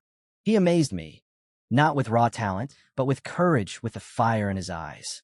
The past mattered not, so I did not kill him. I let him stand before me, tearful, trembling, and I used an illusion of the demon court pavilion to simulate a corpse. Important people witnessed it. A bloody body lay near the pavilion, and the disciple knelt beside it, tears staining his cheeks. Hajin swallowed hard, feeling the weight of history in that moment. Is it true that you sent him to the criminal law pavilion afterward? The great demon nodded without turning. Yes, his skill in martial arts was remarkable, but his talent for formations, for mechanical arts, it was beyond imagination. He was nearly unmatched in the world. Hajin's mind conjured vivid images. Labyrinths twisting endlessly underground, vast buildings with secrets carved into their stone. The underground thunder prison of the criminal law hall, its a labyrinth. Cheon Sang's voice cut through the vision like steel. He built it himself. Every trap, every mechanism, a testament to his genius and his cunning. Hajin realized, in that moment, that the disciple was not merely skilled. He was a force of nature. And now, as the young leader, Hajin himself was being measured against such a standard. Completely different level. Hajin's eyes widened as the vortex of flames swirled around the four swords, each one glowing red-hot, the metal warping and cracking under the intensity of the demon emperor's energy. Sparks flew like meteors in the sky, illuminating the purple clouds above. The heaven-sing flames of calamity, Cheon Sang said, his voice calm, but carrying the weight of inevitability, is a power born from the demonic emperor's chi itself. Ordinary demonic hellfire cannot compare. Even the strongest warriors would be reduced to ash if exposed to it carelessly. Hajin's mouth went dry, but he forced himself to speak. And master, you're going to melt these swords just like that? Cheon Sang's eyes narrowed slightly. Do not question what you cannot yet understand. The swords were tools, mere instruments. What I am forging now is the essence of your future path. You will no longer need 4 blades to fight, because one disciple of true skill should wield not only the blade, but the spirit behind it. You will grasp the full weight of demonic power itself. The flames grew brighter, hotter, the air shimmering with the unbearable heat. Hajin felt the pressure of the vortex, even from several steps back, as though reality itself was bending to the energy being released. He could see the hilts of the swords twisting and melting, silver and steel dripping like molten lava into the void below. But the 9 depths technique, won't this interfere with it? Hajin asked cautiously, a bead of sweat running down his temple. Cheon Sang shook his head, almost smiling, though the shadow of the abyss made his expression severe. Foolish boy, if your 9 depths technique is truly complete, it will not conflict. It will harmonize. You are not simply learning to fight. You are learning to embody the very essence of martial and demonic arts combined. The flame will temper your spirit as much as the steel it melts. The vortex reached its climax, the flames twisting into a massive pillar that seemed to pierce the sky. Hajin could feel the demonic chi radiating off it like a storm, testing him, challenging him. He clenched his fists, heart pounding. Do you understand now? Cheon Sang asked, voice low and commanding, almost echoing with the thunderous heat of the flames. Hajin swallowed hard. I think so, master. This is beyond anything I imagined. Cheon Sang nodded, the dark energy receding as the pillar of fire collapsed inward, leaving only molten pools where the 4 legendary swords had once been. He turned to Hajin, his gaze sharp. Good. From now on, there is no turning back. The path of the young leader, the successor of the demon Emperor Chi, begins here. Everything you were is gone. Everything you will become will be forged in fire. Hajin exhaled slowly, the reality of what had just occurred sinking in. The smell of molten metal and the heat of the flames lingered in the air. But more than that, the weight of responsibility pressed down on him. The master's words were clear. This was no longer merely training. It was a rebirth. The disciple looked up at Cheon Sang with a mixture of awe and determination. I understand, master. I will not fail. Cheon Sang's expression softened ever so slightly, and for the first time, Hajin felt the faintest trace of approval from the Great Lord. "The path is long, boy," the master said, turning back to the cliff's edge, "and every step will test you. But remember this, the flame does not destroy those who endure it. It tempers them. Only through fire will you become worthy of your inheritance." Hajin's resolve hardened. In the swirling embers of the demon emperor's chi, he could already feel a change within himself. This was no longer just martial arts. This was destiny being forged, and he would meet it head-on. The young disciple appeared in his mind, kneeling with unwavering focus, eyes fixed on a molten blade at his feet. Xion Sang's lips curved slightly, a hint of nostalgia mixed with pride. He remembered how, decades ago, he had first ventured into the upper realms of demonic cultivation, and how exhausting it was to maintain even a fraction of the divine energy that now swirled around him effortlessly. He sipped from the decanter, letting the bitter wine settle in his stomach, feeling the familiar ache of eons of practice pressing against his bones. The broken cup on the floor reminded him that even transcendental beings are not immune to mistakes or the consequences of their own intensity. Yozong's mind raced as he watched Hajin casually shift the weight of the newly forged sword across his back, the aura of demonic imperial chi faintly radiating from it like a living thing. To the untrained eye, it was just a blade, but Yozong could sense the layers of energy compressed within it, the history of battles, the refinement of decades of transcendental knowledge. Hajin, for his part, seemed almost indifferent, his posture relaxed, but inside his mind was whirring. Every movement of the sword reminded him of the great demon's energy, the lessons he had absorbed in those 3 days and nights. He understood only a fraction of the full technique, but that fraction was enough to make even a veteran strategist like Yozong feel awestruck. I still don't understand it fully," Hajin admitted, scratching the back of his head. "I can sense its potential, and I've memorized the basics, but the rest, it's like trying to hold the ocean in my hands." Yozong nodded slowly, his eyes narrowing. "It doesn't matter. Even just the grasp of the principles shows that you've inherited the Demon Emperor Chi. Most cannot even reach this level in a lifetime. Your calmness now, it's the mark of someone who's begun to harmonize with that energy, not just wield it." Yozong's admiration was tempered with concern. "But the power you've inherited, it's not just for martial arts.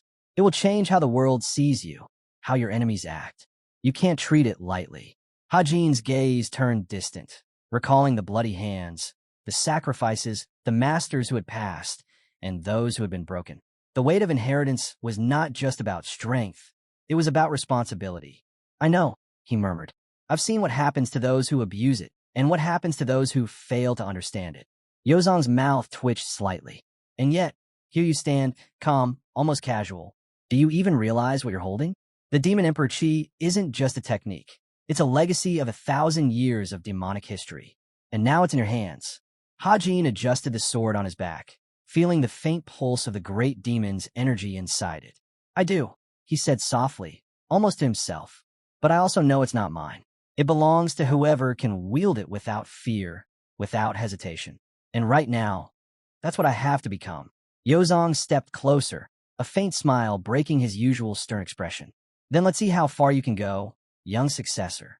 Not just in skill, but in understanding, in surviving the burdens that come with this power."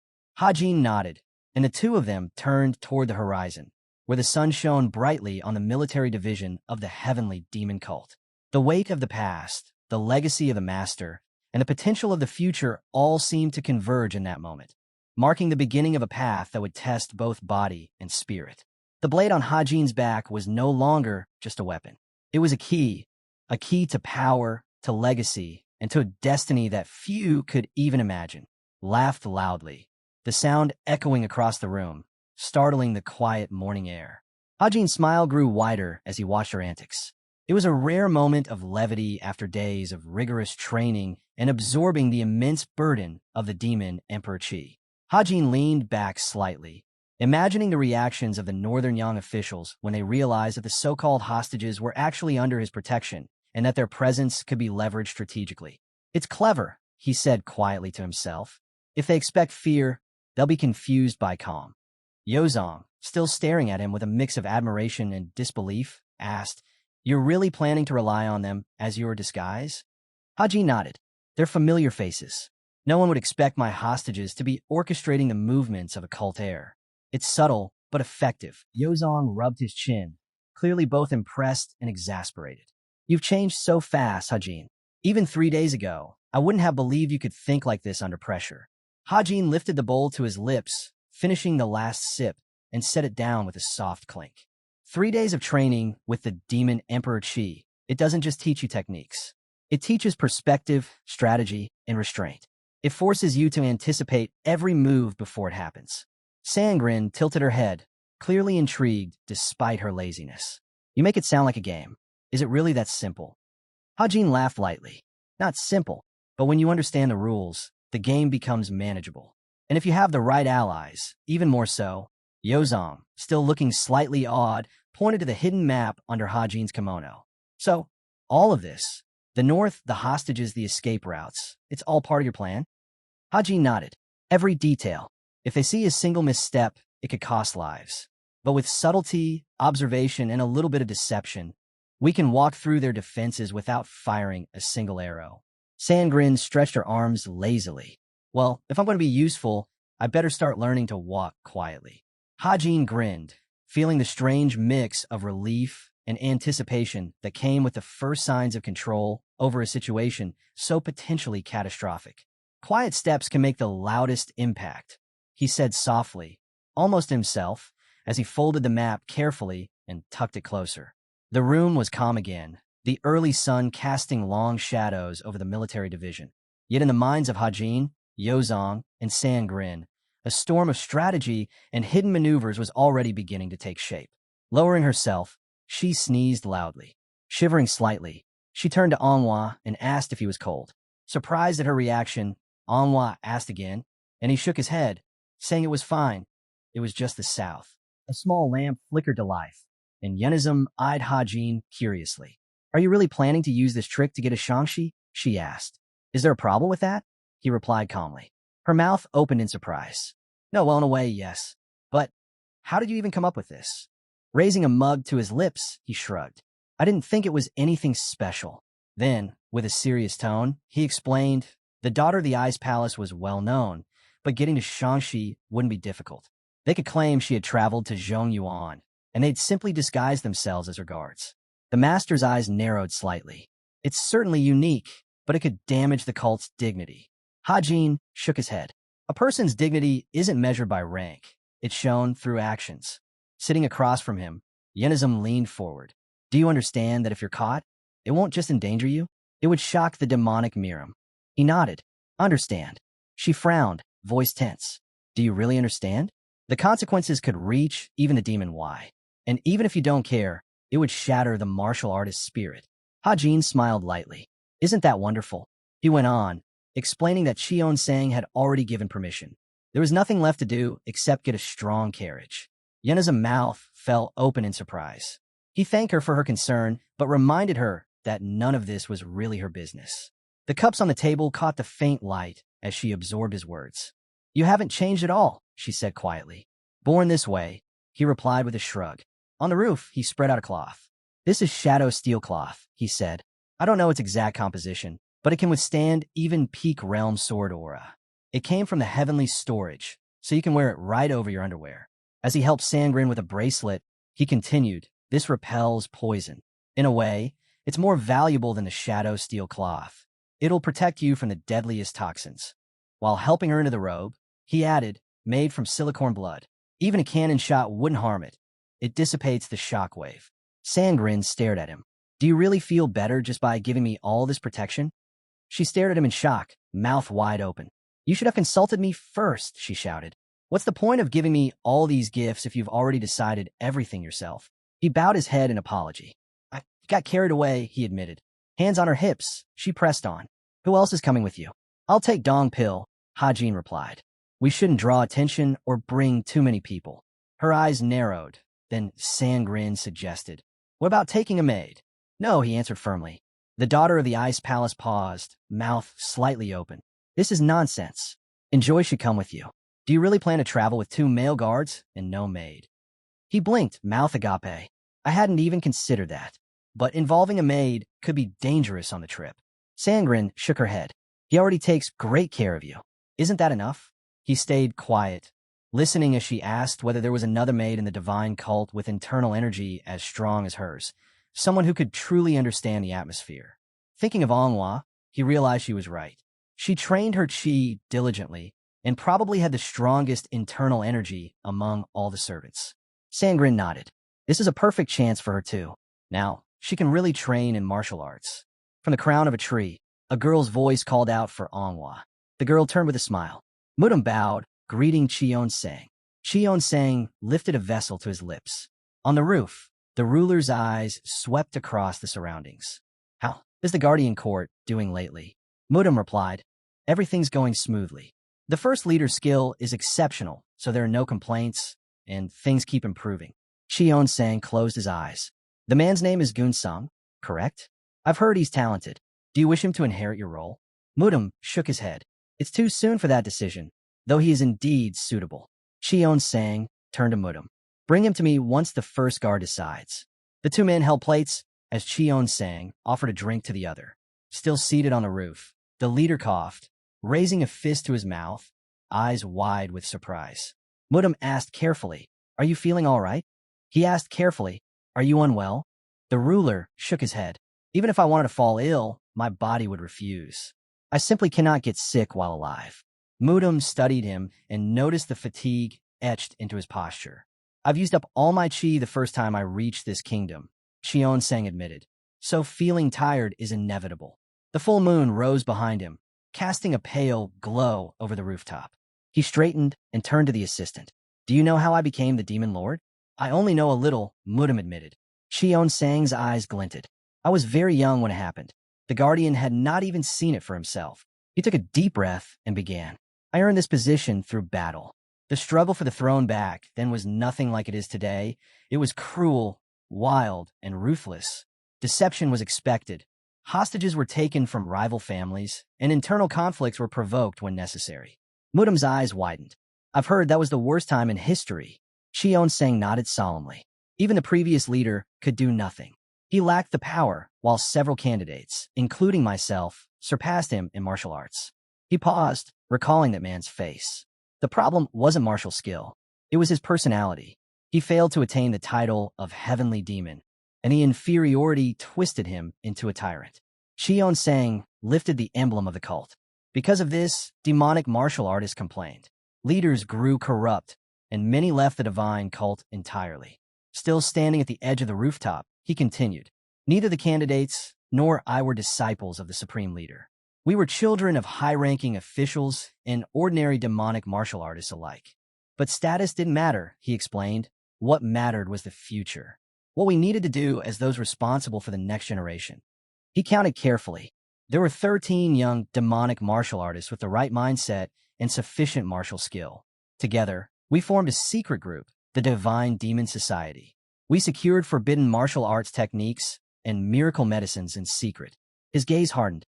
After 5 years, we decided to fight to the death. Mudam's mouth fell open. No one recognized you as a worthy candidate. Cheon-sang's eyes were unyielding. No, but despite that, they pressed forward, memories heavy in Cheon-sang's mind. He recalled the day he had killed one of the cult members.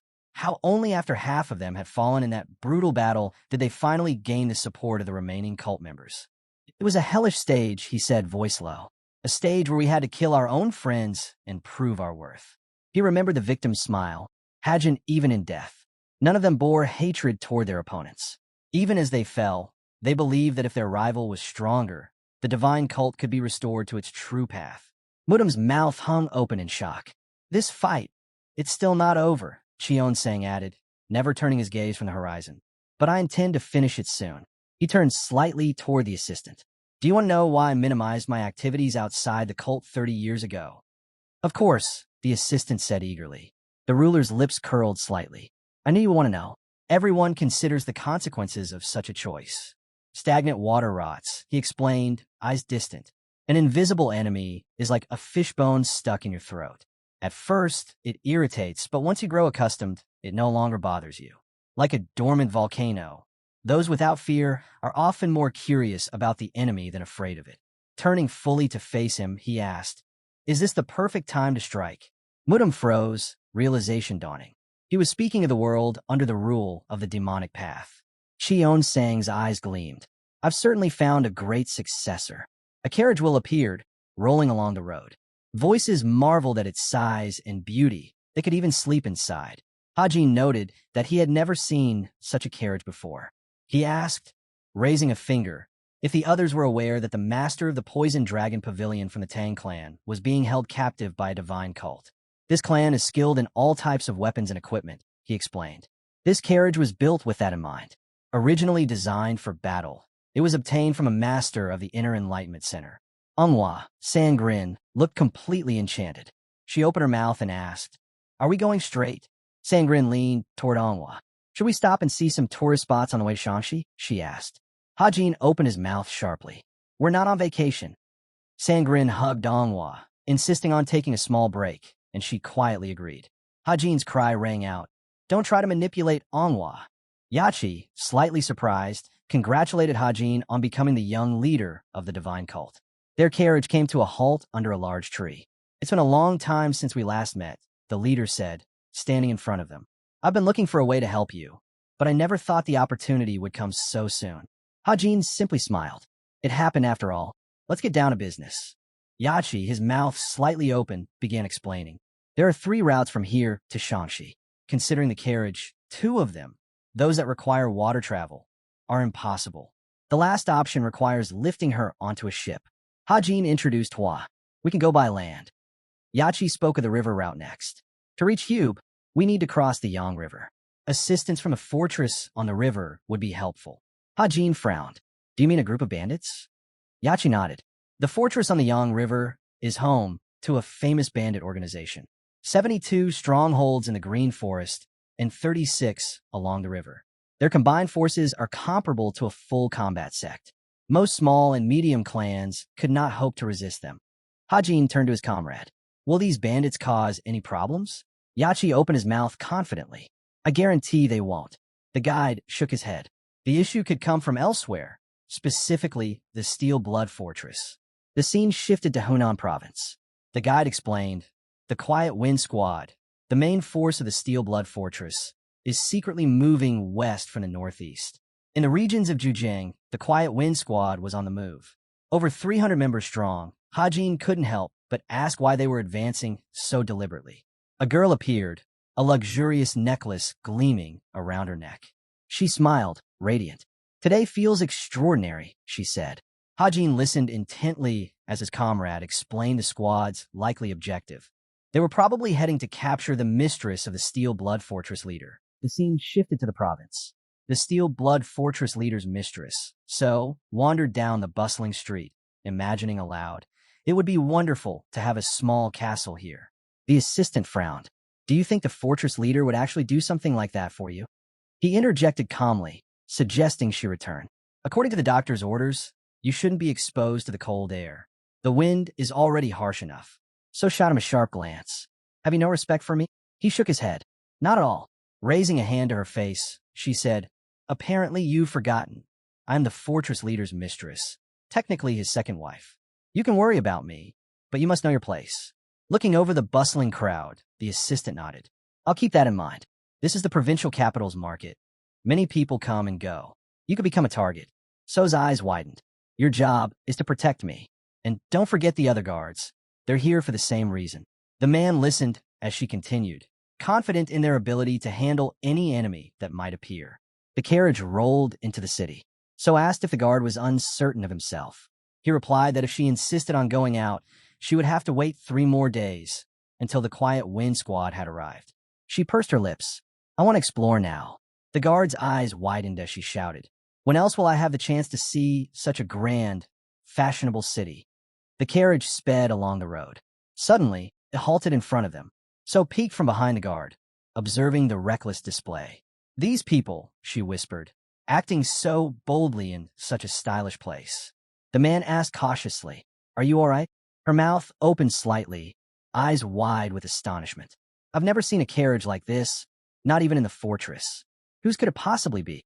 From afar, the pavilion of the long dawn broke, painting the sky with soft light. Hajin wiped his forehead and remarked how cool the morning air felt. Dongpil glanced at him and teased. You've been in the bath longer than all of us. I just fell asleep there, Hajin replied sheepishly. Their lodging came into view, and someone asked if the journey had been tiring for everyone. Manhwa smiled. This garden, it's beautiful. It's considered the best in Chang'e, another voice added. Manhwa turned, inhaling the fresh air. Definitely less humid and cold than the divine cult. Hajin nodded. Still humid because it rains a lot, but overall, it's a good place to stay. Bringing a cup to his lips, Sangrin asked, Have you been to Hua province before? You seem to know so much. I've only heard of it, but I realize I've been here about 500 times, he admitted. A woman bowed, announcing that his meal was ready. Plates of food soon filled the table. Hajin frowned at the dried beef. Terrible, tonight. We'll have a proper feast. The others cheered. Amazing. While eating, Sangrin asked, When do we leave? Hajin replied, Tomorrow. Why so soon, she asked. Do you really not have a full day to spare? He countered. Dongpil glanced at Hajin. Should we head north right now? Yes, Hajin said firmly. Crossing Mount Yolu will be easy. No need to waste time. He considered the situation carefully. Staying in one area too long before reaching Shanxi was dangerous. They were in the heart of Shongyuan, and any skilled martial artist might detect Dongpil's demonic energy, even if he tried to hide it. Still, he reasoned, the chance of being discovered was low. Even encountering the Silent Wind squad wouldn't be catastrophic. They would notice Dongpil, but he could handle it. Raising a finger, Sangrin asked, Can we order more? Hajin grinned. Are you sure your stomach can handle it? Dongpil's voice rang out. Can she even do this? Yes, he replied with a smile. Sangrin looked away, embarrassed, as Hajin called out to her. Sitting at the table, Hajin decided he would train with her later. When Sangrin asked why, he explained that it was the perfect opportunity to learn her combat limits. Suddenly, someone entered their house. All of them turned in unison. Dongpil put down his chopsticks and stood up, calling out to the guard commander. Looking to the side, Hajin realized everything was unfolding exactly as expected. From Hunan, they would inevitably meet an advanced martial artist in the pavilion. Outside their building, many people were gathered, and all 50 first-class guards were on standby, clearly escorting an important guest. A door inside the building opened, and a voice called from behind it. Someone wishes to see you. Dongpil shook his head, raising his voice. We're eating now. The guests can come tomorrow. Before he could finish, the guests entered anyway. Sangrin glanced at them, eyes wide with surprise. Hajin didn't even turn a look, so, raising her hand to her mouth, quickly apologized. I'm sorry for my rudeness. I was just curious. Sangrin observed her calmly. Apologizing, yet not a hint of regret in her voice, she remarked. The maid added dryly, and she doesn't even pretend to feel uneasy. Dongpil placed his hands in front of him. We've traveled many days and are exhausted. Please, don't waste our time. The mistress tilted her head, curious. Did you arrive in that giant carriage? Dongpil nodded. Yes. Holding her face in her hands, so exclaimed, I knew it. That carriage, it's incredible. At first glance, it looks ordinary, but its craftsmanship, it's a true masterpiece. She continued, pointing out the details. The quality isn't in the color. It's in the sophistication and nobility of its design. The finest masterpiece is worthless if its owner doesn't understand its value. In the end, its worth depends on the owner. Dongpil, slightly open-mouthed, said, It was certainly made with care and time. So closed her eyes, shaking her head. You still don't know the true value of that carriage. Holding her chopsticks, Sangrin began to speak, hesitating. She looked at the guests. What am I supposed to say? So Hoyang leaned over again, prompting her. Sangrin's eyes widened. She's asking what she's getting at. So Hoyang's mouth dropped open in surprise. I can't believe such a beautiful person exists in this world. She shook her head, unable to understand how the young woman dared to contradict her. Raising her hand, she decided to be frank. I'll pay whatever price you ask. Sell me the carriage. Sangrin, slightly open-mouthed, interjected. Wait, you don't even know what kind of carriage this is. You only want to buy it because the guests like it.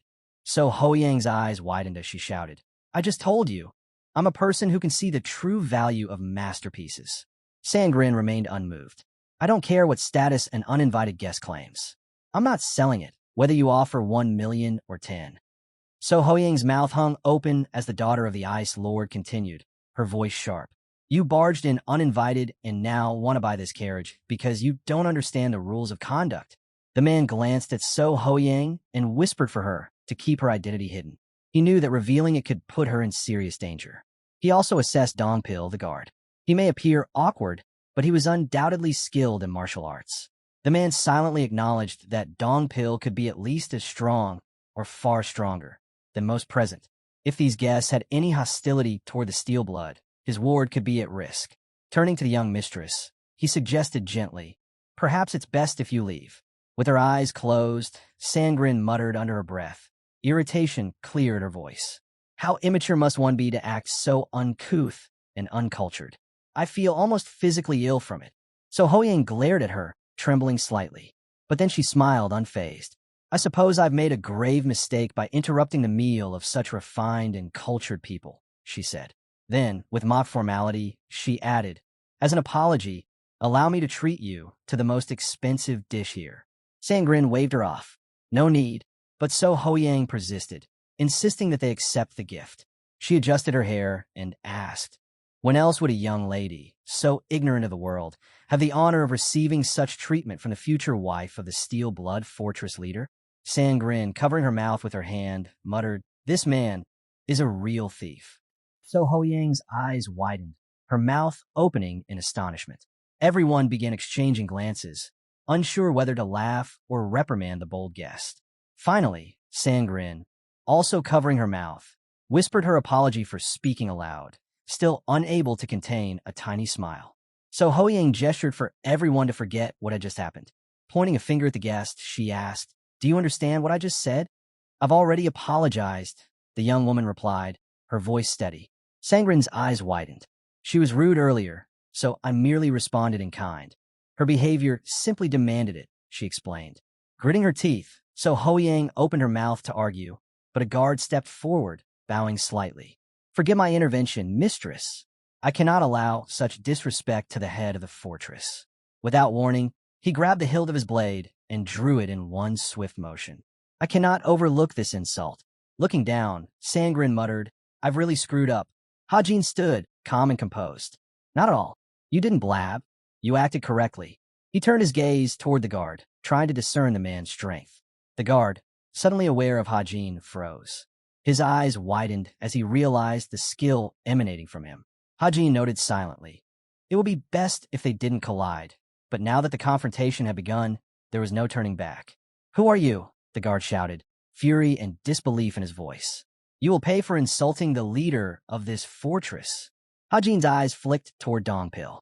Deal with anyone hiding nearby, he ordered. Without hesitation, Dongpil leapt onto the roof, surveying the scene.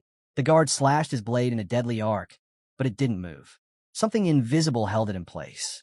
Raising his hand, Hajin revealed the secret. He was using an object that captured the void itself. The guard's eyes widened in shock. Run, the guard shouted to So Hoyang, knowing she wouldn't survive this battle. Before she could move, Hajin was behind her, pulling her to the floor just as the guard leapt into the air, striking with lethal force. His blade whistled through the air, but Hajin caught it barehanded. The guard stared in disbelief. You blocked my sword with your hand? Hajin tilted his head slightly, noting the precision in the guard's stance. A technique for a swift draw, striking in 3 directions. Does the Shining Spirit's third sword have a student? Eyes wide, the guard stammered. How do you know that? Hajin's expression remained calm. Because your grip, your form, and your gait all mirror your teacher's style. With a precise movement, he shattered the guard's blade. Extremely skilled, but apparently lazy in training, Hajin observed coolly. Hajin struck the enemy square in the face, sending him crashing to the floor.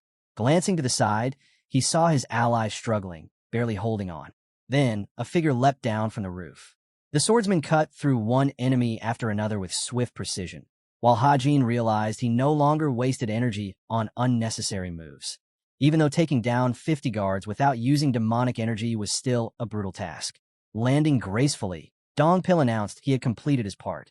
Breathing slightly heavier than before, Hajin thanked him and asked how long it would take for the guards to regain consciousness.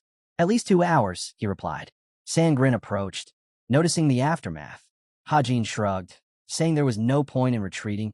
They had already come this far, so it was better to finish things than let their enemies escape.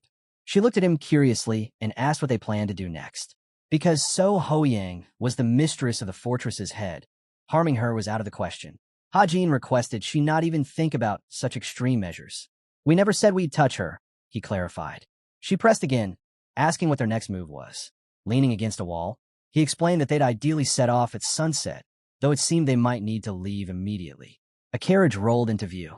Sangrin called out, surprised. We're leaving already? I thought we'd sleep comfortably tonight. Hajin shook his head. We can rest for 3 days at the nearest inn, but the Quiet Wind Squad will arrive soon. We need to move.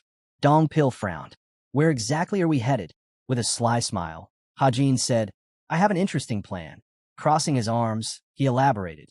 They were bound for the Red Cliffs of Hube, where he needed to meet the deputy head of the house sect. Waves crashed against the cliffs as 2 figures appeared. Yachi, eyes wide, asked in disbelief if it was true that the young man had kidnapped the mistress of the Steel Blood Fortress and her guard.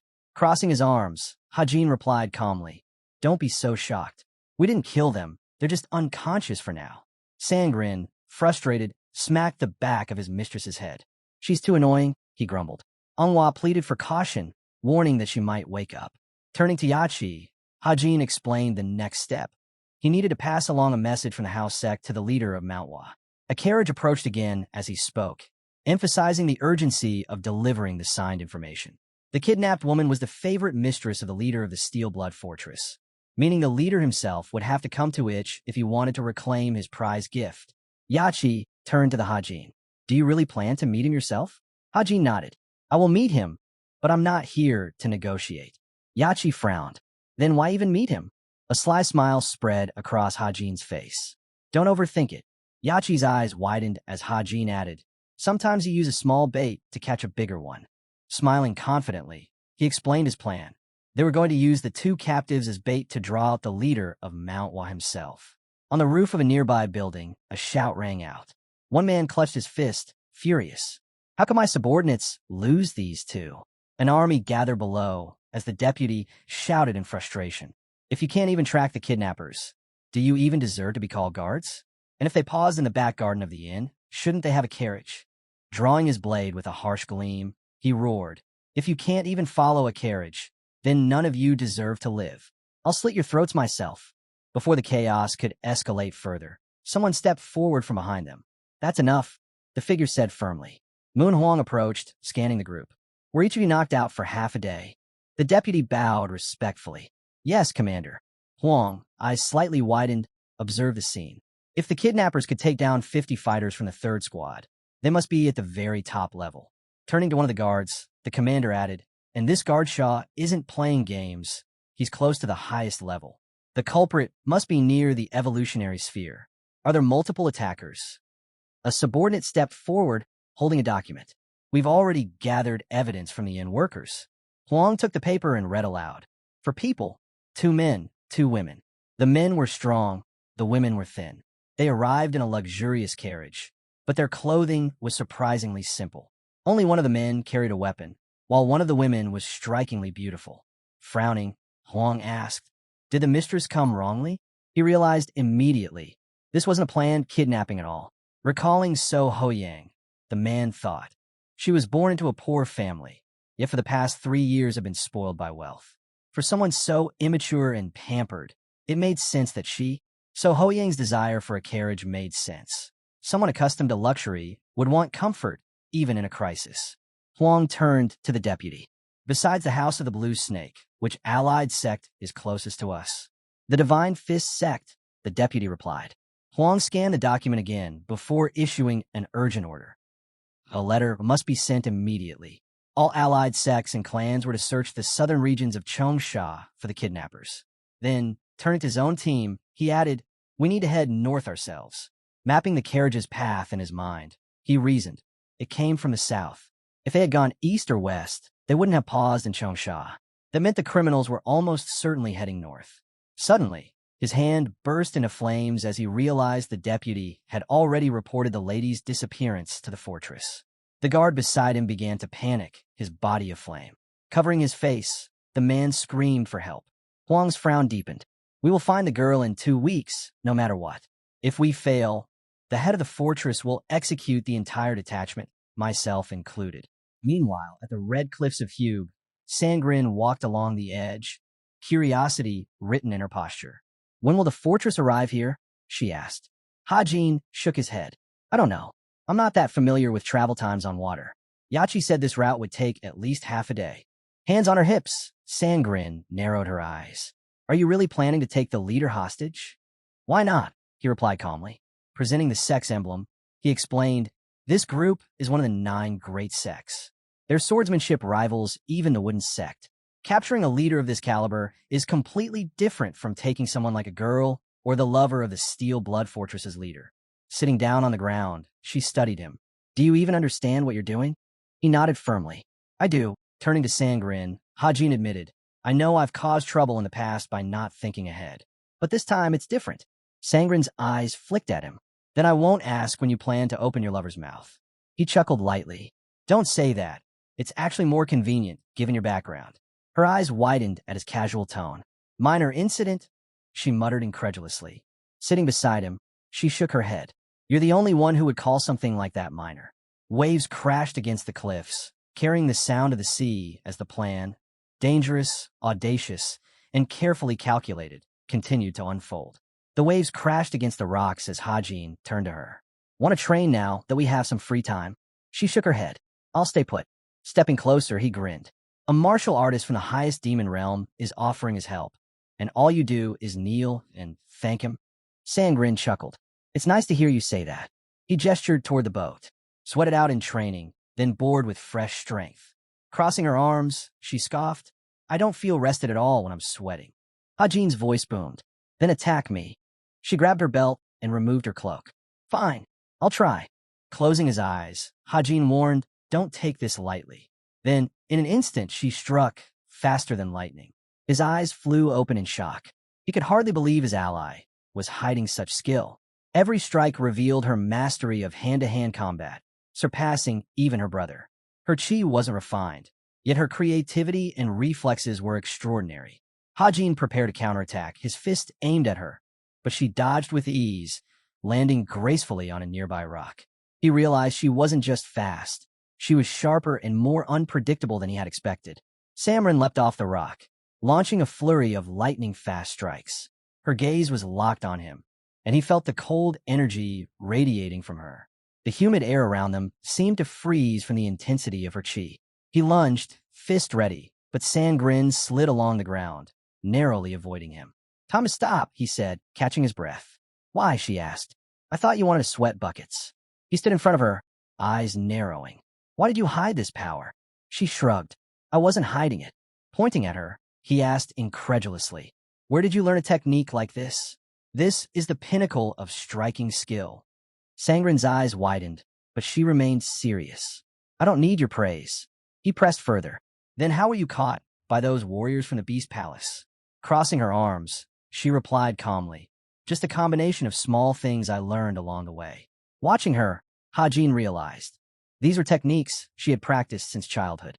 Every strike, every move was the product of years of training, and this wasn't something an ordinary fighter could improvise in a single moment. She wasn't just skilled, she was fearless. Every strike was confident, precise, and unhesitant. Hajin remembered that hand technique she'd used during the Beast Palace battle, even under hypnosis. It had been extraordinary. Sangrin stood in front of him. If this is all we're doing, I'll go rest. He shook his head. I was going to teach you some self-defense, in case you ever failed, but it looks like there's no need. Her eyes widened. Then why am I learning martial arts if you're supposed to be my bodyguard? Shouldn't you be protecting me instead? She laughed and ran off, leaving him behind. Hajin couldn't help but think. This girl might actually be more useful than he expected. A flag appeared on the horizon. Looking toward the ship, he asked, Is that all? Yachi replied, That's the water fortress of the demon lord of the river, Yangyu. It ranks second among the 36 fortresses on the Yangtze River. Standing on the shore, Yachi added, The first-ranked fortress dominates the entire river, so they sent their best team to meet you. Hajin crossed his arms, nodding. Thanks for the heads up. Ahead, Yachi spotted an old acquaintance. We haven't seen each other in ages. His hands clasped behind his back replied, I've been busy, but we should have a drink and catch up sometime. It would be an honor, Yachi said. Yang Yu toward Hajin. Are you his guest? I am, Hajin confirmed. Yang Yu went on, listing the attendees. He glanced at Sangrin, then added, She's beautiful enough to wield her looks as a weapon. Sangrin raised an eyebrow, asking again. Yang Yu rubbed his chin apologetically. I've never seen someone quite like her before. Standing nearby, Yang Yu added, I was told these guests are important, but I still don't know who they are. Yachi explained that their identities were kept secret, as written in the letter. Yang Yu opened his mouth. I've changed my mind. I need to know who's entering the fortress. Yachi frowned. Apologies, but I've been doing this job for 32 years. I can tell at a glance who's a troublemaker and who isn't. Hajin smiled, frowning slightly. Yang Yu, noticing, asked, What's so funny? Crossing his arms, Hajin shook his head subtly, already sensing the complexities and politics about to unfold in the fortress. Crossing his arms, Hajin said bluntly, If you can't handle this, just admit it. Don't take the job. The question of our identities, is that important? Yang Yu asked cautiously if that was a problem. Frowning, Hajin replied, I only have one question. Can you handle it? Yang Yu hesitated, explaining that he only wanted to show proper manners. But if they insisted, he had no choice but to comply. The waves crashed violently against the rocks, and a small, confident smile appeared on Hajin's face. Tell me, he asked, his eyes wide and intense, how long can you hold your breath? The waves kept pounding, and Yachi's jaw dropped in shock. The other sailor's eyes widened just as much. Beneath the turbulent water, Yang Yu's body floated silently. Yachi glanced to Hajin. He did a lot of work to get you here. Hajin shook his head. Still just a common bandit. Yachi shouted in protest. He's the second in command on the Yangtze River. Even if we don't fight him directly, his influence can stop anyone from crossing. Without turning, Hajin said calmly, If we don't handle this, we'll face not just the Ice Palace, but the divine cult of the heavenly demon as well. Yachi's mouth dropped open. Is the leader hiding his identity? Affirmative, Hajin replied. But that doesn't mean I plan to tuck my tail and run. Yachi's eyes went wide. Why make this so complicated? Hajin looked at his ally, eyes blazing. Yachi bowed his head apologetically, sorry for overstepping. Hajin shook his head slightly. I know it would be easier to just crawl away like a dog, and I could if it were necessary. It's not that hard in the end. Yachi listened carefully as he continued. The only real question is whether I'd do it when it's unnecessary. Turning to Yachi, he said seriously, I think very highly of you. We've only met a few times, but I've seen how well you act in any situation. That kind of capability is rare. Yachi's mouth fell open in surprise. I need you to remember this, Hajin said, voice steady. If you're supporting us, it's not your ordinary qualities we're relying on. We need your best, nothing less. Hajin's eyes flicked over the scene as he spoke softly, almost to himself, noting that moods and energy mattered just as much as strategy. A carriage sat nearby. Ready. We're heading to battle the leader of the Mount, he said. And soon, we'll have to face the righteous Heavenly Alliance. I don't want unnecessary distractions wasting time, nor do I want to face the enemy while in a bad mood. Yachi's eyes widened. He understood now that while perfection was impossible, at least the first part of the plan had to succeed. He also realized that this young hero had already proven his worth. He was a true leader. Folding his hands in front of him, Yachi admitted his mistake and apologized. You should rest now, he said. Hajin smiled in agreement. Yachi bowed, recognizing that Hajin's anger had been directed at him, not the deputy captain. Manhwa approached, calling out to Hajin. Pointing at the carriage, she said that the two captives had finally woken. A small smile appeared on Hajin's face. Let's go check on our precious guests, he said. Horses began pulling the carriage forward, while in the background, someone asked anxiously if the captives were awake yet. Crossing his arms, Hajin muttered, I didn't hit them that hard. I didn't expect them to sleep for 4 days. Inside the carriage, So Ho-Yang and her guard were tied up. The guard nearby screamed, How dare you look at her with his ruined eyes? The guard stiffened nervously at his words. Hajin's frown deepened. She's not even my wife, he said coldly. So Ho-Yang, still restrained, shouted, You're worse than a beast. Let me go at once. She comes from the Great Steel Blood Fortress. Leaning closer, Hajin replied calmly, You're a beast. Anger flushed across So Ho-Yang's face. How dare you speak of me that way, she cried. Hajin's frown deepened further. Raise your voice again, and I'll cut every ounce of flesh from your body. Tears welled in her eyes. Hajin glanced at the unconscious So Ho-Yang nearby. A timid cat like her knows when to stay quiet, he murmured. The guard warned sharply. Release them, or at least her, or you'll make an enemy in the Bloodsteel Fortress. You'll regret it more than death itself. Hajin slowly turned to face him, eyes cold as steel. Hajin calmly replied that they were all destined to meet the leader of the Hua sect, after which he would hand them over. Symbols of various organizations flickered in the background as a question arose. Which group did the Bloodsteel Fortress fear the most? Hands on his hips, Hajin asked the guard. And what do you think will happen to you if we fall into the hands of the Hua sect leader? The guard's face twisted in anger. I didn't realize what I was doing, he stammered. Hajin glanced at the unconscious So Hoyang lying on the floor. If she is handed over to the Hua Mountain sect, it could spark a full-scale war, he said. The guard muttered nervously. I couldn't handle such a situation. I don't think he even understands what he's done. He's young, but if war breaks out, the whole of Zhongyuan will be drenched in blood. The next moment, the guard's eyes widened in surprise. Hajin noticed and asked, what's wrong? Are you really not from a demonic cult? The man asked, disbelief clear in his voice. Hajin smiled faintly. If that's what you think, then thank you, he said. Closing the door behind him, he remarked that they had a long journey ahead. It's stuffy here, but you should be patient if you don't want the trip to be unpleasant. Far to the north, in Hunan province, someone turned to the squad captain. We've found them. Huang looked at his subordinate. Where? Panting, the man replied. The carriage tracks lead to Red Cliff. Judging by the tracks and witnesses, they should be about 2 days' journey from here. Frowning, he calculated they must be over 100 kilometers away. Holding his weapon firmly, he declared, we set off in half an hour. Rest now, because once the journey begins, there will be no rest. Glancing at the birds overhead, he added, Vice Leader, contact the Yangtze River Fortress. If they're heading toward Red Cliff, they're likely traveling by water. And if they go north or west, they're probably on a ship. Turning back, Huang commanded, pass the message along. Find them at all costs. Let the Yangtze River Fortress know that failure will invoke the fury of the Bloodsteel Fortress. We will catch them, no matter what. Ships dotted the shore. Yachi, standing near Hajin, quietly remarked that this man would escort him to Ichang. Yangyu, slightly frowning, Yangyu swore by the river god Haibo that he would fulfill the contract.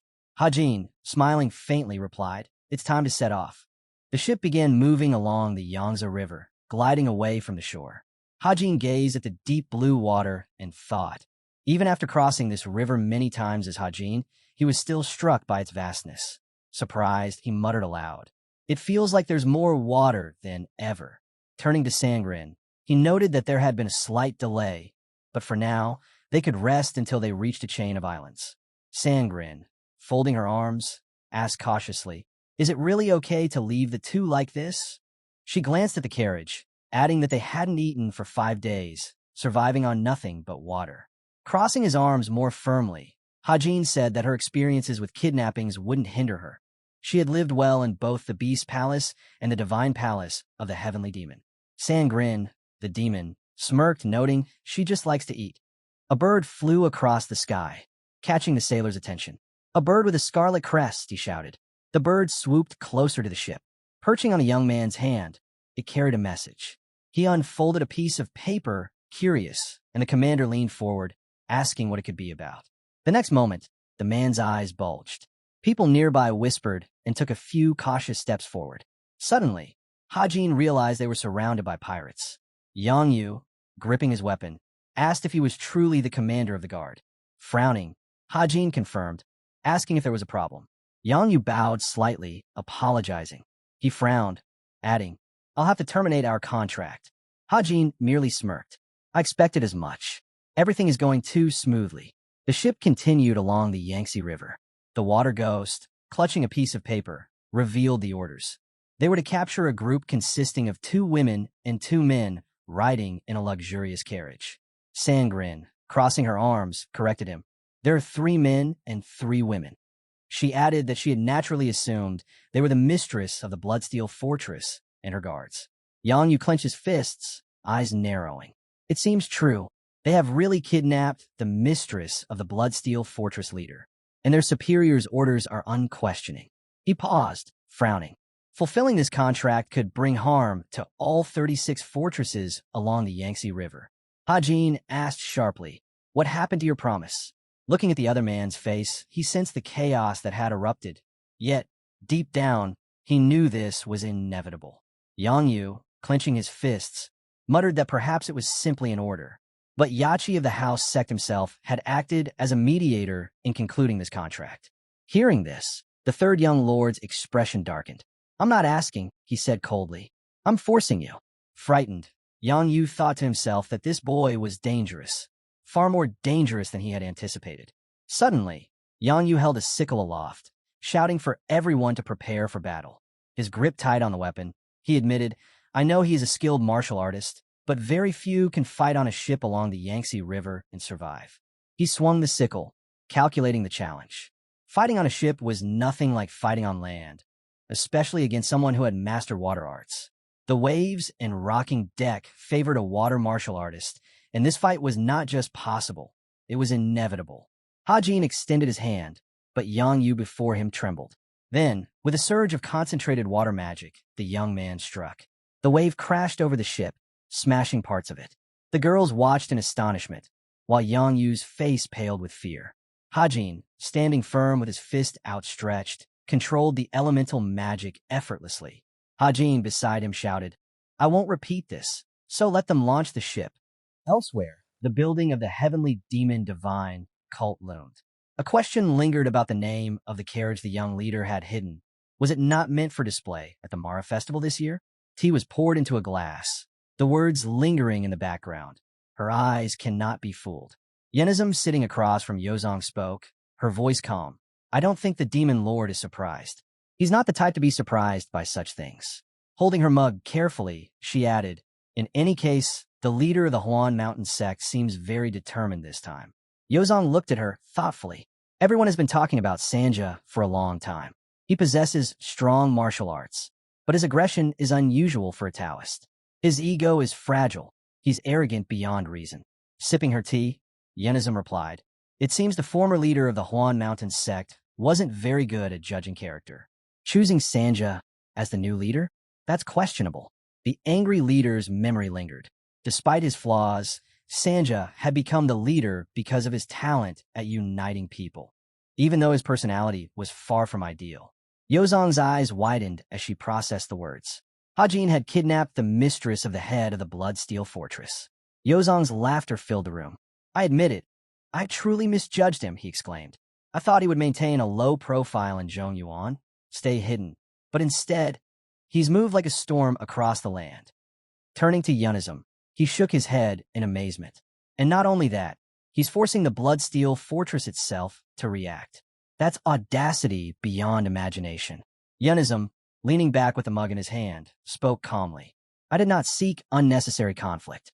But when the Murim rots from within, when its leaders are corrupt, the young cannot wait for the old to die politely. Change must be forced whether they like it or not." Yozong frowned. "But the ramifications. Kidnapping a mistress could spark war between the sects and the 5 great clans.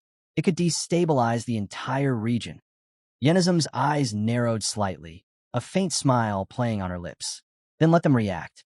We will see who bends first, the corrupt or the righteous." She placed the mug on the table with a soft clink, and the room fell silent. Even the wind seemed to pause. Yozong swallowed, realizing that the calm confidence of the young leader masked a storm far larger than she had imagined. Turning slightly, Yenizum added, "If the tiger cub does not grow into a king, then the jungle will decay. But if the cub survives, then the jungle itself will bend to his will. That is the way of the world. The orthodox Murim believed they could dictate fate. They were wrong." Yozong chuckled again, shaking his head in disbelief. "So this is why he stopped interacting with the Murim, and now the young leader rises in their place. Brilliant, ruthless, and unstoppable." At that moment, the door opened, and a messenger appeared, bowing deeply. "A letter has arrived from our branch in Hunan province," he said, holding out a folded scroll. Yozong took it, breaking the seal, and scanned its contents. His expression remained calm, but the air around him seemed to tighten with quiet menace. "Zhongyuan is in turmoil," he said softly, almost to himself, "and we will be the spark that decides its future." The room was silent. Even the seasoned members of the Heavenly Demon Divine cult seemed to feel the weight of his words. Yozong leaned forward, eyes gleaming with excitement. And now, he has not only become a Murim, He is shaping the world to his will. This young leader, he is unlike anyone we have ever seen. Yenizum's gaze drifted to the window, where the sun cast long shadows across the courtyard. Let them underestimate him, she murmured. It will make their defeat all the sweeter. The man forced the head of the Hua Mountain sect to come to Chang. Smiling, he added that he enjoyed making everything so unpredictable. Suddenly, a massive wave smashed part of the ship. The girl stared in shock, while Yang Yu froze in fear. Hajin, standing firm with his fist extended, revealed that he had unleashed the wave using powerful magic, and warned that he wouldn't repeat it. Let them launch the ship, he commanded. Yang too stared at him, astonished. Clearly, he thought, this man must be at the peak of his power. Frowning, he declared that he would not bow to threats, but killing everyone was out of the question. Without the full crew, reaching their goal was impossible. The river churned dark and violent as others discussed the Yangtze's sharp turns and strong currents, fully aware that only this team could navigate it safely. Hajin, now enraged, insisted there were ways to move them along without resorting to killing. The demon of the rivers listened carefully. In an instant, lightning struck the ship. Frowning, Hajin demanded, "What are you planning?" Yang Yu's eyes widened. Even if he gave them a lift for free, the raw power of the steel blood would annihilate everyone aboard. Yang Yu's rage boiled over.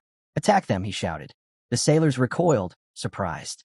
He realized that a red, terrifying aura emanated from Hajin, enveloping the entire ship and filling everyone with dread. With his hand extended, Hajin simply said he would respect their decision. The ground trembled beneath him. Even Yang Yu shivered in fear. Without warning, Hajin seized his opponent by the throat. Squeezing with unrelenting strength, he asked coldly, "Are you ready to die like this?" Eyes narrowing, he pressed further. "And will you still go to Yichang?" Struggling for air, Yang Yu gasped out his answer, "Yes." Moments later, he collapsed to the floor. As the ship sailed down the Yangtze, conversations revealed that Hajin had infused his demonic energy into them, stripping them of control. Hajin looked ahead and remarked that they would be powerless for at least a day. "Keep an eye on them," he warned, "until I return." Closing his eyes, the Lord of the Rivers calculated his next move. With careful control over his demonic energy, he planned to lose their pursuers while remaining completely undetected. Dongpil closed his eyes, pondering the meaning behind the words. Meanwhile, Hajin boarded the ship, and Dongpil Youth couldn't shake the thought that it seemed like the entire Quiet Wind Squad was about to be wiped out. From a distance, the buildings atop Manhwa, Shangxi, came into view. Sanja clutched a letter, asking aloud about the Steel Blood Fortress leader's mistress.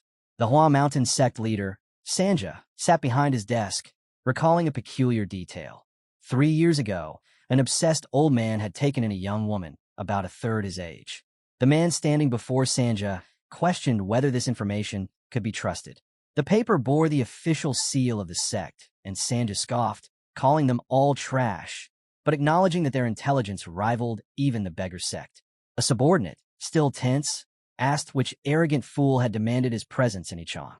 Frowning, Sanja replied that it couldn't be the righteous Heavenly Alliance. They wouldn't act merely for power, and they certainly wouldn't give up the woman. The man nearby wondered if it might be the Steel Blood Fortress. It couldn't be the demon cult, he reasoned. Stepping aside, Sanja speculated that the first wife might have orchestrated a kidnapping. After all, no wife would tolerate a beautiful concubine standing beside her husband. Looking out the window, he added that it wasn't far, and he had already done enough. It was time to call the Plum Blossom Swordsman. Smiling, the Hua Mountain sect leader admitted he was starting to worry about the Steel Blood Fortress leader's mistress. But this could also be a golden opportunity. Above, a bird soared high. 3 ships drifted along the current. Sagak Man spoke of double-checking, noting that the Riverlord Water Fortress leader's ship had set sail a day prior. A large, luxurious carriage was on board. The Quiet Wind Squad leader, Moon Huang, frowned. "Is it true the kidnappers are heading to Yichang?" The Dragon Fong Fortress leader, Sagak, standing nearby, replied, "All negotiations regarding the river fortresses go through the leader. Since this information comes from him, it has to be reliable." The old man, standing to the side, inquired about the squad members. They were asleep, and the man reassured him they didn't have time to rest on the journey. They'll be fine after about half a day. A subordinate approached Huang with urgent news. A letter from the Hue branch had arrived. The Steel Sword demons had landed nearby. The squad leader's eyes widened in shock. In the distance, a red light flared, and the master opened his eyes even wider, alarmed. Red magic surged across the water. In the next instant, it struck one of the ships. People began to tumble overboard as chaos erupted. Huang, stunned, shouted to the Quiet Wind Squad, "Prepare for battle." He turned, scanning desperately for the source of the attack. Suddenly, the ship was encased in ice. Standing on the frozen deck near the targeted vessel, Hajin declared, "I've found you." "Who are you?" Huang demanded. Hajin stepped forward, a faint smile playing on his lips. "What's the point of telling you? Everyone here is going to die soon." Huang's eyes widened in alarm. Swinging his weapon, Hajin asked coolly, "Should I tell you I'm a Grim Reaper with a scythe?" Hajin advanced steadily. "Then call me a Grim Reaper," he said. Tension flared as Huang's frown deepened. He gripped his blade, bracing for the fight. Hajin attacked with lethal precision, and the clash of their weapons sent a massive explosion of energy rippling through the air. Huang raised his hand to shield himself, realizing the aura of the blades had vanished. In the blink of an eye, Hajin landed in front of the bandits. From a small hill, Hajin assessed the battlefield. 300 Quiet Wind Squad members, 300 pirates. 600 in total, he said calmly. The men stared in disbelief. Huang's eyes widened. How could the enemy know their numbers? Hajin, composed, added, "The entire Quiet Wind Squad is on board. At least we have 2 support ships on either side. That's a lot of targets, but manageable." Huang frowned, sensing something in the fog. "I feel demonic energy. Are you from a demon cult?" Hajin smiled. "You sense the energy I released just before using the Blade of Calamity technique. You might even think I'm the squad leader." Shock rippled through the fighters. Demon cult members, they use human sacrifices, eat hearts, and are horn monsters. But this one, he looks like anyone else. Hajin's smile turned sly. "You really said everything that came to mind?" "Fitting, given your reputation for stupidity." One man raised his hand angrily. "That filthy demon cult member kidnapped the second wife." Before he could finish, Hajin struck. "You should have stayed on your land, like the rat you are." Suddenly, the man screamed in agony. His hand fell to the ground, a splatter marking the force of the strike. Blood spattered across the deck. Hajin raised his blade with deadly resolve. "You talk too much," he said coldly. "That pathetic pirate mocks us because he's afraid of the Steel Blood Fortress. But all 36 strongholds on the river are finished." Huang turned to his squad and barked an order. Instantly, the fighters surged forward toward Hajin. He frowned, eyes steely, and in seconds, several attackers fell beneath his strikes. Huang watched, stunned. The enemy's footwork was unlike anything he had ever seen. The fighters regrouped, standing shoulder to shoulder, and launched a synchronized assault on command. Waves of chopping attacks rushed toward Hajin. He glanced back in surprise. Attacks of such precision at such close range usually carried the risk of hitting allies, yet they were aimed at him perfectly. A deafening explosion erupted on the ship. Smoke curled into the air. Hajin smiled, unfazed. "Expected, coming from the elite squad of the Steel Blood Fortress," he said, raising a hand. "Not bad." Huang's eyebrows shot up in fear. Hajin had shattered the blade's aura with a single gesture. The pirate clutched his wound, his face contorted. He uses devilish sorcery. He's worse than a beast. Then, Hajin struck. In an instant, the pirate's head was torn from his shoulders. Silence fell as the remaining fighters and pirates stared, frozen. Hajin's voice was calm, almost bored. "You talk too much. Honestly, even if I killed all of you, it wouldn't make me feel better. But now," his smile twisted into something sinister. "Now, I'm going to have fun." One pirate ship fell silent. Dongpo looked back at the girl Manhwa. "What do you want?" he asked. Manhwa tilted her head, puzzled. "Will the head guard be okay?" "Don't worry. In this form, the head guard will not lose." A small smile spread across Anhwa's face. "Glad to hear it." Suddenly, he sensed danger from behind. With a swift motion, he pointed his blade at a pirate's neck. "Stop," he commanded. Dong Pil frowned. "If he does anything, it could put everyone at risk." He hesitated, then added, "Is he back to normal?" Yang Yu trembled. "I'm not here to fight," he stammered. "I only came to ask one thing." He looked up at Dong Pil. "Who are they?" Dong Pil's expression remained calm. "The contract doesn't require us to reveal our identities." Yang Yu swallowed hard. "I need to know. I have a hunch that they, or their superiors, are using." He trembled, voice shaking. "Demonic energy. Are you from the divine cult of heavenly demons?" Dong Pil's gaze was sharp. "Don't dig too deep," he warned. Yang Yu's eyes widened in disbelief. He pictured the dark figure standing atop corpses and shivered. This was the worst organization in Jianghu, one that hadn't been seen in 30 years. A demonic cult, unmatched by any other, had torn open the gates of hell and stepped into the world. Meanwhile, Hajin didn't pause. He landed multiple precise slashes. Explosions ripped through the ship, screams echoing as pirates and squad fighters were thrown into the water. Huang stood amidst the carnage, unable to believe what he saw. The enemy might be an evolutionary-level martial artist, but more than 80% of his squad was dead. Watching the burning ship, he realized if they continued, they'd all die. He clenched his teeth and coughed, swallowing his fear. Huang glanced at the remaining pirates. "Prepare the cannons," he ordered. "We can't," the commander shouted. "There are still allies on this ship." Huang's voice was calm, but commanding.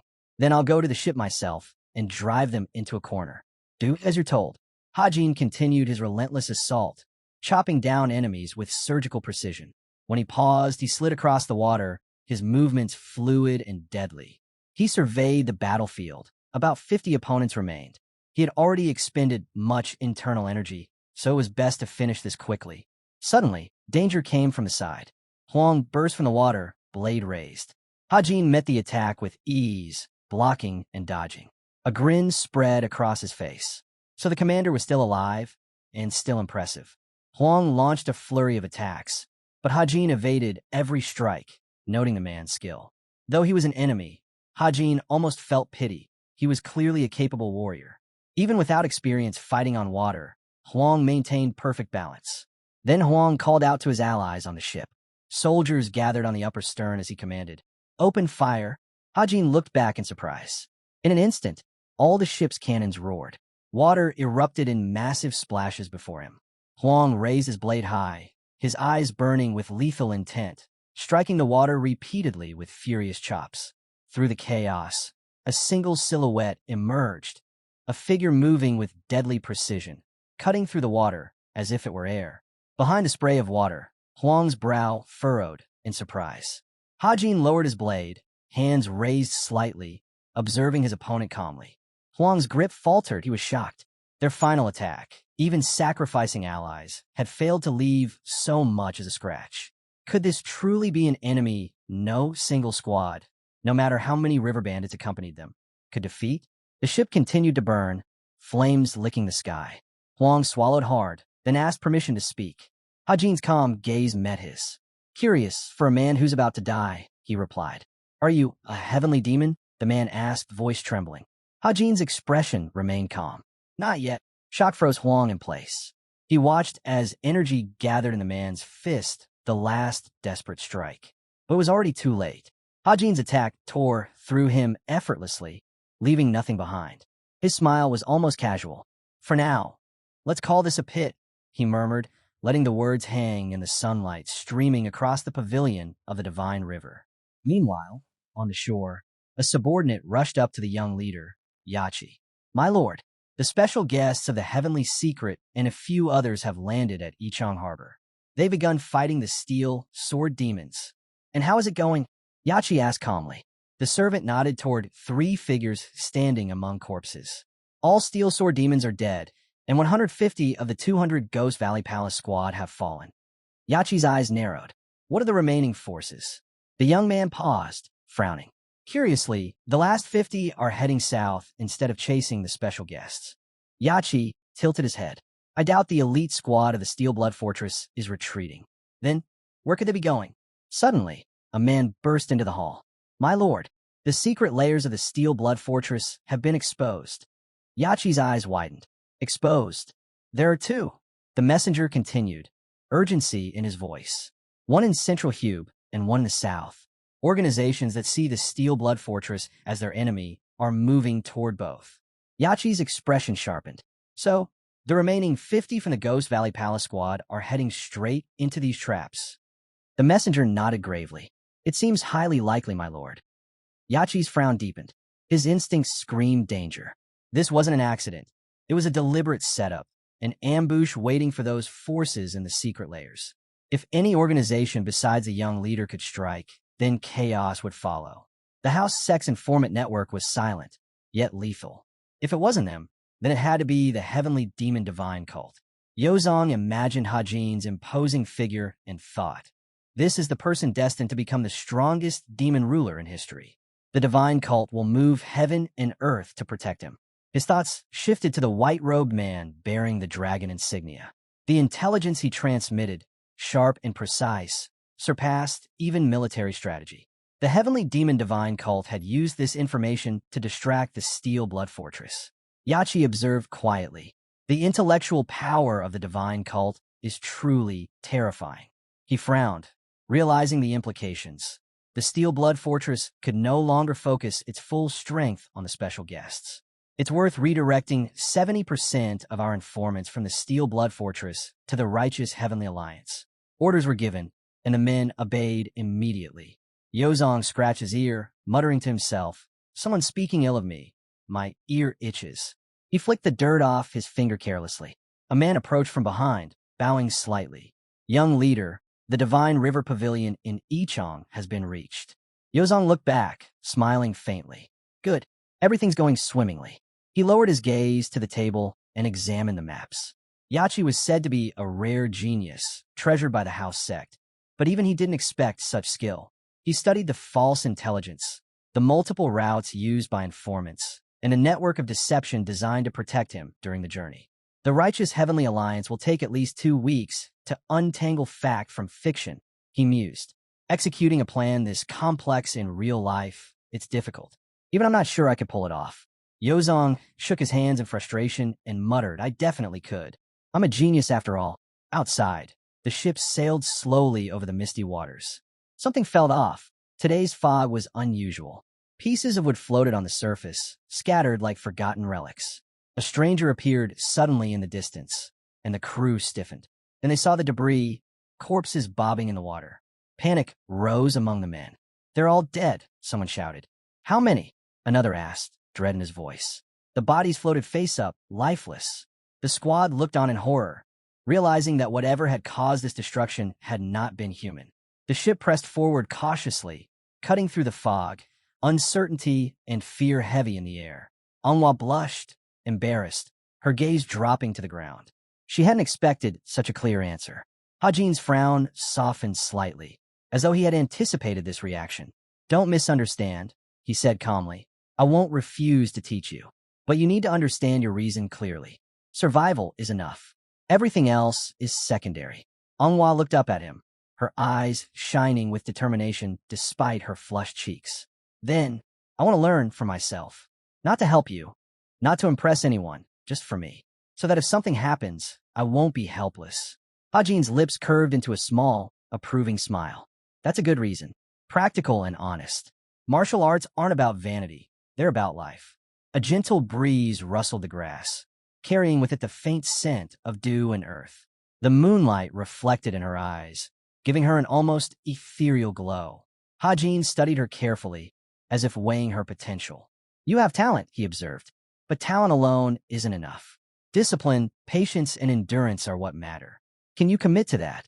Manhwa nodded firmly, her voice steady despite the shiver that ran down her spine from nervousness. Yes, I want to learn everything I can.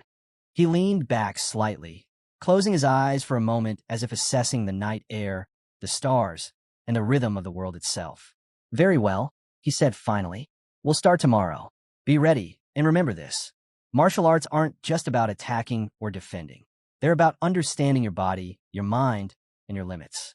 Only by knowing yourself can you survive against those who don't care for limits. She nodded again, absorbing every word. The night seemed to stretch around them, silent but alive, as the two of them sat together on the cliff. A sense of calm settled over the Divine River Pavilion, yet beneath it, a quiet tension lingered, an unspoken knowledge that the world beyond this cliff was far more dangerous than either of them could fully comprehend. Manhwa let out a soft sigh, feeling both nervous and exhilarated. I'll do my best, she whispered. Hajin opened one eye and regarded her with a faint smile. Good. That's all anyone can ask of themselves. Now rest.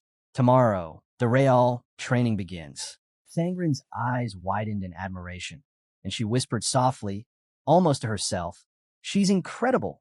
To reach this level without guidance is unheard of. Dongpil Man nodded subtly, his expression unreadable, but his eyes betrayed a glimmer of respect. Talent alone isn't enough. Discipline, perseverance, and a sharp mind. She has all three. That's why she's able to channel her internal energy into the Immune demonic chi without external assistance.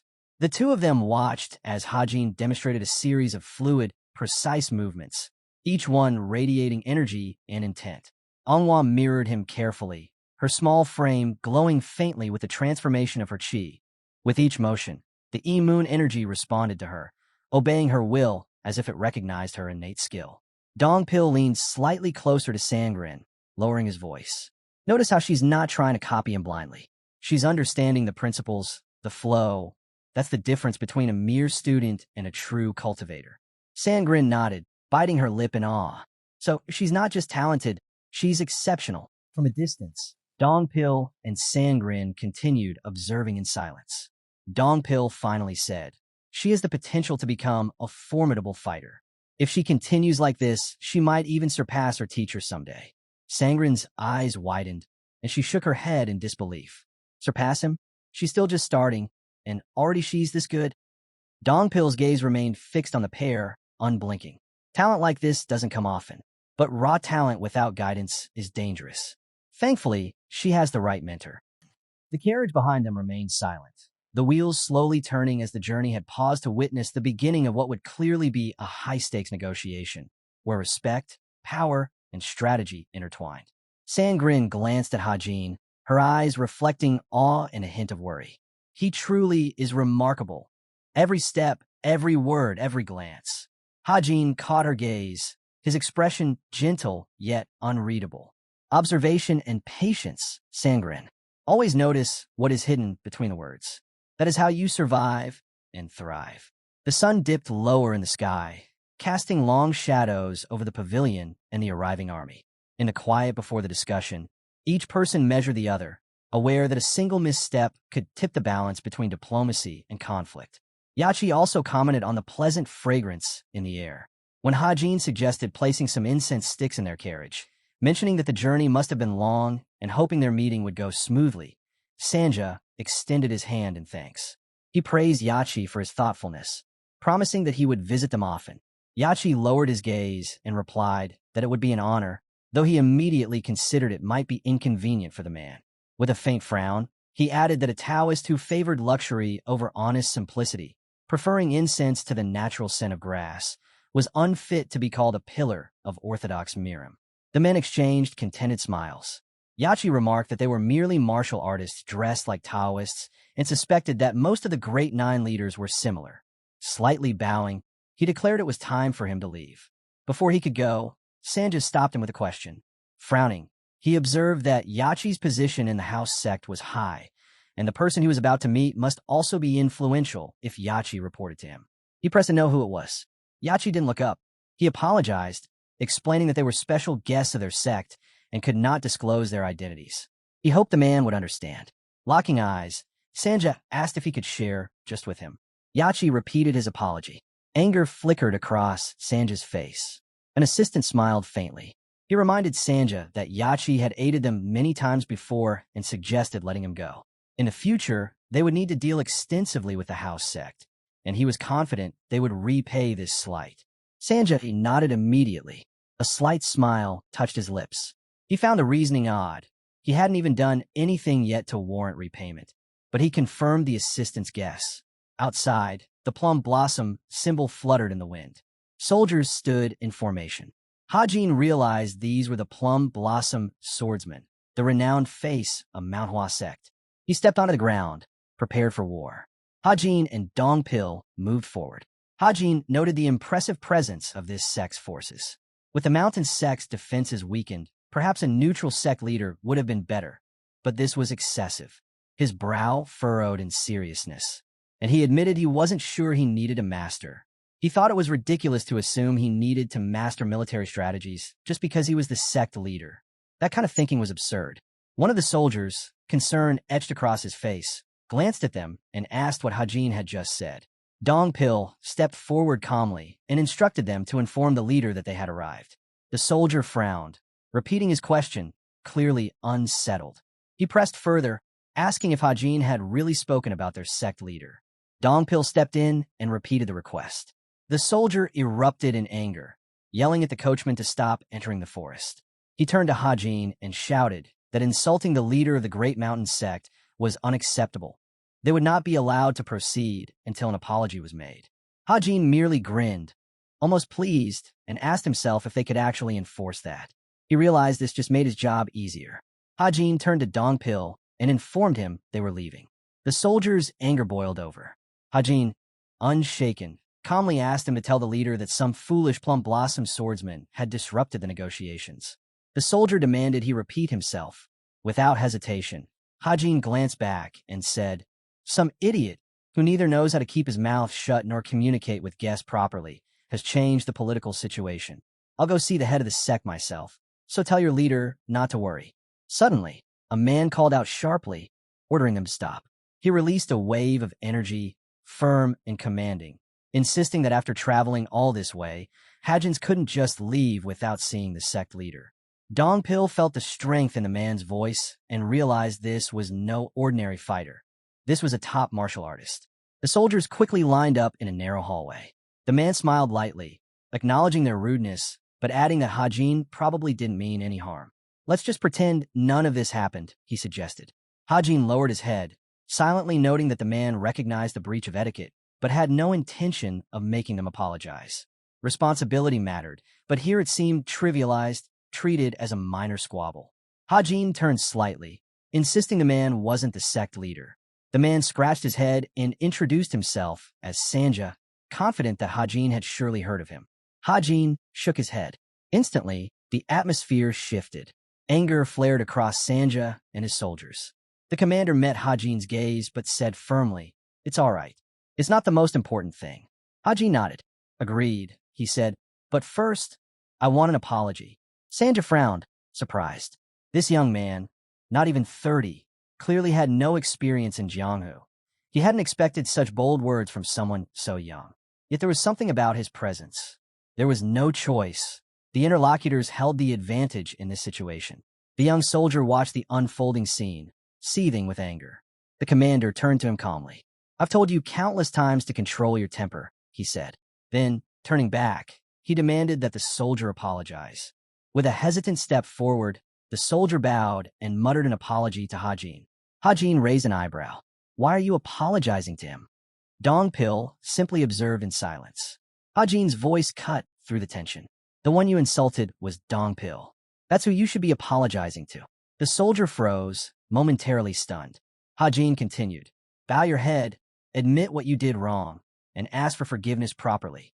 That is the correct way to apologize." Hajin exhaled sharply. Apparently, this sect didn't teach basic manners. "This is a complete mess." The soldier gritted his teeth and spat out, "You scum." Before the insult could escalate, the soldier glanced back at the commander. The elder's voice was calm but firm. "Do as you were told." He turned to the commander, but the elder's gaze was steady. "I will take your sword if you do not apologize," he warned.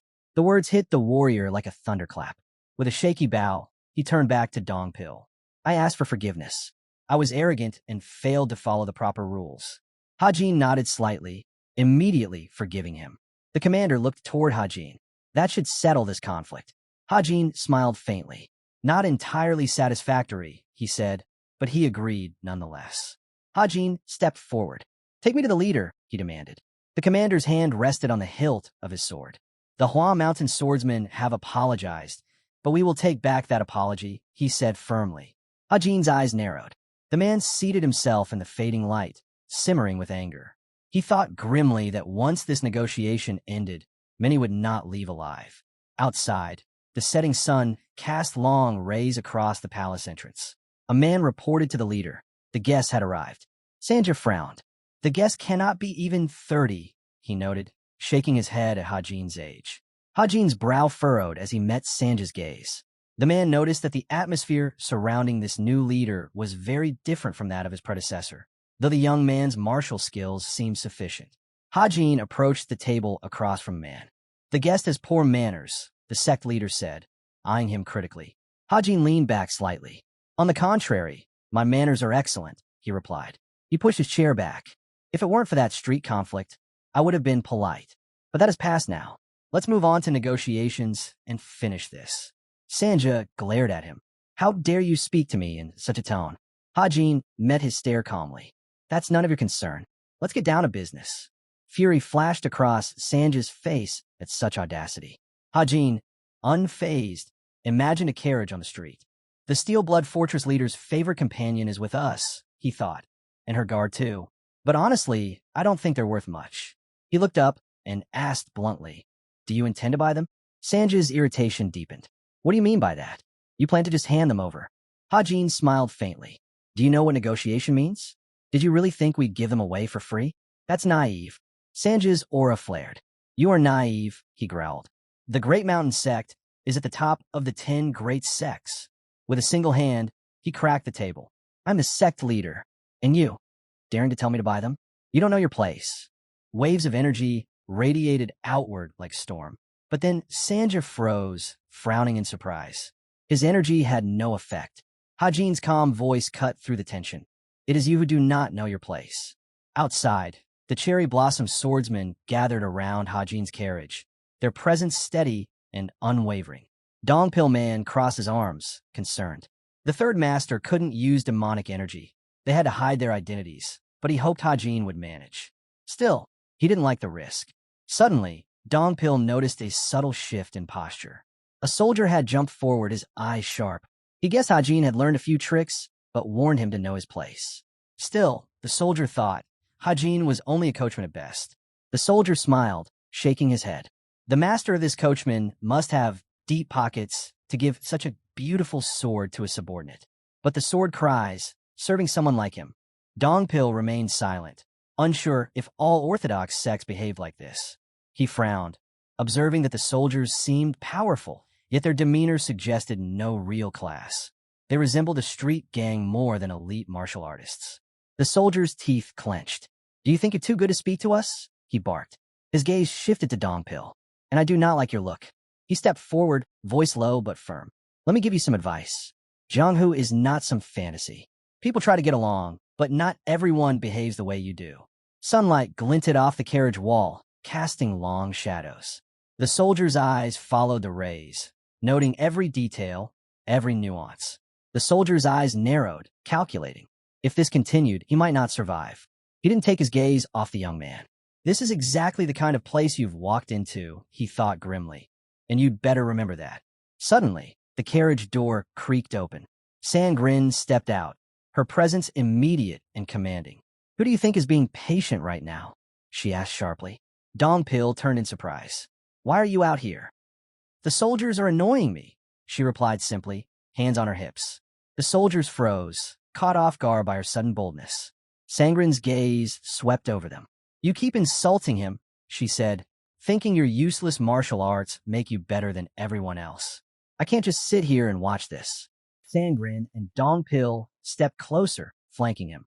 Dongpil called out, Don't make this more complicated. I know, she said, but that doesn't mean we have to accept their insults. The soldier's eyebrow arched. Who is she? And what's she talking about? She crossed her arms. What do you mean by insults? You just insulted this unit, the soldier snapped. Sangrin tilted her head. Insult? I was simply stating the truth.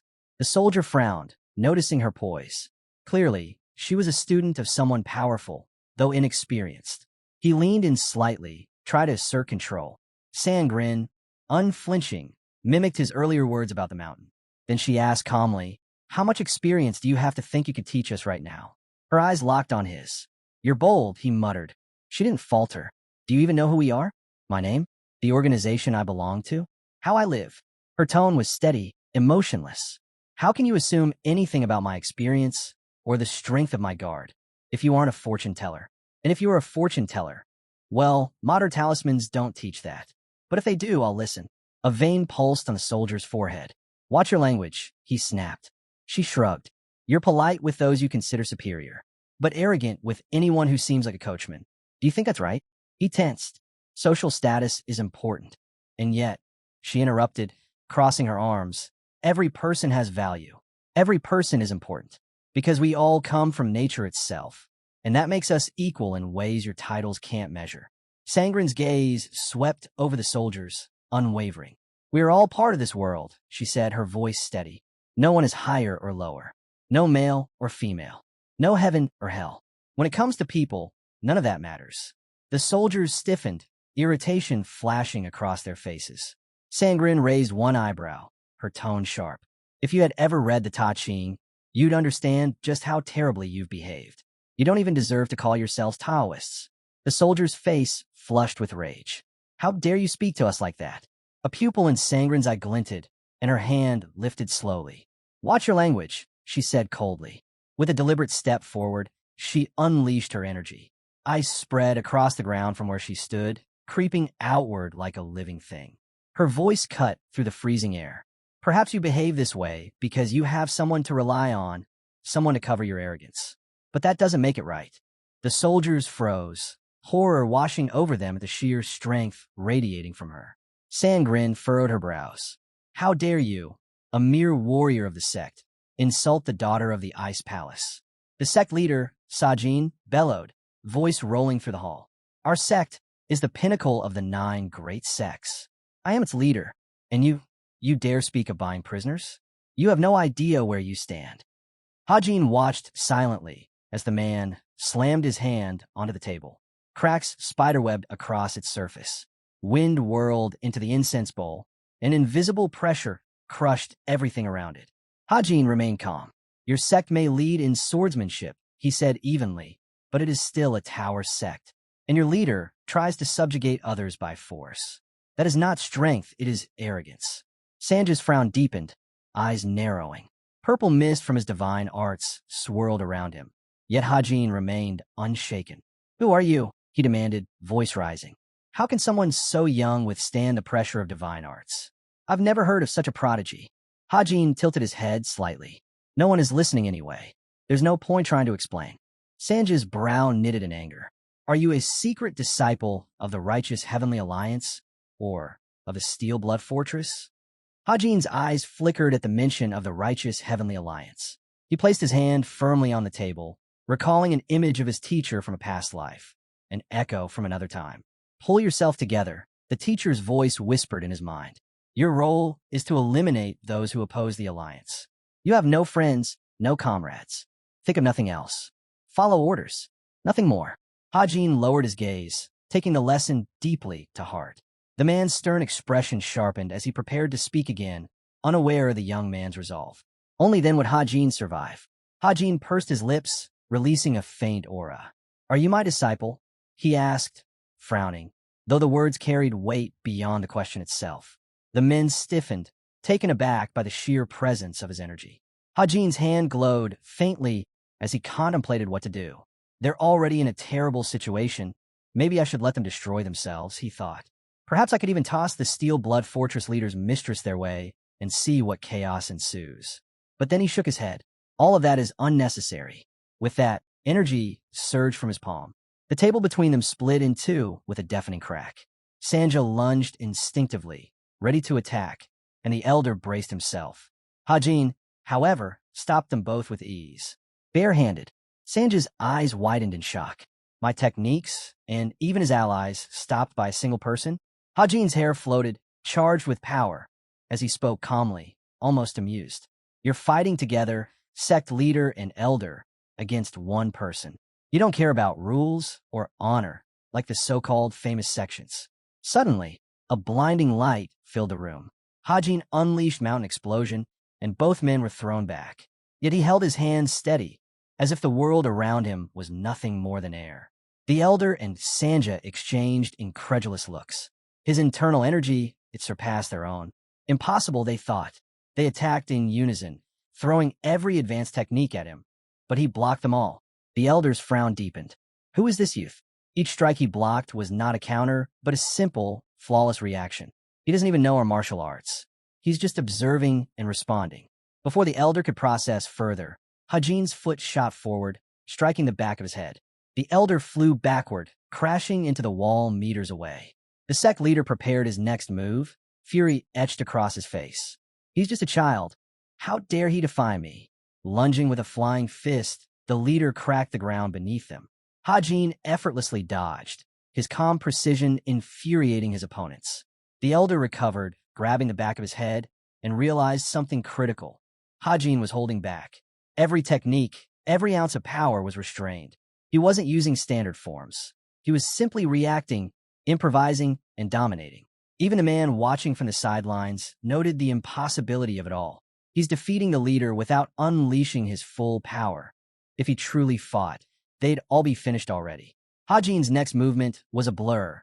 His leg snapped forward in a precise, punishing kick aimed to end the confrontation without unnecessary violence. Sanja flew backward, crashing into the wall, leaving a trail of debris in his wake. Yet Hajin remained rooted, calm as if the chaos around him were nothing more than a breeze. The elder muttered under his breath, "He's a real monster." Sanja darted toward the hole that had opened, seeking escape. Hajin's eyes narrowed, and he shifted, preparing to intercept. "I won't let this rat slip away," he murmured, his tone cold and precise. Suddenly, movement caught his attention. Sanja drew his blade in a blur, executing the 24-handed plum blossom sword technique. The strike surged like a living storm, aiming straight at Hajin. Smoke and energy twisted through the air as the old man gripped the blade, but Hajin, ever composed, activated his demonic art at the last moment. The sword's edge barely nicked him. Without that energy, he would have been split in two. A trench marred the floor, a testament to the sheer force of the strike. Sanja's voice cut through the smoke. "I ask you one last time, who are you truly?" Hajin's lips curved into a faint, unreadable smile. "Do you really want to know?" Sanja lowered his blade, bewildered. "I've never heard of a martial artist under 30 with such mastery. Could you have regressed from a higher state?" Hajin's smile widened slightly. "If that were the case, you'd already be dead." Sanja's eyes blazed with anger. He would never hand over the Steel Blood Fortress leader's mistress, W.O. Ryongli. This must be a trap. Hajin turned his gaze to Sanja, mimicking his stance mockingly. "Don't lie to me. You don't know who I am, but the outcome won't bend to your will." Sanja's grip tightened on his sword. "The Plum Blossom warriors have surrounded this place. Maybe you'll survive, but those with you—" "This is not what a sect leader should say," Hajin interrupted, his tone sharp as a blade. A sudden chill swept through the room. Sanja froze, sensing it before it arrived. A cold aura penetrating the building, the icy frost spreading with terrifying speed across the floor. The soldiers recoiled instinctively as the ice crept toward them. Sanja barked orders. "Destroy them now." His gaze shifted sharply to Sangren. Her hands glowed with icy energy, the frost spreading like an unstoppable tide. The ground hardened into gleaming ice beneath her feet, freezing everything in its path. She advanced steadily, each step pushing the cold further, the soldiers' panic growing with every inch. Sanja glanced at Hajin. "Are you from the north?" he asked, incredulous. Hajin's expression hardened. "It doesn't matter where we come from. None of you will survive this." The soldier's anger spiked. "Seize them," he commanded. "Do not touch the carriage, just grab the two." The soldiers raised their blades, their auras igniting in anticipation of battle. Yet the frost already covered much of the ground, forming jagged barriers of ice. Hajin and Sangren stood ready, a combined force of fire and ice, waiting for the next move from their attackers. Dongpil tightened his grip on Sangren's hand as the carriage surged forward. The soldiers' formation pressed against them like a living wall. He gritted his teeth. There was no room to retreat, no time for hesitation. The carriage shook as he maneuvered it, Sangren bracing herself. "Now," he shouted. Anghwa's metal rod extended, and small tubes at the carriage's sides hissed open. A noxious cloud of poison erupted into the soldiers' ranks, twisting and curling through the air. The front line staggered, their hands covering their mouths as they choked and coughed. The elder's eyes widened in disbelief. What trick is this?" he barked, seeing his disciplined formation dissolve under the poison's sudden assault. Soldiers dropped their weapons, stumbling back, but Dongpil pressed on. "Hurry," he yelled at Anghwa. She opened the third poison gate, a concentrated blast of swirling cold energy shooting out in tandem with the poison cloud. The icy surge hit the nearest soldiers, freezing the air around them, forming jagged ice barriers that pinioned their movements. The soldier frowned as he realized the Sangren's condition. A faint trickle of blood ran from her lips. Her energy was being drained at a dangerous rate. "She's pushing herself too hard," he thought, a grim smile forming. But the effect, is undeniable. Dongpil leaped to the side, narrowly avoiding a follow-up attack. Stay focused, he shouted at Sangren, who lowered her head, briefly wincing from pain. Are you okay? Dongpil asked, voice tight with concern. She readied herself, opening a final vial of cold essence, knowing that this would be her last effective move before exhaustion overtook her. From the back of the carriage, Dongpil glanced around. The battlefield had shifted. The soldiers' formation was fragmented, the elder visibly shaken. Hajin, sensing the opportunity, leapt from the carriage to ensure none of the remaining soldiers could regroup. Dongpil's eyes darted to the elder kneeling amidst the chaos. They value their position more than their lives, he thought, a grim smile forming. The battlefield had shifted decisively. The once confident soldiers now scrambled, their formation shattered, their morale crumbling under the combined onslaught of poison, ice, and relentless tactical precision. Dongpil and Sangren were no longer just defending. They were dominating. Bathed the carriage, contrasting sharply with the cold chaos they had just left behind. Manhwa squinted, shielding her eyes, and let out a small, exhausted laugh. Impatient people. Sounds like trouble waiting for us. Hajin leaned back, crossing his arms with a calm expression, though his eyes still scanned the horizon. Trouble seems to follow us, he said, his tone dry, but with a hint of amusement. But at least it keeps things interesting. Manhwa glanced at him, curiosity and concern mingling in her gaze. Interesting? Is that how you see almost getting killed? He shrugged lightly. When the alternative is boring, yes. And besides, his gaze softened slightly as he looked at Sunday. I like knowing who's dangerous and who isn't. Makes life simpler. Sangren frowned, rubbing her temple. My head, I think it's worse than I thought. Hajin glanced back at her, a flicker of respect in his eyes. That was impressive, really. You didn't just defend, you dominated. You understand how rare that is, right? She shook her head, a faint blush rising to her cheeks. I just did what I could. Dongpil man, still at the reins, gave a small chuckle. Humble and lethal. Dangerous combination. Sangren tilted her head, studying Hajin, who had orchestrated so much destruction with such precision. You weren't even fully serious back there, were you? Hajin's smile curved faintly, almost mischievous. Let's just say, I was conserving my fun for later. Sangren glanced at Hajin. He smirked, letting the moment hang. Wherever the impatient ones are, he said, eyes gleaming with a mixture of mischief and warning. They'll find out soon enough that some people aren't worth underestimating. Dam Seung leaned back slightly, his fingers tapping the rim of the teacup. So, he murmured, if this is true, then the Ice Palace girl is not just alive. She's orchestrating an entire operation without anyone knowing. He furrowed his brows, concerned. But why would she act alone? 50 swordsmen and an elder. That's not a small force. She must have allies we don't know about. Dam Seung gave a faint smile, almost like a shadow passing across his face. Perhaps. Or maybe she's simply that strong. You forget, sometimes the reputation of the Ice Palace understates the true power of its heirs. The assistant glanced nervously between the two men. Should we send troops to intervene immediately? Dam Seung shook his head, his gaze distant. Not yet. A direct confrontation now would play into her hands. She wants attention, but she also wants control. If we act too soon, we lose the advantage. He paused, taking a slow sip of tea, letting the silence hang heavy. Instead, we watch. We wait. And when she makes her next move, we'll be ready. But we cannot underestimate her. Not even a little. The assistant nodded, unease etched on his face. And the sect leader, Sanja, we can't just let him be held. Should we attempt a rescue? Dam Seung's eyes sharpened, glinting like ice reflecting sunlight. Rescue, yes, but not in the way you think. We need information first.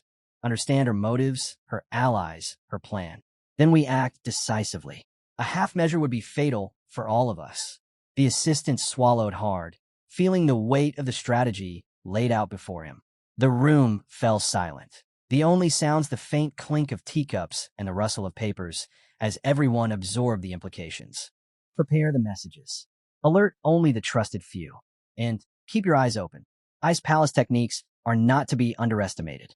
If she is involved, this will not be a simple skirmish. It will be war. A heavy tension settled over the room, the kind that precedes action, when every heartbeat could mark the beginning of chaos. The Ice Palace girl had returned, and with her, the scales of power were about to shift dramatically. He handed over a slip of paper. Dam Sung scanned it quickly, his eyes narrowing as he absorbed the contents. A carriage equipped with poisonous gas and hidden weapons had been used. 3, maybe 4 attackers were involved, and the guard had been highly skilled. Gak's surprise was evident when Dam Seung's gaze lifted. The attackers were likely heading towards Shangxi. Without hesitation, Dam Seung raised his hand, conjuring a flickering fireball. Whatever the reason, the Alliance must act. We need to find these kidnappers. He lowered his gaze to the squad leader. Begin your search immediately. Turning back to Gak, he added sharply, and find out where this carriage came from. Outside, the righteous Heavenly Alliance's pavilion basked in warm sunlight. The sect leader approached cautiously. Do you want us to track the carriage's origin? Dam Seung nodded. Yes, the daughter of the Ice Palace was in it. Poison and hidden weapons were used. I can't even imagine what kind of carriage it was. Few organizations in the world could craft such a thing. He stared at his hand, recalling that the woman captured by the Beast Palace had suddenly appeared in Hue Province. She was surrounded by skilled martial artists, narrowing the list of potential culprits. Sangak's forehead glistened with sweat. Could it be a demonic cult? A teapot sat quietly on the table, undisturbed. Dam Seung shook his head. Your Jumak Bing ahead. Only traces of ice arts were present. If demonic arts had been used, I would have sensed them. He walked to the window, staring out at the horizon. If the attackers are heading north, they must have come from the south. But how far south should we search? Turning back to Sangak, his voice was sharp. What do you think? Would you like to see the trade alliance Sanja established on the border of these provinces? Meanwhile, I will detain the informants for a day. Gak frowned, understanding immediately. Dam Seung intended to prevent the other 10 great sects from learning the information, giving them an advantage to handle the situation. He folded his hands and said with fervor, Leave this matter to me. Dam Seung studied him, silent but evaluating, before finally giving a slight nod. Dam Seung man glanced back, his tone sharp. Be careful. This isn't just any enemy. We're dealing with a martial artist who's already defeated 50 peak warriors and kidnapped a sect leader. You'll have to give far more than usual to match him. Sangak nodded calmly. No need to worry. The Jianghu sect rarely intervenes, but when we do, we commit fully. You'll see they won't disappoint. A faint smile curved Dam Seung's lips. He looked back and said, If all goes as planned, the trading alliance Sanja founded will be under our control. Sunlight spilled over the leaves near the balcony, casting golden streaks across the scene. The head guard reported, The young leader has arrived. Hajin stepped forward, asking about the current situation. Yachi's expression was composed, though he said plainly, We have a serious problem. The leader of the Demon Lord, Sangak sect. Hajin chuckled lightly. Big fish keep swimming into my net, one after another. As the setting sun painted the walls of the Zhonghan sect in warm hues, Sangak asked, Is everyone here? The assistant replied, 70 heavenly warriors have gathered inside, each skilled at the level of 10 mountain-splitting techniques. Sangak's eyes flicked toward him. And the elders? 5th and 7th elders are present, the assistant confirmed. A smile spread across Sangak's face. Has the 7th elder finished his training? With a subtle grin, the assistant answered, Yes. He wanted to find a worthy use for his skills, so the decision was made in haste. His chi is far stronger than before, and the 5th elder says there's barely any difference between him and the 7th. Sangak laughed, pleased. Perfect. The 7th elder has always aimed to surpass everyone else. The Supreme Dragon Clan will support us as well, the assistant added. Gak's eyes widened in surprise. I thought they were busy with matters in Sichuan. They asked me to extend an invitation, the assistant explained. Once this is over, the clan leader hopes the sect leader will drink with him. They intend to be extremely helpful. Sangak chuckled. I don't mind sharing a drink with a good man, he said. Inside, he felt a quiet satisfaction. If they truly followed through, the credit would belong to their sect. He straightened, his gaze turning serious.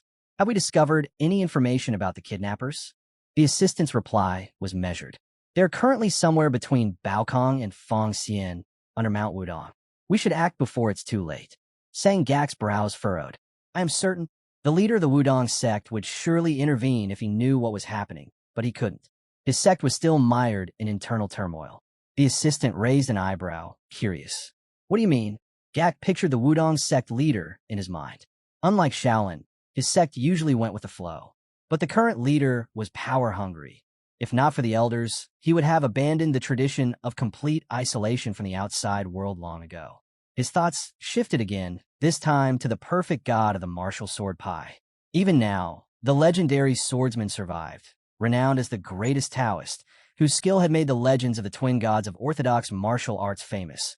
Alongside the divine monk of Shaolin, Grandmaster No-Go, Cheon Sang of the Arid Fists. Rising from his seat, Gak said, Henshuan is exerting influence over all of Wuhan. Even their leader can't ignore him. This province simply doesn't have the luxury of chasing the kidnappers while dealing with that conflict. The assistant lifted his sword.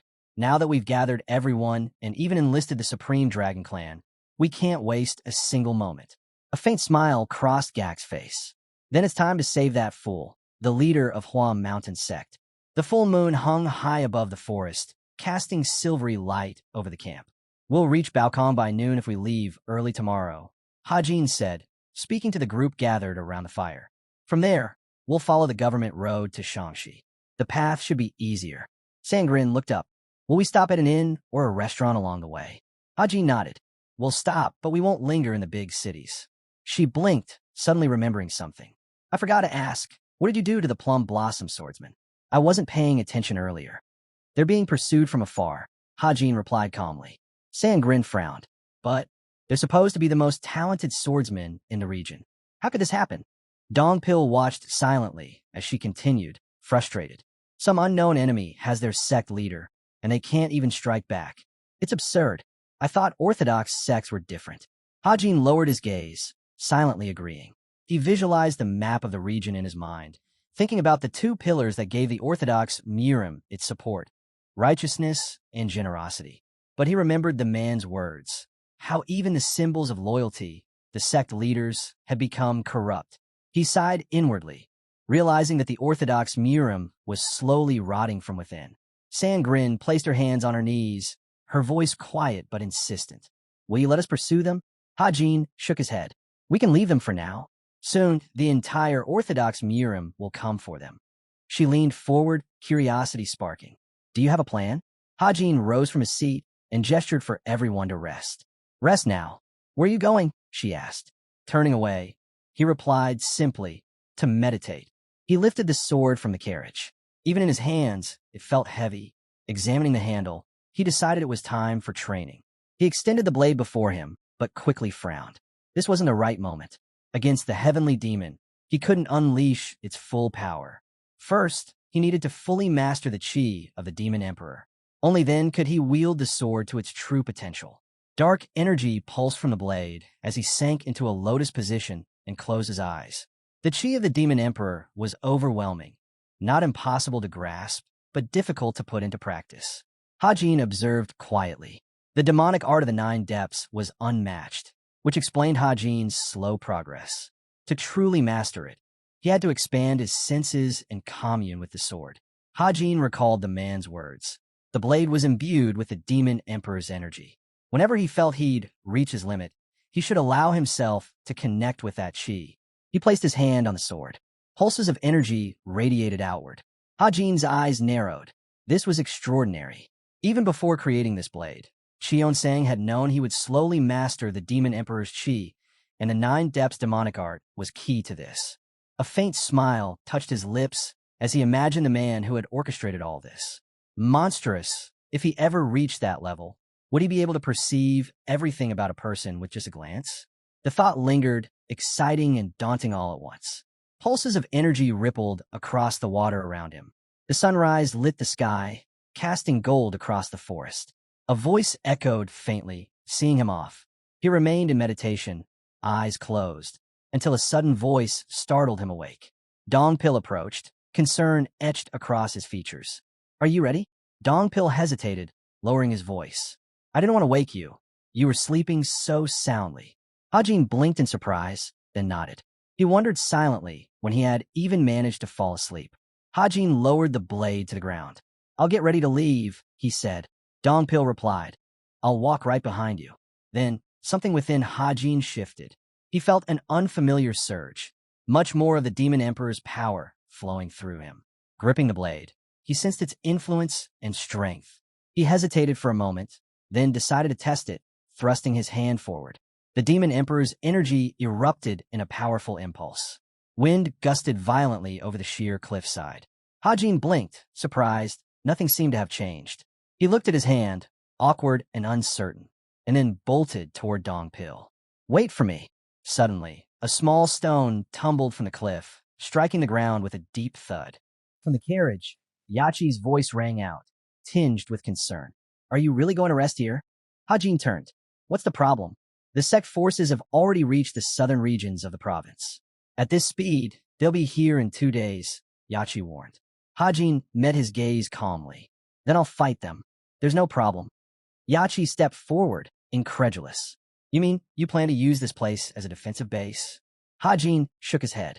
"No, we'll fight them, but not here." He gestured toward Dongpil. "We'll go and destroy the enemy before they even get the chance." Yachi's eyebrows shot up. "Alone, Manhwa is busy with the horses. Sangrin is meditating. She's still recovering and doesn't know how to fight properly. It's just the two of us," Hajin explained. He met Yachi's eyes with quiet confidence.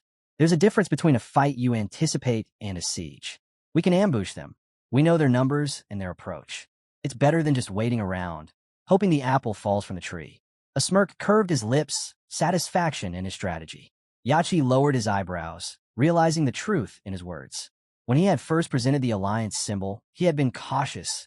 After all, they were in righteous heavenly alliance territory. But caution didn't mean passivity. He looked at Dongpil beside him and understood. Sometimes you had to take the fight to them. He also realized how powerful it was to gain the upper hand, even while deep in enemy territory. No wonder Hajin had risen to such a position so quickly. Above them, birds darted through the snowstorm, their wings cutting through the biting wind. Hajin turned to Yachi. "Did you send a letter to the Ice Palace?" Yachi nodded. "While we were on the Yangtze River, I sent 5 of the fastest messenger birds. By now, they should have reached the Northern Sea." Hajin crossed his arms. "And the Steel Blood Fortress?" "They've already sent their elite troops to Hube," Yachi replied. Hajin frowned.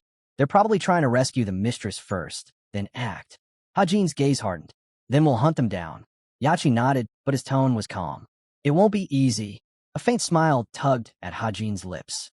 He noticed the number of Plum Blossom swordsmen had decreased. Clearly, the plan was working. Yachi introduced the remaining swordsmen. About a dozen are chasing the mistress and her guards.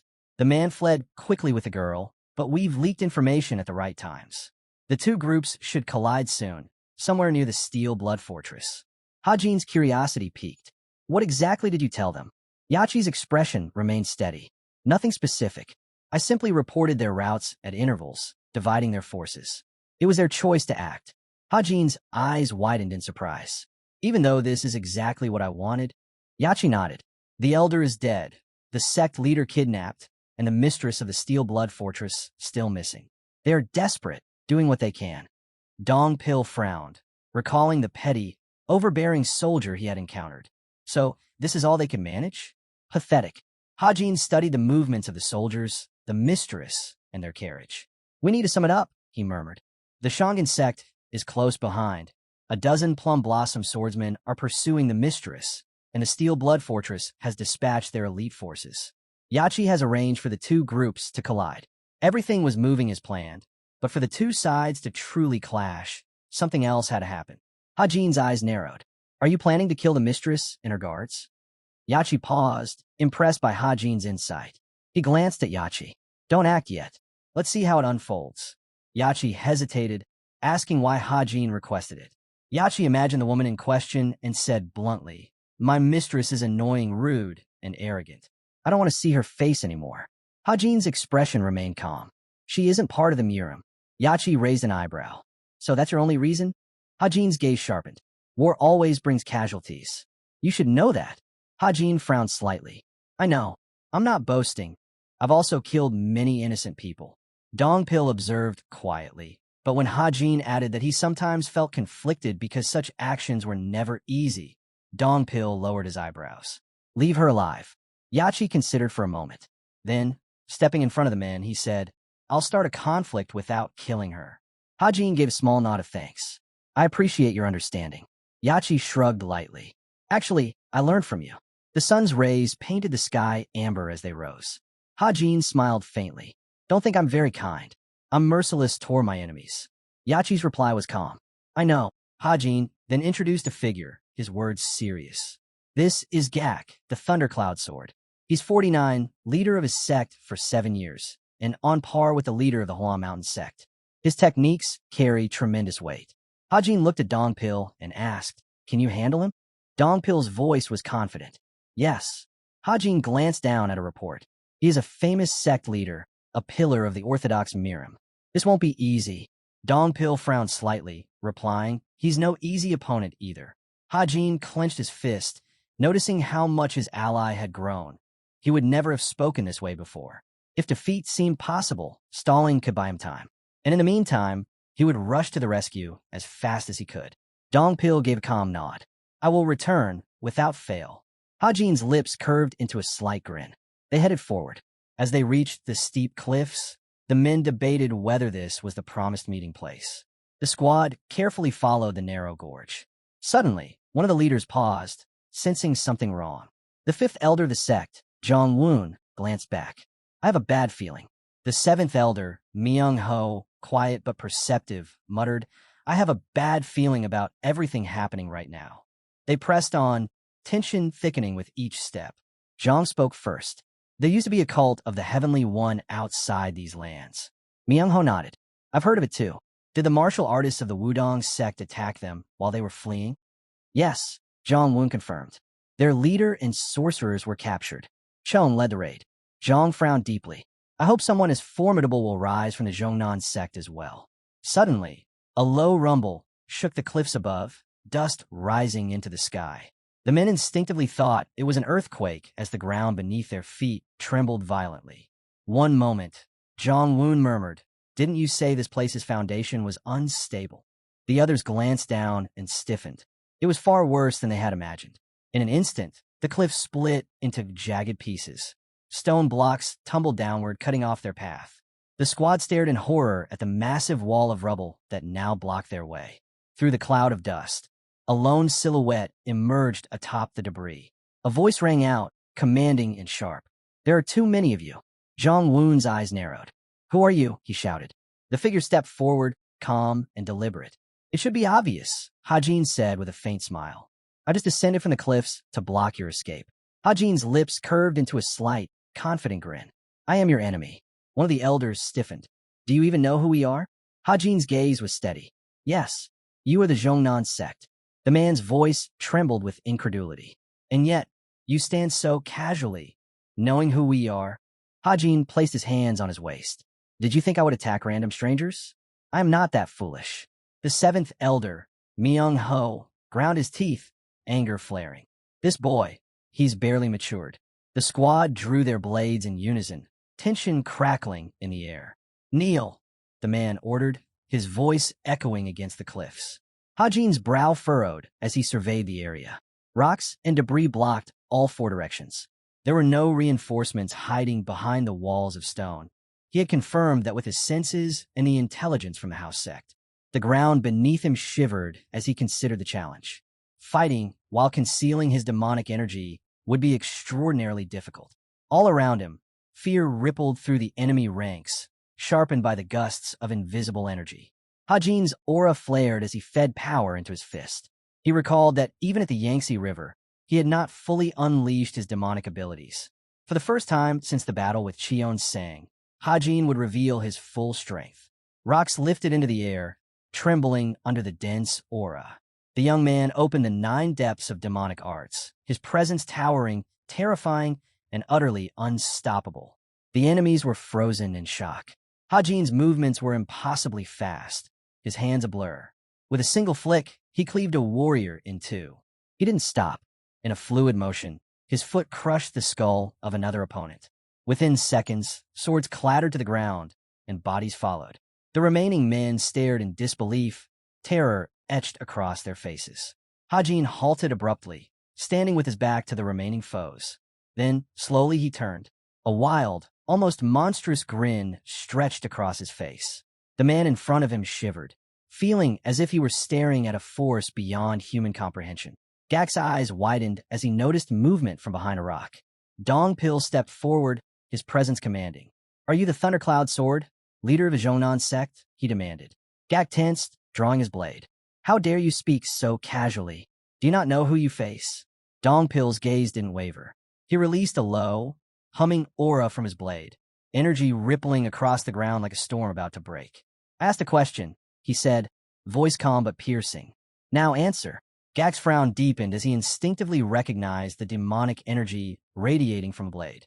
"So, you are a practitioner of the demonic arts," he muttered, his voice betraying a hint of fear. "But why seek me?" Dongpil's eyes narrowed, shadows flickering across his features. Raising the blade in front of him, he unleashed a surge of energy. The very air seemed to twist and pulse with his power. "I am here," he said slowly, deliberately, "to end this." Small fragments of stone began dropping from the cliffside, but Sangak didn't even flinch. The celestial swordsman beside him muttered that the mountains here were unstable. Yet Sangak shook his head slowly. "That's not why," he said, gaze lifting toward the sky. Something was wrong. He couldn't sense it clearly. Too faint, too distant. But the atmosphere itself felt disturbed, like a battle was happening far above the range of ordinary perception. His expression sharpened. "Enough hiding," he called out, voice echoing across the ridge. "Come out. Stop lurking like a rat." Footsteps answered him. From behind the cliff, Dongpil stepped forward at last. His expression was ice-cold as his eyes locked onto Sangak. "So you're Sangak," he said. "The Thundercloud Blade, leader of the Zhongnan sect." The celestial swordsman commander stiffened, stunned by the man's tone. Was this fool unaware of who he was speaking to? But Sangak didn't rise to the provocation. His eyes narrowed instead, because the moment he saw Dongpil, he understood. It's just as the young master warned. Dongpil's presence alone felt unnatural. Heavy, oppressive. The unmistakable pressure of a peak stage, supreme, martial master rolled across the mountaintop. Dongpil didn't bother hiding it either. "I came here for one reason," he said, aura erupting like a storm. "To defeat you." Sangak's voice dropped. "So you're the one who kidnapped the Manhwa leader." Dongpil cut him off with steel. No warning. No answer. He simply moved. His sword shot forward like lightning, forcing Sangak to block on instinct. Their blades collided, and the impact detonated across the mountainside with a thunderous roar. Sangak's eyes flew wide. Even with his reflective sword technique, the force punched straight through and rattled his bones. He slid back, boots grinding against shattered rock. Dongpil didn't stop. He kept advancing, each thrust sharper, faster, more violent than the last. A blade grazed Sangak's side, tearing cloth and skin. "TCH." Sangak snarled under his breath, barely slipping past the next attack as he launched a counterstrike. His blade surged with a fierce chi wave. But Dongpil simply redirected it, twisting the energy aside like it was nothing. The resulting collision tore through the ridge, blasting stone and dust into the sky. The celestial swordsman commander could only stand frozen, eyes trembling. Who is this monster? The two fighters blurred across the battlefield, their speed now far beyond anything he could track. Techniques clashed and vanished in the same instant, every exchange erupting with destructive force. At that level, even as the commander of the celestial swordsman, he couldn't interfere. He couldn't even see their movements anymore. He could only watch as Sangak, the thundercloud blade himself, was being completely overwhelmed. The commander's face twisted in disbelief. He and Dongpil looked to be around the same age, yet the gap between them wasn't a gap at all. It was a yawning abyss. He corrected himself immediately. No, this wasn't equal grounds. Sangak, the thundercloud blade, the leader of the Zhongnan sect, was being overwhelmed. Steel clashed again and again, sparks raining like falling stars. Sangak ducked beneath one vicious strike, slipping past by a hair, and finally caught a narrow opening. He gathered his strength, blade roaring with crushing force, and slammed it toward Dongpil. Dongpil sensed the danger instantly. He twisted, absorbing only part of the blow, but even that was enough to hurl him backward. He rebounded midair, striking Sangak's hand to disperse the shockwave before landing on his feet. Sangak's eyes flared in fury. "You, a sword master, shouldn't rely on such filthy tricks." Hidden weapons? That's cowardice. Dong Pil's aura exploded. A brilliant, swirling light surged across his body as he stepped forward, cold and merciless. This isn't a noble duel, he said. This is a fight to the death. If my enemy dies, the method doesn't matter. Sangak stiffened, not from anger but from shock. The power flowing through Dong Pil. The Yiksha technique awakened, its ferocious energy flooding the battlefield. At the same time, half of the Zhongnan squad collapsed where they stood, slipping into a deep and uncontrollable sleep. Elder Myung-ho dropped to his knees, trembling. How is this possible? We are the Zhongnan clan. But the boy, calm, quiet, terrifying, simply walked toward him. Myung-ho roared and used what little strength he had left, thinking he could land one final strike. He couldn't. The boy didn't even blink. He sidestepped effortlessly and drove a devastating blow straight into the elder's stomach. The impact folded Myung-ho in half, blood erupting from his mouth. The boy lifted his blade and pressed it to the elder's throat. Your clan's reputation, he said coldly, means nothing. It's just a rotten sect. Then he cut through Myung-ho's neck in a single, brutal motion. Silence swallowed the mountain. Everyone froze, shocked, horrified, unable to comprehend what they had just seen. The air itself felt heavier, colder. Zhang Wun's legs trembled as he stared at the boy. No, at the monster standing before them. A monster with no hesitation, no mercy, no restraint. There was no escape, not for any of them. He spun around and shouted, voice breaking yet resolute. Everyone, prepare to give your lives. We cannot let him decide our fate. The main character let out a faint smirk as the carnage unfolded. If anything, they were lucky. There was a time when he had been far more merciless toward his enemies. Brutality without restraint, slaughter without hesitation. He understood their desperation. He understood their instinct to cling to life. But followers of ancient martial arts never turned their backs. Their pride wouldn't allow it. And because they refused to retreat, he accepted what had to come next. He would wipe them out, every last one of them. And he had no objection to that. Zhang Wun watched in horror as head after head fell, rolling across the ground while the protagonist carved through them like death incarnate. The massacre felt endless, relentless, inevitable. It was time for all of them to sink into eternal sleep. When the protagonist finally reached him, Zhang Wun's mind snapped. Hope died inside him. He realized there was no future left, only the inescapable present, soaked in blood and despair. The attack that followed nearly tore him apart, leaving him broken and gasping. Then came a question, calm, casual, terrifying.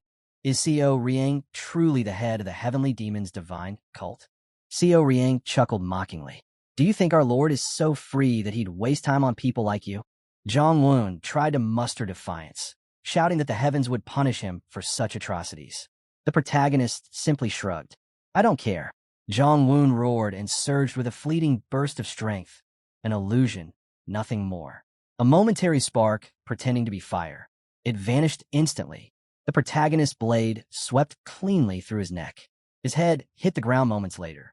The boy glanced at the gruesome mound of corpses before him. 180 divine blades, fallen, dead, stacked like a grotesque mountain. But Seo Riang felt no remorse. They had started this war. They had marched toward their deaths. He simply delivered the outcome they had chosen. Still, it wasn't time to celebrate. This was only the beginning. He had much more to do, and victory required finishing every step with absolute certainty. He turned and walked away. Meanwhile, Dong Pil and Sangak were still locked in a brutal struggle, their breaths heavy, their movements fierce. Dong Pil felt the strain of the Vajra Yiksha recovery technique. Even that powerful method had limits. The longer this dragged on, the more the disadvantage shifted toward him. I need to finish this elder quickly, he thought. The young master still needs my support. He lunged forward and instantly sensed danger from behind. He twisted sharply, narrowly avoiding a blade aimed at his spine. The commander of the Zhongnan squad had attacked. Dong Pil raised an eyebrow. So you've finally grown a spine? But he was wrong. It wasn't courage. It was bait. Now, sect leader, the commander roared. A trap had been sprung. Sangak struck from behind, a clean, merciless slash, and his blade cut straight through Dong Pil's body. Dong Pil hadn't been able to dodge. The trap had landed perfectly. The sect leader let out a triumphant, mocking laugh. Demonic spawn, your death will be agonizing. But fate disagreed. Before Sangak could even finish savoring his victory, Dong Pil moved. Not weakly, not desperately, but with the cold precision of a seasoned warrior who had faced death too many times to fear it. His blade thrust forward and stabbed Sangak in return. The sect leader froze, eyes trembling in disbelief. How? You shouldn't be able to move. The celestial arts. His voice faltered. Dong Pil met his gaze with chilling calm. You made a mistake, he said coldly. If you wanted to kill me, you should have kept your distance. He twisted the blade deeper. Closing in on me was far too reckless. Sangak's breath hitched, his confusion sinking into dread. Dong Pil's expression didn't waver. I have always faced life-and-death combat with pride, he said, voice as sharp as steel. If you thought a single technique could stop me, you were already dead. Sangak couldn't comprehend what he was seeing. Dong Pil drove the blade in deeper, and the sect leader's eyes flushed crimson as sweat streamed down his face. He trembled under the crushing pain, barely holding onto the weapon, a single thought echoing through his mind. Was Dong Pil's demonic energy truly this pure? Pure enough to resist divine force? His grip collapsed. Blood surged up his throat, spilling out violently as the overwhelming agony shattered whatever resistance he had left. Dong Pil tilted his head, voice cold and almost bored, before adding that he had used far more power than necessary. Then he lunged. The final strike landed with brutal precision, a memory carved so deeply into Sangak's mind that he would carry the taste of demonic energy even in death.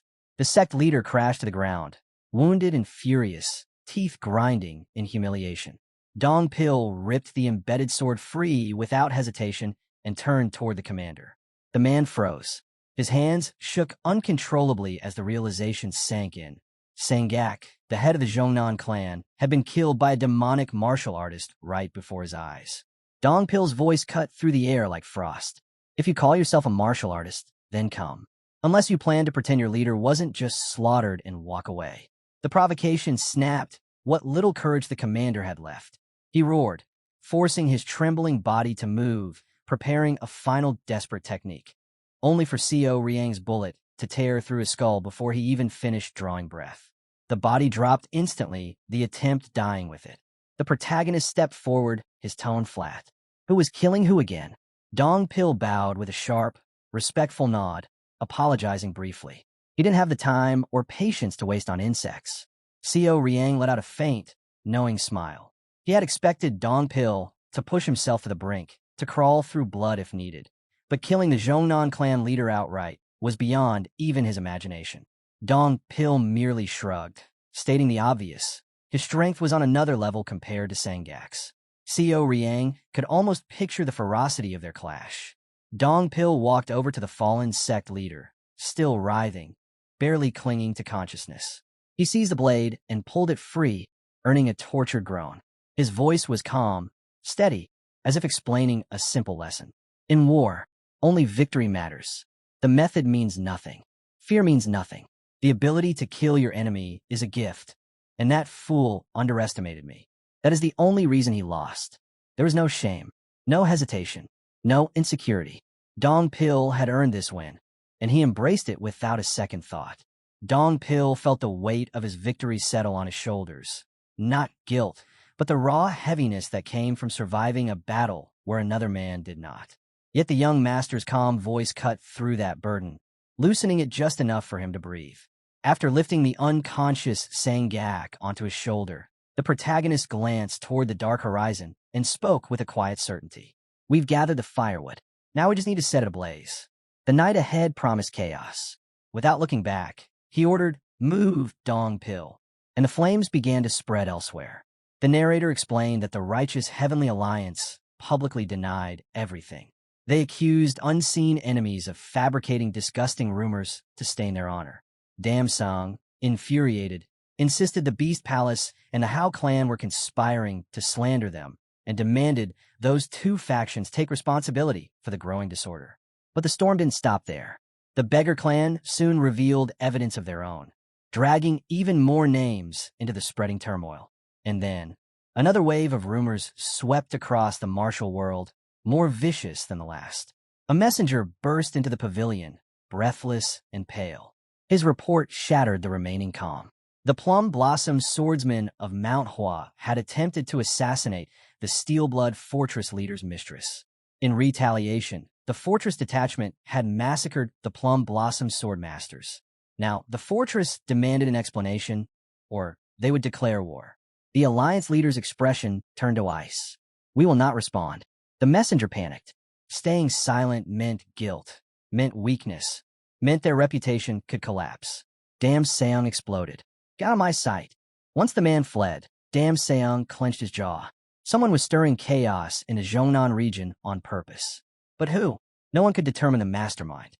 Deep inside the shadows of the Hao clan's secret base, Gong Yachi delivered yet another revelation. He spoke of the Dragon Emblazoned Yama, a title bestowed by none other than the righteous Heavenly Alliance leader. It referred to the unknown martial artist who had single-handedly wiped out both the elite combat squad of the Bloodsteel Fortress and the Yangtze River Fortress. Rumor had already spread like wildfire up the river. All of Hubei was talking about it. Within 10 days, Gong Yachi predicted the Dragon Emblazoned Yama's fame would reach the far northern banks of the Yangtze. Xiao Riang stared at him in disbelief. To think his reputation was exploding because of exaggerated tales. Gong Yachi shook his head. In ancient martial arts, destroying the Bloodsteel Fortress's elite squad and sweeping a river fortress alone, that's enough to shake the world. This was bound to happen. Xiao Riang leaned in slightly. "Then have you ever wondered who the hostage was?" Gong Yachi insisted they had acted correctly. But Xiao Riang wasn't convinced. The Manhua clan and the Zhongnan clan weren't minor sections. Their enemies had crossed a line that should never have been touched. And the worst-case scenario loomed over him like a shadow. The righteous Heavenly Alliance and the Bloodsteel Fortress could join forces to hunt him down. The fire had already been sparked, and soon the entire martial world would burn.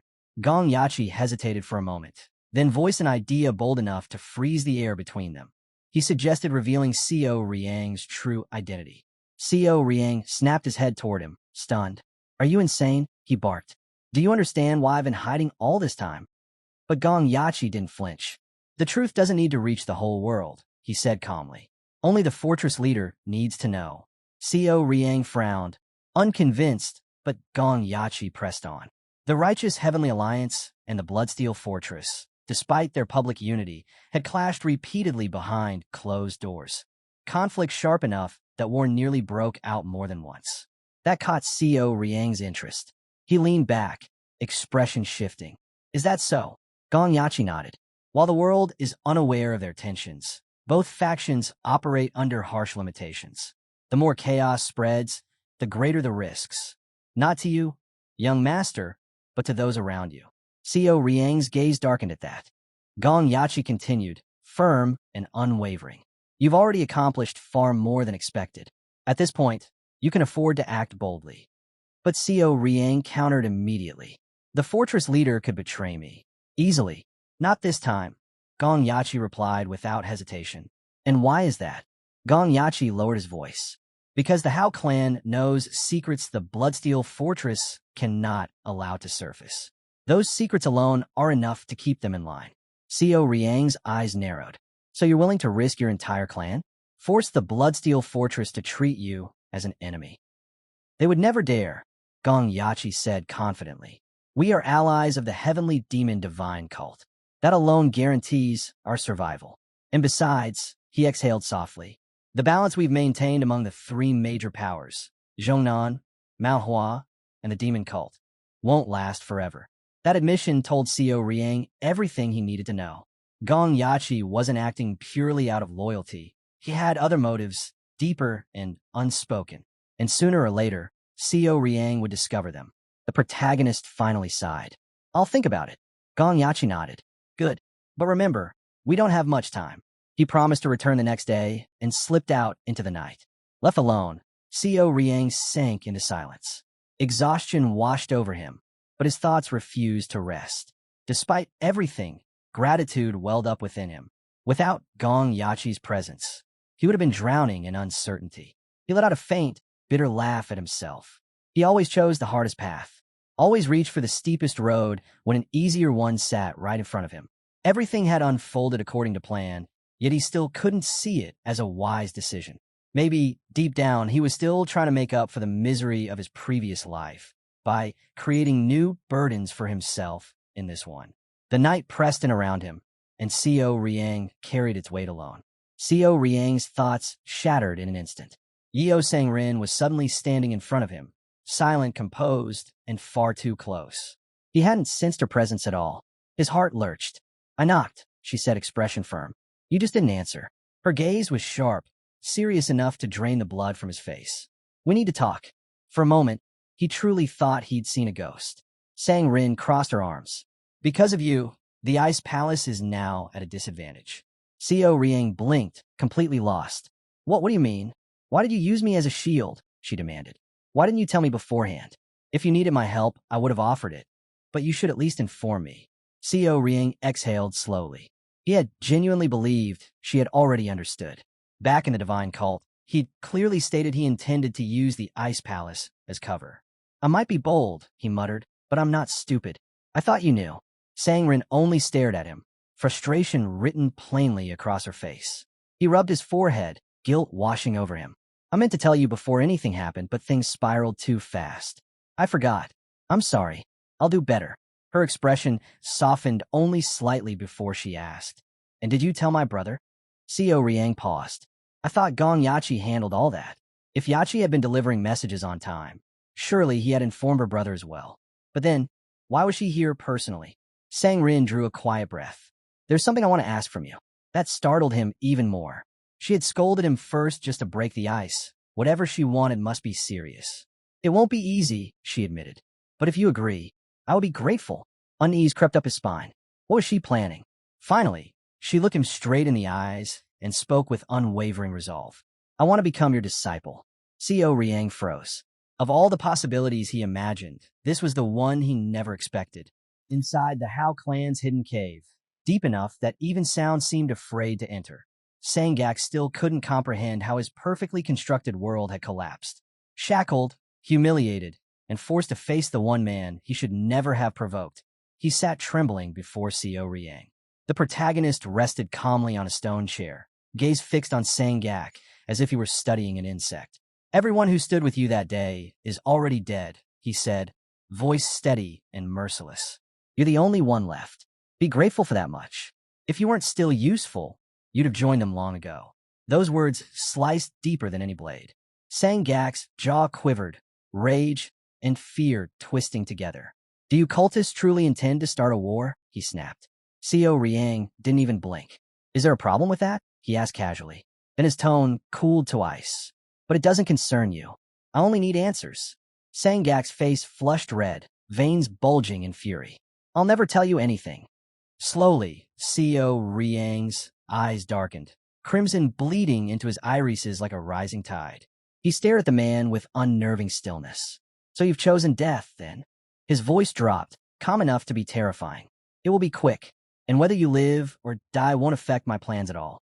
But if you wish to cling to that miserable life of yours, answer me." A moment of silence stretched. Sangak's breath faltered. His defiance cracked. And finally, fear drained the color from his face.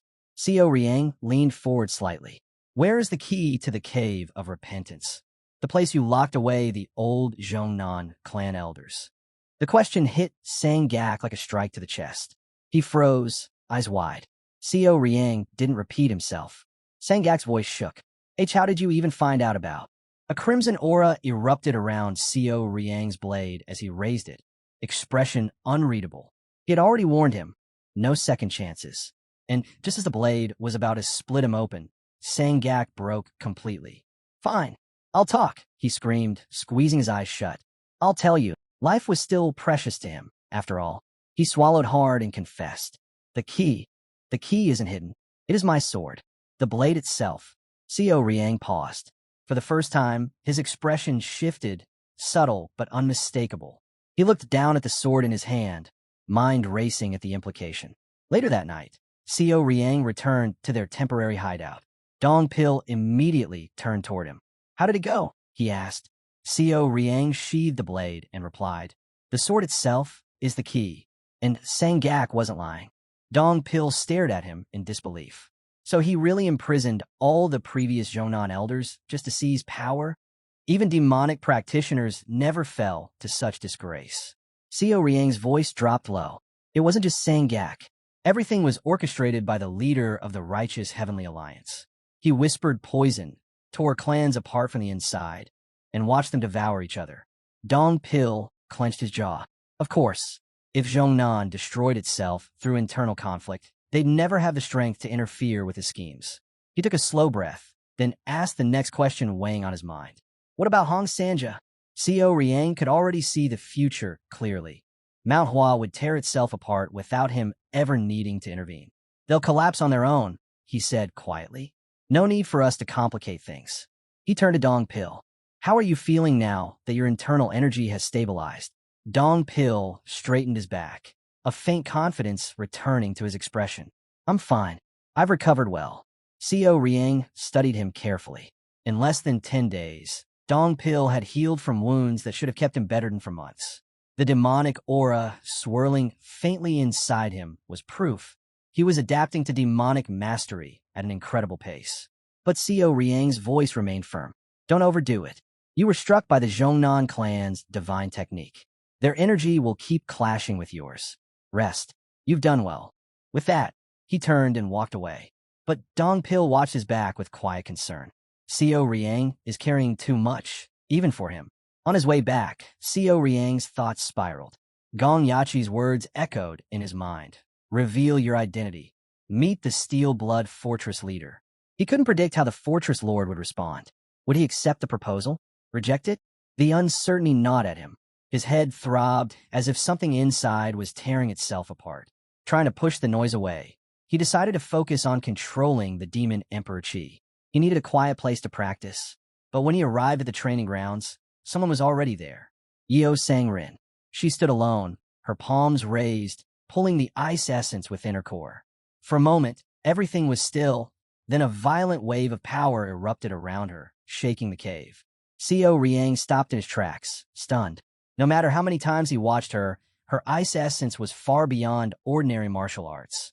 Something rare, refined, and dangerous. But Sangrin didn't look pleased. She clenched her fists, biting her lip in frustration. Why can't I activate it again? No matter what I do. She exhaled sharply. I can't do this alone.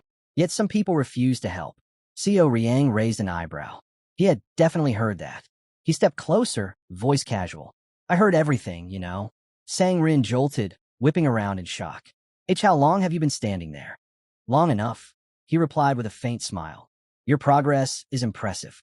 Her reaction was immediate, sharp, fiery, and wounded. And your manners are terrible. Who spies on someone during training? Seo Riang blinked, genuinely confused. Are you still angry? Still angry, she snapped. That's the mild version. If I were you, I'd at least pretend to consider my request. Her voice rose, eyes burning with humiliation. I even kneel for you. Do you know how many people have dared to turn me away like that? She stepped closer, glaring up at him.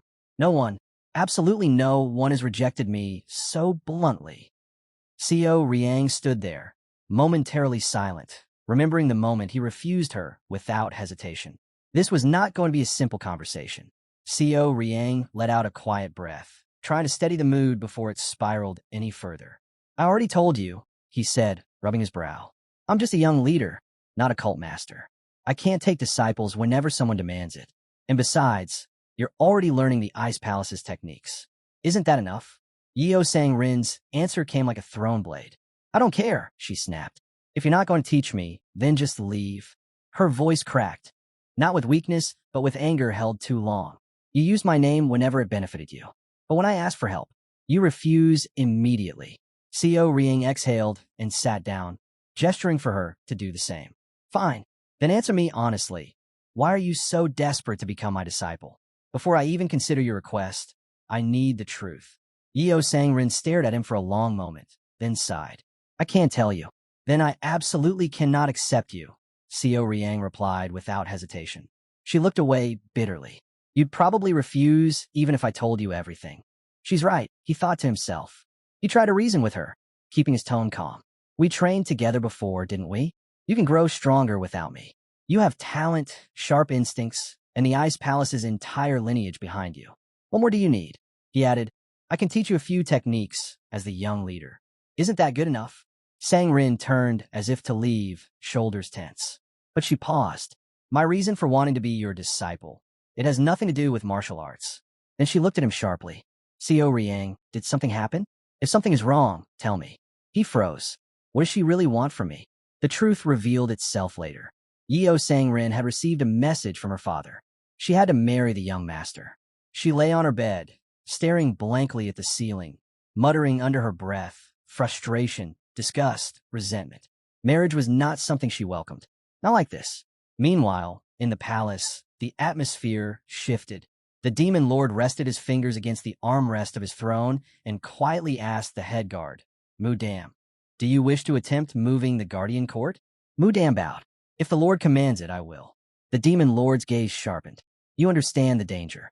I do. A moment of silence passed, heavy with unspoken risks. Very well, the demon lord finally said. You have my permission. Thank you, my lord. And send for the head of the penal law court as well. Mudam blinked. The penal law court. He was visibly startled, but quickly pressed a hand to his chest. I will inform him personally. Before he could leave, the doors burst open. The chief strategist rushed in, face pale. He stopped dead in his tracks when he saw Mudam still present. Mudam's eyes narrowed. Watch your manners. This is still the palace. Ho Yinsong quickly bowed. My apologies, but the matter is too urgent to delay. The demon lord's gaze sharpened, cold and unwavering. What happened, he asked. Ho Yinsong stepped forward, breath unsteady. A message has arrived from Zhongnan, my lord, and its contents are significant. The demon lord held out his hand. The strategist quickly placed the sealed letter in his grasp. The moment the demon lord saw the signature, his brows twitched ever so slightly. Co Riang, he murmured. Then, after reading the contents, his expression darkened. TCH, unpleasant. He set the letter aside and poured himself a drink, the liquid swirling quietly in the silence. What do you think of this? He asked without looking up. Ho Yinsong hesitated before answering. Co Riang may be amused by the chaos he's stirring, but this is becoming genuinely dangerous. The Steel Blood Fortress. No one can predict how they will respond to this. At those words, Mudam stiffened. Even thinking about the fortress's reaction sent a faint chill down his spine. But Ho Yinsong's tone shifted, almost satisfied. Still, the young leader of the Hao clan is certainly proving himself. A confidant of the highest caliber, and far more exceptional than we first assumed. The demon lord nodded slowly. His willingness to cooperate shows that clearly. Ho Yinsong added, almost reverently, my lord places great trust in his decisions. At this, the demon lord finally set down his cup and looked directly at the two men. Send word to Co Riang, he commanded. Tell him he may act however he wishes. Both Mudam and Ho Yinsong stared at him, speechless. But the demon lord wasn't finished. One day, he will inherit my position. He should neither fear anyone nor hide from anything. His voice dropped, icy and absolute. And if anyone dares to interfere with him, let them come challenge me first. The air froze. Neither Mudam nor Ho Yinsong said a word. There was nothing left to say. The demon lord had already chosen his successor, long before the world realized it. Deep within the forest, Co Riang remained seated in absolute stillness. When he finally opened his eyes, he blinked in mild surprise. Time had slipped past him like a fading mist. It's been a long while. He couldn't remember the last time he had entered such complete, unbroken concentration. As he examined the flow of Demon Emperor Qi Chi within him, even he had to admit, its growth was frightening. The energy had swelled, pulsing with a strength far beyond what he initially expected. His body felt weightless, almost buoyant, as though he could leap into the sky and never touch the ground again. With that rising sensation, Co Riang made a bold decision. He would attempt that technique, the divine fighting method the demon lord once demonstrated. He inhaled deeply, gathering all of his energy into his fist. That technique was not merely a strike, but a proclamation, a blazing war cry that echoed through a night where gods and demons rose together. The manifestation of the demonic heaven's hand. With unwavering focus, he unleashed it toward the nearby trees. They didn't break. They didn't burn. They vanished, disintegrated instantly into nothingness. Even Co Riang shuddered at the sight. Terrifying. How could Li Qionsang wield such monstrous power so casually, as if it were nothing more than an idle breath? Compared to the Demon Lord's seamless torrent of chi and unmatched fluidity, Seo Riang suddenly felt as though he wasn't even qualified to stand beside him. But then he sensed resistance inside himself. The nine-depth demonic art trembled, rejecting this new technique, offended that something dared to overshadow it. Seo Riang raised a hand, calming the turbulent energy. He knew these two arts could never merge, but they had to coexist. Conflict would be disaster. As he soothed the clash, the air shifted. The sky darkened, clouds gathering above the treetops like an omen. And far away, unseen, the Demon Lord watched quietly. Back at the palace, Ho Yian-song stiffened. What is causing this disturbance? The Demon Lord did not seem alarmed. It comes from someone who is learning at an extraordinary pace, he replied. But such rapid growth requires vigilance. The strategist blinked. And who might that be? Seo Riang. The Demon Lord answered calmly. He has opened the sixth heaven of the realm of desires. Ho Yian-song froze. What does that even mean? The Demon Lord's eyes glinted faintly. It is the true origin of the Demon Emperor Qi. The strategist swallowed hard, unsure if he should speak further. Yet curiosity drove him forward. So this achievement, the sixth heaven, I've been waiting for this stage to ignite, the Demon Lord said. And now it has finally begun. Ho Yian-song still couldn't comprehend how the sovereign possessed such knowledge. How could he know so precisely what Seo Riang was experiencing? The Demon Lord finally turned toward him. Because only two beings have ever understood the Demon Emperor Qi. His voice dropped into something ancient and absolute. Seo Riang and myself. The Demon Lord continued, his tone steady but carrying the gravity of ancient truth. Those who master the Demon Emperor's Qi completely, he said, infuse their demonic Qi with the very essence of spirit itself. But such mastery can only begin after reaching the highest demonic state. He lifted his gaze slightly. Guanyang only stepped onto the early path. He never opened the sixth heaven of the desire realm. Ho Yosong swallowed. If even Guanyang, the man once hailed as a monstrous talent, could not reach it, then the difficulty must have been unfathomable. Of course, the Demon Lord continued. One can still reach the pinnacle demonic realm through training alone. But to wield the true Demon Emperor's Qi, his voice lowered. The sixth heaven is essential. Ho Yosong felt his breath catch. This was not something a human should be able to do easily. The Demon Lord placed his hands behind his back. It is an achievement far more difficult than mastering the 10 great demonic arts. Only the one who discovers this heaven deserves the title, Heavenly Demon. Then came the revelation that shook the strategist to his core. For the first time in history, the Demon Lord said, 2 individuals of the same era have opened the sixth heaven. And yet there can never be 2 heavenly demons. The impossibility of it all left Ho Yosong speechless. Talent like that should not exist twice in a single lifetime. Yet Seo Riang had opened the sixth heaven shortly after beginning his study of the Demon Emperor's Qi. Ho Yosong felt a chill run through him. Is he simply gifted, or is he something else entirely? Seo Riang's rapid rise made sense only when viewed as a perfect storm. He had long reached the peak of the demonic realm. He had mastered high-level combat arts. His Qi was amplified by a blade crafted specifically for him, and his body carried an affinity no normal warrior could hope to possess. Naturally, he soared upward faster than anyone before him. The Demon Lord concluded with a firm, quiet warning. There's a world of difference between those who have opened the sixth heaven and those who have not. The leader of the Steel Blood Fortress must understand that Seo Riang is no ordinary martial artist. If he chooses to meet him, a faint smile touched the Demon Lord's lips. It will be interesting.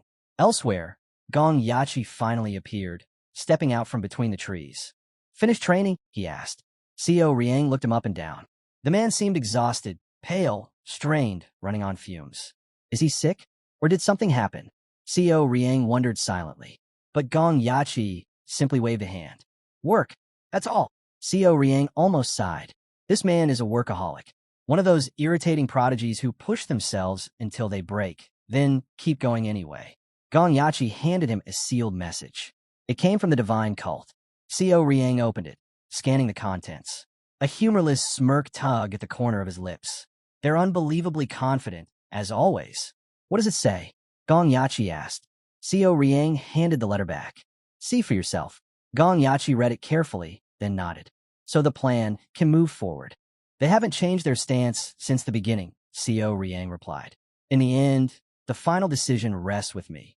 So you still haven't decided? Gong Yachi asked quietly. Co Riang looked ahead, expression unreadable. No, not yet. I'll decide after we've discussed it properly. I only choose the most efficient path. The wind shifted, rustling the leaves around them, carrying with it the weight of decisions that could change entire clans.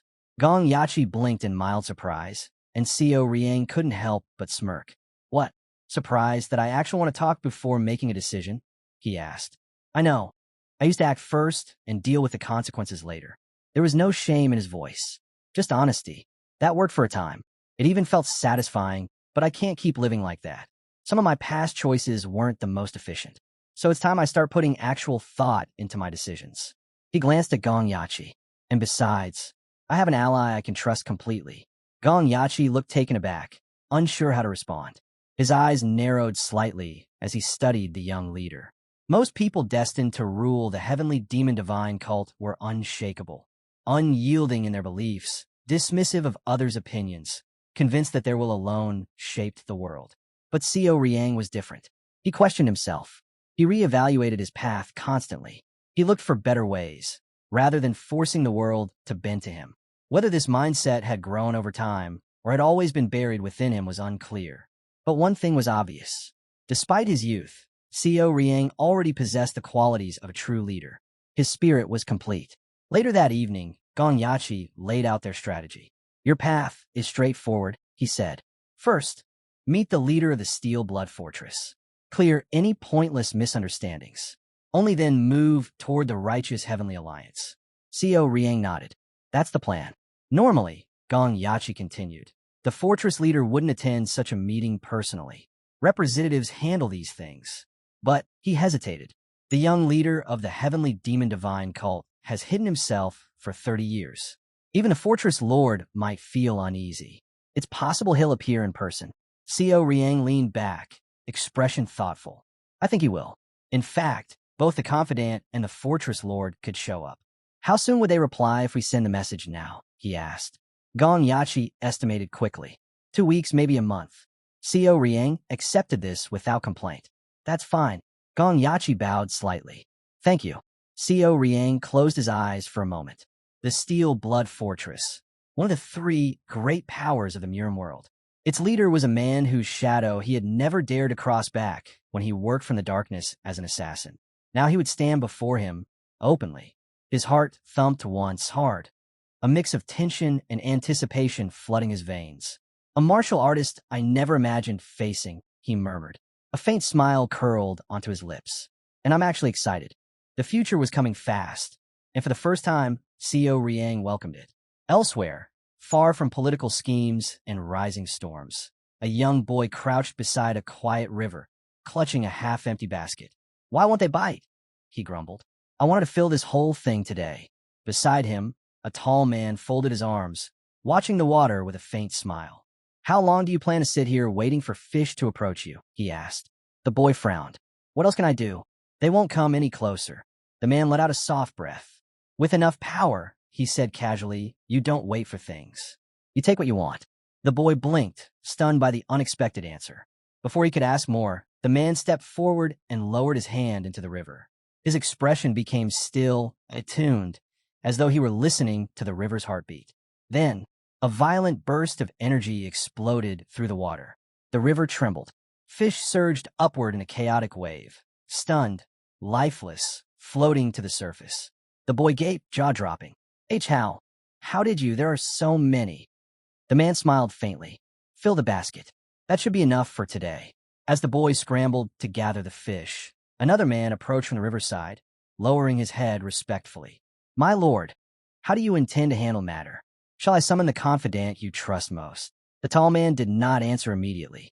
He unfolded a letter instead, the young leader's formal request for a meeting. The river murmured softly beneath his feet as he read. After a long, thoughtful silence, the corners of his lips curled upward. Interesting. He tucked the letter away. No need to summon anyone. He straightened, his aura shifting, quiet, immense, unmistakably dominant. I will attend the meeting myself. The Steelblood Fortress leader had made his decision, and the world began to move. Tension simmered inside the righteous Heavenly Alliance. In the Alliance leader's pavilion, Dam Seong's patience had worn thin. Another report came in, another failure. They still couldn't find those ghosts. He clenched his jaw. How was it this hard to track a few pests? Beggar Chief John Peng let out a weary sigh. It's not just hard, it's maddening. Since becoming clan head, I've never felt this blind. But that very difficulty, that eerie silence, had sparked a suspicion in his mind. He knew exactly how terrifyingly efficient the Beggar Sex Information Network was. The Alliance leader knew it too. They were the best for a reason. But there were others in Murim who could rival them. When Dam Seong asked what he was getting at, John Peng finally spoke. I don't have a definite answer, but I have 3 suspects. He listed the first, a long shot, the misty shadows of Steelblood Fortress. Unlikely. His second option, far more convincing, the hidden pavilion of the demonic cult. He laid out the reasoning. Steelblood Fortress was powerful, yes, but not organized. Not like the Righteous Alliance. And definitely not like the demonic cult. The cult was a machine, cold, structured, relentless. In terms of organization alone, it dwarfed all 3 major Murim forces. If he had to choose between those 2 groups, he'd bet on the demonic cult. But even then, something else tugged at him. A third player, one that always lurked unseen. The house sect, he said. Dam Seong's eyes sharpened. He knew exactly how frighteningly good the house sect was at gathering information. Still, the Alliance leader asked, why would they interfere? John Peng answered with a question of his own. And why wouldn't they? The Alliance leader argued that the house sect never involved themselves in major Murim affairs. That was why they'd survived so long. John Peng agreed. But if they did get involved, then catching them would be impossible. We have no precedent, no pattern. Still, there was a contradiction. The ones who kidnapped the leaders of Manhwa and Zhongnan were from the Ice Palace. Dam Seong narrowed his eyes. Don't tell me the house sect is working with the Ice Palace. That would be the height of stupidity. John Peng shook his head softly. If the house sect is manipulating information, then the Ice Palace isn't the real mastermind. As his little monkey poured hot tea into waiting cups, John Peng's thoughts settled into one chilling conclusion. Whoever was moving behind the scenes, they knew their actions would make an enemy of the entire righteous Heavenly Alliance. No one would choose such a suicidal path unless they were prepared. Utterly, completely prepared. In the end, John Peng settled on 2 strongest suspects, Steelblood Fortress or the demonic cult. The scale of this incident was simply too massive for the Ice Palace to handle alone. He even suspected the house sect might be cooperating with one of them, or both. But he made one thing clear. We verify everything first. I'm not certain yet. Not enough to stake a conclusion. Dam Seong, however, had already made up his mind. To me, the demonic cult is the most likely culprit. John Peng disagreed. He leaned instead towards Steelblood Fortress. He reminded the clan leader about the kidnapped mistress of the fortress master, a man known across Murim as explosive, violent, unpredictable. That man wouldn't join hands with the people who stole his mistress, Dam Seong argued. But John Peng shook his head. That man is far more generous than his reputation suggests. Dam Seong finally sighed, then inspected thoroughly. Something will surface. His tone softened. And don't worry, I won't let this investigation hurt you. Handle it as you think best. Meanwhile, the carriage wheels groaned as it rolled across the uneven trail. Inside, Yeo Sang-rin watched Seo Riang a little too closely. He wasn't the most handsome man in the world, but there was something undeniably bold about him. That sturdy frame, the calm strength in his posture. He had a presence that drew the eye. When Seo Riang opened his eyes and caught her staring, he frowned. Why are you looking at me like that? Flustered, she blurted, I was just looking at your face. He blinked. Why? She hesitated, cheeks warming. You look like the type who's broken quite a few hearts. But Seo Riang only shrugged. Love, romance.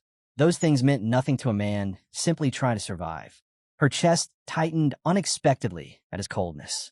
Why am I disappointed? She wondered, irritated at herself. And then, louder than she intended, she blurted, Fine, I don't care either. The whole carriage froze, staring at her. Soon after, the forest opened, revealing a breathtaking scene, a towering waterfall that glittered like falling silver. Mu Dan pointed ahead. This is where the Steel Blood Fortress leader resides. Just then, someone appeared before them without a single sound. Co Riang stiffened. He hadn't sensed the approach at all. The stranger bowed politely. News from the house sect. We expect the young leader to arrive around noon. The letter was accurate. Co Riang's eyes widened. I didn't even feel him. And then he saw it. A massive formation enveloping the waterfall, countless patterns interwoven like living currents of qi. Even with his sharp instincts, Co Riang couldn't decipher it fully. This place was more dangerous than he'd expected. The man stepped forward with calm confidence, bowing lightly. Huang Gan, chief strategist of Steel Blood Fortress. Co Riang's eyes narrowed. Huang Gan, the evil brain, a strategist who had climbed to the top in just 2 years. The opposite of the previous chief strategist who died quietly of illness. This one was young, sharp, and terrifyingly capable. Huang Gan studied him. So you recognize me? His tone carried the faintest hint of amusement. Co Riang hadn't expected someone of this rank to greet them personally. But Huang Gan only shrugged. I had no choice. He gestured toward the path. You may proceed, but only 2. The formation won't allow more. Co Riang turned to Yeo Sangrin. Will you come with me? She blinked, startled, but nodded. I'll go. They followed Huang Gan, walking barely 10 steps past the cave when the world opened up. A breathtaking landscape more beautiful than anything Sangrin had seen in Zhongnan. She froze in awe. Is this the manor? She whispered. One of several, Huang Gan replied. We built many across Zhongnan. Co Riang frowned. And you bring outsiders here? Huang Gan smiled lightly. It won't exist after today. Co Riang exhaled. Then we'll wait. Just as Huang Gan was about to warn them, he noticed their reactions. They already sensed it. The strategist nodded approvingly. Good. If you cross that stream without permission, the formation triggers. A swamp of death. Even the 10 greatest masters of Murim wouldn't survive. He added, almost impressed, only 3 people have ever noticed it. You're one of them. Co Riang didn't dwell on the praise. Just inform your leader that I've arrived. It will take a few minutes, Huang Gan replied, disappearing into the trees. Yeo Sangrin gazed at the shimmering landscape again, only to realize it wasn't real. Just an illusion. Co Riang's voice echoed beside her, calm and cold. Illusions are worthless. Real or fake, they're still illusions. She glanced at him, troubled. Then why bring me? He shrugged. My intuition. It told me you were a better choice than Dong Pil. Better than going alone. That doesn't make any sense, she muttered. It doesn't have to, he replied. Sometimes you just participate. Her cheeks warmed for reasons she didn't want to admit. She picked up a small rabbit, stroking its fur as she asked, What kind of person do you think the fortress leader is? Co Riang stared at the distant mist. I'm curious too. Sangrin considered it, then smiled faintly. I think he's probably an honest man. The rabbit twitched in her hands. And far beyond the illusion, someone powerful was already walking toward them. Co Riang glanced at her. What makes you think he's honest? Yeo Sangrin hugged the rabbit a little closer as she explained. His position alone says enough. A man that doesn't need to pretend for anyone. Taking a mistress openly, showing his wants without shame, even his flaws. That means he isn't the type to hide his nature. Someone like that doesn't hesitate to show people his dirty side. Her voice held a strange certainty. And then, a presence crashed down on them like a falling mountain. The Steel Blood Fortress leader had arrived. He stepped forward, his aura so overwhelming that the rabbit in Sangrin's arms vanished in an instant, snuffed out by pressure alone. She froze, breath caught in her throat. The man gave a small nod. Sharp insight for someone your age, he said. Very impressive. Co Riang's expression hardened. He felt that strength, monstrous, suffocating. This was the man whose power had once helped send him to his death. So this is him. The fortress leaders studied the young man equally. Their killing intent clashed for a brief moment, silent, razor cold. He sensed it immediately. We won't be friends, the fortress leader said calmly. That killing intent of yours, you're not ordinary. The two stood facing each other, an invisible storm between them. Co Riang exhaled slowly. So this is how we meet, me and the man closest to becoming the strongest in all of Murim. A monster of a human. Dam Seong's only rival. Emperor Azura. Song Jumbik. A man who looked as if he ate metal plates for dinner. As their energies clashed, the world itself seemed to heave. A violent surge ripped across the air, raw, overwhelming. And for the first time in a long while, Co Riang felt genuine shock. Very few people could stand on equal footing with him. Yet this man's aura made him wonder if he might even surpass the old monster, Dam Seong. He forced his expression into calm neutrality and asked to pass. The emperor, almost amused, stepped aside without protest. Co Riang stepped onto the water, lightly, naturally, as if it were just solid ground beneath his feet. The fortress leader froze. Huanggan, did you remove the barrier? Huanggan bowed. Yes, my lord. It's been lifted. The man frowned deeper. Even without the barrier, the river hadn't changed. It remained both real and illusory, a spiritual stream no external force could erase. It only faded when it wished to, meaning the boy had crossed it entirely through his own ability. A chill ran through the fortress leader. So the divine cult of the heavenly demon raised a monster like this. They entered the emperor's domain, and the young cult master introduced himself. The fortress leader didn't sugarcoat anything. Occult cultists, that's what they call you. He said it right to the emperor's face. The emperor smirked. Shall we have a drink? If our conversation goes well, Co Riang replied, tone steady. His cautious behavior didn't escape the emperor. The boy believed too many people died from their own recklessness, wrapping it in a facade of cold blood. Calmness, he felt, often hid carelessness.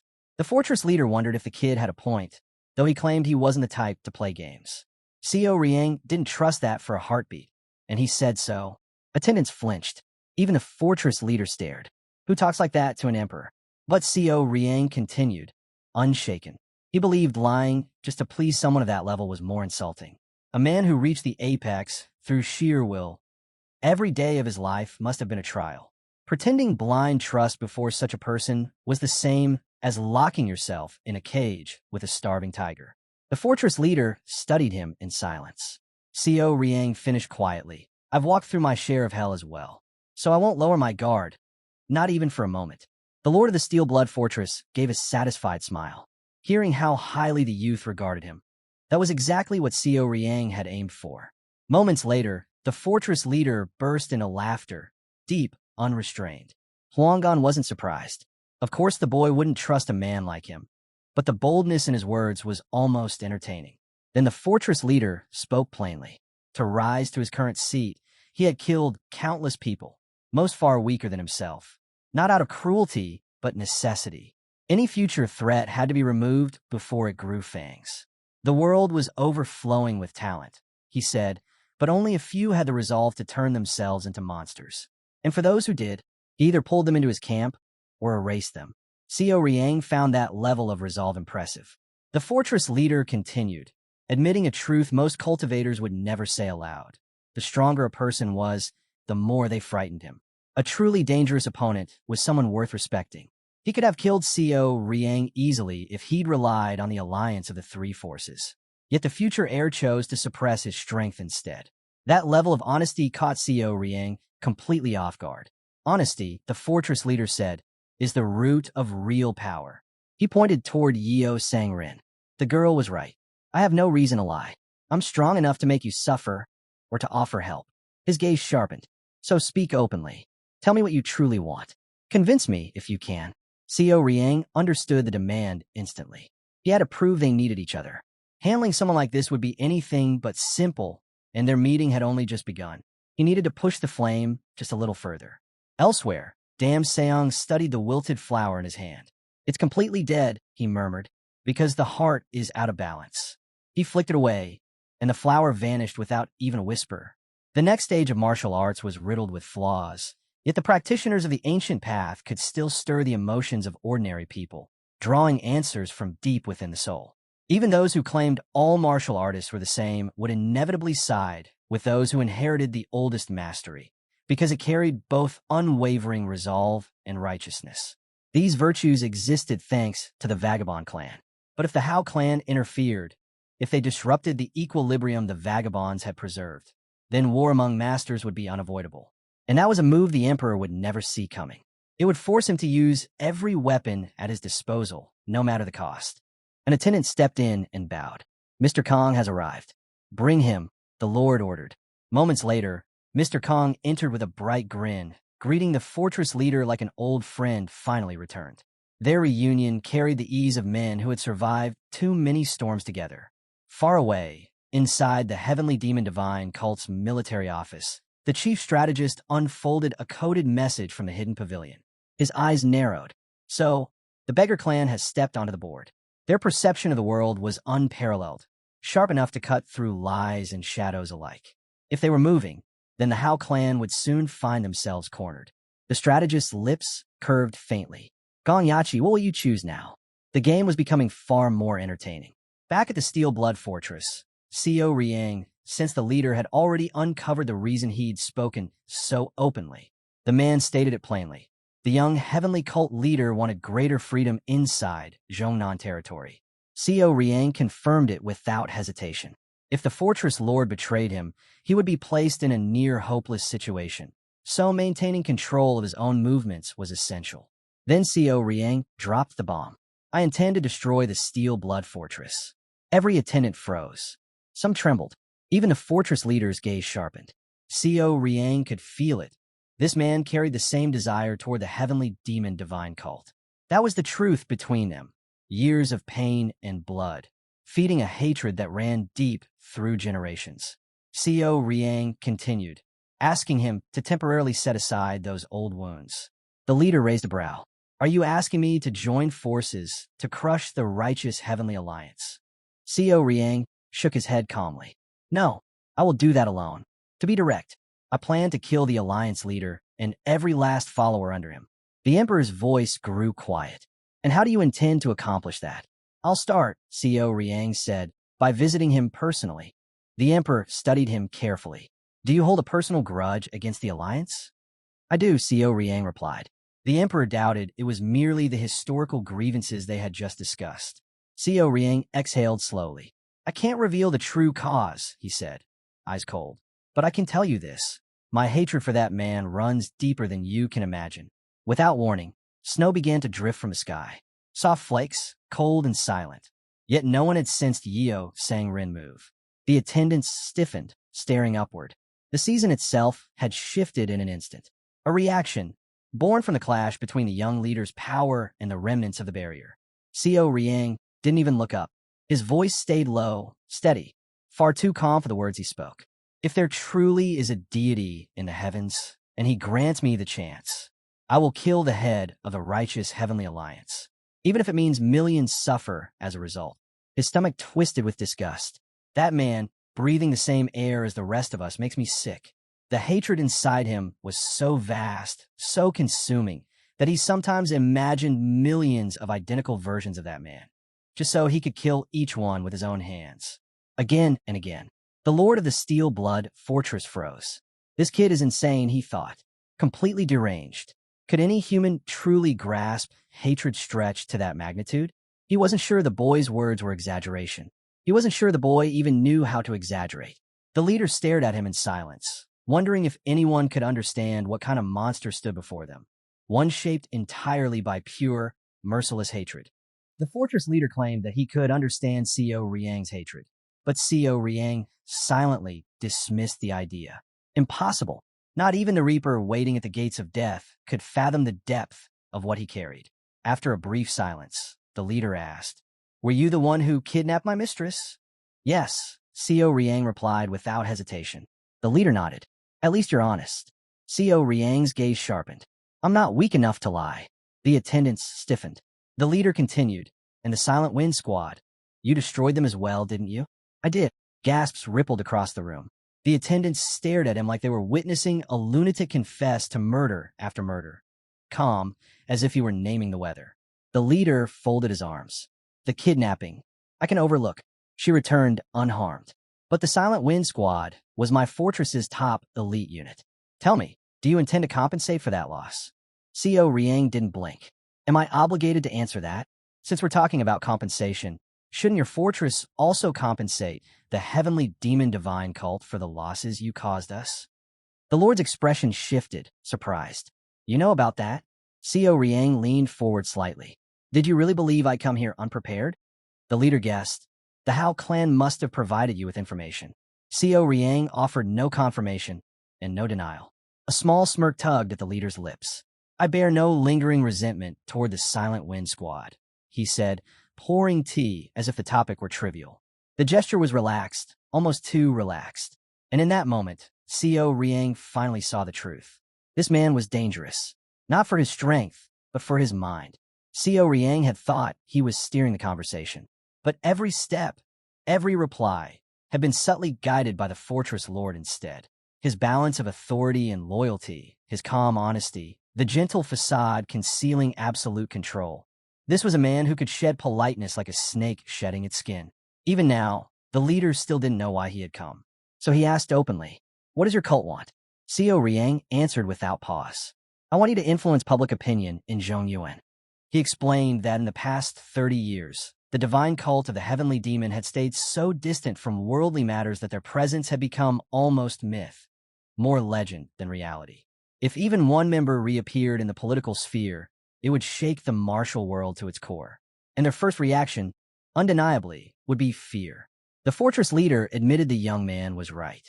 People would tremble, yet behind that fear would come curiosity. And curiosity was far more dangerous. That was exactly why Co Riang sought his help, to disperse the fear and ignite fascination. "So you want them to understand," the Lord said, "that disciples of your cult are not monsters to be feared." Co Riang nodded. The leader accepted the logic and looked to his chief strategist. "What do you think?" The strategist studied Co Riang for a moment before answering. "He wants us to prepare a stage, a place where all three great factions can openly declare their intentions." But then he stepped forward and shook his head. "We cannot agree. Even with the shift in power, the masses still revere ancient martial arts. If we align ourselves publicly with the divine cult, the entire ancient martial world may unite under a single banner." A faint smile curved his lips. "However, if he meets the head of the righteous heavenly alliance first, everything changes." Co Riang cut in. "That meeting could push them closer together, not apart." Huang Gan countered sharply. "If both paths lead to unity, then we should remove the main threat early." Co Riang felt the chill in the strategist's logic. Brutal, but not wrong. The strategist answered calmly. "The alliance leader already holds the people's hearts with fear. If he unites the ancient factions, the difficulty of the battle doubles. That's why meeting him immediately is the lesser risk." "It isn't simply meeting him," Huang Gan insisted. "He must be removed from the board entirely. Though killing someone at that level is far from simple." The strategist admitted the idea was tempting but warned, "An alliance formed now, between us and the cult, may only inflame fear and hand the advantage to our enemy." The fortress lord turned to Co Riang. "What do you think?" Co Riang remained silent. His eyes stayed fixed on the floor, thinking, dissecting, calculating. The leader shifted the topic with a sudden spark of curiosity. He looked at the woman from the ice palace. "What was your name again?" She answered politely, and his eyes brightened with recognition. "Ah, yes. You're the one who called me an old pervert." Yeo Sang Rin flushed. It slipped out. "I apologize." The leader said. "And has your opinion of me improved?" "No." He laughed. "Good. You were right anyway. After turning 60, I've only gained more ambitions." His gaze slid back to Co Riang. "My goal has always been to unify the world. Yet even with age, I haven't achieved it. At this point, I don't care who succeeds, whether through negotiation or through bloodshed. What matters is that someone takes action."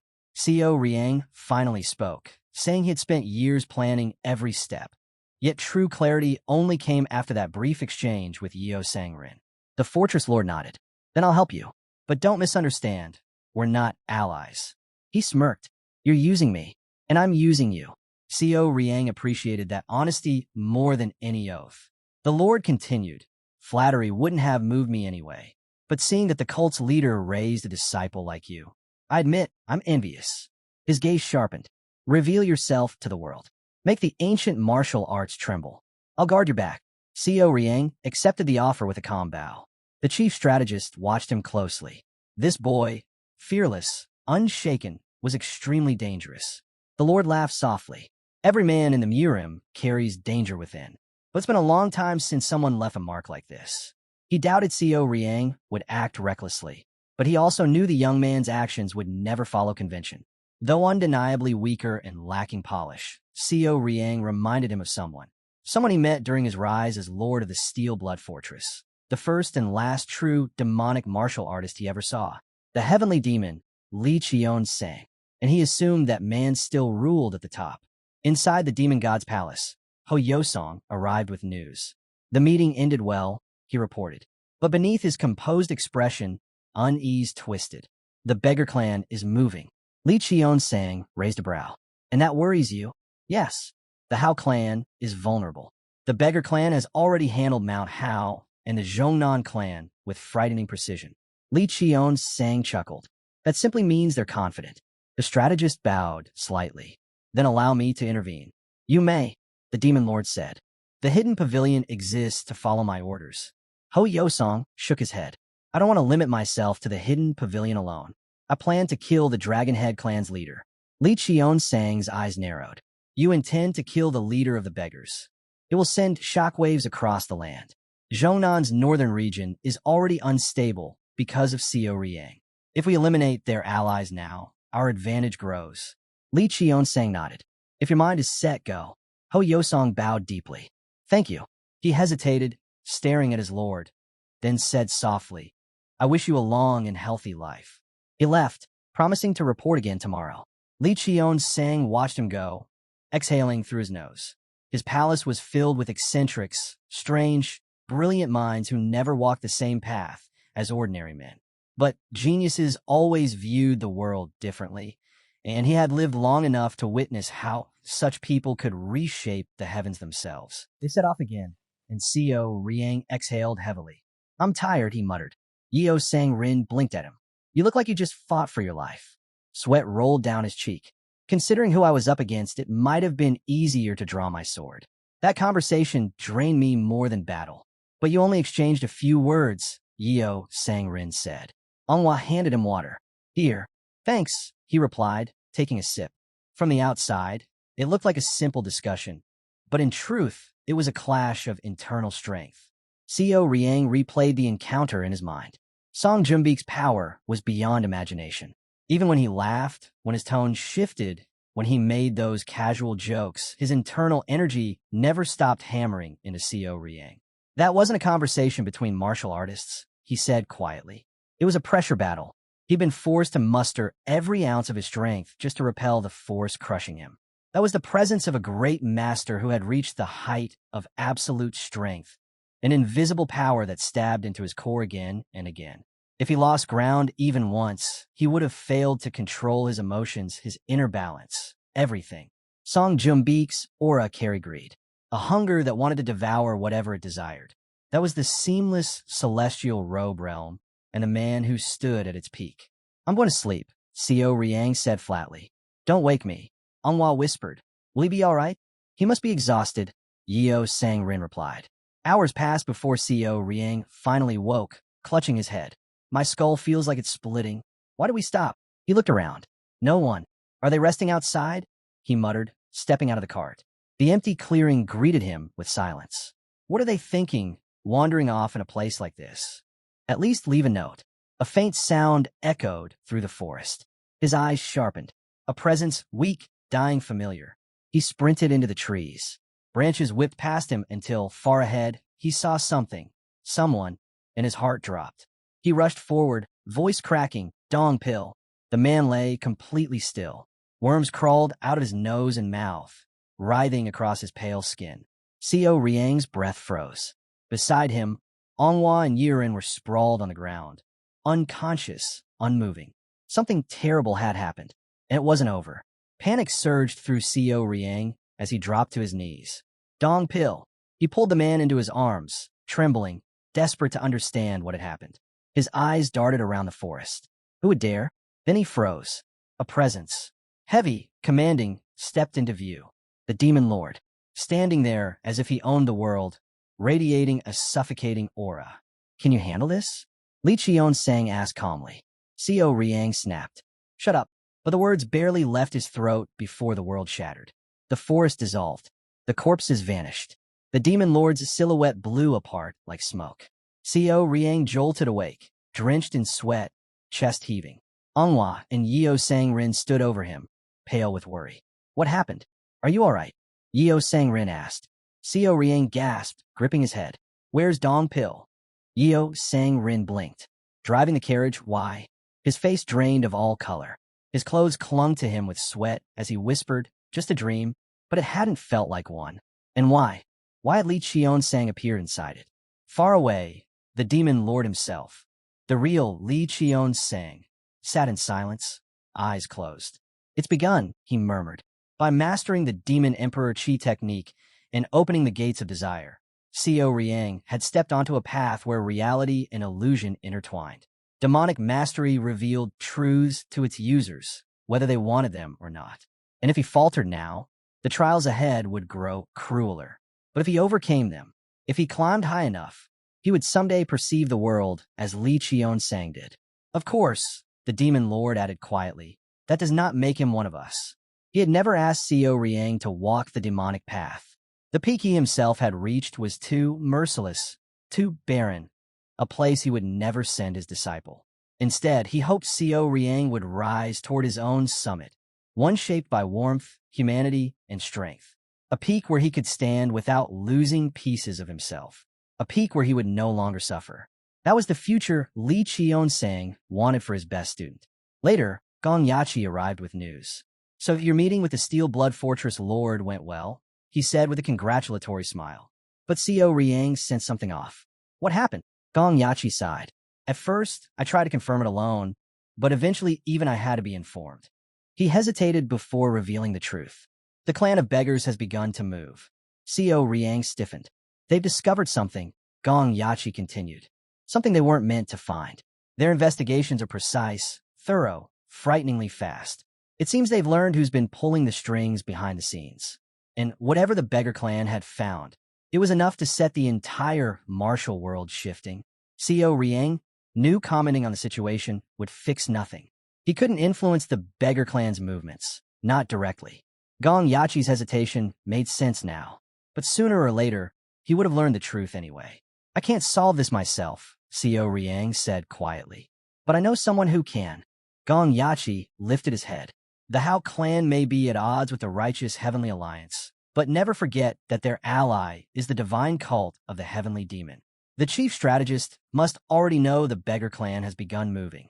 He notices every shift in the world, no matter how small. Since things had progressed this far, Xiao Riang decided to contact the strategist and request support. I should have told him earlier, he admitted. Gong Yachi bowed gratefully. After that, their discussion shifted to their next mission. Our destination is the Madwood Forest, Gong Yachi said. Even the ancient craft practitioners avoid it. But that's where the main forces of the Heavenly Dragon Palace are gathered. His tone turned cold. The righteous Heavenly Alliance's reputation has collapsed.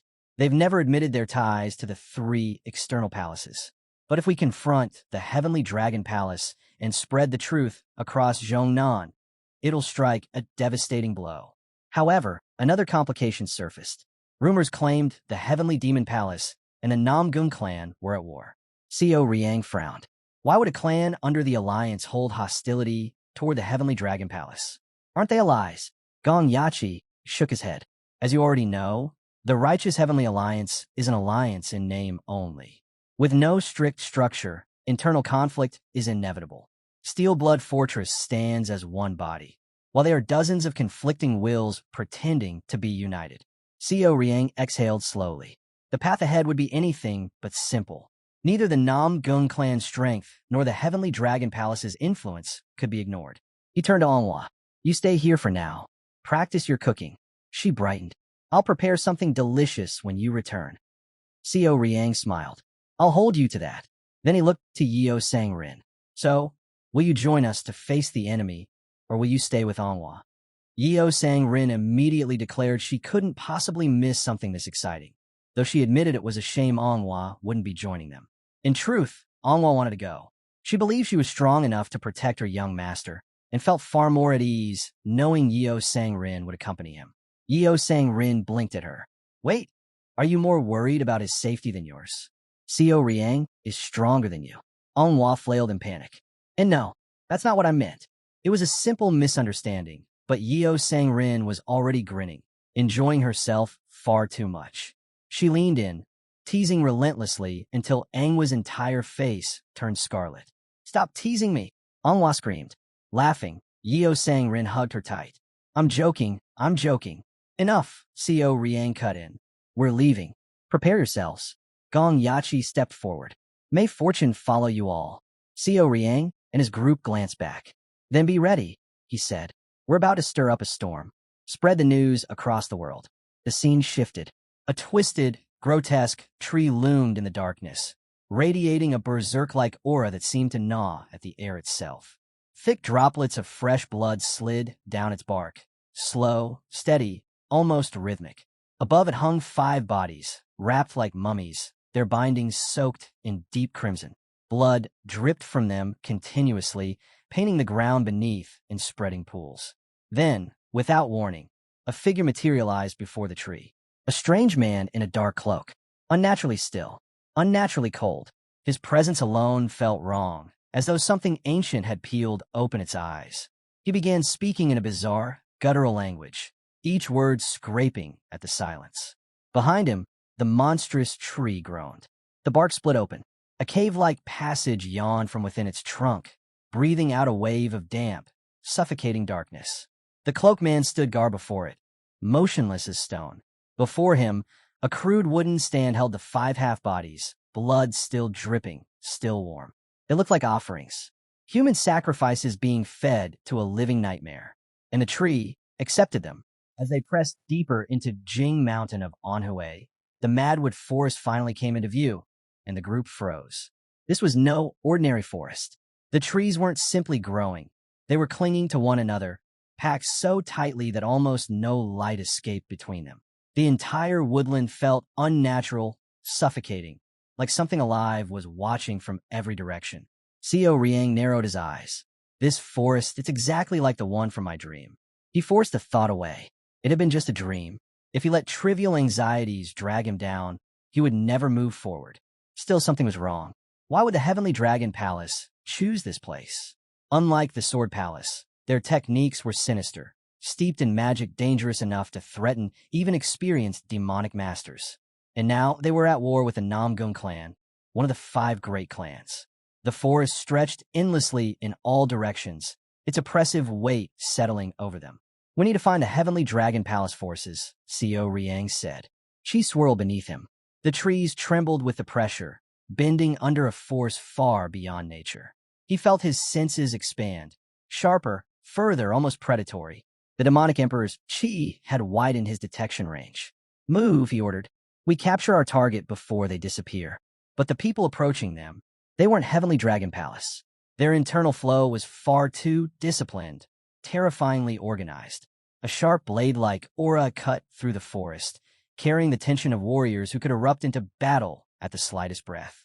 They've detected us, Co Riang muttered as that ominous energy turned toward them.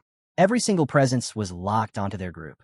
Then, boom, the monstrous trees around them exploded, splintering apart as a voice echoed through the forest. Who is radiating such overwhelming energy? Co Riang lifted his hand, crimson energy spiraling violently around his arm. Show yourself before asking questions, he snapped. Stop hiding. The crimson aura flared, an oppressive force ripping through the forest. The trees groaned, parted, and figures emerged. Warriors stepped forward in organized formation, weapons drawn, eyes cold.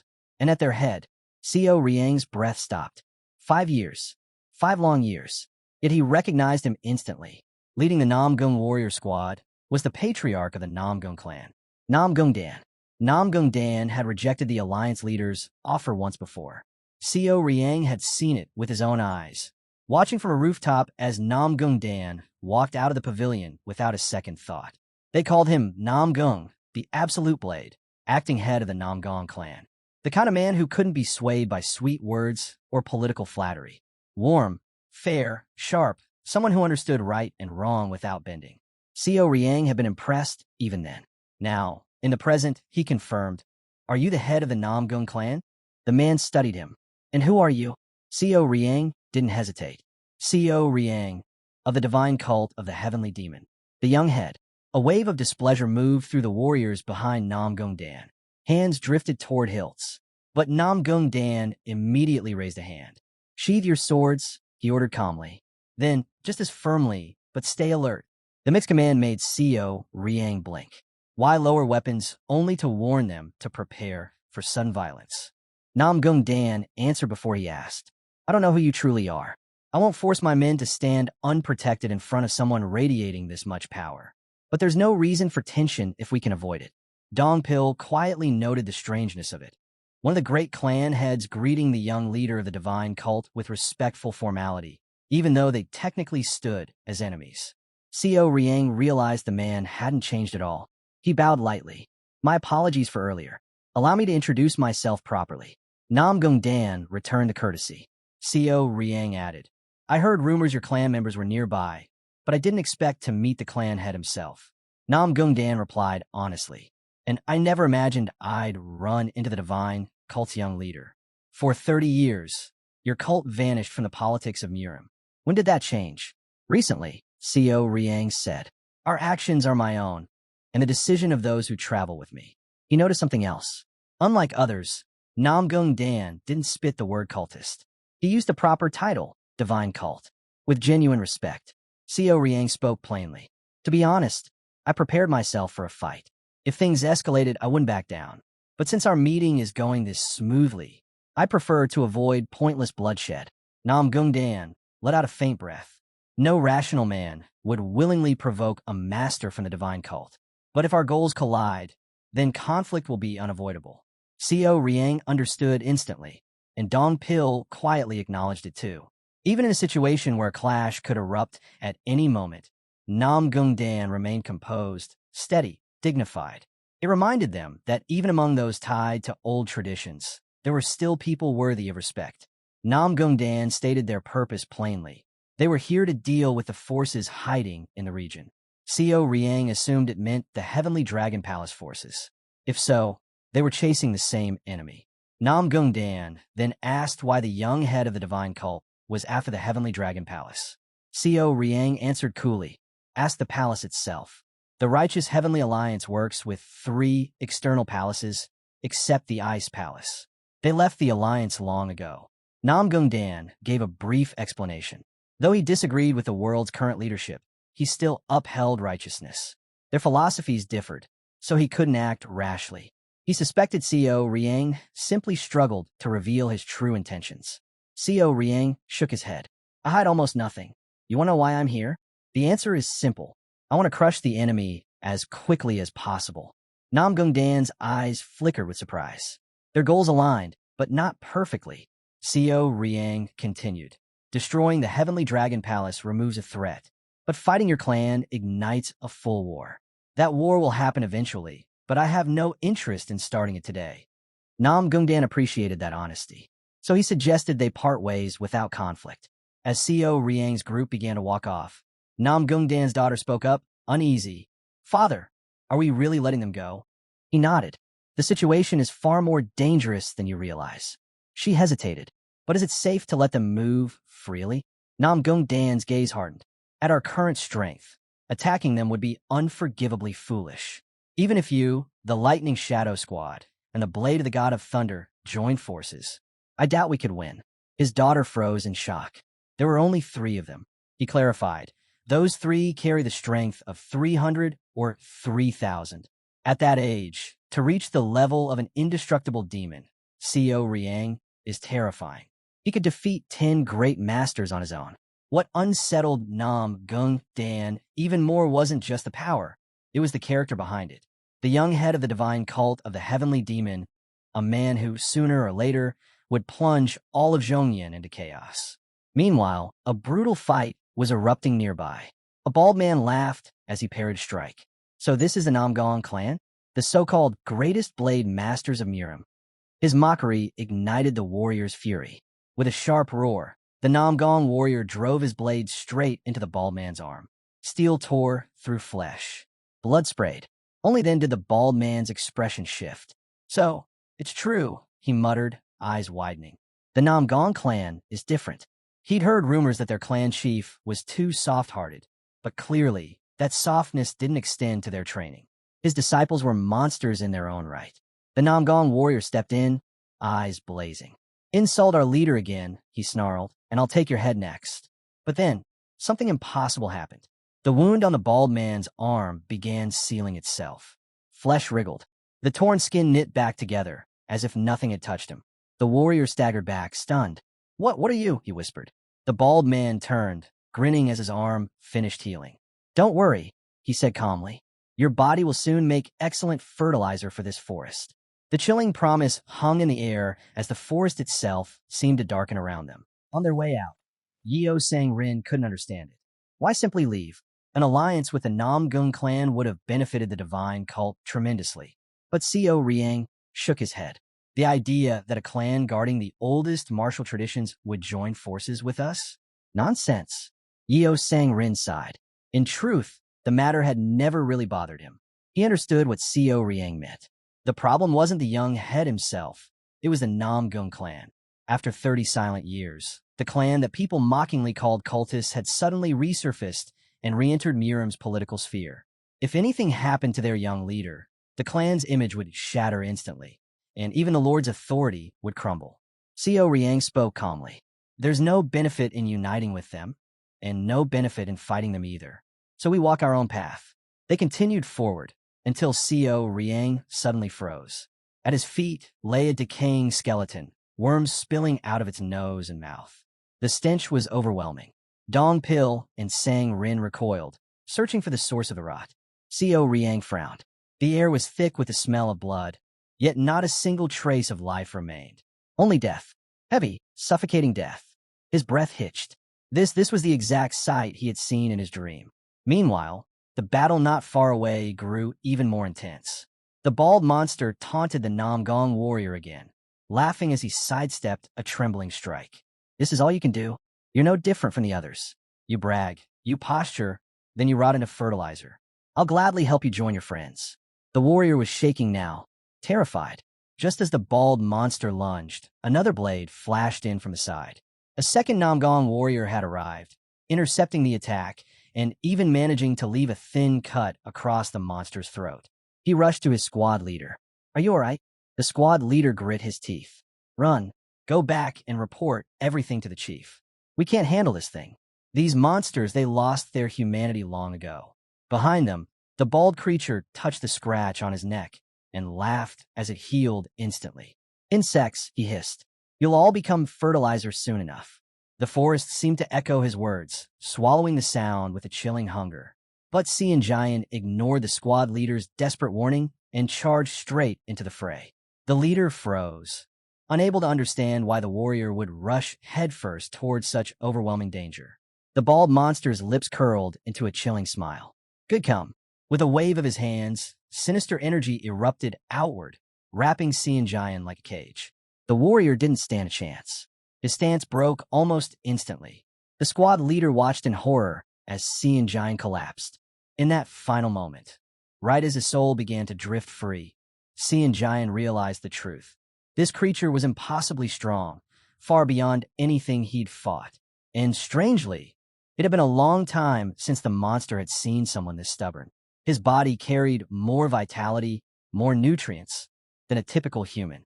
A shadow swallowed his soul. Cian Giant fell, lifeless. The bald monster sighed in satisfaction.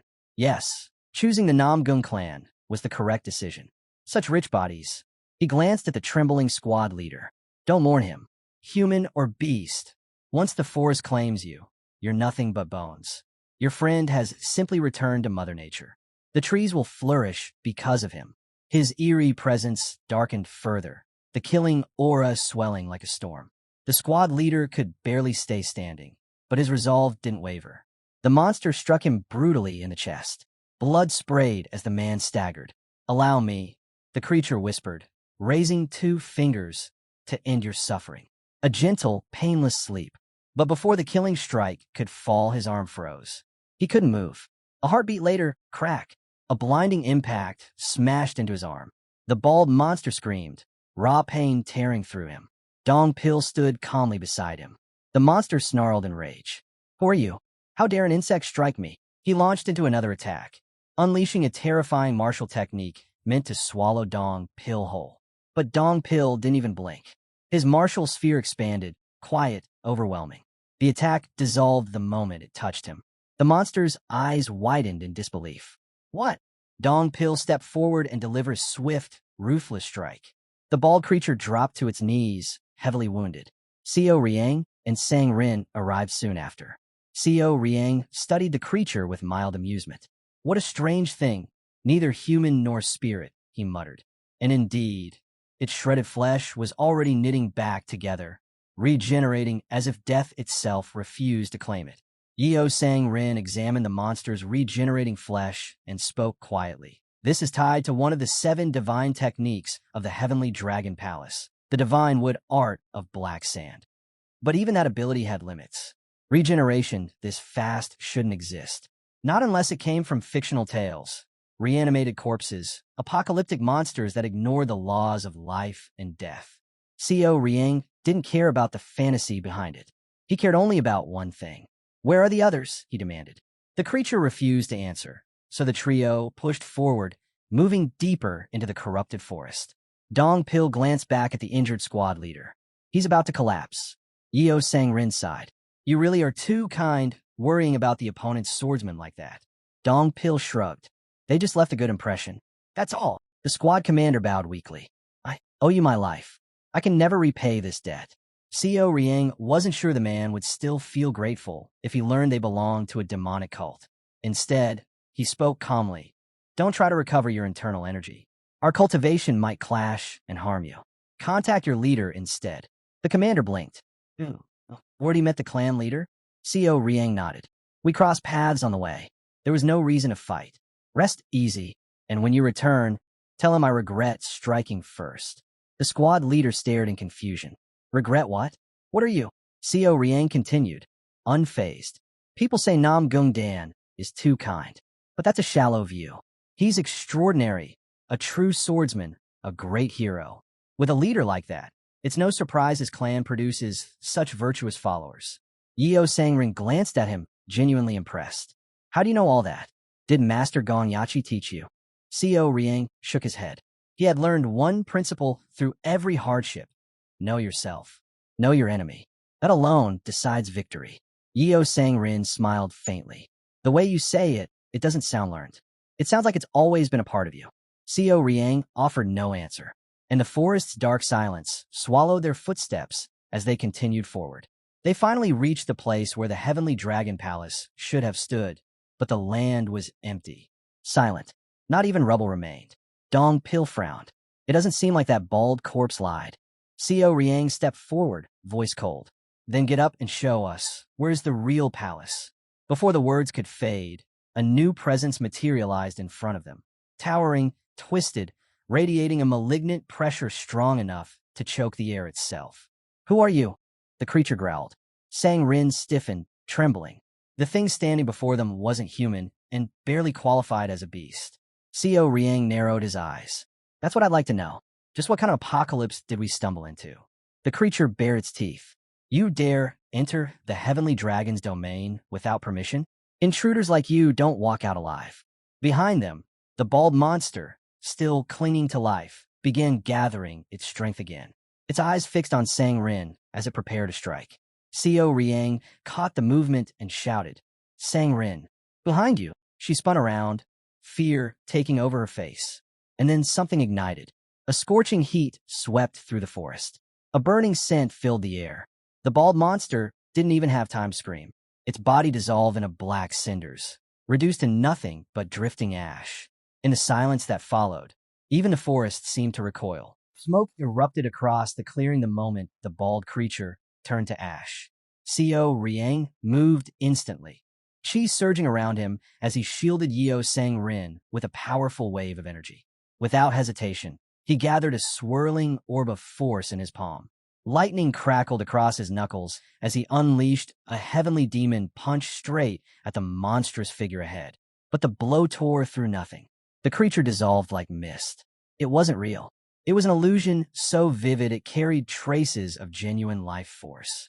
Whoever crafted it had incredible skill and a clear purpose. If this much effort went into deceiving outsiders, then the real entrance to the Heavenly Dragon Palace had to be hidden right here. The forest paths, the winding routes, all of it was part of a grand, illusionary formation. The entire forest was under the palace's spiritual domain, the power saturating each tree and root. Seo Riang exhaled slowly. He had underestimated them. As they approached a dark opening in the ground, Dong Pil peered in. This is very deep. Seo Riang frowned. What are they doing down there? Yeo Sang Rin stepped forward. Father told me. This is where they study and refine the art of creating the 7 luminaries. Seo Riang looked at her. Explain. She nodded. The 7 divine techniques of the Heavenly Dragon Palace come from the 5 elements: water, wood, fire, earth, metal. Added to that are the forces of yin and yang, the sun and the moon. But every element and every polarity has a weakness. A technique leaning too far to one side always carries a flaw. She continued, the art that balances growth and destruction, the art that suppresses all extremes, is the art of creating the 7 luminaries. Seo Riang's gaze sharpened, and the divine wood art of black sand.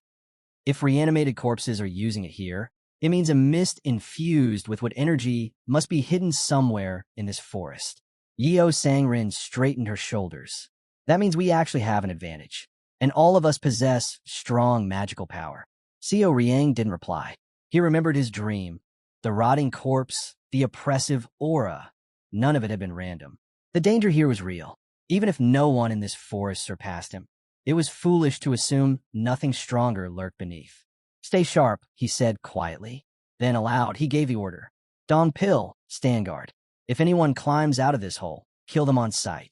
If an enemy appears, do the same. Dong Pil nodded. Seo Riang turned to Sang Rin. You and I will go down. We'll find the source. Fear flickered in her eyes. His voice softened just slightly. There's no need to worry. I'll never let harm reach you. She blinked, startled by his sudden sentiment. What had gotten into him? As they prepared to descend, he added, hold on to me. Your technique still isn't stable. They leapt into the darkness below, and Sang Rin gasped. This is too fast.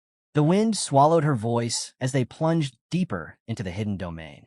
As they descended, the air grew thick, soaked with a painfully dense concentration of wood energy. Every breath felt heavy. If someone down here truly specialized in wood element arts, their real strength would far eclipse anything their outward level suggested. Yeo Sang Rin's eyes narrowed. Above us, something's there. Seo Riang nodded slightly. They had already encountered multiple wood-aligned creatures today, likely wood spirits who'd been aware of their presence from the moment they entered the forest. No point waiting, he said coldly. If they're coming, we attack together. The creatures emerged, twisted wooden beings, grotesquely resembling Groot's companions, but stripped of all innocence. Seo Riang's blade hummed, eager for blood. Come, then, he growled, and the monsters charged without hesitation. Meanwhile, at the surface, Dong Pil noticed movement the moment Seo Riang and Yeo Rin vanished into the pit. Countless figures crept out of the shadows, wooden monsters swarming toward him. They were weaker than the ones from earlier, clearly guardians of a deeper secret. Dong Pil assumed the young leaders were battling below as well. Then his expression hardened. A massive wave of creatures surged toward him, shaking the ground. Without fear, Dong Pil unsheathed his sword. I don't care how many of you come, he muttered. Not a single one will pass me. And he kept his word, cutting through them with relentless force as the group continued their brutal advance. Below, Yeo Sang Rin spotted a pale light flickering ahead. There! They sprinted toward it with full strength. Seo Riang struck the ground with a devastating blow, clearing a path, only for the entrance ahead to collapse completely. Dust and debris sealed off whatever lay beyond. Then they saw it. They froze. The ground was soaked in blood, thick, fresh, pooling like a crimson lake. A massive, monstrous tree loomed before them, its roots tangled around corpses. On a raised platform sat a mysterious figure, surrounded by bodies dripping blood like rain. The figure lifted his head. I sense the aura of a demon, yet your demonic skill is unfamiliar. Tainted, bitter. He narrowed his eyes. Could it be a follower of the divine cult of the heavenly demon? Beside him, a woman slowly turned, her eyes hollow yet burning with distorted mana. So, she asked, are you a demonic martial artist of the heavenly demon divine cult? Seo Riang ignored the question and murmured to Yeo Rin. Is this the 7 luminaries' assembly art? Most likely, yes, she whispered. And he must be a wood element mage. Her tone shifted, sharp, furious. But look at her, she's lost her mind. She's drunk too much blood. Yeo Rin being a mage herself, recognized the woman instantly. "She's the daughter of the Lord of the Ice Palace," she said, horrified. "What is she doing here?" Seo Riang said nothing, but Yeo Rin's anger finally burst. "I wanted to ask her that myself. She came to Zongan to stay for a while, but I never imagined she'd be part of something this filthy." The blood-drenched chamber fell silent for a heartbeat, and the true horror ahead finally settled in. The young mage stiffened, her expression twisting with rage. "How dare you," she hissed. "Silence. You have no right to insult a sacred ritual offered to the dragon god." Seo Riang finally grasped the truth behind the Namgung conflict. So this was why their martial masters had vanished. Kidnapped, drained, sacrificed. Yeo Sang-rin's words struck the mage like arrows. Her fury ignited, and a sinister aura erupted from her body. She began forming Alteraria, a heavy, venomous redwood technique dripping with malice. "It seems I'll have to teach you your place," she snarled. "Monsters, kill them." The creatures surged forward. Seo Riang stepped ahead, chi swirling violently. "I'll end them with one blow." But before his fist could land, he noticed something: tentacles. Wooden ones, emerging from the monsters and roots beneath their feet. Something was wrong. In the next instant, they were trapped. The forest itself wrapped around them, massive wooden bindings tightening like living restraints. The mage girl floated above, drowning in malicious energy. "You underestimated me," she said coldly. "Even a martial master at the peak of perfection cannot break my bindings. You two will make excellent fertilizer." The roots constricted, crushing in from all sides. Yeo Rin gasped as the pressure intensified. The bindings sealed completely, swallowing both of them. But the mage had no idea what she had provoked. A faint crimson glow pulsed from inside the bindings. Her eyes widened. "What is that?" The glow intensified. A surge of overwhelming demonic energy erupted outward. Crack! The bindings shattered like brittle twigs. Seo Riang stepped out from the explosion of splintered wood, an immense crimson aura flooding the chamber. His voice thundered through the blood-soaked cavern. "I'll annihilate every last one of you." The monsters froze. Even the forest itself seemed to recoil. He knew they needed to escape this cursed place, now. Seo Riang moved with ruthless precision, his blade slicing through the air and leaving behind a blazing arc of crimson light. One clean strike, and a massive tree monster standing over them split apart, freeing Yeo Sang-rin. From a distance, the hooded high sorcerer let out an annoyed grunt as the two stood back to back, red and blue energy swirling into a violent storm. Together, they cut down the creatures, closing in from every direction. "There's no end to them," Sang-rin muttered, eyes sharp with worry. Seo Riang didn't respond, his focus razor-sharp. He could obliterate every tree spirit with one overwhelming technique, but doing so would level the entire cavern and everything above it. He held back, but at a cost. The more he restrained his true strength, the more internal energy he burned through. Elsewhere, the high sorcerer stood triumphantly atop piles of corpses, fury radiating off her in waves. "Damn you all," she spat. A glowing yellow aura wrapped around her as she raised her hands. She refused to let them run free. The moment her power surged, the tree spirits responded. The bark of nearby trees darkened, slowly turning blood red. The wood element energy intensified as the creatures absorbed the blood spilled across the battlefield. Seo Riang narrowed his eyes. The great mage's sorcery thickened the bark, hardened the roots, strengthened the spirits. They were evolving in real time. The scene widened. The high sorcerer stood like a queen of corruption atop a grotesque tree altar, with a legion of empowered wooden monsters gathering below her. Seo Riang glanced at Sang-rin. "Can you handle this alone?" She whipped her head toward him. "Are you insane? There are over 100 of them. Do you want me to become fertilizer?" He shook his head calmly. "It's not the trees. It's her. The longer we fight, the stronger they grow. We must sever the source." He pointed toward the monstrous altar. "I'll deal with the wooden grotto. You face the high sorcerer." Sang-rin stared at him as if he'd lost all sense, but she also understood his logic. "I'll finish in 15 minutes, he added firmly. "Just hold on until then." She exhaled sharply, frustration and trust mixing in her gaze. "Fine. 15 minutes, she said. Not a breath longer. They split apart, the storm of red and blue tearing through the battlefield as the forest roared in response. Co Riang immediately dove into the fray, cutting down with spirits one after another. His sword carved through them with flawless precision, never striking a single tree that wasn't an enemy. Flames danced along his blade, scorching the wooden spirits with frightening efficiency. Fire against wood. He wielded the counter-element as if it were second nature. The High Sorcerer watched in disbelief. Such precision, such affinity with fire. Where did this monster come from? But she forced her shock down. No matter how powerful he was, no warrior could handle an infinite swarm.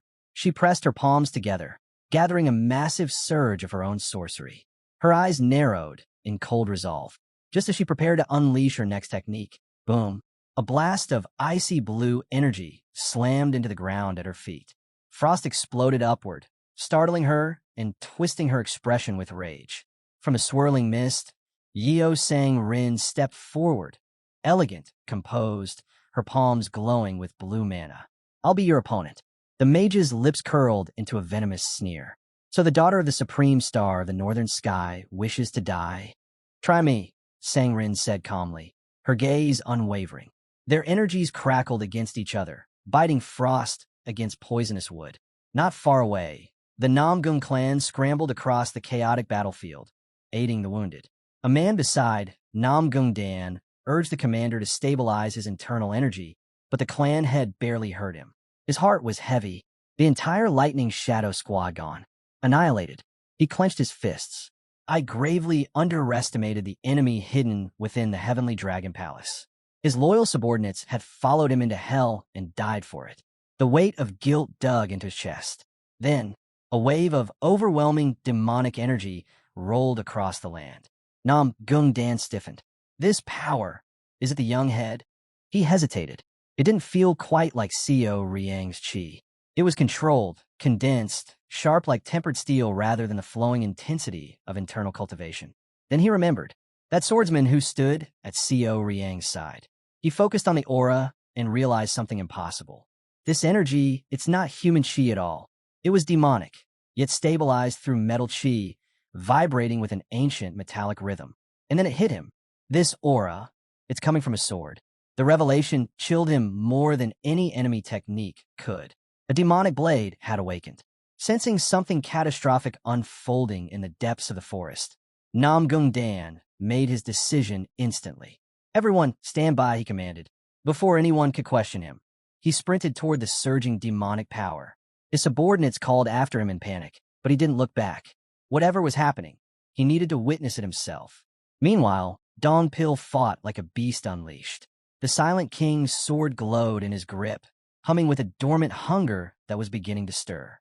Each swing cut through monsters with terrifying precision. But even as he fought, his thoughts drifted to one person. The young head, the one I vowed to protect. Fighting beside Co Riang had changed him in ways he never expected. Admiration had grown into something deeper, a fierce loyalty that consumed his heart. But with that loyalty came doubt. How can a guardian be weaker than the one he protects? How can someone like me defend someone like him? He severed a creature's head cleanly. No, everything changes today. Something awakened inside him. A strange force rose from his gut, burned through his chest, and surged into his head. His demonic chi twisted, intertwining with the hidden power of the Silent King blade. Then it erupted. Dong Pil became a whirlwind of pure slaughter, the blade singing with demonic resonance as he tore through dozens of foes. When the massacre finally halted, he stood alone, surrounded by dismembered corpses and blackened wood. He looked down at the sword. The Silent King was no longer silent. He had awakened the absolute demonic blade, something no one in history had ever mastered. Its power grew with each drop of spilled blood. The infamous demonic blade of black blood pulsed violently in his hand. Dong Pil glared at the remaining monsters, confidence burning in his eyes. Come at me all you want. As long as I draw breath, no one will interrupt the young leader. Far below, Co Riang felt the shift. The Silent King's sword's aura had risen dramatically. Ma Dong Pil had awakened it. But his own situation was dire. No matter how many wood spirits he annihilated, more kept appearing, like an endless tide. He darted a glance toward Yeo Sang Rin, who held her ground against the High Sorcerer. Frost crackled around her fist as she landed a powerful blow, briefly staggering the mage. But the advantage was fleeting. Blood trickled down the high sorceress's lips as she snarled with venomous hatred. I despise the bloodline of the Northern Heaven Pinnacle Star. She lunged, her legs snapping forward in a vicious kick. Yeo Sang Rin raised her arms to block it. Crack! The impact blasted her backward, her breath ripping from her lungs. She skidded across the ground, fighting to stay upright. Even with her ice essence chi reinforcing her guard, the sheer power behind the strike rattled through her bones. Her arms trembled. Her balance wavered. She realized with growing dread, if this continued, she wouldn't last much longer. The high sorceress pressed forward like a storm, stomping down with enough force to crack the earth. Yeo Sang Rin barely slipped away, landing unsteadily on a twisted root. Her breath hitched. How long am I supposed to survive this? Her thoughts shattered when the ground stirred beneath her. A crooked root snapped upward, coiling around her leg before she could blink. Another followed, then another. In seconds, a barrage of living tendrils wrapped around her torso, arms, and ankles, dragging her off the ground. She gasped as the bonds tightened, hoisting her into the air. Below her, the high sorceress, now free, smirked with vicious satisfaction. So fragile, she hissed, golden energy crackling across her hand. I'll tear you apart myself. Sang Rin grit her teeth, a strangled breath escaping her as the tendrils constricted. The mage lunged for the kill, but a single slash shattered the entire technique. A roar of dark energy tore through the altar as Seo Riang cut the tendrils clean. The high sorceress froze, stunned. The forest around him had already been reduced to scorched wasteland. Every tree burned away so he could focus solely on her. His demonic blade bled a heavy, ominous aura. Hundreds of monsters had already died beneath it. A young demonic master? She muttered, horror creeping into her eyes. Has he already reached heavenly demon level? She had approached them thinking they'd be easy prey. Now fear took over. She needed to escape. Immediately. He's running. Yeo Sang Rin shouted from the ground. I know, Seo Riang growled, eyes locked on the sorceress. His weapon surged with menacing red light as the altar's roots twisted upward, wrapping around her as she tried to flee. You fools, the sorceress screeched. You don't understand what you've interfered with. I'll remember this. I'll make you pay. Her final threat never finished. Seo Riang moved, a blur of lethal intent. His massive, bandaged weapon smashed straight into her face with a brutal, bone-splitting crack, slamming her out of the air. She hit the ground hard and didn't resist anymore. Seo Riang planted his weapon atop her chest, pinning her like a crushed insect. His voice dropped to a cold, razor-edged tone. What did you give damn Seong in exchange for expanding into Zhongyuan? The high sorceress scoffed weakly, refusing to answer a demonic martial artist. But as she lifted her eyes to glare at him, her expression shattered. Terror swallowed her whole, and whatever she saw stole the defiance straight out of her soul. Seo Riang stiffened. For a moment, he thought the battlefield had finally gone quiet, but then the weapon in his hands began to tremble. A low, distorted hum pulsed from the blade. The Emperor's demonic energy, sealed deep within it, started to spiral out of control, twisting like a cyclone desperate to break free. Dark streams of death chi bled into the weapon on their own, even though he wasn't channeling a single thread into it. What? Seo Riang's eyes narrowed. The blade was absorbing everything. He immediately pressed his palm to the bandaged hilt, forcing the 9 depths technique outward in a surge to contain it. The air crackled. His muscles locked. Even suppressed, the weapon fought him, greedily devouring the death energy in the air. All around them, the tree spirits began collapsing, their bodies withering into dust. Roots shriveled, branches curled inward like dying fingers. Yet the blade of the heavenly demon only grew hungrier. It continued pulling in the wood element chi, saturating the forest, slowly, methodically draining every pocket of concentrated energy. If he let this continue, the entire place would collapse into an empty husk. Seo Riang felt his pulse spike. He had cut down monsters, crushed roots, shattered spells. But this was something he had never expected. A weapon acting on its own. A weapon that refused to stop. He grit his teeth, tightening his grip as the blade vibrated violently beneath his hand. If the heavenly demon's relic kept devouring everything, What in the world was he supposed to do now? The high sorceress lay crumpled on the ground, barely conscious, her face streaked with dirt and blood. Yet her eyes were wide, horrifically wide, as she watched the scene unfolding before her. "No, this can't be," she whispered, voice trembling. A violent torrent of energy was being ripped from her body and the forest around them, spiraling straight into Co Riang's weapon. The heavenly demon blade drank it all, the divine bloodwood chi, the lingering spirits, even the ambient life force, devouring it and twisting it into demonic chi. The blade was getting stronger, and she realized with dawning terror that she had just witnessed a forbidden truth. Co Riang's grip shook violently. The weapon pulsed in his hand like a living beast straining against its chains. Flames burst from the bandaged hilt as the old sealing charms ignited one by one, burning away into ashes. They weren't being broken. They were being consumed. His eyes narrowed sharply. So this was why the Emperor's power had spiraled. The blade itself was starving. It wasn't just absorbing chi. It was hunting for control. It sought to force open the path to Li Qionsang's internal energy by drawing in an external source, Bloodwood Divine Chi, the purest wood element force in the region. "This damn thing has a will of its own," Co Riang growled. He plunged the burning blade into a nearby corpse, hoping to halt the flow for even a heartbeat. But the moment it pierced flesh, the blade's flames flared brighter, as if mocking him. He knew the truth. No one could command this sword except the man who forged it, Li Qionsang, the original heavenly demon. And Co Riang was nowhere near that level. His jaw tightened until his teeth creaked. He wasn't ready. He wasn't warned. He had no means to handle this monstrous relic. And yet here he was, with a cavern collapsing around them like a dying beast. Stones cracked overhead. Chunks of the ceiling rained down. "Leader," Yeo Sang Rin shouted. "The ceiling. The whole place is falling." Only one path remained, one narrow escape route, and it was closing. Co Riang inhaled sharply. There was only one solution left. He had to absorb the Bloodwood Divine Chi himself. Not through technique. He didn't possess the mastery for that. But through the heavenly demon blade, which was still connected to the 9 depths demonic chi inside his body. If he allowed the divine chi to enter him directly instead of funneling through the sword, the blade would stop rampaging.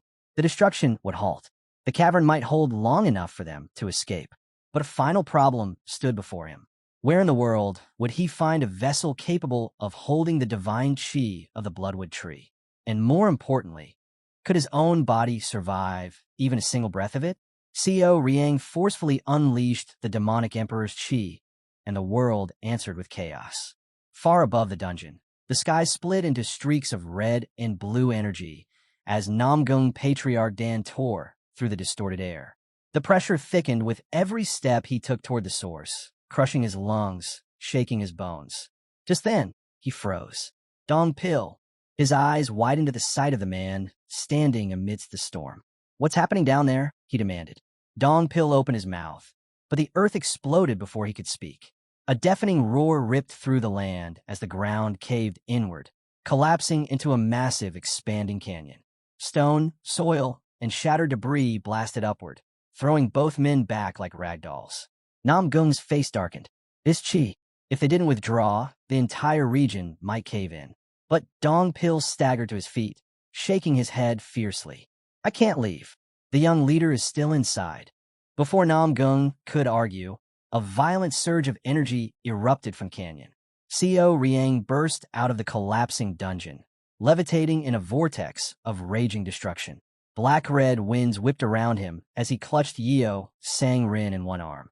With the last of his strength, he flung her toward Dong Pil. "Take her and go." She tumbled harshly across the unstable earth, rolling to Dong Pil's feet. He dropped beside her anxiously. "Are you hurt?" Yeo Sang Rin staggered up, eyes fixed on the spiraling storm behind Co Riang.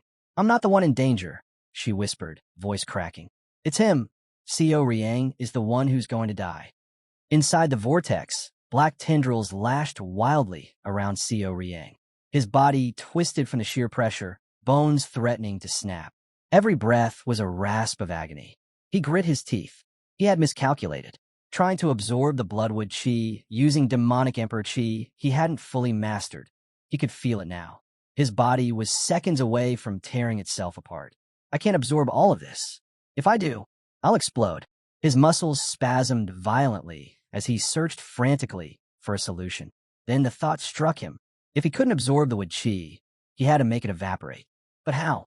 Below, Nam Gung watched, horror creeping into his expression. Seo Riang's body dangled lifelessly in the storm, barely resisting. If this continues, Nam Gung muttered, gripping his sword tightly, his body will ignite. Blue energy swirled around him as he stepped forward. Dong Pil stared. Patriarch Nam Gung, what are you planning? I have no choice, Nam Gung answered. Those chains of sinister chi must be broken. Above them, Seo Riang screamed. A raw, violent cry ripped from his lungs as the demonic tendrils constricted. Nam Gung moved. In a flash of blue light, he leapt into the maelstrom and began slicing apart the bindings, trying to tear the young leader apart. Meanwhile, inside the quiet pavilion of the righteous Heavenly Alliance, a conversation far heavier than the storm outside unfolded. Mr. Kong spoke first, tone sharp and unfiltered. The house sect their vermin. No matter how many times you crush them, they scatter and return. Eliminating them won't work. You only need to paralyze them, long enough to act. Dam Seong gave a thin smile. You haven't changed. Age, Mr. Kong replied with a smug grin, is only a number. A number repeated only by those who haven't lived long enough. Dam Seong countered coolly. If age were that simple, no one would bother counting it. Kong Wu Chong exhaled, slightly uncomfortable. This path is yours to choose. Are you truly set on this? You already know, Dam Seong answered. Greed drives me, but I'm not alone in that. The demonic cult leader, the Steel Blood Fortress Lord, all of them crave the same thing. If you go through with this, Kong warned, the world will drown in chaos again. It already has, Dam Seong said. If anything, it may spare you from further trouble. Mr. Kong chuckled. Our goals align then, just like the old days. He then asked, why not handle this personally? Dam Seong lifted a brow. As Alliance leader, dignity must be upheld. Orthodox Miram expects restraint. A pause, then a smirk from Kong. Funny, considering how recently you shattered half your surroundings because someone offended you. Dam Seong looked away. Before departing, Kong added, I heard the Namgung clan is unusually active. Are they stable? I trust them completely. There are rumors. Conflict with the Heavenly Dragon Palace. If needed, I can head to Anhui and focus on your duties. Dam Seong snapped, voice icy. Mr. Kong stiffened. My apologies. At that same moment, the collapsing world Seo Riang knew faded, and he found himself in the pavilion of the demonic court. A voice echoed behind him. He turned, and there stood Li Qian-sang. For a heartbeat, Seo Riang wondered if this was another illusion, another dream. Yet the overwhelming aura radiating from the demon lord felt too real, too solid. Even in this dreamscape, his power dominated everything. Qian-sang studied him with calm, ancient eyes. You feel it, don't you? The demonic path has no end. It grows deeper, grander, but only within the limits of your vessel.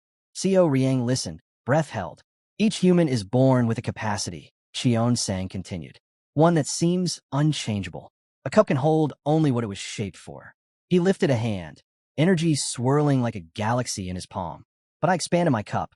When I created my demonic arts, I broadened that vessel. Seo Riang's eyes widened. And if it could be done once, the demon lord said, voice echoing through the void, then it could be done again.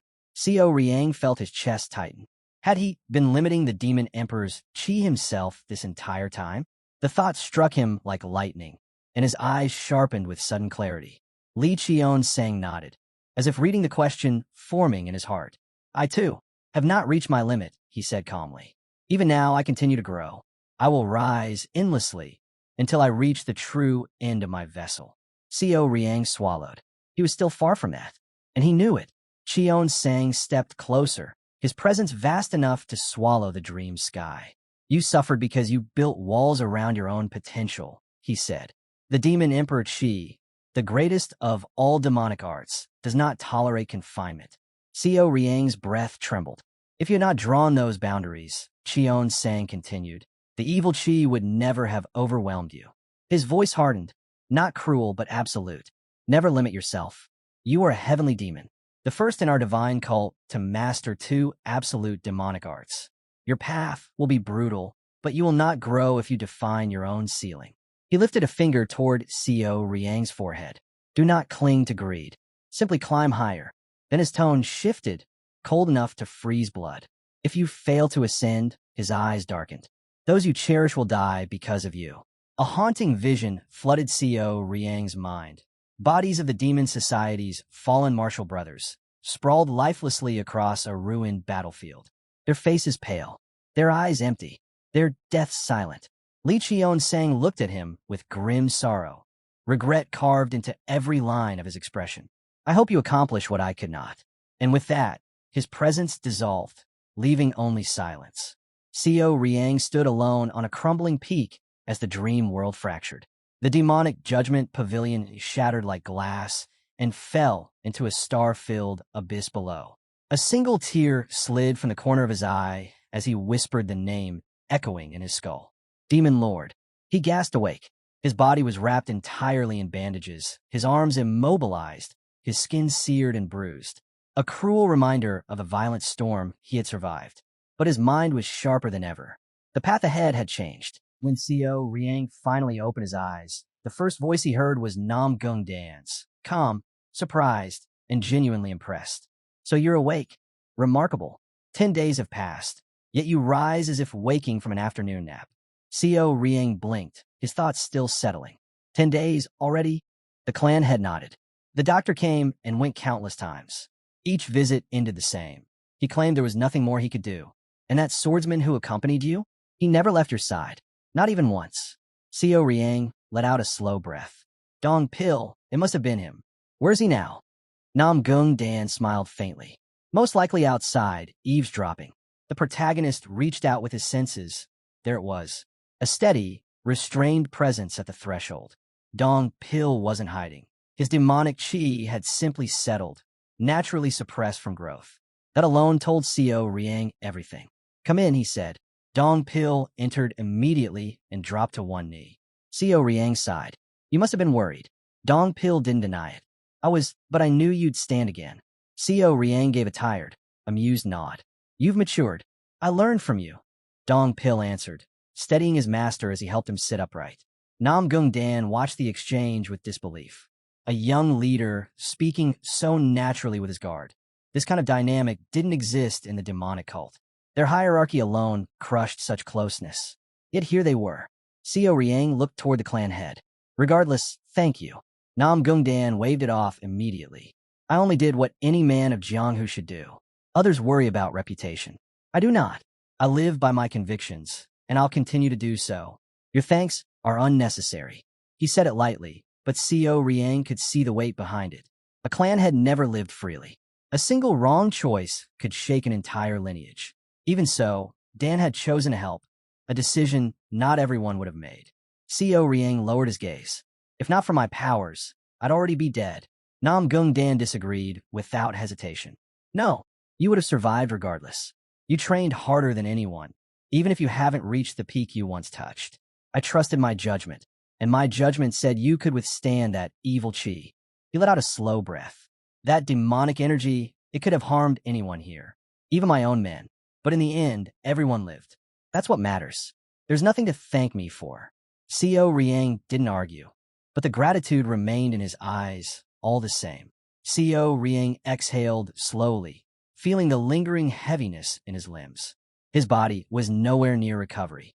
Well, since I've come this far, he said, I should stay until I'm fully healed. Nam Gung Dan simply nodded, but Co Riang added quietly, I won't forget your kindness. A dull ache ran through him, enough that Dong Pil immediately stepped forward. Lie down, young master. I'll bring food. Co Riang managed a faint smile. Even through the pain, one thought stood out. The patriarch of the Nam Gung clan truly was an exceptional man. Dong Pil once believed there was nothing greater than martial arts. But after meeting Nam Gung Dan, that belief had wavered. Seeing such a man, it changed something in him. Co Riang wondered aloud. If fate placed them on opposite sides someday, would he truly have a heart to raise his blade against the man who saved him?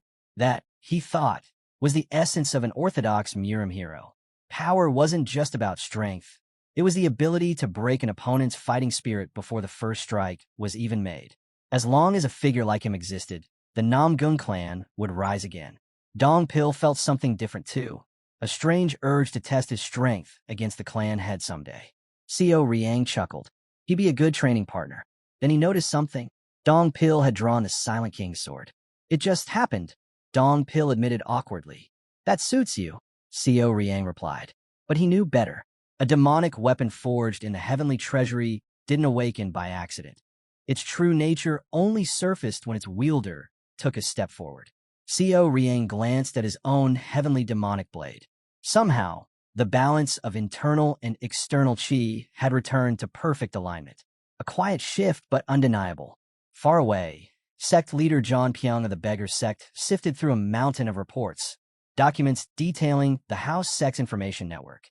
Even for him, someone who'd seen the world's darkest corners, this level of intricacy appeared only a handful of times in his life. His assistant asked, "Do you think the House Sex leader is behind this?" John Pyong shook his head. No, the old man is already nearing his final days. This reeks of the heir's work.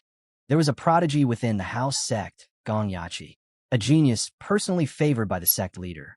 No one else could have engineered such precision. But the real question was, where did they get the courage to attempt something so bold?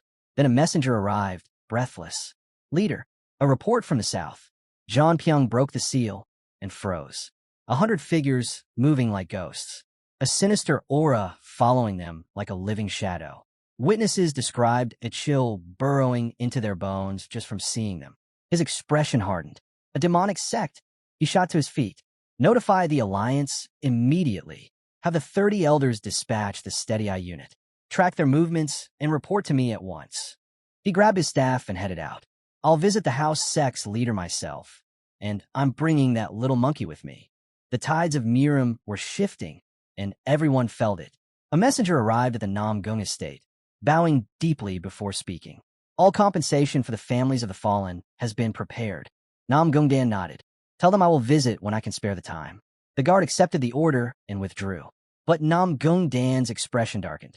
The Heavenly Dragon Palace hadn't been abducting people across Anhui because they thought they could hide. They simply did not care whether they were exposed. That meant someone powerful stood behind them. The righteous Heavenly Alliance. Could it be them? What was their leader planning? Did he want to crush every faction that refused to walk his path? Across the courtyard, he paused, watching Dong Pil train alone. Every swing, every step, every breath carried brutal intention. Even Namgung Dan, who had spent his entire life on the path of the sword, had never trained with such unyielding force. How much suffering must one endure to forge a body like that? Dong Pil looked as if he breathed martial arts in his sleep. A man who had discarded everything except the blade. Dong Pil suddenly stopped and bowed. Clan head, Namgung Dan, let out a quiet laugh. Forgive me. Your training was mesmerizing. I couldn't look away. He stepped closer. Ow, this is the young leader. Recovering steadily, Dong Pil replied. He's strong. He'll be fine. The clan head hesitated for a moment, then spoke. You seem troubled. Do you have time to talk? Dong Pil blinked, surprised, but nodded silently. Namgung Dan continued. Serving someone gifted can become a burden, especially someone like him. Dong Pil lowered his gaze. Co Riang is the most gifted person I've ever seen, he said softly. He doesn't feel like a young man. He feels like watching a grandmaster take his first steps. What shocked the clan head most was not Co Riang's monstrous potential, but the lack of arrogance in him. Dong Pil nodded. He has never been arrogant. Not once. That kind of humility, you don't see it in Miram. Namgung Dan crossed his arms, exhaling. I can't help wondering what kind of impact he'll have on Zhong Yuan. Dong Pil stiffened. Clan head, that's not something you should speak of. Our clan and the Heavenly Demon sect are enemies. Namgung Dan chuckled. There's no rule saying I can't admire an enemy. If we ever cross blades, I'll simply give everything I have. That's enough. Dong Pil stared at him quietly. And in that moment, the patriarch of Namgung clan felt certain. This young demon heir would shake the world. Namgung Dan spoke with the calm certainty of a man who had already weighed his own soul. The measure of a great person lies only in what they're capable of and in what their soul reflects. I've lived without shame. So even if I must one day face your young leader in battle, I feel no fear. Dong Pil studied him quietly. One extraordinary man, a mind that never bent, a spirit that never cracked. Fearless confidence wrapped in unshakable courage. There was truly nothing in the world this clan head feared. Nam Gung chuckled. Of course, I doubt I'd last even 10 seconds against him. Dong Pil shook his head. 5. They both laughed, and in that shared moment, something softened. But then the clan head's smile faded. My conviction was shaken recently. Dong Pil tilted his head. What? Nam Gung looked off into the distance, his voice quieter than before. I've been meeting with the families of the swordsmen who died in that mad forest. Money couldn't bring back a life. But reality was cruel. Gold was the only help he could offer. Even if I approached each one personally, even if I begged for forgiveness, it still wouldn't be enough. No truth, no apology could ever repay what was lost. Dong Pil spoke gently. Those swordsmen would never blame you. I understand that, Nam Gung said. But this burden hasn't lightened in decades. Still, Dong Pil shook his head. You don't seem like someone whose convictions would break so easily. Nam Gung let out a slow sigh. This isn't about conviction anymore. It's about whether the path I walk is truly the right one. He glanced at Dong Pil. You know the trouble our clan is in because of the Heavenly Dragon Palace incident. Many around me urge the easier path. They say times have changed, that stubborn ideals have no place in this world. Nam Gung's voice hardened. But an easy path isn't right, and a wrong path doesn't become righteous just because it's simple. I know that, and yet the pressure remains. Dong Pil frowned. Why does it trouble you so deeply? Because people will die, Nam Gung answered. My clan suffers, all because I refuse to bend. A bit of dirty work wouldn't ruin my life, but harming my own people for the sake of my pride? The thought disgusts me. Dong Pil nodded slowly. If that happens, you won't remain confident in yourself anymore. The soul you're trying to prove will become stained.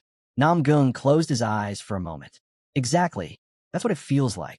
And beneath the calm exterior, the patriarch of the Nam Gung clan wrestled with a battle no blade could ever win. Dong Pil lowered his head slightly. I'm only a bodyguard. I can't pretend to understand everything you're feeling. But then his voice sharpened, steady, unwavering. But I do know this. The moment a man starts thinking everyone else is doing it, so it's fine for me to, that's when he loses his dignity. He looked straight at the clan head. I've seen enough to know that path is wrong. That's why the young leader respects you, and why I do as well. Nam Gung Dan let out a slow, tired breath. I suppose you're right. I haven't fallen into the same temptations others surrendered to, and even for the top 10 masters of Murim, resisting those temptations would break their will. Then he laughed softly. Who would have thought, being comforted by a guard from the divine cult? Dong Pil's response was ice cold. I wasn't comforting you. Even so, the clan head's eyes eased, the heaviness in him lifting just a little. If you're free, we could share a drink. Dong Pil bowed politely. I must return to the young leader. Nam Gung waved him off. We can drink here. No one in Anhua would dare raise a hand against us. Relax. Dong Pil hesitated, then nodded. In that case, just a couple of cups. Inside the room, Co Riang heard every word. He sat calmly, at least on the surface. But the atmosphere around him was anything but calm. His aura rippled violently, the air trembling around him. He clicked his tongue. So the two of them have gotten close enough to drink together? A faint scowl tugged at his expression. At this rate, they might as well call it a date. The moment the letter reached him, and he learned Gong Yachi was heading out to meet the beggar sect's head, the protagonist simply closed his eyes for a breath. Was that man really planning to settle things himself? The beggar sect might have fallen from its former glory, but even as a shadow of what it once was, it was still a force no one could take lightly. A voice drifted in from behind, calm, almost amused. What fine scenery, wouldn't you agree? The protagonist turned at once, cheek sharpening as he sensed the presence. The moon isn't even full, the newcomer mused, and yet when an old lion and a young tiger meet beneath it, somehow the world feels a little less empty. Only one man in this entire region carried that kind of weight. Co Riang knew instantly. This could only be the former patriarch, Nam Gung-un, and the old man nodded in quiet confirmation. Meanwhile, John Pyong was still struggling to make sense of the location chosen for this meeting. The aura he felt was fierce, too fierce. The true house sect leader should have been close to 80 by now, not radiating chi like a blade in its prime. Then Gong Yachi stepped out. It is an honor to meet you, Senior John, he said. John Pyong froze for a heartbeat. This young man was the leader. He had expected wrinkles and wisdom, not someone who looked like the world hadn't even had enough time to grind him down yet. Gong Yachi introduced himself, explaining with calm certainty that while he wasn't the official patriarch, he carried every responsibility of the house sect leader. Then you're the young successor? John Pyong asked. Gong Yachi nodded. Heir of the house sect. No wonder the beggar clan head had insisted on this meeting. A successor with potential and danger.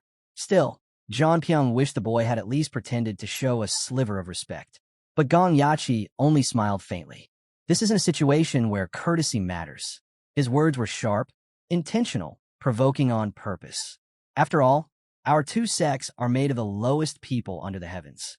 I was raised too poor and too uneducated to worry about etiquette, especially when standing in front of a beggar. John Pyong let out a dry chuckle, admitting the jab had hit its mark. A beggar lecturing others on manners while wearing spotless new robes. He knew exactly how absurd it sounded. Gong Yachi's eyes narrowed slightly. He was starting to see what kind of man he was dealing with. John Pyng adjusted his sleeves, speaking with a calm pride. As sect leader, I must uphold appearances. A beggar should look like a beggar. That is our motto. But the head of the sect is allowed to rise above it. He wasn't denying the rule. He was placing himself beyond it. Regardless of what I wear, I remain the dragon head. Since I arrived first, we could have at least begun with a drink. Gong Yachi didn't bother entertaining the gesture. I'm a busy man.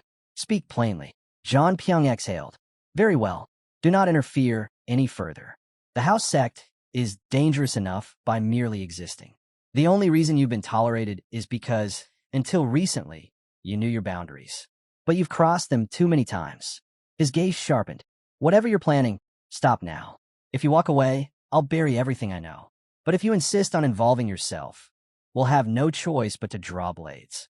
Gong Yachi gave a small nod, accepting the warning, nothing more. John Pyong studied him, recalling rumors that the previous house sect leader had treasured this disciple. Now he understood why. The boy had teeth and resolve. Are you finished? Gong Yachi asked. No, John Pyong replied. You thanked me for the warning, but you never said you'd accept it. A thin smile touched the young man's lips. Because I won't. I appreciate the warning, but I'm not stepping back. I don't know how long this will take, but I'm seeing it through to the end. John Pyong stiffened. Gong Yachi's stance made one thing clear. The storm would not pass quietly. The fall of the beggar sect, the young heir added coldly, rests on its leader alone. For a heartbeat, John Pyong stared. And then he burst into laughter. Loud, sharp, almost relieved. Of course it does, he said, tightening his grip around his sword. The responsibility lies with me, not with a brat from the house sect. But Gong Yachi didn't flinch. In truth, your fate might have been sealed the moment you took the throne. John Pyong's eyes narrowed. What are you implying? Gong Yachi answered without hesitation, voice icy, unwavering. The beggar sect once stood for justice. Now it stands for deception, violence, and greed. You burned an entire city to hide information and called it necessity. His gaze cut straight through the man. You twisted your own sect into the nightmare it is today. John Pyong narrowed his eyes, the weight of Gong Yachi's accusation gnawing at him. Who exactly are you? Gong Yachi answered without blinking. I already told you. Young leader of the house sect. A survivor then, John Pyong pressed. It doesn't matter, Gong Yachi replied coldly. What matters is that you die here. There was no hesitation, only the quiet burn of vengeance. John Pyong scoffed. And how many martial masters have you gathered? You think the house sect can stand against us? He gestured behind him. The force under my command could erase a sect overnight. You've provoked the wrong enemy, boy. But Gong Yachi only tilted his head, calm, almost too calm. Someone else wants you dead long before I do. I'm simply clearing their path. John Pyong's expression twisted. He understood exactly what was being implied. Behind him, the beggar sect's men whispered in confusion. Something was approaching, something they couldn't identify, couldn't sense, couldn't comprehend. Gong Yachi glanced their way. You still don't understand what you've done, or who you crossed. He pointed into the darkness. Allow me to introduce the strongest, most feared force in all of Zanjuan, the martial masters of the divine cult of the heavenly demon. And stepping forward was a legend. The former patriarch of the Namgung clan, father of the current patriarch, one of the 10 greatest under heaven. Namgung-un, the king of swords. There may exist warriors stronger overall, but in swordsmanship, None could surpass this man. Yet the elder himself looked stunned. That boy, barely 20, possessed an aura and fighting spirit beyond anything he had expected. A talent like his, the world would not see again for a century. Co Rieng quietly bowed his head in gratitude. The elder's kindness warmed him more than he expected. His own body was no longer what it once was, so he hesitated before asking if he could sit beside him. The protagonist allowed it without even blinking. Nam Gung unraised a brow. He expected resistance, maybe pride, maybe wariness, but the young man neither flinched nor minded him entering his personal space. Was it confidence that deep, or respect that sincere? Co Rieng spoke first, admiration clear in his voice. I've long admired the patriarch of the Namgung clan. Both father and son, remarkable men.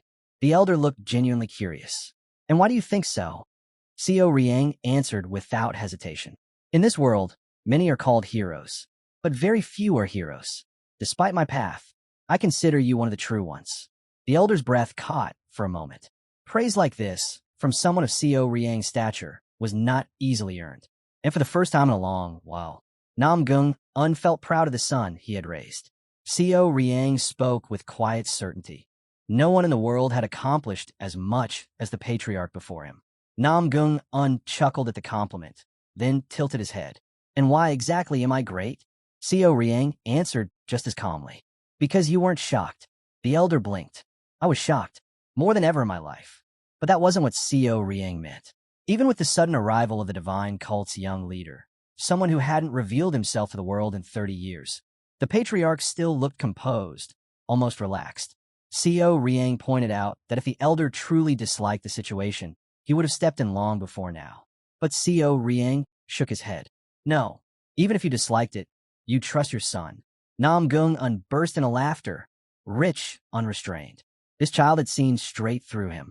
He had trusted every decision his son made, past, present, and the future yet to come. Co Rieng couldn't hide the admiration on his face. That warmth between father and son, it was rare. The elder's eyes softened. What about you? What kind of person is your mentor, the cult leader? Co Rieng hesitated. His mentor, describing him was nearly impossible. Incomprehensible, he finally said. Nam Gung nodded knowingly. Then he must be extraordinary. Only an extraordinary master could raise someone like you. Li Qion sang. Even among demonic legends, he was something else. The elder recalled the demonic masters he'd fought in his youth. Fierce, relentless, impossible to summarize. But if one word fit, it was indomitable. Their paths had clashed countless times. Yet through it all he learned one truth. Even the followers of the divine cult were still human. Co Rieng looked down. I may have been the only one who didn't understand that. When I first entered the cult, I wanted nothing but to escape. I never tried to learn anything. I simply believed they were monsters, just as everyone else said. Nam Gung unsmiled faintly. And yet that frightened child is now the heir of the divine cult. Life truly is strange. His gaze shifted. You'll be leaving tomorrow, won't you? Co Rieng blinked. How did you? Intuition, the elder replied. People like you hate being indebted. And you wouldn't want rumors spreading about ties to the Namgung clan. Co Rieng exhaled. The elder saw straight through him again. Nam Gung leaned back slightly, a sigh escaping him. I've enjoyed speaking with you. A shame you're leaving so soon. For the first time that night, the warmth in the elder's eyes carried a hint of regret. A playful glint appeared in Nam Gung Yuan's eyes. I wonder, what do you think about a duel? Co Rieng answered instantly, without even a heartbeat of hesitation. No. The elder blinked, genuinely taken aback. Of all the responses he expected, refusal was not one of them. A warrior of Co Rieng's caliber, someone who lived at the edge of life and death, would surely crave battle as he did. But Co Rieng shook his head. I owe the Namgung clan my life. I won't risk harming anyone here. If we fight, it won't be on your land. The elder paused, and then a slow smile spread across his face. So this was the depth of the boy's character. Without another word, both men vanished from sight, leaping across rooftops and forest shadows until they reached a secluded cliffside far beyond the clan's borders. Nam Gung felt oddly pleased. Fate had guided their meeting, and now it guided them toward a clash he had not expected but deeply welcomed. Co Rieng stepped forward, posture respectful yet unyielding. You are my elder, he said quietly. I'll let you make the first move. The wind shifted.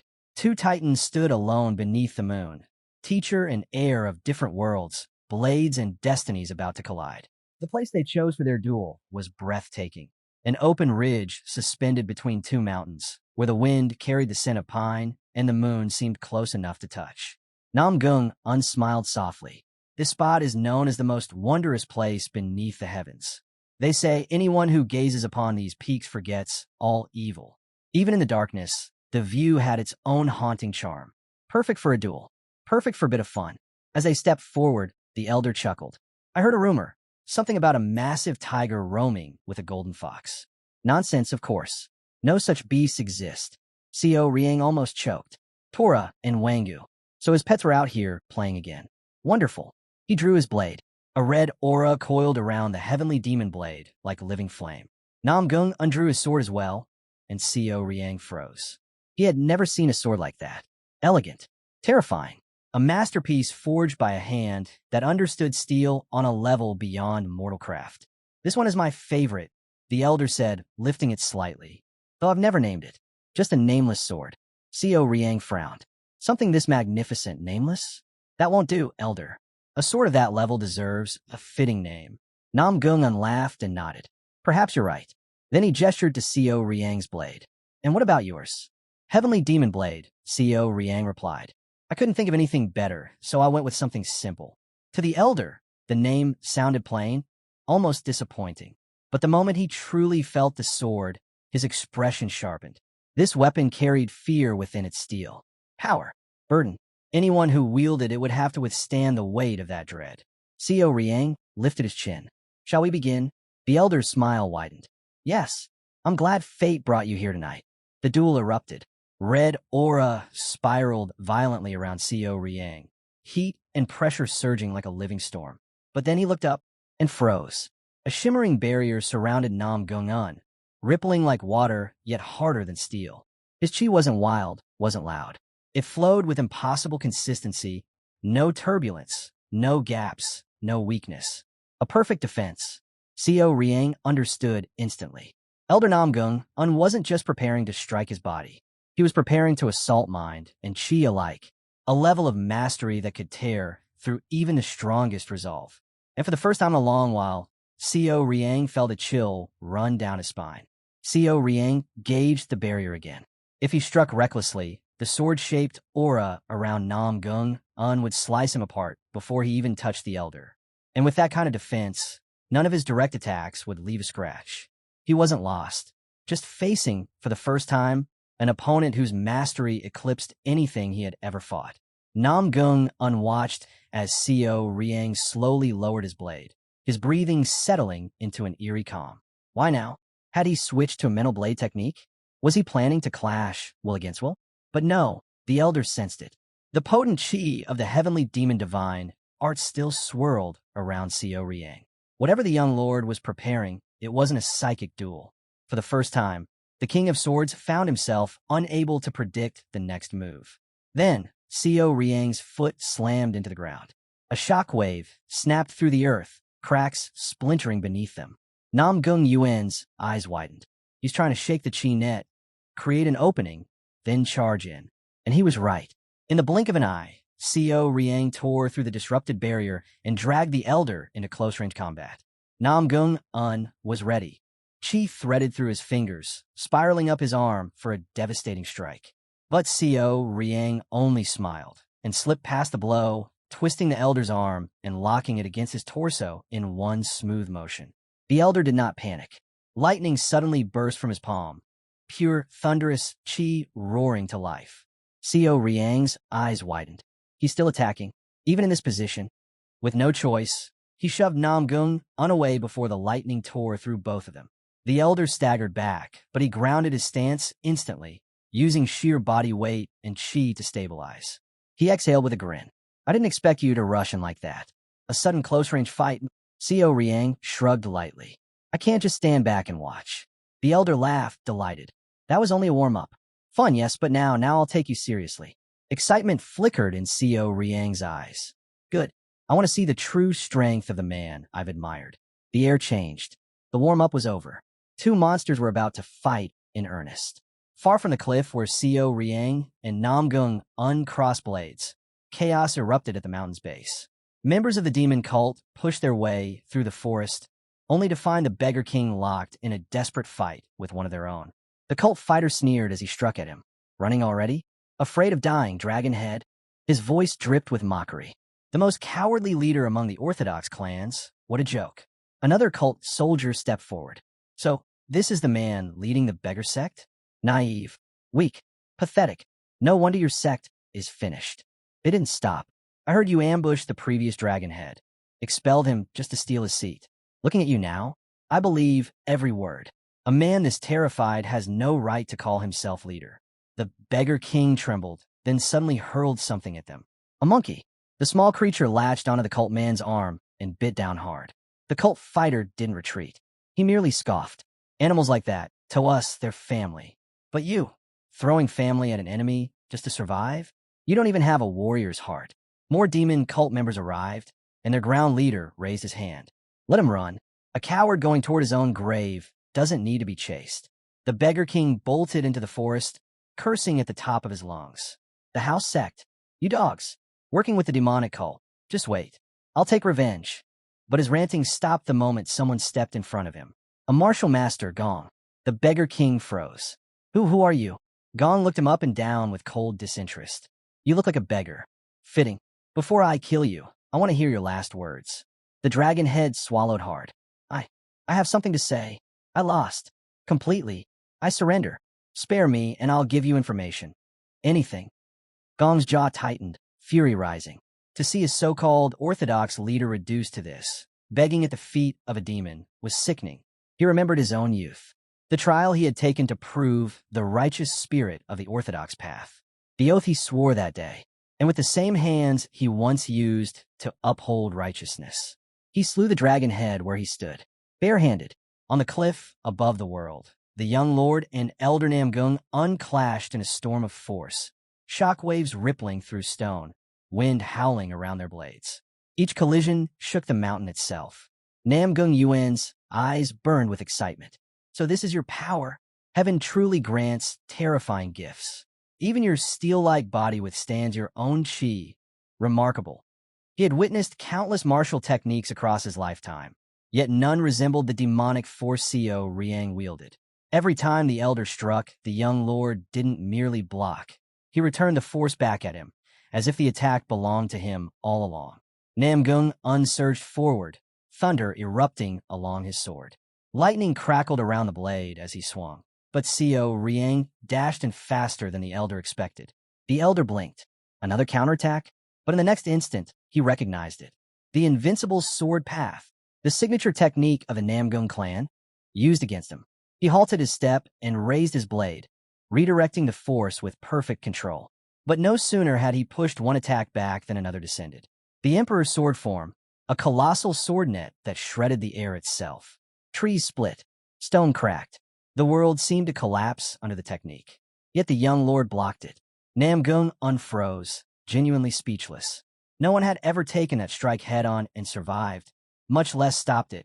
Seo Riang lowered his blade slightly. You show me incredible techniques, elder. Now allow me to show some of my own. He leapt into the sky. Namgung unsteadied himself. Good. Show me if you can keep up with my next strike. But Seo Riang didn't attack immediately. He landed and drove his fist into the ground with terrifying precision. Namgung Yuan's expression shifted. He saw my next move and redirected the force before I even executed it. The ground tore apart, exploding in chunks of rock. And in that moment of chaos, the elder felt his legs sink between the shattered stones, pinned for just an instant. His eyes widened. The young lord wasn't just reacting. His body moved ahead of the elder's thoughts, instincts sharpening into pure combat intuition. A monster, a born fighter who created openings even where none existed. Both warriors launched themselves toward each other one last time. Seo Riang swung with everything he had, aiming to cleave through the elder's guard. The result? A flash, a shockwave, a step back. Seo Riang stopped, his breath steadying. Namgung unglanced at his sleeve, torn cleanly along the arm. The duel ended there. They both relaxed, the air finally settling around them. Seo Riang exhaled, turning his head toward the elder. With calm respect, he acknowledged the outcome. I lost. When the dust finally settled, Co Riang glanced at the torn sleeve on the elder's arm and asked quietly, "Why didn't you cut my arm off when you had the chance?" Namgung unchuckled. "First, I aimed for your heart and your throat." Then he shook his head. "But from the beginning, I never intended to kill you. And I already knew you wouldn't harm me either." He lifted his sword slightly, admiration in his eyes. "We fought seriously, yes, but it wasn't a battle of life and death. And your blade, magnificent. I had no desire to end its wielder." Co Riang lowered his gaze. "Still, I lost." The elder frowned. "Lost? That was barely a warm-up. There are dozens of tactics I want to try on you. And you, don't pretend you didn't hold back. I saw techniques you never used." Co Riang blinked. "This old man still wanted more?" Namgung unhuffed. "You're leaving tomorrow. This is the only time I get to fight you." Co Riang was speechless. An elder, one of the 10 greatest, begging for more fight time. He sighed, then nodded. "Fine, I'll continue. This time, I'll show you a different demonic art." Namgung Yuan's face lit up like a child seeing fireworks. "Amazing. Show me. Show me everything." Co Riang smirked. "I won't be as fresh as in the first round, but I'll still give you a good show." He drew a deep breath. Then the demonic Emperor Qi erupted. Waves blasted outward, the air tearing as murderous intent rolled off him like a tidal wave. Even Namgung felt a chill run down his spine. "This art," Co Riang warned, "is filled with killing intent." Meanwhile, at the base of the mountain, demon cult warriors stepped into the clearing where Gong Yachi stood over the captured dragon head. Gong Yachi didn't hesitate. "Chop off his head." The cult men obeyed instantly, blades rising. "Thanks to you, it'll be easy to finish him," one said. A house sect fighter added, "Sect leader, you held no grudge against him. Why let us handle it?" Gong Yachi's eyes hardened. "I did have a grudge." The men paused, confused. "Then why ask us to kill him? Why not take revenge yourself?" Their voices trembled. They had stolen their leader's rightful kill without realizing it, and shame washed over them. Gong answered calmly, saying the house sect and the divine cult still had a long road ahead, filled with hurdles they couldn't avoid. Zhang Piang might have been someone he hated, but the man's skill was undeniable, and ending him here was the most practical choice. Even then, Gong added, killing Zhang Piang wouldn't complete his vengeance. It wouldn't soothe anything inside him. His revenge would only be complete when the righteous Heavenly Alliance collapsed, and when the house sect finally rose above them all. He said revenge meant nothing unless he could lift the house sect to the very peak with his own hands. And if he were the type to mindlessly kill a beggar just to feel satisfied, then he didn't deserve to lead the house sect in the first place. The leader of the demonic cult let out a low breath, genuinely impressed. He'd seen countless men lose their minds after tasting revenge, but Gong, despite everything he'd suffered, stood firm. Gong bowed slightly, thanking him for the praise. He claimed he wasn't special, just a man trying to live with morals and ethics in a world that had none. A demonic master suddenly asked where the young leader was. Gong replied that he was currently with the Namgung clan. The officers exchanged tense looks, still trying to grasp why he had gone there. Gong admitted he'd been shocked too, but it became clear later that they were actually on good terms. One officer scoffed. The strongest swordsman family in Orthodox Murim, sworn enemies of the cult. On good terms? And Elder Namgung, himself, was there as well. Another officer stepped forward, reassuring them. There was no need to panic. Among all of them, the young leader had the greatest instincts for survival. If he willingly stepped into a place like that, then he must have felt safer there. Still, not having seen him for so long made their hearts tighten, and they burst in emotion, rushing toward the young lord. Meanwhile, far away, 2 men discussed the missing Dragonhead clan leader. They also worried about the lack of any message from Senior Khan. With no news arriving, unease settled heavily on them. The old man standing there simmered with frustration. His senses had dulled. He hadn't even detected the danger creeping around him. For decades, no one had dared lay a hand on him. Yet now, shadows he couldn't see lurked close, enemies he hadn't even sensed tightening around him like a noose. Both Co Riang and Elder Namgung stood in the middle of their duel, exhausted, clothes heavy with dust and torn earth.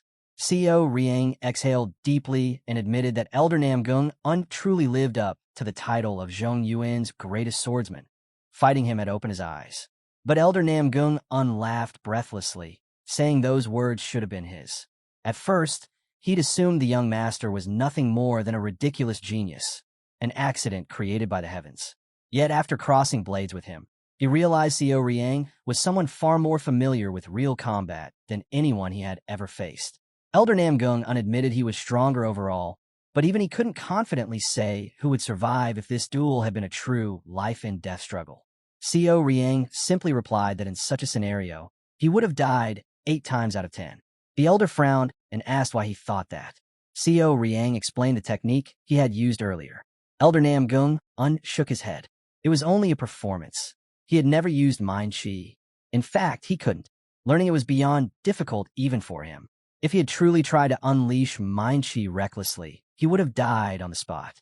Xiao Riang froze in shock and admitted that even if that was the case, the power he saw still resembled what he imagined a mind sword would feel like.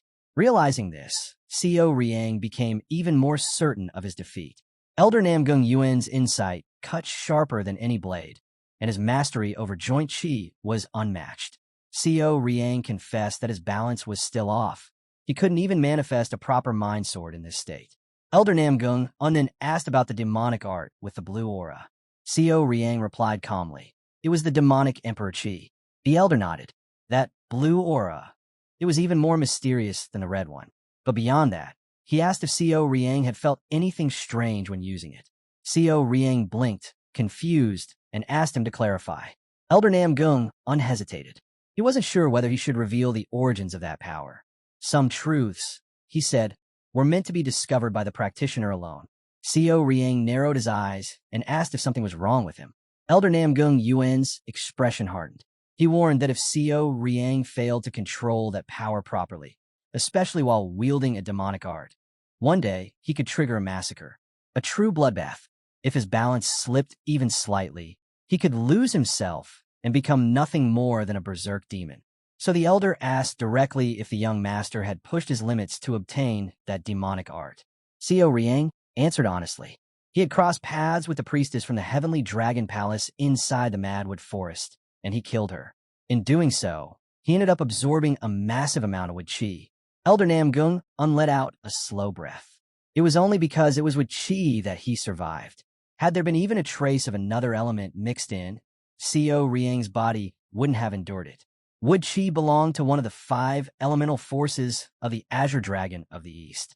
It represented spring, vitality flourishing, life awakening, that made it uniquely suited for restoring and rejuvenating the body. He added that the evil chi Xiao Riang struggled with was oddly similar to his own demonic chi, which might be another reason he survived. But then came the real problem. Even if he controlled the evil chi perfectly, remnants of wood chi would still remain in him. Xiao Riang asked what that would do. Elder Namgung replied that it would grow over time, until the demonic art eventually swallowed his mind and soul. A human body was never meant to contain unlimited power, and mastering one demonic art was already close to impossible. Mastering 2 of equal magnitude was something that could shatter a person entirely. Xiao Riang fell silent, remembering the demon lord's words from his dream. Do not limit yourself. He had been told he was the first heavenly demon to learn 2 absolute demonic arts, and the road ahead would be filled with trials. If he set boundaries for himself, he would never reach true greatness. Elder Namgung exhaled slowly.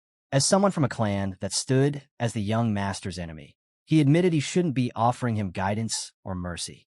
Yet personally, he didn't want to watch someone as gifted as Xiao Riang collapse.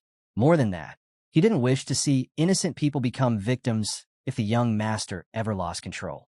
Xiao Riang nodded firmly. He understood. But Elder Namgung frowned, asking what he meant. Xiao Riang answered with quiet certainty. He was confident he would master the demonic emperor chi.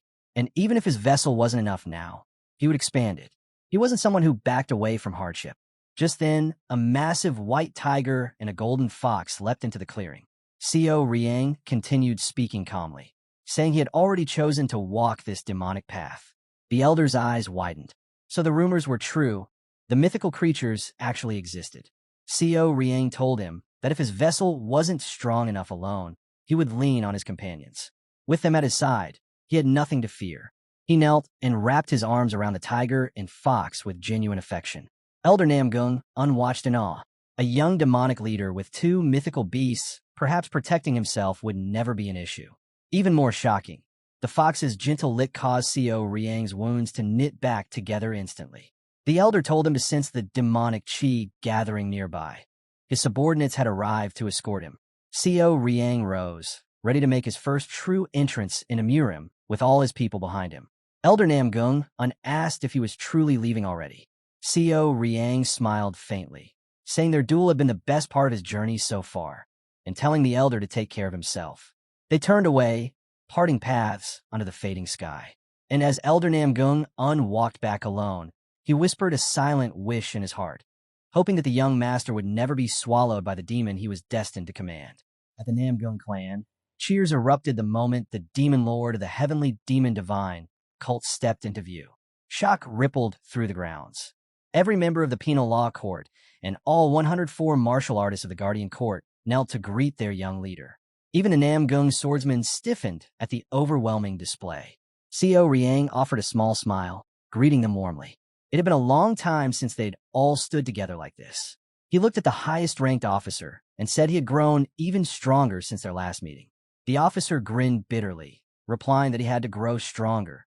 After all, someone had promised him a duel and conveniently never showed up. The young lord paused, remembering the promise he'd made and never fulfilled because of his relentless schedule. He cleared his throat and told all of them he hadn't expected they would actually come to support him. Another officer stepped forward, explaining that the Guardian Court Master had blown the situation out of proportion. The young master should speak with him and settle the misunderstanding. Co Riang thanked all of them, saying he already felt more than protected, but there was something he needed to announce. He told them to return to the cult and let him continue alone. A stunned silence fell. Those who came to protect him exchanged confused looks, demanding a reason. Co Riang didn't hesitate. They came to help him, yes, but this entire situation was a mistake. Ever since entering Zhongyuan, he had walked through crises without knowing what dangers would appear next, and the number of people who had come was far too few. He told them plainly they needed to return immediately. Their place was not here. The warriors pressed him for more explanation, so the young lord gave the truth. If they followed him any further, they would die. If he alone was placed in danger, that was one thing. He could manage that. But if they were exposed to the same dangers he faced, then all of them would perish together. He tightened his fists, voice steady. He understood his duty better than anyone. The demonic martial artists of the divine cult were fiercely loyal. He refused to let loyal people die meaningless deaths because of him. The men immediately objected. If danger truly came for their lord, then dying for him would never be meaningless. They would gladly give their lives to protect him. But the young lord shook his head firmly. If this were a war and soldiers died on the battlefield, he could accept that. But dying for his personal sake? That was a burden he refused to carry. He would never live peacefully knowing his people died, just to keep him breathing. One martial artist stepped forward and asked quietly, if the young lord truly faces death, then what happens? Co Riang didn't flinch. If it came to that, then he would die alone. He knew all too well that if danger struck, every single one of them would throw themselves into the fray whether he ordered it or not. And if he died, yes, many would be devastated. But he promised them clearly, he had no intention of dying. Before he could finish speaking, the massive white tiger and golden fox landed beside him with a soft thud, startling everyone present. Co Riang smiled, saying Dongpil alone was enough. But with two mythical creatures standing guard beside him, no one in Murim would be able to kill him. He told them once more to return. He had his own plan, one that required him to move without an army behind him. He asked them to understand and to trust him.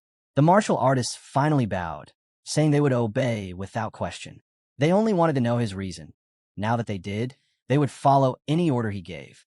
Co Riang then looked toward the patriarch of the Namgung clan and asked if there was a nearby place where he could treat his men, somewhere they could eat and rest for a day before returning. He wanted to at least feed and honor them before sending them home. The patriarch smiled, touched to the core. He owned 10 restaurants. Arranging one was simple. But what moved him was the young lord's heart. How carefully he treated those who followed him. That evening, the hall was filled with laughter, clinking cups, and warm food. The men drank their fill, proud and joyful under the young lord's care. After some time, Co Riang stepped outside for a quiet walk. There, he spotted Gong Yachi standing alone in the night breeze. He approached him with a small smile and asked why he wasn't inside enjoying the drinks. Gong was stunned. He never expected the young lord to come looking for him. Seo Riang praised him softly, acknowledging his efforts with genuine appreciation. Gong lowered his head, confused. Why was the young lord praising him? Compared to the lord's achievements, he felt he'd done nothing. But Seo Riang shook his head. Gong shouldn't think like that. No one understood the burdens he carried for the house sect better than he did. His work spoke louder than he realized. Moved by those words, Gong pulled a folded paper from his pocket. He handed it over with both hands. It was an upcoming schedule, one meticulously prepared. As the young lord scanned it, his eyes caught the name Gong Sun Clan.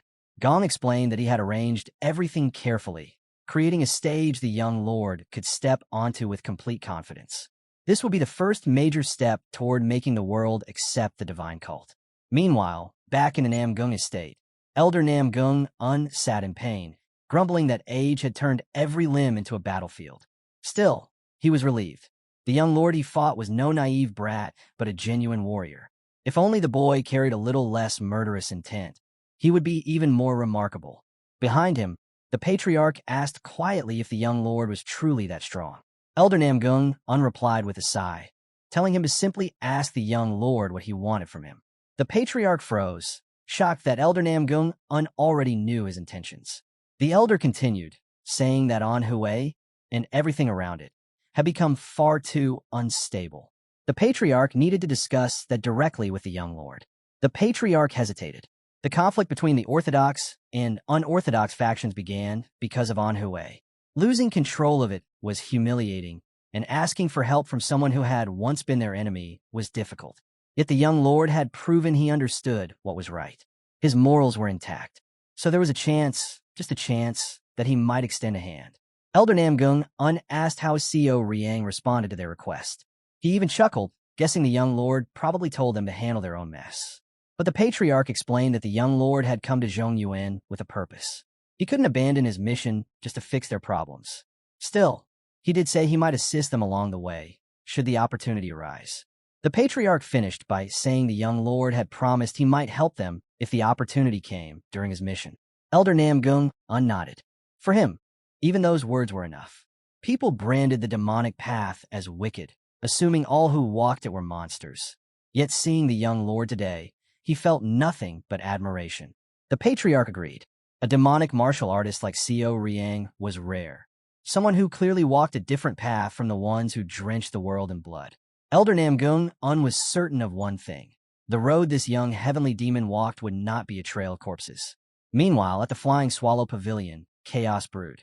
A group of men were tormenting the workers inside. They snarled that they had given them 2 full weeks to decide, and now their patience was gone. They had spent half a year trying to convince the shop owner, losing money because of his stubbornness.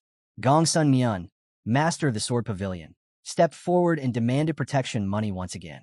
One worker clenched his teeth silently, cursing them. They were trying to rob the very earnings that kept them alive.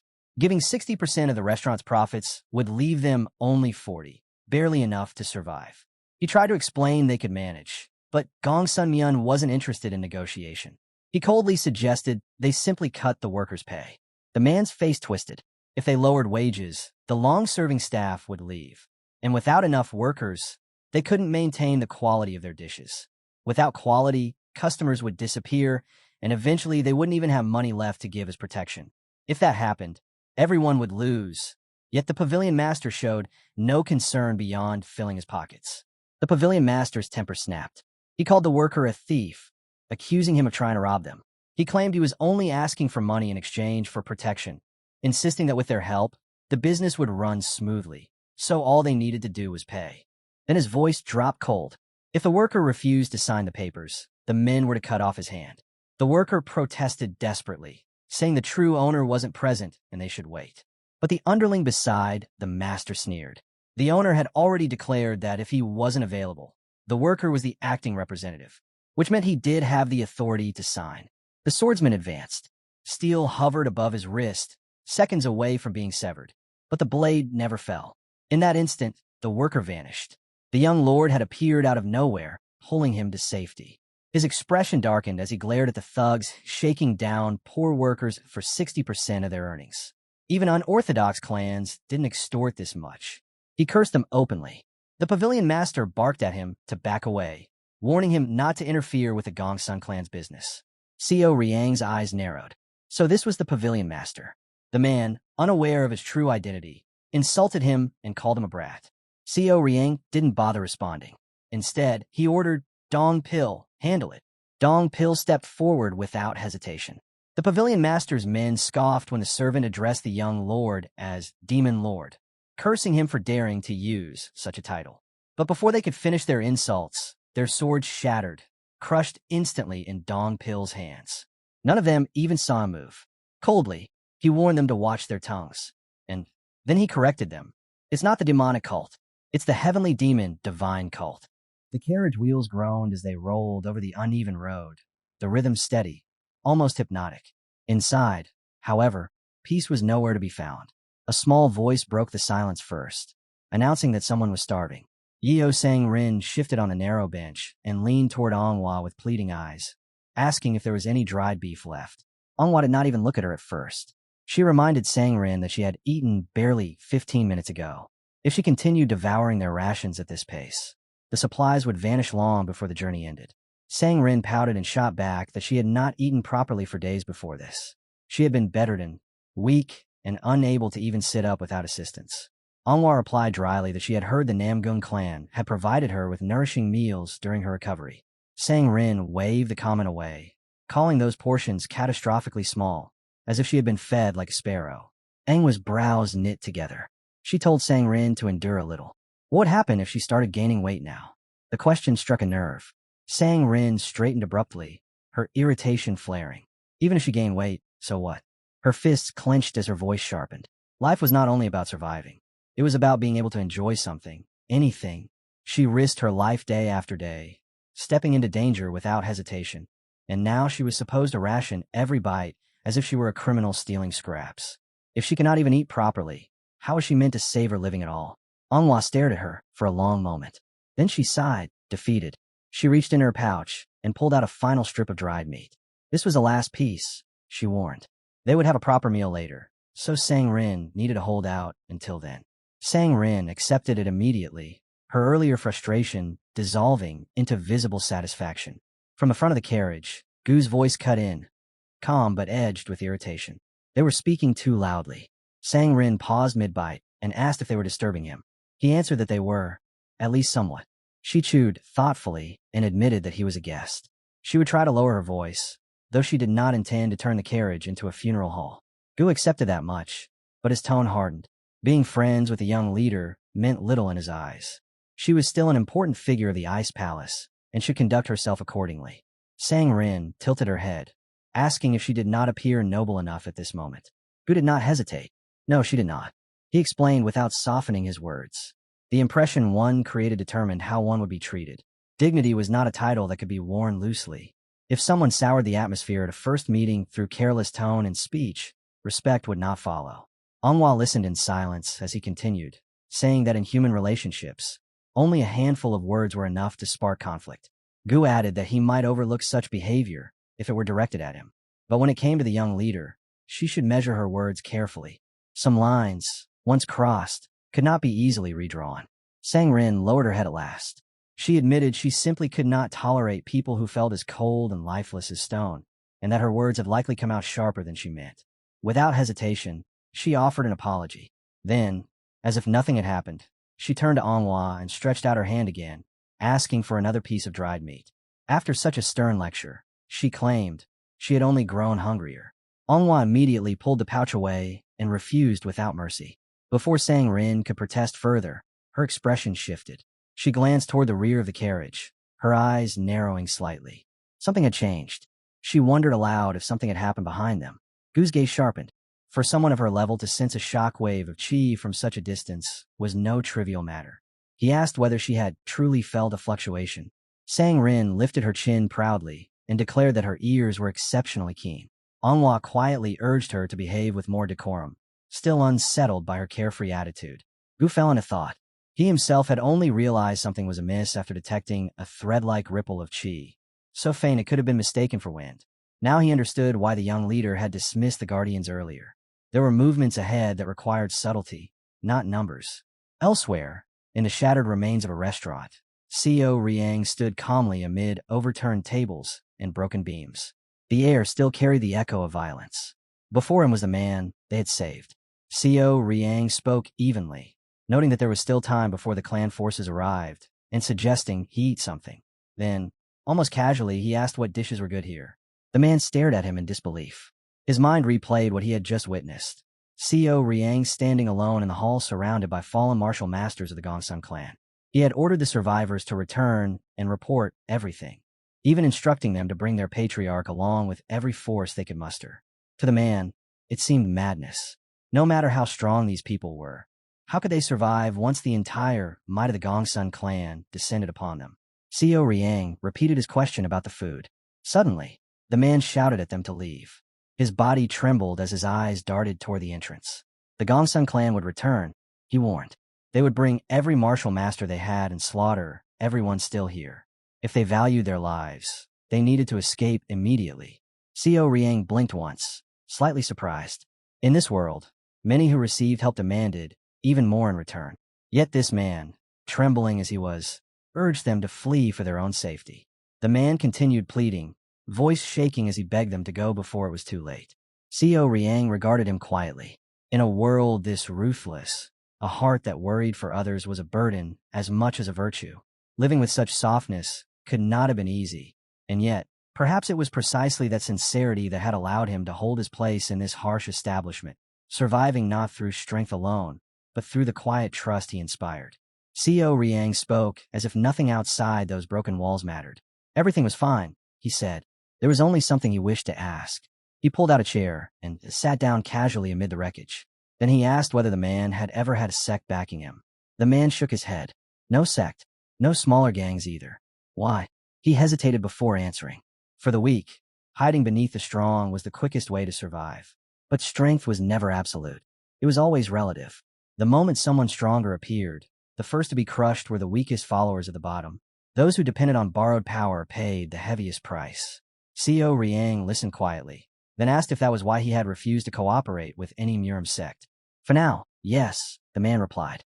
At the beginning it had been difficult, painfully so, but he wanted to secure a stable income first, expand his business step by step, build something solid before tying himself to anyone.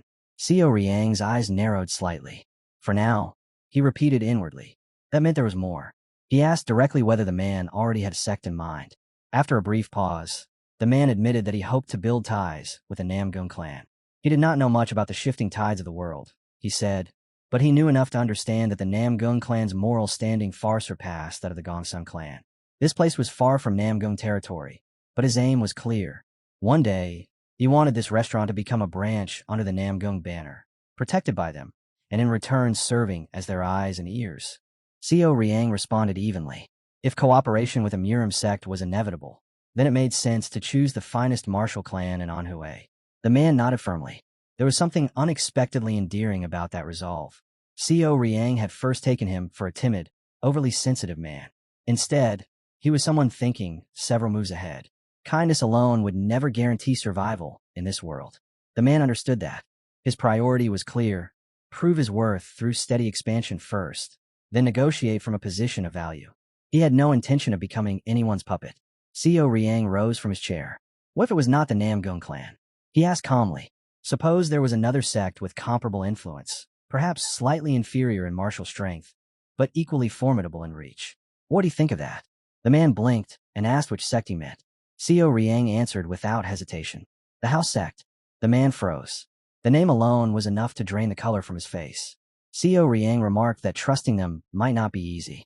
The House sect had always moved in the shadows, rarely revealing their full hand. But they did not extort fees from the businesses they cooperated with, nor did they resort to violence against their partners. For a merchant, that alone was a decisive advantage. The man did not hesitate. He suddenly grabbed Co Riang's wrist with both hands, eyes burning with urgency, and declared that he was willing to do anything to establish ties with them. Co Riang raised a brow. He had expected the Namgung clan to remain the obvious choice. Instead, the man seemed even more eager at the mention of the House sect. Flustered, the man explained quickly. For traders like him, the house sect's methods were invaluable. They specialized in restoring damages, mediating disputes, and preventing conflicts before they escalated. Stability meant survival. Survival meant profit. Co Riang found himself mildly surprised at their reach. In the end, he only agreed to make an introduction. The matter of contracts and cooperation would be entirely the man's decision. Joy flashed across the man's face, but it faded just as quickly when Co Riang stated that they would now settle matters with the Gongsun clan. Panic returned. The man urged them to leave while there was still time, but Co Riang saw no reason to retreat. Outside, the townspeople stared in awe at the massive golden beast standing in the open street. Goldie's enormous frame glimmered under the light, its multicolored eyes sweeping calmly across the crowd. A soft radiance spread outward from its body, washing over the residents like a warm tide. The fear in their hearts eased without them understanding why. Co Riang stepped out alongside Dongpil. Goldie moved with them. He reached up and gently stroked the creature's nape. Instantly, the beast's imposing aura softened further. The crowd stood speechless. That such a monstrous presence could be calmed, so easily left only one conclusion in their minds. The martial artist before them was its master. Not long after, a group of warriors marched into view. At their head walked a large-bellied man whose presence carried crude authority. A long scar stretched from his temple down to his cheekbone, carving his face into something permanently severe. Co Riang recognized him at once. Gongsun Huang. He remembered seeing that face years ago, during the Grand Assembly where Dam Seong had been approved as alliance leader. Leaders and successors from every influential sect and clan had gathered. Even at barely 20 years of age, Gongsun Huang had already borne that terrible scar. It was the kind of face one did not forget. Now that once young heir ruled this region like a tyrant. Gongsun Huang's gaze swept across the wreckage before settling on Co Riang. He demanded to know if they were responsible. Co Riang answered without hesitation. They were. And truthfully, he had not expected them to respond so quickly, least of all the patriarch himself. Gongsun declared that he had come in person to see who dared challenge them. It was rare, he said, for anyone to stand against the Gongsun clan. Co Riang's expression did not change. He had heard threats like that many times. What concerned him was something else entirely. He pointed out that when the government failed in its duties, many combat sects claimed to step forward to protect their regions and suppress crime.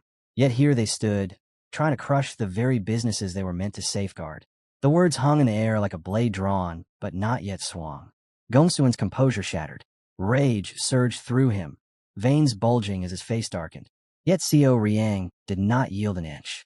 Calmly, he continued, stating the truth aloud, that demanding 60% of merchants' earnings was no different from robbery. A ripple passed through the townspeople. They had suspected exploitation, but hearing the number spoken so plainly left them stunned. Exposed before his own region, Gongsun's teeth ground together. His chi erupted in a blazing flare, heat distorting the air around him. With a roar, he ordered his men to cut off Co Riang's hand. Co Riang only smiled. Then the world shifted. Before anyone could follow the movement, it was already over. Gongsun's expression emptied, confusion replacing fury. A heartbeat later, blood sprayed into the air. His left arm fell away from his body. The scream that tore from him was raw and unrestrained. Co Riang stood behind him, silent, holding the severed limb as though it weighed nothing. The surrounding warriors froze for a fraction of a second before instinct took over. Steel rang as swords were drawn in unison. Goldie's snarl rolled across the street like distant thunder. Co Riang turned his head slightly. A faint smile traced his lips.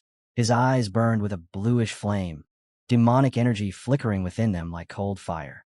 He reminded the wounded patriarch that he had asked for an arm. Now that it had been granted, he wondered aloud what Gongsun intended to lose next. Inside the Steel Blood Fortress, the news arrived without warning. The young leader had surfaced again. Song Jianbek listened in silence, then calmly asked whether Co Riang had been staying within the Namgung clan all this time. Before him, Huanggan bowed his head and confirmed it. If that was true, then a meeting with the Sword King was inevitable. After vanishing from Yiram for so long, how could Co Riang ignore a blade said to stand at the peak of the world? Jianbek gave a faint nod. If the two had crossed swords, he judged the Sword King would hold an 80% chance of victory. Huanggan hesitated. He was no master of martial principles. Yet even he understood the terror hidden within Namgung's sword. The Sword King might not dominate every discipline, but in the realm of the blade, there was none above him. More importantly, His sword arts were notoriously lethal to demonic practitioners. By logic alone, the outcome seemed predictable. But GM Beck dismissed certainty with a quiet breath. Battle was never arithmetic. A master of one path could fall to another through a single unforeseen variable. Co Riang himself defied reason, feared as a figure of the demonic cult, yet recognized by the Namgung Patriarch. Such a contradiction should not exist. Huang Gan agreed. The Namgung Patriarch was a man worthy of being called a great master. He would never lend acknowledgement to someone truly vile. GM Beck lifted his teacup and contemplated the shifting board. Whether by his own worth or by crossing paths with someone genuinely righteous, fortune continued to tilt towards Co Riang. Huang Gan did not argue. When the cup touched the table once more, GM Beck's gaze sharpened. Their part could no longer wait. The chief strategist reported that preparations were complete. Only coordination with the house sect remained. Approval came instantly. The order followed. Reshape the mood of the people. Prepare the stage so the divine cult of the heavenly demon could declare itself openly to the world. Far from that fortress, another mind moved pieces in silence. Dam Seong, leader of the righteous heavenly alliance, was hailed as a genius among geniuses in political maneuvering. Though counted among Murim's warriors, his true weapon was intellect, not steel. In the past, he had relied on intricate strategies, but after ascending to leadership, he found calculation unnecessary. Power had reached a point where schemes were no longer required. After grasping the summit he had chased his entire life, Dam Seong discovered that reaching the peak did not quiet desire. It amplified it. Orthodox Murim was no longer enough.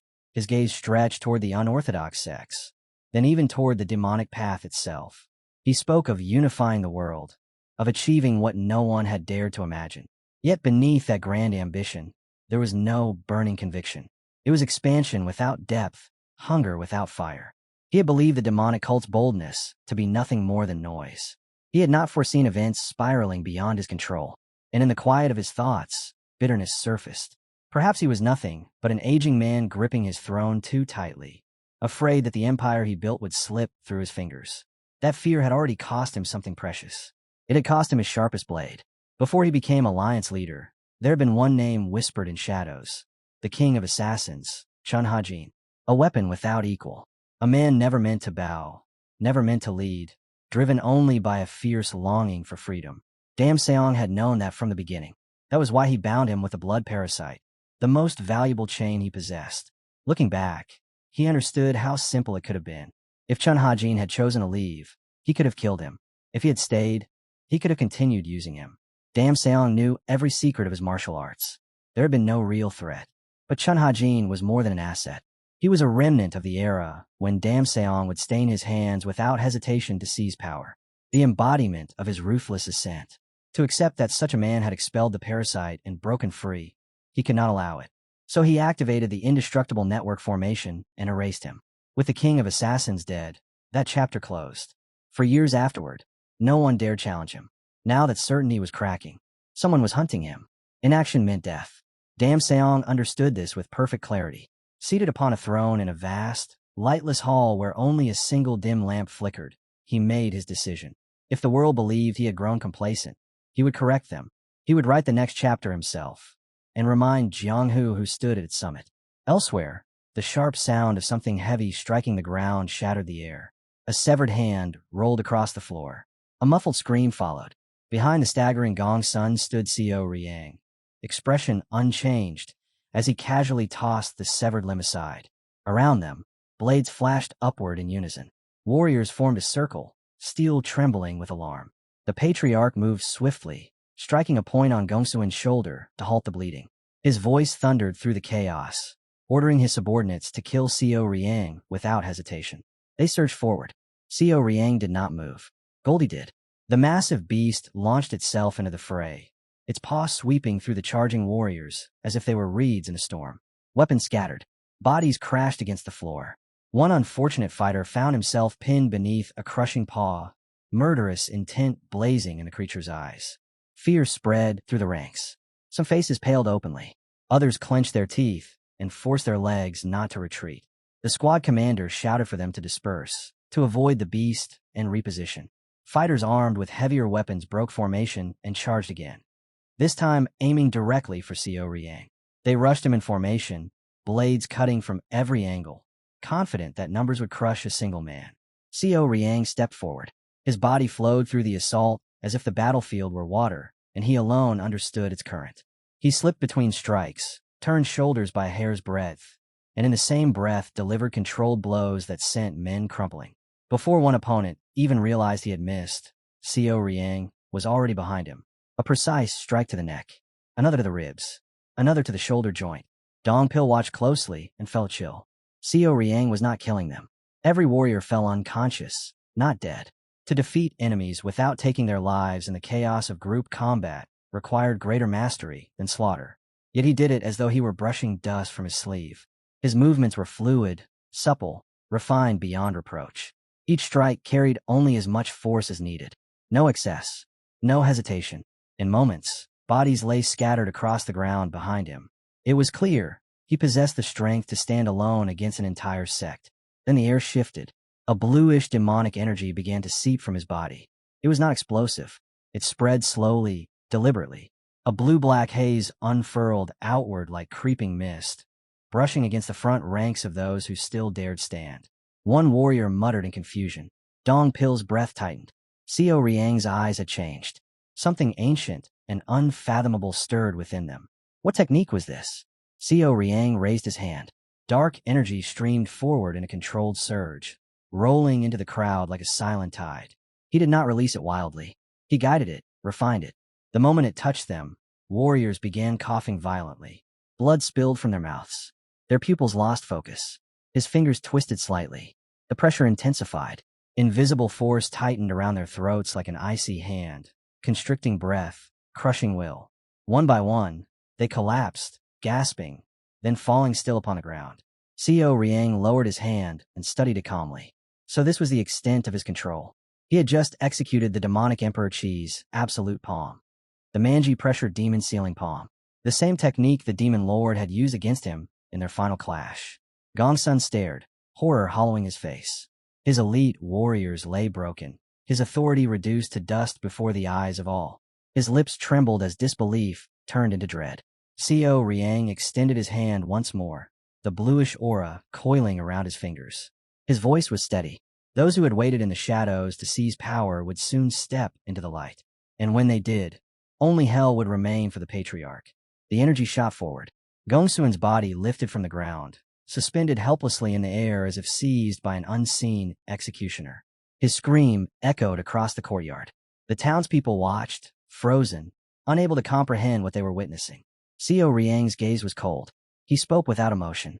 He would not judge the clan. He would not personally punish its sins. The suspended patriarch was lowered slowly, placed among the very people he had ruled over. Others would pass judgment. Gongsun, shaking uncontrollably, demanded to know his name.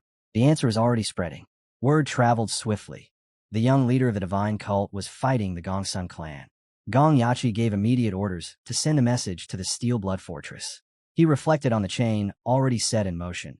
His request for assistance from the fortress leader, the Namgung clan's intention to reveal the Heavenly Dragon Palace's crimes before the world. Once exposed, the foundation would crack. And when that happened, demonic martial artists would no longer need to hide in the shadows of Murim. Everything was prepared. Everything had been arranged. The board was set. Only one move remained. The young leader's appearance before the world. Co Riang released Gongsun. The patriarch's body dropped heavily onto the shattered stone, dust rising around him. Without another glance, Co Riang stepped forward. Goldie stood at his back like a silent guardian beast. Dong Pil remained upright beside him, unmoving, as if part of a ceremonial procession. The tiles beneath Co Riang's feet fractured with a sharp crack. His voice carried across the courtyard. He spoke of the far south, of the divine mountain of 10,000 peaks. The townspeople listened in stunned silence as he continued, acknowledging the many names the world had forced upon him. Demonic monster, calamity, harbinger of chaos. Titles born from fear. None of them defined him. Goldie and Dong Pil stood like honor guards behind him, their presence amplifying the weight of his words. Co Riang declared his lineage. He was the heir of the divine cult of the great heavenly demon, the one fated to command 10,000 demons in the era to come. Gongsun Huang trembled where he lay. The ground beneath him had cracked and risen, forming a jagged platform. Around its base, crimson energy coiled and churned, casting an ominous glow that painted the scene in blood-tinted light. Xiao Riang's gaze swept over the people. As the future head of the demonic path, he formally proclaimed the divine cult's entry into Zhongyuan. The words did not echo with madness. They resonated with certainty. At last, a faint smile curved at the corner of his lips. He spoke his name without hesitation. Xiao Riang. The heavenly demon divine cult's entrance into Zhongyuan did not remain a whisper. It erupted. Word traveled faster than riders on fresh horses. Across markets, inns, and training grounds, the same story repeated itself. The young leader of the demonic cult had intervened in Anhui, saving merchants crushed beneath the Gongsun clan's oppression. He had dismantled the clan's authority and shattered its strength in a single stroke. At first, many dismissed it as fabrication, a tale exaggerated by frightened commoners. Then confirmation arrived. One of the rescued men stood before witnesses and spoke openly. He declared that the young leader had saved their restaurant from ruin. The Flying Swallows Pavilion, renowned throughout Anhui, remained standing as living evidence. Its doors were open. Its business continued. Its owners bore witness.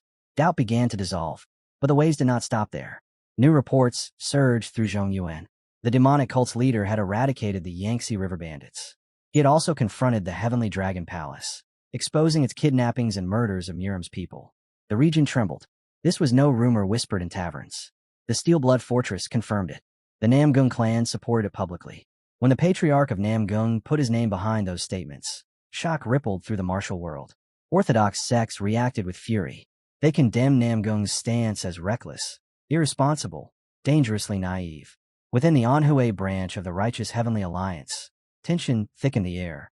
Elders and representatives sat around a long table, voices sharp as they dissected the Namgung clan's conduct. How could such a prestigious righteous clan behave so carelessly? The Namgung Patriarch answered without agitation. He had spoken only the truth. He felt no shame. The fact that the world despised the demonic cult did not justify distorting their actions. If they had saved lives, was it righteous to deny it? Was it just to slander them simply because of their banner? Silence followed. It was heavy, uncomfortable. Then a voice cut through it. The young leader of the demonic cult was in Zhongyuan with only a small entourage. Why not eliminate him now? While the opportunity existed, agreement erupted. Several members supported the idea at once. An objection rose immediately. The demonic cult was not an opponent to be handled with simplistic thinking. To approach them with ordinary calculations was dangerous. When someone demanded an alternative plan, Namgung Dan lowered his gaze, bitterness tightening in his chest. Those who proclaimed themselves defenders of righteousness spoke of ambush and convenience without hesitation. The irony was suffocating. The declaration from the leader of the Steel Blood Fortress did not simply stir the waters of Miram. It split them down the middle. In the heart of the fortress, Jiam Beck unfolded the message and read it in silence, his eyes sharpening with every line. The claim was clear. If the young leader was to be hunted, then it should be the unorthodox factions who took responsibility, since it was their river strongholds that had suffered. Jiam Beck lowered the parchment slowly. A faint scoff escaped him. Why, then, was the orthodox Miram making such a spectacle of outrage? From his perspective, the young leader had committed no sin that justified this uproar. If anything, he had acted for the sake of the common people, the very duty the righteous factions loved to proclaim as their sacred mission. And yet they were the loudest in calling for blood. His gaze turned cold as he wondered whether shame had abandoned them entirely. He made his stance known without hesitation. The young leader would be allowed to move as he pleased. That did not mean every action would be forgiven. Accountability still mattered. But if judgment was to be passed, it would be done openly, with honesty and courage.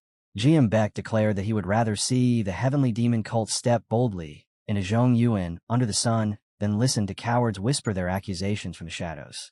Since the so-called righteous had already entangled themselves in the affairs of the divine cult, then they should prepare to meet it on the battlefield, face to face.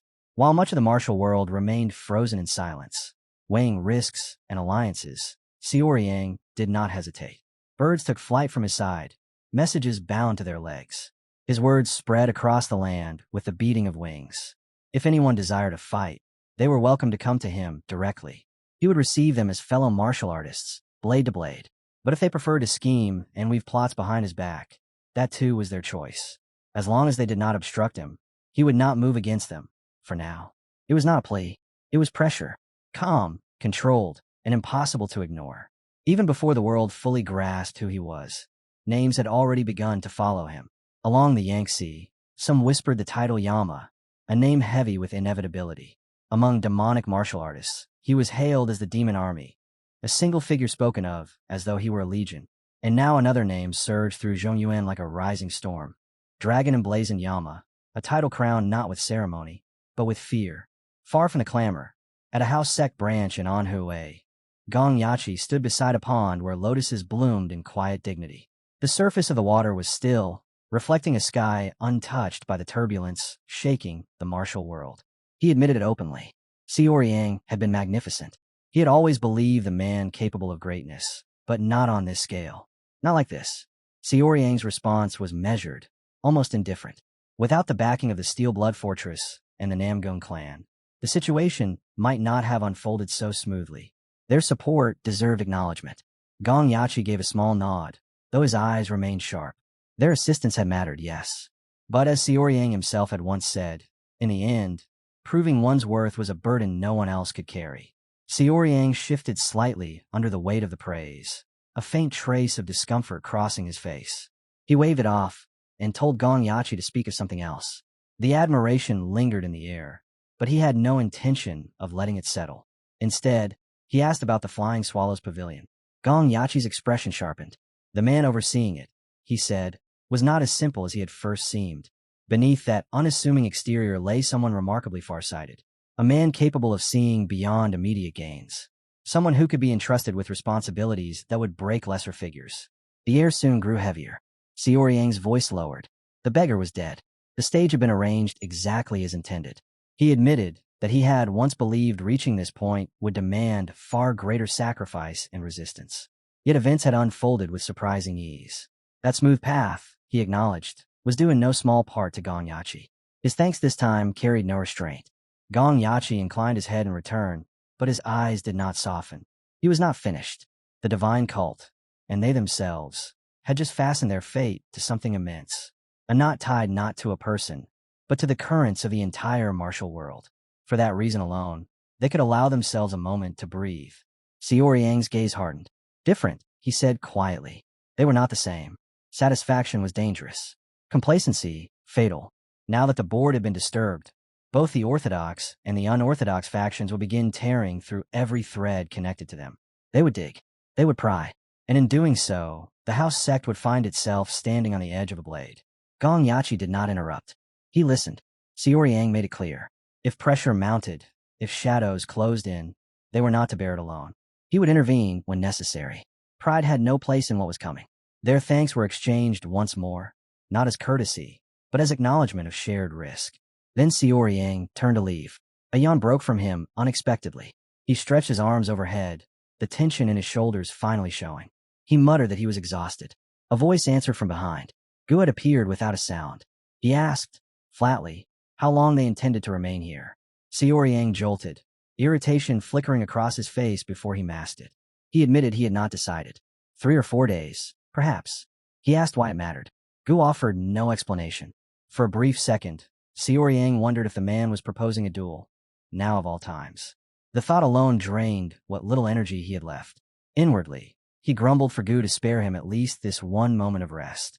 Elsewhere, beneath the open canopy of a forest clearing, training continued without pause.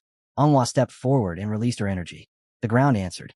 A spiral of earth twisted upward, driven by tightly compressed chi, forming a violent whirlwind that roared for only a moment before collapsing under her control. Sang Rin stood frozen, astonishment clear in her eyes. The precision, the force. It was not reckless power, but disciplined mastery. She asked whether Manhwa had cultivated her internal energy since childhood. Manhwa nodded calmly. In an internal enlightenment facility, every servant trained from a young age. Without sufficient stamina and strength, their duties would crumble. Weakness was not permitted. Sangrin admitted it had not been long since she herself began learning martial arts. Manhwa replied that she had started before the young leader departed on his inspections. The time difference was not vast, yet the gap in execution felt enormous. Sangrin watched the fading traces of the whirlwind and understood. What truly set Manhwa apart was not merely the depth of her chi, but the way she wielded it. The flow was deliberate, refined. Every strand of energy obeyed her will, as if it had been shaped for that purpose alone. Sang Rin folded her arms, eyes still fixed on the spot where the earth whirlwind had torn through the clearing. She said she did not know whether it was because the technique leaned toward demonic arts, but no one with sense could criticize something so decisive. A strike like that would not merely wound an opponent. It could rob them of the ability to stand again. Angwa's ears flushed red at the praise. Before she could let it settle, Sang Rin cut it down. There was no reason to be pleased. Real combat did not unfold in a quiet clearing. Even the greatest martial master could fall to a blade from the shadows. They were both still far from where they needed to be. Anghua laughed awkwardly and scratched the back of her head. Watching her, Sang Rin narrowed her eyes slightly. Was talent something that spread from person to person? Or was it forged by proximity to someone who refused to rest? She could not ignore the pattern. Everyone around the young leader seemed to sharpen faster than they should. Not far away, Dong Pil sat in the lotus position, breathing slow and steady. His presence felt different now. Denser, more contained. Sang Rin had known him long enough to recognize the change. He had always been diligent, always pushing himself, but at some point his martial arts had leapt forward. It was not gradual improvement. It was a shift. She was certain he had learned something directly from the young leader. Her jaw tightened slightly. She steadied her breathing and anchored her thoughts. Falling behind was not an option. From deeper within the forest, the clash of metal cut through the air. The rhythm was too sharp, too relentless for ordinary training. Sang Rin tilted her head. That did not sound like a casual exchange. She suggested they go watch. Anghua turned suddenly as a massive tiger stepped from the trees behind them, silent despite its size. She blinked and asked whether it had awakened because of the noise. Sang Rin was already moving.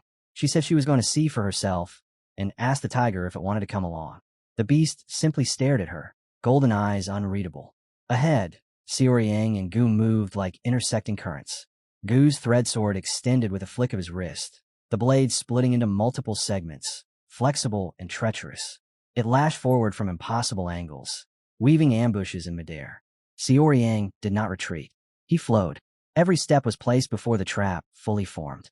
Every shift of his shoulders turned lethal arcs in empty air.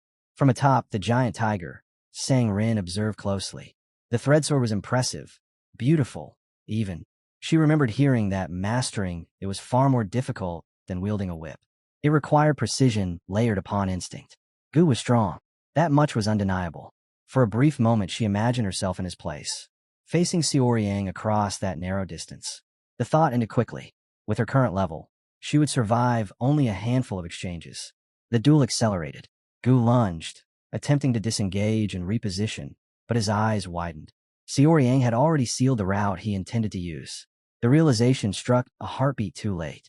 A concentrated surge of energy erupted from Xiaoyang's palm, forcing Gu backward with a clean, decisive impact. Silence followed. Gu exhaled slowly and admitted that he had learned much. Xiaoyang's gaze remained steady. Did he understand? Gu answered that he understood a little.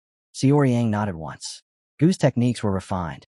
The structure of his movements was sound, but his control of qi lagged behind the sophistication of his forms. That imbalance forced him to rely on instinct when pressure mounted. In true danger, instinct alone was not enough. Relying on instinct in dangerous moments was not wrong. It kept a person alive. But against someone truly stronger, that method would collapse. Xiaoyang told Gu plainly that the foundation was now complete.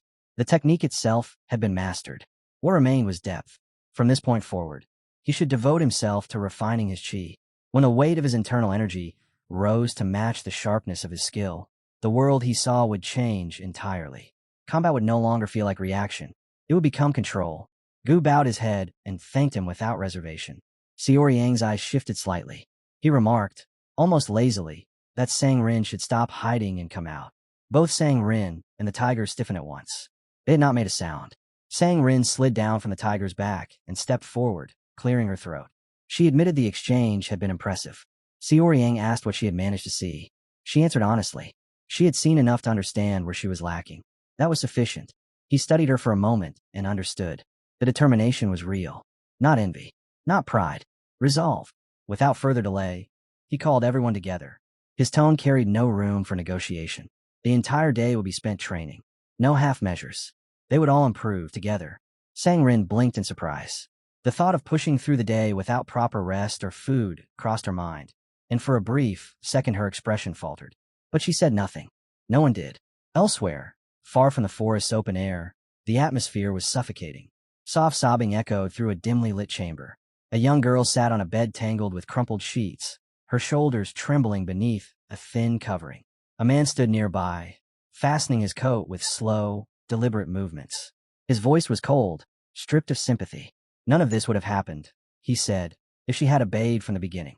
He laughed quietly at the ambition of her clan. They had dreamed of standing on equal footing with the 5 great clans. Such arrogance, such delusion. His gaze dropped to her exposed legs, marred with bruises and raw abrasions beneath the sheet. He told her she should feel grateful. An opportunity like this was not given lightly. A thin smile curved across his lips as he reminded her of who stood before her.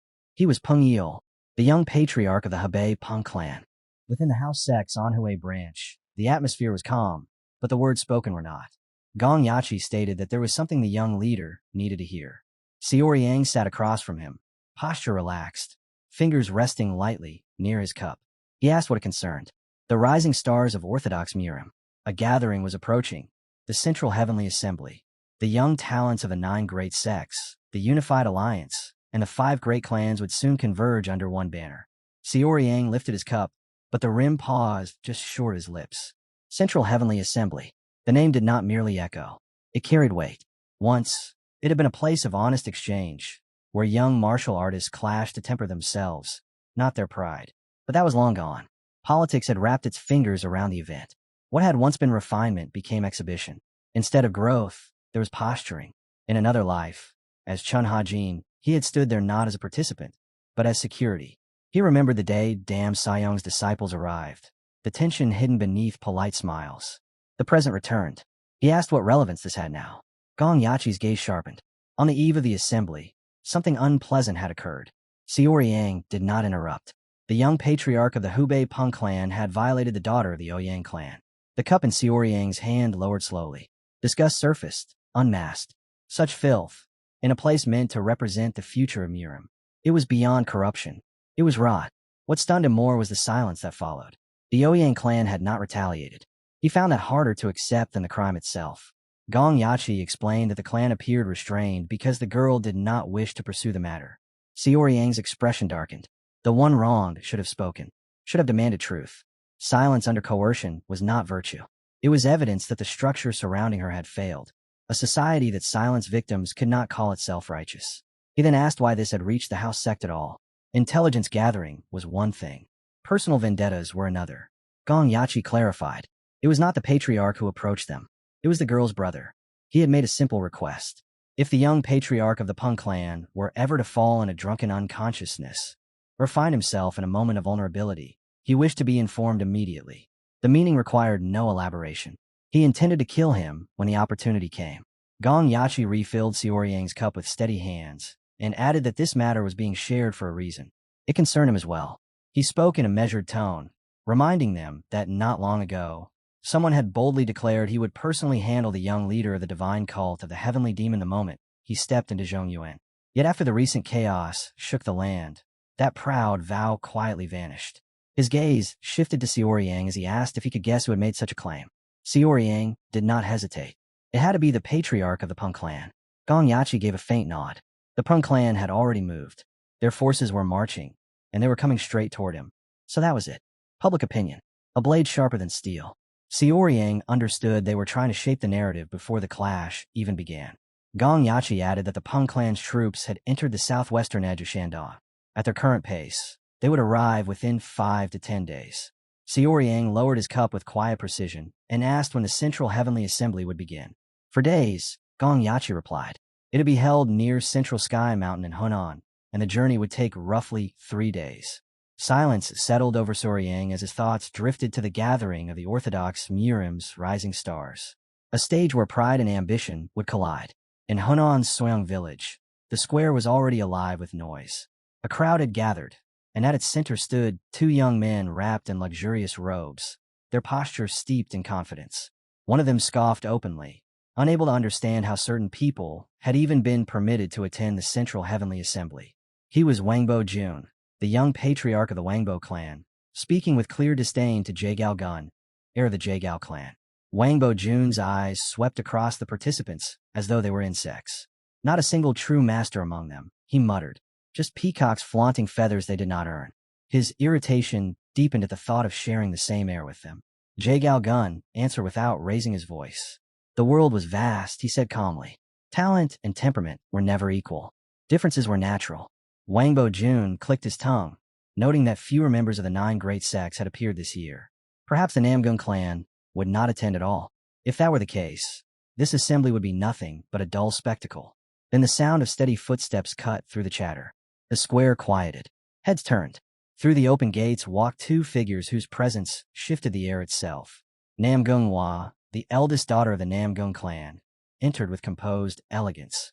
At her side was Namgung Ryong, the clan's second son, his expression firm and unreadable. Jae Gun stepped forward first, greeting them with courtesy and noting that it had been a long time since they last met. Namgung Hwa returned the greeting with grace, asking after his well-being.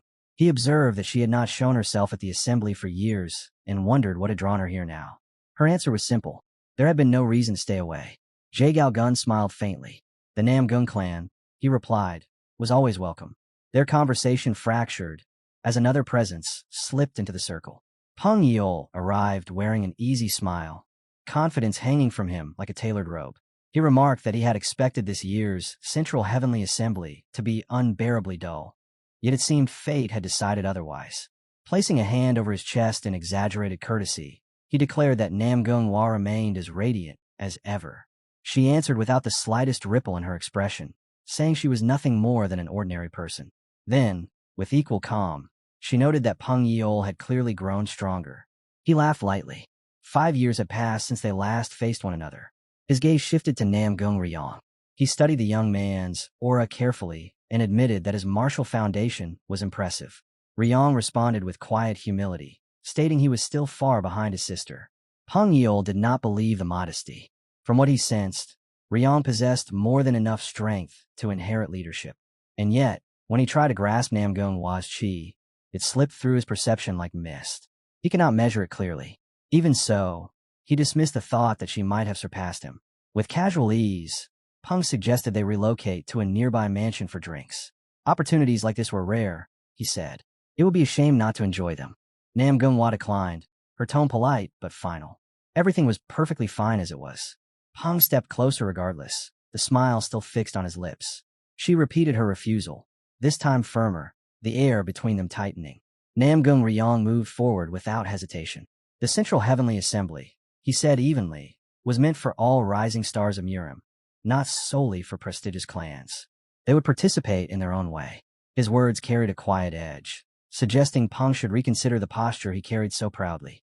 Silence hovered for a brief moment. Then Peng Yeol withdrew, a faint curve lingering on his lips. There was no need to expend energy here. Not yet. He noted to himself that Namgung Hwa had developed well over the past 5 years. The encounter had been more entertaining than expected. With that thought, he disappeared into the sea of people. Ryong exhaled and remarked that Peng's temperament had only worsened with time. Namgung Hwa observed that many rising stars from prominent clans looked down on others, as if arrogance were their birthright. Meanwhile, the rest endured such behavior, hoping proximity would grant them recognition. Ryong answered that this was what Orthodox Murim seemed to have become. She admitted she did not know when things had decayed to this extent.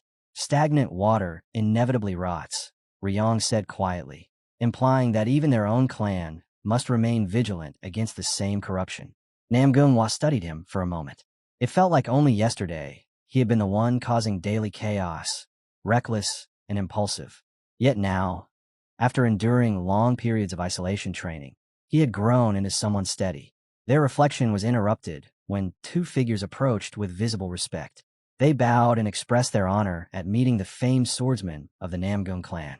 Namgung Hwa replied with modesty, stating they were far from the legends people made them out to be. The man introduced himself as Jang Chansu, alongside his sister, Jang Sangwi. At the name, recognition flickered in Namgung Hwa's eyes.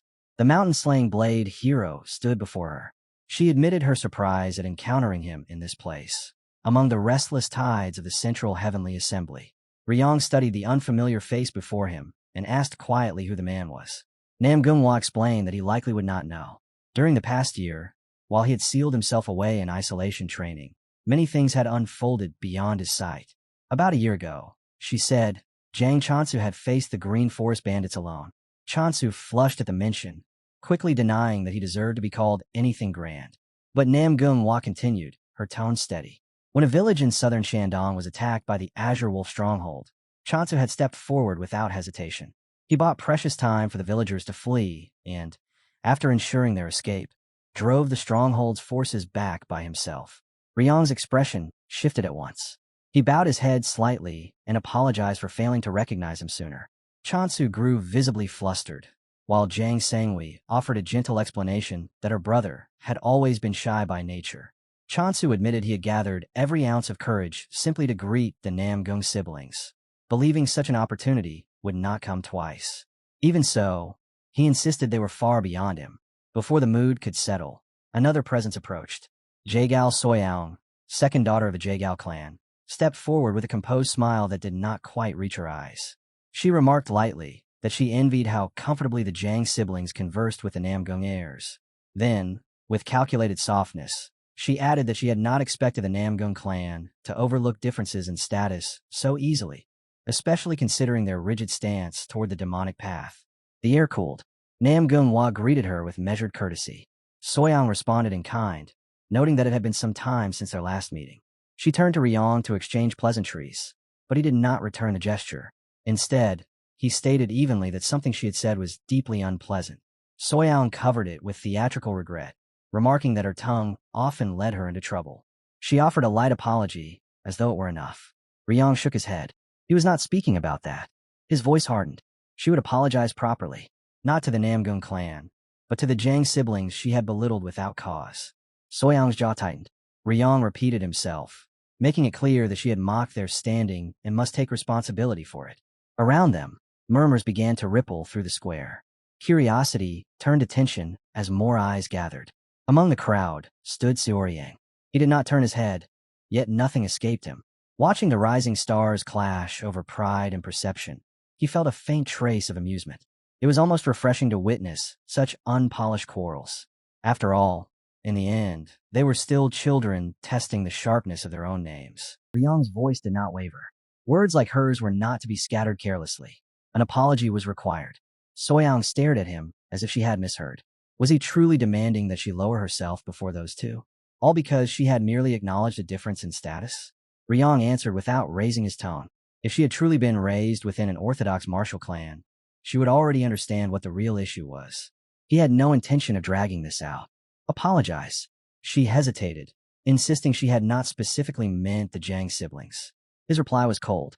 There were clans, he said, that excelled only in wordplay, while lacking both martial depth and scholarly substance. At least, in his view. Her expression hardened. What do you mean by that? He repeated himself without flinching. A clan skilled at verbal games. Soyang's composure cracked. If he had insulted the Jaegao clan, she would not overlook it. Ryong tilted his head slightly. He had never once mentioned the Jaegao clan. Why, then, was she so certain he referred to hers? The air tightened further. Whispers circled. The line between pride and confrontation thinned to a thread. Then Jaegao Gun stepped forward quickly, cutting through the tension. He declared that he would apologize on his sister's behalf. She had acted immaturely and stirred unnecessary conflict. As her elder brother, he bore responsibility and offered his apology. Nam Gung-hwa responded with calm restraint. She admitted that her own brother's words had been sharp.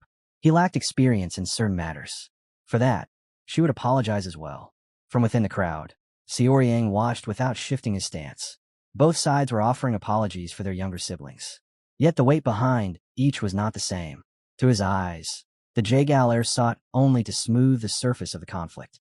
The Namgung heir, however, genuinely believed her brother might have crossed a line. Jaegao Gun then asked if the matter could be laid to rest.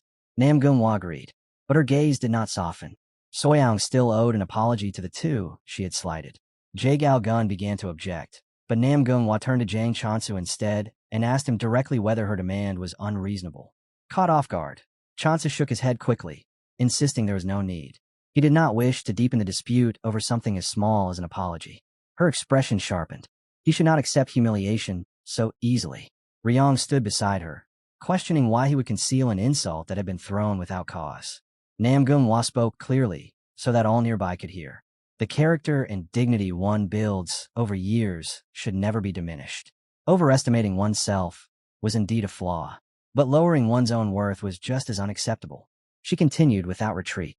This was not something for outsiders to meddle in. The Zhang siblings had likely endured trials far harsher than careless words in a village square. Perhaps she herself lacked the authority to speak so boldly, having never tasted such hardship.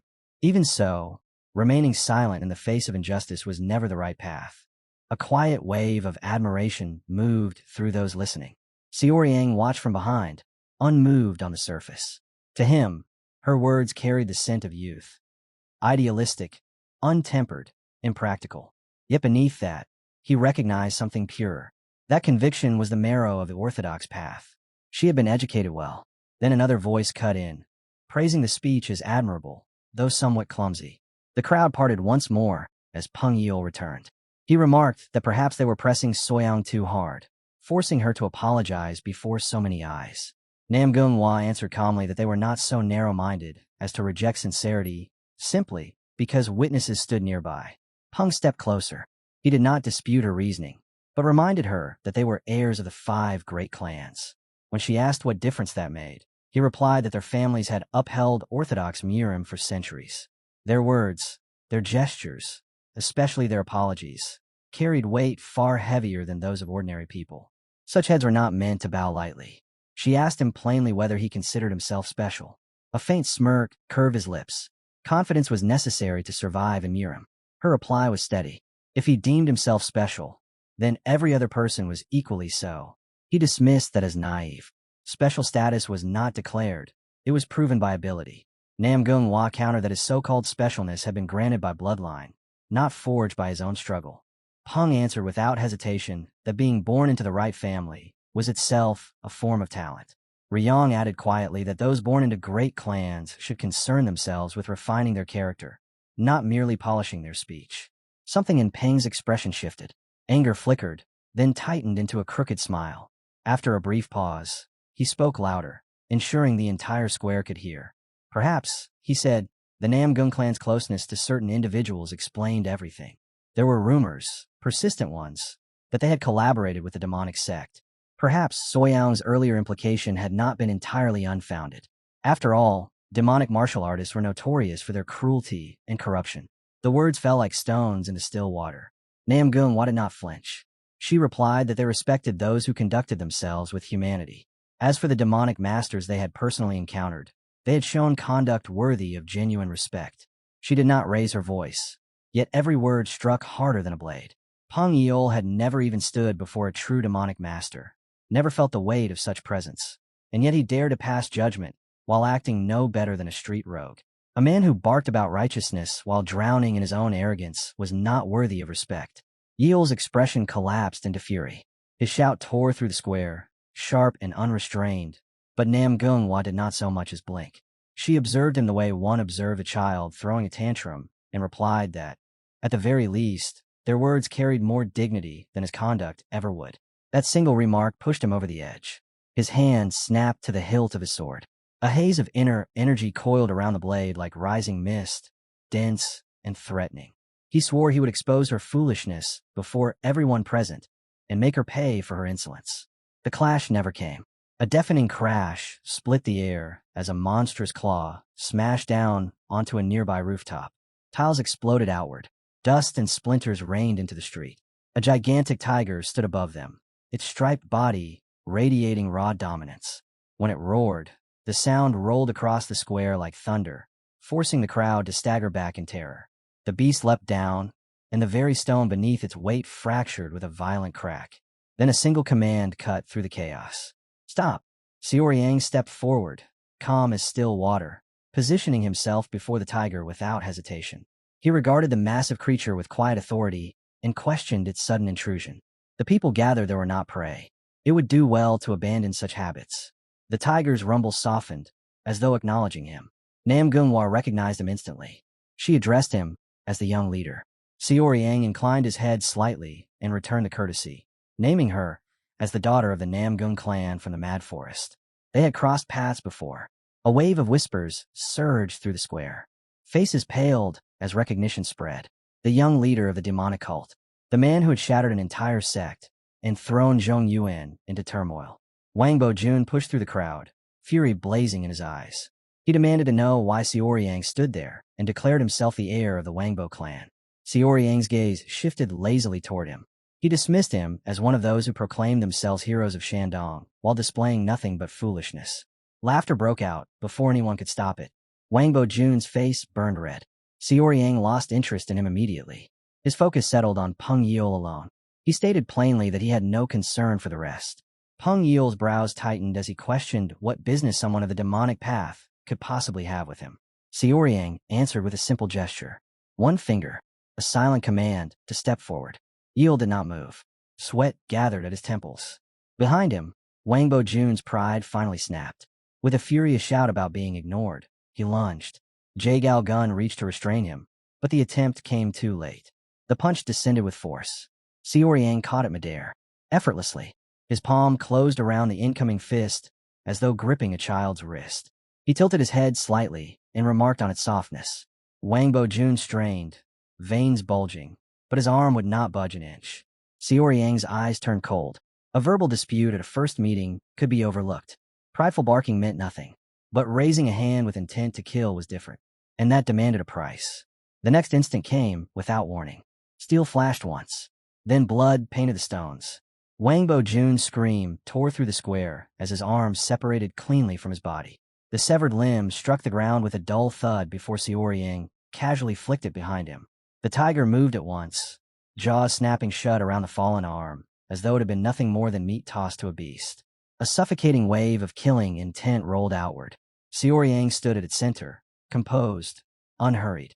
He asked in an even tone whether anyone else wished to gamble with their fate. No one moved. The square froze in absolute silence. Ryung leaned closer to his sister and muttered that the act had been excessively cruel. Nam Gung-hwa did not look away from the scene. Wangbo Jun had struck first, with unmistakable intent to kill. It was already mercy that he still breathed. More than that, she sensed the edge of something far more dangerous. If anyone else recklessly targeted the young leader of the demonic cult, what began as a personal clash could ignite into open conflict between orthodox and demonic Murim. The tension was no longer confined to a single duel. Xiaoyang brushed the matter aside as though it bored him. The entire interruption had wasted his time. His gaze returned to Peng Yil, sharp and direct. He ordered him to step forward. Yil could not tear his eyes away from the blood soaking the ground. The ease with which Wangbo Jun had been crippled sank into his bones. Dread tightened around his chest as he finally understood the gap between rumor and reality. Xiaoyang lifted his hand slowly. Crimson energy surged outward in a violent bloom. The air thickened. Pressure descended like an invisible mountain crashing into the square. Several nearby cultivators staggered, choking as blood spilled from their mouths under the crushing weight of qi. Even those who prided themselves on their training felt their knees tremble. Nam Gung-hwa's eyes widened despite herself. The magnitude of that power was beyond ordinary comprehension. If it continued to rise, many present would collapse before they could even draw another breath. Xiaoyang did not shift his focus from Peng Yil. The pressure intensified. He asked, almost idly, whether Yil truly intended to defy him. Something unseen tightened around Yil's legs. Invisible energy coiled and constricted. His muscles refused to answer his will. To his horror, his body began to move forward, dragged across the stone as if by unseen hands. Xiaoyang watched him approach and remarked coolly on his apparent obedience. Cold sweat streamed down Peng Yil's face. He cursed under his breath, panic gnawing at him as he realized he could no longer command his own limbs. No matter how fiercely he willed it, his body answered to something else.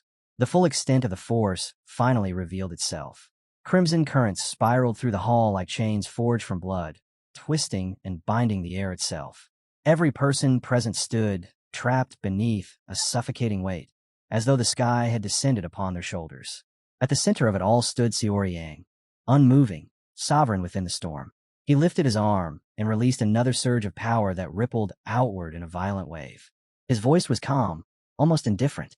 He had heard that Peng Yil had violated the daughter of the Ouyang clan. Yil's eyes widened. Disbelief flashed across his face. How could he possibly know? The question lingered for only a heartbeat before Xiaoyang's faint smile answered it. Yil had just confirmed it himself. That made matters easier. There would be no need for guilt when crippling him. Rage and fear tangled within Yil's chest. He ground his teeth and strained against the crushing aura, but it was like pushing against an iron mountain. Xiaoyang's fingers curled slightly in the air. The pressure intensified. Invisible force tightened around Yeol's body, forcing him lower. Desperation overtook him. He shouted that the Peng clan's forces were already on their way, that Xiaoyang's end was near. Xiaoyang regarded him without concern. It was Yeol himself who had just claimed the Peng clan had mobilized to confront him. The words hung heavy. Confusion rippled through the crowd. Had the Peng clan truly dared to provoke the demonic cult so openly? Had they lost all reason? Murmurs spread, and the mood shifted with unsettling speed. Peng Yeol felt it, the tide turning, the weight of countless gazes no longer neutral but condemning. Nam Gunhwa observed the transformation quietly. If the Peng clan truly intended to strike down the young leader of the heavenly demon divine cult, then it was nothing short of a declaration of war. Yet the crowd's anger now flowed toward the Peng clan itself, as if they had momentarily forgotten the severed arm lying in the dust. Xiaoyang's eyes dropped briefly to Yeol's sword. He asked whether Yeol had drawn it with the intent to use it.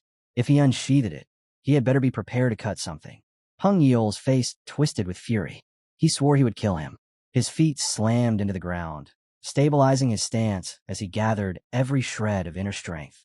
The cosmic void divine art erupted from within him, pressure swelling around his body like a rising tempest. Dust spiraled violently. The stone floor fractured beneath the surge. Spectators stared, stunned by the sheer magnitude of the technique. With a furious roar, Peng Yeol launched forward. His sword rose high above his head, energy condensing along its edge as he brought it down in a decisive strike meant to end everything in a single blow. Xiaoyang did not retreat. He stood his ground and faced the descending blade, as if welcoming it.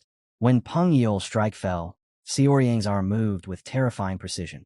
The heavenly demon lightning bolt fist erupted from his clenched hand, a bolt of condensed destruction meeting steel head-on. The collision detonated. A violent shockwave tore through the square. Stone shattered. Fragments blasted outward. The ground ruptured beneath their feet as Peng Yeol's technique crumpled, devoured by a force far beyond its limit. When the dust thinned, the outcome was undeniable. Peng Yeol lay at the center of a deep crater, body trembling against broken stone. He still clutched his sword, knuckles white, while debris rained down around him. Above, Xiaoyang extended his hand again. Crimson aura surged outward in a steady, suffocating tide. Despite his injuries, Yeol forced himself upward, refusing to collapse before the watching crowd. It made no difference. With a subtle motion of his fingers, Xiaoyang lifted him into the air as though he weighed nothing. Yeol's eyes widened in disbelief. His limbs hung useless, no longer his to command. He cursed and demanded to be released. Xiaoyang stepped forward and caught him by the throat. One hand. He raised him effortlessly, voice devoid of warmth as he asked whether it would be simpler to kill him outright. Even suspended in midair, Peng Yeol's pride did not yield. He spat back that Xiaoyang could not possibly withstand the full might of the Peng clan alone. He mocked him, accusing him of fear. The response was immediate. Xiaoyang slammed him down. The impact cracked the stone once more, dust and shards exploding outward. A collective tremor passed through the crowd. Before the shock could settle, Xiaoyang struck again, driving him deeper into the fractured earth. Now Peng Yeol lay half buried in rubble, broken and gasping. Xiaoyang stood over him, gaze cold. He could extend the punishment. He could grind him further into the stone until nothing remained but a ruin of flesh and pride. Yet this was not solely his to conclude. There was someone else who held the right to judge him. He withdrew, lifting his eyes to the crowd. He stated plainly that he had not come seeking a fight. He was aware he stood as an unwelcome presence. Since they were all gathered, words would suffice. Far from the square, within the Demon Lord's palace, the Demon Lord watched in silence. He remarked that he did not like what he felt. If Xiaoyang had gained an unpredictable weapon, then he should come to understand it fully rather than rely on familiar instincts alone. Ho Yozong asked whether he was sensing the young leader's demonic chi. The Demon Lord answered that it was difficult to define. It could be called a feeling, yet it was something far more intricate than that. Yozong felt a quiet unease. To perceive the young leader's chi from such distance, such awareness was not human. He had thought the Demon Lord seemed restless of late, perhaps even troubled, but perhaps that concern had been misplaced. The Demon Lord's gaze sharpened slightly. He spoke of the Central Heavenly Assembly. Ho Yozong asked whether he was curious about it, and if he should look into the matter. The Demon Lord dismissed it at once. A gathering of children did not interest him. Yozong pointed out that if it involved the young leader, then it could carry weight. The Demon Lord's gaze did not shift. They were merely of similar age. That was where the resemblance ended. Xiaoryang shared nothing with those children. If anything, he would be surprised if Xiaoryang failed to dominate every one of them. Back in the square, Xiaoryang surveyed the crowd before him. These were said to be the rising stars of Orthodox Murim. Yet they stood uncertain, glancing at one another, waiting for someone else to move first. For a fleeting moment, he wondered whether he should take satisfaction in that. He discarded the thought. Weak rivals did not benefit him. These were the same generation he would eventually coexist with. A world led by incompetence bred only stagnation. His gaze sharpened. He stated plainly that he was the successor of the heavenly demon divine cult. They were the successors of their respective clans and sects, or at least candidates worthy of that title. They all belonged to the same generation. Rather than gathering beneath the shadows of elders who already held power, they could speak as future leaders of Murim. There was no need for pointless bloodshed. A man stepped forward and demanded to know how they could trust him. Xiaoryang asked what exactly he meant. The man replied that this could be a trap. He could lure them close and slaughter them all. Xiaoryang's eyes cooled slightly. Such words did not come easily from members of Orthodox Murim. He remarked that he might praise their honesty in admitting their weakness, but the situation was simple. He stood alone. They numbered more than 200. Though battle was unpredictable, to cower behind suspicion in such numbers bordered on cowardice. If he had truly intended to strike, he would have done so already, even if he were lying at that moment. He believed they possessed enough judgment to see through him.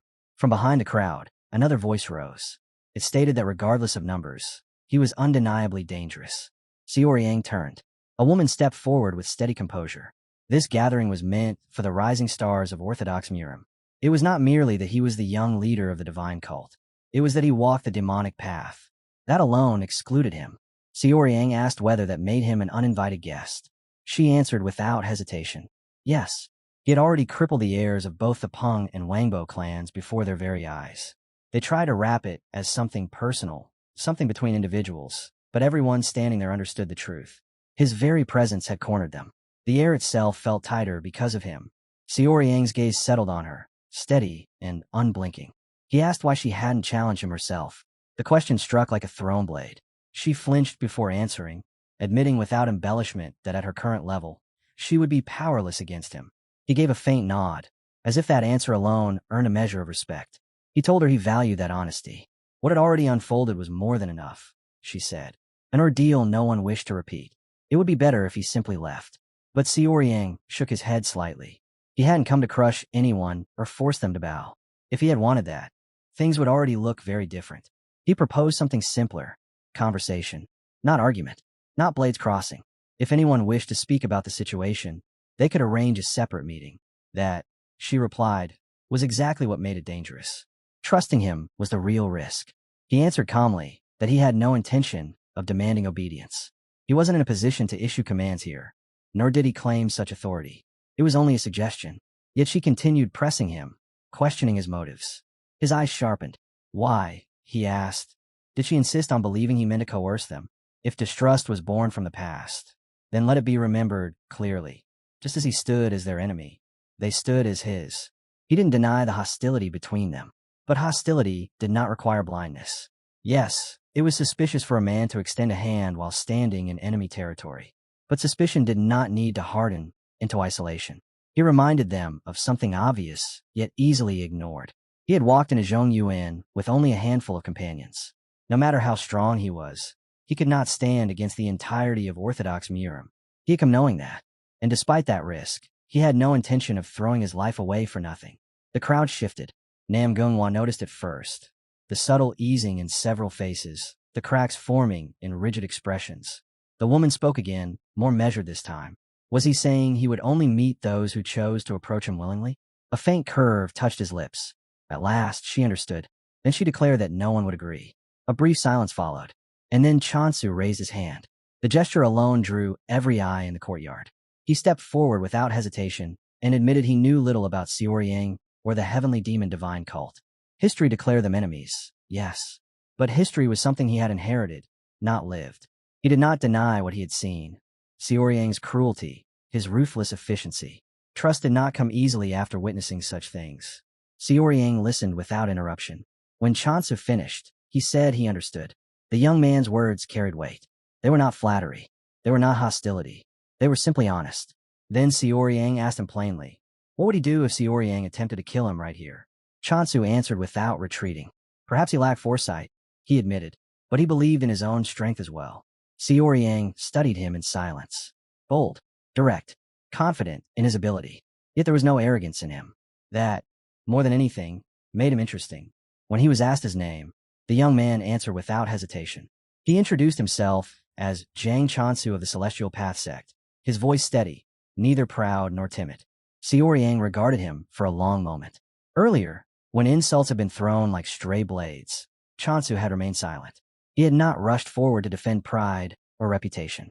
Yet now, standing before the young leader of the heavenly demon divine cult, he showed a courage few others possessed. It was not loud. It was not reckless. It was simply firm. Others had sensed it too. Xiaoyang could see it in their shifting expressions. Then the Namgung siblings stepped forward, their decision clear in their eyes before they even spoke. They would join as well. The change began slowly. One warrior lifted a hand, then another. A third stepped out from the crowd. The hesitation that had once held them rooted in place began to fracture, replaced by cautious resolve. What had seemed impossible only moments ago was now unfolding before everyone's eyes. Xiaoyang's lips curved faintly. Now this was interesting. Far from that courtyard, Ho Yozong struggled to make sense of the demon lord's earlier words. His thoughts tangled in confusion, while the demon lord himself remained perfectly composed, as if the matter required no further clarification. Yozong's composure finally cracked. He asked in near panic whether the demon lord could not simply explain what he meant. The answer came calmly. There was no need. The details would arrive through reports in due time. The demon lord reflected that events had grown dull of late. Predictable. Stagnant. But now something had shifted. It felt as though Xiaoyang was preparing to set something significant into motion. Deep within his chest, his heart began to pound with a quiet, unfamiliar anticipation. What, exactly, was Xiaoyang planning to do next? The young lord's gaze shifted to the group claiming descent from the Namgung clan.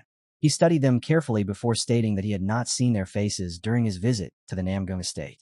His eyes lingered on Riyang. Was he the successor? Riyang answered evenly. He was not the successor, at least not yet. But titles held little weight. What mattered was whether one possessed the ability to stand where he stood. The young lord found that answer amusing. He remarked that Riyang's martial prowess appeared superior to Peng Yi's. Riyang did not react to the praise. He replied calmly that no one could ever predict the true outcome of a battle. The words hung in the air like a drawn blade. The young lord took them as a quiet challenge, though he masked it with a light tone, treating the exchange as though it were nothing more than playful banter. Jae Gun, however, did not share that mood. His expression remained rigid, displeasure written plainly across his face. A demonic martial artist had appeared without warning and disrupted the Central Heaven Assembly, and now they stood here exchanging casual words. He questioned whether this was truly the time for such ease. At last, he declared that they would not involve themselves further in the ongoing discussion. What had transpired would be reported. Xiaoyang answered without tension, saying that the truth would surface eventually regardless. He could act as he pleased. Unable to suppress his frustration, Jae Gun turned and departed, his steps sharp with restrained anger. Whispers rose immediately after. The Jaehat clan members exchanged uneasy looks, weighing whether they should follow or remain. Then, Sangrin stepped forward. The movement alone silenced the murmurs. Surprise rippled through the crowd. Xiaoyang looked at her directly. Did she intend to join as well? She answered with her own question. Was she forbidden? Then she revealed her identity, the daughter of the Northern Sea Ice Palace. As a representative of forces beyond these walls, she had every right to participate. The crowd stirred again, voices overlapping in confusion and intrigue. Xiaoyang advised her simply to avoid unnecessary complications. Riyang observed the surroundings carefully. Only about half of the original attendees had left. The rest remained. He muttered that this gathering was now being held under the presence of the young leader of the divine cult. They had agreed to attend, yes, but was this truly wise? Namgunghwa answered that they should at least hear what he intended to say. Curiosity, she admitted, played its part. What began near midday, among members of the younger generation, stretched on without pause. The early exchanges were measured, cautious, every word weighed carefully. But as hours passed, and the sun gave way to darkness, restraint eroded. Voices sharpened, arguments deepened, heat replaced hesitation. And through it all, Xiaoyang did not remain fixed in one place. He moved across the gathering, speaking directly with many of them, meeting eyes, answering challenges, dismantling suspicions one by one. The night grew late, yet no one seemed willing to leave. The past was barely touched. Old grudges, ancient betrayals, the blood that had shaped history. None of it dominated the discussion. Instead, the focus turned to a single question: how the demonic faction intended to exist within the Jianghu from this point forward. Nam Gunghua listened in silence, a quiet thought forming in her mind. Had such a gathering ever truly been possible before? To sit across from one labeled demonic and speak not of extermination, but of coexistence. Ryong exhaled softly, admitting his surprise. He had not realized so many among them thought so independently. Hua replied that while their martial prowess might not rival the great sects, their experience ran far deeper. They had lived longer in the world, witnessed more currents beneath its surface than the young elites raised within protected halls. Perhaps, she added, it was they who had been narrow in perspective. The Central Heaven Assembly had once been meant for open exchange of thought. Now, strangely, it felt as though the young leader of the divine cult had revived that original intent. Amid the growing debate, Zhang spoke. His voice did not carry arrogance, only clarity. Everyone present, he said, agreed on one point. They must not allow war to erupt. He was not speaking to appear virtuous. If war came, it would not be the towering sects that bled the most. It would be the smaller sects and clans. The Orthodox Murim's true strength lay not only in its great banners, but in the countless minor organizations beneath them. And those would pay the heaviest price. He continued. After war, recovery would not come easily. Major sects possessed reserves, hidden vaults, long-standing businesses. The smaller groups survived on fragile networks and modest income. If their foundations were shattered, rebuilding would border on impossible. Even survival would not guarantee stability. Livelihood itself would become a struggle. And beyond all of that, he added, war changed nothing. If sacrifice was demanded, then that sacrifice should serve as a foundation for something better.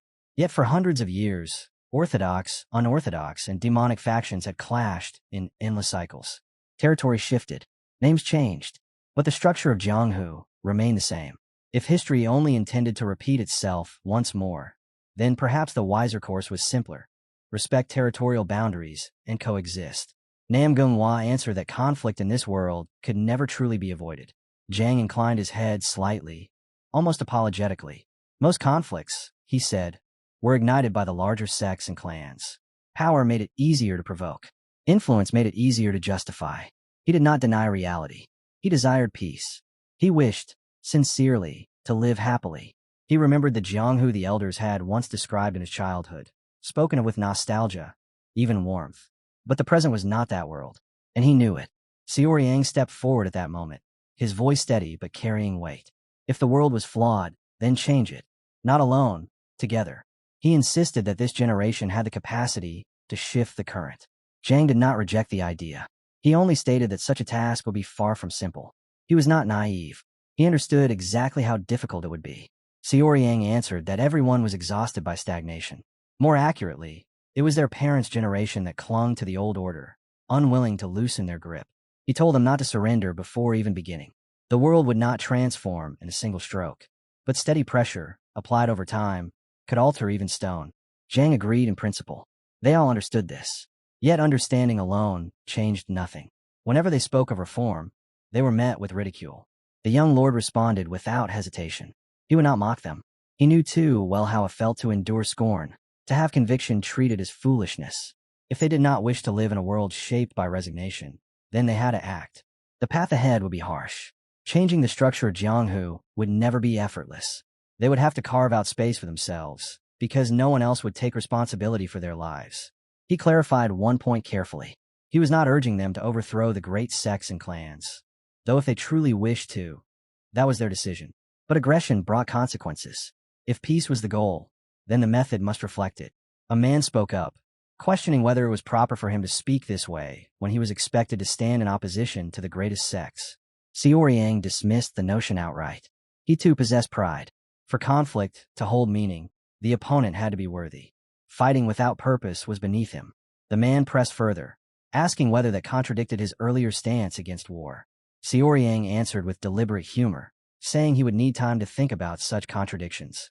Laughter rippled through the gathering, easing the tension that had begun to coil. Nam Gunghua watched it all in quiet disbelief. No one could have imagined that the first encounter between the young leader of the divine cult and the rising generation of Orthodox Murim would unfold like this. Xiao Yang's gaze swept across them again. They had surely considered the consequences before stepping into this assembly. When asked what he meant, he explained plainly. Once word spread that they had spoken openly with the young leader of the demonic cult, the elders of Orthodox Murim would not be pleased. Those who had avoided attendance likely did so out of fear of that very reaction. A man then asked whether Soryang knew why they had attended the Central Heaven Assembly in the first place. His answer came blunt and unvarnished. They had come to curry favor with the renowned sects and clans. The man finally lowered his gaze and admitted it without dressing it up. He hated to say it, but the truth was obvious. They hadn't come out of admiration or loyalty. They had come because they were afraid. Afraid that if they didn't show their faces, if they didn't leave a decent impression, other sects would curry favor with the great clans and rise above them. Fear, not conviction, had guided their steps. Xiao observed the situation with quiet clarity. They were cornered by circumstance, nothing more. The man went on, his tone turning awkward. The young leader's sudden entrance had shattered the very purpose of the gathering. It had been arranged as a stage for flattery, and that stage no longer existed. Xiao tilted his head slightly and asked whether that meant he had, in fact, done them a favor. The man hesitated, almost as if considering whether gratitude was required. Xiao dismissed the idea with a casual wave. There was no need for thanks. Since the assembly had already lost its original shape, the man proposed they at least salvage something from it. They could speak of the heavenly demon divine cult, even if it was considered the enemy. That had been the pretext for gathering in the first place. Xiao eyes sharpened faintly. Were they planning to use him as a shield if things turned sour? He sounded almost impressed at how smoothly they maneuvered through danger. The man answered plainly. Cunning was how they had endured. At some point, embarrassment had simply ceased to matter. In the end, he remarked that it had been an unexpectedly pleasant meeting and that they likely had much to discuss once he left. When someone asked where he intended to go, he replied without hesitation. Word had reached them that the Peng clan was coming for him. A few voices suggested conversation would be wiser than pursuit. He gave a faint smile and asked who exactly was being pursued. Riyong frowned, not understanding. Xiao clarified in an even tone. He wasn't running. He would meet them head-on. He did not enjoy unnecessary strife, but neither would he remain seated while others sought his life. Someone pointed out that this was still conflict. The young leader did not deny it. Others survived by weaving schemes and calculations. He had survived by staking his life whenever he chose. It was reckless, yes. The price was steep, but he preferred that cost to living in silent resentment. Before turning away, he acknowledged them. Despite their reluctance to stand before a demonic martial artist, they had come. They did not know him, and he did not know them. Yet they could sit in one place without drawing blades because the long war between the Orthodox Murim and the demonic faction had been dormant for years. Some filled that emptiness with hatred, others with grief. Many simply pretended it was not there. As for him, he intended to fill it with peace. Trust had not been forged. Not yet, but they had at least looked across the divide and seen the faces standing there. The first encounter had been uneven, clumsy in places, heavy with caution. Even so, a door had opened. Something larger than suspicion now lingered between them. He told them he wished to meet again in 1 year. No grand oath, no elaborate promise, just a single request. Remain alive until then. 2 days passed. A letter arrived from the house sect. Calm script, efficient as ever. The Peng clan forces were 40 kilometers away. Xiao read it once, then folded it without expression. By the time the message had traveled, the distance had already shrunk. 10 kilometers at most. The supreme overlord unit of the Hubei Peng clan was advancing straight toward him. 300 blade-bearing warriors moved in formation, their steps synchronized, their killing intent disciplined. Among them were 30 former martial masters who had reached the supreme peak, veterans who had clawed their way to the edge of the summit and survived there. It was not a patrol. It was a declaration. Then their leader abruptly raised his hand. The entire unit slowed. In that suspended instant, a beam of condensed energy tore through the air toward them, splitting wind and silence alike. Xiao stood at a distance, gazed steady as he assessed them. 300 blades, 30 peak-level masters, an elite force worthy of the Hubei Peng clan's name. His voice was cold when he spoke, devoid of heat, yet sharper than any sword. He hoped they had eaten well before setting out, because very soon, every last one of them would be forced to eat dirt. Before moving against the Peng forces, Xiao unfolded the letter again and read every line without haste. No detail escaped him. When he finished, he informed Dongpil that the minor sects and clans across Hunan had already been placed on emergency alert. More than half were preparing to enter a wartime stance. The tremors had begun spreading far beyond a single clash. Dongpil answered evenly. Those forces would eventually turn their eyes toward them as well. Xiaoyang did not deny it. Too much had happened in too short time. He asked Dongpil what he truly thought of everything they had encountered so far. Dongpil considered before replying. His overall impression had not been pleasant. The road had been harsh, tangled with schemes and blood. Yet he had come to understand that the world held more variety than he had imagined. There were countless kinds of people. Those meetings, however uncomfortable, had been meaningful. They were experiences worth keeping. Xiaoyang nodded faintly. He admitted he could no longer tell whether the world had always been this strange, or whether he himself had changed somewhere along the way. One truth, however, stood firm in his mind. The moment he stepped into Zhongyuan, something within him had begun to shift. That transformation, unpredictable and relentless, was part of Jianghu's pull. A quiet irony pressed at him. Not long ago, he had spoken of peace. Now he stood before yet another battlefield. He acknowledged the contradiction without excuse. He could not watch in silence while others tried to corner or erase him. Because of that, perhaps he was unfit to lead anyone toward peace. The thought came without self-pity, only clarity. Dongpil could not grasp why he would say such a thing. Xiaoyang burned the letter. The flames consumed ink and paper alike. A demonic martial artist, he said calmly, would always remain on the demonic path, regardless of intention. He had walked closer to its peak than anyone. The weight of killing no longer stirred guilt within him. Even if he genuinely wished for a quieter world, he was not the one meant to stand at its center. Having reached that conclusion, he decided to go alone. The others were not to follow. Sangrin turned to Dongpil, disbelief in her eyes. Were they truly going to let the young leader face the Peng clan by himself? Dongpil answered without emotion. The Peng clan was unlike any enemy they had faced. If they followed, they would most likely die. Worse still, in the chaos of battle, they might be swept up in the young leader's overwhelming strikes and fall by his own hand.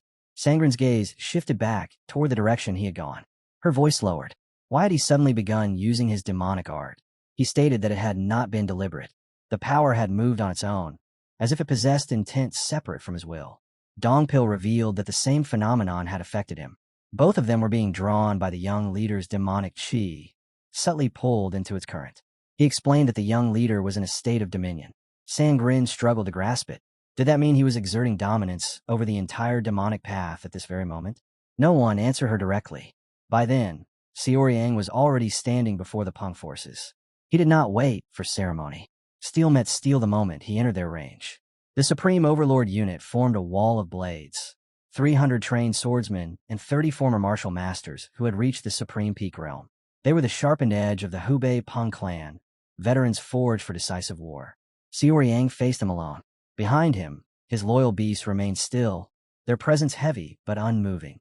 The commander of the unit spotted him instantly and gave a clear order: capture the young leader. The command had barely left his mouth. In one fluid advance, Xiaoyang closed the distance and severed the commander's head with a single, unbroken stroke. No wasted motion, no second strike required. Shock tore through the ranks. The soldiers cried out as their leader fell, scrambling to reassemble their formation. He did not grant them the time. He advanced without pause, each step accompanied by the flash of his blade. Every swing claimed a life.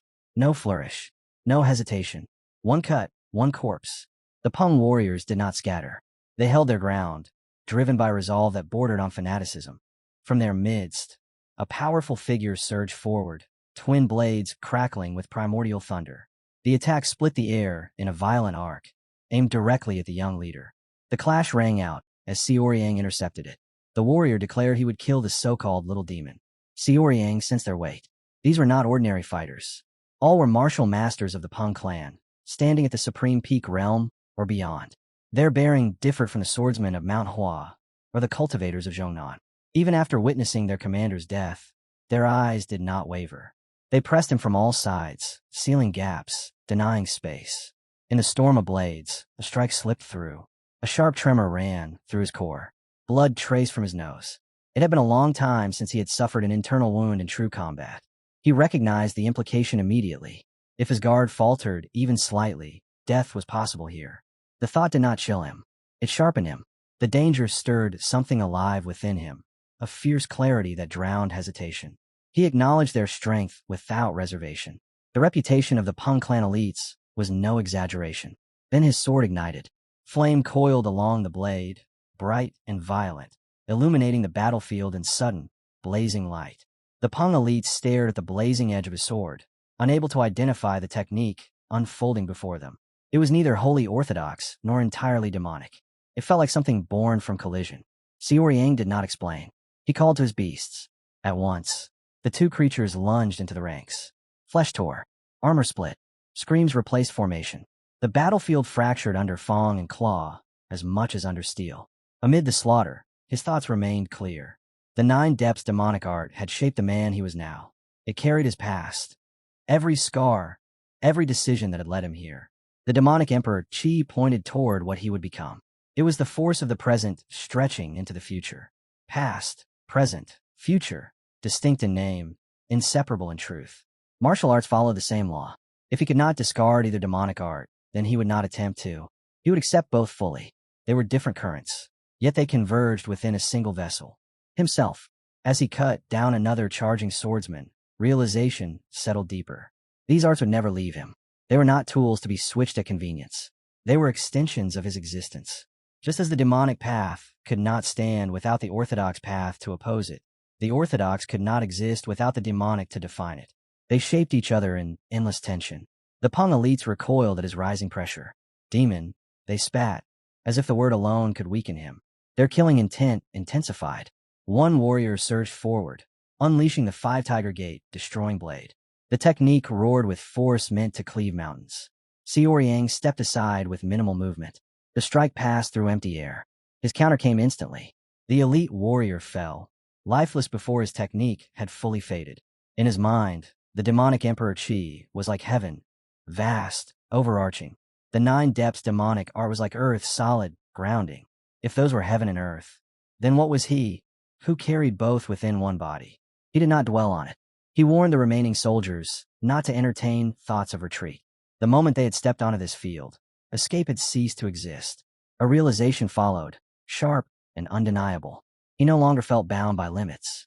Far from the battlefield, within the demon lord's palace, tension thickened. The first guardian attempted to justify his stance. Ho Yozong asked calmly whether the young leader had already dismissed the guardians. The man insisted that regardless of dismissal, they should still be dispatched. The young leader was their divinity, the future master of the divine cult. Protection was not optional. How could they remain composed? He demanded, when they had no idea what the defeated factions of Zhongyuan might attempt. Even sending the great 9 demonic elders would not fully reassure him. The bowl in the demon lord's hand shattered without warning. The man dropped to his knees at once. Admitting his words had crossed a line, yet he did not retract them. Every young leader of the divine cult, he reminded them, had always been accompanied by guardians. The demon turned his gaze toward the first guardian and asked him a simple question, one sharp enough to cut through bone. If the moment ever came, if fate twisted beyond reason, could he raise his sword against him? The first guardian did not hesitate. His answer was immediate and unwavering. No, even if the heavens collapsed and circumstances demanded it, he would never point his blade at the cult leader. Some lines were not meant to be crossed. The demon lord listened, then spoke quietly. For Xiaoyang, it was the same. The boy still had a long road ahead, still had mountains left to climb, but at his core he was no different. What Xiaoyang wanted was what the heavenly demon wanted. Their desires were not separate currents. They flowed from the same source. The path of demons was never about righteousness or restraint. It was about desire. Desire that deepened into obsession. Obsession that erased hesitation. And when that obsession reached its peak, distance vanished. One became completely unified with the object of longing. That was the demonic path. Not domination. Not cruelty. Unity through absolute fixation. He had walked that road himself. The great 9 demonic elders had walked it. Even the ancestors of the divine cult had bled for it. Every candidate who stood beneath the shadow of succession carried that same furnace in their heart. Yet Xiaoyang was different. The demon lord had never imagined the boy would awaken the demonic Emperor Qi in such a manner. It was not forced. It was not seized through violence or blind ambition. It had taken shape through something far subtler. A memory surfaced. An old monk once trained him in his youth. That monk had said obsession creates distance. If one wished to close that distance, one must let the obsession flow away like a river, cast it into the current, and release it. At the time, The young demon lord had dismissed those words as hollow rambling. What could a monk possibly understand about the demonic path? Now he understood. By creating distance, they had erased it. By letting go, they had become one. The contradiction was not weakness. It was completion. A laugh escaped him without warning, deep and unrestrained, echoing through the chamber. The general strategist straightened at once.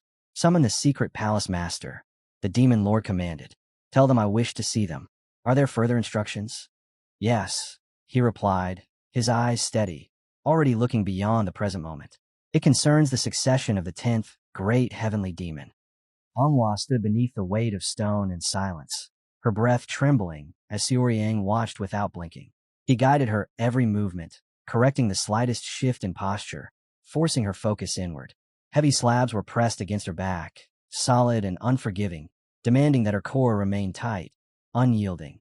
Pain flickered across her face, but he did not soften. Endure it, he told her. The longer she held on, the stronger she would become. Strength was not granted.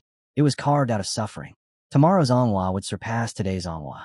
That was the only law he acknowledged. Time stretched. Sweat gathered and fell. At last, he gave a single word, and she released the stones. He acknowledged what she had endured. It was not light. It was not simple, yet she had borne it without complaint. He might have told her to lie down and rest, but this was not the moment for comfort. Her energy had to be cultivated now, while the foundation was still malleable. The early stages of demonic arts moved swiftly, far faster than orthodox methods. Power would come easily, sometimes even without deliberate effort. That ease was a trap. Demonic arts bloomed quickly, but the bloom hit a wall. And when that wall appeared, it did not crack gently. It crushed. This harsh training was not cruelty. It was preparation. The more she shattered her limits now, the thinner that future wall would be. The more pain she digested today, the less it would devour her tomorrow. Manhwa listened, and understanding settled into her eyes. No protest, no hesitation. She accepted the path in silence. Xiaoyang felt the fatigue in his own limbs then. Limits were not something he could lecture about from a distance. He was bound by them as well. He had forged the most efficient killing method by fusing the 9 depths demonic arts with the demonic emperor Qi. 2 tyrannical forces flowing at once. Precision and destruction intertwined. The result was flawless in execution, but his body paid the price. Every strike loaded unbearable strain into his muscles. His nerves burned as if fire had been threaded through them. Since reaching the ultimate demon realm, this was the first time his body had faltered beneath his own power. The technique was perfect. The vessel was not. If he failed to reinforce his physical limits, the day would come when his flesh would shatter before his will did. Footsteps approached. Gong Yachi arrived sooner than expected. Xiaoyang noticed at once and remarked on the early visit. Gong Yachi explained that he had rushed to deliver good news. Xiaoyang's expression did not change. Good news never traveled alone. It always dragged something unpleasant behind it. He preferred efficiency. Start with the bad news. Gong Yachi spoke plainly. Many orthodox sects had already marked him as an enemy. Most did not announce it aloud, but their blades were angled beneath the table. The hostility was quiet, but it was real. Xiaoyang showed no surprise. He had expected nothing less. Gong continued. The younger generation stood differently. They were not openly rallying behind him across the land. Yet in several regions there were factions among them who regarded him with sympathy. Some even held favorable opinions. Xiaoyang's eyes narrowed slightly. Support without understanding was fragile. They did not know his intentions. They did not know his destination. Why, then, would they side with him? Gong answered that such details were irrelevant to them. The younger generation was angry. Angry at stagnation. Angry at hypocrisy. Angry at decisions made over their heads. Even if they did not grasp his true aims, they saw in him a disruption of the old order. That alone was enough. Xiaoyang exhaled slowly. That did not sound like good news. Gong admitted it was not. The divide was clear. The young leaned toward him in scattered pockets, while the elders hardened against him. The older generation disliked him intensely. Xiaoyang observed that age often bred caution, and caution easily turned into fear of change. That was natural. He did not resent it. If others raised a sword against him, he would answer with a sword. If they extended a hand in peace, he would extend his own. His principle was simple. Gong agreed, but warned him to sharpen his awareness. The atmosphere across the land was strained. Under such tension, even a spark could ignite something uncontrollable. After a pause, Gong presented a sealed letter. This is the true good news, he said. Xiaoyang glanced at it and questioned the need for ceremony. Words could be spoken directly. Gong insisted. This required proper delivery.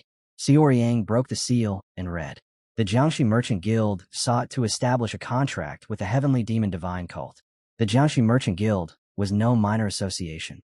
It was a vast merchant union dominating the Jiangxi region, the place where the density of trade surpassed all others. Gold flowed there like a river in flood. Wealth changed hands in amounts most sects could not even comprehend. In that region, merchants wielded more practical influence than many martial factions. Gong explained that if the agreement materialized, the divine cult would effectively gain the backing of a force equivalent to an entire region. It was no small matter. He even offered congratulations, noting that such a colossal guild turning its attention towards Xiao Yang was proof of his growing presence. Xiao Yang felt no triumph. He had not taken any action that he believed worthy of such recognition. Gong clarified that nothing had been finalized. The guild requested a personal meeting first. Only after that would any contract be considered. That detail gave Xiao Yang pause. A merchant guild of that magnitude did nothing without calculation. If they wished to see him in person, it meant they were weighing more than profit. A faint crease formed between Xiao Yang's brows as he read. Gong noticed the shift immediately and asked what troubled him. Without another word, Xiao Yang tore the letter in half. Then again, the fragments fell like scraps of useless parchment. It's a trap, he said flatly. There's no doubt. To him, the idea that the Jiangxi Merchant Guild would seek a contract with the divine cult was more absurd than Shaolin declaring brotherhood with them.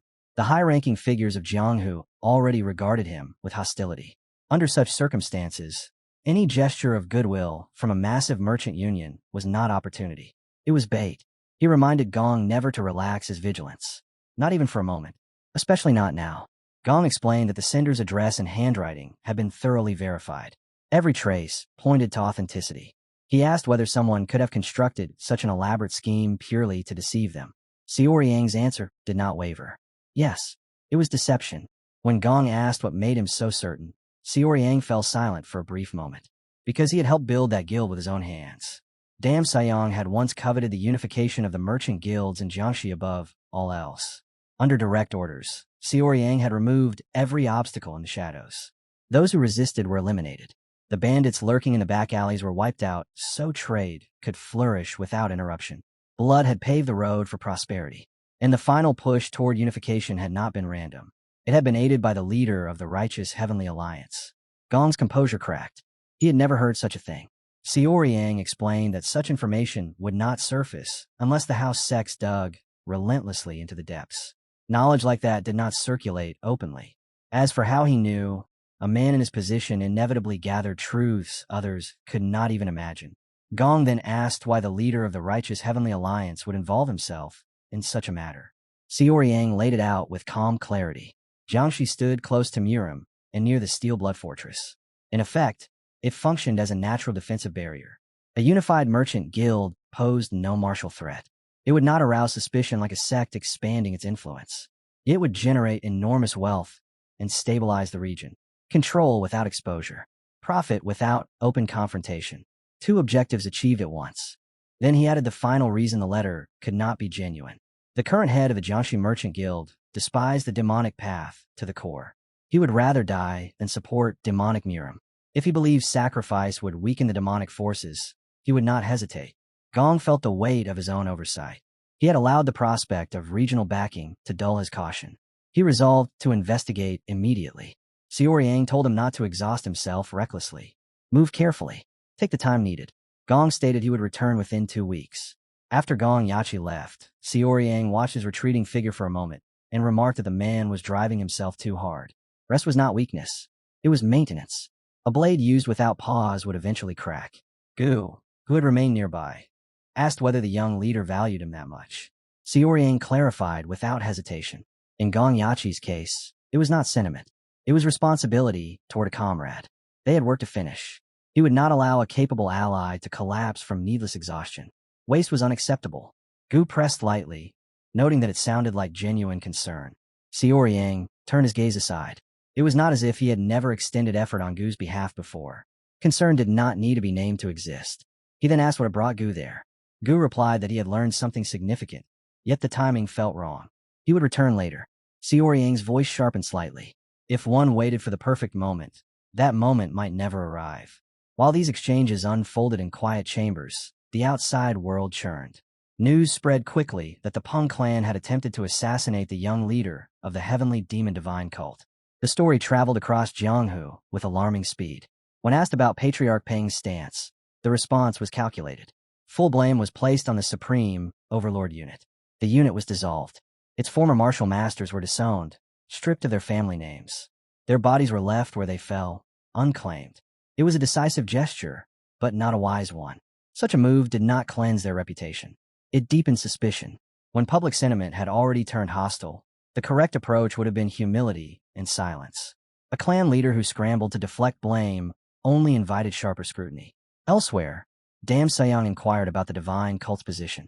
A subordinate began to report, but Dam Sayang cut him off. He already knew.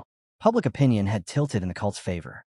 Wuhan, the Qingxing sect leader, observed that the true significance was not the incident itself.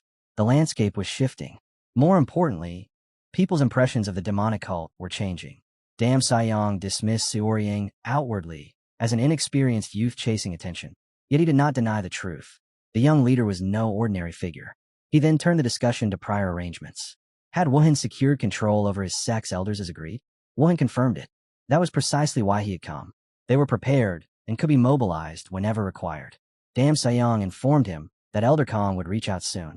Wuhan noted that it had taken longer than expected, implying that the house sects were proving troublesome. Dam Sayang replied with a thin smile. Catching a rat could be more troublesome than hunting a tiger. Smaller prey hid deeper. Once contact was made, Wuhan was to begin immediately. No hesitation. As the conversation ended, Dam Sayang's thoughts aligned into a single conclusion. The time had come to release the demonic dragon. Elsewhere, the scene was drenched in silence and blood. Crimson streaks covered the table, dripping slowly onto the shattered floor below. Two men lay crumpled amid the wreckage, bodies twisted, completely unconscious, as if the fight had ended before they even understood it had begun. And beside them, unmoving, a cloaked figure stood in absolute stillness. No panic, no haste, just quiet confirmation that the task was done. Night deepened. Much later, when the air had grown heavier and the lamps burned low, a lone figure staggered through the shadows toward the young leader. He was disguised, barely recognizable, his clothes soaked through with blood that was not entirely his own. Every step looked stolen from death itself. Yet he pressed forward, driven by something stronger than pain. He reached Xiaoryang. With trembling hands, he forced a letter into his grasp. No grand speech, no explanation. The man's strength finally gave out. His knees buckled, his body hit the ground, and his life slipped away in the same breath. Silence returned. Xiaoryang looked down at the corpse only briefly before unfolding the message. The words were short, brutally simple. Pack up. That was all. For a moment, nothing moved. Then understanding struck like a blade through the ribs. They had reached Gongyachi. The air around Xiaoryang seemed to distort. His fingers tightened around the paper until it crumpled. Rage did not erupt outward. It condensed inward, dense and suffocating. His jaw locked. His gaze hardened. This was no warning. It was a declaration. Chaos rippled through Hubei without warning. Reports crashed in one after another. Every branch across the province was under sudden assault. Flames had already swallowed the House Sect's Hubei branch, the night sky glowing red with its destruction. The branch leader barely had time to process the scale of it before another messenger burst in, breath ragged, insisting the young leader had to be informed immediately. Another voice cut in just as urgently, arguing that survival came first, that they needed to evacuate at once if they wished to live through the night. They never got the chance. An enemy presence descended without sound, then struck without hesitation. The intruder laughed softly, eyes sweeping the room with open contempt. As expected of the House Sect, he sneered, hiding in corners like frightened rats. When demanded to state his name, he did not hesitate. Kong Wuchang, leader of the Formless Temple. The title alone tightened the air. He dismissed further questions with a cold flick of his sleeve, declaring that explanations were unnecessary. Before dawn arrived, every one of them would be corpses. Elsewhere, far from the burning branches, Wuhan stood before the Alliance leader and delivered his report. A letter had arrived from Elder Kong. Hostilities against the House Sect were already underway. The Alliance leader listened without visible reaction and asked a single question. How many sects and clans stood ready? Wuhan answered precisely. The Amaze sect, the Tang sect, the Wangbo sect, the Moyong sect, and the Qingxing sect were prepared and awaiting orders. Shaolin and Wudong had issued no statement. No movement. A faint shadow crossed the alliance leader's face. Shaolin and Wudong possessed the greatest presence across Hunan and Hubei, yet they remained silent. No matter. Alliance branches would suffice for now. Once operations in surrounding regions concluded, their forces could converge fully. His voice lowered, turning sharp. This was the moment to purge the parasites who had long fed off them. The time for restraint had ended. Wuhan inclined his head. It was time to begin the second phase. Not long after, the Heaven and Earth Pavilion was summoned. The Alliance leader's first inquiry cut straight to the core, the whereabouts of the demonic cult's young leader. The answer came swiftly. He was near Xuchang, in Hunan. His likely path pointed toward Zhengzhou, the nearest House Sect branch from his current position. The Alliance leader did not hesitate. Send Xianyang. Once, Xianyang had been known as the Enlightened, a man wholly devoted to Taoism. His path had been pure, disciplined, unwavering. Then he encountered Dam Seong. Corruption followed. Conviction twisted into fanaticism. In time, he rose quietly into the ranks of Dam Seong's 10 hidden swordsmen. Now, he would move again. The pavilion leader did not speak carelessly. His doubt was measured, deliberate. What if the young demonic dragon defeated Xianyang? What then? The Alliance leader's answer came without hesitation. That would serve them even better. Xianyang was no ordinary opponent. Once, he had been hailed as a legend of Wudong. Though the mountain had distanced itself from him, its blood still ran through his roots. That connection could not be erased. The Alliance leader spoke calmly, almost thoughtfully. Wudong stood higher than Manhwa, or Zhongnan, for a reason. It was revered alongside Shaolin, not by coincidence, but by weight of history. Even as rumors spread that the orthodox Murim had grown corrupt, the common people still clung to two names as embodiments of justice, Shaolin and Wudong. If the young leader of the demonic cult crossed blades with a former master of Wudong, perception alone would decide the outcome. The moment word spread, the righteous image he had so carefully shaped would fracture. No matter his intentions, he would be branded accordingly. The Alliance leader intended to corner him, step by step, until retreat became impossible. To drive the demonic dragon to the very edge of a cliff, and let the world watch. Far from these calculations, Xiaoyang moved swiftly alongside Dongpil. Their pace did not slow. Gu advised caution, suggesting it might be wiser to remain in Xuchang. The young leader rejected the idea without pause. This was not something he would entrust to others. Sangren's warning followed close behind. Once he intervened openly, the divine cult's cooperation with the house sect would be exposed to all. The veil would lift. Xiaoyang did not waver. He could not stand idle while flames consumed allies. At present, the divine cult was the strongest force capable of reinforcing and healing the house sect's shattered branches. And he was certain of one thing. The righteous Heavenly Alliance leader already knew of their cooperation. Pretending otherwise would not change that reality. Voices rose around him, urging restraint. He listened, but he did not yield. He understood the danger. A leader of his standing rushing personally into every crisis was neither strategic nor dignified. It placed him at the center of risk, and risk diminishing the cult's stature. Gu's reply came steady and unflinching, precisely because the young leader had no visible limits, because his talents seemed boundless. He might fail to see when a situation had already reached its natural end. Power without pause could blind even the exceptional. Then Gu spoke more carefully. When this storm settled, the young leader should meet the Alliance leader face to face. Xiaoyang's answer was measured. It did not necessarily have to be him. Shaolin's head or Wudong's leader could just as easily stand in that place. Gu clarified. He did not mean a formal envoy. He meant someone whose mere words could shake the world. Someone whose presence alone shifted the balance of Murim. Xiaoyang fell silent for a brief moment. He understood. Running endlessly toward every fire carried no meaning if there was no direction guiding the steps. Recklessness disguised as responsibility would only tighten the noose prepared for him. Slowly, he acknowledged it. There was no value in charging forward without calculation. He would follow Ma's counsel. Gu lowered his gaze, admitting his tone had been sharp, even presumptuous, and requested punishment. Xiaoyang dismissed it immediately. A man who spoke to correct him was not one to be punished. A lesson delivered honestly did not warrant retribution. The carriage thundered down the road without slowing. Then the air shifted. A lone figure stood directly in its path. Dongpil pulled the reins hard, wheels grinding against dirt as the horses reared. The man ahead did not move. His gaze rested on the carriage, sharp and unblinking. He had already sensed it. The dense, suffocating demonic chi radiating from within. Xianyang. He did not announce himself. He did not need to. The pressure surrounding him spoke clearly enough. Once revered as the enlightened of Wudong, now something far darker stood in his place. His robes stirred faintly in the wind, yet his stance remained rooted like a mountain that refused to yield. Elsewhere, far from that silent confrontation, Gong Yachi received news that struck like a blade to the spine. Sichuan, Hunan, Hubei, Shandong, all under coordinated assault from the 9 sects and 5 clans. Nearly a third of the House sect's forces had already been wiped out. The remaining branches were expected to fall under attack soon. The report had not even finished before Gong's hand slammed down, shattering the table beside him into splinters. His voice cut through the chamber. How much had been exposed? The answer came with brutal precision. 69%. The explanation followed quickly. The moment the attacks began, sensitive materials had been concealed, operations halted, and personnel withdrawn.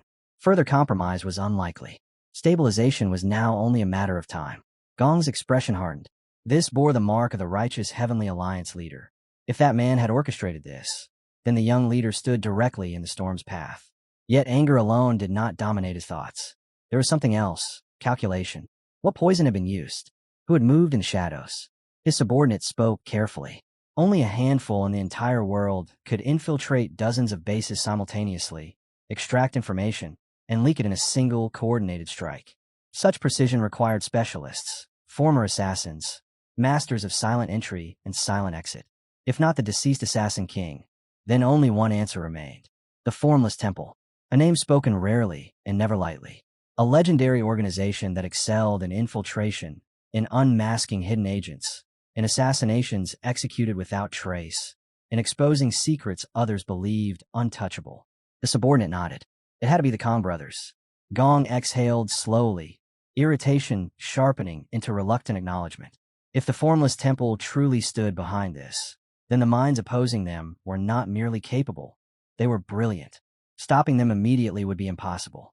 Plans had to change. His decision came without hesitation. All House Sect branches would shut down. Entirely.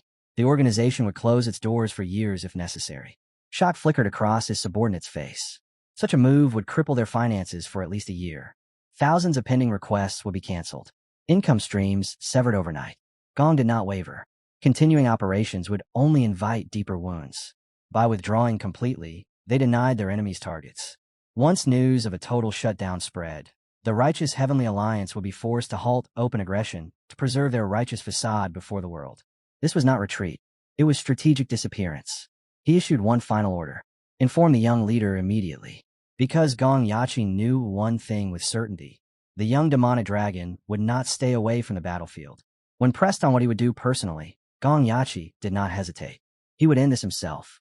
Once the House Sect's complete shutdown became public, the Orthodox Murim would have no choice but to halt their open assaults.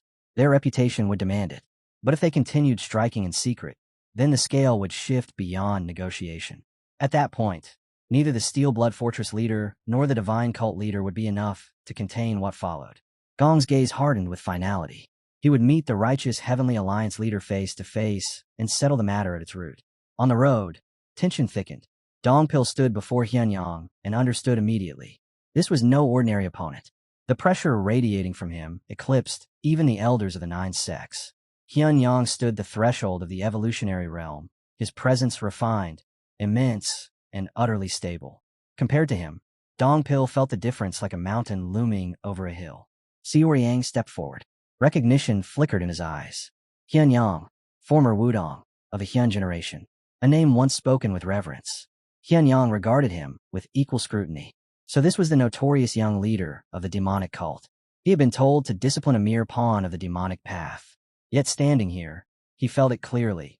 His own energy failed to suppress the demonic chi before him. It did not waver. It did not retreat. This was not a pawn. This was a king. Xiao Yang studied him carefully. He had memorized the ranks of Dam Seong's hidden swords. Yet this man's presence had never surfaced in those records. That meant only 2 possibilities. Either Hyunyang had been recruited after Dam Seong's death, or he had been concealed so deeply that even Xiao Yang had not been permitted to know. Without shifting his stance, Xiao Yang spoke. All those hiding, step forward. A man emerged from behind a tree, surprise evident on his face. He questioned how his concealment had been exposed. The answer came not in words, but in force. Xiao Yang released his chi. The air ruptured. Trees splintered. Earth cracked. Every point of concealment where enemies crouched was annihilated in an instant. Those who attempted to flee found their bodies locked in place, seized by an invisible pressure that crushed down without mercy. Their screams never fully formed. Heads burst under the weight of overwhelming demonic force, collapsing lifelessly into the dirt. Silence fell again. Blood mist settled slowly to the ground. Xiao Yang's gaze returned to Hyunyang. Should I kill them all and leave only you alive? Hyun Jang's heart nearly stopped the instant he witnessed the young leader move. Terror gripped him so tightly that even breathing felt heavy. At such a young age, the boy had already stepped into the realm of a martial master within the ultimate demon realm. That realization struck harder than any blow. In that moment, Hyun Jang understood with painful clarity that the demonic cult had not raised a disciple. They had nurtured a monster. Gu's voice cut through the tension as he turned to Dongpil and demanded to know what was happening around them. Dongpil answered in a low, steady tone. A Wudong Taoist stood in their path, and hidden in the shadows nearby were nearly 20 first-rate masters, scattered in concealed positions, waiting. The air thickened. Gu did not hesitate. Under no circumstance, he warned, should they provoke a direct clash with Wudong. The young leader shifted his gaze back to Hyun Jang and spoke calmly. He had no intention of fighting a Wudong Taoist. All he wanted was for the man to step aside. But Hyun Jang's hand moved slowly to the hilt of his sword. His fingers tightened. He admitted the truth without shame. Even if he unleashed the secret way of the immortals, he doubted he could endure 20 seconds against this opponent. And yet, that did not absolve him of responsibility. He still had to earn his pay. Xiao Yang's eyes narrowed slightly as he asked whether Hyun Jang truly wished to gamble his life. Hyun Jang's reply was steady. It was not yet certain who was taking the greater risk. After all, the young leader had declared himself to be from Wudong. If he chose to draw his blade here, he would have to accept the consequences. The image he had so carefully cultivated could shatter in an instant. Only then did the young leader see it clearly. Hyun Jang was not relying on strength. He was hiding behind the name of Wudong. The moment a hand was raised against Wudong, every orthodox sect and clan that had shown support would shift their allegiance. That was the weight of Wudong's influence. That was its authority in the martial world. Gu urged restraint once more. Xiao Yang spoke coldly. Reputation burns faster than paper in open flame. But Hyun Jang had miscalculated. His greatest weapon was not his martial arts, not the hidden masters, not even Wudong's prestige. It was his assumption that the young leader cared about his image at all. He had judged him completely wrong. And without another word, the young leader stepped forward. Hyun Jang's sword flashed, Taiji court, chi roaring through the blade as it cut through the air. Then something unthinkable happened. The young leader caught the sword with his bare hand. Steel met flesh, and the blade, infused with Taiji core chi, was seized as though it were nothing more than a child's toy. In the very next breath, Hyun Jang understood something horrifying. His sword would not move, no matter how much strength he poured into it, no matter how fiercely Taiji core chi surged through the blade. It was as if the weapon had been locked in place by an immovable mountain. The young leader's bare hand held it effortlessly, fingers wrapped around steel, infused with profound internal energy. Yet not a single drop of blood fell. A cold smile curved across the young leader's lips. He mocked them without raising his voice. They should have investigated properly. They should have asked themselves just how insane he truly was before calculating his circumstances and weighing their little schemes. Hyun Jang had tried to measure him with reason. That was his first mistake. You can do your pay's worth in hell. The words fell like a verdict. Then demonic hands in the heavens descended. It happened too fast for anyone to react. A surge of terrifying demonic chi erupted outward, swallowing Hyun Jang whole. There was no scream that lasted more than a fragment of a second. No corpse left behind. Within moments, he was gone, vaporized. Xiao Yang did not hesitate. He immediately ordered his men to sweep the surroundings and eliminate every hidden master who had been lying in wait. Steel flashed in the dark. Cries were cut short. The ambush turned into a massacre. When silence finally settled, Xiao Yang asked a single question. Was everything erased? The young leader personally set fire to the remaining bodies. Flames rose, devouring flesh, cloth, and blood alike. He watched until nothing recognizable remained. This, he said calmly, is how proof disappears. It would take time before word of Hyun Jang's death spread. By then, the trail will be cold. Gu stepped forward and reported that the matter was concluded. Still, he added quietly that perhaps the young leader should not have acted personally. I know, the young leader replied, but I had no choice.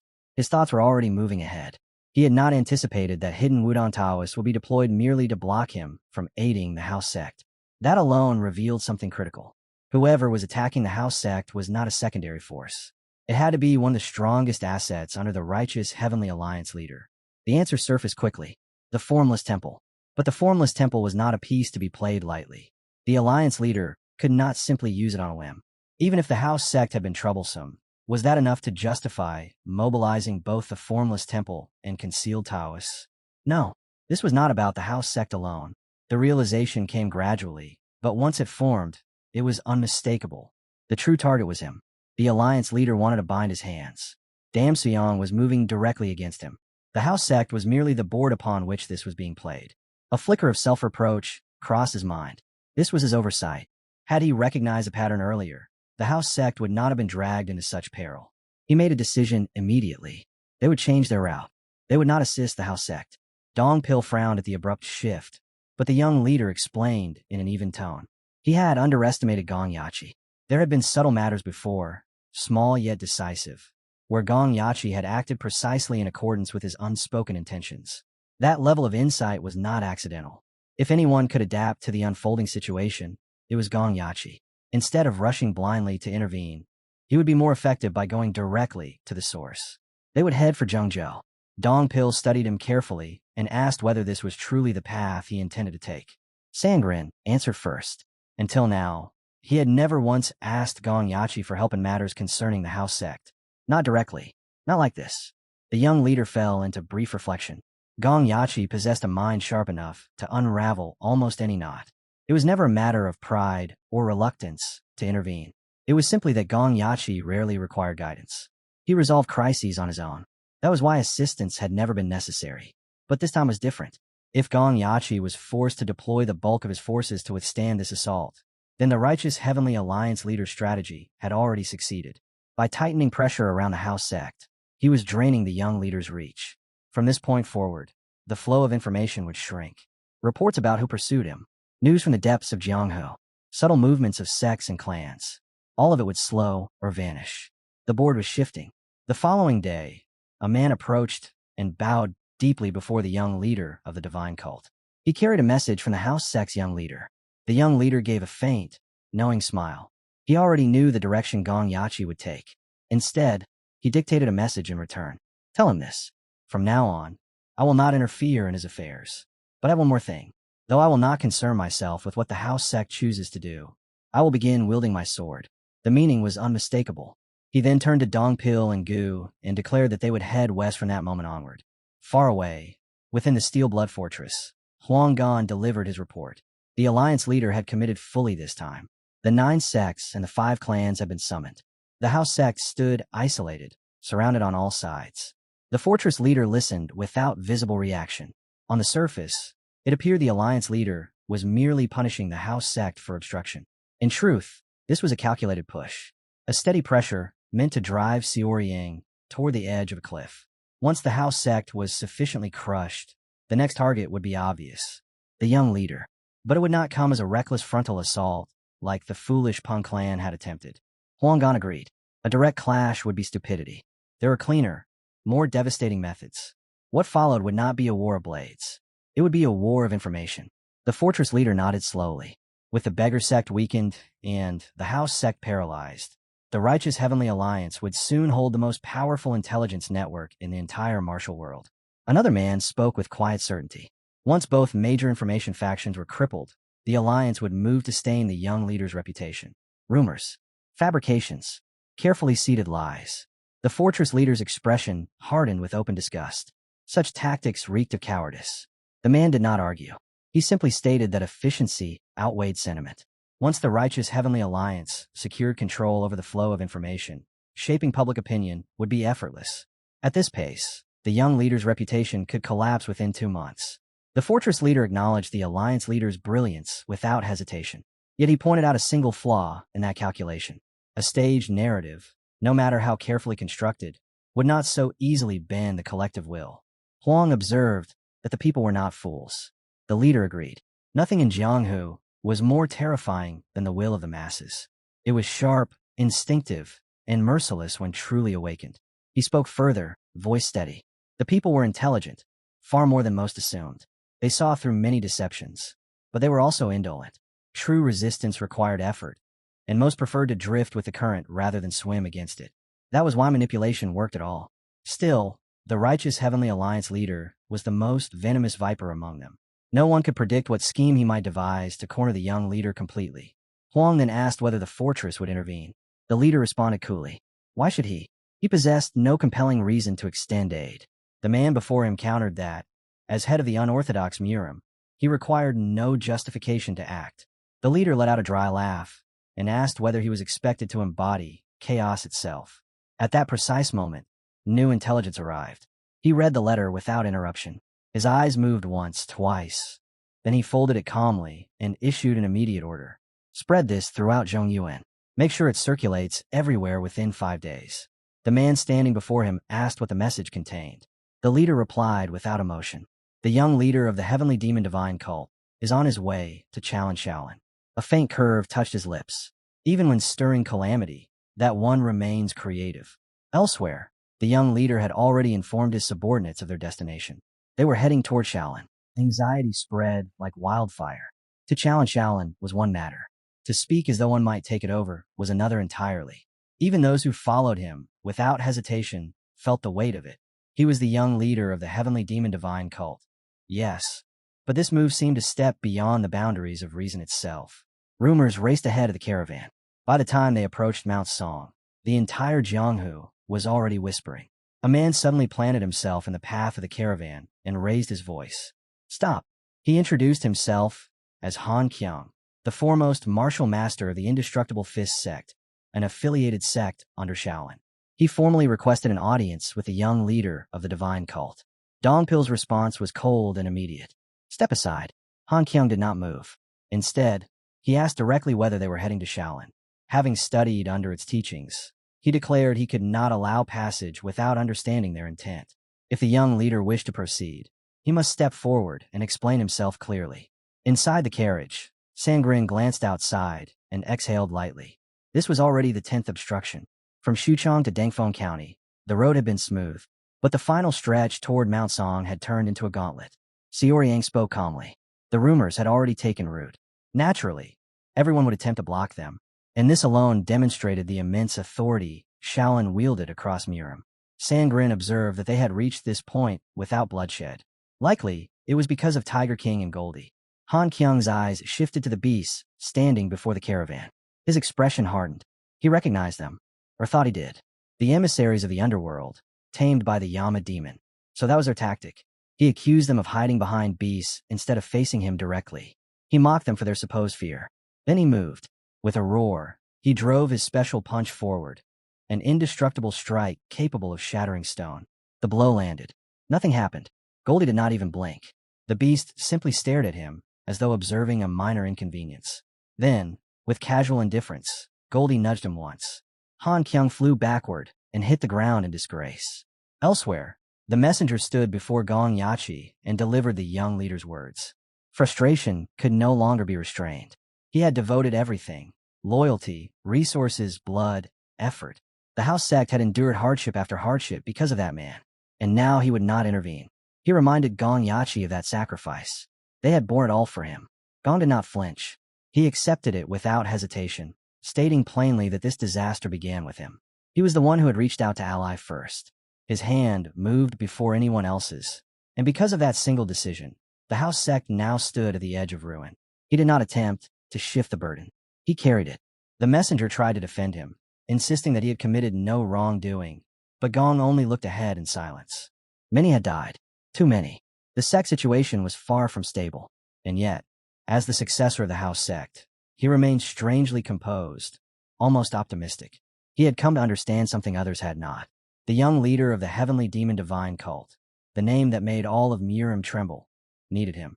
Every achievement the young leader had claimed, until now, had Gong's unseen hand beneath it. That truth was undeniable. More than that, the young leader trusted him. Not merely his ability, but his character. That trust was the reason he had promised not to interfere. Gong understood the weight of such faith. It was not something to be treated lightly. He could not allow himself to become the one flaw in that trust. For the house sect, and for the debt he owed that unwavering confidence, he resolved to endure and overturn this crisis. Since he would be unreachable for some time, he had written everything down, his strategies, the possible outcomes, even the worst scenarios, and ordered the messenger to deliver the record. When asked whether he intended to go alone, Gong answered without pause. In war, the only ally one could rely on completely was oneself. With that, Gong Yachi stepped forward and requested an audience with the alliance leader, demanding that the gates be opened. Elsewhere, at Shaolin Temple, the atmosphere shifted. A monk stepped out and greeted the distinguished figures of the Desire Realm. He introduced himself as Zhonggak of the Arhat Hall. Before the formalities could settle, the young leader descended from his carriage. The courtyard fell in a stunned silence. He had revealed himself at last. They had expected a monster. What they saw was youth, and that contradiction unsettled them more than anything else. It was difficult to accept that someone so young carried power, so overwhelming, so oppressive, that it brushed against the realm of the ultimate demon. Even among Shaolin's finest, they knew the truth. Unless the abbot or the former elders intervened, defeat was not an unlikely outcome. The young leader's gaze settled on Zhonggak. He asked calmly whether he was the hall master of the Arhat Hall as well. Zhonggak confirmed it and returned the question, asking if he truly stood before the divine cult's young leader. The answer came without hesitation. My name is Xiaoryang. Zhonggak admitted that frightening rumors had reached Shaolin's ears. They could not act blindly. They had to verify the truth before making their move. His eyes sharpened as he asked the final question directly. Had he come here to fight? The young leader did not answer immediately. His gaze remained steady as he said he would decide after they spoke properly. A real conversation first. Judgment after. Zhonggak narrowed his eyes, wondering if the terrifying rumors surrounding him had been exaggerated after all. But the next words erased that thought. They are not false either, the young leader said evenly. I have come to take the plaque of Shaolin. The declaration fell like iron against stone. Zhonggak admitted that he could not fully grasp his intention. With controlled respect, he asked for clarity so no misunderstanding would stain the moment. The young leader's voice remained calm. Shaolin was the greatest sect in Jianghu, the elder of Murim. That was not an opinion. It was a fact carved into history. Surely they knew this better than anyone. Zhonggak replied that he loved Shaolin beyond measure. Yet the matter of influence, how far it extended into the world, was not something so easily discussed. The young leader continued without emotion. His personal view did not matter. The people already regarded Shaolin as the son of Orthodox Murim. For centuries, they had stood at the center, basking in that authority. With such status came responsibility. It cannot be discarded when inconvenient. What were you doing? He asked quietly. While Orthodox Murim rotted, Zhonggak's brows tightened. He asked what exactly he meant. The answer came sharp. Corruption had seeped into every corner. The powerful were worshipped, the weak trampled. Whether Shaolin intended it or not, they could not deny that under their watch, decline had taken root. He gestured toward the 9 sects, once symbols of justice and righteousness. Now they were entangled in the schemes of the righteous Heavenly Alliance's leader, obsessed with coin and authority. His tone deepened. As the prince of the demonic path, it would have benefited him to let Orthodox Murim collapse further. Yet he had not come to celebrate decay. He had come because Shaolin was different. Or at least, it should have been. If they acknowledged their differences and chose coexistence instead of blind opposition, Zhong Yuan might one day know peace. If you had eyes, he said, you would have seen the corruption. If you had ears, you would have heard the cries. But they remained within their walls. He accused them of bristling at rebuke, despite claiming to be the elders of Jianghu. Was peace not aligned with the Buddhist heart they preached? Zhonggak's voice hardened. He told them to stop and measure his words. The young leader did not retreat. The state of the world reflected those who claimed to guide it. If they cared only for their reputation while the world withered, that truth was plain for all to see. Why? He asked finally. Can you not open your gates and step into the world yourselves? Zhonggak answered with restraint. Shaolin, too, carried burdens of its own. The young leader listened, then replied without raising his voice. If Shaolin's internal turmoil was truly as grave as the collapse swallowing Orthodox Murim, he would retract every accusation and kneel in apology. But were their troubles truly so catastrophic that they had to stand by and watch the world decay? His gaze hardened. If they intended only to bow before Buddha while shutting their eyes to the suffering beyond their gates, then Shaolin had no right to remain in Jianghu. That was the meaning behind his declaration. Taking the plaque was not an empty threat. It was a question carved in steel. Would they remain within prayer halls, or would they act? If you choose action, he said evenly. I will kneel before your abbot and beg forgiveness. But if they chose retreat, he would personally tear down the plaque that symbolized their authority. Zhonggak felt it then, the fury beneath those words, the suffocating pressure of qi pressing against the courtyard like a rising tide. Shock rippled through the assembly. This was not twisted sorcery or mindless demonic madness. The power was dark, overwhelming, but the intent was not. He spoke of peace, of responsibility, of a world no longer rotting, and that sincerity unsettled them more than his strength. Some of what he said was excessive. Some words cut too deeply, yet they were not entirely false. Even so, this was neither the time nor the place for such accusations to bloom unchecked. From among the gathered figures, a man let out a quiet remark. The young leader was truly fascinating, a power worthy of the title Great Demon.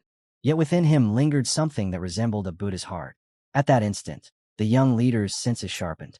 A presence, subtle, refined, yet vast. A chi so restrained it was almost invisible. How had he failed to notice it until now? An old man stepped forward. His steps were unhurried. His expression carried neither hostility nor fear.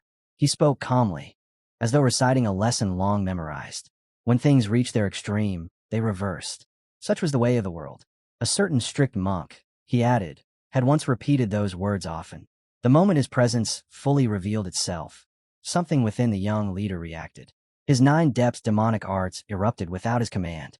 Demonic chi exploded outward in violent waves, shaking robes and rattling the air. Gasps echoed across the courtyard. The pressure was immense, crushing. Yet the old monk merely advanced another step. He raised his hands. No dramatic gesture, no strain. The young leader felt it immediately. His demonic chi, scattered, dispersed as though swept aside by a quiet breeze. Too easily, far too easily. In that instant, he understood. Since the demon lord, no one had ever neutralized his demonic energy with such effortless control. The old man studied him quietly, eyes clear, perception sharp enough to peel back layers others could not see. You look relaxed, he said, voice neither harsh nor soft, but you are in a hurry. The words struck closer than any blade. He continued. The young leader's intentions were sincere. His anger was not hollow. His desire for peace was real.